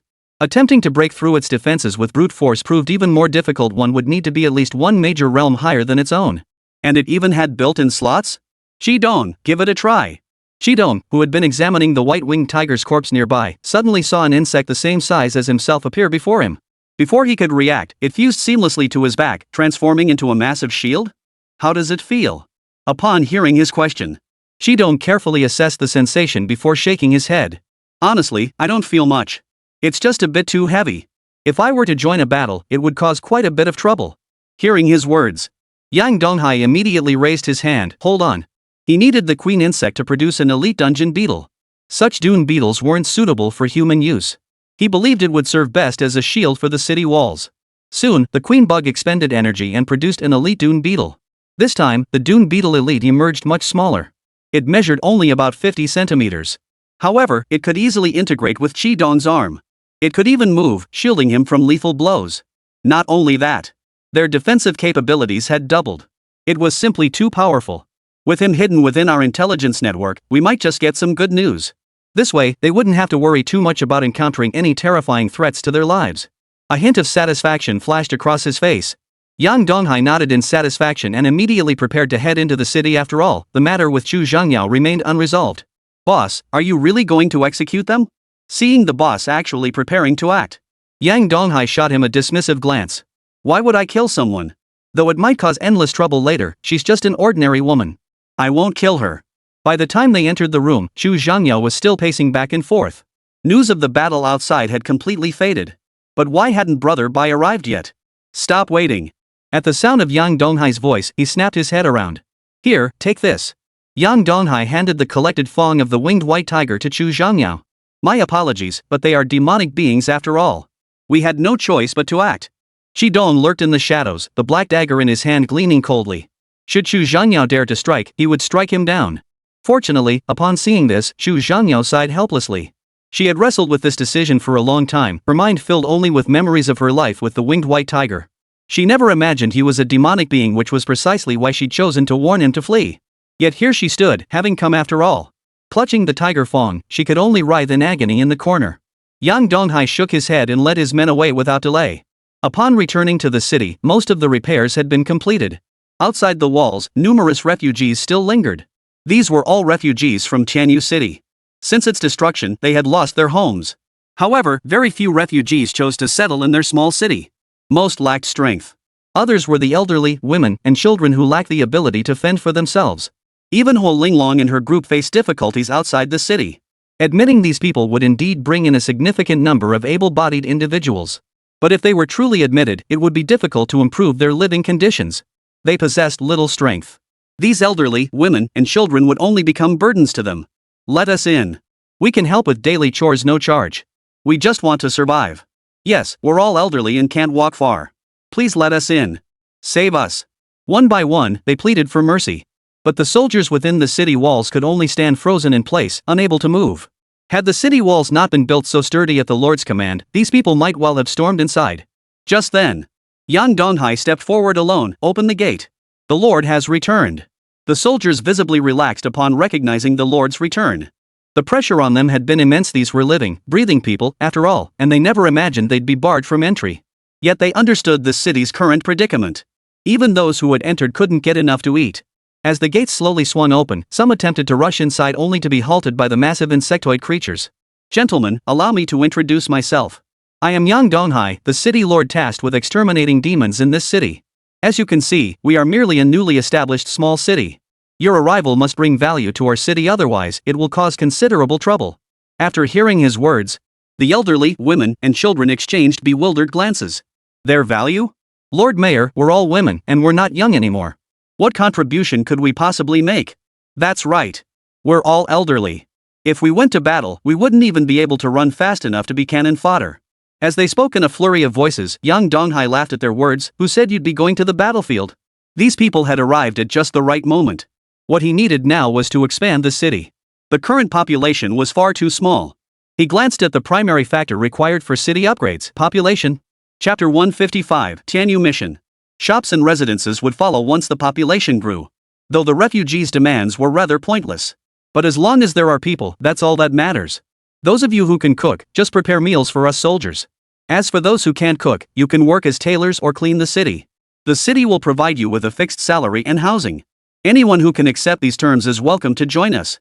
What if we don't have these skills? Women with children also began to worry.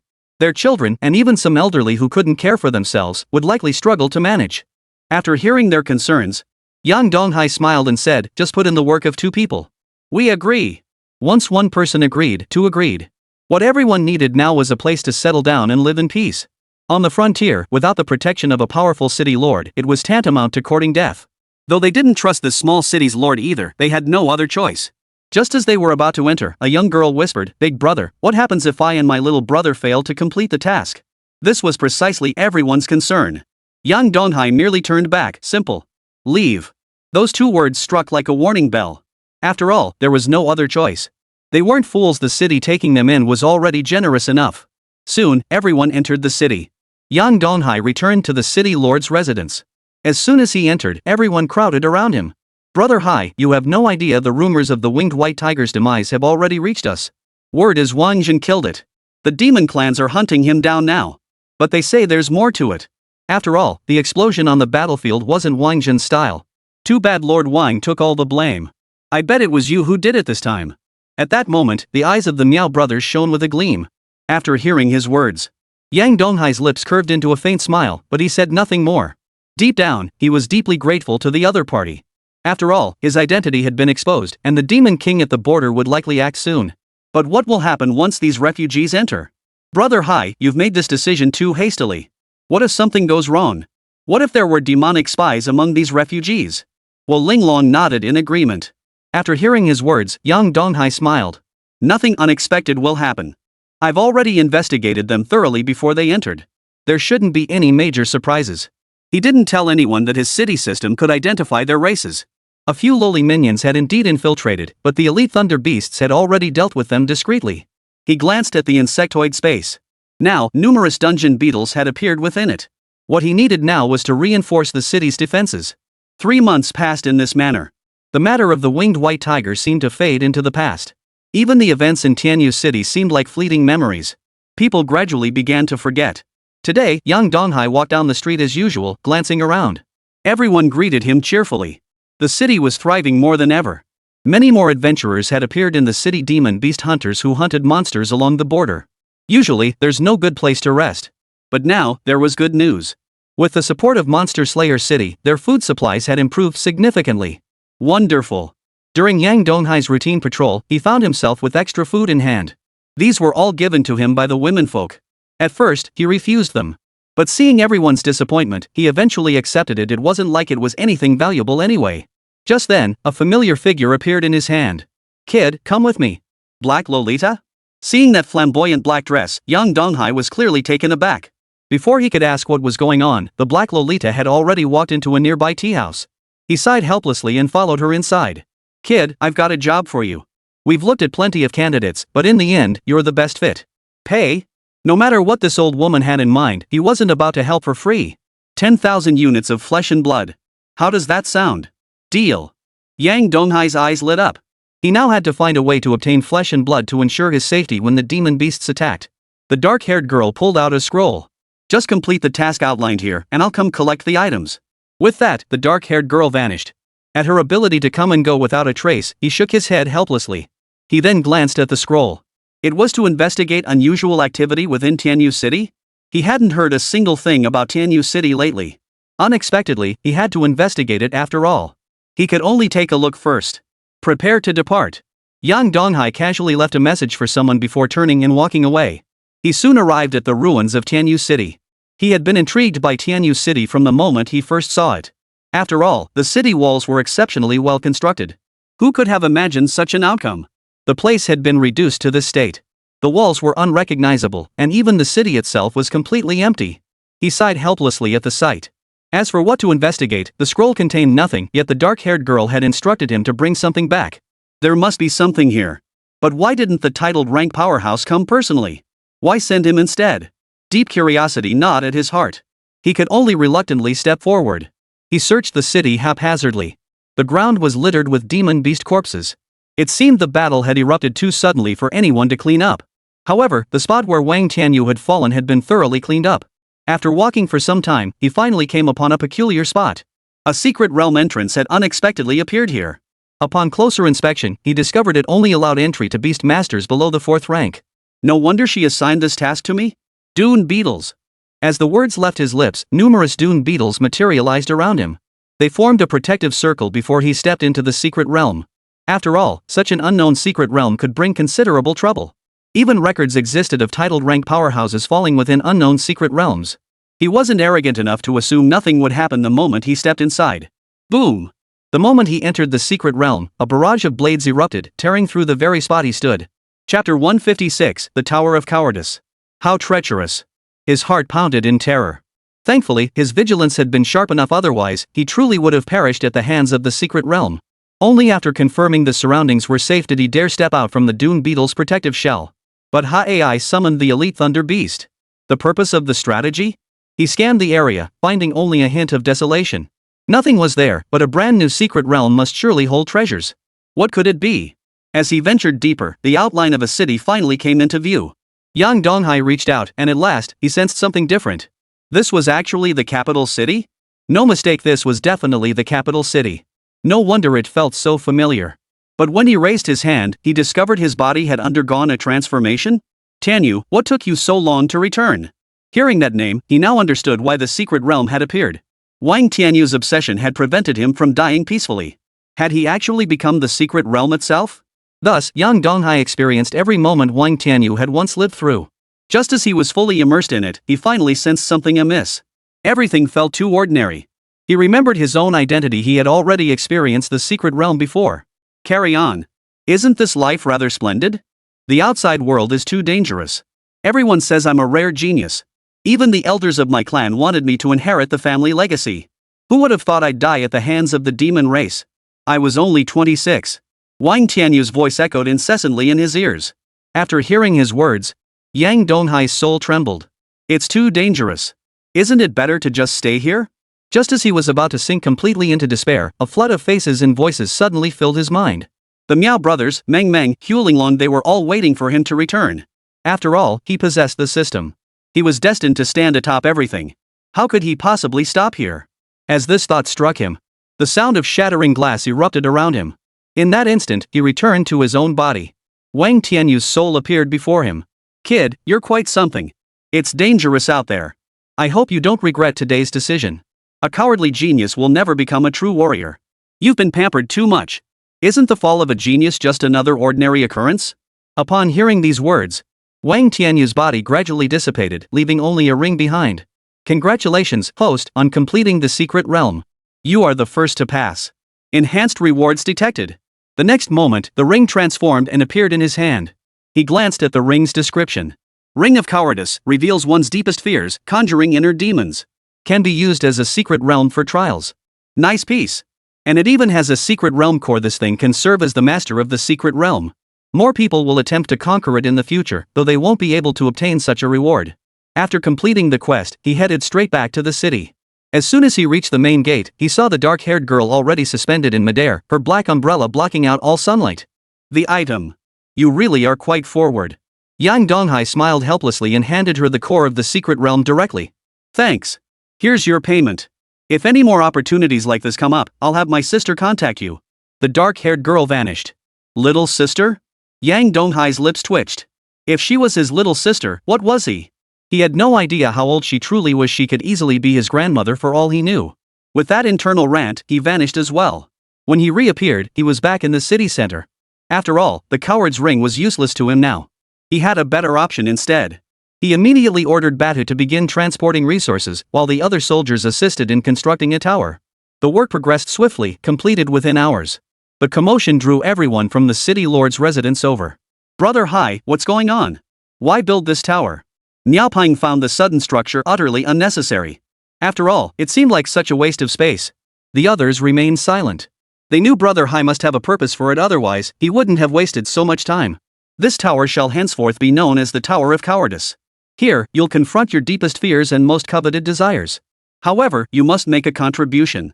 After one day, I will forcibly remove you to prevent you from becoming addicted. After all, being a beast master demands a strong mind. Those with fragile hearts risk their beasts turning against their masters. Unfortunately, few methods exist within the alliance to temper the spirit. Such situations might arise within most titled families, but elsewhere, the probability is rare. These are the very foundations upon which clans stand. They won't be handed out lightly. There's such a thing? Wu Linglong and the others' eyes lit up. They understood its immense importance, truly extraordinary. They were already itching to get inside right now. Entry requires contribution points. Each first-tier demon beast contributes 1 point. Each subsequent level increases the requirement tenfold, with 1,000 contribution points needed for every entry into the tower. The same applies to you. Everyone nodded in agreement upon hearing this. After all, it was fair treatment. If Brother Hai had offered them special privileges, they wouldn't have wanted them anyway. News of the Tower of Cowardice had also spread. Countless demon beast hunters were now rushing here like madmen. It was simply too good to be true. They were all seeking ways to strengthen their inner resolve. Yang Donghai's move was essentially expanding his city. At that moment, the system's voice echoed in Yang Donghai's mind. Ding! Congratulations, host, on successfully activating the special structure, Tower of Cowardice. Reward, 2 thunder cannons placed on either side of the city walls. Thunder cannons? Yang Donghai was visibly surprised. But rewards from the system were never subpar. He immediately rushed out, deeply curious about what these things actually were. Seeing Brother Hai dash out, the others hurried after him. Upon reaching the inner city walls, they found a crowd already gathered there, murmuring in discussion. The city lord is coming. Make way. As the crowd parted to make way for the city lord, Yang Donghai finally caught sight of the object being carried. It was a massive artillery platform over 30 meters tall, complete with a sophisticated control console requiring at least 3 operators. A brilliant blue light flickered from it, a weapon never before seen in the Alliance. What a treasure! It seemed this time, they had truly hit the jackpot by accident. Chapter 157, Asking for the Moon. What on earth is this? Even Wu Linglong felt a wave of shock wash over her. Hot weapons had long since faded from their stage. With the existence of beast masters, even powerful demon beasts could no longer breach their defenses with conventional weapons. Except for large-scale, area-of-effect nuclear weapons. Firearms had largely been phased out. Let me see, I just got my hands on this myself. Yang Donghai approached alone and soon reached the turret. The moment he touched it, he sensed something was off. All information about the thunder cannon appeared in his mind. He first extracted a first-tier demon beast core and placed it into the energy slot. In the next instant, the thunderous power of a first-tier demon beast erupted violently. It created a crater outside the city walls. Then Yang Donghai took out the core of a treasured 6th-tier demon beast and placed it inside. As arcs of thunder flashed relentlessly around them, many were violently thrown backward. This terrifying attack struck the distant sky, unleashing a towering pillar of lightning that drenched the entire open area. Even the walls forged from black tortoise stone trembled violently. How terrifying. Fear flashed in the eyes of many soldiers. They never imagined this thing could unleash such immense power. What's happening? The city's two 6th-rank beast masters hurried over. They sensed the destructive force of Appear. But seeing nothing had happened outside, they breathed a sigh of relief. Honored elders, it's a weapon devised by the city lord. Who would have thought that absorbing the core of a 6th-tier beast could unleash such terrifying power? The soldiers' eyes now gleamed with admiration.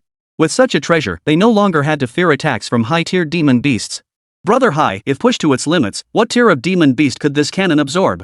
Niao Pang felt he had witnessed the birth of a terrifying weapon. In other words, possessing such a weapon. Did that mean there was no limit to what they could achieve with sufficiently powerful cores? No limit.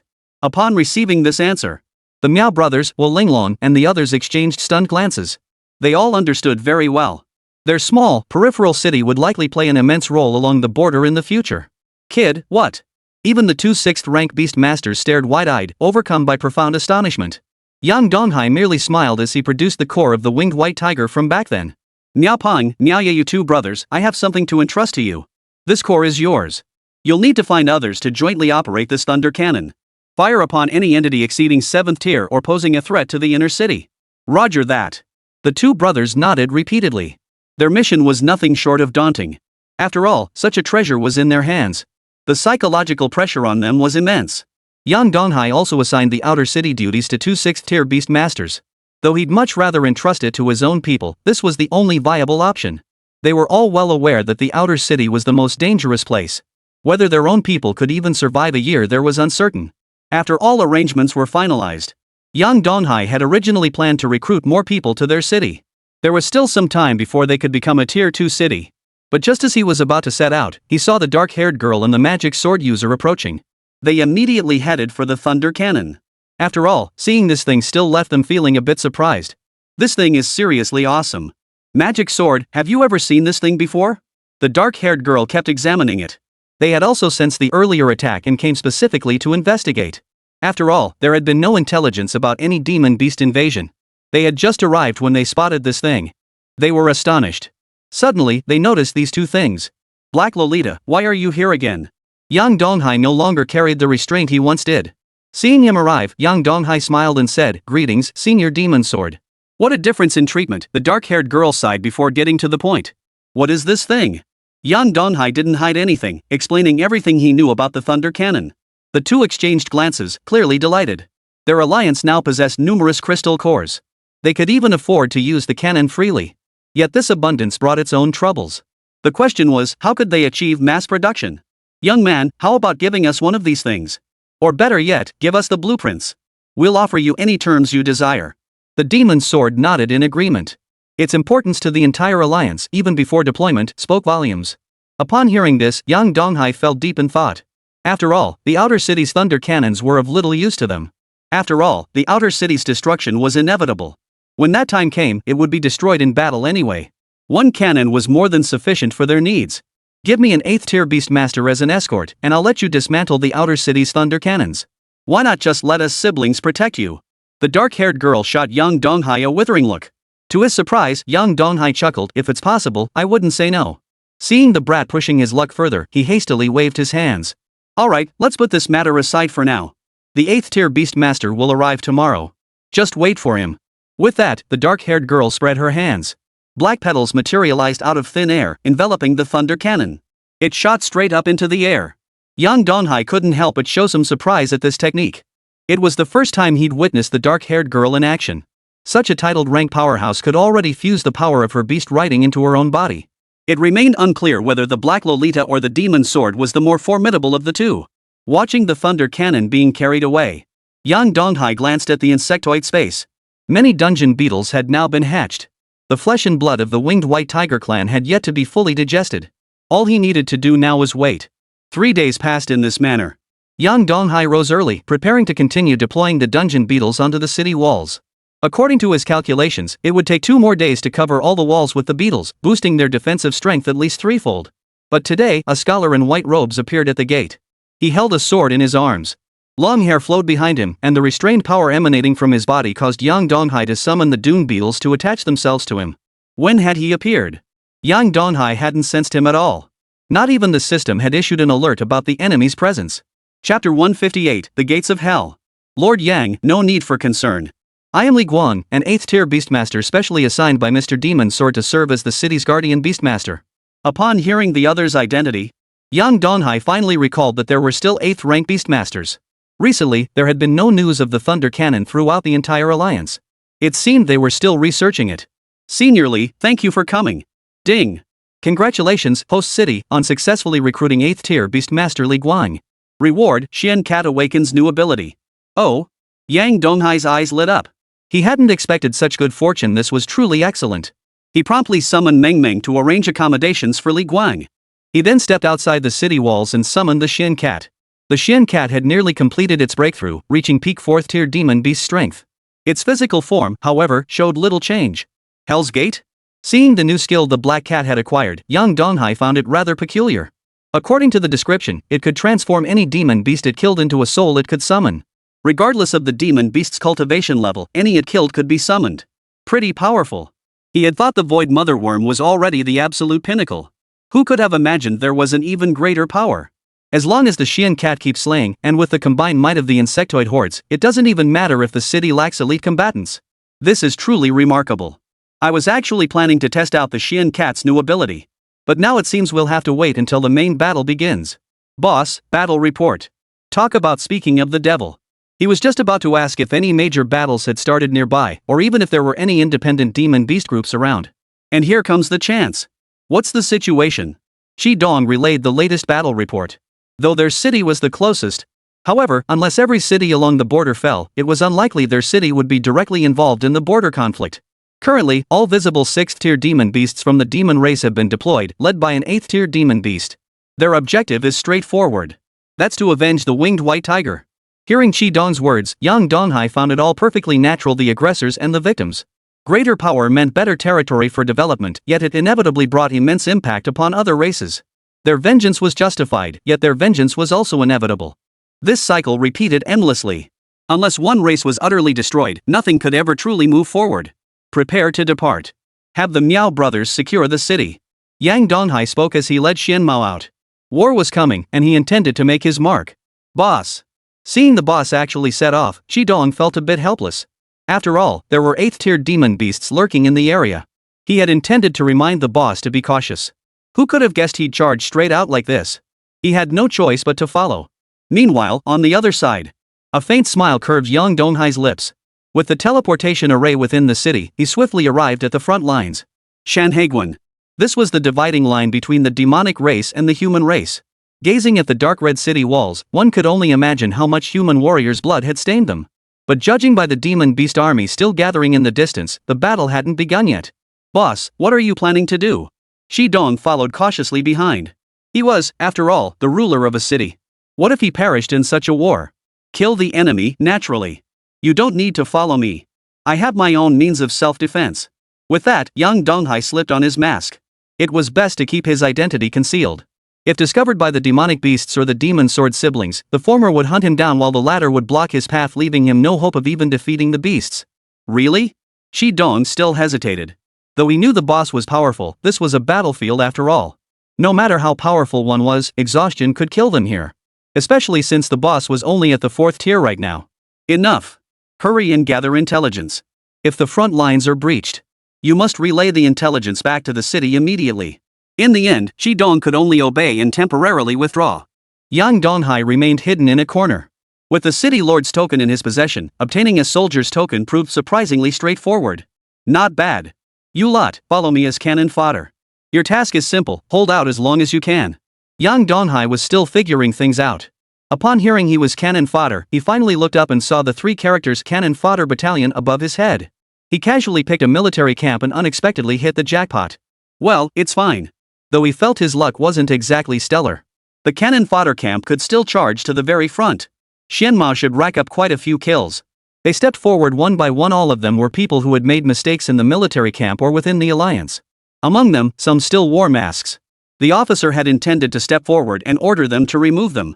But then the battle cry sounded from the front lines, forcing them to hurry away. By now, the soldiers in the cannon fodder camp were filled with dread. I don't want to die yet. Who wants to die? Just dodge the attacks when we charge. If we can hold out until the regular troops arrive, we might have a chance to survive. Don't even think about it. The death rate is 99.99%. I've seen very few survive the cannon fodder battalion. I've given up hope. Prepare for battle. At that moment, the entire cannon fodder battalion charged forward. Yang Donghai remained in the rear, directing the Black Cat to charge relentlessly. Xuanmao's power was such that even a 4th-tier demon beast couldn't withstand more than a few of its attacks. Moreover, within his insectoid spatial realm, every demon beast slain by the Xian cat instantly transformed into a phantom and entered his space. Their bodies emitted a faint black glow. Summon! This time, he did not summon the insectoid tribe. The main reason was that the demon beasts on the insectoid side had already recognized him. Their sole purpose this time was vengeance. If they confirmed his identity, it was uncertain whether that 8th-tier demon beast would attack him outright. Instead, he summoned the souls of those slain by the Xian cat. He aimed to fill his insectoid spatial pocket as swiftly as possible. Yet he noticed a significant drawback: the slain souls required an extended period to reappear. Moreover, it required consuming a certain amount of energy within the insectoid space. It made sense. If they could be resurrected infinitely, it would likely cause no end of trouble. He even feared that one day, while sleeping, he might be killed outright. Xian cat, stay safe. He specifically assigned a yin-yang ladybug to Xianmao to guard against danger. Chapter 159, Qi General. Though both were only at the 4th tier, Xuanmao's power was truly terrifying. Numerous demon beasts in the vicinity targeted him. Good lad, impressive. Now, he was the sole survivor left in the cannon fodder unit. The regular troops had nearly surrounded them completely. This eased the pressure on Yang Donghai considerably. What did you do wrong? After all, anyone who survived the cannon fodder camp could have made mistakes somewhere. But this kid was wearing a mask. Even the 8th-tier beastmaster on the city walls was taken aback. He had already noticed that another prodigy had appeared on the battlefield? Yet he remembered every name in the cannon fodder camp and this one wasn't among them. Who is this man? The adjutant hurried over and pulled out the roster of the cannon fodder battalion. Only then did he discover, to his astonishment, that an extra soldier had been added to the cannon fodder unit. Moreover, this soldier's token was peculiar. It bore a blank aura. Only the city lord possesses such authority. And this attack method is also highly unfamiliar. Have someone protect this kid. Once the battle ends, I want to know his full identity details. By now, a demon-free zone had even been carved out around Yang Donghai. Though the demon beasts weren't particularly powerful, it was still quite remarkable. Such a prodigy must not perish on this frontline battlefield. Yes, sir. The aide hurried off, immediately dispatching men to provide covert protection. The skirmish concluded swiftly, as it was merely a probing engagement. Though they sensed danger, the strongest beasts encountered were merely 7th tier. Moreover, the city's beast tamers had blocked them outside, leaving no real threat at all. After the battle ended, Yang Donghai found himself surrounded by the corpses of demonic beasts. The black cat lay there on his shoulder. It was truly wonderful. This time, he had slain at least 1,000 demonic beasts. His insectoid space was filled to capacity. Just as he was about to head down to rest, he suddenly caught sight of a figure darting through the corner. "Young one, our city lord wishes to see you." Have I been too conspicuous? Hearing the other party come to invite him, Yang Donghai realized there was no way to avoid revealing his identity now. I'm coming. Yang Donghai quickly followed the aide to the city walls. An elderly man stood there. Standing with hands clasped behind his back, he smiled upon seeing the newcomer. "Well, young man, you've arrived. Tell us your background. We screened every member of the cannon fodder battalion back in the day. So, tell us about yourself." Yang Donghai could only reluctantly remove his mask. "Youngster Yang Donghai, at your service, honored elder." "Might I inquire about your name?" Upon hearing his words, the other man smiled back. "I am Qi Jiqiang, the garrison commander of Shanhaiguan. Yang Donghai, I recall you're the city lord who vanquished demons not far from here." Never imagined you'd come to our front lines. He did recognize Yang Donghai's name. He never imagined the city lord would venture into such peril. "General Qi, you know my position. I can't just act on a whim. Trouble has reached the front lines, so naturally I must contribute my share, right? You wouldn't turn me away, would you?" After hearing his words, Qi Jiqiang hesitated. He was also pondering, what if Yang Donghai, with his extraordinary talent, were to fall in such a great battle? It was said that the demon sword had even been assigned to Li Guang to guard Yang Donghai's side. This clearly showed how highly the higher-ups valued Yang Donghai. What if he perished on the battlefield? "General Qi, even if you ordered me to leave, I could never do so. After all, I need to contribute my strength to your cause. The only way for me to grow stronger is by slaying demon beasts. That's how I gain combat experience." Hearing his words, Qi Jiqiang sighed helplessly in the end. "Just watch your own back.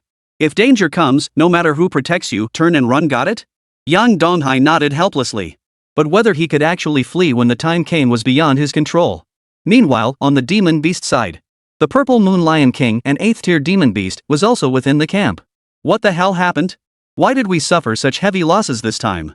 According to your predictions, shouldn't we have been able to eliminate all their cannon fodder? Why did we lose so many beasts? This probing attack had resulted in the deaths of tens of thousands of demon beasts. This was entirely different from what had been anticipated. He hadn't been monitoring the front lines, so naturally he had no idea what had transpired. General, we've just received intelligence that a human prodigy has emerged within one of the cannon fodder battalions on the front lines. He single-handedly killed nearly 10,000 of his own kind. We plan to keep a close watch on him during this offensive. Should any unforeseen circumstances arise, we will dispatch elite forces to eliminate the threat. The Purple Moon Lion King could only nod in agreement. He was utterly furious. He had brought a million-strong army this time. The orders from above were simple: breach Shanghai Pass and exterminate every last human. No matter the cost, even the complete annihilation of his entire army, it mattered not. Yet the enemy hadn't inflicted any significant losses. Who could have foreseen this outcome? He must accelerate his efforts. The final assault will commence tonight. All demon beasts will focus on the sky. Once their attention is drawn, you must approach the city walls at top speed. My mission is to eliminate Qi Jiqiang. I'll take care of him as swiftly as possible. Upon hearing his words, all the demon beasts entered combat readiness. They now stand ready to engage at any moment. Within Shanhaiguan Pass at that moment, the soldiers were also resting. After all, they had just endured a major battle that morning and did not expect fighting to resume at night. Only Yang Donghai and Qi Dong stood outside the city walls. Boss, our men investigated the area near the beasts, but unfortunately, we found no trace of them. And from what I can tell, there's likely more trouble ahead. It's truly terrifying. They might launch a surprise attack at any moment. Keep investigating. Upon hearing his words, Yang Donghai rushed straight into the city and immediately located Qi Jiqiang's resting place. Excuse me, this is where General Qi rests. No entry. I have urgent military matters to report to General Qi. Get out of my way. At that moment, Yang Donghai summoned his elite Thunder Beast. Without a second thought, he prepared to force his way inside. Looking for death. The guards at the entrance were stunned to see someone so brazen. They could only summon their own beasts and prepare to fight. Chapter 160, at any cost. What's going on? Why all the commotion at the entrance? Qi Jiqiang's aide rushed out in a panic. They had been inside the room planning Ming Tian's operation. Due to the commotion outside, the general specifically sent him out to investigate. Little did he expect to see Yang Donghai the moment he stepped outside. General, this man insisted on seeing you the moment he arrived. And he's even resorted to violence against us, which is why he disturbed you. Upon hearing this, the aide frowned. Knowing Yang Donghai's status, he understood the man wouldn't cause such a commotion lightly. Let him in. The aide knew this kid had something up his sleeve. He hurriedly ushered the man inside. The surrounding soldiers exchanged puzzled glances. What was this young man's background? Why did the adjutant let him in without even asking what the situation was? Fortunately, the other party didn't hold it against them. After the aide led his men inside, Qi Jiqiang remained focused on the battle map. Upon seeing Yang Donghai approach, he smiled and said, "Young Yang, what brings you here so suddenly?" "General Qi, it's bad news." After relaying the news Qi Dong had just brought back, Qi Jiqiang's smile vanished. He hadn't anticipated the demon beasts preparing to attack tonight. Though he had anticipated such a possibility. Why had his intelligence network failed to pick up even a hint of this? This kid's intelligence network is actually more effective than mine. He even managed to get the intel ahead of time. Kid, is there not a single flaw in your intel? Qi Jiqiang still found it hard to believe. Yang Donghai simply explained, "I don't know the specifics either. My people told me something might happen, so I thought you, General, should be prepared." Upon hearing his words, Qi Jiqiang ultimately ordered the soldiers to be placed on the same combat alert status as the previous morning. Many soldiers grumbled. "Who the hell ordered us to patrol up here? Yeah, I've had enough of fighting this morning. If I find out whose idea this was, I'll make them pay." "You're absolutely right. I was just with my sweetheart, and the moment I took off my pants, the order came in." The soldiers were all venting their frustrations. Qi Jiqiang stood suspended in the air.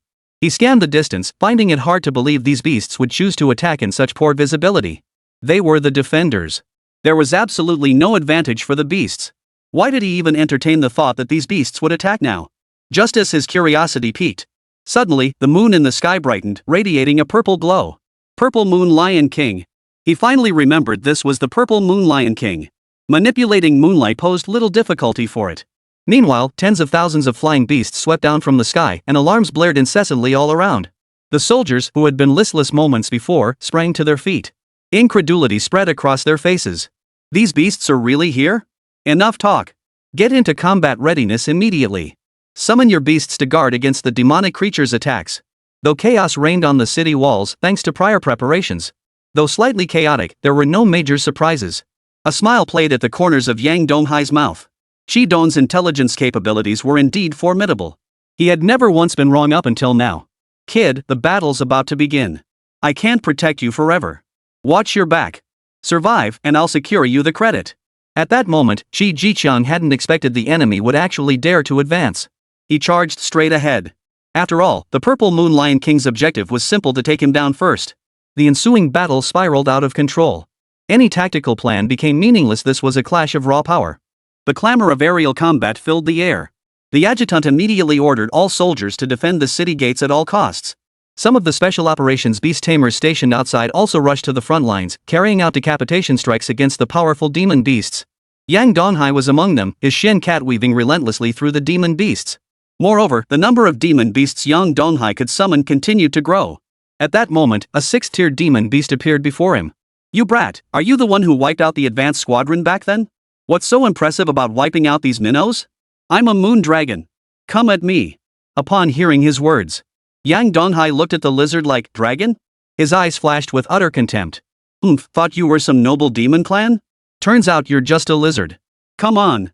With that, Xianmao lunged forward with lightning speed. The moon dragon had intended to hurl a few more threats. Who could have imagined the black cat's claws had already landed on its body? With a sharp crack, its scales shattered, and even its skull began to fracture. What? Before you long could react, the black cat's assault left him no chance to respond. The assault continued relentlessly. In the end, Moondragon actually perished at the hands of the black cat. However, the black cat itself now bore numerous wounds. Had it not been for the yin-yang ladybug's assistance, it likely would have perished at the hands of the Moondragon. Rest for a moment. Xuanmao's voice echoed in his mind. It lay on Yang Donghai's shoulder, licking its wounds. Yang Donghai stared at the newly added 6th-tier demon beast in his insect realm, still astonished. He never imagined the black cat could take down even a 6th-tier demon beast. Even the 7th-tier demon beast watching from afar stared wide-eyed. It had assumed that eliminating Yang Donghai alone would be sufficient for a 6th-tier beast. Who could have imagined it would be killed? Yet at present, there was simply no 7th-tier demon beast on the scene capable of stepping forward to act. There was simply no way. He could only wait. Once Lady Zui dealt with that old human, everything should be fine. Wait, where are the demon sword guys? Why haven't they come to back us up yet? At that moment, Yang Donghai and Xianmao were darting along the edge. After all, Xuanmao's strength had been significantly depleted. They decided to seek out some ordinary demon beasts as opponents first. Even if no titled beastmasters had arrived yet, there should be at least some 9th-rank beastmasters present by now. Why hasn't anyone arrived yet? Boss, skirmishes large and small have erupted elsewhere. From what I've gathered, the beast's objective this time is to seize Shanhaiguan at any cost, no matter the sacrifice. So what you see now is likely Shanhai Pass's entire force. Should we retreat now? There's still time. Chapter 161, Within the Gates of Hell. You take your men back first. Here, take this. Yang Donghai placed a golden glass bead into Chi Dong's hand. This bears my essence. Simply keep it on your person. If I haven't fallen, this bead will continue to glow. But if I'm leaving. Chi Dong had no intention of hearing the rest of his words and turned to leave immediately. Yang Donghai couldn't possibly perish. Absolutely impossible. Watching Chi Dong's retreating figure, Yang Donghai smiled. The fact that he'd produced this item meant even he didn't have absolute certainty of survival. There was no other way. The demon clan's preparations this time were simply too thorough. They had even deployed 1.5 to 2 times the usual troop strength from Shanhai Pass. Combined with the old elder's physical condition, unless an 8th-tier or 9th-tier beastmaster came to assist. Although Li Guang was one of their own, he couldn't freely mobilize troops from within the city. Precisely because he had come to participate, he could not possibly return empty-handed. It wasn't just Chi Dong. Even his aide had come specifically to warn him to flee alone. It seemed most within Shanhaiguan had come to realize he stood no chance against them. Xianmao, this is going to be a tough fight. Are you scared? Xianmao merely lay on his shoulder, licking its paw, seemingly unconcerned about the impending battle. He merely smiled in response. The surrounding demonic beasts grew ever more numerous, and even the specters summoned by the Xian cat were beginning to struggle. Kid, bring out your insectoid. My current strength can't withstand these guys' attacks. Upon hearing his words, Yang Donghai revealed his true power. A bug realm materialized before him, and a massive swarm of thunder beasts poured out from within. Each beast carried a multitude of dungeon beetles and yin-yang ladybugs on their backs. This allowed for widespread damage without taking casualties. It was perfect. Beast demons kept falling around him, even numerous 6th tier ones perishing. Indeed, against such terrifying numbers, sheer power alone was useless. I'd heard rumors of this kid's insect horde being terrifyingly powerful, but I never imagined it would be this dreadful. General Chi watched the unfolding scene from the sky, his voice tinged with awe. Even the distant purple moon lion king narrowed his eyes. Finally found him. I thought he was lurking within the human ranks, but instead he showed up right on the front lines. We were preparing to teach you a lesson. Truly unexpected. You actually allowed such a prodigy onto the battlefield. If that's the case, don't blame us for being ruthless. Many demonic creatures had clearly sensed something amiss and were now accelerating their pace. Their intelligence had instructed them to find the insect tamer at all costs. Now they had finally found him. After sensing their terrifying aura, Yang Donghai sighed helplessly. He had been ready to take them down. But the difficulty had suddenly arrived. All insectoids, if you sense you are no match for the enemy, then self-destruct at all costs. The battle raged on. A hint of murderous intent now flickered in Yang Donghai's eyes. The war raged on, lasting 3 full days and nights. By now, Yang Donghai had barely any insectoid forces left. A bitter smile touched his lips. I never imagined it would take this long, yet my accumulated insect forces are nearly depleted. He shook his head helplessly. Sigh. By now, the surrounding armies were also severely depleted. The demonic forces were dwindling, and even the human defenders were now confined solely to the city walls. A trace of resignation lingered on his face. What on earth is going on? After observing the purple moon lion king in the sky, it seemed the human race's 8th tier beast masters were all gone, and even the officers had mostly fallen. Kid, I never thought you'd survive this many enemies closing in on you. But it seems all the powerful ones among your human race have been tied up. I still haven't seen your true face. Have I? Upon hearing his words, Yang Donghai's mask was now shattered beyond recognition. Yet his face still bore a murderous intent. The Xian cat had already transformed quite a few souls, but it was still a great pity. Most of these souls had already perished. Purple Moon Lion King, you are formidable. But you should also understand that the potential of the human race is essentially limitless. Hearing his words, Yang Donghai turned to the black cat beside him. Open the gates of hell. As the gates of hell opened, this time it was entirely different from the summoning. Unexpectedly, it radiated power surpassing even the titled rank level. It was simply too formidable. Are you out of your mind? Originally, the Purple Moon Lion King had intended to find a way to bring him into the demon race. After all, the insectoid beastmaster in his grasp was crucial. Such a terrifying number. If they could secure it, their future assault on the human race would face virtually no difficulty.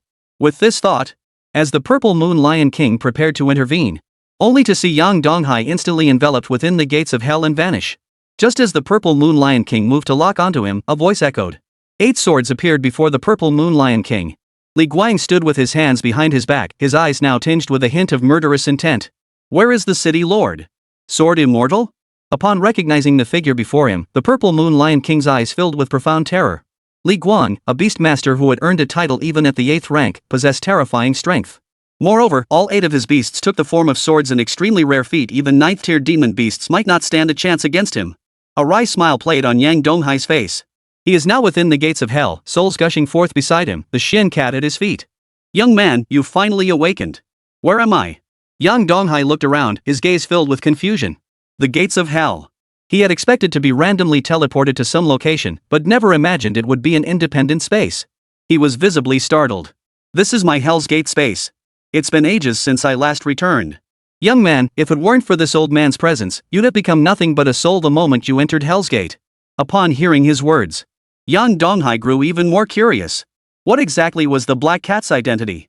Ever since being summoned, its identity had remained as enigmatic as a puzzle. Had it not been for arriving at the border, the black cat would likely still be slumbering. Who exactly are you? Me? A pitch-black shadow materialized behind Xianmao, its form shimmering with light. Within the gates of hell, they call me the Lord of Hell.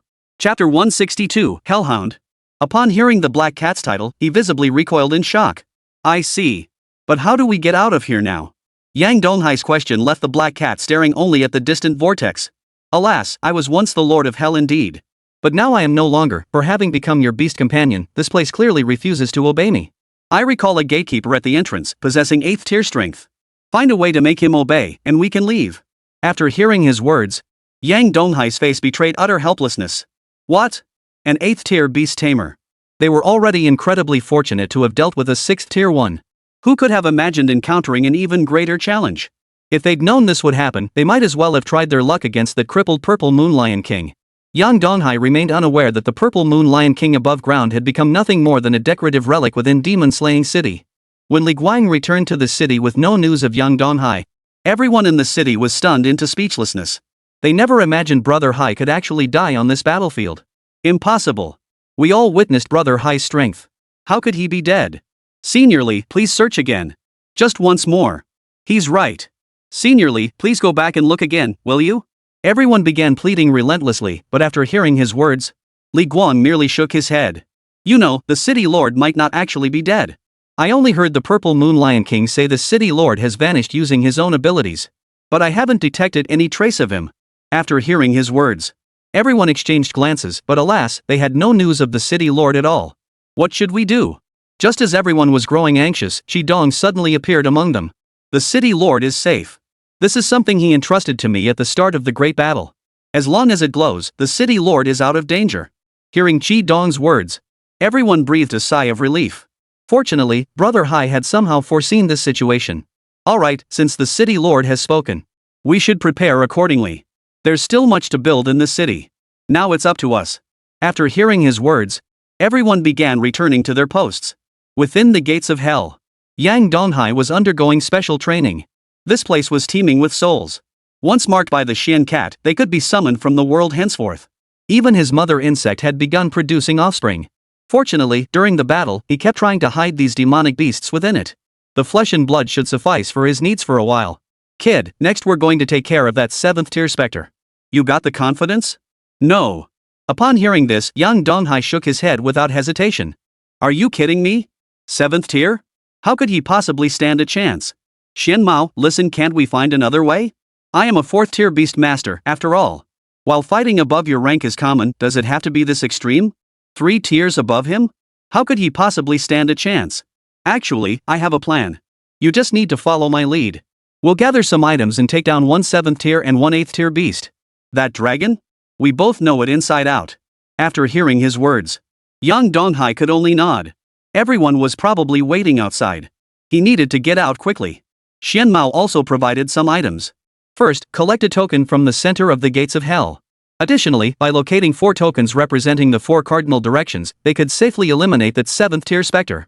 Though it was troublesome, he set out to find them as quickly as possible. Soon, they located 4 of the tokens. But upon reaching the central palace, Xuan Mao's eyes glowed with nostalgia. He had finally returned. All that it had endured during its long slumber. After such a long time, he had thought he might never return. As they entered the palace, Yang Donghai walked straight in. Surveying the dark, gloomy palace, he shook his head helplessly.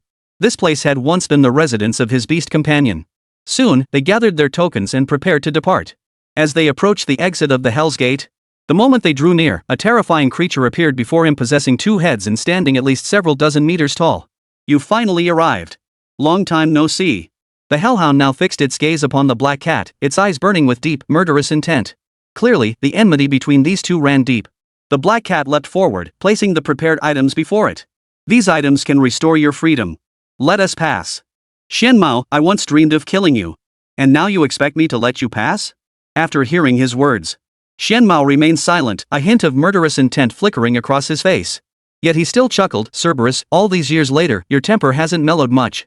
But I'm afraid our grudge will have to wait. Old Dragon is already being dealt with. Old Dragon? Originally, the 2-headed dog had intended to eliminate them both outright. Yet upon hearing the black cat's words, he ultimately shattered the object before him. Who needs your charity? I'll reclaim my freedom on my own terms when the time comes. I don't need you for that. With that, the 2-headed dog vanished without a trace. Did you two have some grudge back then? Upon hearing his words, a faint smile touched the black cat's face, but it said nothing more. After all, so many years had passed, and he had essentially lost all contact. Now he was merely Yang Donghai's beast tamer, and everything had begun to undergo tremendous changes. Soon, the two of them arrived at the final doorway.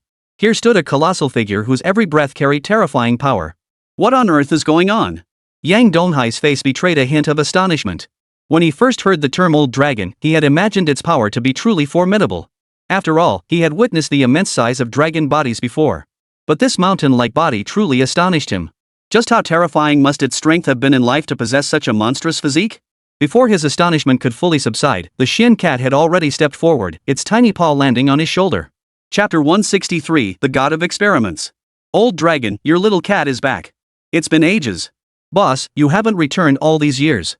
I never imagined your power would have fallen so low. Aren't you afraid old dragon here might kill you? Hearing his words, Shen Mao chuckled, if you truly have the heart to kill me, go ahead now. There's no need to waste time. Let us out. Hearing his words, Yang Donghai's face held a faint smile. Seems they get along well. I thought they might be in danger, but now it looks like there's no need to worry at all. But boss, leaving now is definitely out of the question. You should be well aware of that.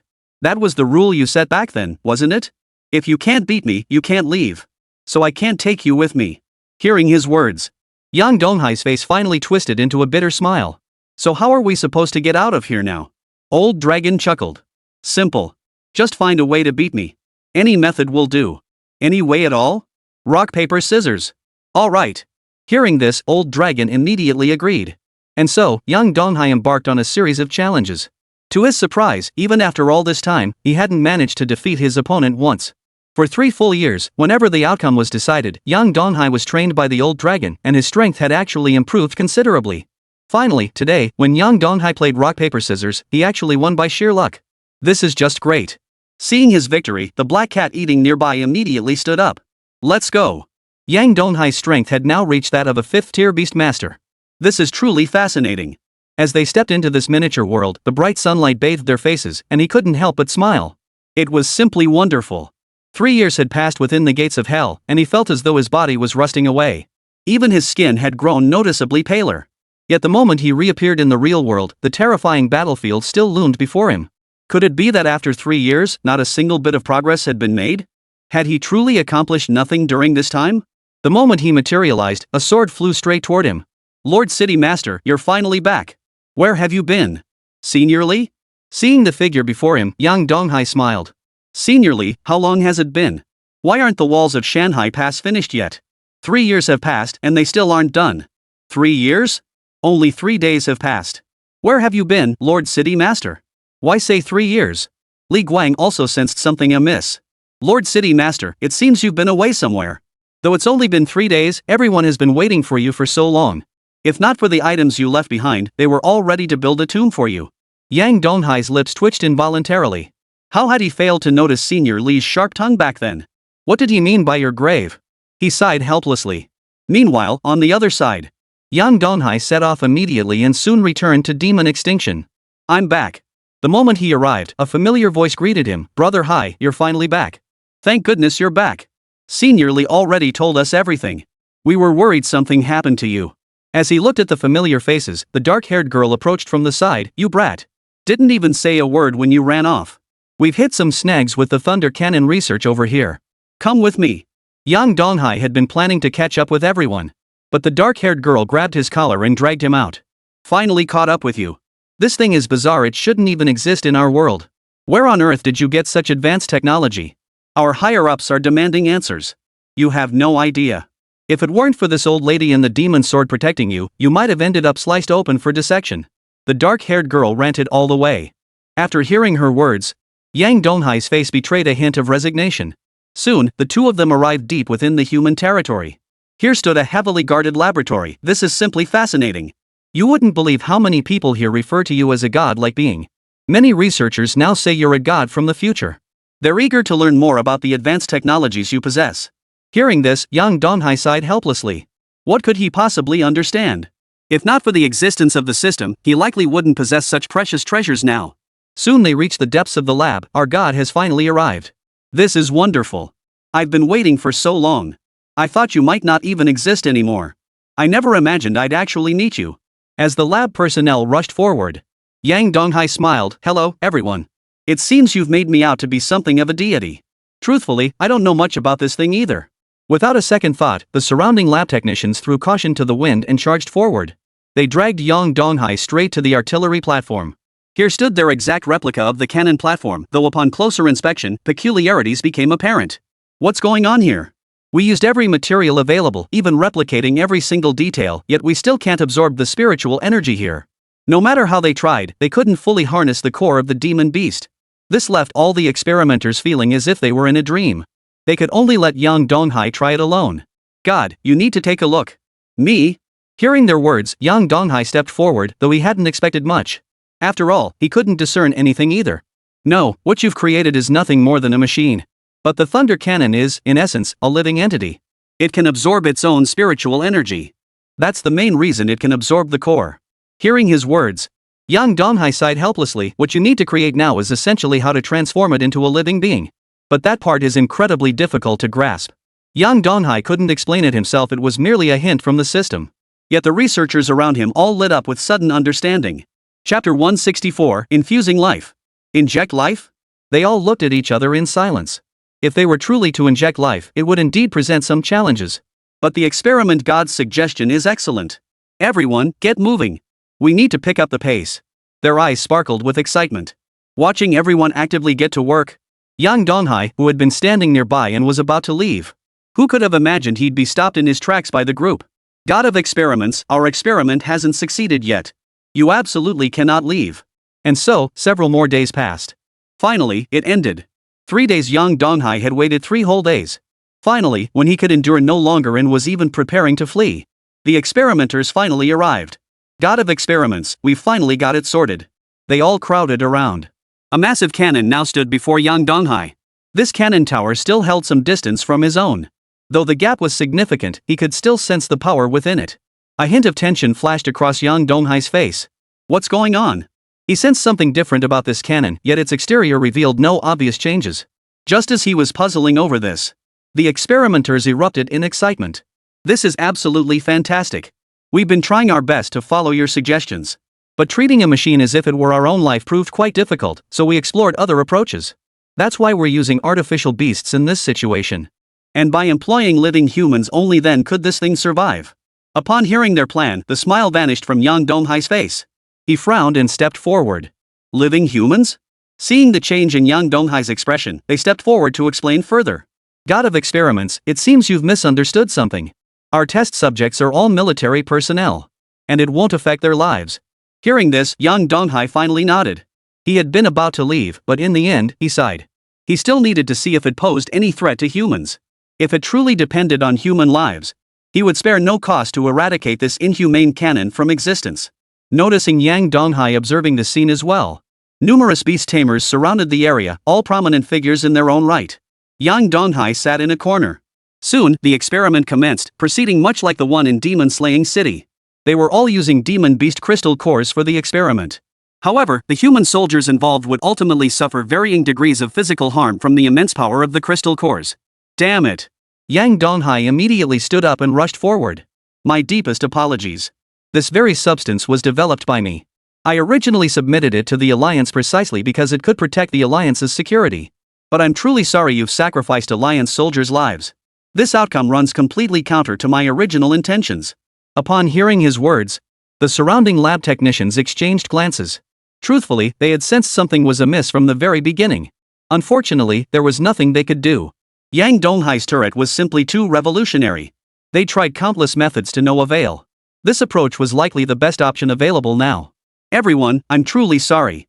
I understand how badly you need these turrets, but I must decline to provide them. Upon hearing Yang Donghai's words, many faces around them wore expressions of helplessness. Yet there was nothing to be done. The crucial factor remained the initial artillery. Without those initial cannons, they simply had no way forward. Just as Yang Donghai was about to leave, at that very moment, the dark-haired girl stepped forward. Kid, I'm not here to stop you this time. The items are yours. If you wish to take them back, you certainly may. But how about listening to what these turret operators have to say first? All right. Yang Donghai nodded. He had to give the dark-haired girl some face. He could only look at the soldiers standing in the corner, their faces ashen. The aura emanating from them was distinctly strange. What on earth was going on? Lord Yang, our beasts have all perished. We were retired long ago. If not for your artillery platform, we'd never have seen combat in our lifetimes. Honestly, we owe you our deepest gratitude. After all, as former beast tamers, we can serve as vessels for demon beast crystal cores. We want to contribute our strength to the Alliance. This is our final purpose. Please, find a way to let us stay. We beg you. The voices of all the pilots echoed across the empty field. Yang Donghai stood there, a faint smile playing on his lips. It seemed he had underestimated these people after all. Interesting. Truly fascinating. It seems your human race is growing stronger and stronger. That's truly wonderful. A smile spread across Yang Donghai's face. Even the ancient dragon within his mind couldn't help but feel stirred. What? You know about the human race? Upon hearing his words, the old dragon merely chuckled. In the end, Yang Donghai simply left the item behind. He smiled and said, "Everyone, cherish this opportunity to go to the battlefield. We'll meet again on the battlefield in the future. If you ever come to my city, you're welcome." Yang Donghai waved his hand, then stood with his hands behind his back, motionless for a long while. The surrounding experimenters cautiously approached. "God of experiments, aren't you planning to leave?" Hearing his words, Yang Donghai sighed helplessly. "Of course I'm leaving. I thought the Black Lolita would escort me back. Why isn't anyone taking me?" Hearing his words, they could only explain, "The Dark Lolita has already departed. She has many responsibilities. Her primary role this time was to escort you here. If you lack means to return, would you require us to arrange transportation?" Upon hearing his words, just as Yang Donghai was about to agree, Old Dragon chuckled. "Interesting. Since you're so keen on saving face, it's quite simple. Old Dragon here will help you." In the next instant, black light erupted around them. The beast tamers who had been preparing to leave immediately entered combat readiness. Their faces betrayed utter disbelief. The aura of an 8th-tier demon beast? Chapter 165, Vacation Time. As the old dragon's aura spread across the entire clearing, Yang Donghai's body shot upward, vanishing from the crowd in an instant. Nearly everyone present stared upward in disbelief, feeling as if they were in a dream. An 8th-tier demon beast? Not exactly 8th rank, but the aura matches. What on earth is going on? Not entirely sure. Who would have thought the great god had an 8th-tier beast master backing him up? Meanwhile, in the shadows, the dark-haired girl sensed the terrifying aura and rose to her feet. Such a familiar aura. He felt certain he'd encountered this aura somewhere before, yet the memory eluded him. Meanwhile, Yang Donghai, the man at the center of it all, had already returned to Demon Slaying City. A faint smile played at the corners of his mouth. It was manageable, but Old Dragon had gone silent after returning. He had no idea what had happened. Even the Xian cat vanished after emerging from the Hellgate, likely having fallen into slumber. Returning to the city once more. The moment he neared the city walls, a system notification chimed in his mind. Ding! Congratulations, host, on successfully upgrading the city to level 2. Rewards: exclusive city protection shield, 1 exclusive city guardian beast. Open the city system. The next moment, the city's data appeared before him. City Demon Slayer. Level 2. Exclusive structures: Black Tortoise stone walls, thunder cannons, Tower of Cowardice. Population: 30,000. Beastmasters ATH Tier X1, 6th Tier X2. Yang Donghai stared at the data before him. He hadn't expected their city to reach 30,000 inhabitants so quickly, though upon reflection, it made perfect sense. His reputation had truly spread far and wide this time. Many who learned he was the demon-slaying city lord sought to join its ranks. If it weren't for the city's strict entry requirements, the population might have easily surpassed 300,000. Yang Donghai needed not only powerful individuals but also loyal followers who shared his convictions. Those drawn solely by the city's benefits held little value to him. While such motives could be cultivated, a person's past revealed the underlying issues. Upon his return, many soldiers greeted him. Still, he was genuinely pleased that Shan Haiguan had held firm. "Boss, you're finally back safe and sound. Here, take this back." Shi Dong appeared beside him. Ever since the boss vanished, he had even prepared to call upon the power behind him. Fortunately, no mishap occurred. "Here you go. If I ever go missing, you can tell everyone I'm perfectly safe." A faint smile played at the corners of his mouth. Shi Dong merely nodded. "By the way, there's an event in the capital recently. Everyone can go back for a visit. Are you going?" Hearing his words, Yang Donghai frowned. "If everyone goes back, what about the border here?" Because the demon beasts paid a heavy price for this attack on Shan Haiguan. Based on projections, they likely won't attack again within the next 6 months. Beastmasters above rank 6 cannot leave. Everyone else can take a 3-month leave. Hearing his words, Yang Donghai nodded in agreement. Naturally delighted by the leave, he immediately returned to the city lord's residence. Sure enough, everyone had begun packing their belongings to return home. After all, it had been ages since he'd been back to United City. He wondered how it was now. "Brother Hai, you're finally back. We've packed all your things for you. We're ready to depart any time." Yang Donghai nodded with a smile. He immediately led everyone into the teleportation array. As for Chi Dong, he had originally planned to bring him back too. But Chi Dong chose to stay behind on the battlefield, saying he still had his own mission to complete. Soon after emerging from the teleportation array in the United City, after registering their identities, everyone returned to the Deep Blue shop. "It's been ages since I last came back. Many shops here had already been arranged. Surrounding Deep Blue were all kinds of shops, all belonging to renowned guilds within the alliance. Only the small Deep Blue shop was sandwiched in between them. Cao Rongxing really is something. He could have just given us an ordinary spot. He shook his head helplessly just as he was about to step forward when he saw several bald men in suits approaching. They carried clubs in their hands. The owner of Deep Blue has finally arrived. We're here to acquire your shop. We can offer you 30 million in sublease compensation. And we'll help you find a new location. Who are you? Hearing their self-serving remarks, Yang Donghai frowned. Although their Deep Blue store was located in the city center, their presence wasn't particularly conspicuous. Is the price really that high at 30 million? We're from the neighboring Brilliant Chamber of Commerce. Our store needs expansion, and we happen to need this space for a restroom, so we bought it. A 30 million yuan restroom? Yang Donghai's lips twitched. In the past, he would have agreed immediately. But now, 30 million was nothing to him.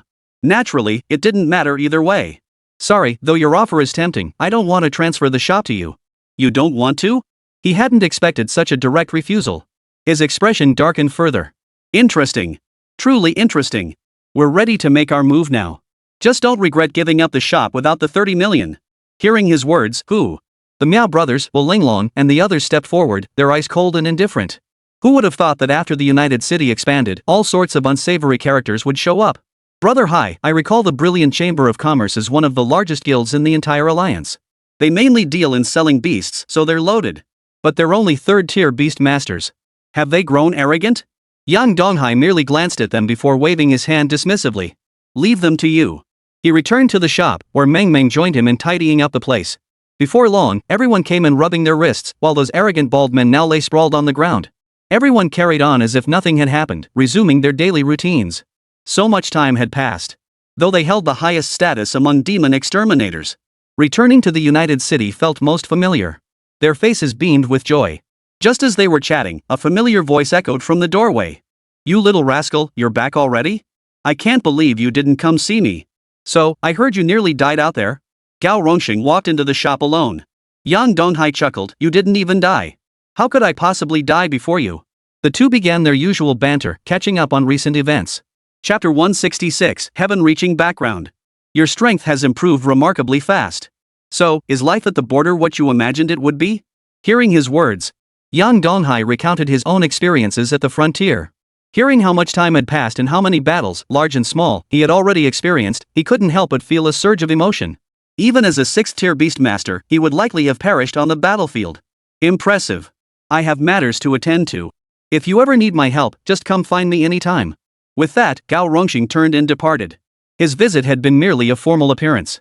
Everyone had been preparing to retire for the night. But no sooner had Gao Rongxing left than luxury cars began pulling up one after another at the entrance. Is this the place? A teenager around 18, dressed in rare designer labels, was surrounded by several black-clad bodyguards. His status was clearly no ordinary matter.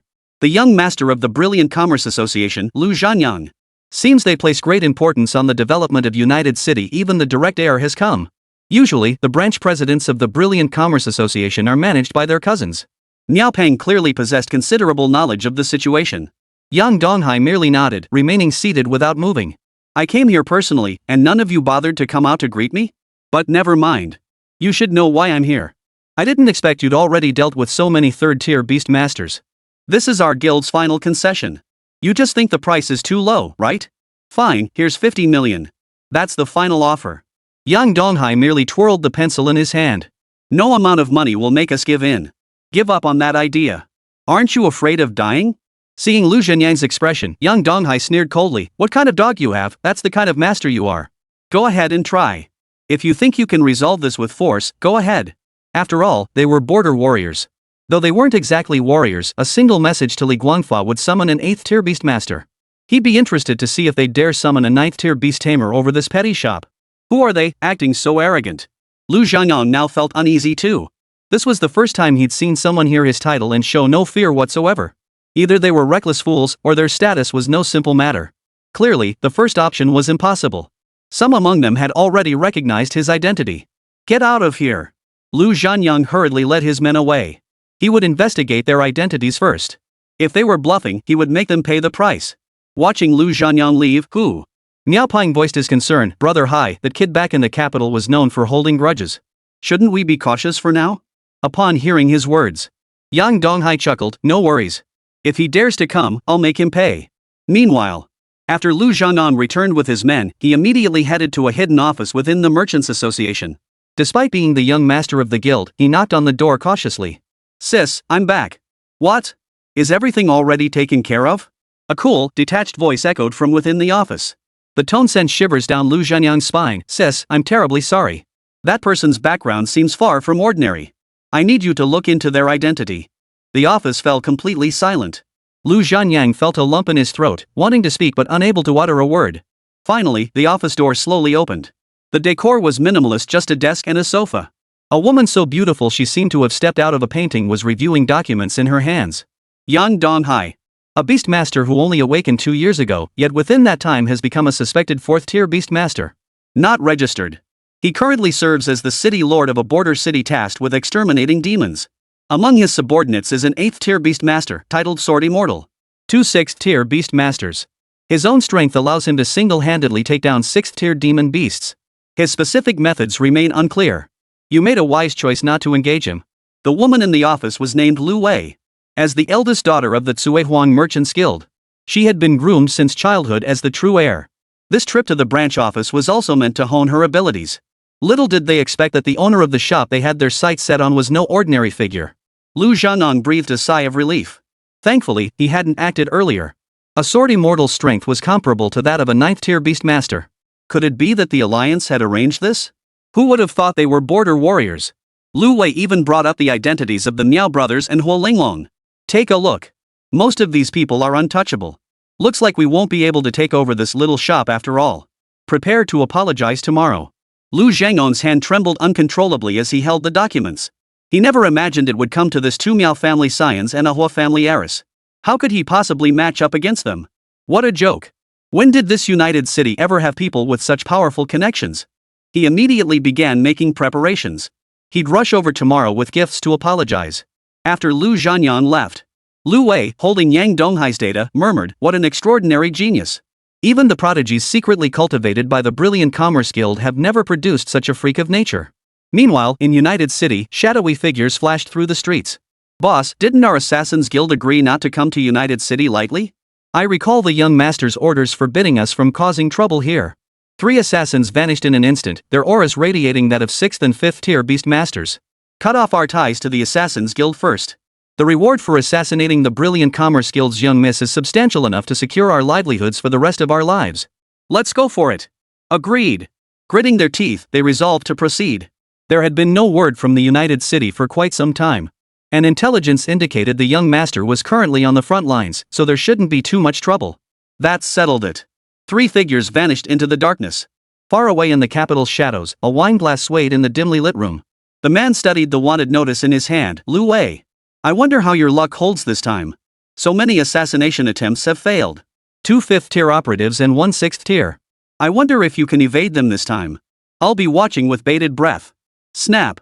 He crushed the wineglass in his hand. Chapter 167, The Other Side of the Powerful Woman. Early the next morning, Yang Donghai and the others rose early to open the shop, preparing to welcome customers. The moment they opened the door, a disheveled figure rushed in breathlessly. "Everyone, please help me, will you? My sister was kidnapped. She's clinging to life with her protective talisman, but none of our guild members could withstand the attack." Lu Zhanon was also deeply troubled. This time, Lu Wei's decision to go on this trial run was entirely her own. Not even the 7th-tier beast tamer arranged by their clan disciples had accompanied her. The strongest protection he had was a mere 6th-tier beast tamer. Yesterday's battle had erupted too suddenly, even his personal bodyguard had been injured. "Young Master Lu?" Meng Meng approached from the side. She was still holding the breakfast she'd just prepared for today. Even the others looked puzzled. "Lu Zhengon, this shop of ours." Yang Donghai raised his hand. "The payment." "Ha?" Lu Zhanyang froze in place, utterly stunned that the other party would actually demand payment from him. Though anger surged within him, he gritted his teeth. "Save my sister. Whatever conditions you propose, I'll agree to them." Yang Donghai didn't move. Anyone could make empty promises. He wouldn't make a decision based on just those words. Fortunately, at that moment, Lu Zhanan reacted swiftly, producing the Brilliant Commerce Guild's token. "This is the token for our direct relatives. With it, you can go to the Brilliant Commerce Guild and accomplish any task." "All right." Yang Donghai immediately stood up. "Not bad. After all, they weren't familiar with each other, so naturally they'd ask for money. Just as they were about to act, Shadow approached from the side. "Boss, our leader just sent you a message. He has detailed information on these 3 kidnappers." Upon hearing his words, Yang Donghai grabbed 3 documents. Here were the details on the 3 assassins. "Looks like they're from the Assassin's Guild? Your sister really has made quite a few enemies. I never imagined she'd go so far as to hire the Assassin's Guild. I recall their services aren't cheap." Lu Zhanyang could only offer a wry smile in response. After all, he knew that too. Glancing at the data, he immediately called Gao Rongxing. "Looks like the heiress of the Brilliant Commerce Guild got kidnapped. I've got the details. Need a favor, 1/6 tier, 1/5 tier. You still want to help?" Upon hearing this, Gao Rongxing promptly made arrangements. After all, if something happened to someone in their United City, it would inevitably cause significant trouble later on. "Aren't I just a helpful citizen of the United City? How much are you paying?" Yang Donghai fell silent, unable to utter a word. Gao Rongxing merely chuckled. "Alright, wait for me. I'll be right there." Because they possessed all the specific details about the target. After pinpointing the target's exact location, Yang Donghai and his team set out immediately. Meanwhile, inside an abandoned factory on the outskirts of United City, the 3 assassins watching Lu Wei, who was hiding within the barrier, also wore grim expressions. "Boss, this isn't what we came here for. You saw it yourself just now. What if this woman stays hidden here and we can't complete our mission?" Lu Wei's expression darkened as well. She never imagined she'd face an assassination attempt in the United City. If not for the protective gear her elders had given her, she might truly be in danger. "How much did they pay you?" "I'll give you double. How about letting me go?" Hearing Lu Wei's words, the 2 henchmen beside her eyes lit up. "Boss, that's a sweet deal. We can't crack this tough nut anyway, might as well take the cash and run. Aren't you afraid of dying?" The 6th tier assassin shot them a withering look. He couldn't help but covet double the pay, but the other side's payment had already been transferred. Moreover, the client knew their identities. If they broke the agreement, the 3 of them wouldn't live to see the next day. "Figure something out. This barrier is sturdy, but there's no need to worry too much. This thing can only hold out for a day at most." The 3 of them began making preparations.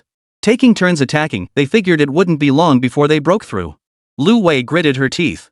All she could do now was pray someone would come to rescue her. That kid Lu Zhanyang should have already sent for help. But even then, getting to see Gao Rongxing was proving incredibly difficult. Boom! Her mind was still in turmoil. Suddenly, a series of explosions echoed from outside.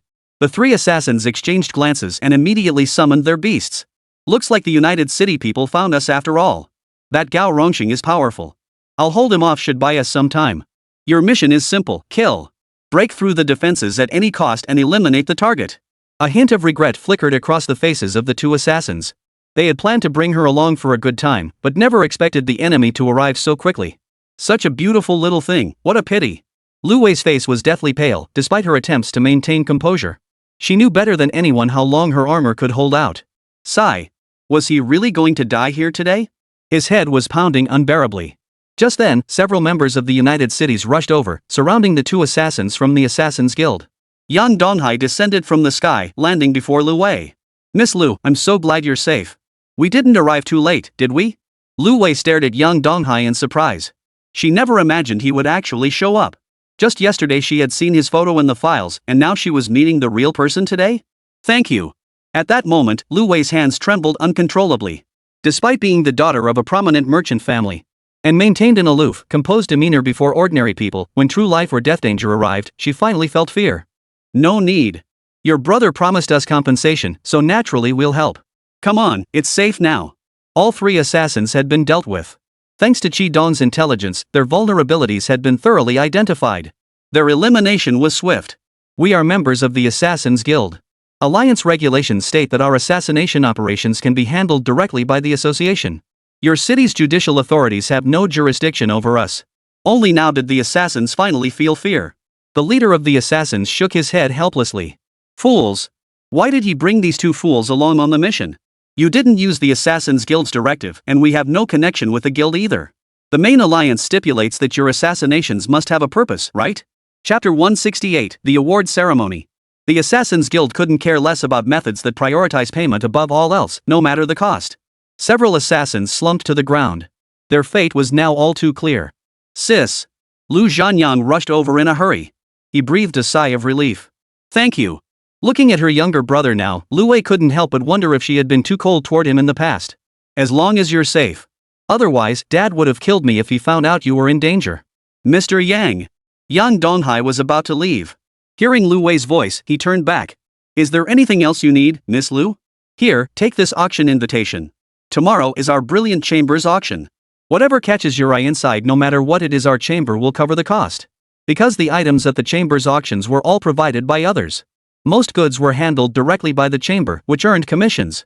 Such a promise would come at a significant cost to the chamber. What if I were to make an extravagant request? We'll see it through to the end. Lu Wei would never be stingy toward those who had saved her life. Lu Zhang'an smiled too. After all, when it came to benefactors of their guild, the guild never hesitated to offer financial support. All right. Yang Donghai waved his hand dismissively and headed straight back into the shop. With nothing pressing to attend to lately, and having never participated in an auction before, he found himself intrigued. Meanwhile, in the capital city. In that dimly lit room, upon hearing the news of Lu Wei's safety, the figures smashed objects around them. Damn it, damn it. Useless fools. I never imagined the Assassin's Guild would harbor such incompetence. Must I handle this personally? The man was furious beyond words. He had spent 100 million alliance coins. And now he couldn't even take down that woman when she was unprotected. Men. Prepare the tools. I'll kill him myself. Just as he was about to act, an elderly man appeared behind him. Young master, the young lady now has additional protection. Moreover, the master is extremely displeased about this matter. If you act now and leave any evidence behind, you might even forfeit your future inheritance rights. Perhaps it would be best to wait? The man's handsome face slowly reflected in the mirror. His features bore a 30% resemblance to Lu Wei, especially the medal on his shoulder, a symbol of their conquest over the Merchants Guild. As the second heir to the Merchants Guild, Lu Changbei. Ever since he grasped the importance of the inheritance, he had been scheming relentlessly to secure it. Unfortunately, the family's resources seemed entirely focused on Lu Wei, leaving him with little to no influence. He was willing to stop at nothing to eliminate Lu Wei. Back in United City. At this time, Yang Donghai had returned to the academy. It had been a long time since his last visit. The school had undergone a major overhaul.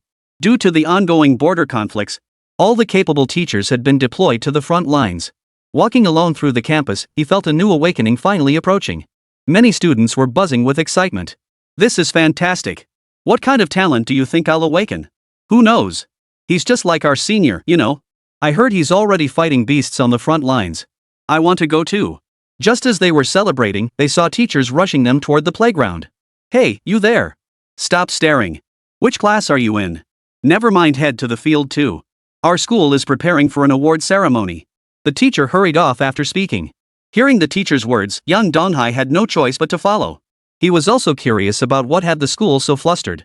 Soon he arrived at the playground. Most of the school's students were gathered there. Some were still unsure what was happening. Do you guys know what's going on? Why did they call us all here so early this morning? Who knows? I heard it's an award ceremony. Could it be that the seniors from the front lines have returned? Probably. After all, I heard the war on the front lines has ended. I'm so jealous. Everyone chattered away. But looking up at the podium, the teacher's gaze was stern. Yang Donghai stood in the corner. He understood that this so-called medal ceremony was likely for the fallen heroes. After all, back at Shanhaiguan Pass, he had seen many young faces among the soldiers. And the number of casualties was high. At that moment, Gao Rongxing personally stepped onto the podium. Behind him, soldiers carried urns containing ashes.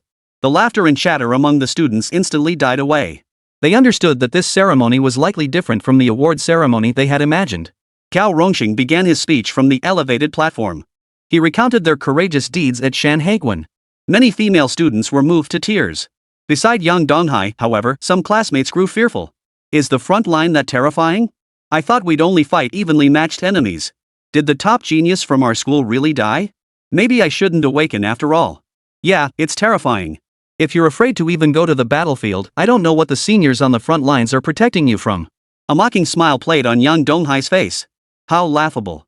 If we truly sacrifice our lives, only to protect such cowards in the end. What gives you the right to talk about us? Hearing this man, who had hidden in the rear like them, now standing here spouting empty insults, they felt utterly humiliated. Gao Rongxing then noticed Yang Donghai standing in the corner. His eyes lit up instantly. Let me digress for a moment. Right here on our campus stands the current lord of the border city, who has distinguished himself at Shanhaiguan. Yang Donghai, how much longer do you plan to hide? The students exchanged bewildered glances. They were all astonished, never imagining that among them stood the lord of a border city. Such a high-ranking figure actually appearing among them? Even the teachers began scanning the crowd for unfamiliar faces. Who do you think it is? Right, which class are you in, classmate? I've never seen you before. Many students turned their gaze toward young Donghai. Young Donghai sighed inwardly. Gao Rongxing really had nothing better to do. He had originally come to see if any prodigies would appear, but unexpectedly ended up attending a commendation ceremony. But since he was already here, he had no choice but to step forward and pin on his demon-slaying city lord medal. I just came to watch the show, you know? Chapter 169, Stealing Talent Requires Skill. Since you're the lord of a border city, wouldn't it be a shame not to say a few words? A faint, composed smile played on his lips. Yang Donghai could only step up to the podium, gazing at the rows of photographs. Principal, it's been ages since you last returned. Long time no see.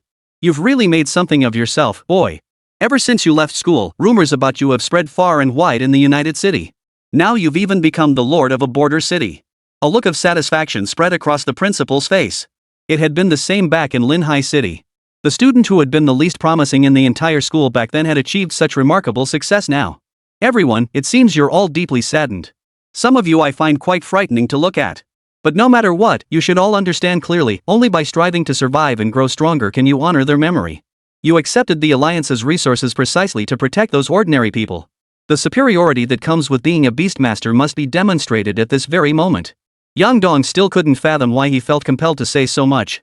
He had merely recognized a few familiar faces among these photographs. Some he had even chatted with, yet now they were merely images on paper. A hint of resignation flitted across his face. Senior, may I ask what your current strength level is? A male student timidly raised his hand. In 2 years? There's never been anyone in history who became a 6th rank beastmaster this quickly. What kind of prodigy was their senior? 5th rank. When Yang Donghai revealed his cultivation level, the students present exchanged stunned glances. 5th tier? When did 5th rank become sufficient to become the lord of a border city? Don't underestimate this 5th tier. Even I might not be able to beat this kid now. Gao Rongxing beside him wore a resigned smile. How long had it been since they last met? Back then, he was only at the 3rd tier. In just 1 year, he'd ascended 2 tiers consecutively. And he possesses the strength to fight opponents of higher tiers. It was hard to imagine such a prodigy wasn't secretly cultivated within the Alliance. So, Senior, did you participate in the battle at Shanhaiguan on the front lines? Just as Yang Donghai was about to speak, he watched as Gao Rongxing, standing nearby, placed a token into Yang Donghai's hand. Of course. That lad achieved remarkable feats of valor. Many marvel that no one could ever match the greatness of his contribution in a lifetime. Their demon slaying can be said to have protected Shanhai Pass. Thanks to Yang Donghai's human wave tactics, ordinary demon beasts were thus unable to breach the border. Moreover, after Qi Jiqiang's demise, Li Guang's emergence prevented elite forces from advancing further, ultimately thwarting the demon beast's plans. When he first heard these battle reports, even Gao Rongxing doubted his own ears. What kind of joke is this? After Gao Rongxing recounted his achievements, the students gazed at him with looks of admiration. Alright, I thought today was supposed to be the day for student awakenings? You're here to snatch up the leftovers? The smile vanished instantly from Yang Donghai's face. He never imagined this kid would come to snatch the leftover spoils, but now he had no way to stop him. He could only grit his teeth and threaten, these students are still our own people, after all. Do you even know how dangerous the battlefield is? They can't be trained. When they head to the front lines in the future, you can go snatch them then. Unfortunately, Yang Donghai just chuckled. Lord City Master, you understand. The situation at the front lines is growing increasingly tense. I've noticed these students lack experience once they hit the battlefield and have suffered many setbacks. Only by enduring that kind of environment can they truly strengthen themselves. So I'm sorry, but I must find a way to take them with me. You'll have to fight for them yourself. Darren Shang's lips twitched. He should never have brought this kid along. He had assumed only the academies and guard squads in Donghai City faced significant trouble. But now it seemed that wasn't the case. With Yang Donghai as such a formidable competitor, he was now facing a major headache. What on earth am I supposed to do now? He was thoroughly flustered at that moment. Let me think. Gao Rongxing was in a real bind, but in the end, he could only make a decision. They'd have to improve their side's compensation. Only by improving the benefits could he find a way to secure the deal. Seeing both parties preparing to compete for the talent, the principal grinned and began to take notice. If someone caught their eye, it would undoubtedly be good news. Time passed slowly like this. Unfortunately, several B-rank talents, and even some A-rank talents, emerged within the school only to be snapped up by Yang Donghai. Yet Yang Donghai's face showed no trace of a smile. He actually hoped these individuals would compete with him for the student. Yang Donghai didn't even make a move. That would have made things much simpler. It was obvious without needing to think. Yang Donghai was undoubtedly preparing for an S-tier genius or higher. If such a prodigy appeared, the two of them would surely come to blows. Kid, aren't you going to make your move? Or maybe you should reconsider? After all, you know it yourself. Given the current situation, if we don't make a selection soon, there won't be anyone left. Oh. Yang Donghai kept his gaze fixed ahead.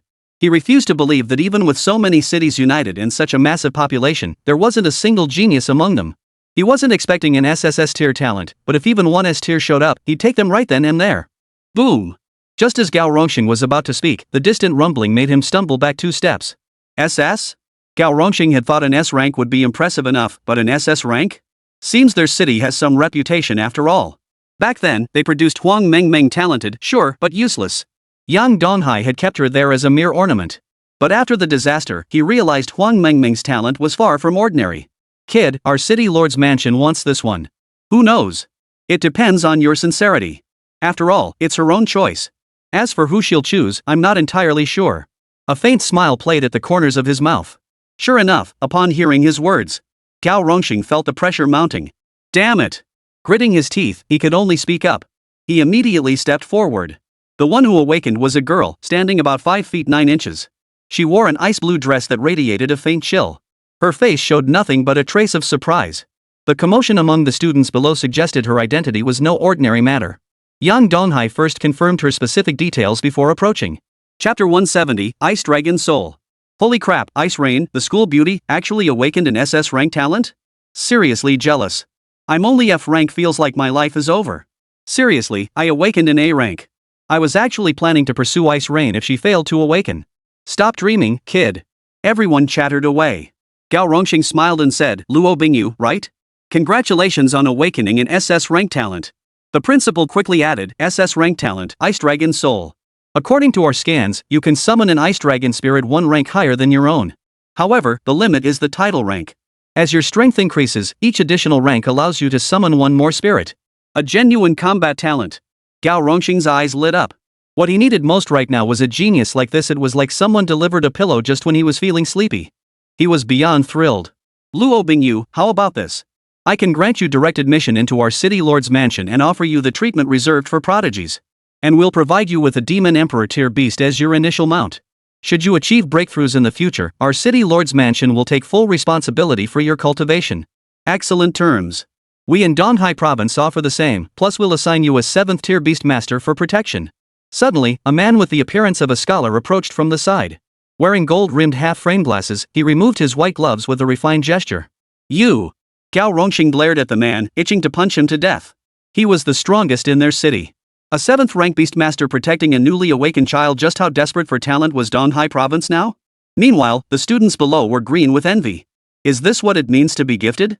Who would have thought they'd be fought over by 2 powerful figures, with such favorable terms? Unfortunately, Luo Bingyu remained silent, her gaze fixed on Yang Donghai in the distance. They've both spoken. What about you? Seems you're quite enjoying this feeling of being treated like a commodity in a bidding war. Yang Donghai spread his hands. He hadn't been in any hurry, but unexpectedly, the merchandise had come looking for him. With such terms, naturally there's room for competition. So, what about you? Luo Bingyu took it all in stride. He understood just how favorable his current circumstances were, which only deepened his composure. Gao Rongxing sighed. He knew he couldn't compete. All he could do was pray this kid had some trump card up his sleeve. You're going into battle.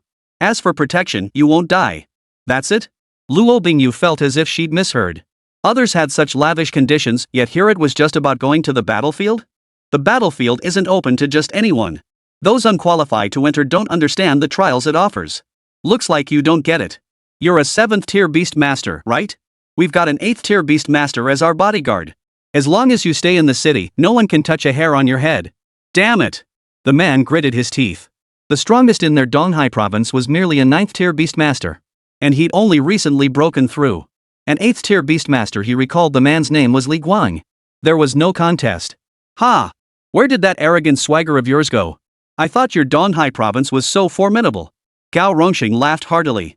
Yang Donghai shot him a withering look. President Gao, did you forget we're competitors? That single sentence instantly silenced Gao Rongxing. He'd been so delighted watching the other guy get flustered that he'd suddenly forgotten it really was true. Junior, make your choice. Who do you choose now? Yang Donghai stared at her impassively. Hearing Yang Donghai's words, she finally stepped before him. I choose you. I hope the battlefield you speak of is truly identical.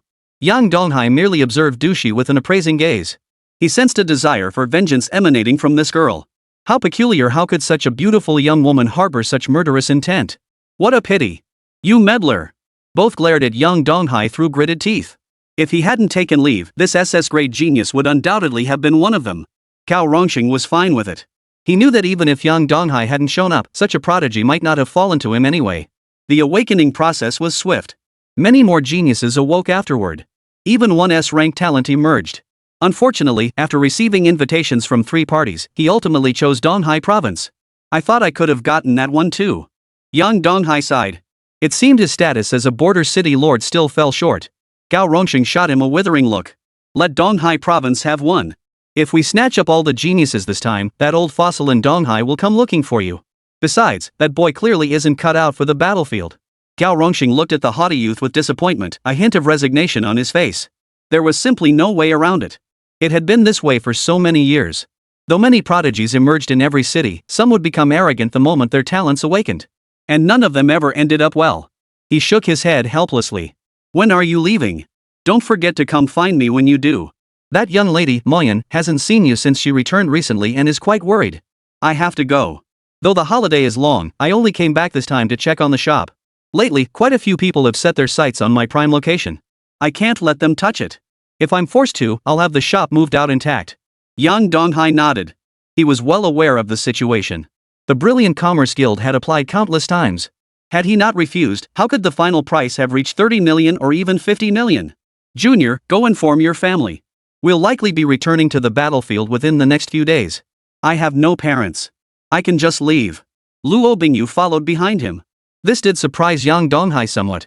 No wonder there was little emotion in this young girl's eyes. She had no parents. It was quite surprising to hear that. Why are you staring at me like that? Feeling Yang Donghai's intense gaze fixed on her, Luo Bingyu turned her head away, a faint blush coloring her cheeks. Nothing. I was just thinking that with your family background, there's probably someone else who's taken a liking to you. But with your beauty and unique abilities, he might not be able to have you anyway. Yang Donghai thought of Qi Dong. He was single-mindedly building their network. The demand for powerful individuals and prodigies was immense. Someone orphaned, consumed solely by vengeance, made the perfect pawn. Fortunately, these traits existed, otherwise, he might not have outmaneuvered his rival. He breathed a sigh of relief. Chapter 171, the grand finale. Let's go. Watching the person she was following this time, he seemed a bit unhinged. This made Luo Bingyu question whether his choice had been the right one. Just as he began doubting his judgment, the two had already returned to the Deep Blue. Brother Hai, you're finally back. Yeah, you wouldn't believe it, we had a bunch of customers earlier. Our beast inventory's completely depleted. When we head to the battlefield, how about we just hunt down some demon beasts to tame? You idiot, only demon beast eggs are acceptable. Hey, who's this guy? Only then did everyone turn their gaze toward Luo Bingyu, standing behind Yang Donghai. Her icy demeanor surprised everyone. What a stunningly beautiful lady. Yeah, never thought we'd see someone this gorgeous. She's absolutely stunning. The chatter left Luo Bingyu feeling flustered. Fortunately, Yang Donghai stepped forward just then. Alright, everyone, we've only just met. What kind of scene is this? This is Luo Bingyu. She's the genius I snatched from school, an SS-tier Ice Dragon soul talent. She'll be our teammate from now on. Wow. Everyone crowded around, their eyes sparkling with excitement. After all, this was the legendary Ice Dragon soul. This talent has actually appeared several times throughout history, each instance involving at least an 8th tier beast master. This is incredibly fortunate. Meng Meng chuckled beside her. How wonderful. An awakened combat class unlike me. My abilities haven't been fully developed yet. Though during the war back then, Momo had put in considerable effort. And she understood her talent might be somewhat connected to the legendary demons. But it remained unclear. The shopkeeper had even explicitly forbidden him from using the summoning gate when she wasn't present. Meng Meng knew there must be some danger involved, otherwise such strict rules wouldn't exist. Get to know everyone a bit. We're planning to head back tomorrow. Yang Donghai briefly introduced everyone. Luo Bingyu had also calmed down considerably from her earlier tension. Everyone was very easygoing. A faint smile touched Luo Bingyu's face. Early the next morning, after informing Cao Rongxing, Yang Donghai headed to the Brilliant Commerce Guild's auction. Before leaving, he needed to purchase a few items. Since everything was free, he intended to acquire anything that could enhance the city. He led everyone to the Brilliant Commerce Guild. Just as they were about to enter, they saw a long line forming at the entrance.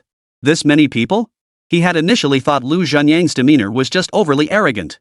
It seemed the Devastation Guild was no simple matter after all. A look of astonishment crossed his face as he turned to take the staff entrance. After all, they were invited guests and didn't need to wait in line. As soon as they started moving, the crowd around the dead pig began murmuring. Can't you see the line? People with no manners are becoming more and more common these days. You can say that again. Get back in line. We've been waiting here since early morning. What gives you the right? Go get security to complain. This is infuriating. Amidst the murmurs, a teenager dressed in designer clothes approached. Ever seen a VIP customer before?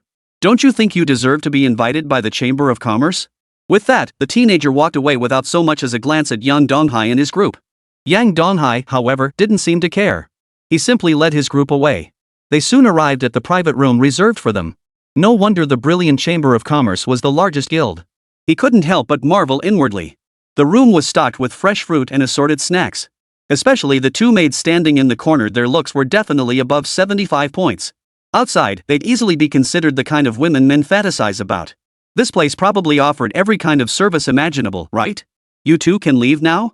Unfortunately, the women by his side were all above a 90, so he couldn't be bothered with them. Yes. The two maids, long accustomed to this, bowed and turned to leave immediately. As today marked the first auction hosted by the brilliant Chamber of Commerce, Lu Wei, serving as the branch president, personally took on the role of auctioneer. Yang Donghai sat in the private box. He held the paddle in his hand. If there's anything you want, just bid freely. Don't worry about the price. Is the city lord that wealthy? Upon hearing his words, everyone sighed in relief. Don't worry. Back then, Lu Wei was saved by Brother Hai. He promised us we could buy anything we wanted, all expenses covered by the Brilliant Commerce Guild. So someone else was footing the bill. Luo Bingyu's face betrayed a hint of resignation. She hadn't expected such apparent generosity to come from someone else's pocket. Niaoping chuckled from the side. We all know Brother Hai's personality, he's as stingy as they come. But he's incredibly generous to his own people. The others nodded in agreement as the auction commenced. They showed no hesitation whatsoever. Anything that caught their eye was snapped up at auction. They ended up taking away about 80% of the items on display, leaving many who had paid just to watch the spectacle feeling astonished. Good heavens, how can the people in that private room be so wealthy? Yeah, all these items together must be worth billions.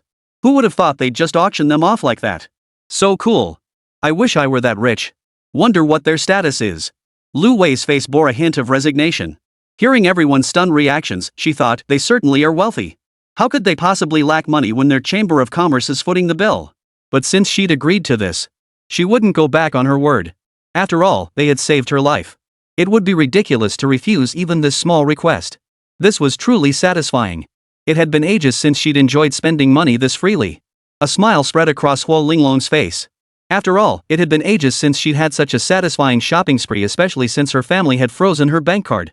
The others all wore excited smiles too. Following Brother Hai was absolutely no problem. Luo Bingyu, however, remained silent. Though it was free, it was someone else's favor, it had nothing to do with her. Soon, they reached the final auction item. Lu Wei continued her introduction. When an ice blue egg, as tall as she was, appeared on the high platform, Yang Donghai immediately stood up. An ice dragon egg. An SS-grade ice dragon egg? Looks like you've got some luck, Bingyu. After all, he too was searching for a beast companion for Luo Bingyu. Unfortunately, the Deep Blue shop clearly didn't carry anything like this yet. An SS-grade talent, it would be a shame to bind her to just any ordinary beast first. I don't want it. Luo Bingyu clenched her teeth, shaking her head despite the longing in her eyes. Chapter 172, 300 billion? You. Yang Donghai shook his head helplessly. We're all on the same side here. What's there to refuse? If you keep this up, we won't have anything to do with you anymore. The others nodded in agreement. Ever since Luo Bingyu arrived, she'd kept her distance from them. But upon hearing his words, Luo Bingyu clenched her teeth, remaining silent on the sidelines. In the end, Yang Donghai simply raised his bid card. I'll take it. Sir, in the private room, our young lady has also taken a liking to this ice dragon egg. Might you consider parting with it? An elderly man spoke up. Voices echoed from several other private rooms. They had all come to compete for this ice dragon egg, yet unexpectedly, it had been claimed by this man. Competition is fine. If you can take it from me, I won't object in the slightest. Yang Donghai's voice was brimming with arrogance. The others all wore expressions of resignation. In the end, I could only sigh. Let's go. And just like that, the price skyrocketed from 30 million at the start to 300 billion in the end. Lu Wei's lips twitched. They really weren't holding back at all. When it wasn't their own money, they certainly didn't feel a shred of regret. 300 billion for the first bid. Are there any further offers? The expressions on the faces of the others in the VIP box were grim. They never imagined it would turn out like this. Who exactly was this bidder? How could they possibly have that kind of money? 300 billion? Not just Luo Bingyu, everyone else's jaws dropped. This wasn't even the boss's own money, yet he'd bid that amount without batting an eye. Are you really giving this to me? Luo Bingyu's voice trembled slightly. He felt utterly unworthy of such a beast. But Yang Donghai laughed. Of course it's for you. This beast would be useless to any of us. Frankly, I don't even fancy it myself. The Void Mother Worm and the Mystic Cat in his hands were both legendary beasts. This ice dragon was decent enough, but it held little practical value for him. I don't know how to repay you both. Luo Bingyu covered her mouth. Ever since childhood, she had been teased for her appearance. After her parents died in battle, she had been living with her aunt. Her younger sister, envious of her beauty, often hurled insults at her. When she was 12, her uncle followed her into her room while she was resting and attempted to assault her. She had even prepared to take her own life. Fortunately, her aunt arrived. Yet instead of punishing her uncle, she berated Luo Bingyu as a seductress and cast her out. Scene after scene of the past echoed in her mind. Yang Donghai had already uncovered most of Luo Bingyu's information. He had Shi Dong investigate and had already uncovered her identity. Alright, go retrieve the items first. If you wish to repay us, just fight valiantly on the battlefield from now on. Luo Bingyu nodded firmly and dashed out. After he left, the others gathered around. Boss, you had Shi Dong look into Luo Bingyu's background, right? So what's really going on? Her eyes burned with vengeance. Could it be she's hiding some painful secret? Upon hearing their words, Yang Donghai nodded and placed a document before them. Shi Dong has already investigated and handed it over to me. Take a look yourselves. Honestly, it's hard to say with a situation like this. As he spoke, everyone crowded around, glancing at the intelligence within. They exchanged bewildered looks, utterly unprepared for this revelation. It turned out Luo Bingyu's parents had perished in the beast tide. And her enemy, unfortunately, was none other than the 9th-ranked demon beast, the Ghost Elephant Emperor. He was a formidable commander at the border. The demon beast leading the entire demon tribe possessed terrifying strength. Not only was its power formidable, but even 8th-tier beast tamers and their beasts couldn't break through its defenses. The chances of revenge were slim. The catastrophe that befell us back then has become the Alliance's nightmare. If it truly is the Ghost Elephant Emperor, things are going to get very complicated. The Miao brothers understood exactly what was at stake. Yang Donghai merely chuckled. Alright, why the grim faces? Didn't I say we're all on the same side? It's just a mere Ghost Elephant Emperor. What's there to worry about? Just prepare yourselves. How long do you think this demon beast will last in the hands of us demon slayers? Everyone nodded firmly in agreement. Outside the door, Luo Bingyu leaned against it. Covering her mouth, she couldn't help but cry. After all this time, it was the first time she had ever felt such pure kindness. After she left, Yang Donghai glanced toward the doorway, a faint smile playing on his lips. Though it had been a bit troublesome, he did harbor some fondness for this junior classmate, didn't he? A faint smile lingered at the corners of his mouth. Soon, Luo Bingyu brought everything over. Though it was all packed up, the look of astonishment on her face as she carried it over was unmistakable. This much stuff? Don't you know how much we spent? They couldn't help but sigh in amazement. Just then, a haughty voice rang out from behind them. You're the ones who stole my ice dragon egg, aren't you? My dad promised me the ice dragon egg once I awaken my S-rank talent. What good is your money? This belongs to me. Young miss. The elderly butler-like figure behind them wore a resigned smile. Yang Donghai merely chuckled. S-rank, you say? Little Ice Rain here possesses an SS-rank ice dragon soul talent perfectly suited for this beast egg. So you're the SS-grade ice dragon soul talent who awakened in Donghai province this time? Before the young girl could respond, the butler stepped forward, cutting off her words. Everyone, my apologies. If this is Miss Bingyu, then you must be Yang Donghai, Lord of Demon Slaying City? Yang Donghai merely clasped his fists in a smile. It seemed his identity had already caught the attention of Donghai province's high-ranking officials. We apologize for the disturbance. We shall depart immediately. Fubo, what are you doing? Father promised me the ice dragon egg, how dare he take it? The young girl was filled with resentment. Unfortunately, Uncle Fu merely replied, if the master finds out you've provoked this gentleman, he'll likely confine you to your quarters. Upon hearing the word confined, the young girl finally shut her mouth, too afraid to speak further. I never imagined it was you who auctioned it off. My apologies for any offense at the entrance. I am Tang Jin, the third young master of the Hai family from Donghai province. I had intended to act as a mediator, but with you involved, it seems that hope is lost. Chapter 173, Return to the Border. A smile now graced Tang Jin's face. It was a world apart from his earlier haughty demeanor. After all, no one had expected Yang Donghai to actually produce such a vast sum of alliance currency. The one who could afford such a sum must be terrifyingly powerful. Do any of you know who this kid really is? I can't believe I haven't heard a single thing about him. Who knows? Let's look into it. His face is unfamiliar, though. He must be some prodigy from United City. Not exactly famous in Donghai province. After all, Yang Donghai rarely appeared in the public eye, so it was natural he wasn't widely recognized. Soon after collecting the ice dragon egg and other items, they headed straight back to the front lines. Sis, they really aren't holding back, are they? They just took a lot of flesh and materials. Isn't that normal? You should understand that a life-saving favor can never be repaid with money alone. Lu Wei's words earned a nod of agreement from the other. She had a point. Meanwhile, on the other side, before heading to the front lines, Yang Donghai and the others still needed to deal with this ice dragon. Junior Ice Rain, prepare to awaken your contract position and directly sign your contract on the beast egg. This type of egg-based beast is quite precious. After all, you can sign the contract while it's still asleep.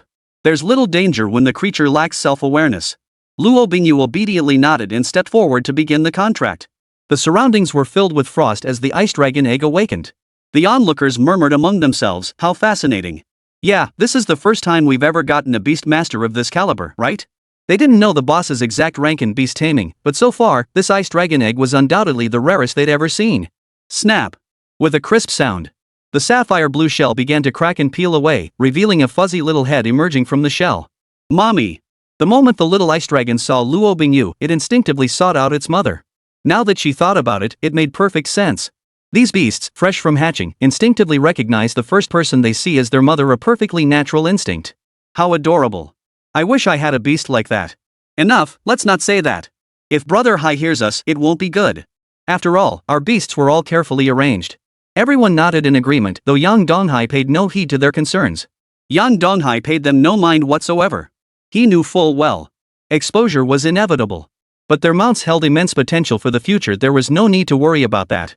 At that moment, Luo Bingyu seemed to have truly become a dragon rider. Initially, she felt some fear, but once she grew accustomed to it, there were no further issues.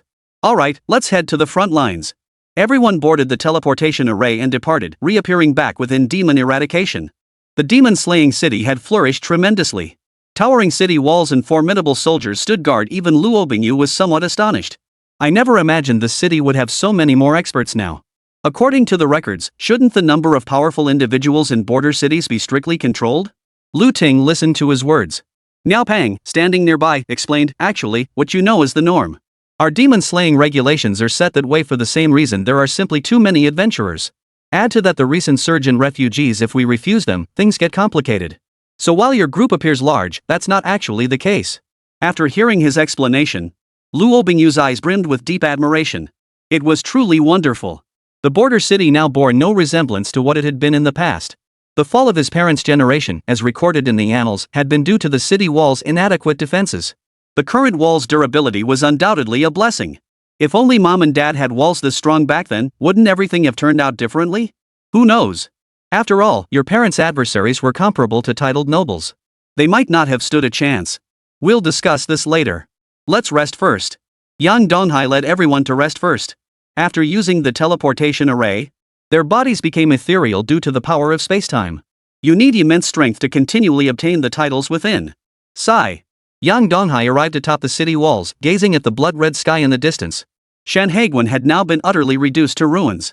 If the enemy truly achieved their desired outcome, not only had so many lives been lost, the demon beasts had inflicted minimal harm on humanity, so their victory was hardly a triumph. Boss, you're finally back. The demonic tribes have recently sent envoys for detailed talks. As for the specifics, I'm not entirely sure. Qi Dong's face betrayed a hint of embarrassment. Their intelligence department had somehow missed such crucial information. This has nothing to do with you. They certainly wouldn't allow specific details to be disclosed casually. The intelligence you provided was valuable.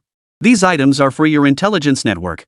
Yang Donghai handed over most of the items he had auctioned off within the Merchants Guild to the other party. Qi Dong accepted them without hesitation. Their intelligence network was precisely in need of resources at that moment. The arrival of these resources was like a godsend. Hey, kid, back already? Li Guang approached with a cheerful smile. Senior Li, you've arrived just in time. I was planning to bring you some gifts anyway. Since you've come personally, these are yours. Yang Donghai produced a variety of strange and unusual items. After all, for powerhouses of this caliber, cultivation items like these were no longer of use to them. This was the best solution now.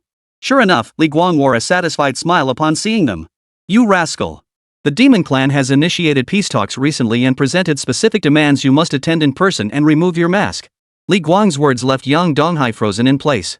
This was hardly good news. Don't worry. Our higher-ups rejected it outright without hesitation when they heard those demands. Yang Donghai breathed a sigh of relief.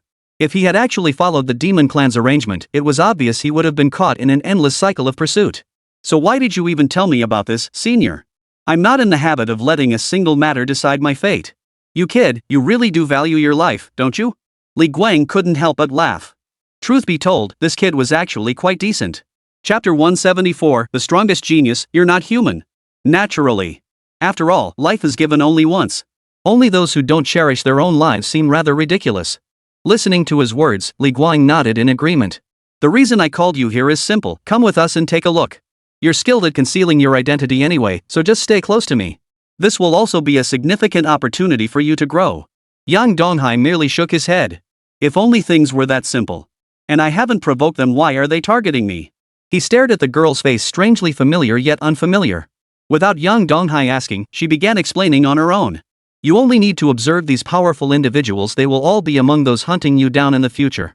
Because of the Grand Assembly, the participants are fixed. This was all planned. The demon beast's objective is to kill you. I understand.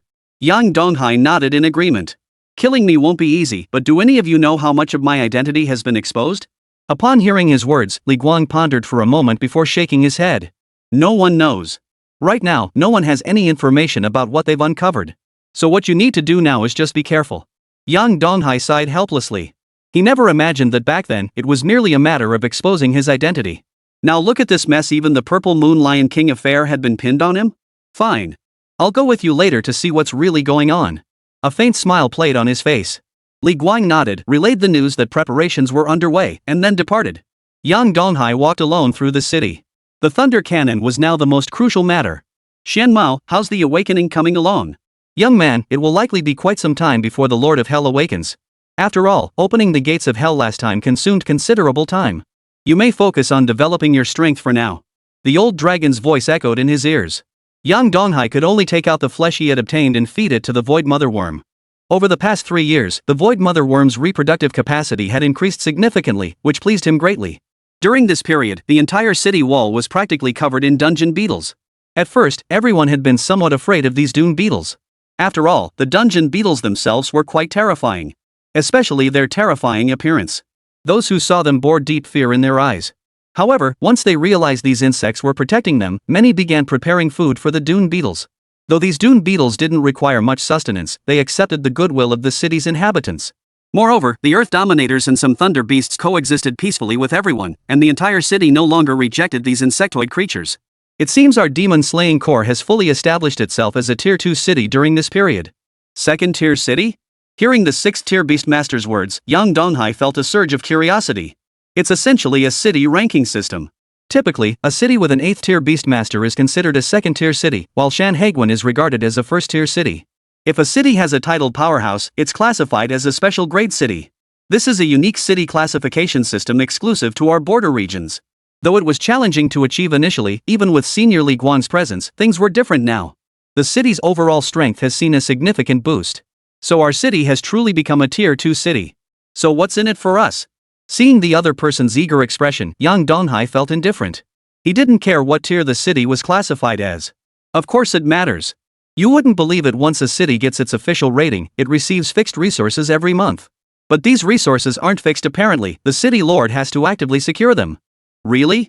Yang Donghai, who had been rather unenthusiastic, suddenly lit up with excitement upon hearing about rewards and resources. This was great news. This is perfect timing since I'm meeting with them soon. This is definitely good news. A delighted smile spread across Yang Donghai's lips. As for these rewards? He was determined to find a way to get as much as possible. Seeing the smile on his face, the 6th-tier beast tamers nearby all looked at him with deep fear in their eyes. Their city lord was truly terrifying. It seemed someone over there was in for a world of trouble. Soon, it was time to begin the peace talks. Yang Donghai and Li Guang arrived near Shanhaiguan. A large crowd had gathered here, their purpose simple. They began exchanging greetings. Yang Donghai, concealed behind a mask, watched the humans and demonic beings around him from a corner. Even some powerful demonic beings and human warriors were exchanging greetings, a rare sight indeed. Their relationships were clearly quite amicable. It seemed he had underestimated the bonds between them. Were it not for their different races, they might have been unlikely enemies. Such mutual respect among the powerful was quite common. Who would have thought? With the winged white tiger and purple moon lion king absent today, those two had quite the temper back in the day. You can say that again. Even that old codger Chi Jichun has fallen. It's truly lamentable when you think about it. Enough chatter. Today's representative is the deputy chief, the heaven-piercing monkey king. That guy has a temper to match. You'd better watch your step. A hint of resignation flitted across everyone's faces. Truly unexpected. Yang Donghai stood in the corner, scanning the faces around him, trying to recognize everyone. Just as everyone had arrived. The representative this time turned out to be Magic Sword. But then again, as one of the strongest warriors on their border, his presence wasn't entirely surprising. Demon Sword, it's been ages. Never imagined that in such a short time, your human race would stir up such a commotion.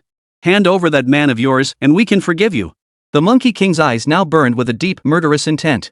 The demon beasts had suffered devastating losses this time. The humans must pay the price. What are you talking about? I don't understand. Demon Sword merely scratched his ear, still holding his sister's black umbrella. Not understanding what exactly it was for, he could only wait quietly on the sidelines for now. A powerhouse of your caliber actually suffering from tinnitus? That's laughable if word got out. A hint of scorn flickered across his face. It seemed the human race had already decided to protect the genius hiding in the shadows. The demon race would never allow it. Chapter 175, The Peace Talks. Demon Sword, bring that brat out immediately. This is our final deadline. A faint, terrifying aura emanated from the Monkey King of Heavenly Passage.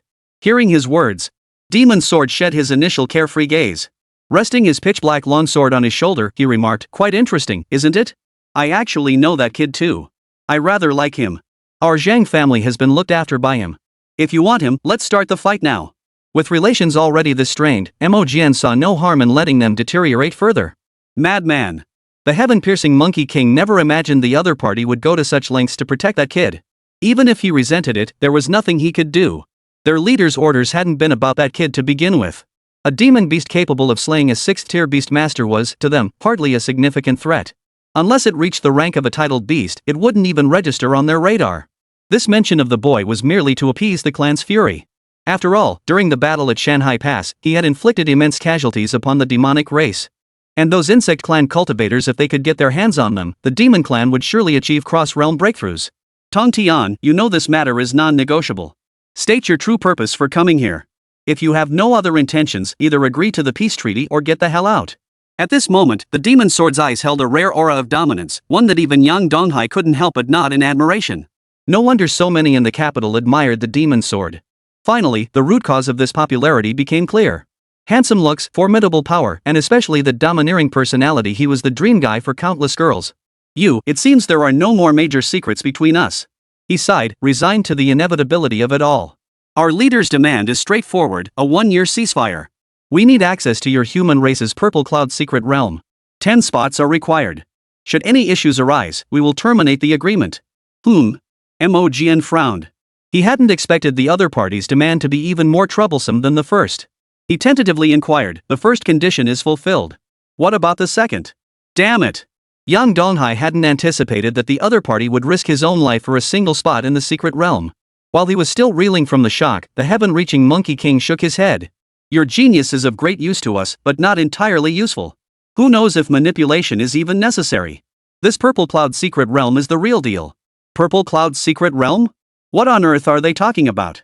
Yang Donghai felt as though he'd stumbled into some mysterious realm. Why couldn't he understand a word they were saying? He knew about secret realms. Both the capital and Donghai province held many treasures. Most of them were produced within secret realms. It was said that this place was originally a product of the same world as their blue star. However, after the arrival of a genius brought about the world's destruction, these fragments of minor realms became secret realms within the main world. This objective perspective was widely held. But the Purple Cloud secret realm, does such a place truly exist within the nation? If the other party's intelligence was flawed, wouldn't it be simpler to just agree? The Purple Cloud secret realm is actually a hidden realm within the capital city. Its secrecy is so profound that very few people even know of its existence. And then? Yang Donghai's eyes flashed with excitement. Any place connected to treasures was bound to involve him. Then, this realm produces the legendary primordial beast eggs. These beast eggs have been passed down since the primordial era. Anyone who enters and gains recognition from a beast egg is eligible to contract a primordial beast. However, most of the beast eggs have withered and dried up, so they don't serve much purpose anymore. It's also rumored that ancient legacies remain here, though whether that's true or not, I can't say for certain. Ding! Congratulations, host, on successfully activating the quest, Explore the Purple Cloud Secret Realm. Rewards will be distributed based on exploration progress. Current exploration progress, 0%. Yang Donghai was somewhat surprised. He hadn't expected the system to grant a reward immediately. This was truly a stroke of good fortune. System rewards were never ordinary. Let's proceed cautiously from here. See how they decide. They might strike at any moment now. After Li Guang positioned his men behind him for protection, Yang Donghai sensed the atmosphere around them had grown tense long ago. Each of them had their hands on their weapons. At the slightest disturbance, they wouldn't hesitate to strike. Just moments ago, they'd been calling each other brothers. The demon sword stood at the center, observing them impassively. Finally, Tongtian Moyuan shook his head. 5. That's the absolute limit of our tolerance. After all, the allure of the primordial beast was terrifying to them as well. They had all evolved from the ancient beasts of the primordial era. Given enough time, they could trace their bloodline. Whether through cultivation or direct consumption, it offered immense benefit to their demonic race. 5 spots was the boss's absolute limit, and he just blurted it out without hesitation. Well, wait. Truthfully, even the demon sword held little authority over matters concerning the Purple Moon Secret Realm. He hadn't anticipated that this time, the demonic race would target the Purple Moon Secret Realm directly. Soon after finishing his communication, Magic Sword returned directly from outside. Tongtian, we've heard of your intentions. 5 per year. As long as we get these 5, peace can be maintained. However, we require our own special monitoring system. Should any of your people violate the rules, we will immediately eliminate the prodigy you've chosen. The demon sword understood this method might hold little meaning for the cold-blooded demon race, but it was the only option available. Agreed. Tongtian's face lit up with an excited smile. He immediately began drafting the contract. Finally, Tongtian spoke reluctantly. Demon sword, we've taken a liking to your young man too. How about we find a way to part with him? We can give you whatever your human race desires, anything you want, 3 conditions. After hearing his words, Mo Jian merely smiled and shook his head. Enough, stop dreaming. Our human race will never hand him over to you. You can rest assured on that point. Wonderful. Yang Donghai grew visibly excited upon hearing this. It was truly wonderful. As long as the demon sword didn't abandon him, he could accomplish anything. The demon race had now set their sights firmly upon him. Chapter 176, Secret Realm Quota. Kid, stop daydreaming. They're already gone. Finally realizing no one could assist him with his plans, Tongtian too departed Shanhaiguan with his men. Everyone prepare. The reason we'll welcome peace in the future is that everyone must begin preparing to rest. Also, notify them, Shanhaiguan must be rebuilt. It must be fortified more than any other city. Oh, and one more thing. The demon sword suddenly turned toward Yang Donghai, clearly having identified him upon arrival. Since you're already here, lad, you might as well lend us a hand. What? Yang Donghai's mouth twitched at the corners. It was obvious without even thinking the other party must be facing some kind of difficulty. Otherwise, how could they possibly be wearing such a smile? It turned out to be pretty much as he'd expected. He pulled out a photograph. Is this a photo of your demon-slaying city? Yang Donghai paused upon hearing this, then leaned in to examine it closely. It's a good shot. The city walls and weapons were barely visible in the shot. Even the soldiers looked several levels more sophisticated. You guys are reckless. Mo Jian shook his head helplessly and explained, Kid, these were all taken by spies who've set their sights on you. Now you're completely exposed to their surveillance. They haven't suspected your identity. But your inventions alone are enough to pose a threat to the demon race. Yang Donghai merely nodded, unconcerned. We desperately need these dune beetles. Once the city walls are completed, you must reinforce them with these dune beetles. He had seen the combat footage in some of the spies' experiments. Their defensive capabilities were nothing short of extraordinary. Sure enough, upon hearing his words, Yang Donghai refused without hesitation. Demon sword, do you think I'm your free labor? Producing these dungeon beetles has already taken me 3 years. That's how we achieved this quantity. Have you no idea how vast Shanhaiguan is? You'd work me to death and still not finish it all. Upon hearing his words, Demon Sword sighed. So it really won't work? Yang Donghai's response had been entirely within his expectations. He wasn't particularly surprised by the person. If it were a simplified version, we'd only need to reinforce the walls. No lives would even be required. Just hand it over to your all-purpose lab. Wasn't that exactly how my thunder cannon was developed? They replicated it in no time. For mass production, I think they're the right choice. Give us a sample. Magic Sword's eyes flashed with a gleam. That look alone made him realize he might have been tricked. Unfortunately, even that realization offered no solution. Feeling the other's earnest gaze, he couldn't bring himself to refuse. He could only grit his teeth and nod. I have quite a few dungeon beetle corpses here. If you can use them, feel free to take them anytime, anywhere. Someone. Mo Jian had been waiting for those words. Without needing Yang Donghai to make arrangements, they arrived swiftly with their men. God of technology, it's been a while. We have urgent matters to attend to and can't linger. With that, they hurriedly departed with the dune beetles, their eyes gleaming with a light that left onlookers utterly astonished. Truly, he was their god. Who would have thought such a wondrous species could be discovered? If there's nothing else, may I be excused now? A resigned smile played on his face. Finally, the demon's sword glanced around. After confirming there was nothing else needed, it waved its hand dismissively, nothing else for now. Oh, and it's not for nothing we'll cover the subsequent expenses. And here's some good news. During that phone call earlier, I secured you a spot in the Purple Moon Secret Realm. How does that sound? Not bad. Upon hearing about the Purple Moon Secret Realm spot, Yang Donghai's displeasure finally began to fade. After all, he knew full well. The demon sword had already spoken. There was nothing he could do even if he refused to give the reward. Securing a single Purple Moon Secret Realm spot was already remarkably generous. After exchanging a few pleasantries with the others, Li Guang and Yang Donghai returned to Demon Extinction. The Purple Moon Secret Realm was about to open soon. After all, they both understood that the Demon Clan's proposal this time was precisely timed for this event. Once everything was settled, the Purple Moon Secret Realm would surely open. Brother Hai, you're back. How did it go? Yeah, who would have thought our city lord would join the negotiations? No need to guess, it must have been a success. With our city lord involved, what else could it be? But boss, you don't look too happy. Everyone chimed in one after another. Upon hearing their words, Shi Dong chuckled. Naturally, I'm displeased, because it's like this.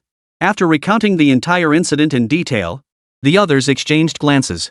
If it had been anyone else, they might have demanded an explanation from the boss. As for the demon sword? Who among them dared? Boss, just swallow your pride. We didn't lose anything anyway. Oh, and we've identified quite a few geniuses in the Tower of Cowardice lately. And some middle-aged folks have even undergone a second awakening. What? Yang Donghai's mood hadn't been great at first. But upon hearing about the second awakenings, his eyes lit up. Hold on a second, say that again? Niao Peng could only recount his discovery in full detail once more. Once he finally confirmed the other party's account, Yang Donghai immediately set off. Hurry up and go see what's really going on here. Second awakening? If the Alliance got wind of this, it would likely send shockwaves through the entire organization. After all, no one could have imagined, after awakening once, to awaken a second time regardless of the reason. It seems the Tower of Cowardice holds considerable value after all. A look of deep emotion crossed his face. Soon, everyone brought him to the vicinity of the Tower of Cowardice. They had deliberately arranged numerous residences here.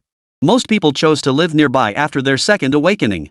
After all, from their current perspective, this place was nothing short of divine. How could they not be delighted to have a brighter future for the rest of their lives? Even Yang Donghai, the tower's owner, was revered as a deity by them. They believed Yang Donghai was the very embodiment of divinity. If not for such divine favor, how could such a magnificent structure exist? Thus, rumors swirled throughout the city, and many citizens gazed upon Yang Donghai with eyes brimming with reverence. Absolutely absurd. Chapter 177, Journey to the Purple Moon Secret Realm. After returning to Demon Extinction, news arrived from the capital, urging him to proceed there immediately to prepare for entering the Purple Moon Secret Realm. The main reason was that Yang Donghai's current strength could perfectly control the demon race. The demon clan's sudden urgency to enter the Purple Moon Secret Realm must stem from some underlying reason. Lord Yang, preparations for your arrival have already commenced. We can fully assist with all the city's construction needs while you're in the capital. Indeed, upon hearing his words, Yang Donghai had originally planned to go later. After all, he didn't know much about the Purple Moon Secret Realm yet. While it held many alluring aspects, he wouldn't risk his life to enter if danger lurked. But seeing that the Alliance was truly in peril now, he had no choice but to agree. Understood. I'll head to the capital. I'll make arrangements first. Upon hearing this, the figure vanished. Yang Donghai turned to the others and began assigning minor tasks. Looks like we'll need to be extra cautious on our upcoming journey to the Purple Moon Secret Realm. This time, I'll be the only one there. Everyone, stay vigilant, understand? A hint of caution flickered across Yang Donghai's face. After all, his understanding of this matter was far from thorough. He knew trouble was likely coming. It wasn't just his side. The demonic race and various human city geniuses were joining in as well.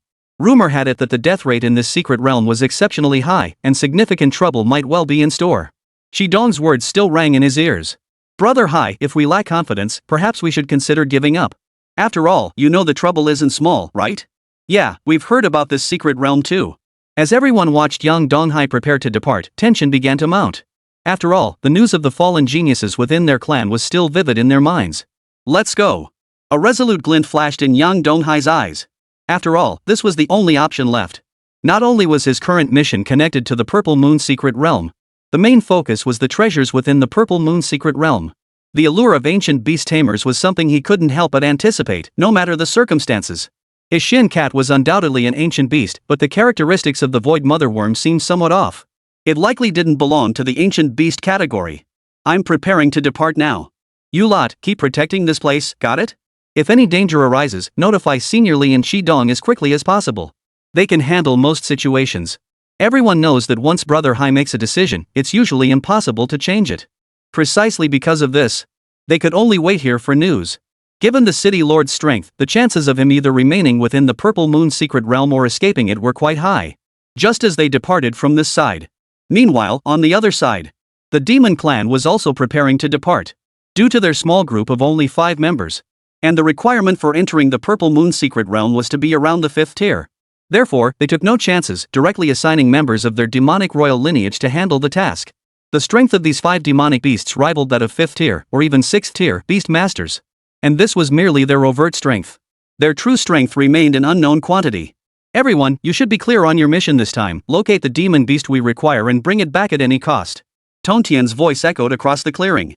The playful expressions vanished from their faces, replaced by an unmistakable air of caution. After all, the Deputy Legion commander rarely took things this seriously. Usually, he was all fun and games. The image of the Beastmaster in their minds made them tense up. It seemed this creature was the primary objective behind negotiating peace with the human race. At first, they hadn't quite grasped why it had been abandoned. But now it all made sense. The decision from above was not something they could question, so they just needed to obey and complete the mission. Success would inevitably elevate their bloodlines, but failure would spell trouble. Tong Tian narrowed his eyes. No words were needed. It seemed these youngsters had already grasped the situation. Whether the demon race could advance further now depended entirely on these youngsters. After the demon beasts departed for human territory, a trace of self-mockery flickered across his face. Who would have thought that one day our race would come to depend on the achievements of these youngsters? Back to the human side. Thanks to the teleportation array, young Donghai instantly arrived in the capital city. The opening of the Purple Moon secret realm would still take some time. Yang Donghai casually found a place to rest for the time being, but unfortunately, he was now alone. He could only find a place to rest and began strolling through the capital city. His last visit to the capital hadn't afforded him a proper stroll. Due to matters involving Huo Linglong and Mo Yun, he had departed immediately after handling most of those affairs. For now, it seemed relatively safe. Most establishments here catered to eating, drinking, and entertainment, though there were many beast tamers. But the beast masters here didn't seem much different from ordinary people. Everyone has a beast companion by their side. As young Donghai walked down the street, no one even glanced at him. He first arrived at the academy, where Mo Yun was still in the midst of training. Yang Donghai didn't approach to disturb her. "Kid, aren't you going to say hello? That little girl's working really hard. She looks up to you like you're her idol." The dark-haired lowly materialized beside him. "Aren't you supposed to be on the front lines? How did you get back?" How could the dark-haired girl possibly compare to her? The dark-haired lowly smirked. "This is merely one of my avatars. After all, you know my true form is stationed at the border. The academy still needs someone to oversee things. I'm just staying behind to make decisions." Yang Donghai merely nodded. He then glanced at Mo Yun. "My thanks. As for meeting you, I'll pass. I'm off." Yang Donghai was already somewhat afraid of the dark-haired lowly. This girl appeared and vanished like a ghost. Though she always wore a smile when she showed up, he could clearly sense a hint of coldness in her eyes. It was a disregard for life truly terrifying. "You brat, as if I could just eat you up." Watching him leave, the dark-haired girl shook her head helplessly. Still, the kid's sixth sense was surprisingly accurate. Most people would be thrilled to see him. Wouldn't it be great to interact with such a powerful individual? Yet this kid always seemed wary whenever he saw her. He could see exactly what was going on. After leaving the academy, young Donghai noticed everyone around him rushing about, clearly searching for something. Chapter 178, The Blood Fight Gathering. "Hey, buddy, is there some kind of event going on around here?" Yang Donghai approached and asked quietly. The man seemed reluctant at first, but seeing Yang Donghai's earnest expression, he finally nodded. It's just the monthly blood fight tournament. I'm going to win back what I lost last month. His eyes gleamed with excitement. Then he hurried off ahead. Shadow. The next moment, a dark figure appeared behind him. Lord Mayor, I've already contacted the boss. He says the capital's blood fight tournament has become an unwritten tradition. Initially, the capital's higher-ups were still organizing it, but as time dragged on. Plus, they've already made enough money. The Alliance naturally wants a piece of the pie too. Because of that, the involvement of higher-ups has become increasingly blatant. It's really frustrating. This tradition. It fell far short of the capital he had once yearned for, leaving him deeply disappointed. After hearing his words, Yang Donghai merely smiled. Matters concerning this underground industry. He had somewhat anticipated its emergence in the capital. With nothing pressing on his mind lately, and after confirming the location through Shadow, he arrived at the entrance of the Blood Fight Club. Enter. The guard at the entrance merely glanced at him before waving him through. Yang Donghai breathed a sigh of relief. Fortunately, there were no major issues. After all, this was now an open secret. As long as one wasn't a wanted criminal within the Alliance, they shouldn't encounter much obstruction. Once inside, the scene was nothing like the crowded chaos described in rumors. Every piece of equipment radiated a futuristic, high-tech aura. Yang Donghai had imagined the atmosphere would be dimly lit to evoke that sense of a deadly battle. Who would have thought this place would be so legit? Upon hearing his remark, the onlookers around them sneered with disdain. You're from out of town, aren't you? Yang Donghai shot them a puzzled look before the man chuckled. Out-of-towners always react like this when they come here. It's nothing new. The death matches in the capital these days are nothing like they used to be. The man gestured toward a distant notice board. The death matches here involved either wanted criminals or volunteers. Some fought for money, others for the thrill. But they all followed the same rule. Defeating a beastmaster and their beast of equal rank allowed one to advance a tier. The blood fights were categorized as bronze, silver, gold, platinum. Word had it a bronze tier champion level blood fighter would compete today, sending the crowd into a frenzy. Young man, you look like you're from out of town. Why not place a bet? It'll make things more exciting, don't you think? Yang Donghai merely nodded upon hearing this. It would indeed be quite the spectacle, but not just yet. I'll watch first. The man shot him a clearly disdainful look before turning away. Coming here without betting? What's the difference between that and walking through the archway without doing anything? Just another spectator here for the show. Ridiculous. Yang Donghai simply picked up the document Shadow had produced earlier. Here are the data for two individuals. One is Lu Ban, the Bronze Blood Arena champion mentioned earlier. This man started out as a bandit. After being captured by the Alliance, he fought his way through the Blood Arena unchallenged. With a perfect record of 300 consecutive victories, it's truly remarkable that a third-tier beastmaster has managed to endure this long. His odds stand at 1 minute and 1.1 second, hardly surprising given his perfect record. Such odds are entirely expected. The other's odds, however, are somewhat peculiar. His win rate was also 100%, but since he had just registered and only fought a few matches, such a record was commonplace in the Blood Arena. However, the opponent's basic information caught his attention. Nothing at all. Too ordinary. Even their identities seemed suspiciously commonplace. In this abnormal place, an ordinary identity was actually suspicious. His eyes flashed with calculation. With ample funds at his disposal, he promptly placed a bet of 10 million Alliance coins on the name Jiang Haowen. After all, it was only 10 million. With 10 to 1 odds, winning meant 100 million, while losing meant losing 10 million. Betting on Lu Ban wouldn't yield much profit. Even if he won, it was practically meaningless. After the bets were placed, the disparity in funds between the two sides became overwhelmingly clear. Apart from Yang Donghai's 10 million, only scattered sums of tens of thousands remained. Their goal was simple: gamble small to win big. Meanwhile, in the contestants' preparation room, Lu Ban was brimming with confidence, not a trace of worry in sight. His opponent was just an ordinary rookie. Even though his fighting style seemed a bit peculiar in the footage, Lu Ban remained completely unfazed. He was already well versed in dealing with such opponents. He was unrivaled within the bronze tier. He deliberately stayed at the bronze tier, never advancing beyond it. It was precisely because he wasn't certain he could defeat silver tier opponents that he had remained inactive all this time. Meanwhile, in another waiting room, another contestant, Jiang Haowen, was accompanied by a stunning beauty. Black stockings, long legs, and a figure-hugging skirt, she exuded the aura of a top-tier executive assistant at the very least. She adjusted her glasses beside him. Boss, this situation is getting really complicated. You might have to reveal your identity, and getting recalled then would be a huge loss. I suggest you deliberately lose one round. Jiang Haowen merely scoffed dismissively at the suggestion. How could such a weakling expect him to deliberately lose? Even if it meant exposing his identity, he would never do something so foolish. Seeing the boss's smile, the secretary gave a helpless chuckle. After all, his boss's competitive spirit was legendary. But what's with this guy?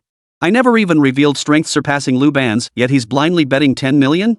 Though such sums meant little to him. But casually throwing 10 million down the drain? He rarely encountered such fools. This guy either knows me or is a gambler. What could it be? Jiang Haowen stood up, his gaze carrying a hint of aggression as he stared into the distance. He was merely here to warm up. When he entered the Purple Moon's secret realm, the opponents he'd face wouldn't be simple. The female secretary, feeling the hands roaming freely over her body, remained standing in place as usual, unmoved. Even so, the faint blush on her cheeks betrayed her lingering shyness. Back in the center of the venue. Once everything was prepared, all eyes were fixed on the two openings above the stage. After the host delivered a series of exaggerated introductions. Chapter 179, Suspicion of Score Manipulation. Yang Donghai felt more and more convinced that this place was nothing but an open gambling den. They provided emotional value to the crowd, promising more stakes later. As for score manipulation, Yang Donghai narrowed his eyes, now curious whether these people might be pulling strings behind the scenes. As he pondered this, inside the Blood Fight Club, a man with golden eyes stood before the floor-to-ceiling windows, dressed in a crisp suit. He gazed down at the arena below, feeling helpless. Who could it be? Seeing the extra 10 million alliance coins in the prize pool, he began to question his life choices. Originally, he had planned to have Jiang Haowen win the match as an upset. This would have netted them astronomical profits. After all, there had been quite a few upsets lately. They'd even shifted to a strategy of steady wins, aiming to steadily drain their opponents' resources. They'd keep a portion for themselves, leaving the rest as a token benefit later. But this sudden intruder had thrown all his plans into disarray. Boss, what if we investigate the opponent's identity? The man placed his hand on his neck. Hearing this, the other laughed. Do you really think the Blood Fight Society is what it used to be? If we dared to do such things now, our entire operation would be overhauled overnight. The man was Kim Du-hwan, head of the Blood Fight Association. He rarely interfered, but this plan was seriously off track. And 100 million alliance coins? That was no small sum for their Blood Fight Society. Precisely because of this, they were considering replacing the victor with someone else. After all, they could potentially win more that way. The opponent's background is no simple matter. Kim Du-hwan naturally wanted to pull some strings behind the scenes. But if he dared to rig the game, this small establishment might not even survive. He sighed helplessly. He could only watch the window alone. The outcome of the next match would depend entirely on them. The battle on the stage had already commenced. The battle between the two sides was intensely fierce. At least, they appeared fiercely engaged. Yang Donghai narrowed his eyes. Sure enough, the opponent hadn't fought at full strength from the start. They were clearly holding back considerable strength. Not bad at all. It seemed his 10 million alliance coins wouldn't go to waste after all. A faint smile played at the corners of his mouth. The opponent was clearly holding back. Securing 100 million was no longer a pipe dream. The battle progressed swiftly. Though both sides appeared evenly matched, it was clear the opponent wasn't quite right. Everyone's eyes burned with anger. After all, they had invested far too much capital. If they were to lose it all in one fell swoop, they would never accept it. What the hell are you doing? Why aren't you attacking? Get moving again, don't stop. Lu Ban stood on the stage, his face etched with disbelief. The main reason was that no matter what tactics he employed, he couldn't find a single opening. His opponent's defense seemed utterly impenetrable. No matter what price he paid, it was useless. He'd tried numerous tactics, yet remained utterly helpless. What the hell am I supposed to do now? Lu Ban was utterly perplexed. He wasn't stupid. He understood exactly what was happening. This was undoubtedly due to the vast disparity in their strength. That's why he couldn't even scratch the other guy. It was a real pain in the ass. He might even end up dying at the other guy's hands. For this very reason, he had no choice but to raise his hand. I concede. That a bronze tier 100% deathfighter would concede here left many spectators staring in disbelief. Some even stared with profound disbelief. They had all assumed victory was certain. By all accounts, failure should have been impossible. Yet now, this dark horse had crushed him with overwhelming force? Deep despair flickered in many eyes. They weren't fools. They could clearly see the overwhelming dominance. They never imagined that after sacrificing nearly everything, they would still lose the bet. Many people stood up shouting protests. After all, they had essentially gambled away their entire fortunes. Resentment naturally filled their hearts. Years had passed. For them, such reckless gamblers had become far too common. Countless desperate souls had died bankrupt at their doorstep, yet there was nothing they could do. After all, the Alliance had granted them freedom of action. Even if they ended up taking their own lives, it was ultimately their own choice and consequence. Yang Donghai glanced at the 100 million Alliance coins he had won, a faint smile playing on his lips. Though the amount wasn't enormous, it felt genuinely different. No wonder people would gamble at any cost. The sensation of overnight wealth was exceedingly rare, and the odds of success weren't exactly high, were they? This is truly intriguing. This person's identity must be extraordinary. Who would have thought that not even an insider would step forward to speak up? Concealing one's identity was absolutely forbidden in this kind of deathmatch tournament. After all, their own strength should make such manipulation utterly impossible. Most opponents are evenly matched. Such overwhelming dominance is exceedingly rare. That's precisely why so many people have been caught off guard this time. Nearly 90% of the participants have essentially gone bankrupt. Only a handful of gamblers who bet on luck to strike it rich ended up winning a little money. The bulk of the winnings were taken by Yang Donghai's side. So you're the one who won? At that moment, several men in black approached him. Yang Donghai narrowed his eyes, surprised they'd come after him. Could it be that the Dead Fight Club's people were this brazen? After winning the money, did they think he couldn't leave after winning 100 million? Just as he was about to speak, the other party had already produced a bank card bearing a special emblem. Esteemed guest, we sincerely apologize for interrupting your enjoyment. This is our platinum membership card, containing 100 million alliance coins. It also grants exclusive privileges within our Dead Fight Club. We're delighted to welcome you as a member. Upon hearing this, Yang Donghai nodded in satisfaction.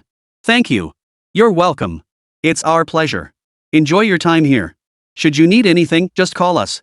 We can also provide you with the other party's specific details.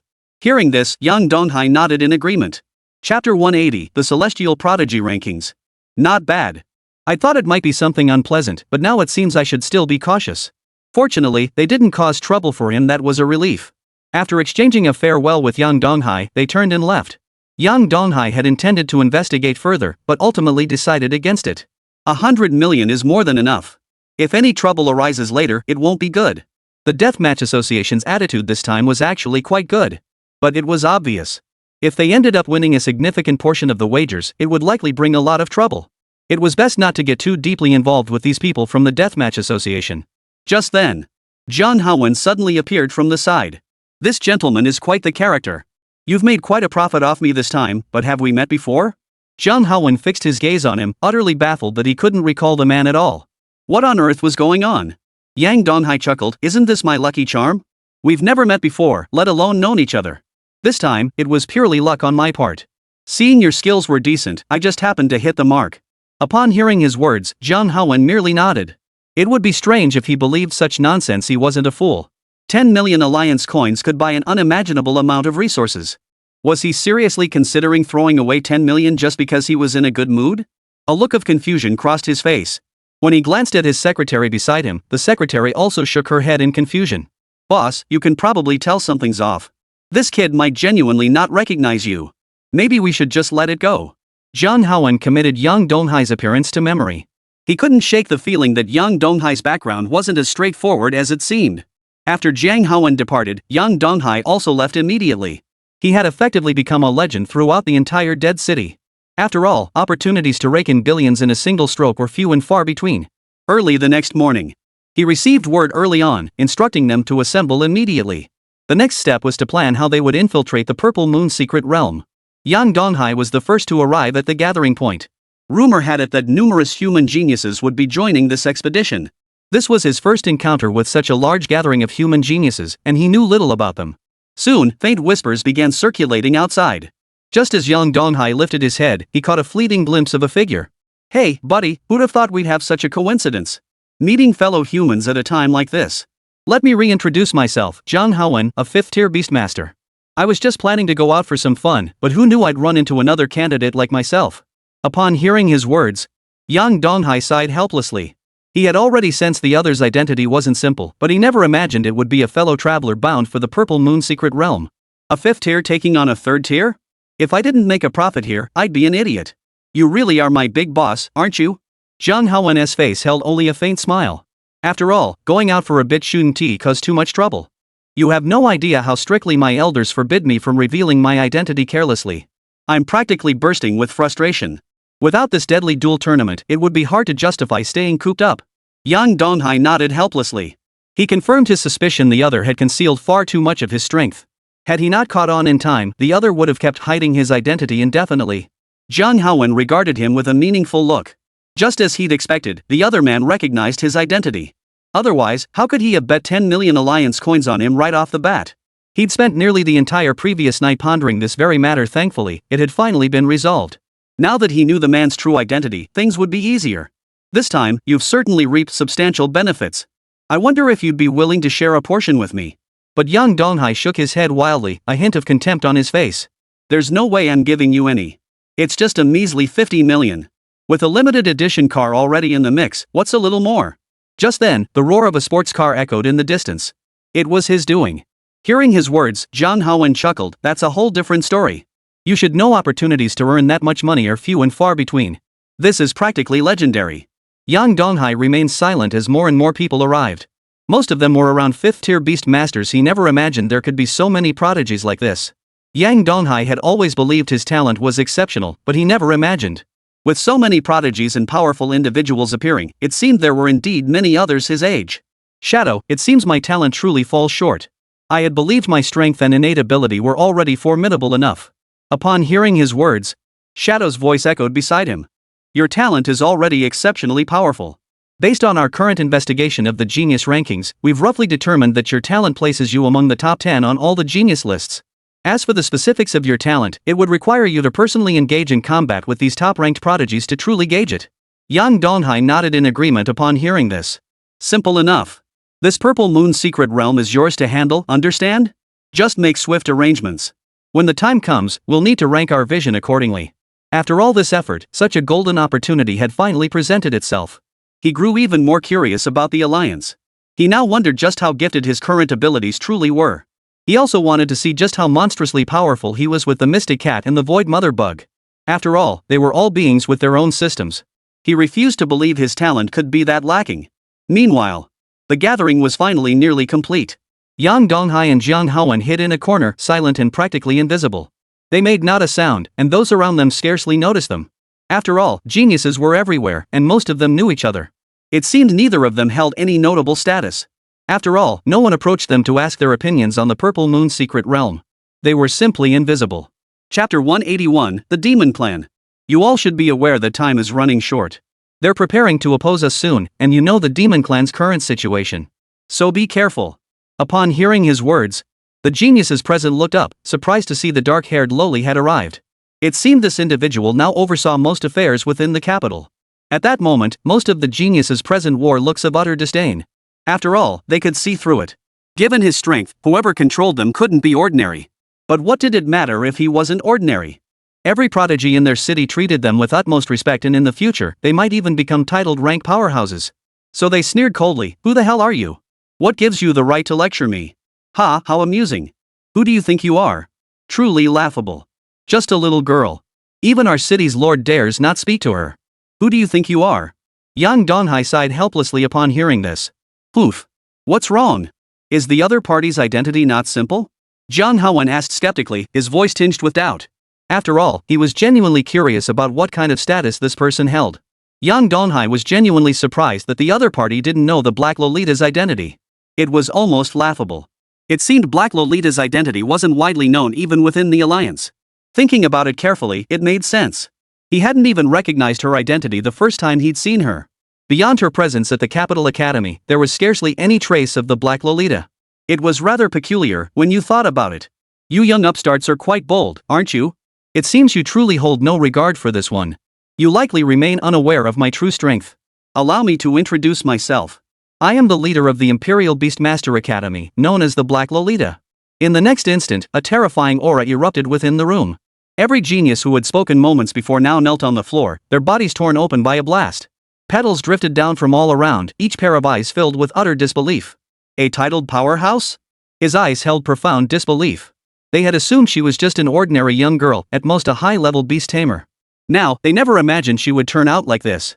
Why? Why did this happen? Gazing at the dark-haired girl's youthful face, none could have imagined such terrifying power emanating from her. Careful, fawning smiles appeared on their faces. "Senior, we're truly sorry. We genuinely had no idea of your identity. Yes, we had no idea your identity would be so terrifying. But seriously, how come I've never heard of Black Lolita before? That's just too strange." Upon hearing them address her as senior, her expression shifted. "You guys are something else. Can't you tell I'm just a little girl? Who do you think I am, your senior?" She let out a cold laugh. The pressure on them grew heavier and heavier. In the end, they could only sigh helplessly. After the dark-haired girl lifted all the pressure from them, she returned to her original appearance. Everyone, you all heard what I said earlier. So it's quite simple. Your primary objective this time is to find a way to eliminate it. Among these demonic tribes, there will undoubtedly be many prodigies. Therefore, as long as you can find a way to eliminate them. Yang Donghai stood in the corner, realizing this was going to be a real mess. I should have never come. I thought it was about resources, but now it seems completely different from what I imagined. Why was this happening? This wasn't a paradise of resources at all. It seemed he'd been thrust straight into the fray of a racial conflict. Surviving this would be a blessing in itself. Sigh. Wait. Yang Donghai suddenly turned around, only then realizing he hadn't even noticed the other person's identity. What's going on? Zhang Haoran had vanished without a trace, and during their roll call, there wasn't a single trace of Zhang Haoran on the list. What on earth was going on? As he was still puzzling over this, the dark-haired girl appeared beside him. What's going on? Yang Donghai's emotional state had been off earlier. What exactly had happened? After Yang Donghai recounted the recent events, in the end, the dark-haired girl could only shake her head. It seemed the demonic race was also aware of their plans to enter the Purple Moon secret realm. Therefore, they too had begun scheming to uncover the truth behind their intelligence. Meanwhile, at that moment, Zhang Haowen turned and walked away. Standing just outside the door, his female secretary remarked with a smile, "Boss, I never imagined it would turn out like this. There are simply too many geniuses among the humans now. I'm not entirely sure if entering the secret realm this time will be safe." Zhang Haowen merely shook his head. He wasn't foolish, he understood what he had witnessed. But he wasn't overly concerned. These individuals possessed remarkable talent, truly remarkable. But what good would it do? One by one, they're brainless fools, their lives already neatly arranged. With no danger in sight, becoming strong is utterly impossible for them. What he cared about most now was actually Yang Donghai. This kid's background is actually quite extraordinary. No one could have imagined, given Yang Donghai's current state. Though I've never witnessed him in combat, it's rather peculiar. Why could one tell his strength was extraordinary? And there's clearly something off about that Black Lolita, that titled powerhouse. This Black Lolita is someone he's seeing for the first time. What on earth is going on? The Alliance has never seen a titled powerhouse like the Black Lolita before. When exactly did she emerge? And judging by her appearance, she didn't seem particularly old either. This only deepened his suspicion about her true identity. Seems there are still quite a few hidden powerhouses lurking within the Alliance. Boss, we're about to enter the Purple Moon secret realm, which will bring considerable trouble. Back then, I slipped the quota into the human race. I never expected their list to be such a rare treasure. Since you carry the aura of the demon race, your spot was immediately removed. If you hadn't left quickly, that dark-haired girl might have spotted you, which would have caused real trouble. After hearing his words, Zhang Haowen merely toyed with the treasure in his hand. Entering the realm now would likely cause considerable trouble. He vanished with his female secretary in tow, daring not linger in the capital for fear of being discovered by that dark-haired girl. Chapter 182, Origin. What he couldn't possibly have imagined at that moment was this. The dark-haired girl's true form was stationed at the border, so there was no real cause for concern. Finally, on the other side, Yang Donghai now stood beside the dark-haired girl, a faint smile playing on his lips. It's truly strange. Rumor has it there have been quite a few incidents lately. This Zhang Haowen is no ordinary figure, yet our intelligence has not picked up a single trace of him. Which means he must be a powerful figure lurking in the shadows. Upon hearing his words, Yang Donghai's expression turned grave. Back when he was with Zhang Haowen, he had already sensed something off about the other man's lifestyle. He also didn't recognize the dark-haired girl. According to the records, he should be a talent based in the capital. So what exactly was going on here? If the other party truly belonged to the demon clan, then the person accompanying him must be a guardian. He sighed helplessly. Did I just walk through the gates of hell? After all, someone that powerful, I might not stand a chance against them. The dark-haired girl was speechless upon hearing this. This kid's luck wasn't too shabby after all. He never imagined such a turn of events would occur. The fact that the opponent's hidden trump card was exposed to this kid, well, bad luck, I guess. He's concealed his identity. You might not even recognize him if you meet again. Does he know your trump card? This was the Black Lolita's primary concern now. She understood all too well that if the other party knew her trump card, it would spell serious trouble for them. They originally planned to use Yang Donghai as their trump card for this Purple Moon secret realm expedition, but now it seems things have taken a completely different turn. Sigh. Fortunately, Yang Donghai chimed in with a laugh. I don't trust them either. Why would I reveal my trump card to them? You needn't worry about that. Besides, I've already planted someone close to them. A faint smile played at the corners of his mouth. Upon hearing his words, the dark-haired girl let out a sigh of relief. That was indeed good news, absolutely a positive development. You're a lucky bastard. She was satisfied with his vigilance, not bad at all. Get yourself ready, kid. Tomorrow we're heading straight into the secret realm. If you need anything, just tell your big sister, okay? Yang Donghai watched his auntie's lips twitch. Sis? He couldn't figure out what was up with this dark-haired lowly, insisting on emphasizing her age like this. It was really strange. But he dared not show it. After all, this dark-haired girl really did go berserk within moments if she heard anything about age. Who could handle that? If I need anything arranged, I'll notify you then. With that, Yang Donghai vanished. He needed to prepare thoroughly next. Shenmao, Senior Long, tell me what exactly lies within the Purple Moon's secret realm. You must have heard about it from the undead back then, right? After hearing his words, the old dragon, who had remained silent all along, finally spoke with a resigned tone. You finally figured out to come find me, kid. So I do have some understanding of the Purple Moon's secret realm. Many of my descendants are still here in this secret realm. I never imagined it would still exist after all these years. Even the black cat's eyes held a hint of disbelief. Indeed. The Purple Moon's secret realm was deliberately constructed by us back then. It truly feels unbelievable to speak of it now. I'd assumed it would collapse any day now. That it's lasted this long is truly remarkable. After listening to their reflections, Yang Donghai finally chuckled. So, do you know what the demon clan's true purpose is this time? Why would they pay such a heavy price just to enter the secret realm? Xianmao shook his head. Who should I ask? How would I know what's really going on? Actually, that Jiang Haowen earlier carried a trace of Dragon Clan energy. But the power of his bloodline was extremely chaotic. There must have been some kind of innate problem. So what exactly happened? Their target must be my descendants. After all, there are quite a few powerful individuals among them. Still, some descendants possess weaker bloodline power and are far less formidable. They can extract the bloodline essence from others and amplify their own strength, the process we call devouring. Seems that little girl's status among the demonic tribes is far from ordinary. Little girl? Yang Donghai visibly froze upon hearing this. What do you mean? You really are a fool, kid. That girl is clearly disguising herself as a man to hide her identity. Though her disguise is quite good, she still reveals many feminine traits. You didn't notice a single clue? That's downright stupid. After hearing his words, Yang Donghai's face betrayed a hint of resignation. It wasn't his fault. Jiang Haowen had concealed his identity so thoroughly that even though he felt exasperated inside, he still managed to smile and say, it doesn't matter anyway.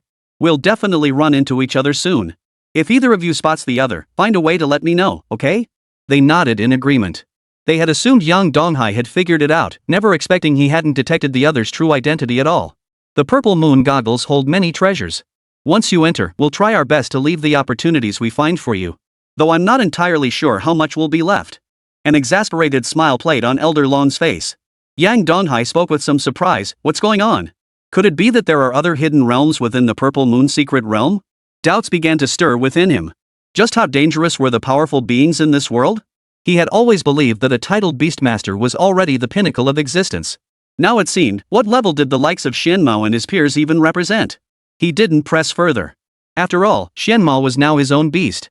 He believed that in the near future, he would surely find a way to restore both Xianmao and the Void Mother Insect to their peak states. He also began gathering substantial resources. While mass-producing the offspring insects wasn't feasible in the short term, but they would be useful later. He wanted to see if high-grade flesh could enhance the Void Mother Worm's power. Early the next morning. Yang Donghai didn't arrive early this time. After all, he knew full well that these geniuses weren't exactly punctual. Chapter 183, The Peerless Beauty. Sure enough, even though he arrived a bit late, no one else showed up. What's going on? Why hasn't anyone shown up yet? The dark-haired girl was furious, utterly shocked that the other party hadn't arrived yet. Yang Donghai chuckled. Why get so worked up? Geniuses are just like that. You can't help but feel helpless. Let's just be extra careful from here on out. The dark-haired girl sighed. Just then, Old Dragon chuckled. Kid, this dark-haired girl's background isn't simple. Her age is quite rare. What? The old dragon's spirit flashed through his mind. It's actually quite simple. This black-haired girl's age should be close to mine. She carries the aura of a spirit clan member, truly rare. After all these years, I never thought I'd encounter a spirit clan member over 10,000 years old. Yang Donghai gaped, stunned by the revelation. No wonder this dark-haired girl was so persistent. If others discovered her true age, who knows what they might think? He glanced at the dark-haired girl, realizing she was practically his ancestor's age.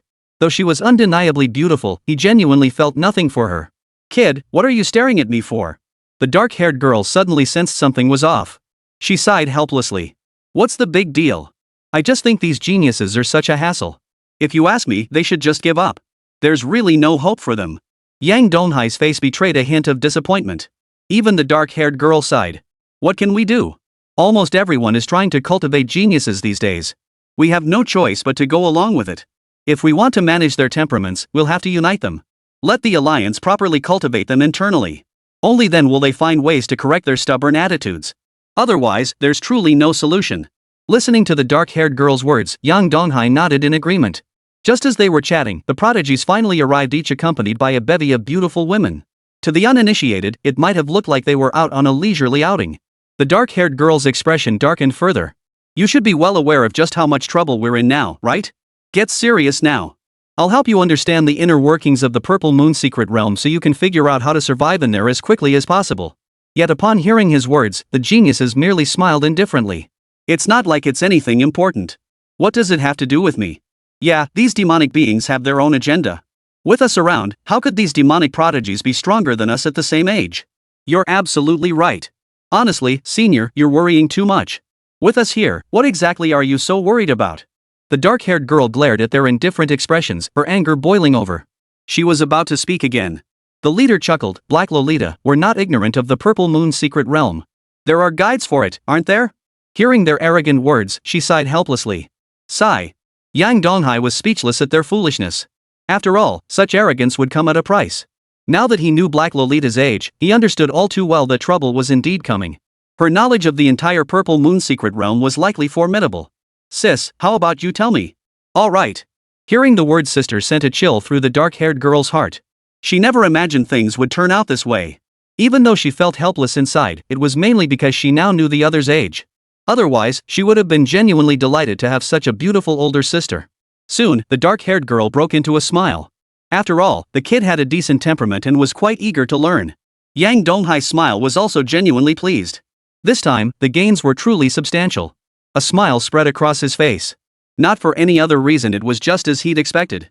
He actually knew the locations of many opportunities, and they were all exclusive to the Spirit Clan. Kid, you seem in a good mood. Yeah, but sis, can I ask you something? Why are they all opportunities for the Spirit Clan? You should understand why. Most of these opportunities should have vanished by now, shouldn't they? I've arranged them all.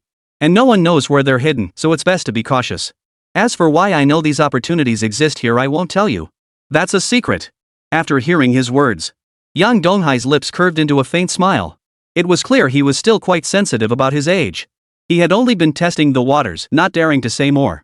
He could only speak cautiously. Sis, should I go in then? As Yang Donghai stepped forward, about to enter, he was abruptly pulled back. Are you kidding me? Are you an idiot? We need to wait for the demon clan to arrive before we can figure out how to take them down. When they arrive, I'll see if I recognize them. If I do, I'll find a way to help you deal with them.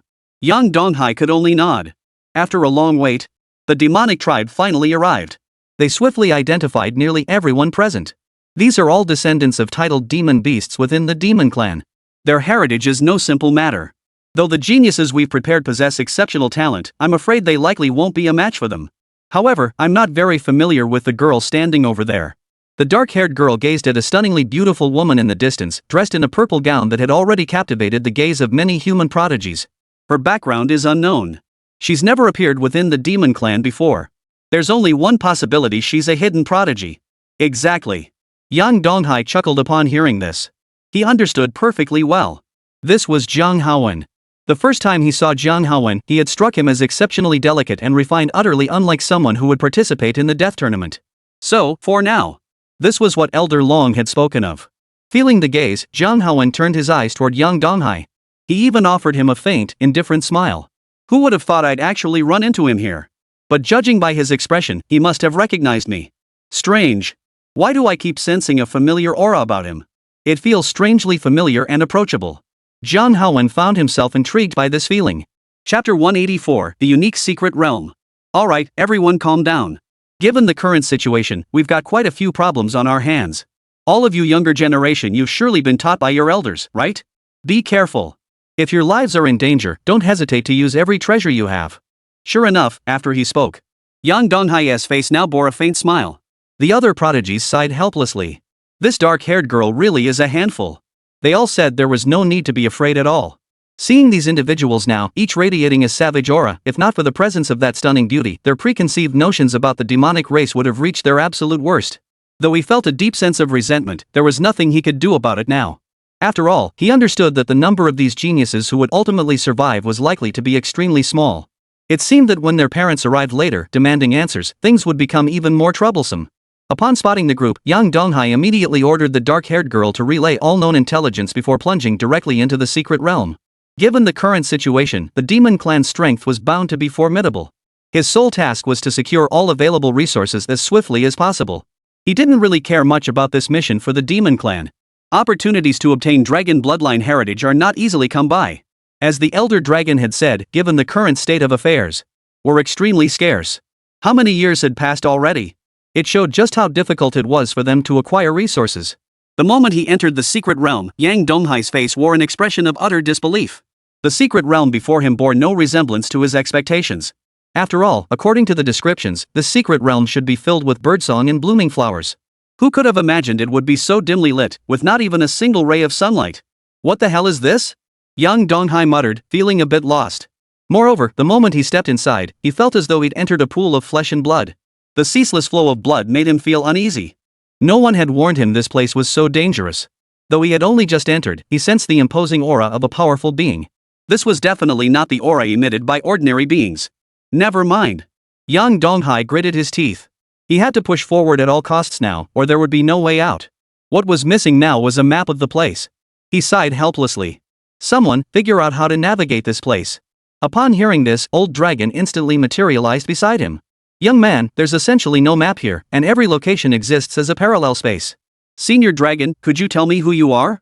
Yang Donghai was now even more curious about the Dragon Elder's true nature.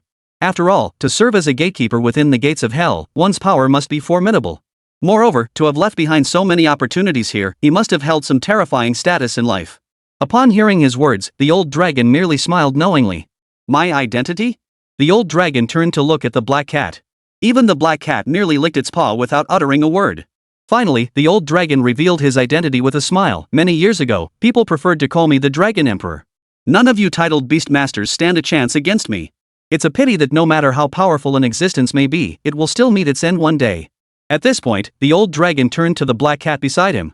Truthfully, sometimes I truly envy you for possessing infinite lifespan, even the ability to avoid death. Upon hearing this, the black cat merely smiled knowingly. After all, such things have their pros and cons. Having lived for so many years, he understood this well. He couldn't fathom what extraordinary power this youngster possessed that could resurrect him once more. Back then, he himself had accepted death, yet somehow found his way back to this world. Enough of that for now. We must prepare to act. The old dragon instantly projected a holographic image before him. This was a complete map of all the chambers within the Purple Moon secret realm. With this clear map, he could accomplish nearly anything now. Still, she hesitated. Should she head to the resources recommended by the dark-haired girl first, or follow the panda's lead? Senior Dragon, should I act now or wait patiently? Yang Donghai now found himself in a dilemma. After pondering for a moment, neither of them could offer a definitive answer. Ultimately, Yang Donghai decided to pursue the opportunity recommended by the dark-haired girl first. After all, the opportunities they had left behind had remained unclaimed for so many years already. A little more time wouldn't make a difference. The opportunity Black Lolita recommended might be different. Moreover, for the demonic race to re-establish contact now, it would take time to regain control over the secret realm. There was no point in rushing now. They could only proceed step by step. The old dragon and his companion had no objections. These things were prepared for their own descendants in the first place. Since Yang Donghai is the master of the Xian cat, these opportunities would inevitably belong solely to him. A faint smile touched Yang Donghai's lips as he set off immediately. Soon, he arrived at the first resource point. This was one of the Spirit Clan opportunities mentioned by the dark-haired girl. Yet in this pitch-black chamber, she couldn't discern anything valuable inside. Senior Dragon, are you certain? Could there truly be treasures here? There will be. Each room here represents the legacy of an individual. If taken by another, it will shatter instantly. Such a straightforward answer eased some of the tension in Yang Donghai's heart. It seemed the dark-haired girl was reliable after all.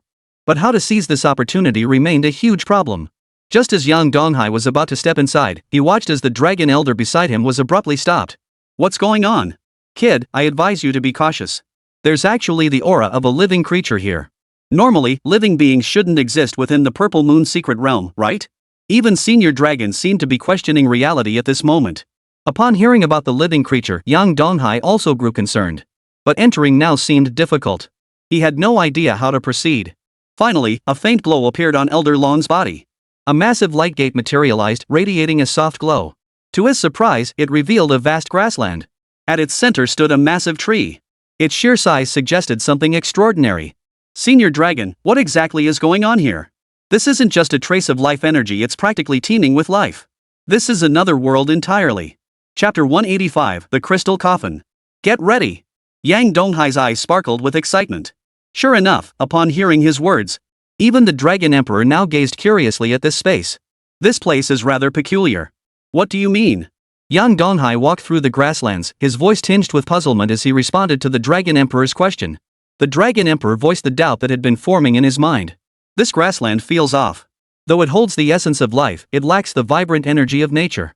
Endless stretches of green grassland, yet few animals appear. Still, since this is a secret realm, it's worth studying thoroughly. Indeed, upon hearing his words, Yang Donghai nodded in agreement. He was absolutely right, that was precisely the case. Xian Mao casually took a few strides across the grassland. This is a high-level secret realm. The legacy of the Spirit Clan? But the Spirit Clan hasn't appeared in the world at all these days. What exactly are the Spirit Tribes? Yang Donghai had long harbored this curiosity. After all, as a dark-haired lowly of the Spirit Clan, why wouldn't she reveal her identity? Instead, she hid among humans, existing as a titled Beastmaster? The Spirit Clan? The Dragon Emperor also explained what he knew about the Spirit Clan. Back in the day, when the entire continent was still abundant with spiritual energy, the demon race, spirit race, and human race stood as the world's strongest races. This was not vastly different from the present day, with the Dragon Clan reigning supreme among the demonic races. It was unexpected that after the spiritual energy depleted, the human race still stood at the pinnacle of the world. It's a pity the other two races have faded into obscurity. Even the spirit race had vanished without a trace. Let's see first what this inherited artifact truly is. That question now consumed his curiosity. After walking for some time, he finally spotted a stark black patch that stood out like a sore thumb on the grassland. This was no place of harmony. A blood-red grassland lay beneath that giant tree. The creatures here resembled demons, sporting terrifying fangs as they waited for prey. The Blood Spirit Clan, a rare breed indeed. They feed on flesh and blood. But precisely because of this, over time, their minds have become corrupted. Logically, such spirits are considered aberrations within their race, much like cultists among your humankind. Why would they appear in the legacy? The Dragon Emperor felt utterly surprised, finding it all too strange. Who knows? Upon hearing his words, Yang Donghai's face also betrayed a hint of surprise. If they were indeed an anomaly, then why? Let's just go inside and see. Yang Donghai walked straight inside. The spirit tribe attacked him like madmen. Fortunately, with the Thunder Beast's assistance, all their attacks were blocked. Yang Donghai made his way deep into the clan's inner sanctum as swiftly as possible. Soon, he had taken care of them all by himself. Only after these bloodthirsty creatures were slain did he glimpse the palace concealed within the vegetation. It had long been swallowed by the vegetation. Had it not been for the deaths of some of the spirit tribe, anyone arriving here would never have guessed a palace lay hidden within. It was clear how many centuries had passed. Upon locating the main gate, he slowly swung it open. What grandeur! Though dusty, its surface revealed that this must have been a magnificent palace when first built, truly breathtaking. And deep within the palace, he spotted a small crystal coffin containing a sword. Were they all protecting this thing? Yang Donghai stared at the object before him. These spirit creatures seemed to be growing in the direction of the coffin, which was rather peculiar. And so it was. His hand rested upon the crystal coffin. The pressure on the thunder beasts surged abruptly. They were desperately protecting the crystal coffin before them. This made him realize something. This object must hold significant status among the spirit clan. It seems many have come here over the years, all seeking to seize the opportunity within. Yet it's a pity that after all these years, not a single one has ever made it out alive. A faint, mocking smile played on his lips. Truthfully, one could have avoided entering this place altogether. Upon sensing danger, one could have simply turned back. As for why they never left, it was likely because they knew the opportunities here were no ordinary matter, and that's what cost them their lives. Kid, this thing might not be so simple after all. Upon hearing his words, Yang Donghai examined the sword before him and sensed something amiss. The patterns on it, and the aura emanating from the crystal coffin, why do I keep feeling something's terribly off? Yang Donghai examined it closely. There was a faint aura of royalty here. So many spirit clan members had gathered solely to protect a sword. This object was clearly no ordinary item within their ranks. After staring at it solemnly for a long time, finally, he sighed. Forget it. We should think about what to do next. If I have no means to retrieve the sword, we should leave. As he witnessed the relentless deaths of the thunder beasts, his heart couldn't help but fill with worry. Absolutely not. He had to find a way to leave immediately. Otherwise, if the troubles kept piling up, something bad would definitely happen. After all, he possessed numerous opportunities granted by the Dragon Emperor. A single spirit clan inheritance was hardly a challenge for him. Young man, you should reconsider. This item is likely far from simple. If possible, try to take it with you. Legend has it the spirit clan possesses a king's sword that commands all of its kind. If that's truly the case, I think you should seriously consider it. After hearing his words, Yang Donghai could only nod in agreement. Since the Dragon Emperor had spoken so, he began to examine it closely. Ultimately, based on everything he saw, he still found no way to open the crystal coffin. The main reason was that the crystal coffin was completely empty. Not even the slightest crack was visible. That was the most troublesome part. Elder Dragon, what should I do? Am I supposed to just take the crystal coffin away? After studying it for a while, Yang Donghai ultimately tossed the crystal coffin into the insectoid space. He reasoned it could be retrieved later once a solution was found. Long D nodded in agreement upon hearing this. It was absolutely the right call. Given the current situation, he didn't know much about the spirit clan either, so he could only let Yang Donghai figure out a way to open the crystal coffin himself. Chapter 186, The Choice of Opportunity. After Yang Donghai finally stored the item directly into his insectoid spatial pocket, he prepared to depart. The moment the crystal coffin entered the insectoid space, a vacuum zone instantly formed around it. The insect creatures here dared not approach it casually. This situation only reinforced how extraordinary this object was. Truly formidable. The more extraordinary it became, the better. If he could devise a solution, obtaining this sword would undoubtedly make him even stronger. After the crystal coffin vanished, the spirit tribe, though still somewhat volatile, had remained somewhat manageable. But now, they've completely erupted. Terrifying. All thunder beasts, prepare immediately. No time to waste. Yang Donghai had no intention of eliminating every last spirit creature. They feared death not at all. If they wiped out every thunder beast, what would he do afterward? Within this Purple Moon secret realm, there were undoubtedly many dangers ahead, and he needed to preserve some as future combat strength. To guard against any unforeseen incidents. Without engaging these spirit tribes, they departed swiftly. As soon as they departed the microcosm, it instantly began crumbling behind them. This was clearly because the system had determined they had successfully obtained the resources. That's why this happened. Anyway, the goods were already in hand, so nothing else was particularly difficult. As he departed, his figure instantly materialized within a distinct space. Here, there were various items for rest, and many of the geniuses and demonic beings from earlier were gathered here as well. They were all resting together like this without even engaging in combat? This is strange. He was still puzzled when, at that moment, the Dragon Emperor explained from the side, "Don't worry. This is the safety zone of the Purple Moon secret realm. No one can use their own power here, not even basic physical attacks. Otherwise, there will be consequences." Yang Donghai tested it briefly. As expected, he truly couldn't access his own power. How peculiar. He couldn't help but feel a surge of awe. He never imagined the Purple Moon secret realm could be so terrifying. How could it seal the power of so many people at once? What kind of technique was this? Alright, prepare to depart. We must rest here for 15 minutes, then continue searching for opportunities. You must secure all opportunities as swiftly as possible. There was a time limit for entering the Purple Moon secret realm. They had 3 months to seek their opportunities. Moreover, time flows differently here compared to the outside world. 3 months inside equate to no more than 3 days outside, a phenomenon that has baffled the Alliance for years. Unfortunately, despite years of research, nothing has been fully understood, which is truly frustrating. Just as Yang Donghai found a corner to settle in, the demonic woman approached him. "Yang Donghai, shall we introduce ourselves? You deceived me with a false name back then. I never imagined you were actually demonic. I'm Chu Yanan, princess of the demon clan." It was indeed my fault for deceiving you back then, but I genuinely wish to get to know you. Listening to her words, Yang Donghai merely glanced up before lowering his head again. "As a human, I have nothing to say to your demon clan." Truthfully, Yang Donghai held a relatively neutral stance toward the demon race. Though animosity existed between them, it hadn't reached the point where he flew into a rage upon encountering any member of their kind. His main grievance stemmed from the mockery of the Xian cats and their kind that truly infuriated him. It was a necessary evil. If even Xianmao, a beast tamer, mocked him so openly, it only proved how foolish his mistake had been. Chu Yanan opened her mouth. In the end, she could only sigh. "I understand this is a matter of race, and I know why I deceived you. But this time, my journey to the Purple Moon secret realm stems from my own considerations.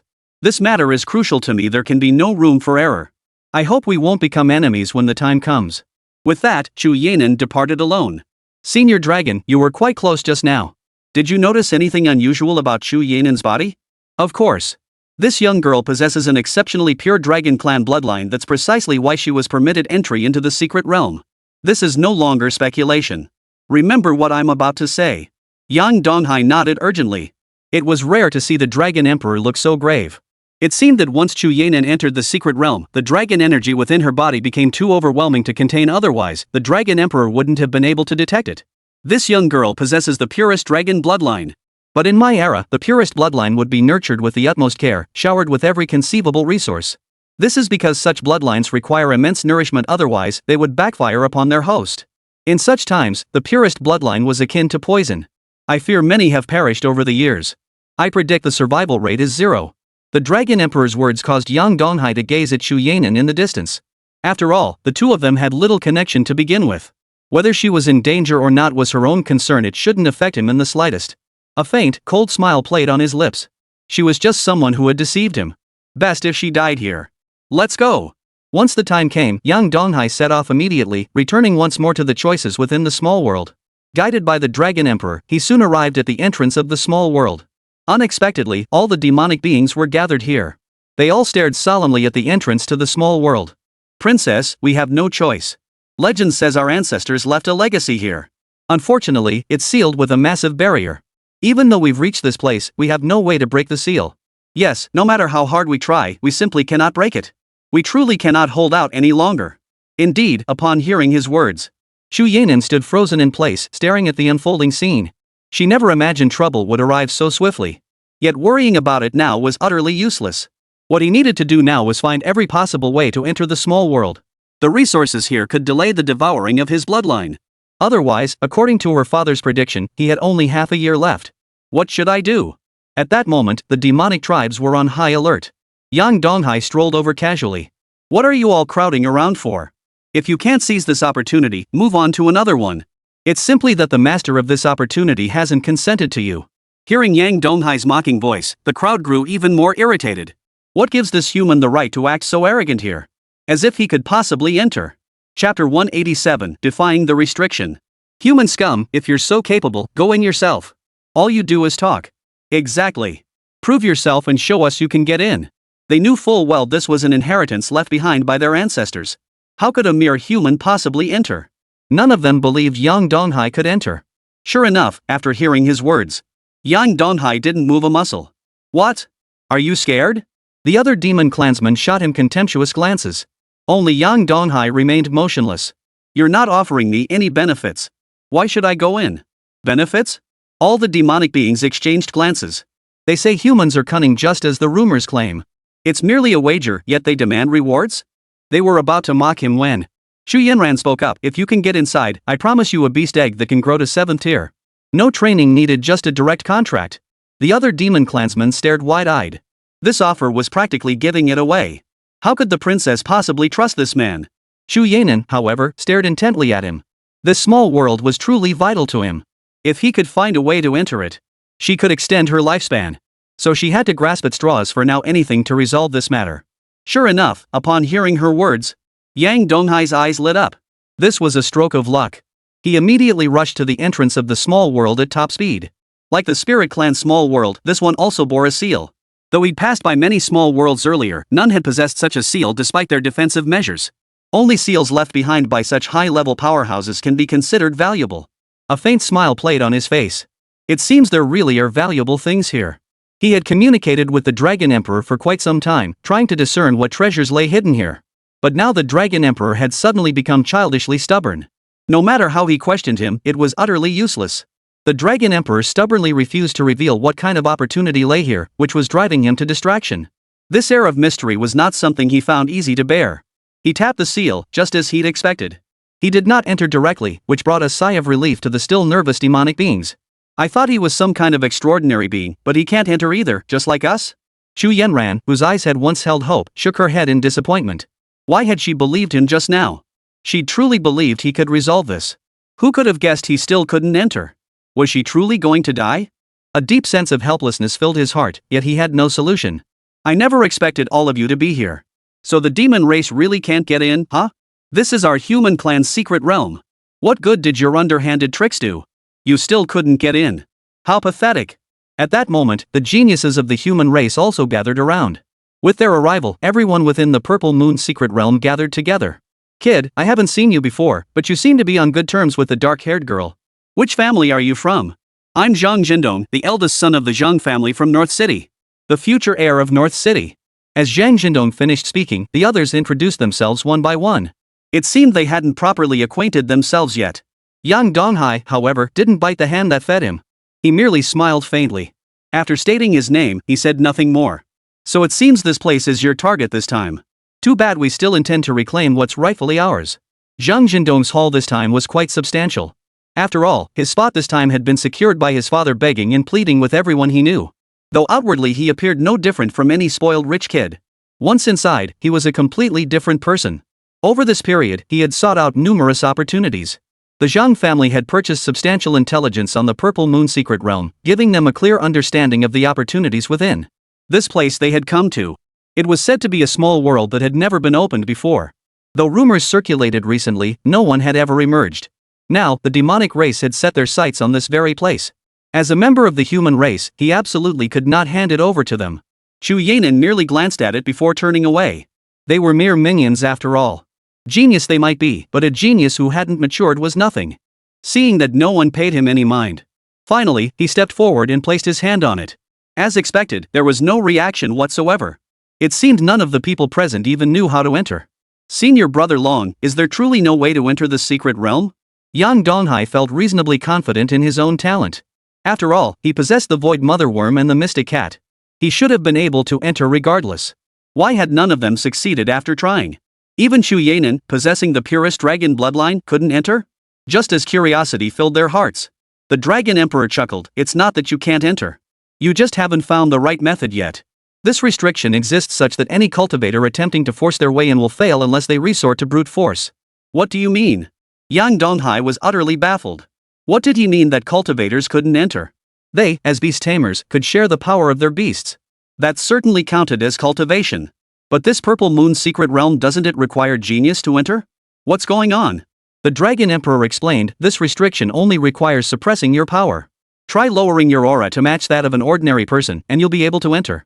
You could try it too. Back then, I merely used reverse psychology. I detected that others have entered before. Unfortunately, the inheritance within is no simple matter. At this level, one cannot yet obtain it. Upon hearing his words, Yang Donghai immediately stepped forward, ready to try again. Kid, how many times do I have to tell you?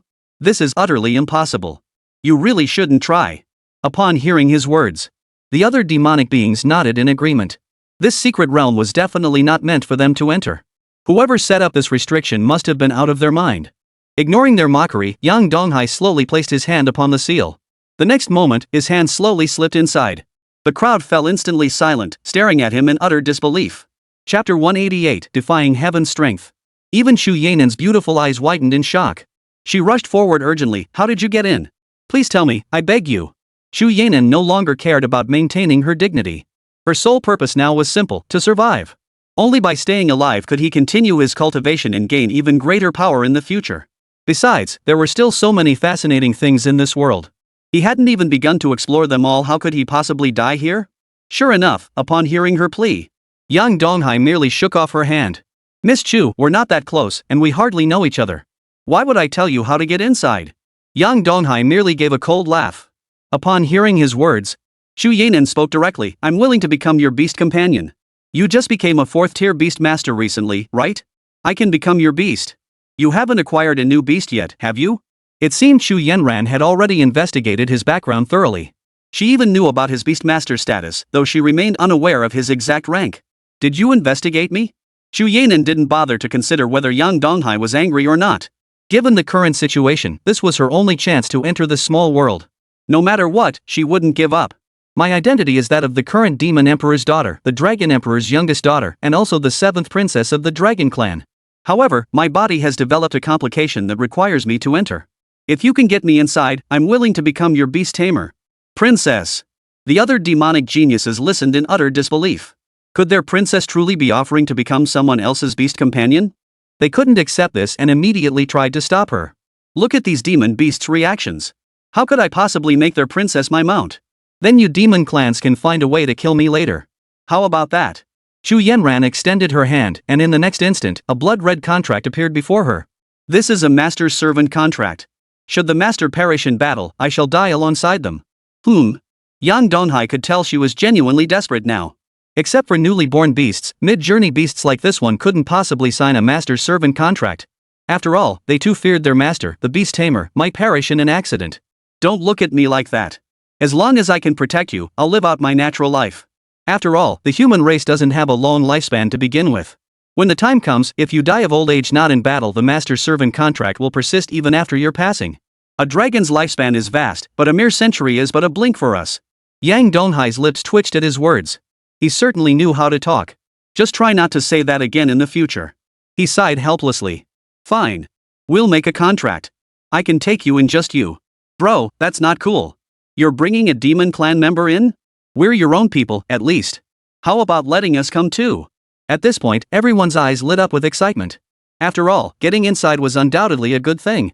But Yang Donghai merely shook his head upon hearing this. Alright, everyone, let's not waste any more time. Besides, she's willing to make a pact with me. Are any of you willing to do that? If you want in, you'll have to pay the price.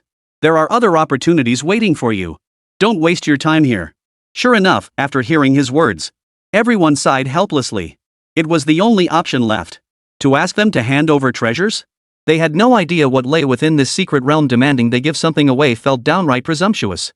After all, it had remained sealed for so many years. Perhaps the secret realm's master intended to play a trick on them?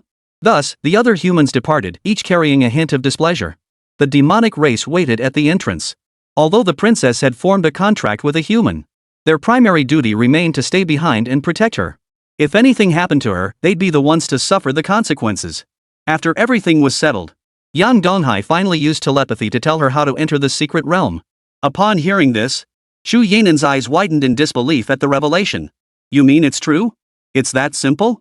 Xu Yanan still couldn't believe it. The secret realm she'd tried so hard to enter could be accessed so easily? After hearing his words, Yang Donghai chuckled. It really is that simple.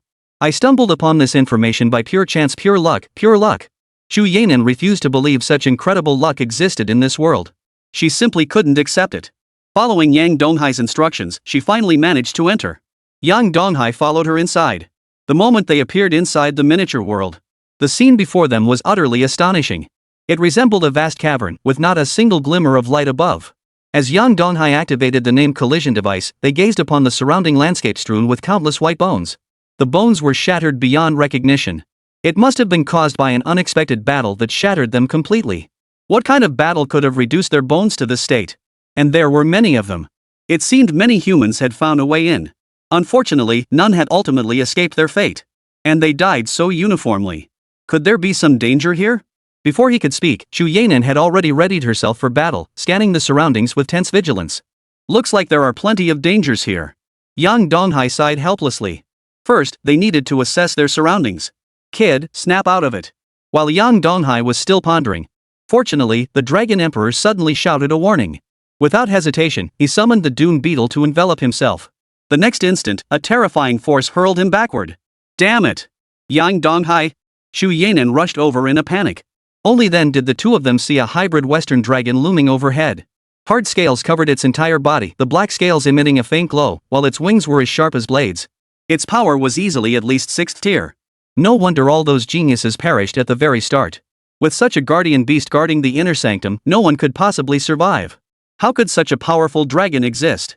Xu Yanan suppressed her shock, never expecting such an unexpected encounter. Chapter 189, What on earth is going on? Yang Donghai, you wouldn't happen to be that masked youth from the border, would you? Lord Demon Slayer? Xu Yanan stared at Yang Donghai, now covered in insectoid creatures in the distance. Her mind immediately conjured the image of the masked youth who had recently become a sensation among the demon clans. After all, this kid had slaughtered countless demonic beings on the battlefield, and no one even knew who he was. The battle at Shanhaiguan had been 80% his doing. Xu Yanan had even prepared to venture deep into human territory to uncover the youth's true identity. Unexpectedly, she stumbled upon him by accident. What puzzled her was that Yang Donghai's cultivation level was merely at the 4th tier. She recalled that the winged white tiger king uncle, though not exceptionally powerful, had still possessed 6th tier strength. Among 6th tier beings, he was considered quite formidable. What on earth was going on? She'd worry about that later. Right now, she was no match for a 6th tier demon beast. Yang Donghai, you can take down the winged white tiger, right? Hurry up and help. Do you think I'm a god? A hint of resignation flickered at the corner of Yang Donghai's mouth. Back then, he'd only managed to take it down by exhausting every possible method, pure luck, really. Besides, the opponent was a dragon, its power was incomparable to ordinary creatures. I'm no match for it either. Let's head out first. I'll figure something out. He hurriedly asked, what's going on here? Can you tell me? Senior Dragon, you never mentioned this place could be so dangerous at first. He felt utterly helpless at that moment. Upon hearing this, the Dragon Emperor chuckled. After all, this is a trial, isn't it? The difficulty I set for my descendants was always like this. Otherwise, what right would they have to inherit my legacy? But you forgot only those at the 5th tier or below can enter the Purple Moon Secret Realm.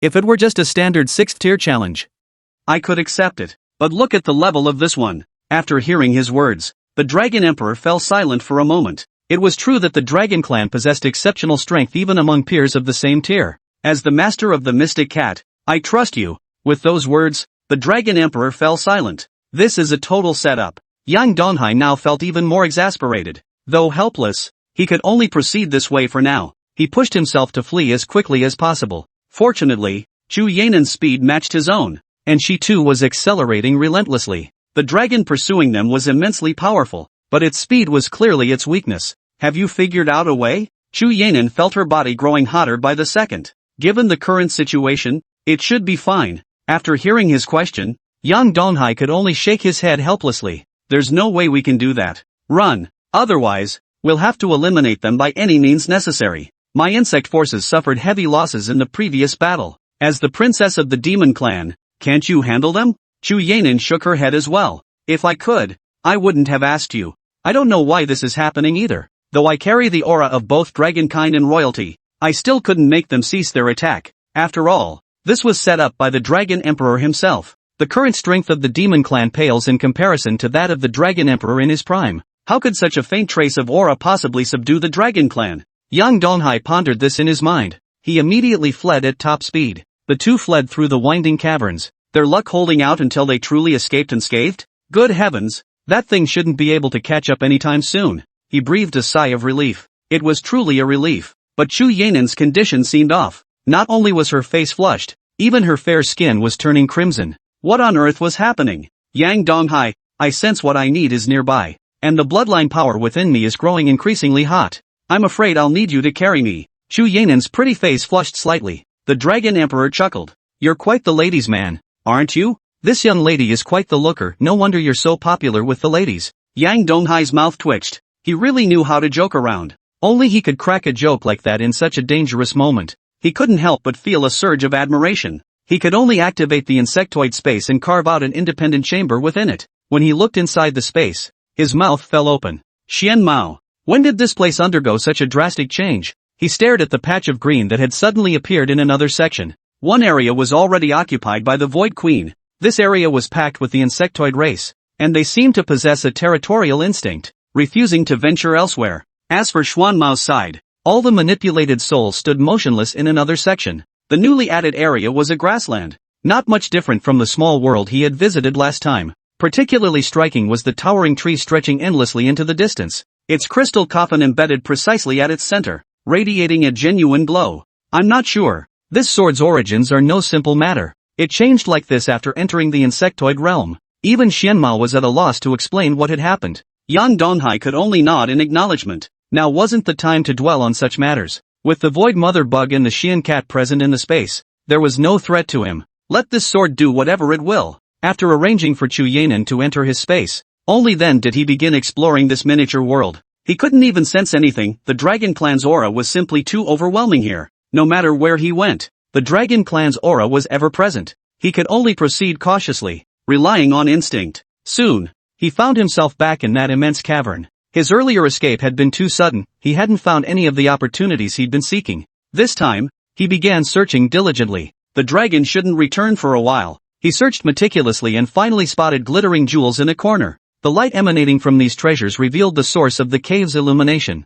They say dragons love collecting treasures, and while he hadn't fully believed it before, now he truly did. So many jewels, how long had it taken to gather them all? Even selling them off would yield a fortune. But if this was the small world he'd gone to such lengths to enter, wasn't the Dragon Emperor's twisted sense of humor a bit too dull? Young man, These are merely the pastimes of our dragon clan. Seeing your reaction, it seems you rather enjoy them? Chapter 190, 3 Great Opportunities. The Dragon Emperor's voice echoed in his ear. Yang Donghai's lips twitched upon hearing it. I don't know if I like it or not, but if this is what you call an opportunity, and you've been hiding it all along, I think it's best to have Xianmao send you back. Not even joking around? The Dragon Emperor had actually intended to tease the little guy a bit, but why can't he take a joke? The Xian cat sighed in exasperation. Old dragon. Really? You're so grown up yet still love to joke around. Master went through so much trouble to get in here. If it really were gold and jewels, I'd probably be furious. Hearing the black cat's words, he could only sigh and laugh helplessly. Alright,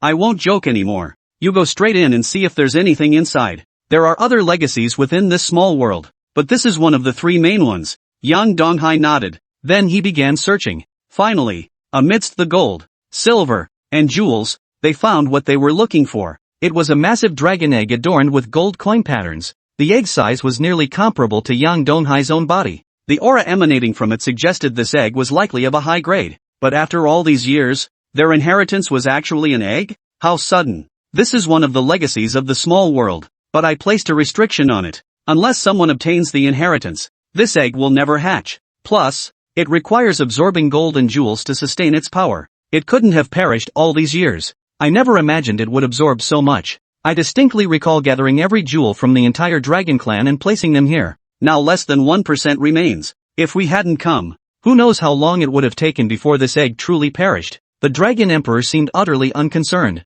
After hearing his words, Yang Donghai immediately retrieved the egg and placed it within his insectoid spatial realm. He felt his insectoid space was becoming increasingly terrifying. If anyone from the Alliance saw it, they'd likely be stunned speechless. But he would never casually reveal the contents of his insectoid space to anyone. Not in this lifetime. Senior Dragon, please don't hold back on the next part of the inheritance. We should proceed to the next step without delay. The Dragon Emperor could only nod in agreement. He had originally intended to test this youngster, but he knew the trials he'd set were starting to feel a bit off. Although Yang Donghai could handle it, the subsequent complications were numerous. It was best not to complicate matters further for now. The remaining 2 opportunities lie together. In the next instant, a new path emerged in his mind. He only needed to follow this route forward. Soon, he found himself alone in a small cave. Not a single glimmer of light penetrated the darkness. Yet upon reaching the entrance, Yang Donghai found himself lacking even the courage to step inside. Pressure. The immense pressure was suffocating him, making it hard to breathe.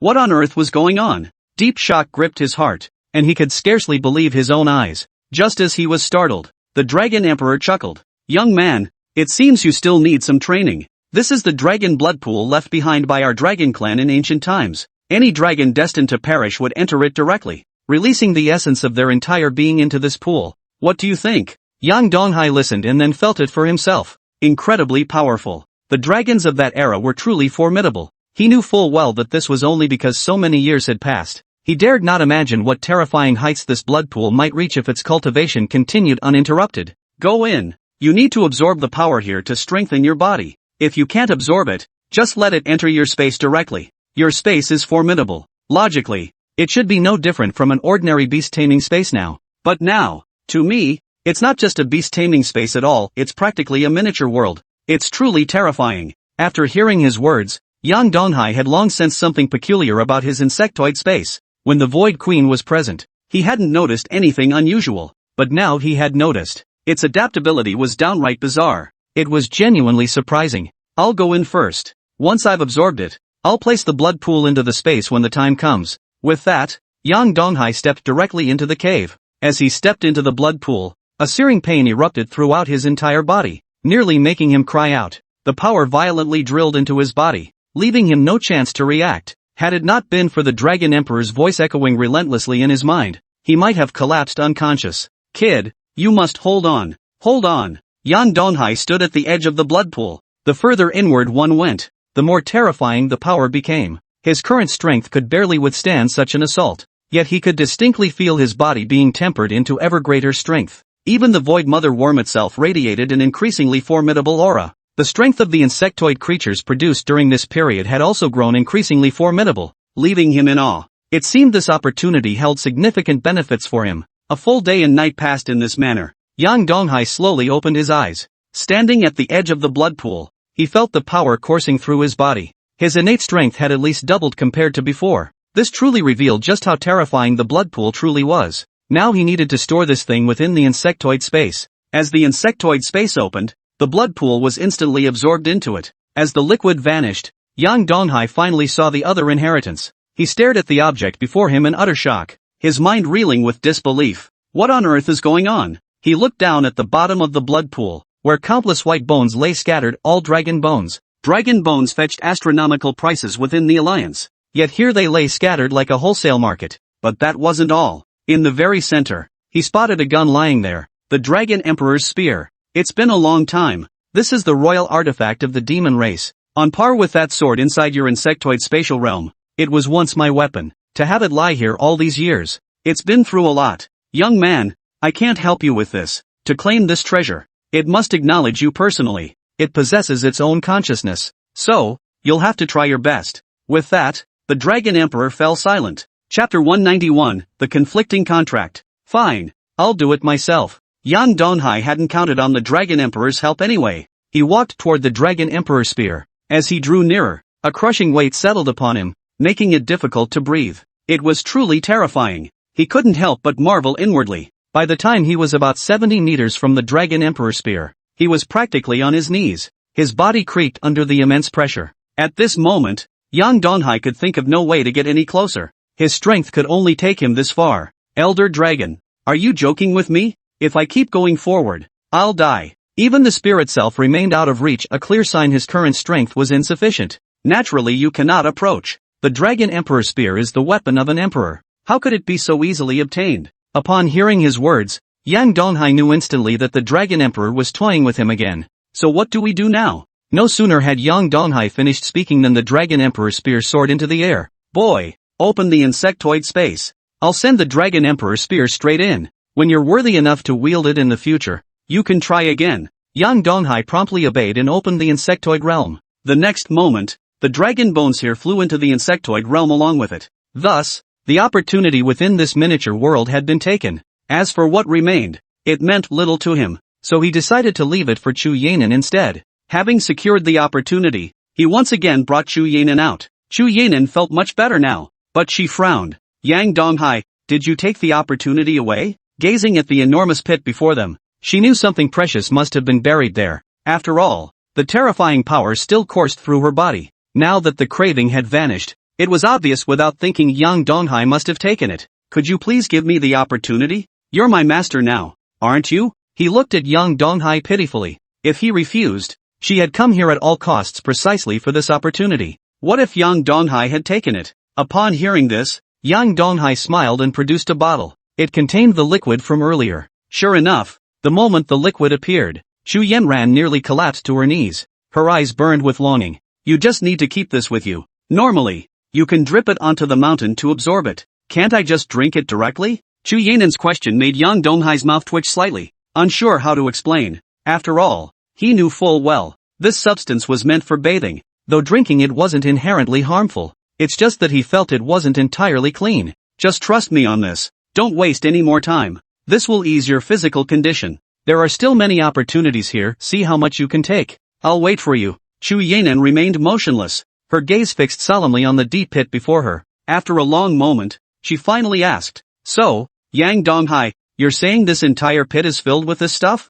While a single vial of dragon blood was already incredibly valuable outside. If this entire pit contained dragon blood, he couldn't even begin to imagine its worth. Don't worry about it. If you run out of this dragon blood, you can ask me for more. With that, Yang Donghai set off immediately. Although Chu Yanin was now his beast companion, Yang Donghai couldn't bring himself to fully trust her. After all, she could go to the demon clan and leak his intelligence. As long as he didn't die, Chu Yanin wouldn't either. Then the Dragon Emperor could simply arrange for her imprisonment. Chu Yanin sensed Yang Donghai's lingering distrust toward her. She refrained from asking further questions and began observing the 10-day fasting period. She was confident she would eventually earn Yang Donghai's trust. At the very least, before the whereabouts of the dragon blood were uncovered, she would never allow her father, the Emperor, to strike a fatal blow. The two persevered within the miniature world for an extended period. Only after thoroughly plundering every treasure did they finally depart the miniature realm. As soon as they emerged, all the demonic creatures swarmed toward them.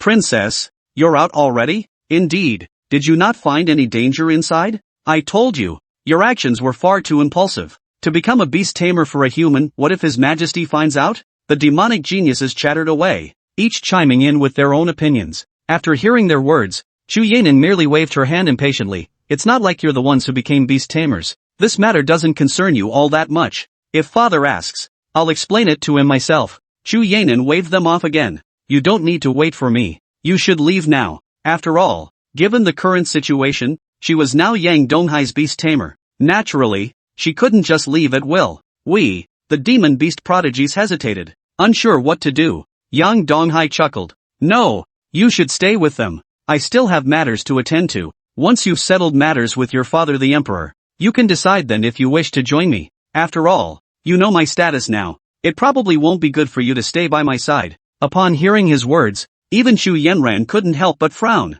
She realized then that as the demon-slaying city lord, their border city primarily fought against the demon race. Yet as a demonic princess, she might one day aid humans in battling demons. Wasn't that a profound contradiction? I understand. Though I am your beast companion now, I will not aid you in killing demonkind. Chu Yanan's words only elicited a nod from him. I understand. My contract with you was merely to ensure your survival and conceal my secrets. Whether you choose to follow me or not is entirely up to you. After all, with your strength, you're not much use to me. Though Chu Yanan possessed formidable individual combat prowess, she still paled in comparison to him. After all, the strength of the insect race, once numbers were on their side, anything was possible. The Void Queen, having absorbed dragon blood, had recently produced thunder beasts exhibiting a fundamental difference in quality. However, he had yet to find a suitable location for experimentation. He still had many places to explore in search of opportunities. Chu Yanan didn't refuse either. Following the demonic tribes directly as they departed, they aimed to maximize the demon clan's gains in the shortest possible time. After all, the demonic tribes had paid such a heavy price. Wouldn't it be a huge loss if they didn't recoup their investment? Chapter 192, Obtaining Terrifying Power. After they departed, Yang Donghai followed their instructions, beginning to gather resources from every point within the Purple Moon secret realm as swiftly as possible. Amidst this intense effort, he was confident he could reduce the Purple Moon secret realm's value by 30%. Outside the secret realm, the black-haired lowly and the others stood there. Tong Tian stood nearby. He had transformed into human form, and his attire, a wide-brimmed hat and flowing robes, looked rather peculiar. Good grief! Who knew Tong Tian's taste in fashion was so questionable? I wonder how those human geniuses you've been talking about are faring. A hint of mockery flickered in his eyes. After all, the one dispatched this time was the most gifted princess among their demon clan. Though her current strength was limited, they might not necessarily be her match. You've grown so arrogant you've lost all sense of your place, haven't you? A mocking smile played on his lips. What a joke, did they really think they were easy prey? The human organization had its share of geniuses too. Not to mention Yang Donghai was among them this time. Even she felt something peculiar upon seeing Yang Donghai. The power radiating from him was utterly unexpected. Even in their few encounters, he had already sensed something was amiss. And sure enough, upon hearing his words, Tong Tian narrowed his eyes. He was well aware that geniuses existed among the human race now. But what this genius's true identity was, that was what intrigued him most. They were utterly at a loss as to how to proceed in this situation. And it was a headache indeed. No broadcasting equipment could be used within the Purple Moon secret realm. All devices brought inside would be damaged for various reasons, and they were utterly helpless. Yang Donghai's face bore a look of profound helplessness. Back in the secret realm, after prolonged gathering, Yang Donghai had finally made his insectoid spatial realm increasingly formidable. He felt a sense of dread just looking at it. This was because the space was now divided into 4 distinct sectors: Dragon Clan, Insect Clan, Spirit Clan, and the Ghost Clan of the Mystic Cats. These 4 domains operated entirely independently, with none encroaching upon another's territory. It seemed to have formed a delicate equilibrium, truly remarkable. Young man, we've given you everything we can, but it all comes down to the resources you acquired at the start. Time is running out, it's time for you to leave. Upon hearing the Dragon Emperor's words, he nodded in agreement. He immediately sought out the exit and departed. Upon his departure, he returned to the real world only to discover that everyone else was still here. It was rather peculiar. I never expected everyone would still be here. He had thought he was the first to emerge. Yet here he was, the last one out. Come to think of it, the opportunities within the Purple Moon secret realm were never easy to obtain. Wasn't this outcome only natural? A hint of embarrassment flashed across his face as he opened his mouth to speak. The dark-haired lowly suddenly appeared beside him. Familiar. All too familiar. the aura of a king. Kid, did you follow my instructions in the secret realm?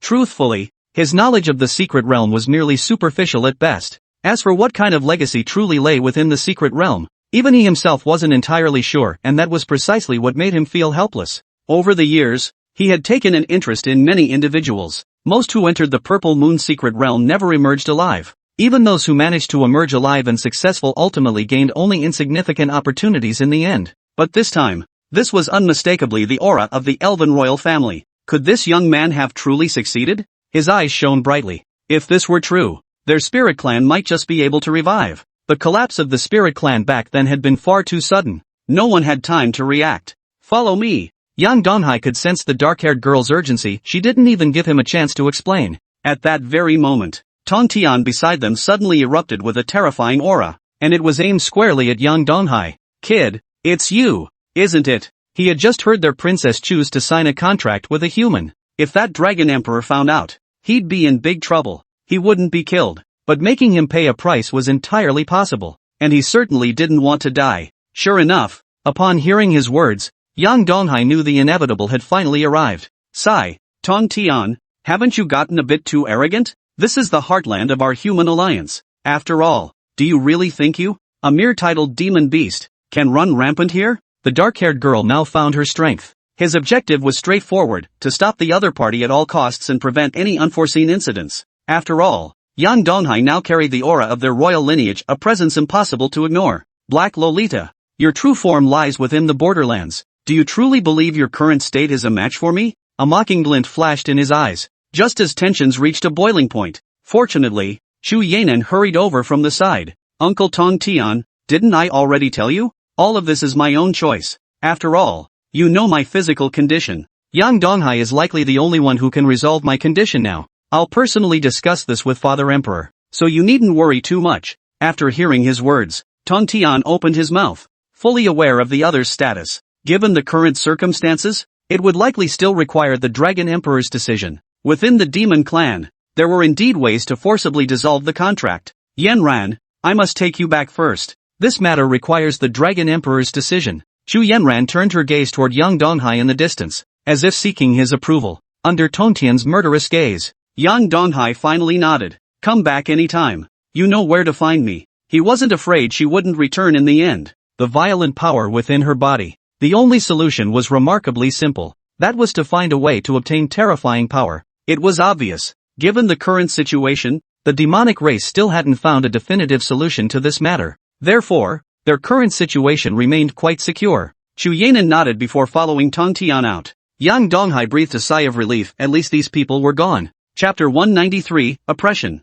After Tong Tian delivered his stern warning, he finally led his people away. Though the demon clan members had departed, the crowd finally dared to murmur among themselves. Who would have thought? Just who is this god-tier figure? How should I know? All I know is this person is bound to become famous. Yeah, to make the demon clan's princess a beast tamer, even a titled beast tamer, wouldn't be that easy. It's utterly astonishing. You're absolutely right. They chattered away, each adding their own comments. At that very moment, the dark-haired lowly immediately ordered her subordinates to prepare to send the person back to their original location. As expected, many geniuses had perished this time, yet there was nothing to be done. This was the only solution. Regarding their deaths, the dark-haired girl could only express her apologies. After dragging him into her office, she urgently demanded, Kid, what the hell is going on? Did you encounter some kind of inheritance? Something extremely dangerous? Wait, was the inherited item a sword? The black-haired girl spoke with extreme caution. Even now, he felt that,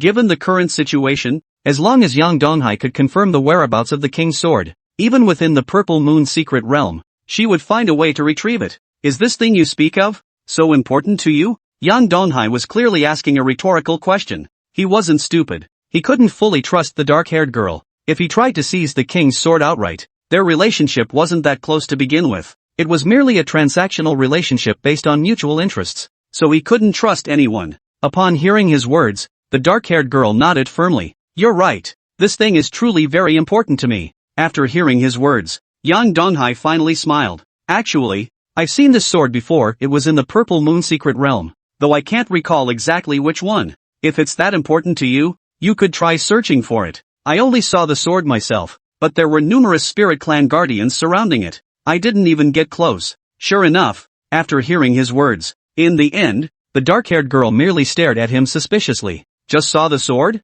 At first, she had believed young Donghai's words without question. But now, it was a completely different story. He wasn't stupid, he understood this perfectly well. Something felt off about young Donghai's aura. The sword's aura was clearly something he'd picked up later, yet he also understood this was a treasure. Getting young Donghai to tell the truth now was impossible. Besides, as a human, it would be downright foolish to claim the Spirit Clan's royal sword was what she was searching for. Young Donghai could only offer a helpless smile in response. Auntie, if there's nothing else, I'd better get going. After all, you know the Demon Clan has taken notice of the demon eradication now. I really should head back and check things out. Go then. Stay safe. Don't go and die on me. The dark-haired girl no longer cared about young Donghai's personal safety. What truly troubled her was the fear of losing any leads on the royal sword. That was the real headache. Yang Donghai's mouth twitched. Only now did he realize how utterly clueless the dark-haired girl was when it came to conversation. Nevertheless, he immediately boarded the teleportation array and returned directly to demon extermination. Meanwhile, on the Demon Clan side, Tong Tian, driven by the urgency of the situation, he abandoned the remaining demonic geniuses, letting them depart alongside ordinary strong ones. He himself sped off at full throttle. He swiftly brought Chu Yanan deep into the Demon Clan's territory. Yanran, you were too impulsive. Do you realize how many elders in our race are furious after you signed that contract with the humans? You really need to think this through carefully. Uncle, I understand your health has deteriorated, but isn't the entire clan striving to help you find a solution? Upon hearing his words, Chu Yanran obediently nodded. He understood this well, yet he felt utterly helpless. She couldn't very well tell him that the Demon Clan likely had no solution to resolve his condition. Given the current circumstances, they could only grit their teeth and wait. Uncle Tong Tian, I should still inform Father Emperor. Sigh. Tong Tian shook his head helplessly. After all, this was the ultimate helplessness. He understood this all too well himself. Given the current state of affairs, the only option was to hope the princess would come to her senses.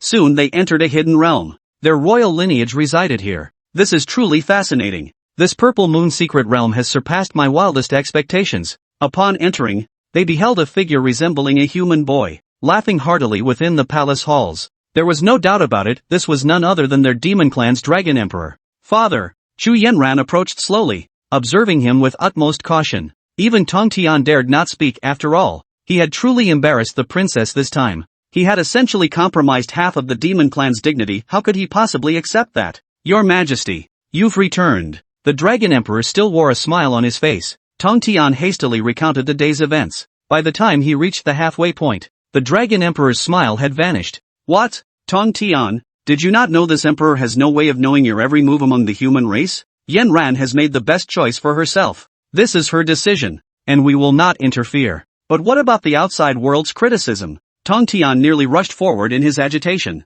Suddenly, the atmosphere within the palace grew tense. The Dragon Emperor's golden pupils flickered with a hint of murderous intent. What? Tong Tian, do you think this emperor would make a misstep in judgment from this seat? Tong Tian finally realized he'd been acting too rashly. What a joke, the Dragon Emperor was practically a madman. Back in the day, it was precisely because they feared the Dragon Emperor's autocratic rule that these titled powerhouses. They had even acted in concert to intimidate him. The price they paid was several titled powerhouses being crippled for life. One had even perished. He himself wasn't even the strongest among them. His earlier outburst stemmed mainly from fear that the Dragon Emperor's misguided decisions. He had already made Yanran and the Demon Clan abandon everything in a hurry. Tong Tian, this matter concerns this emperor's safety. Everything is proceeding according to plan. There is no need for haste. From here on, leave it to Yanran to handle personally. Is that understood? Chapter 194, The Grand Finale. The experiences gained within the secret realm during this period also enabled young Donghai to continue developing the city upon his return to demon extinction.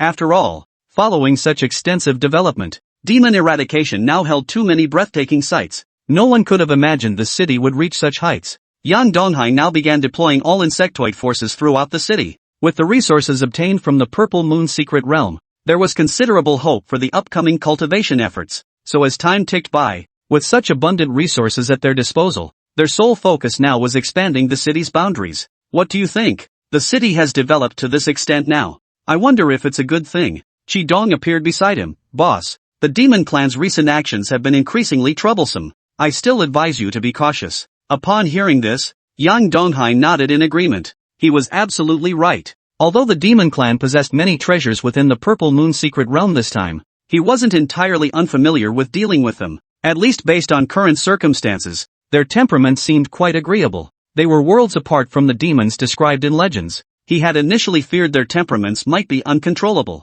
Their nature wasn't merely terrifying, some existed solely to devour flesh, which caused him great concern. Should any mishap occur, even encountering these seemingly benevolent demons might not be enough to restore trust. Boss, you really ought to give this some serious thought. Given the current situation, everything is extremely dangerous. We must find ways to cooperate with the demon clans. As you've seen, they've already begun negotiations under these circumstances. The future border may shift from warfare to trade, which could pose significant problems for us. Upon hearing his words, Yang Donghai nodded solemnly. He was absolutely right. Given the current situation, the demon race truly had no other choice but to resort to this method. A faint smile touched his lips. After all, with the Dragon Clan's young princess here, he couldn't imagine any future problems arising for himself. A hint of scorn flickered in his eyes. Unless the demon clan truly faced some unforeseen catastrophe, all they needed to do now was stay quiet. Yang Donghai then proceeded to transform the entire city, and due to the addition of numerous structures,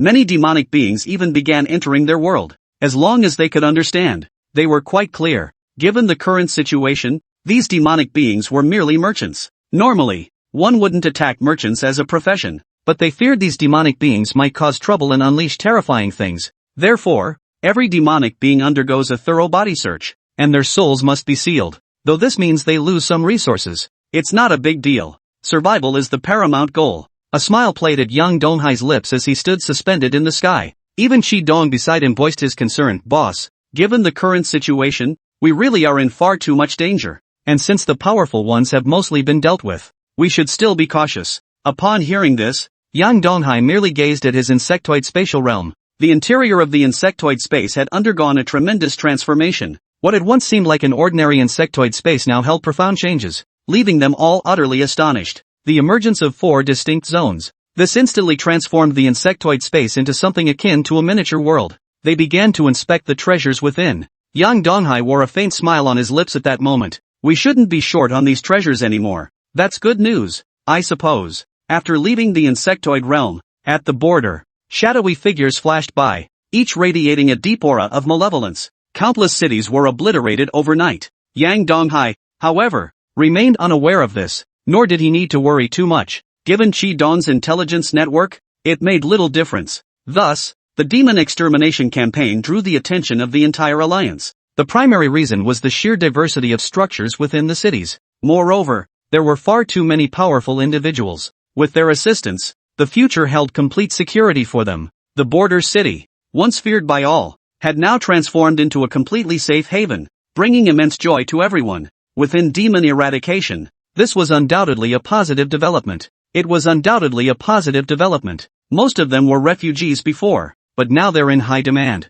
They might even make a fortune from this opportunity. With the city lord's approval, everyone moved with lightning speed. They continuously expanded the city, and now Demon Slayer had grown into one of the largest cities along the border. Young man, it seems your luck is truly remarkable. So many people are willing to sacrifice for you, that's truly impressive. You're absolutely right, it is remarkable. A faint smile played on his face. Regarding this sudden turn of events, Yang Donghai understood perfectly well what had transpired. The main reason lay within the inner workings. After all, everyone knew that Chu Yanan was still maneuvering behind the scenes. Given Chu Yanan's current standing, it wouldn't be surprising if they eventually became the focal point of demon extermination efforts across the entire border city. But now, the only issue at hand was this very matter. They all fixed their solemn gazes upon the plaque. Yang Donghai himself understood this all too well. With this name attached, it would be extremely difficult for any city to become their center. But this was the only option available. They all understood perfectly well.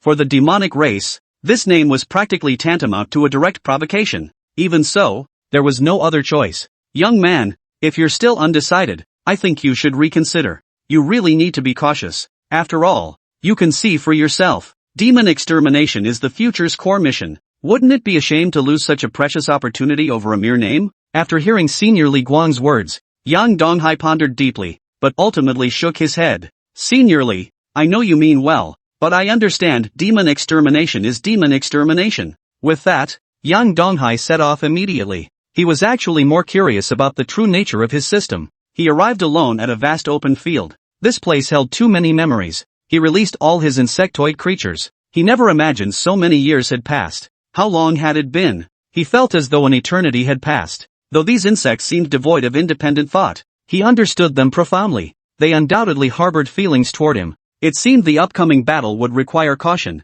Lately, he'd been a bit too ruthless in combat. It was all because of the Void Queen. Anyone could see it. The rate of insectoid production was accelerating rapidly. Signals from the Void Queen now echoed within his mind. It was clearly warning him not to worry. The safety of the Zerg didn't matter. They were well aware of this fact. Yet young Donghai was gradually finding himself unable to bring himself to act. It was a last resort. Kid, you look troubled. The black cat perched on his shoulder. Its cultivation had now reached terrifying heights. Sure enough, upon hearing his words, young Donghai chuckled. Nothing much, really, just feeling a bit sentimental. After all these years, you should understand. Life is but a series of passing moments. After experiencing so much, I'm sure even more will unfold in the near future. Upon hearing his words, Xianmao paused for a moment before finally chuckling. You youngster, how old are you now that you've started feeling so sentimental? But the future still needs us all to stick by you, doesn't it? Here's hoping we can all stay unbeatable for a long time to come.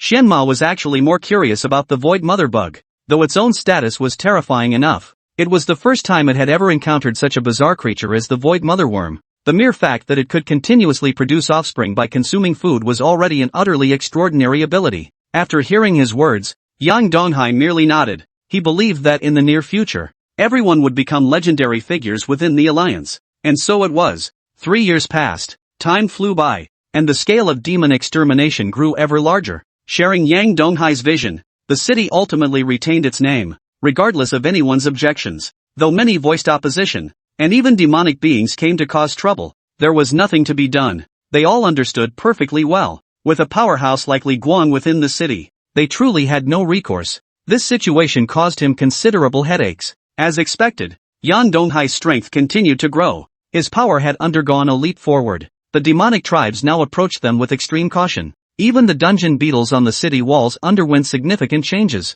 These dungeon beetles bore the traits of the Dragon Clan, all stemming from the Dragon Clan's treasure from the past. Today, Yang Donghai stood atop the city walls. He had gathered nearly all the resources he could muster in such a short time. The dragon egg from that time now lay before him. Brother Hai, are you sure this will work? Who knows? We'd better prepare first. You're right, but honestly, with an egg this big, I'm curious what it would taste like. You'd better not get any funny ideas, okay? Everyone chimed in with their own comments. Yang Donghai, however, stared intently at the dragon egg before him. Snap!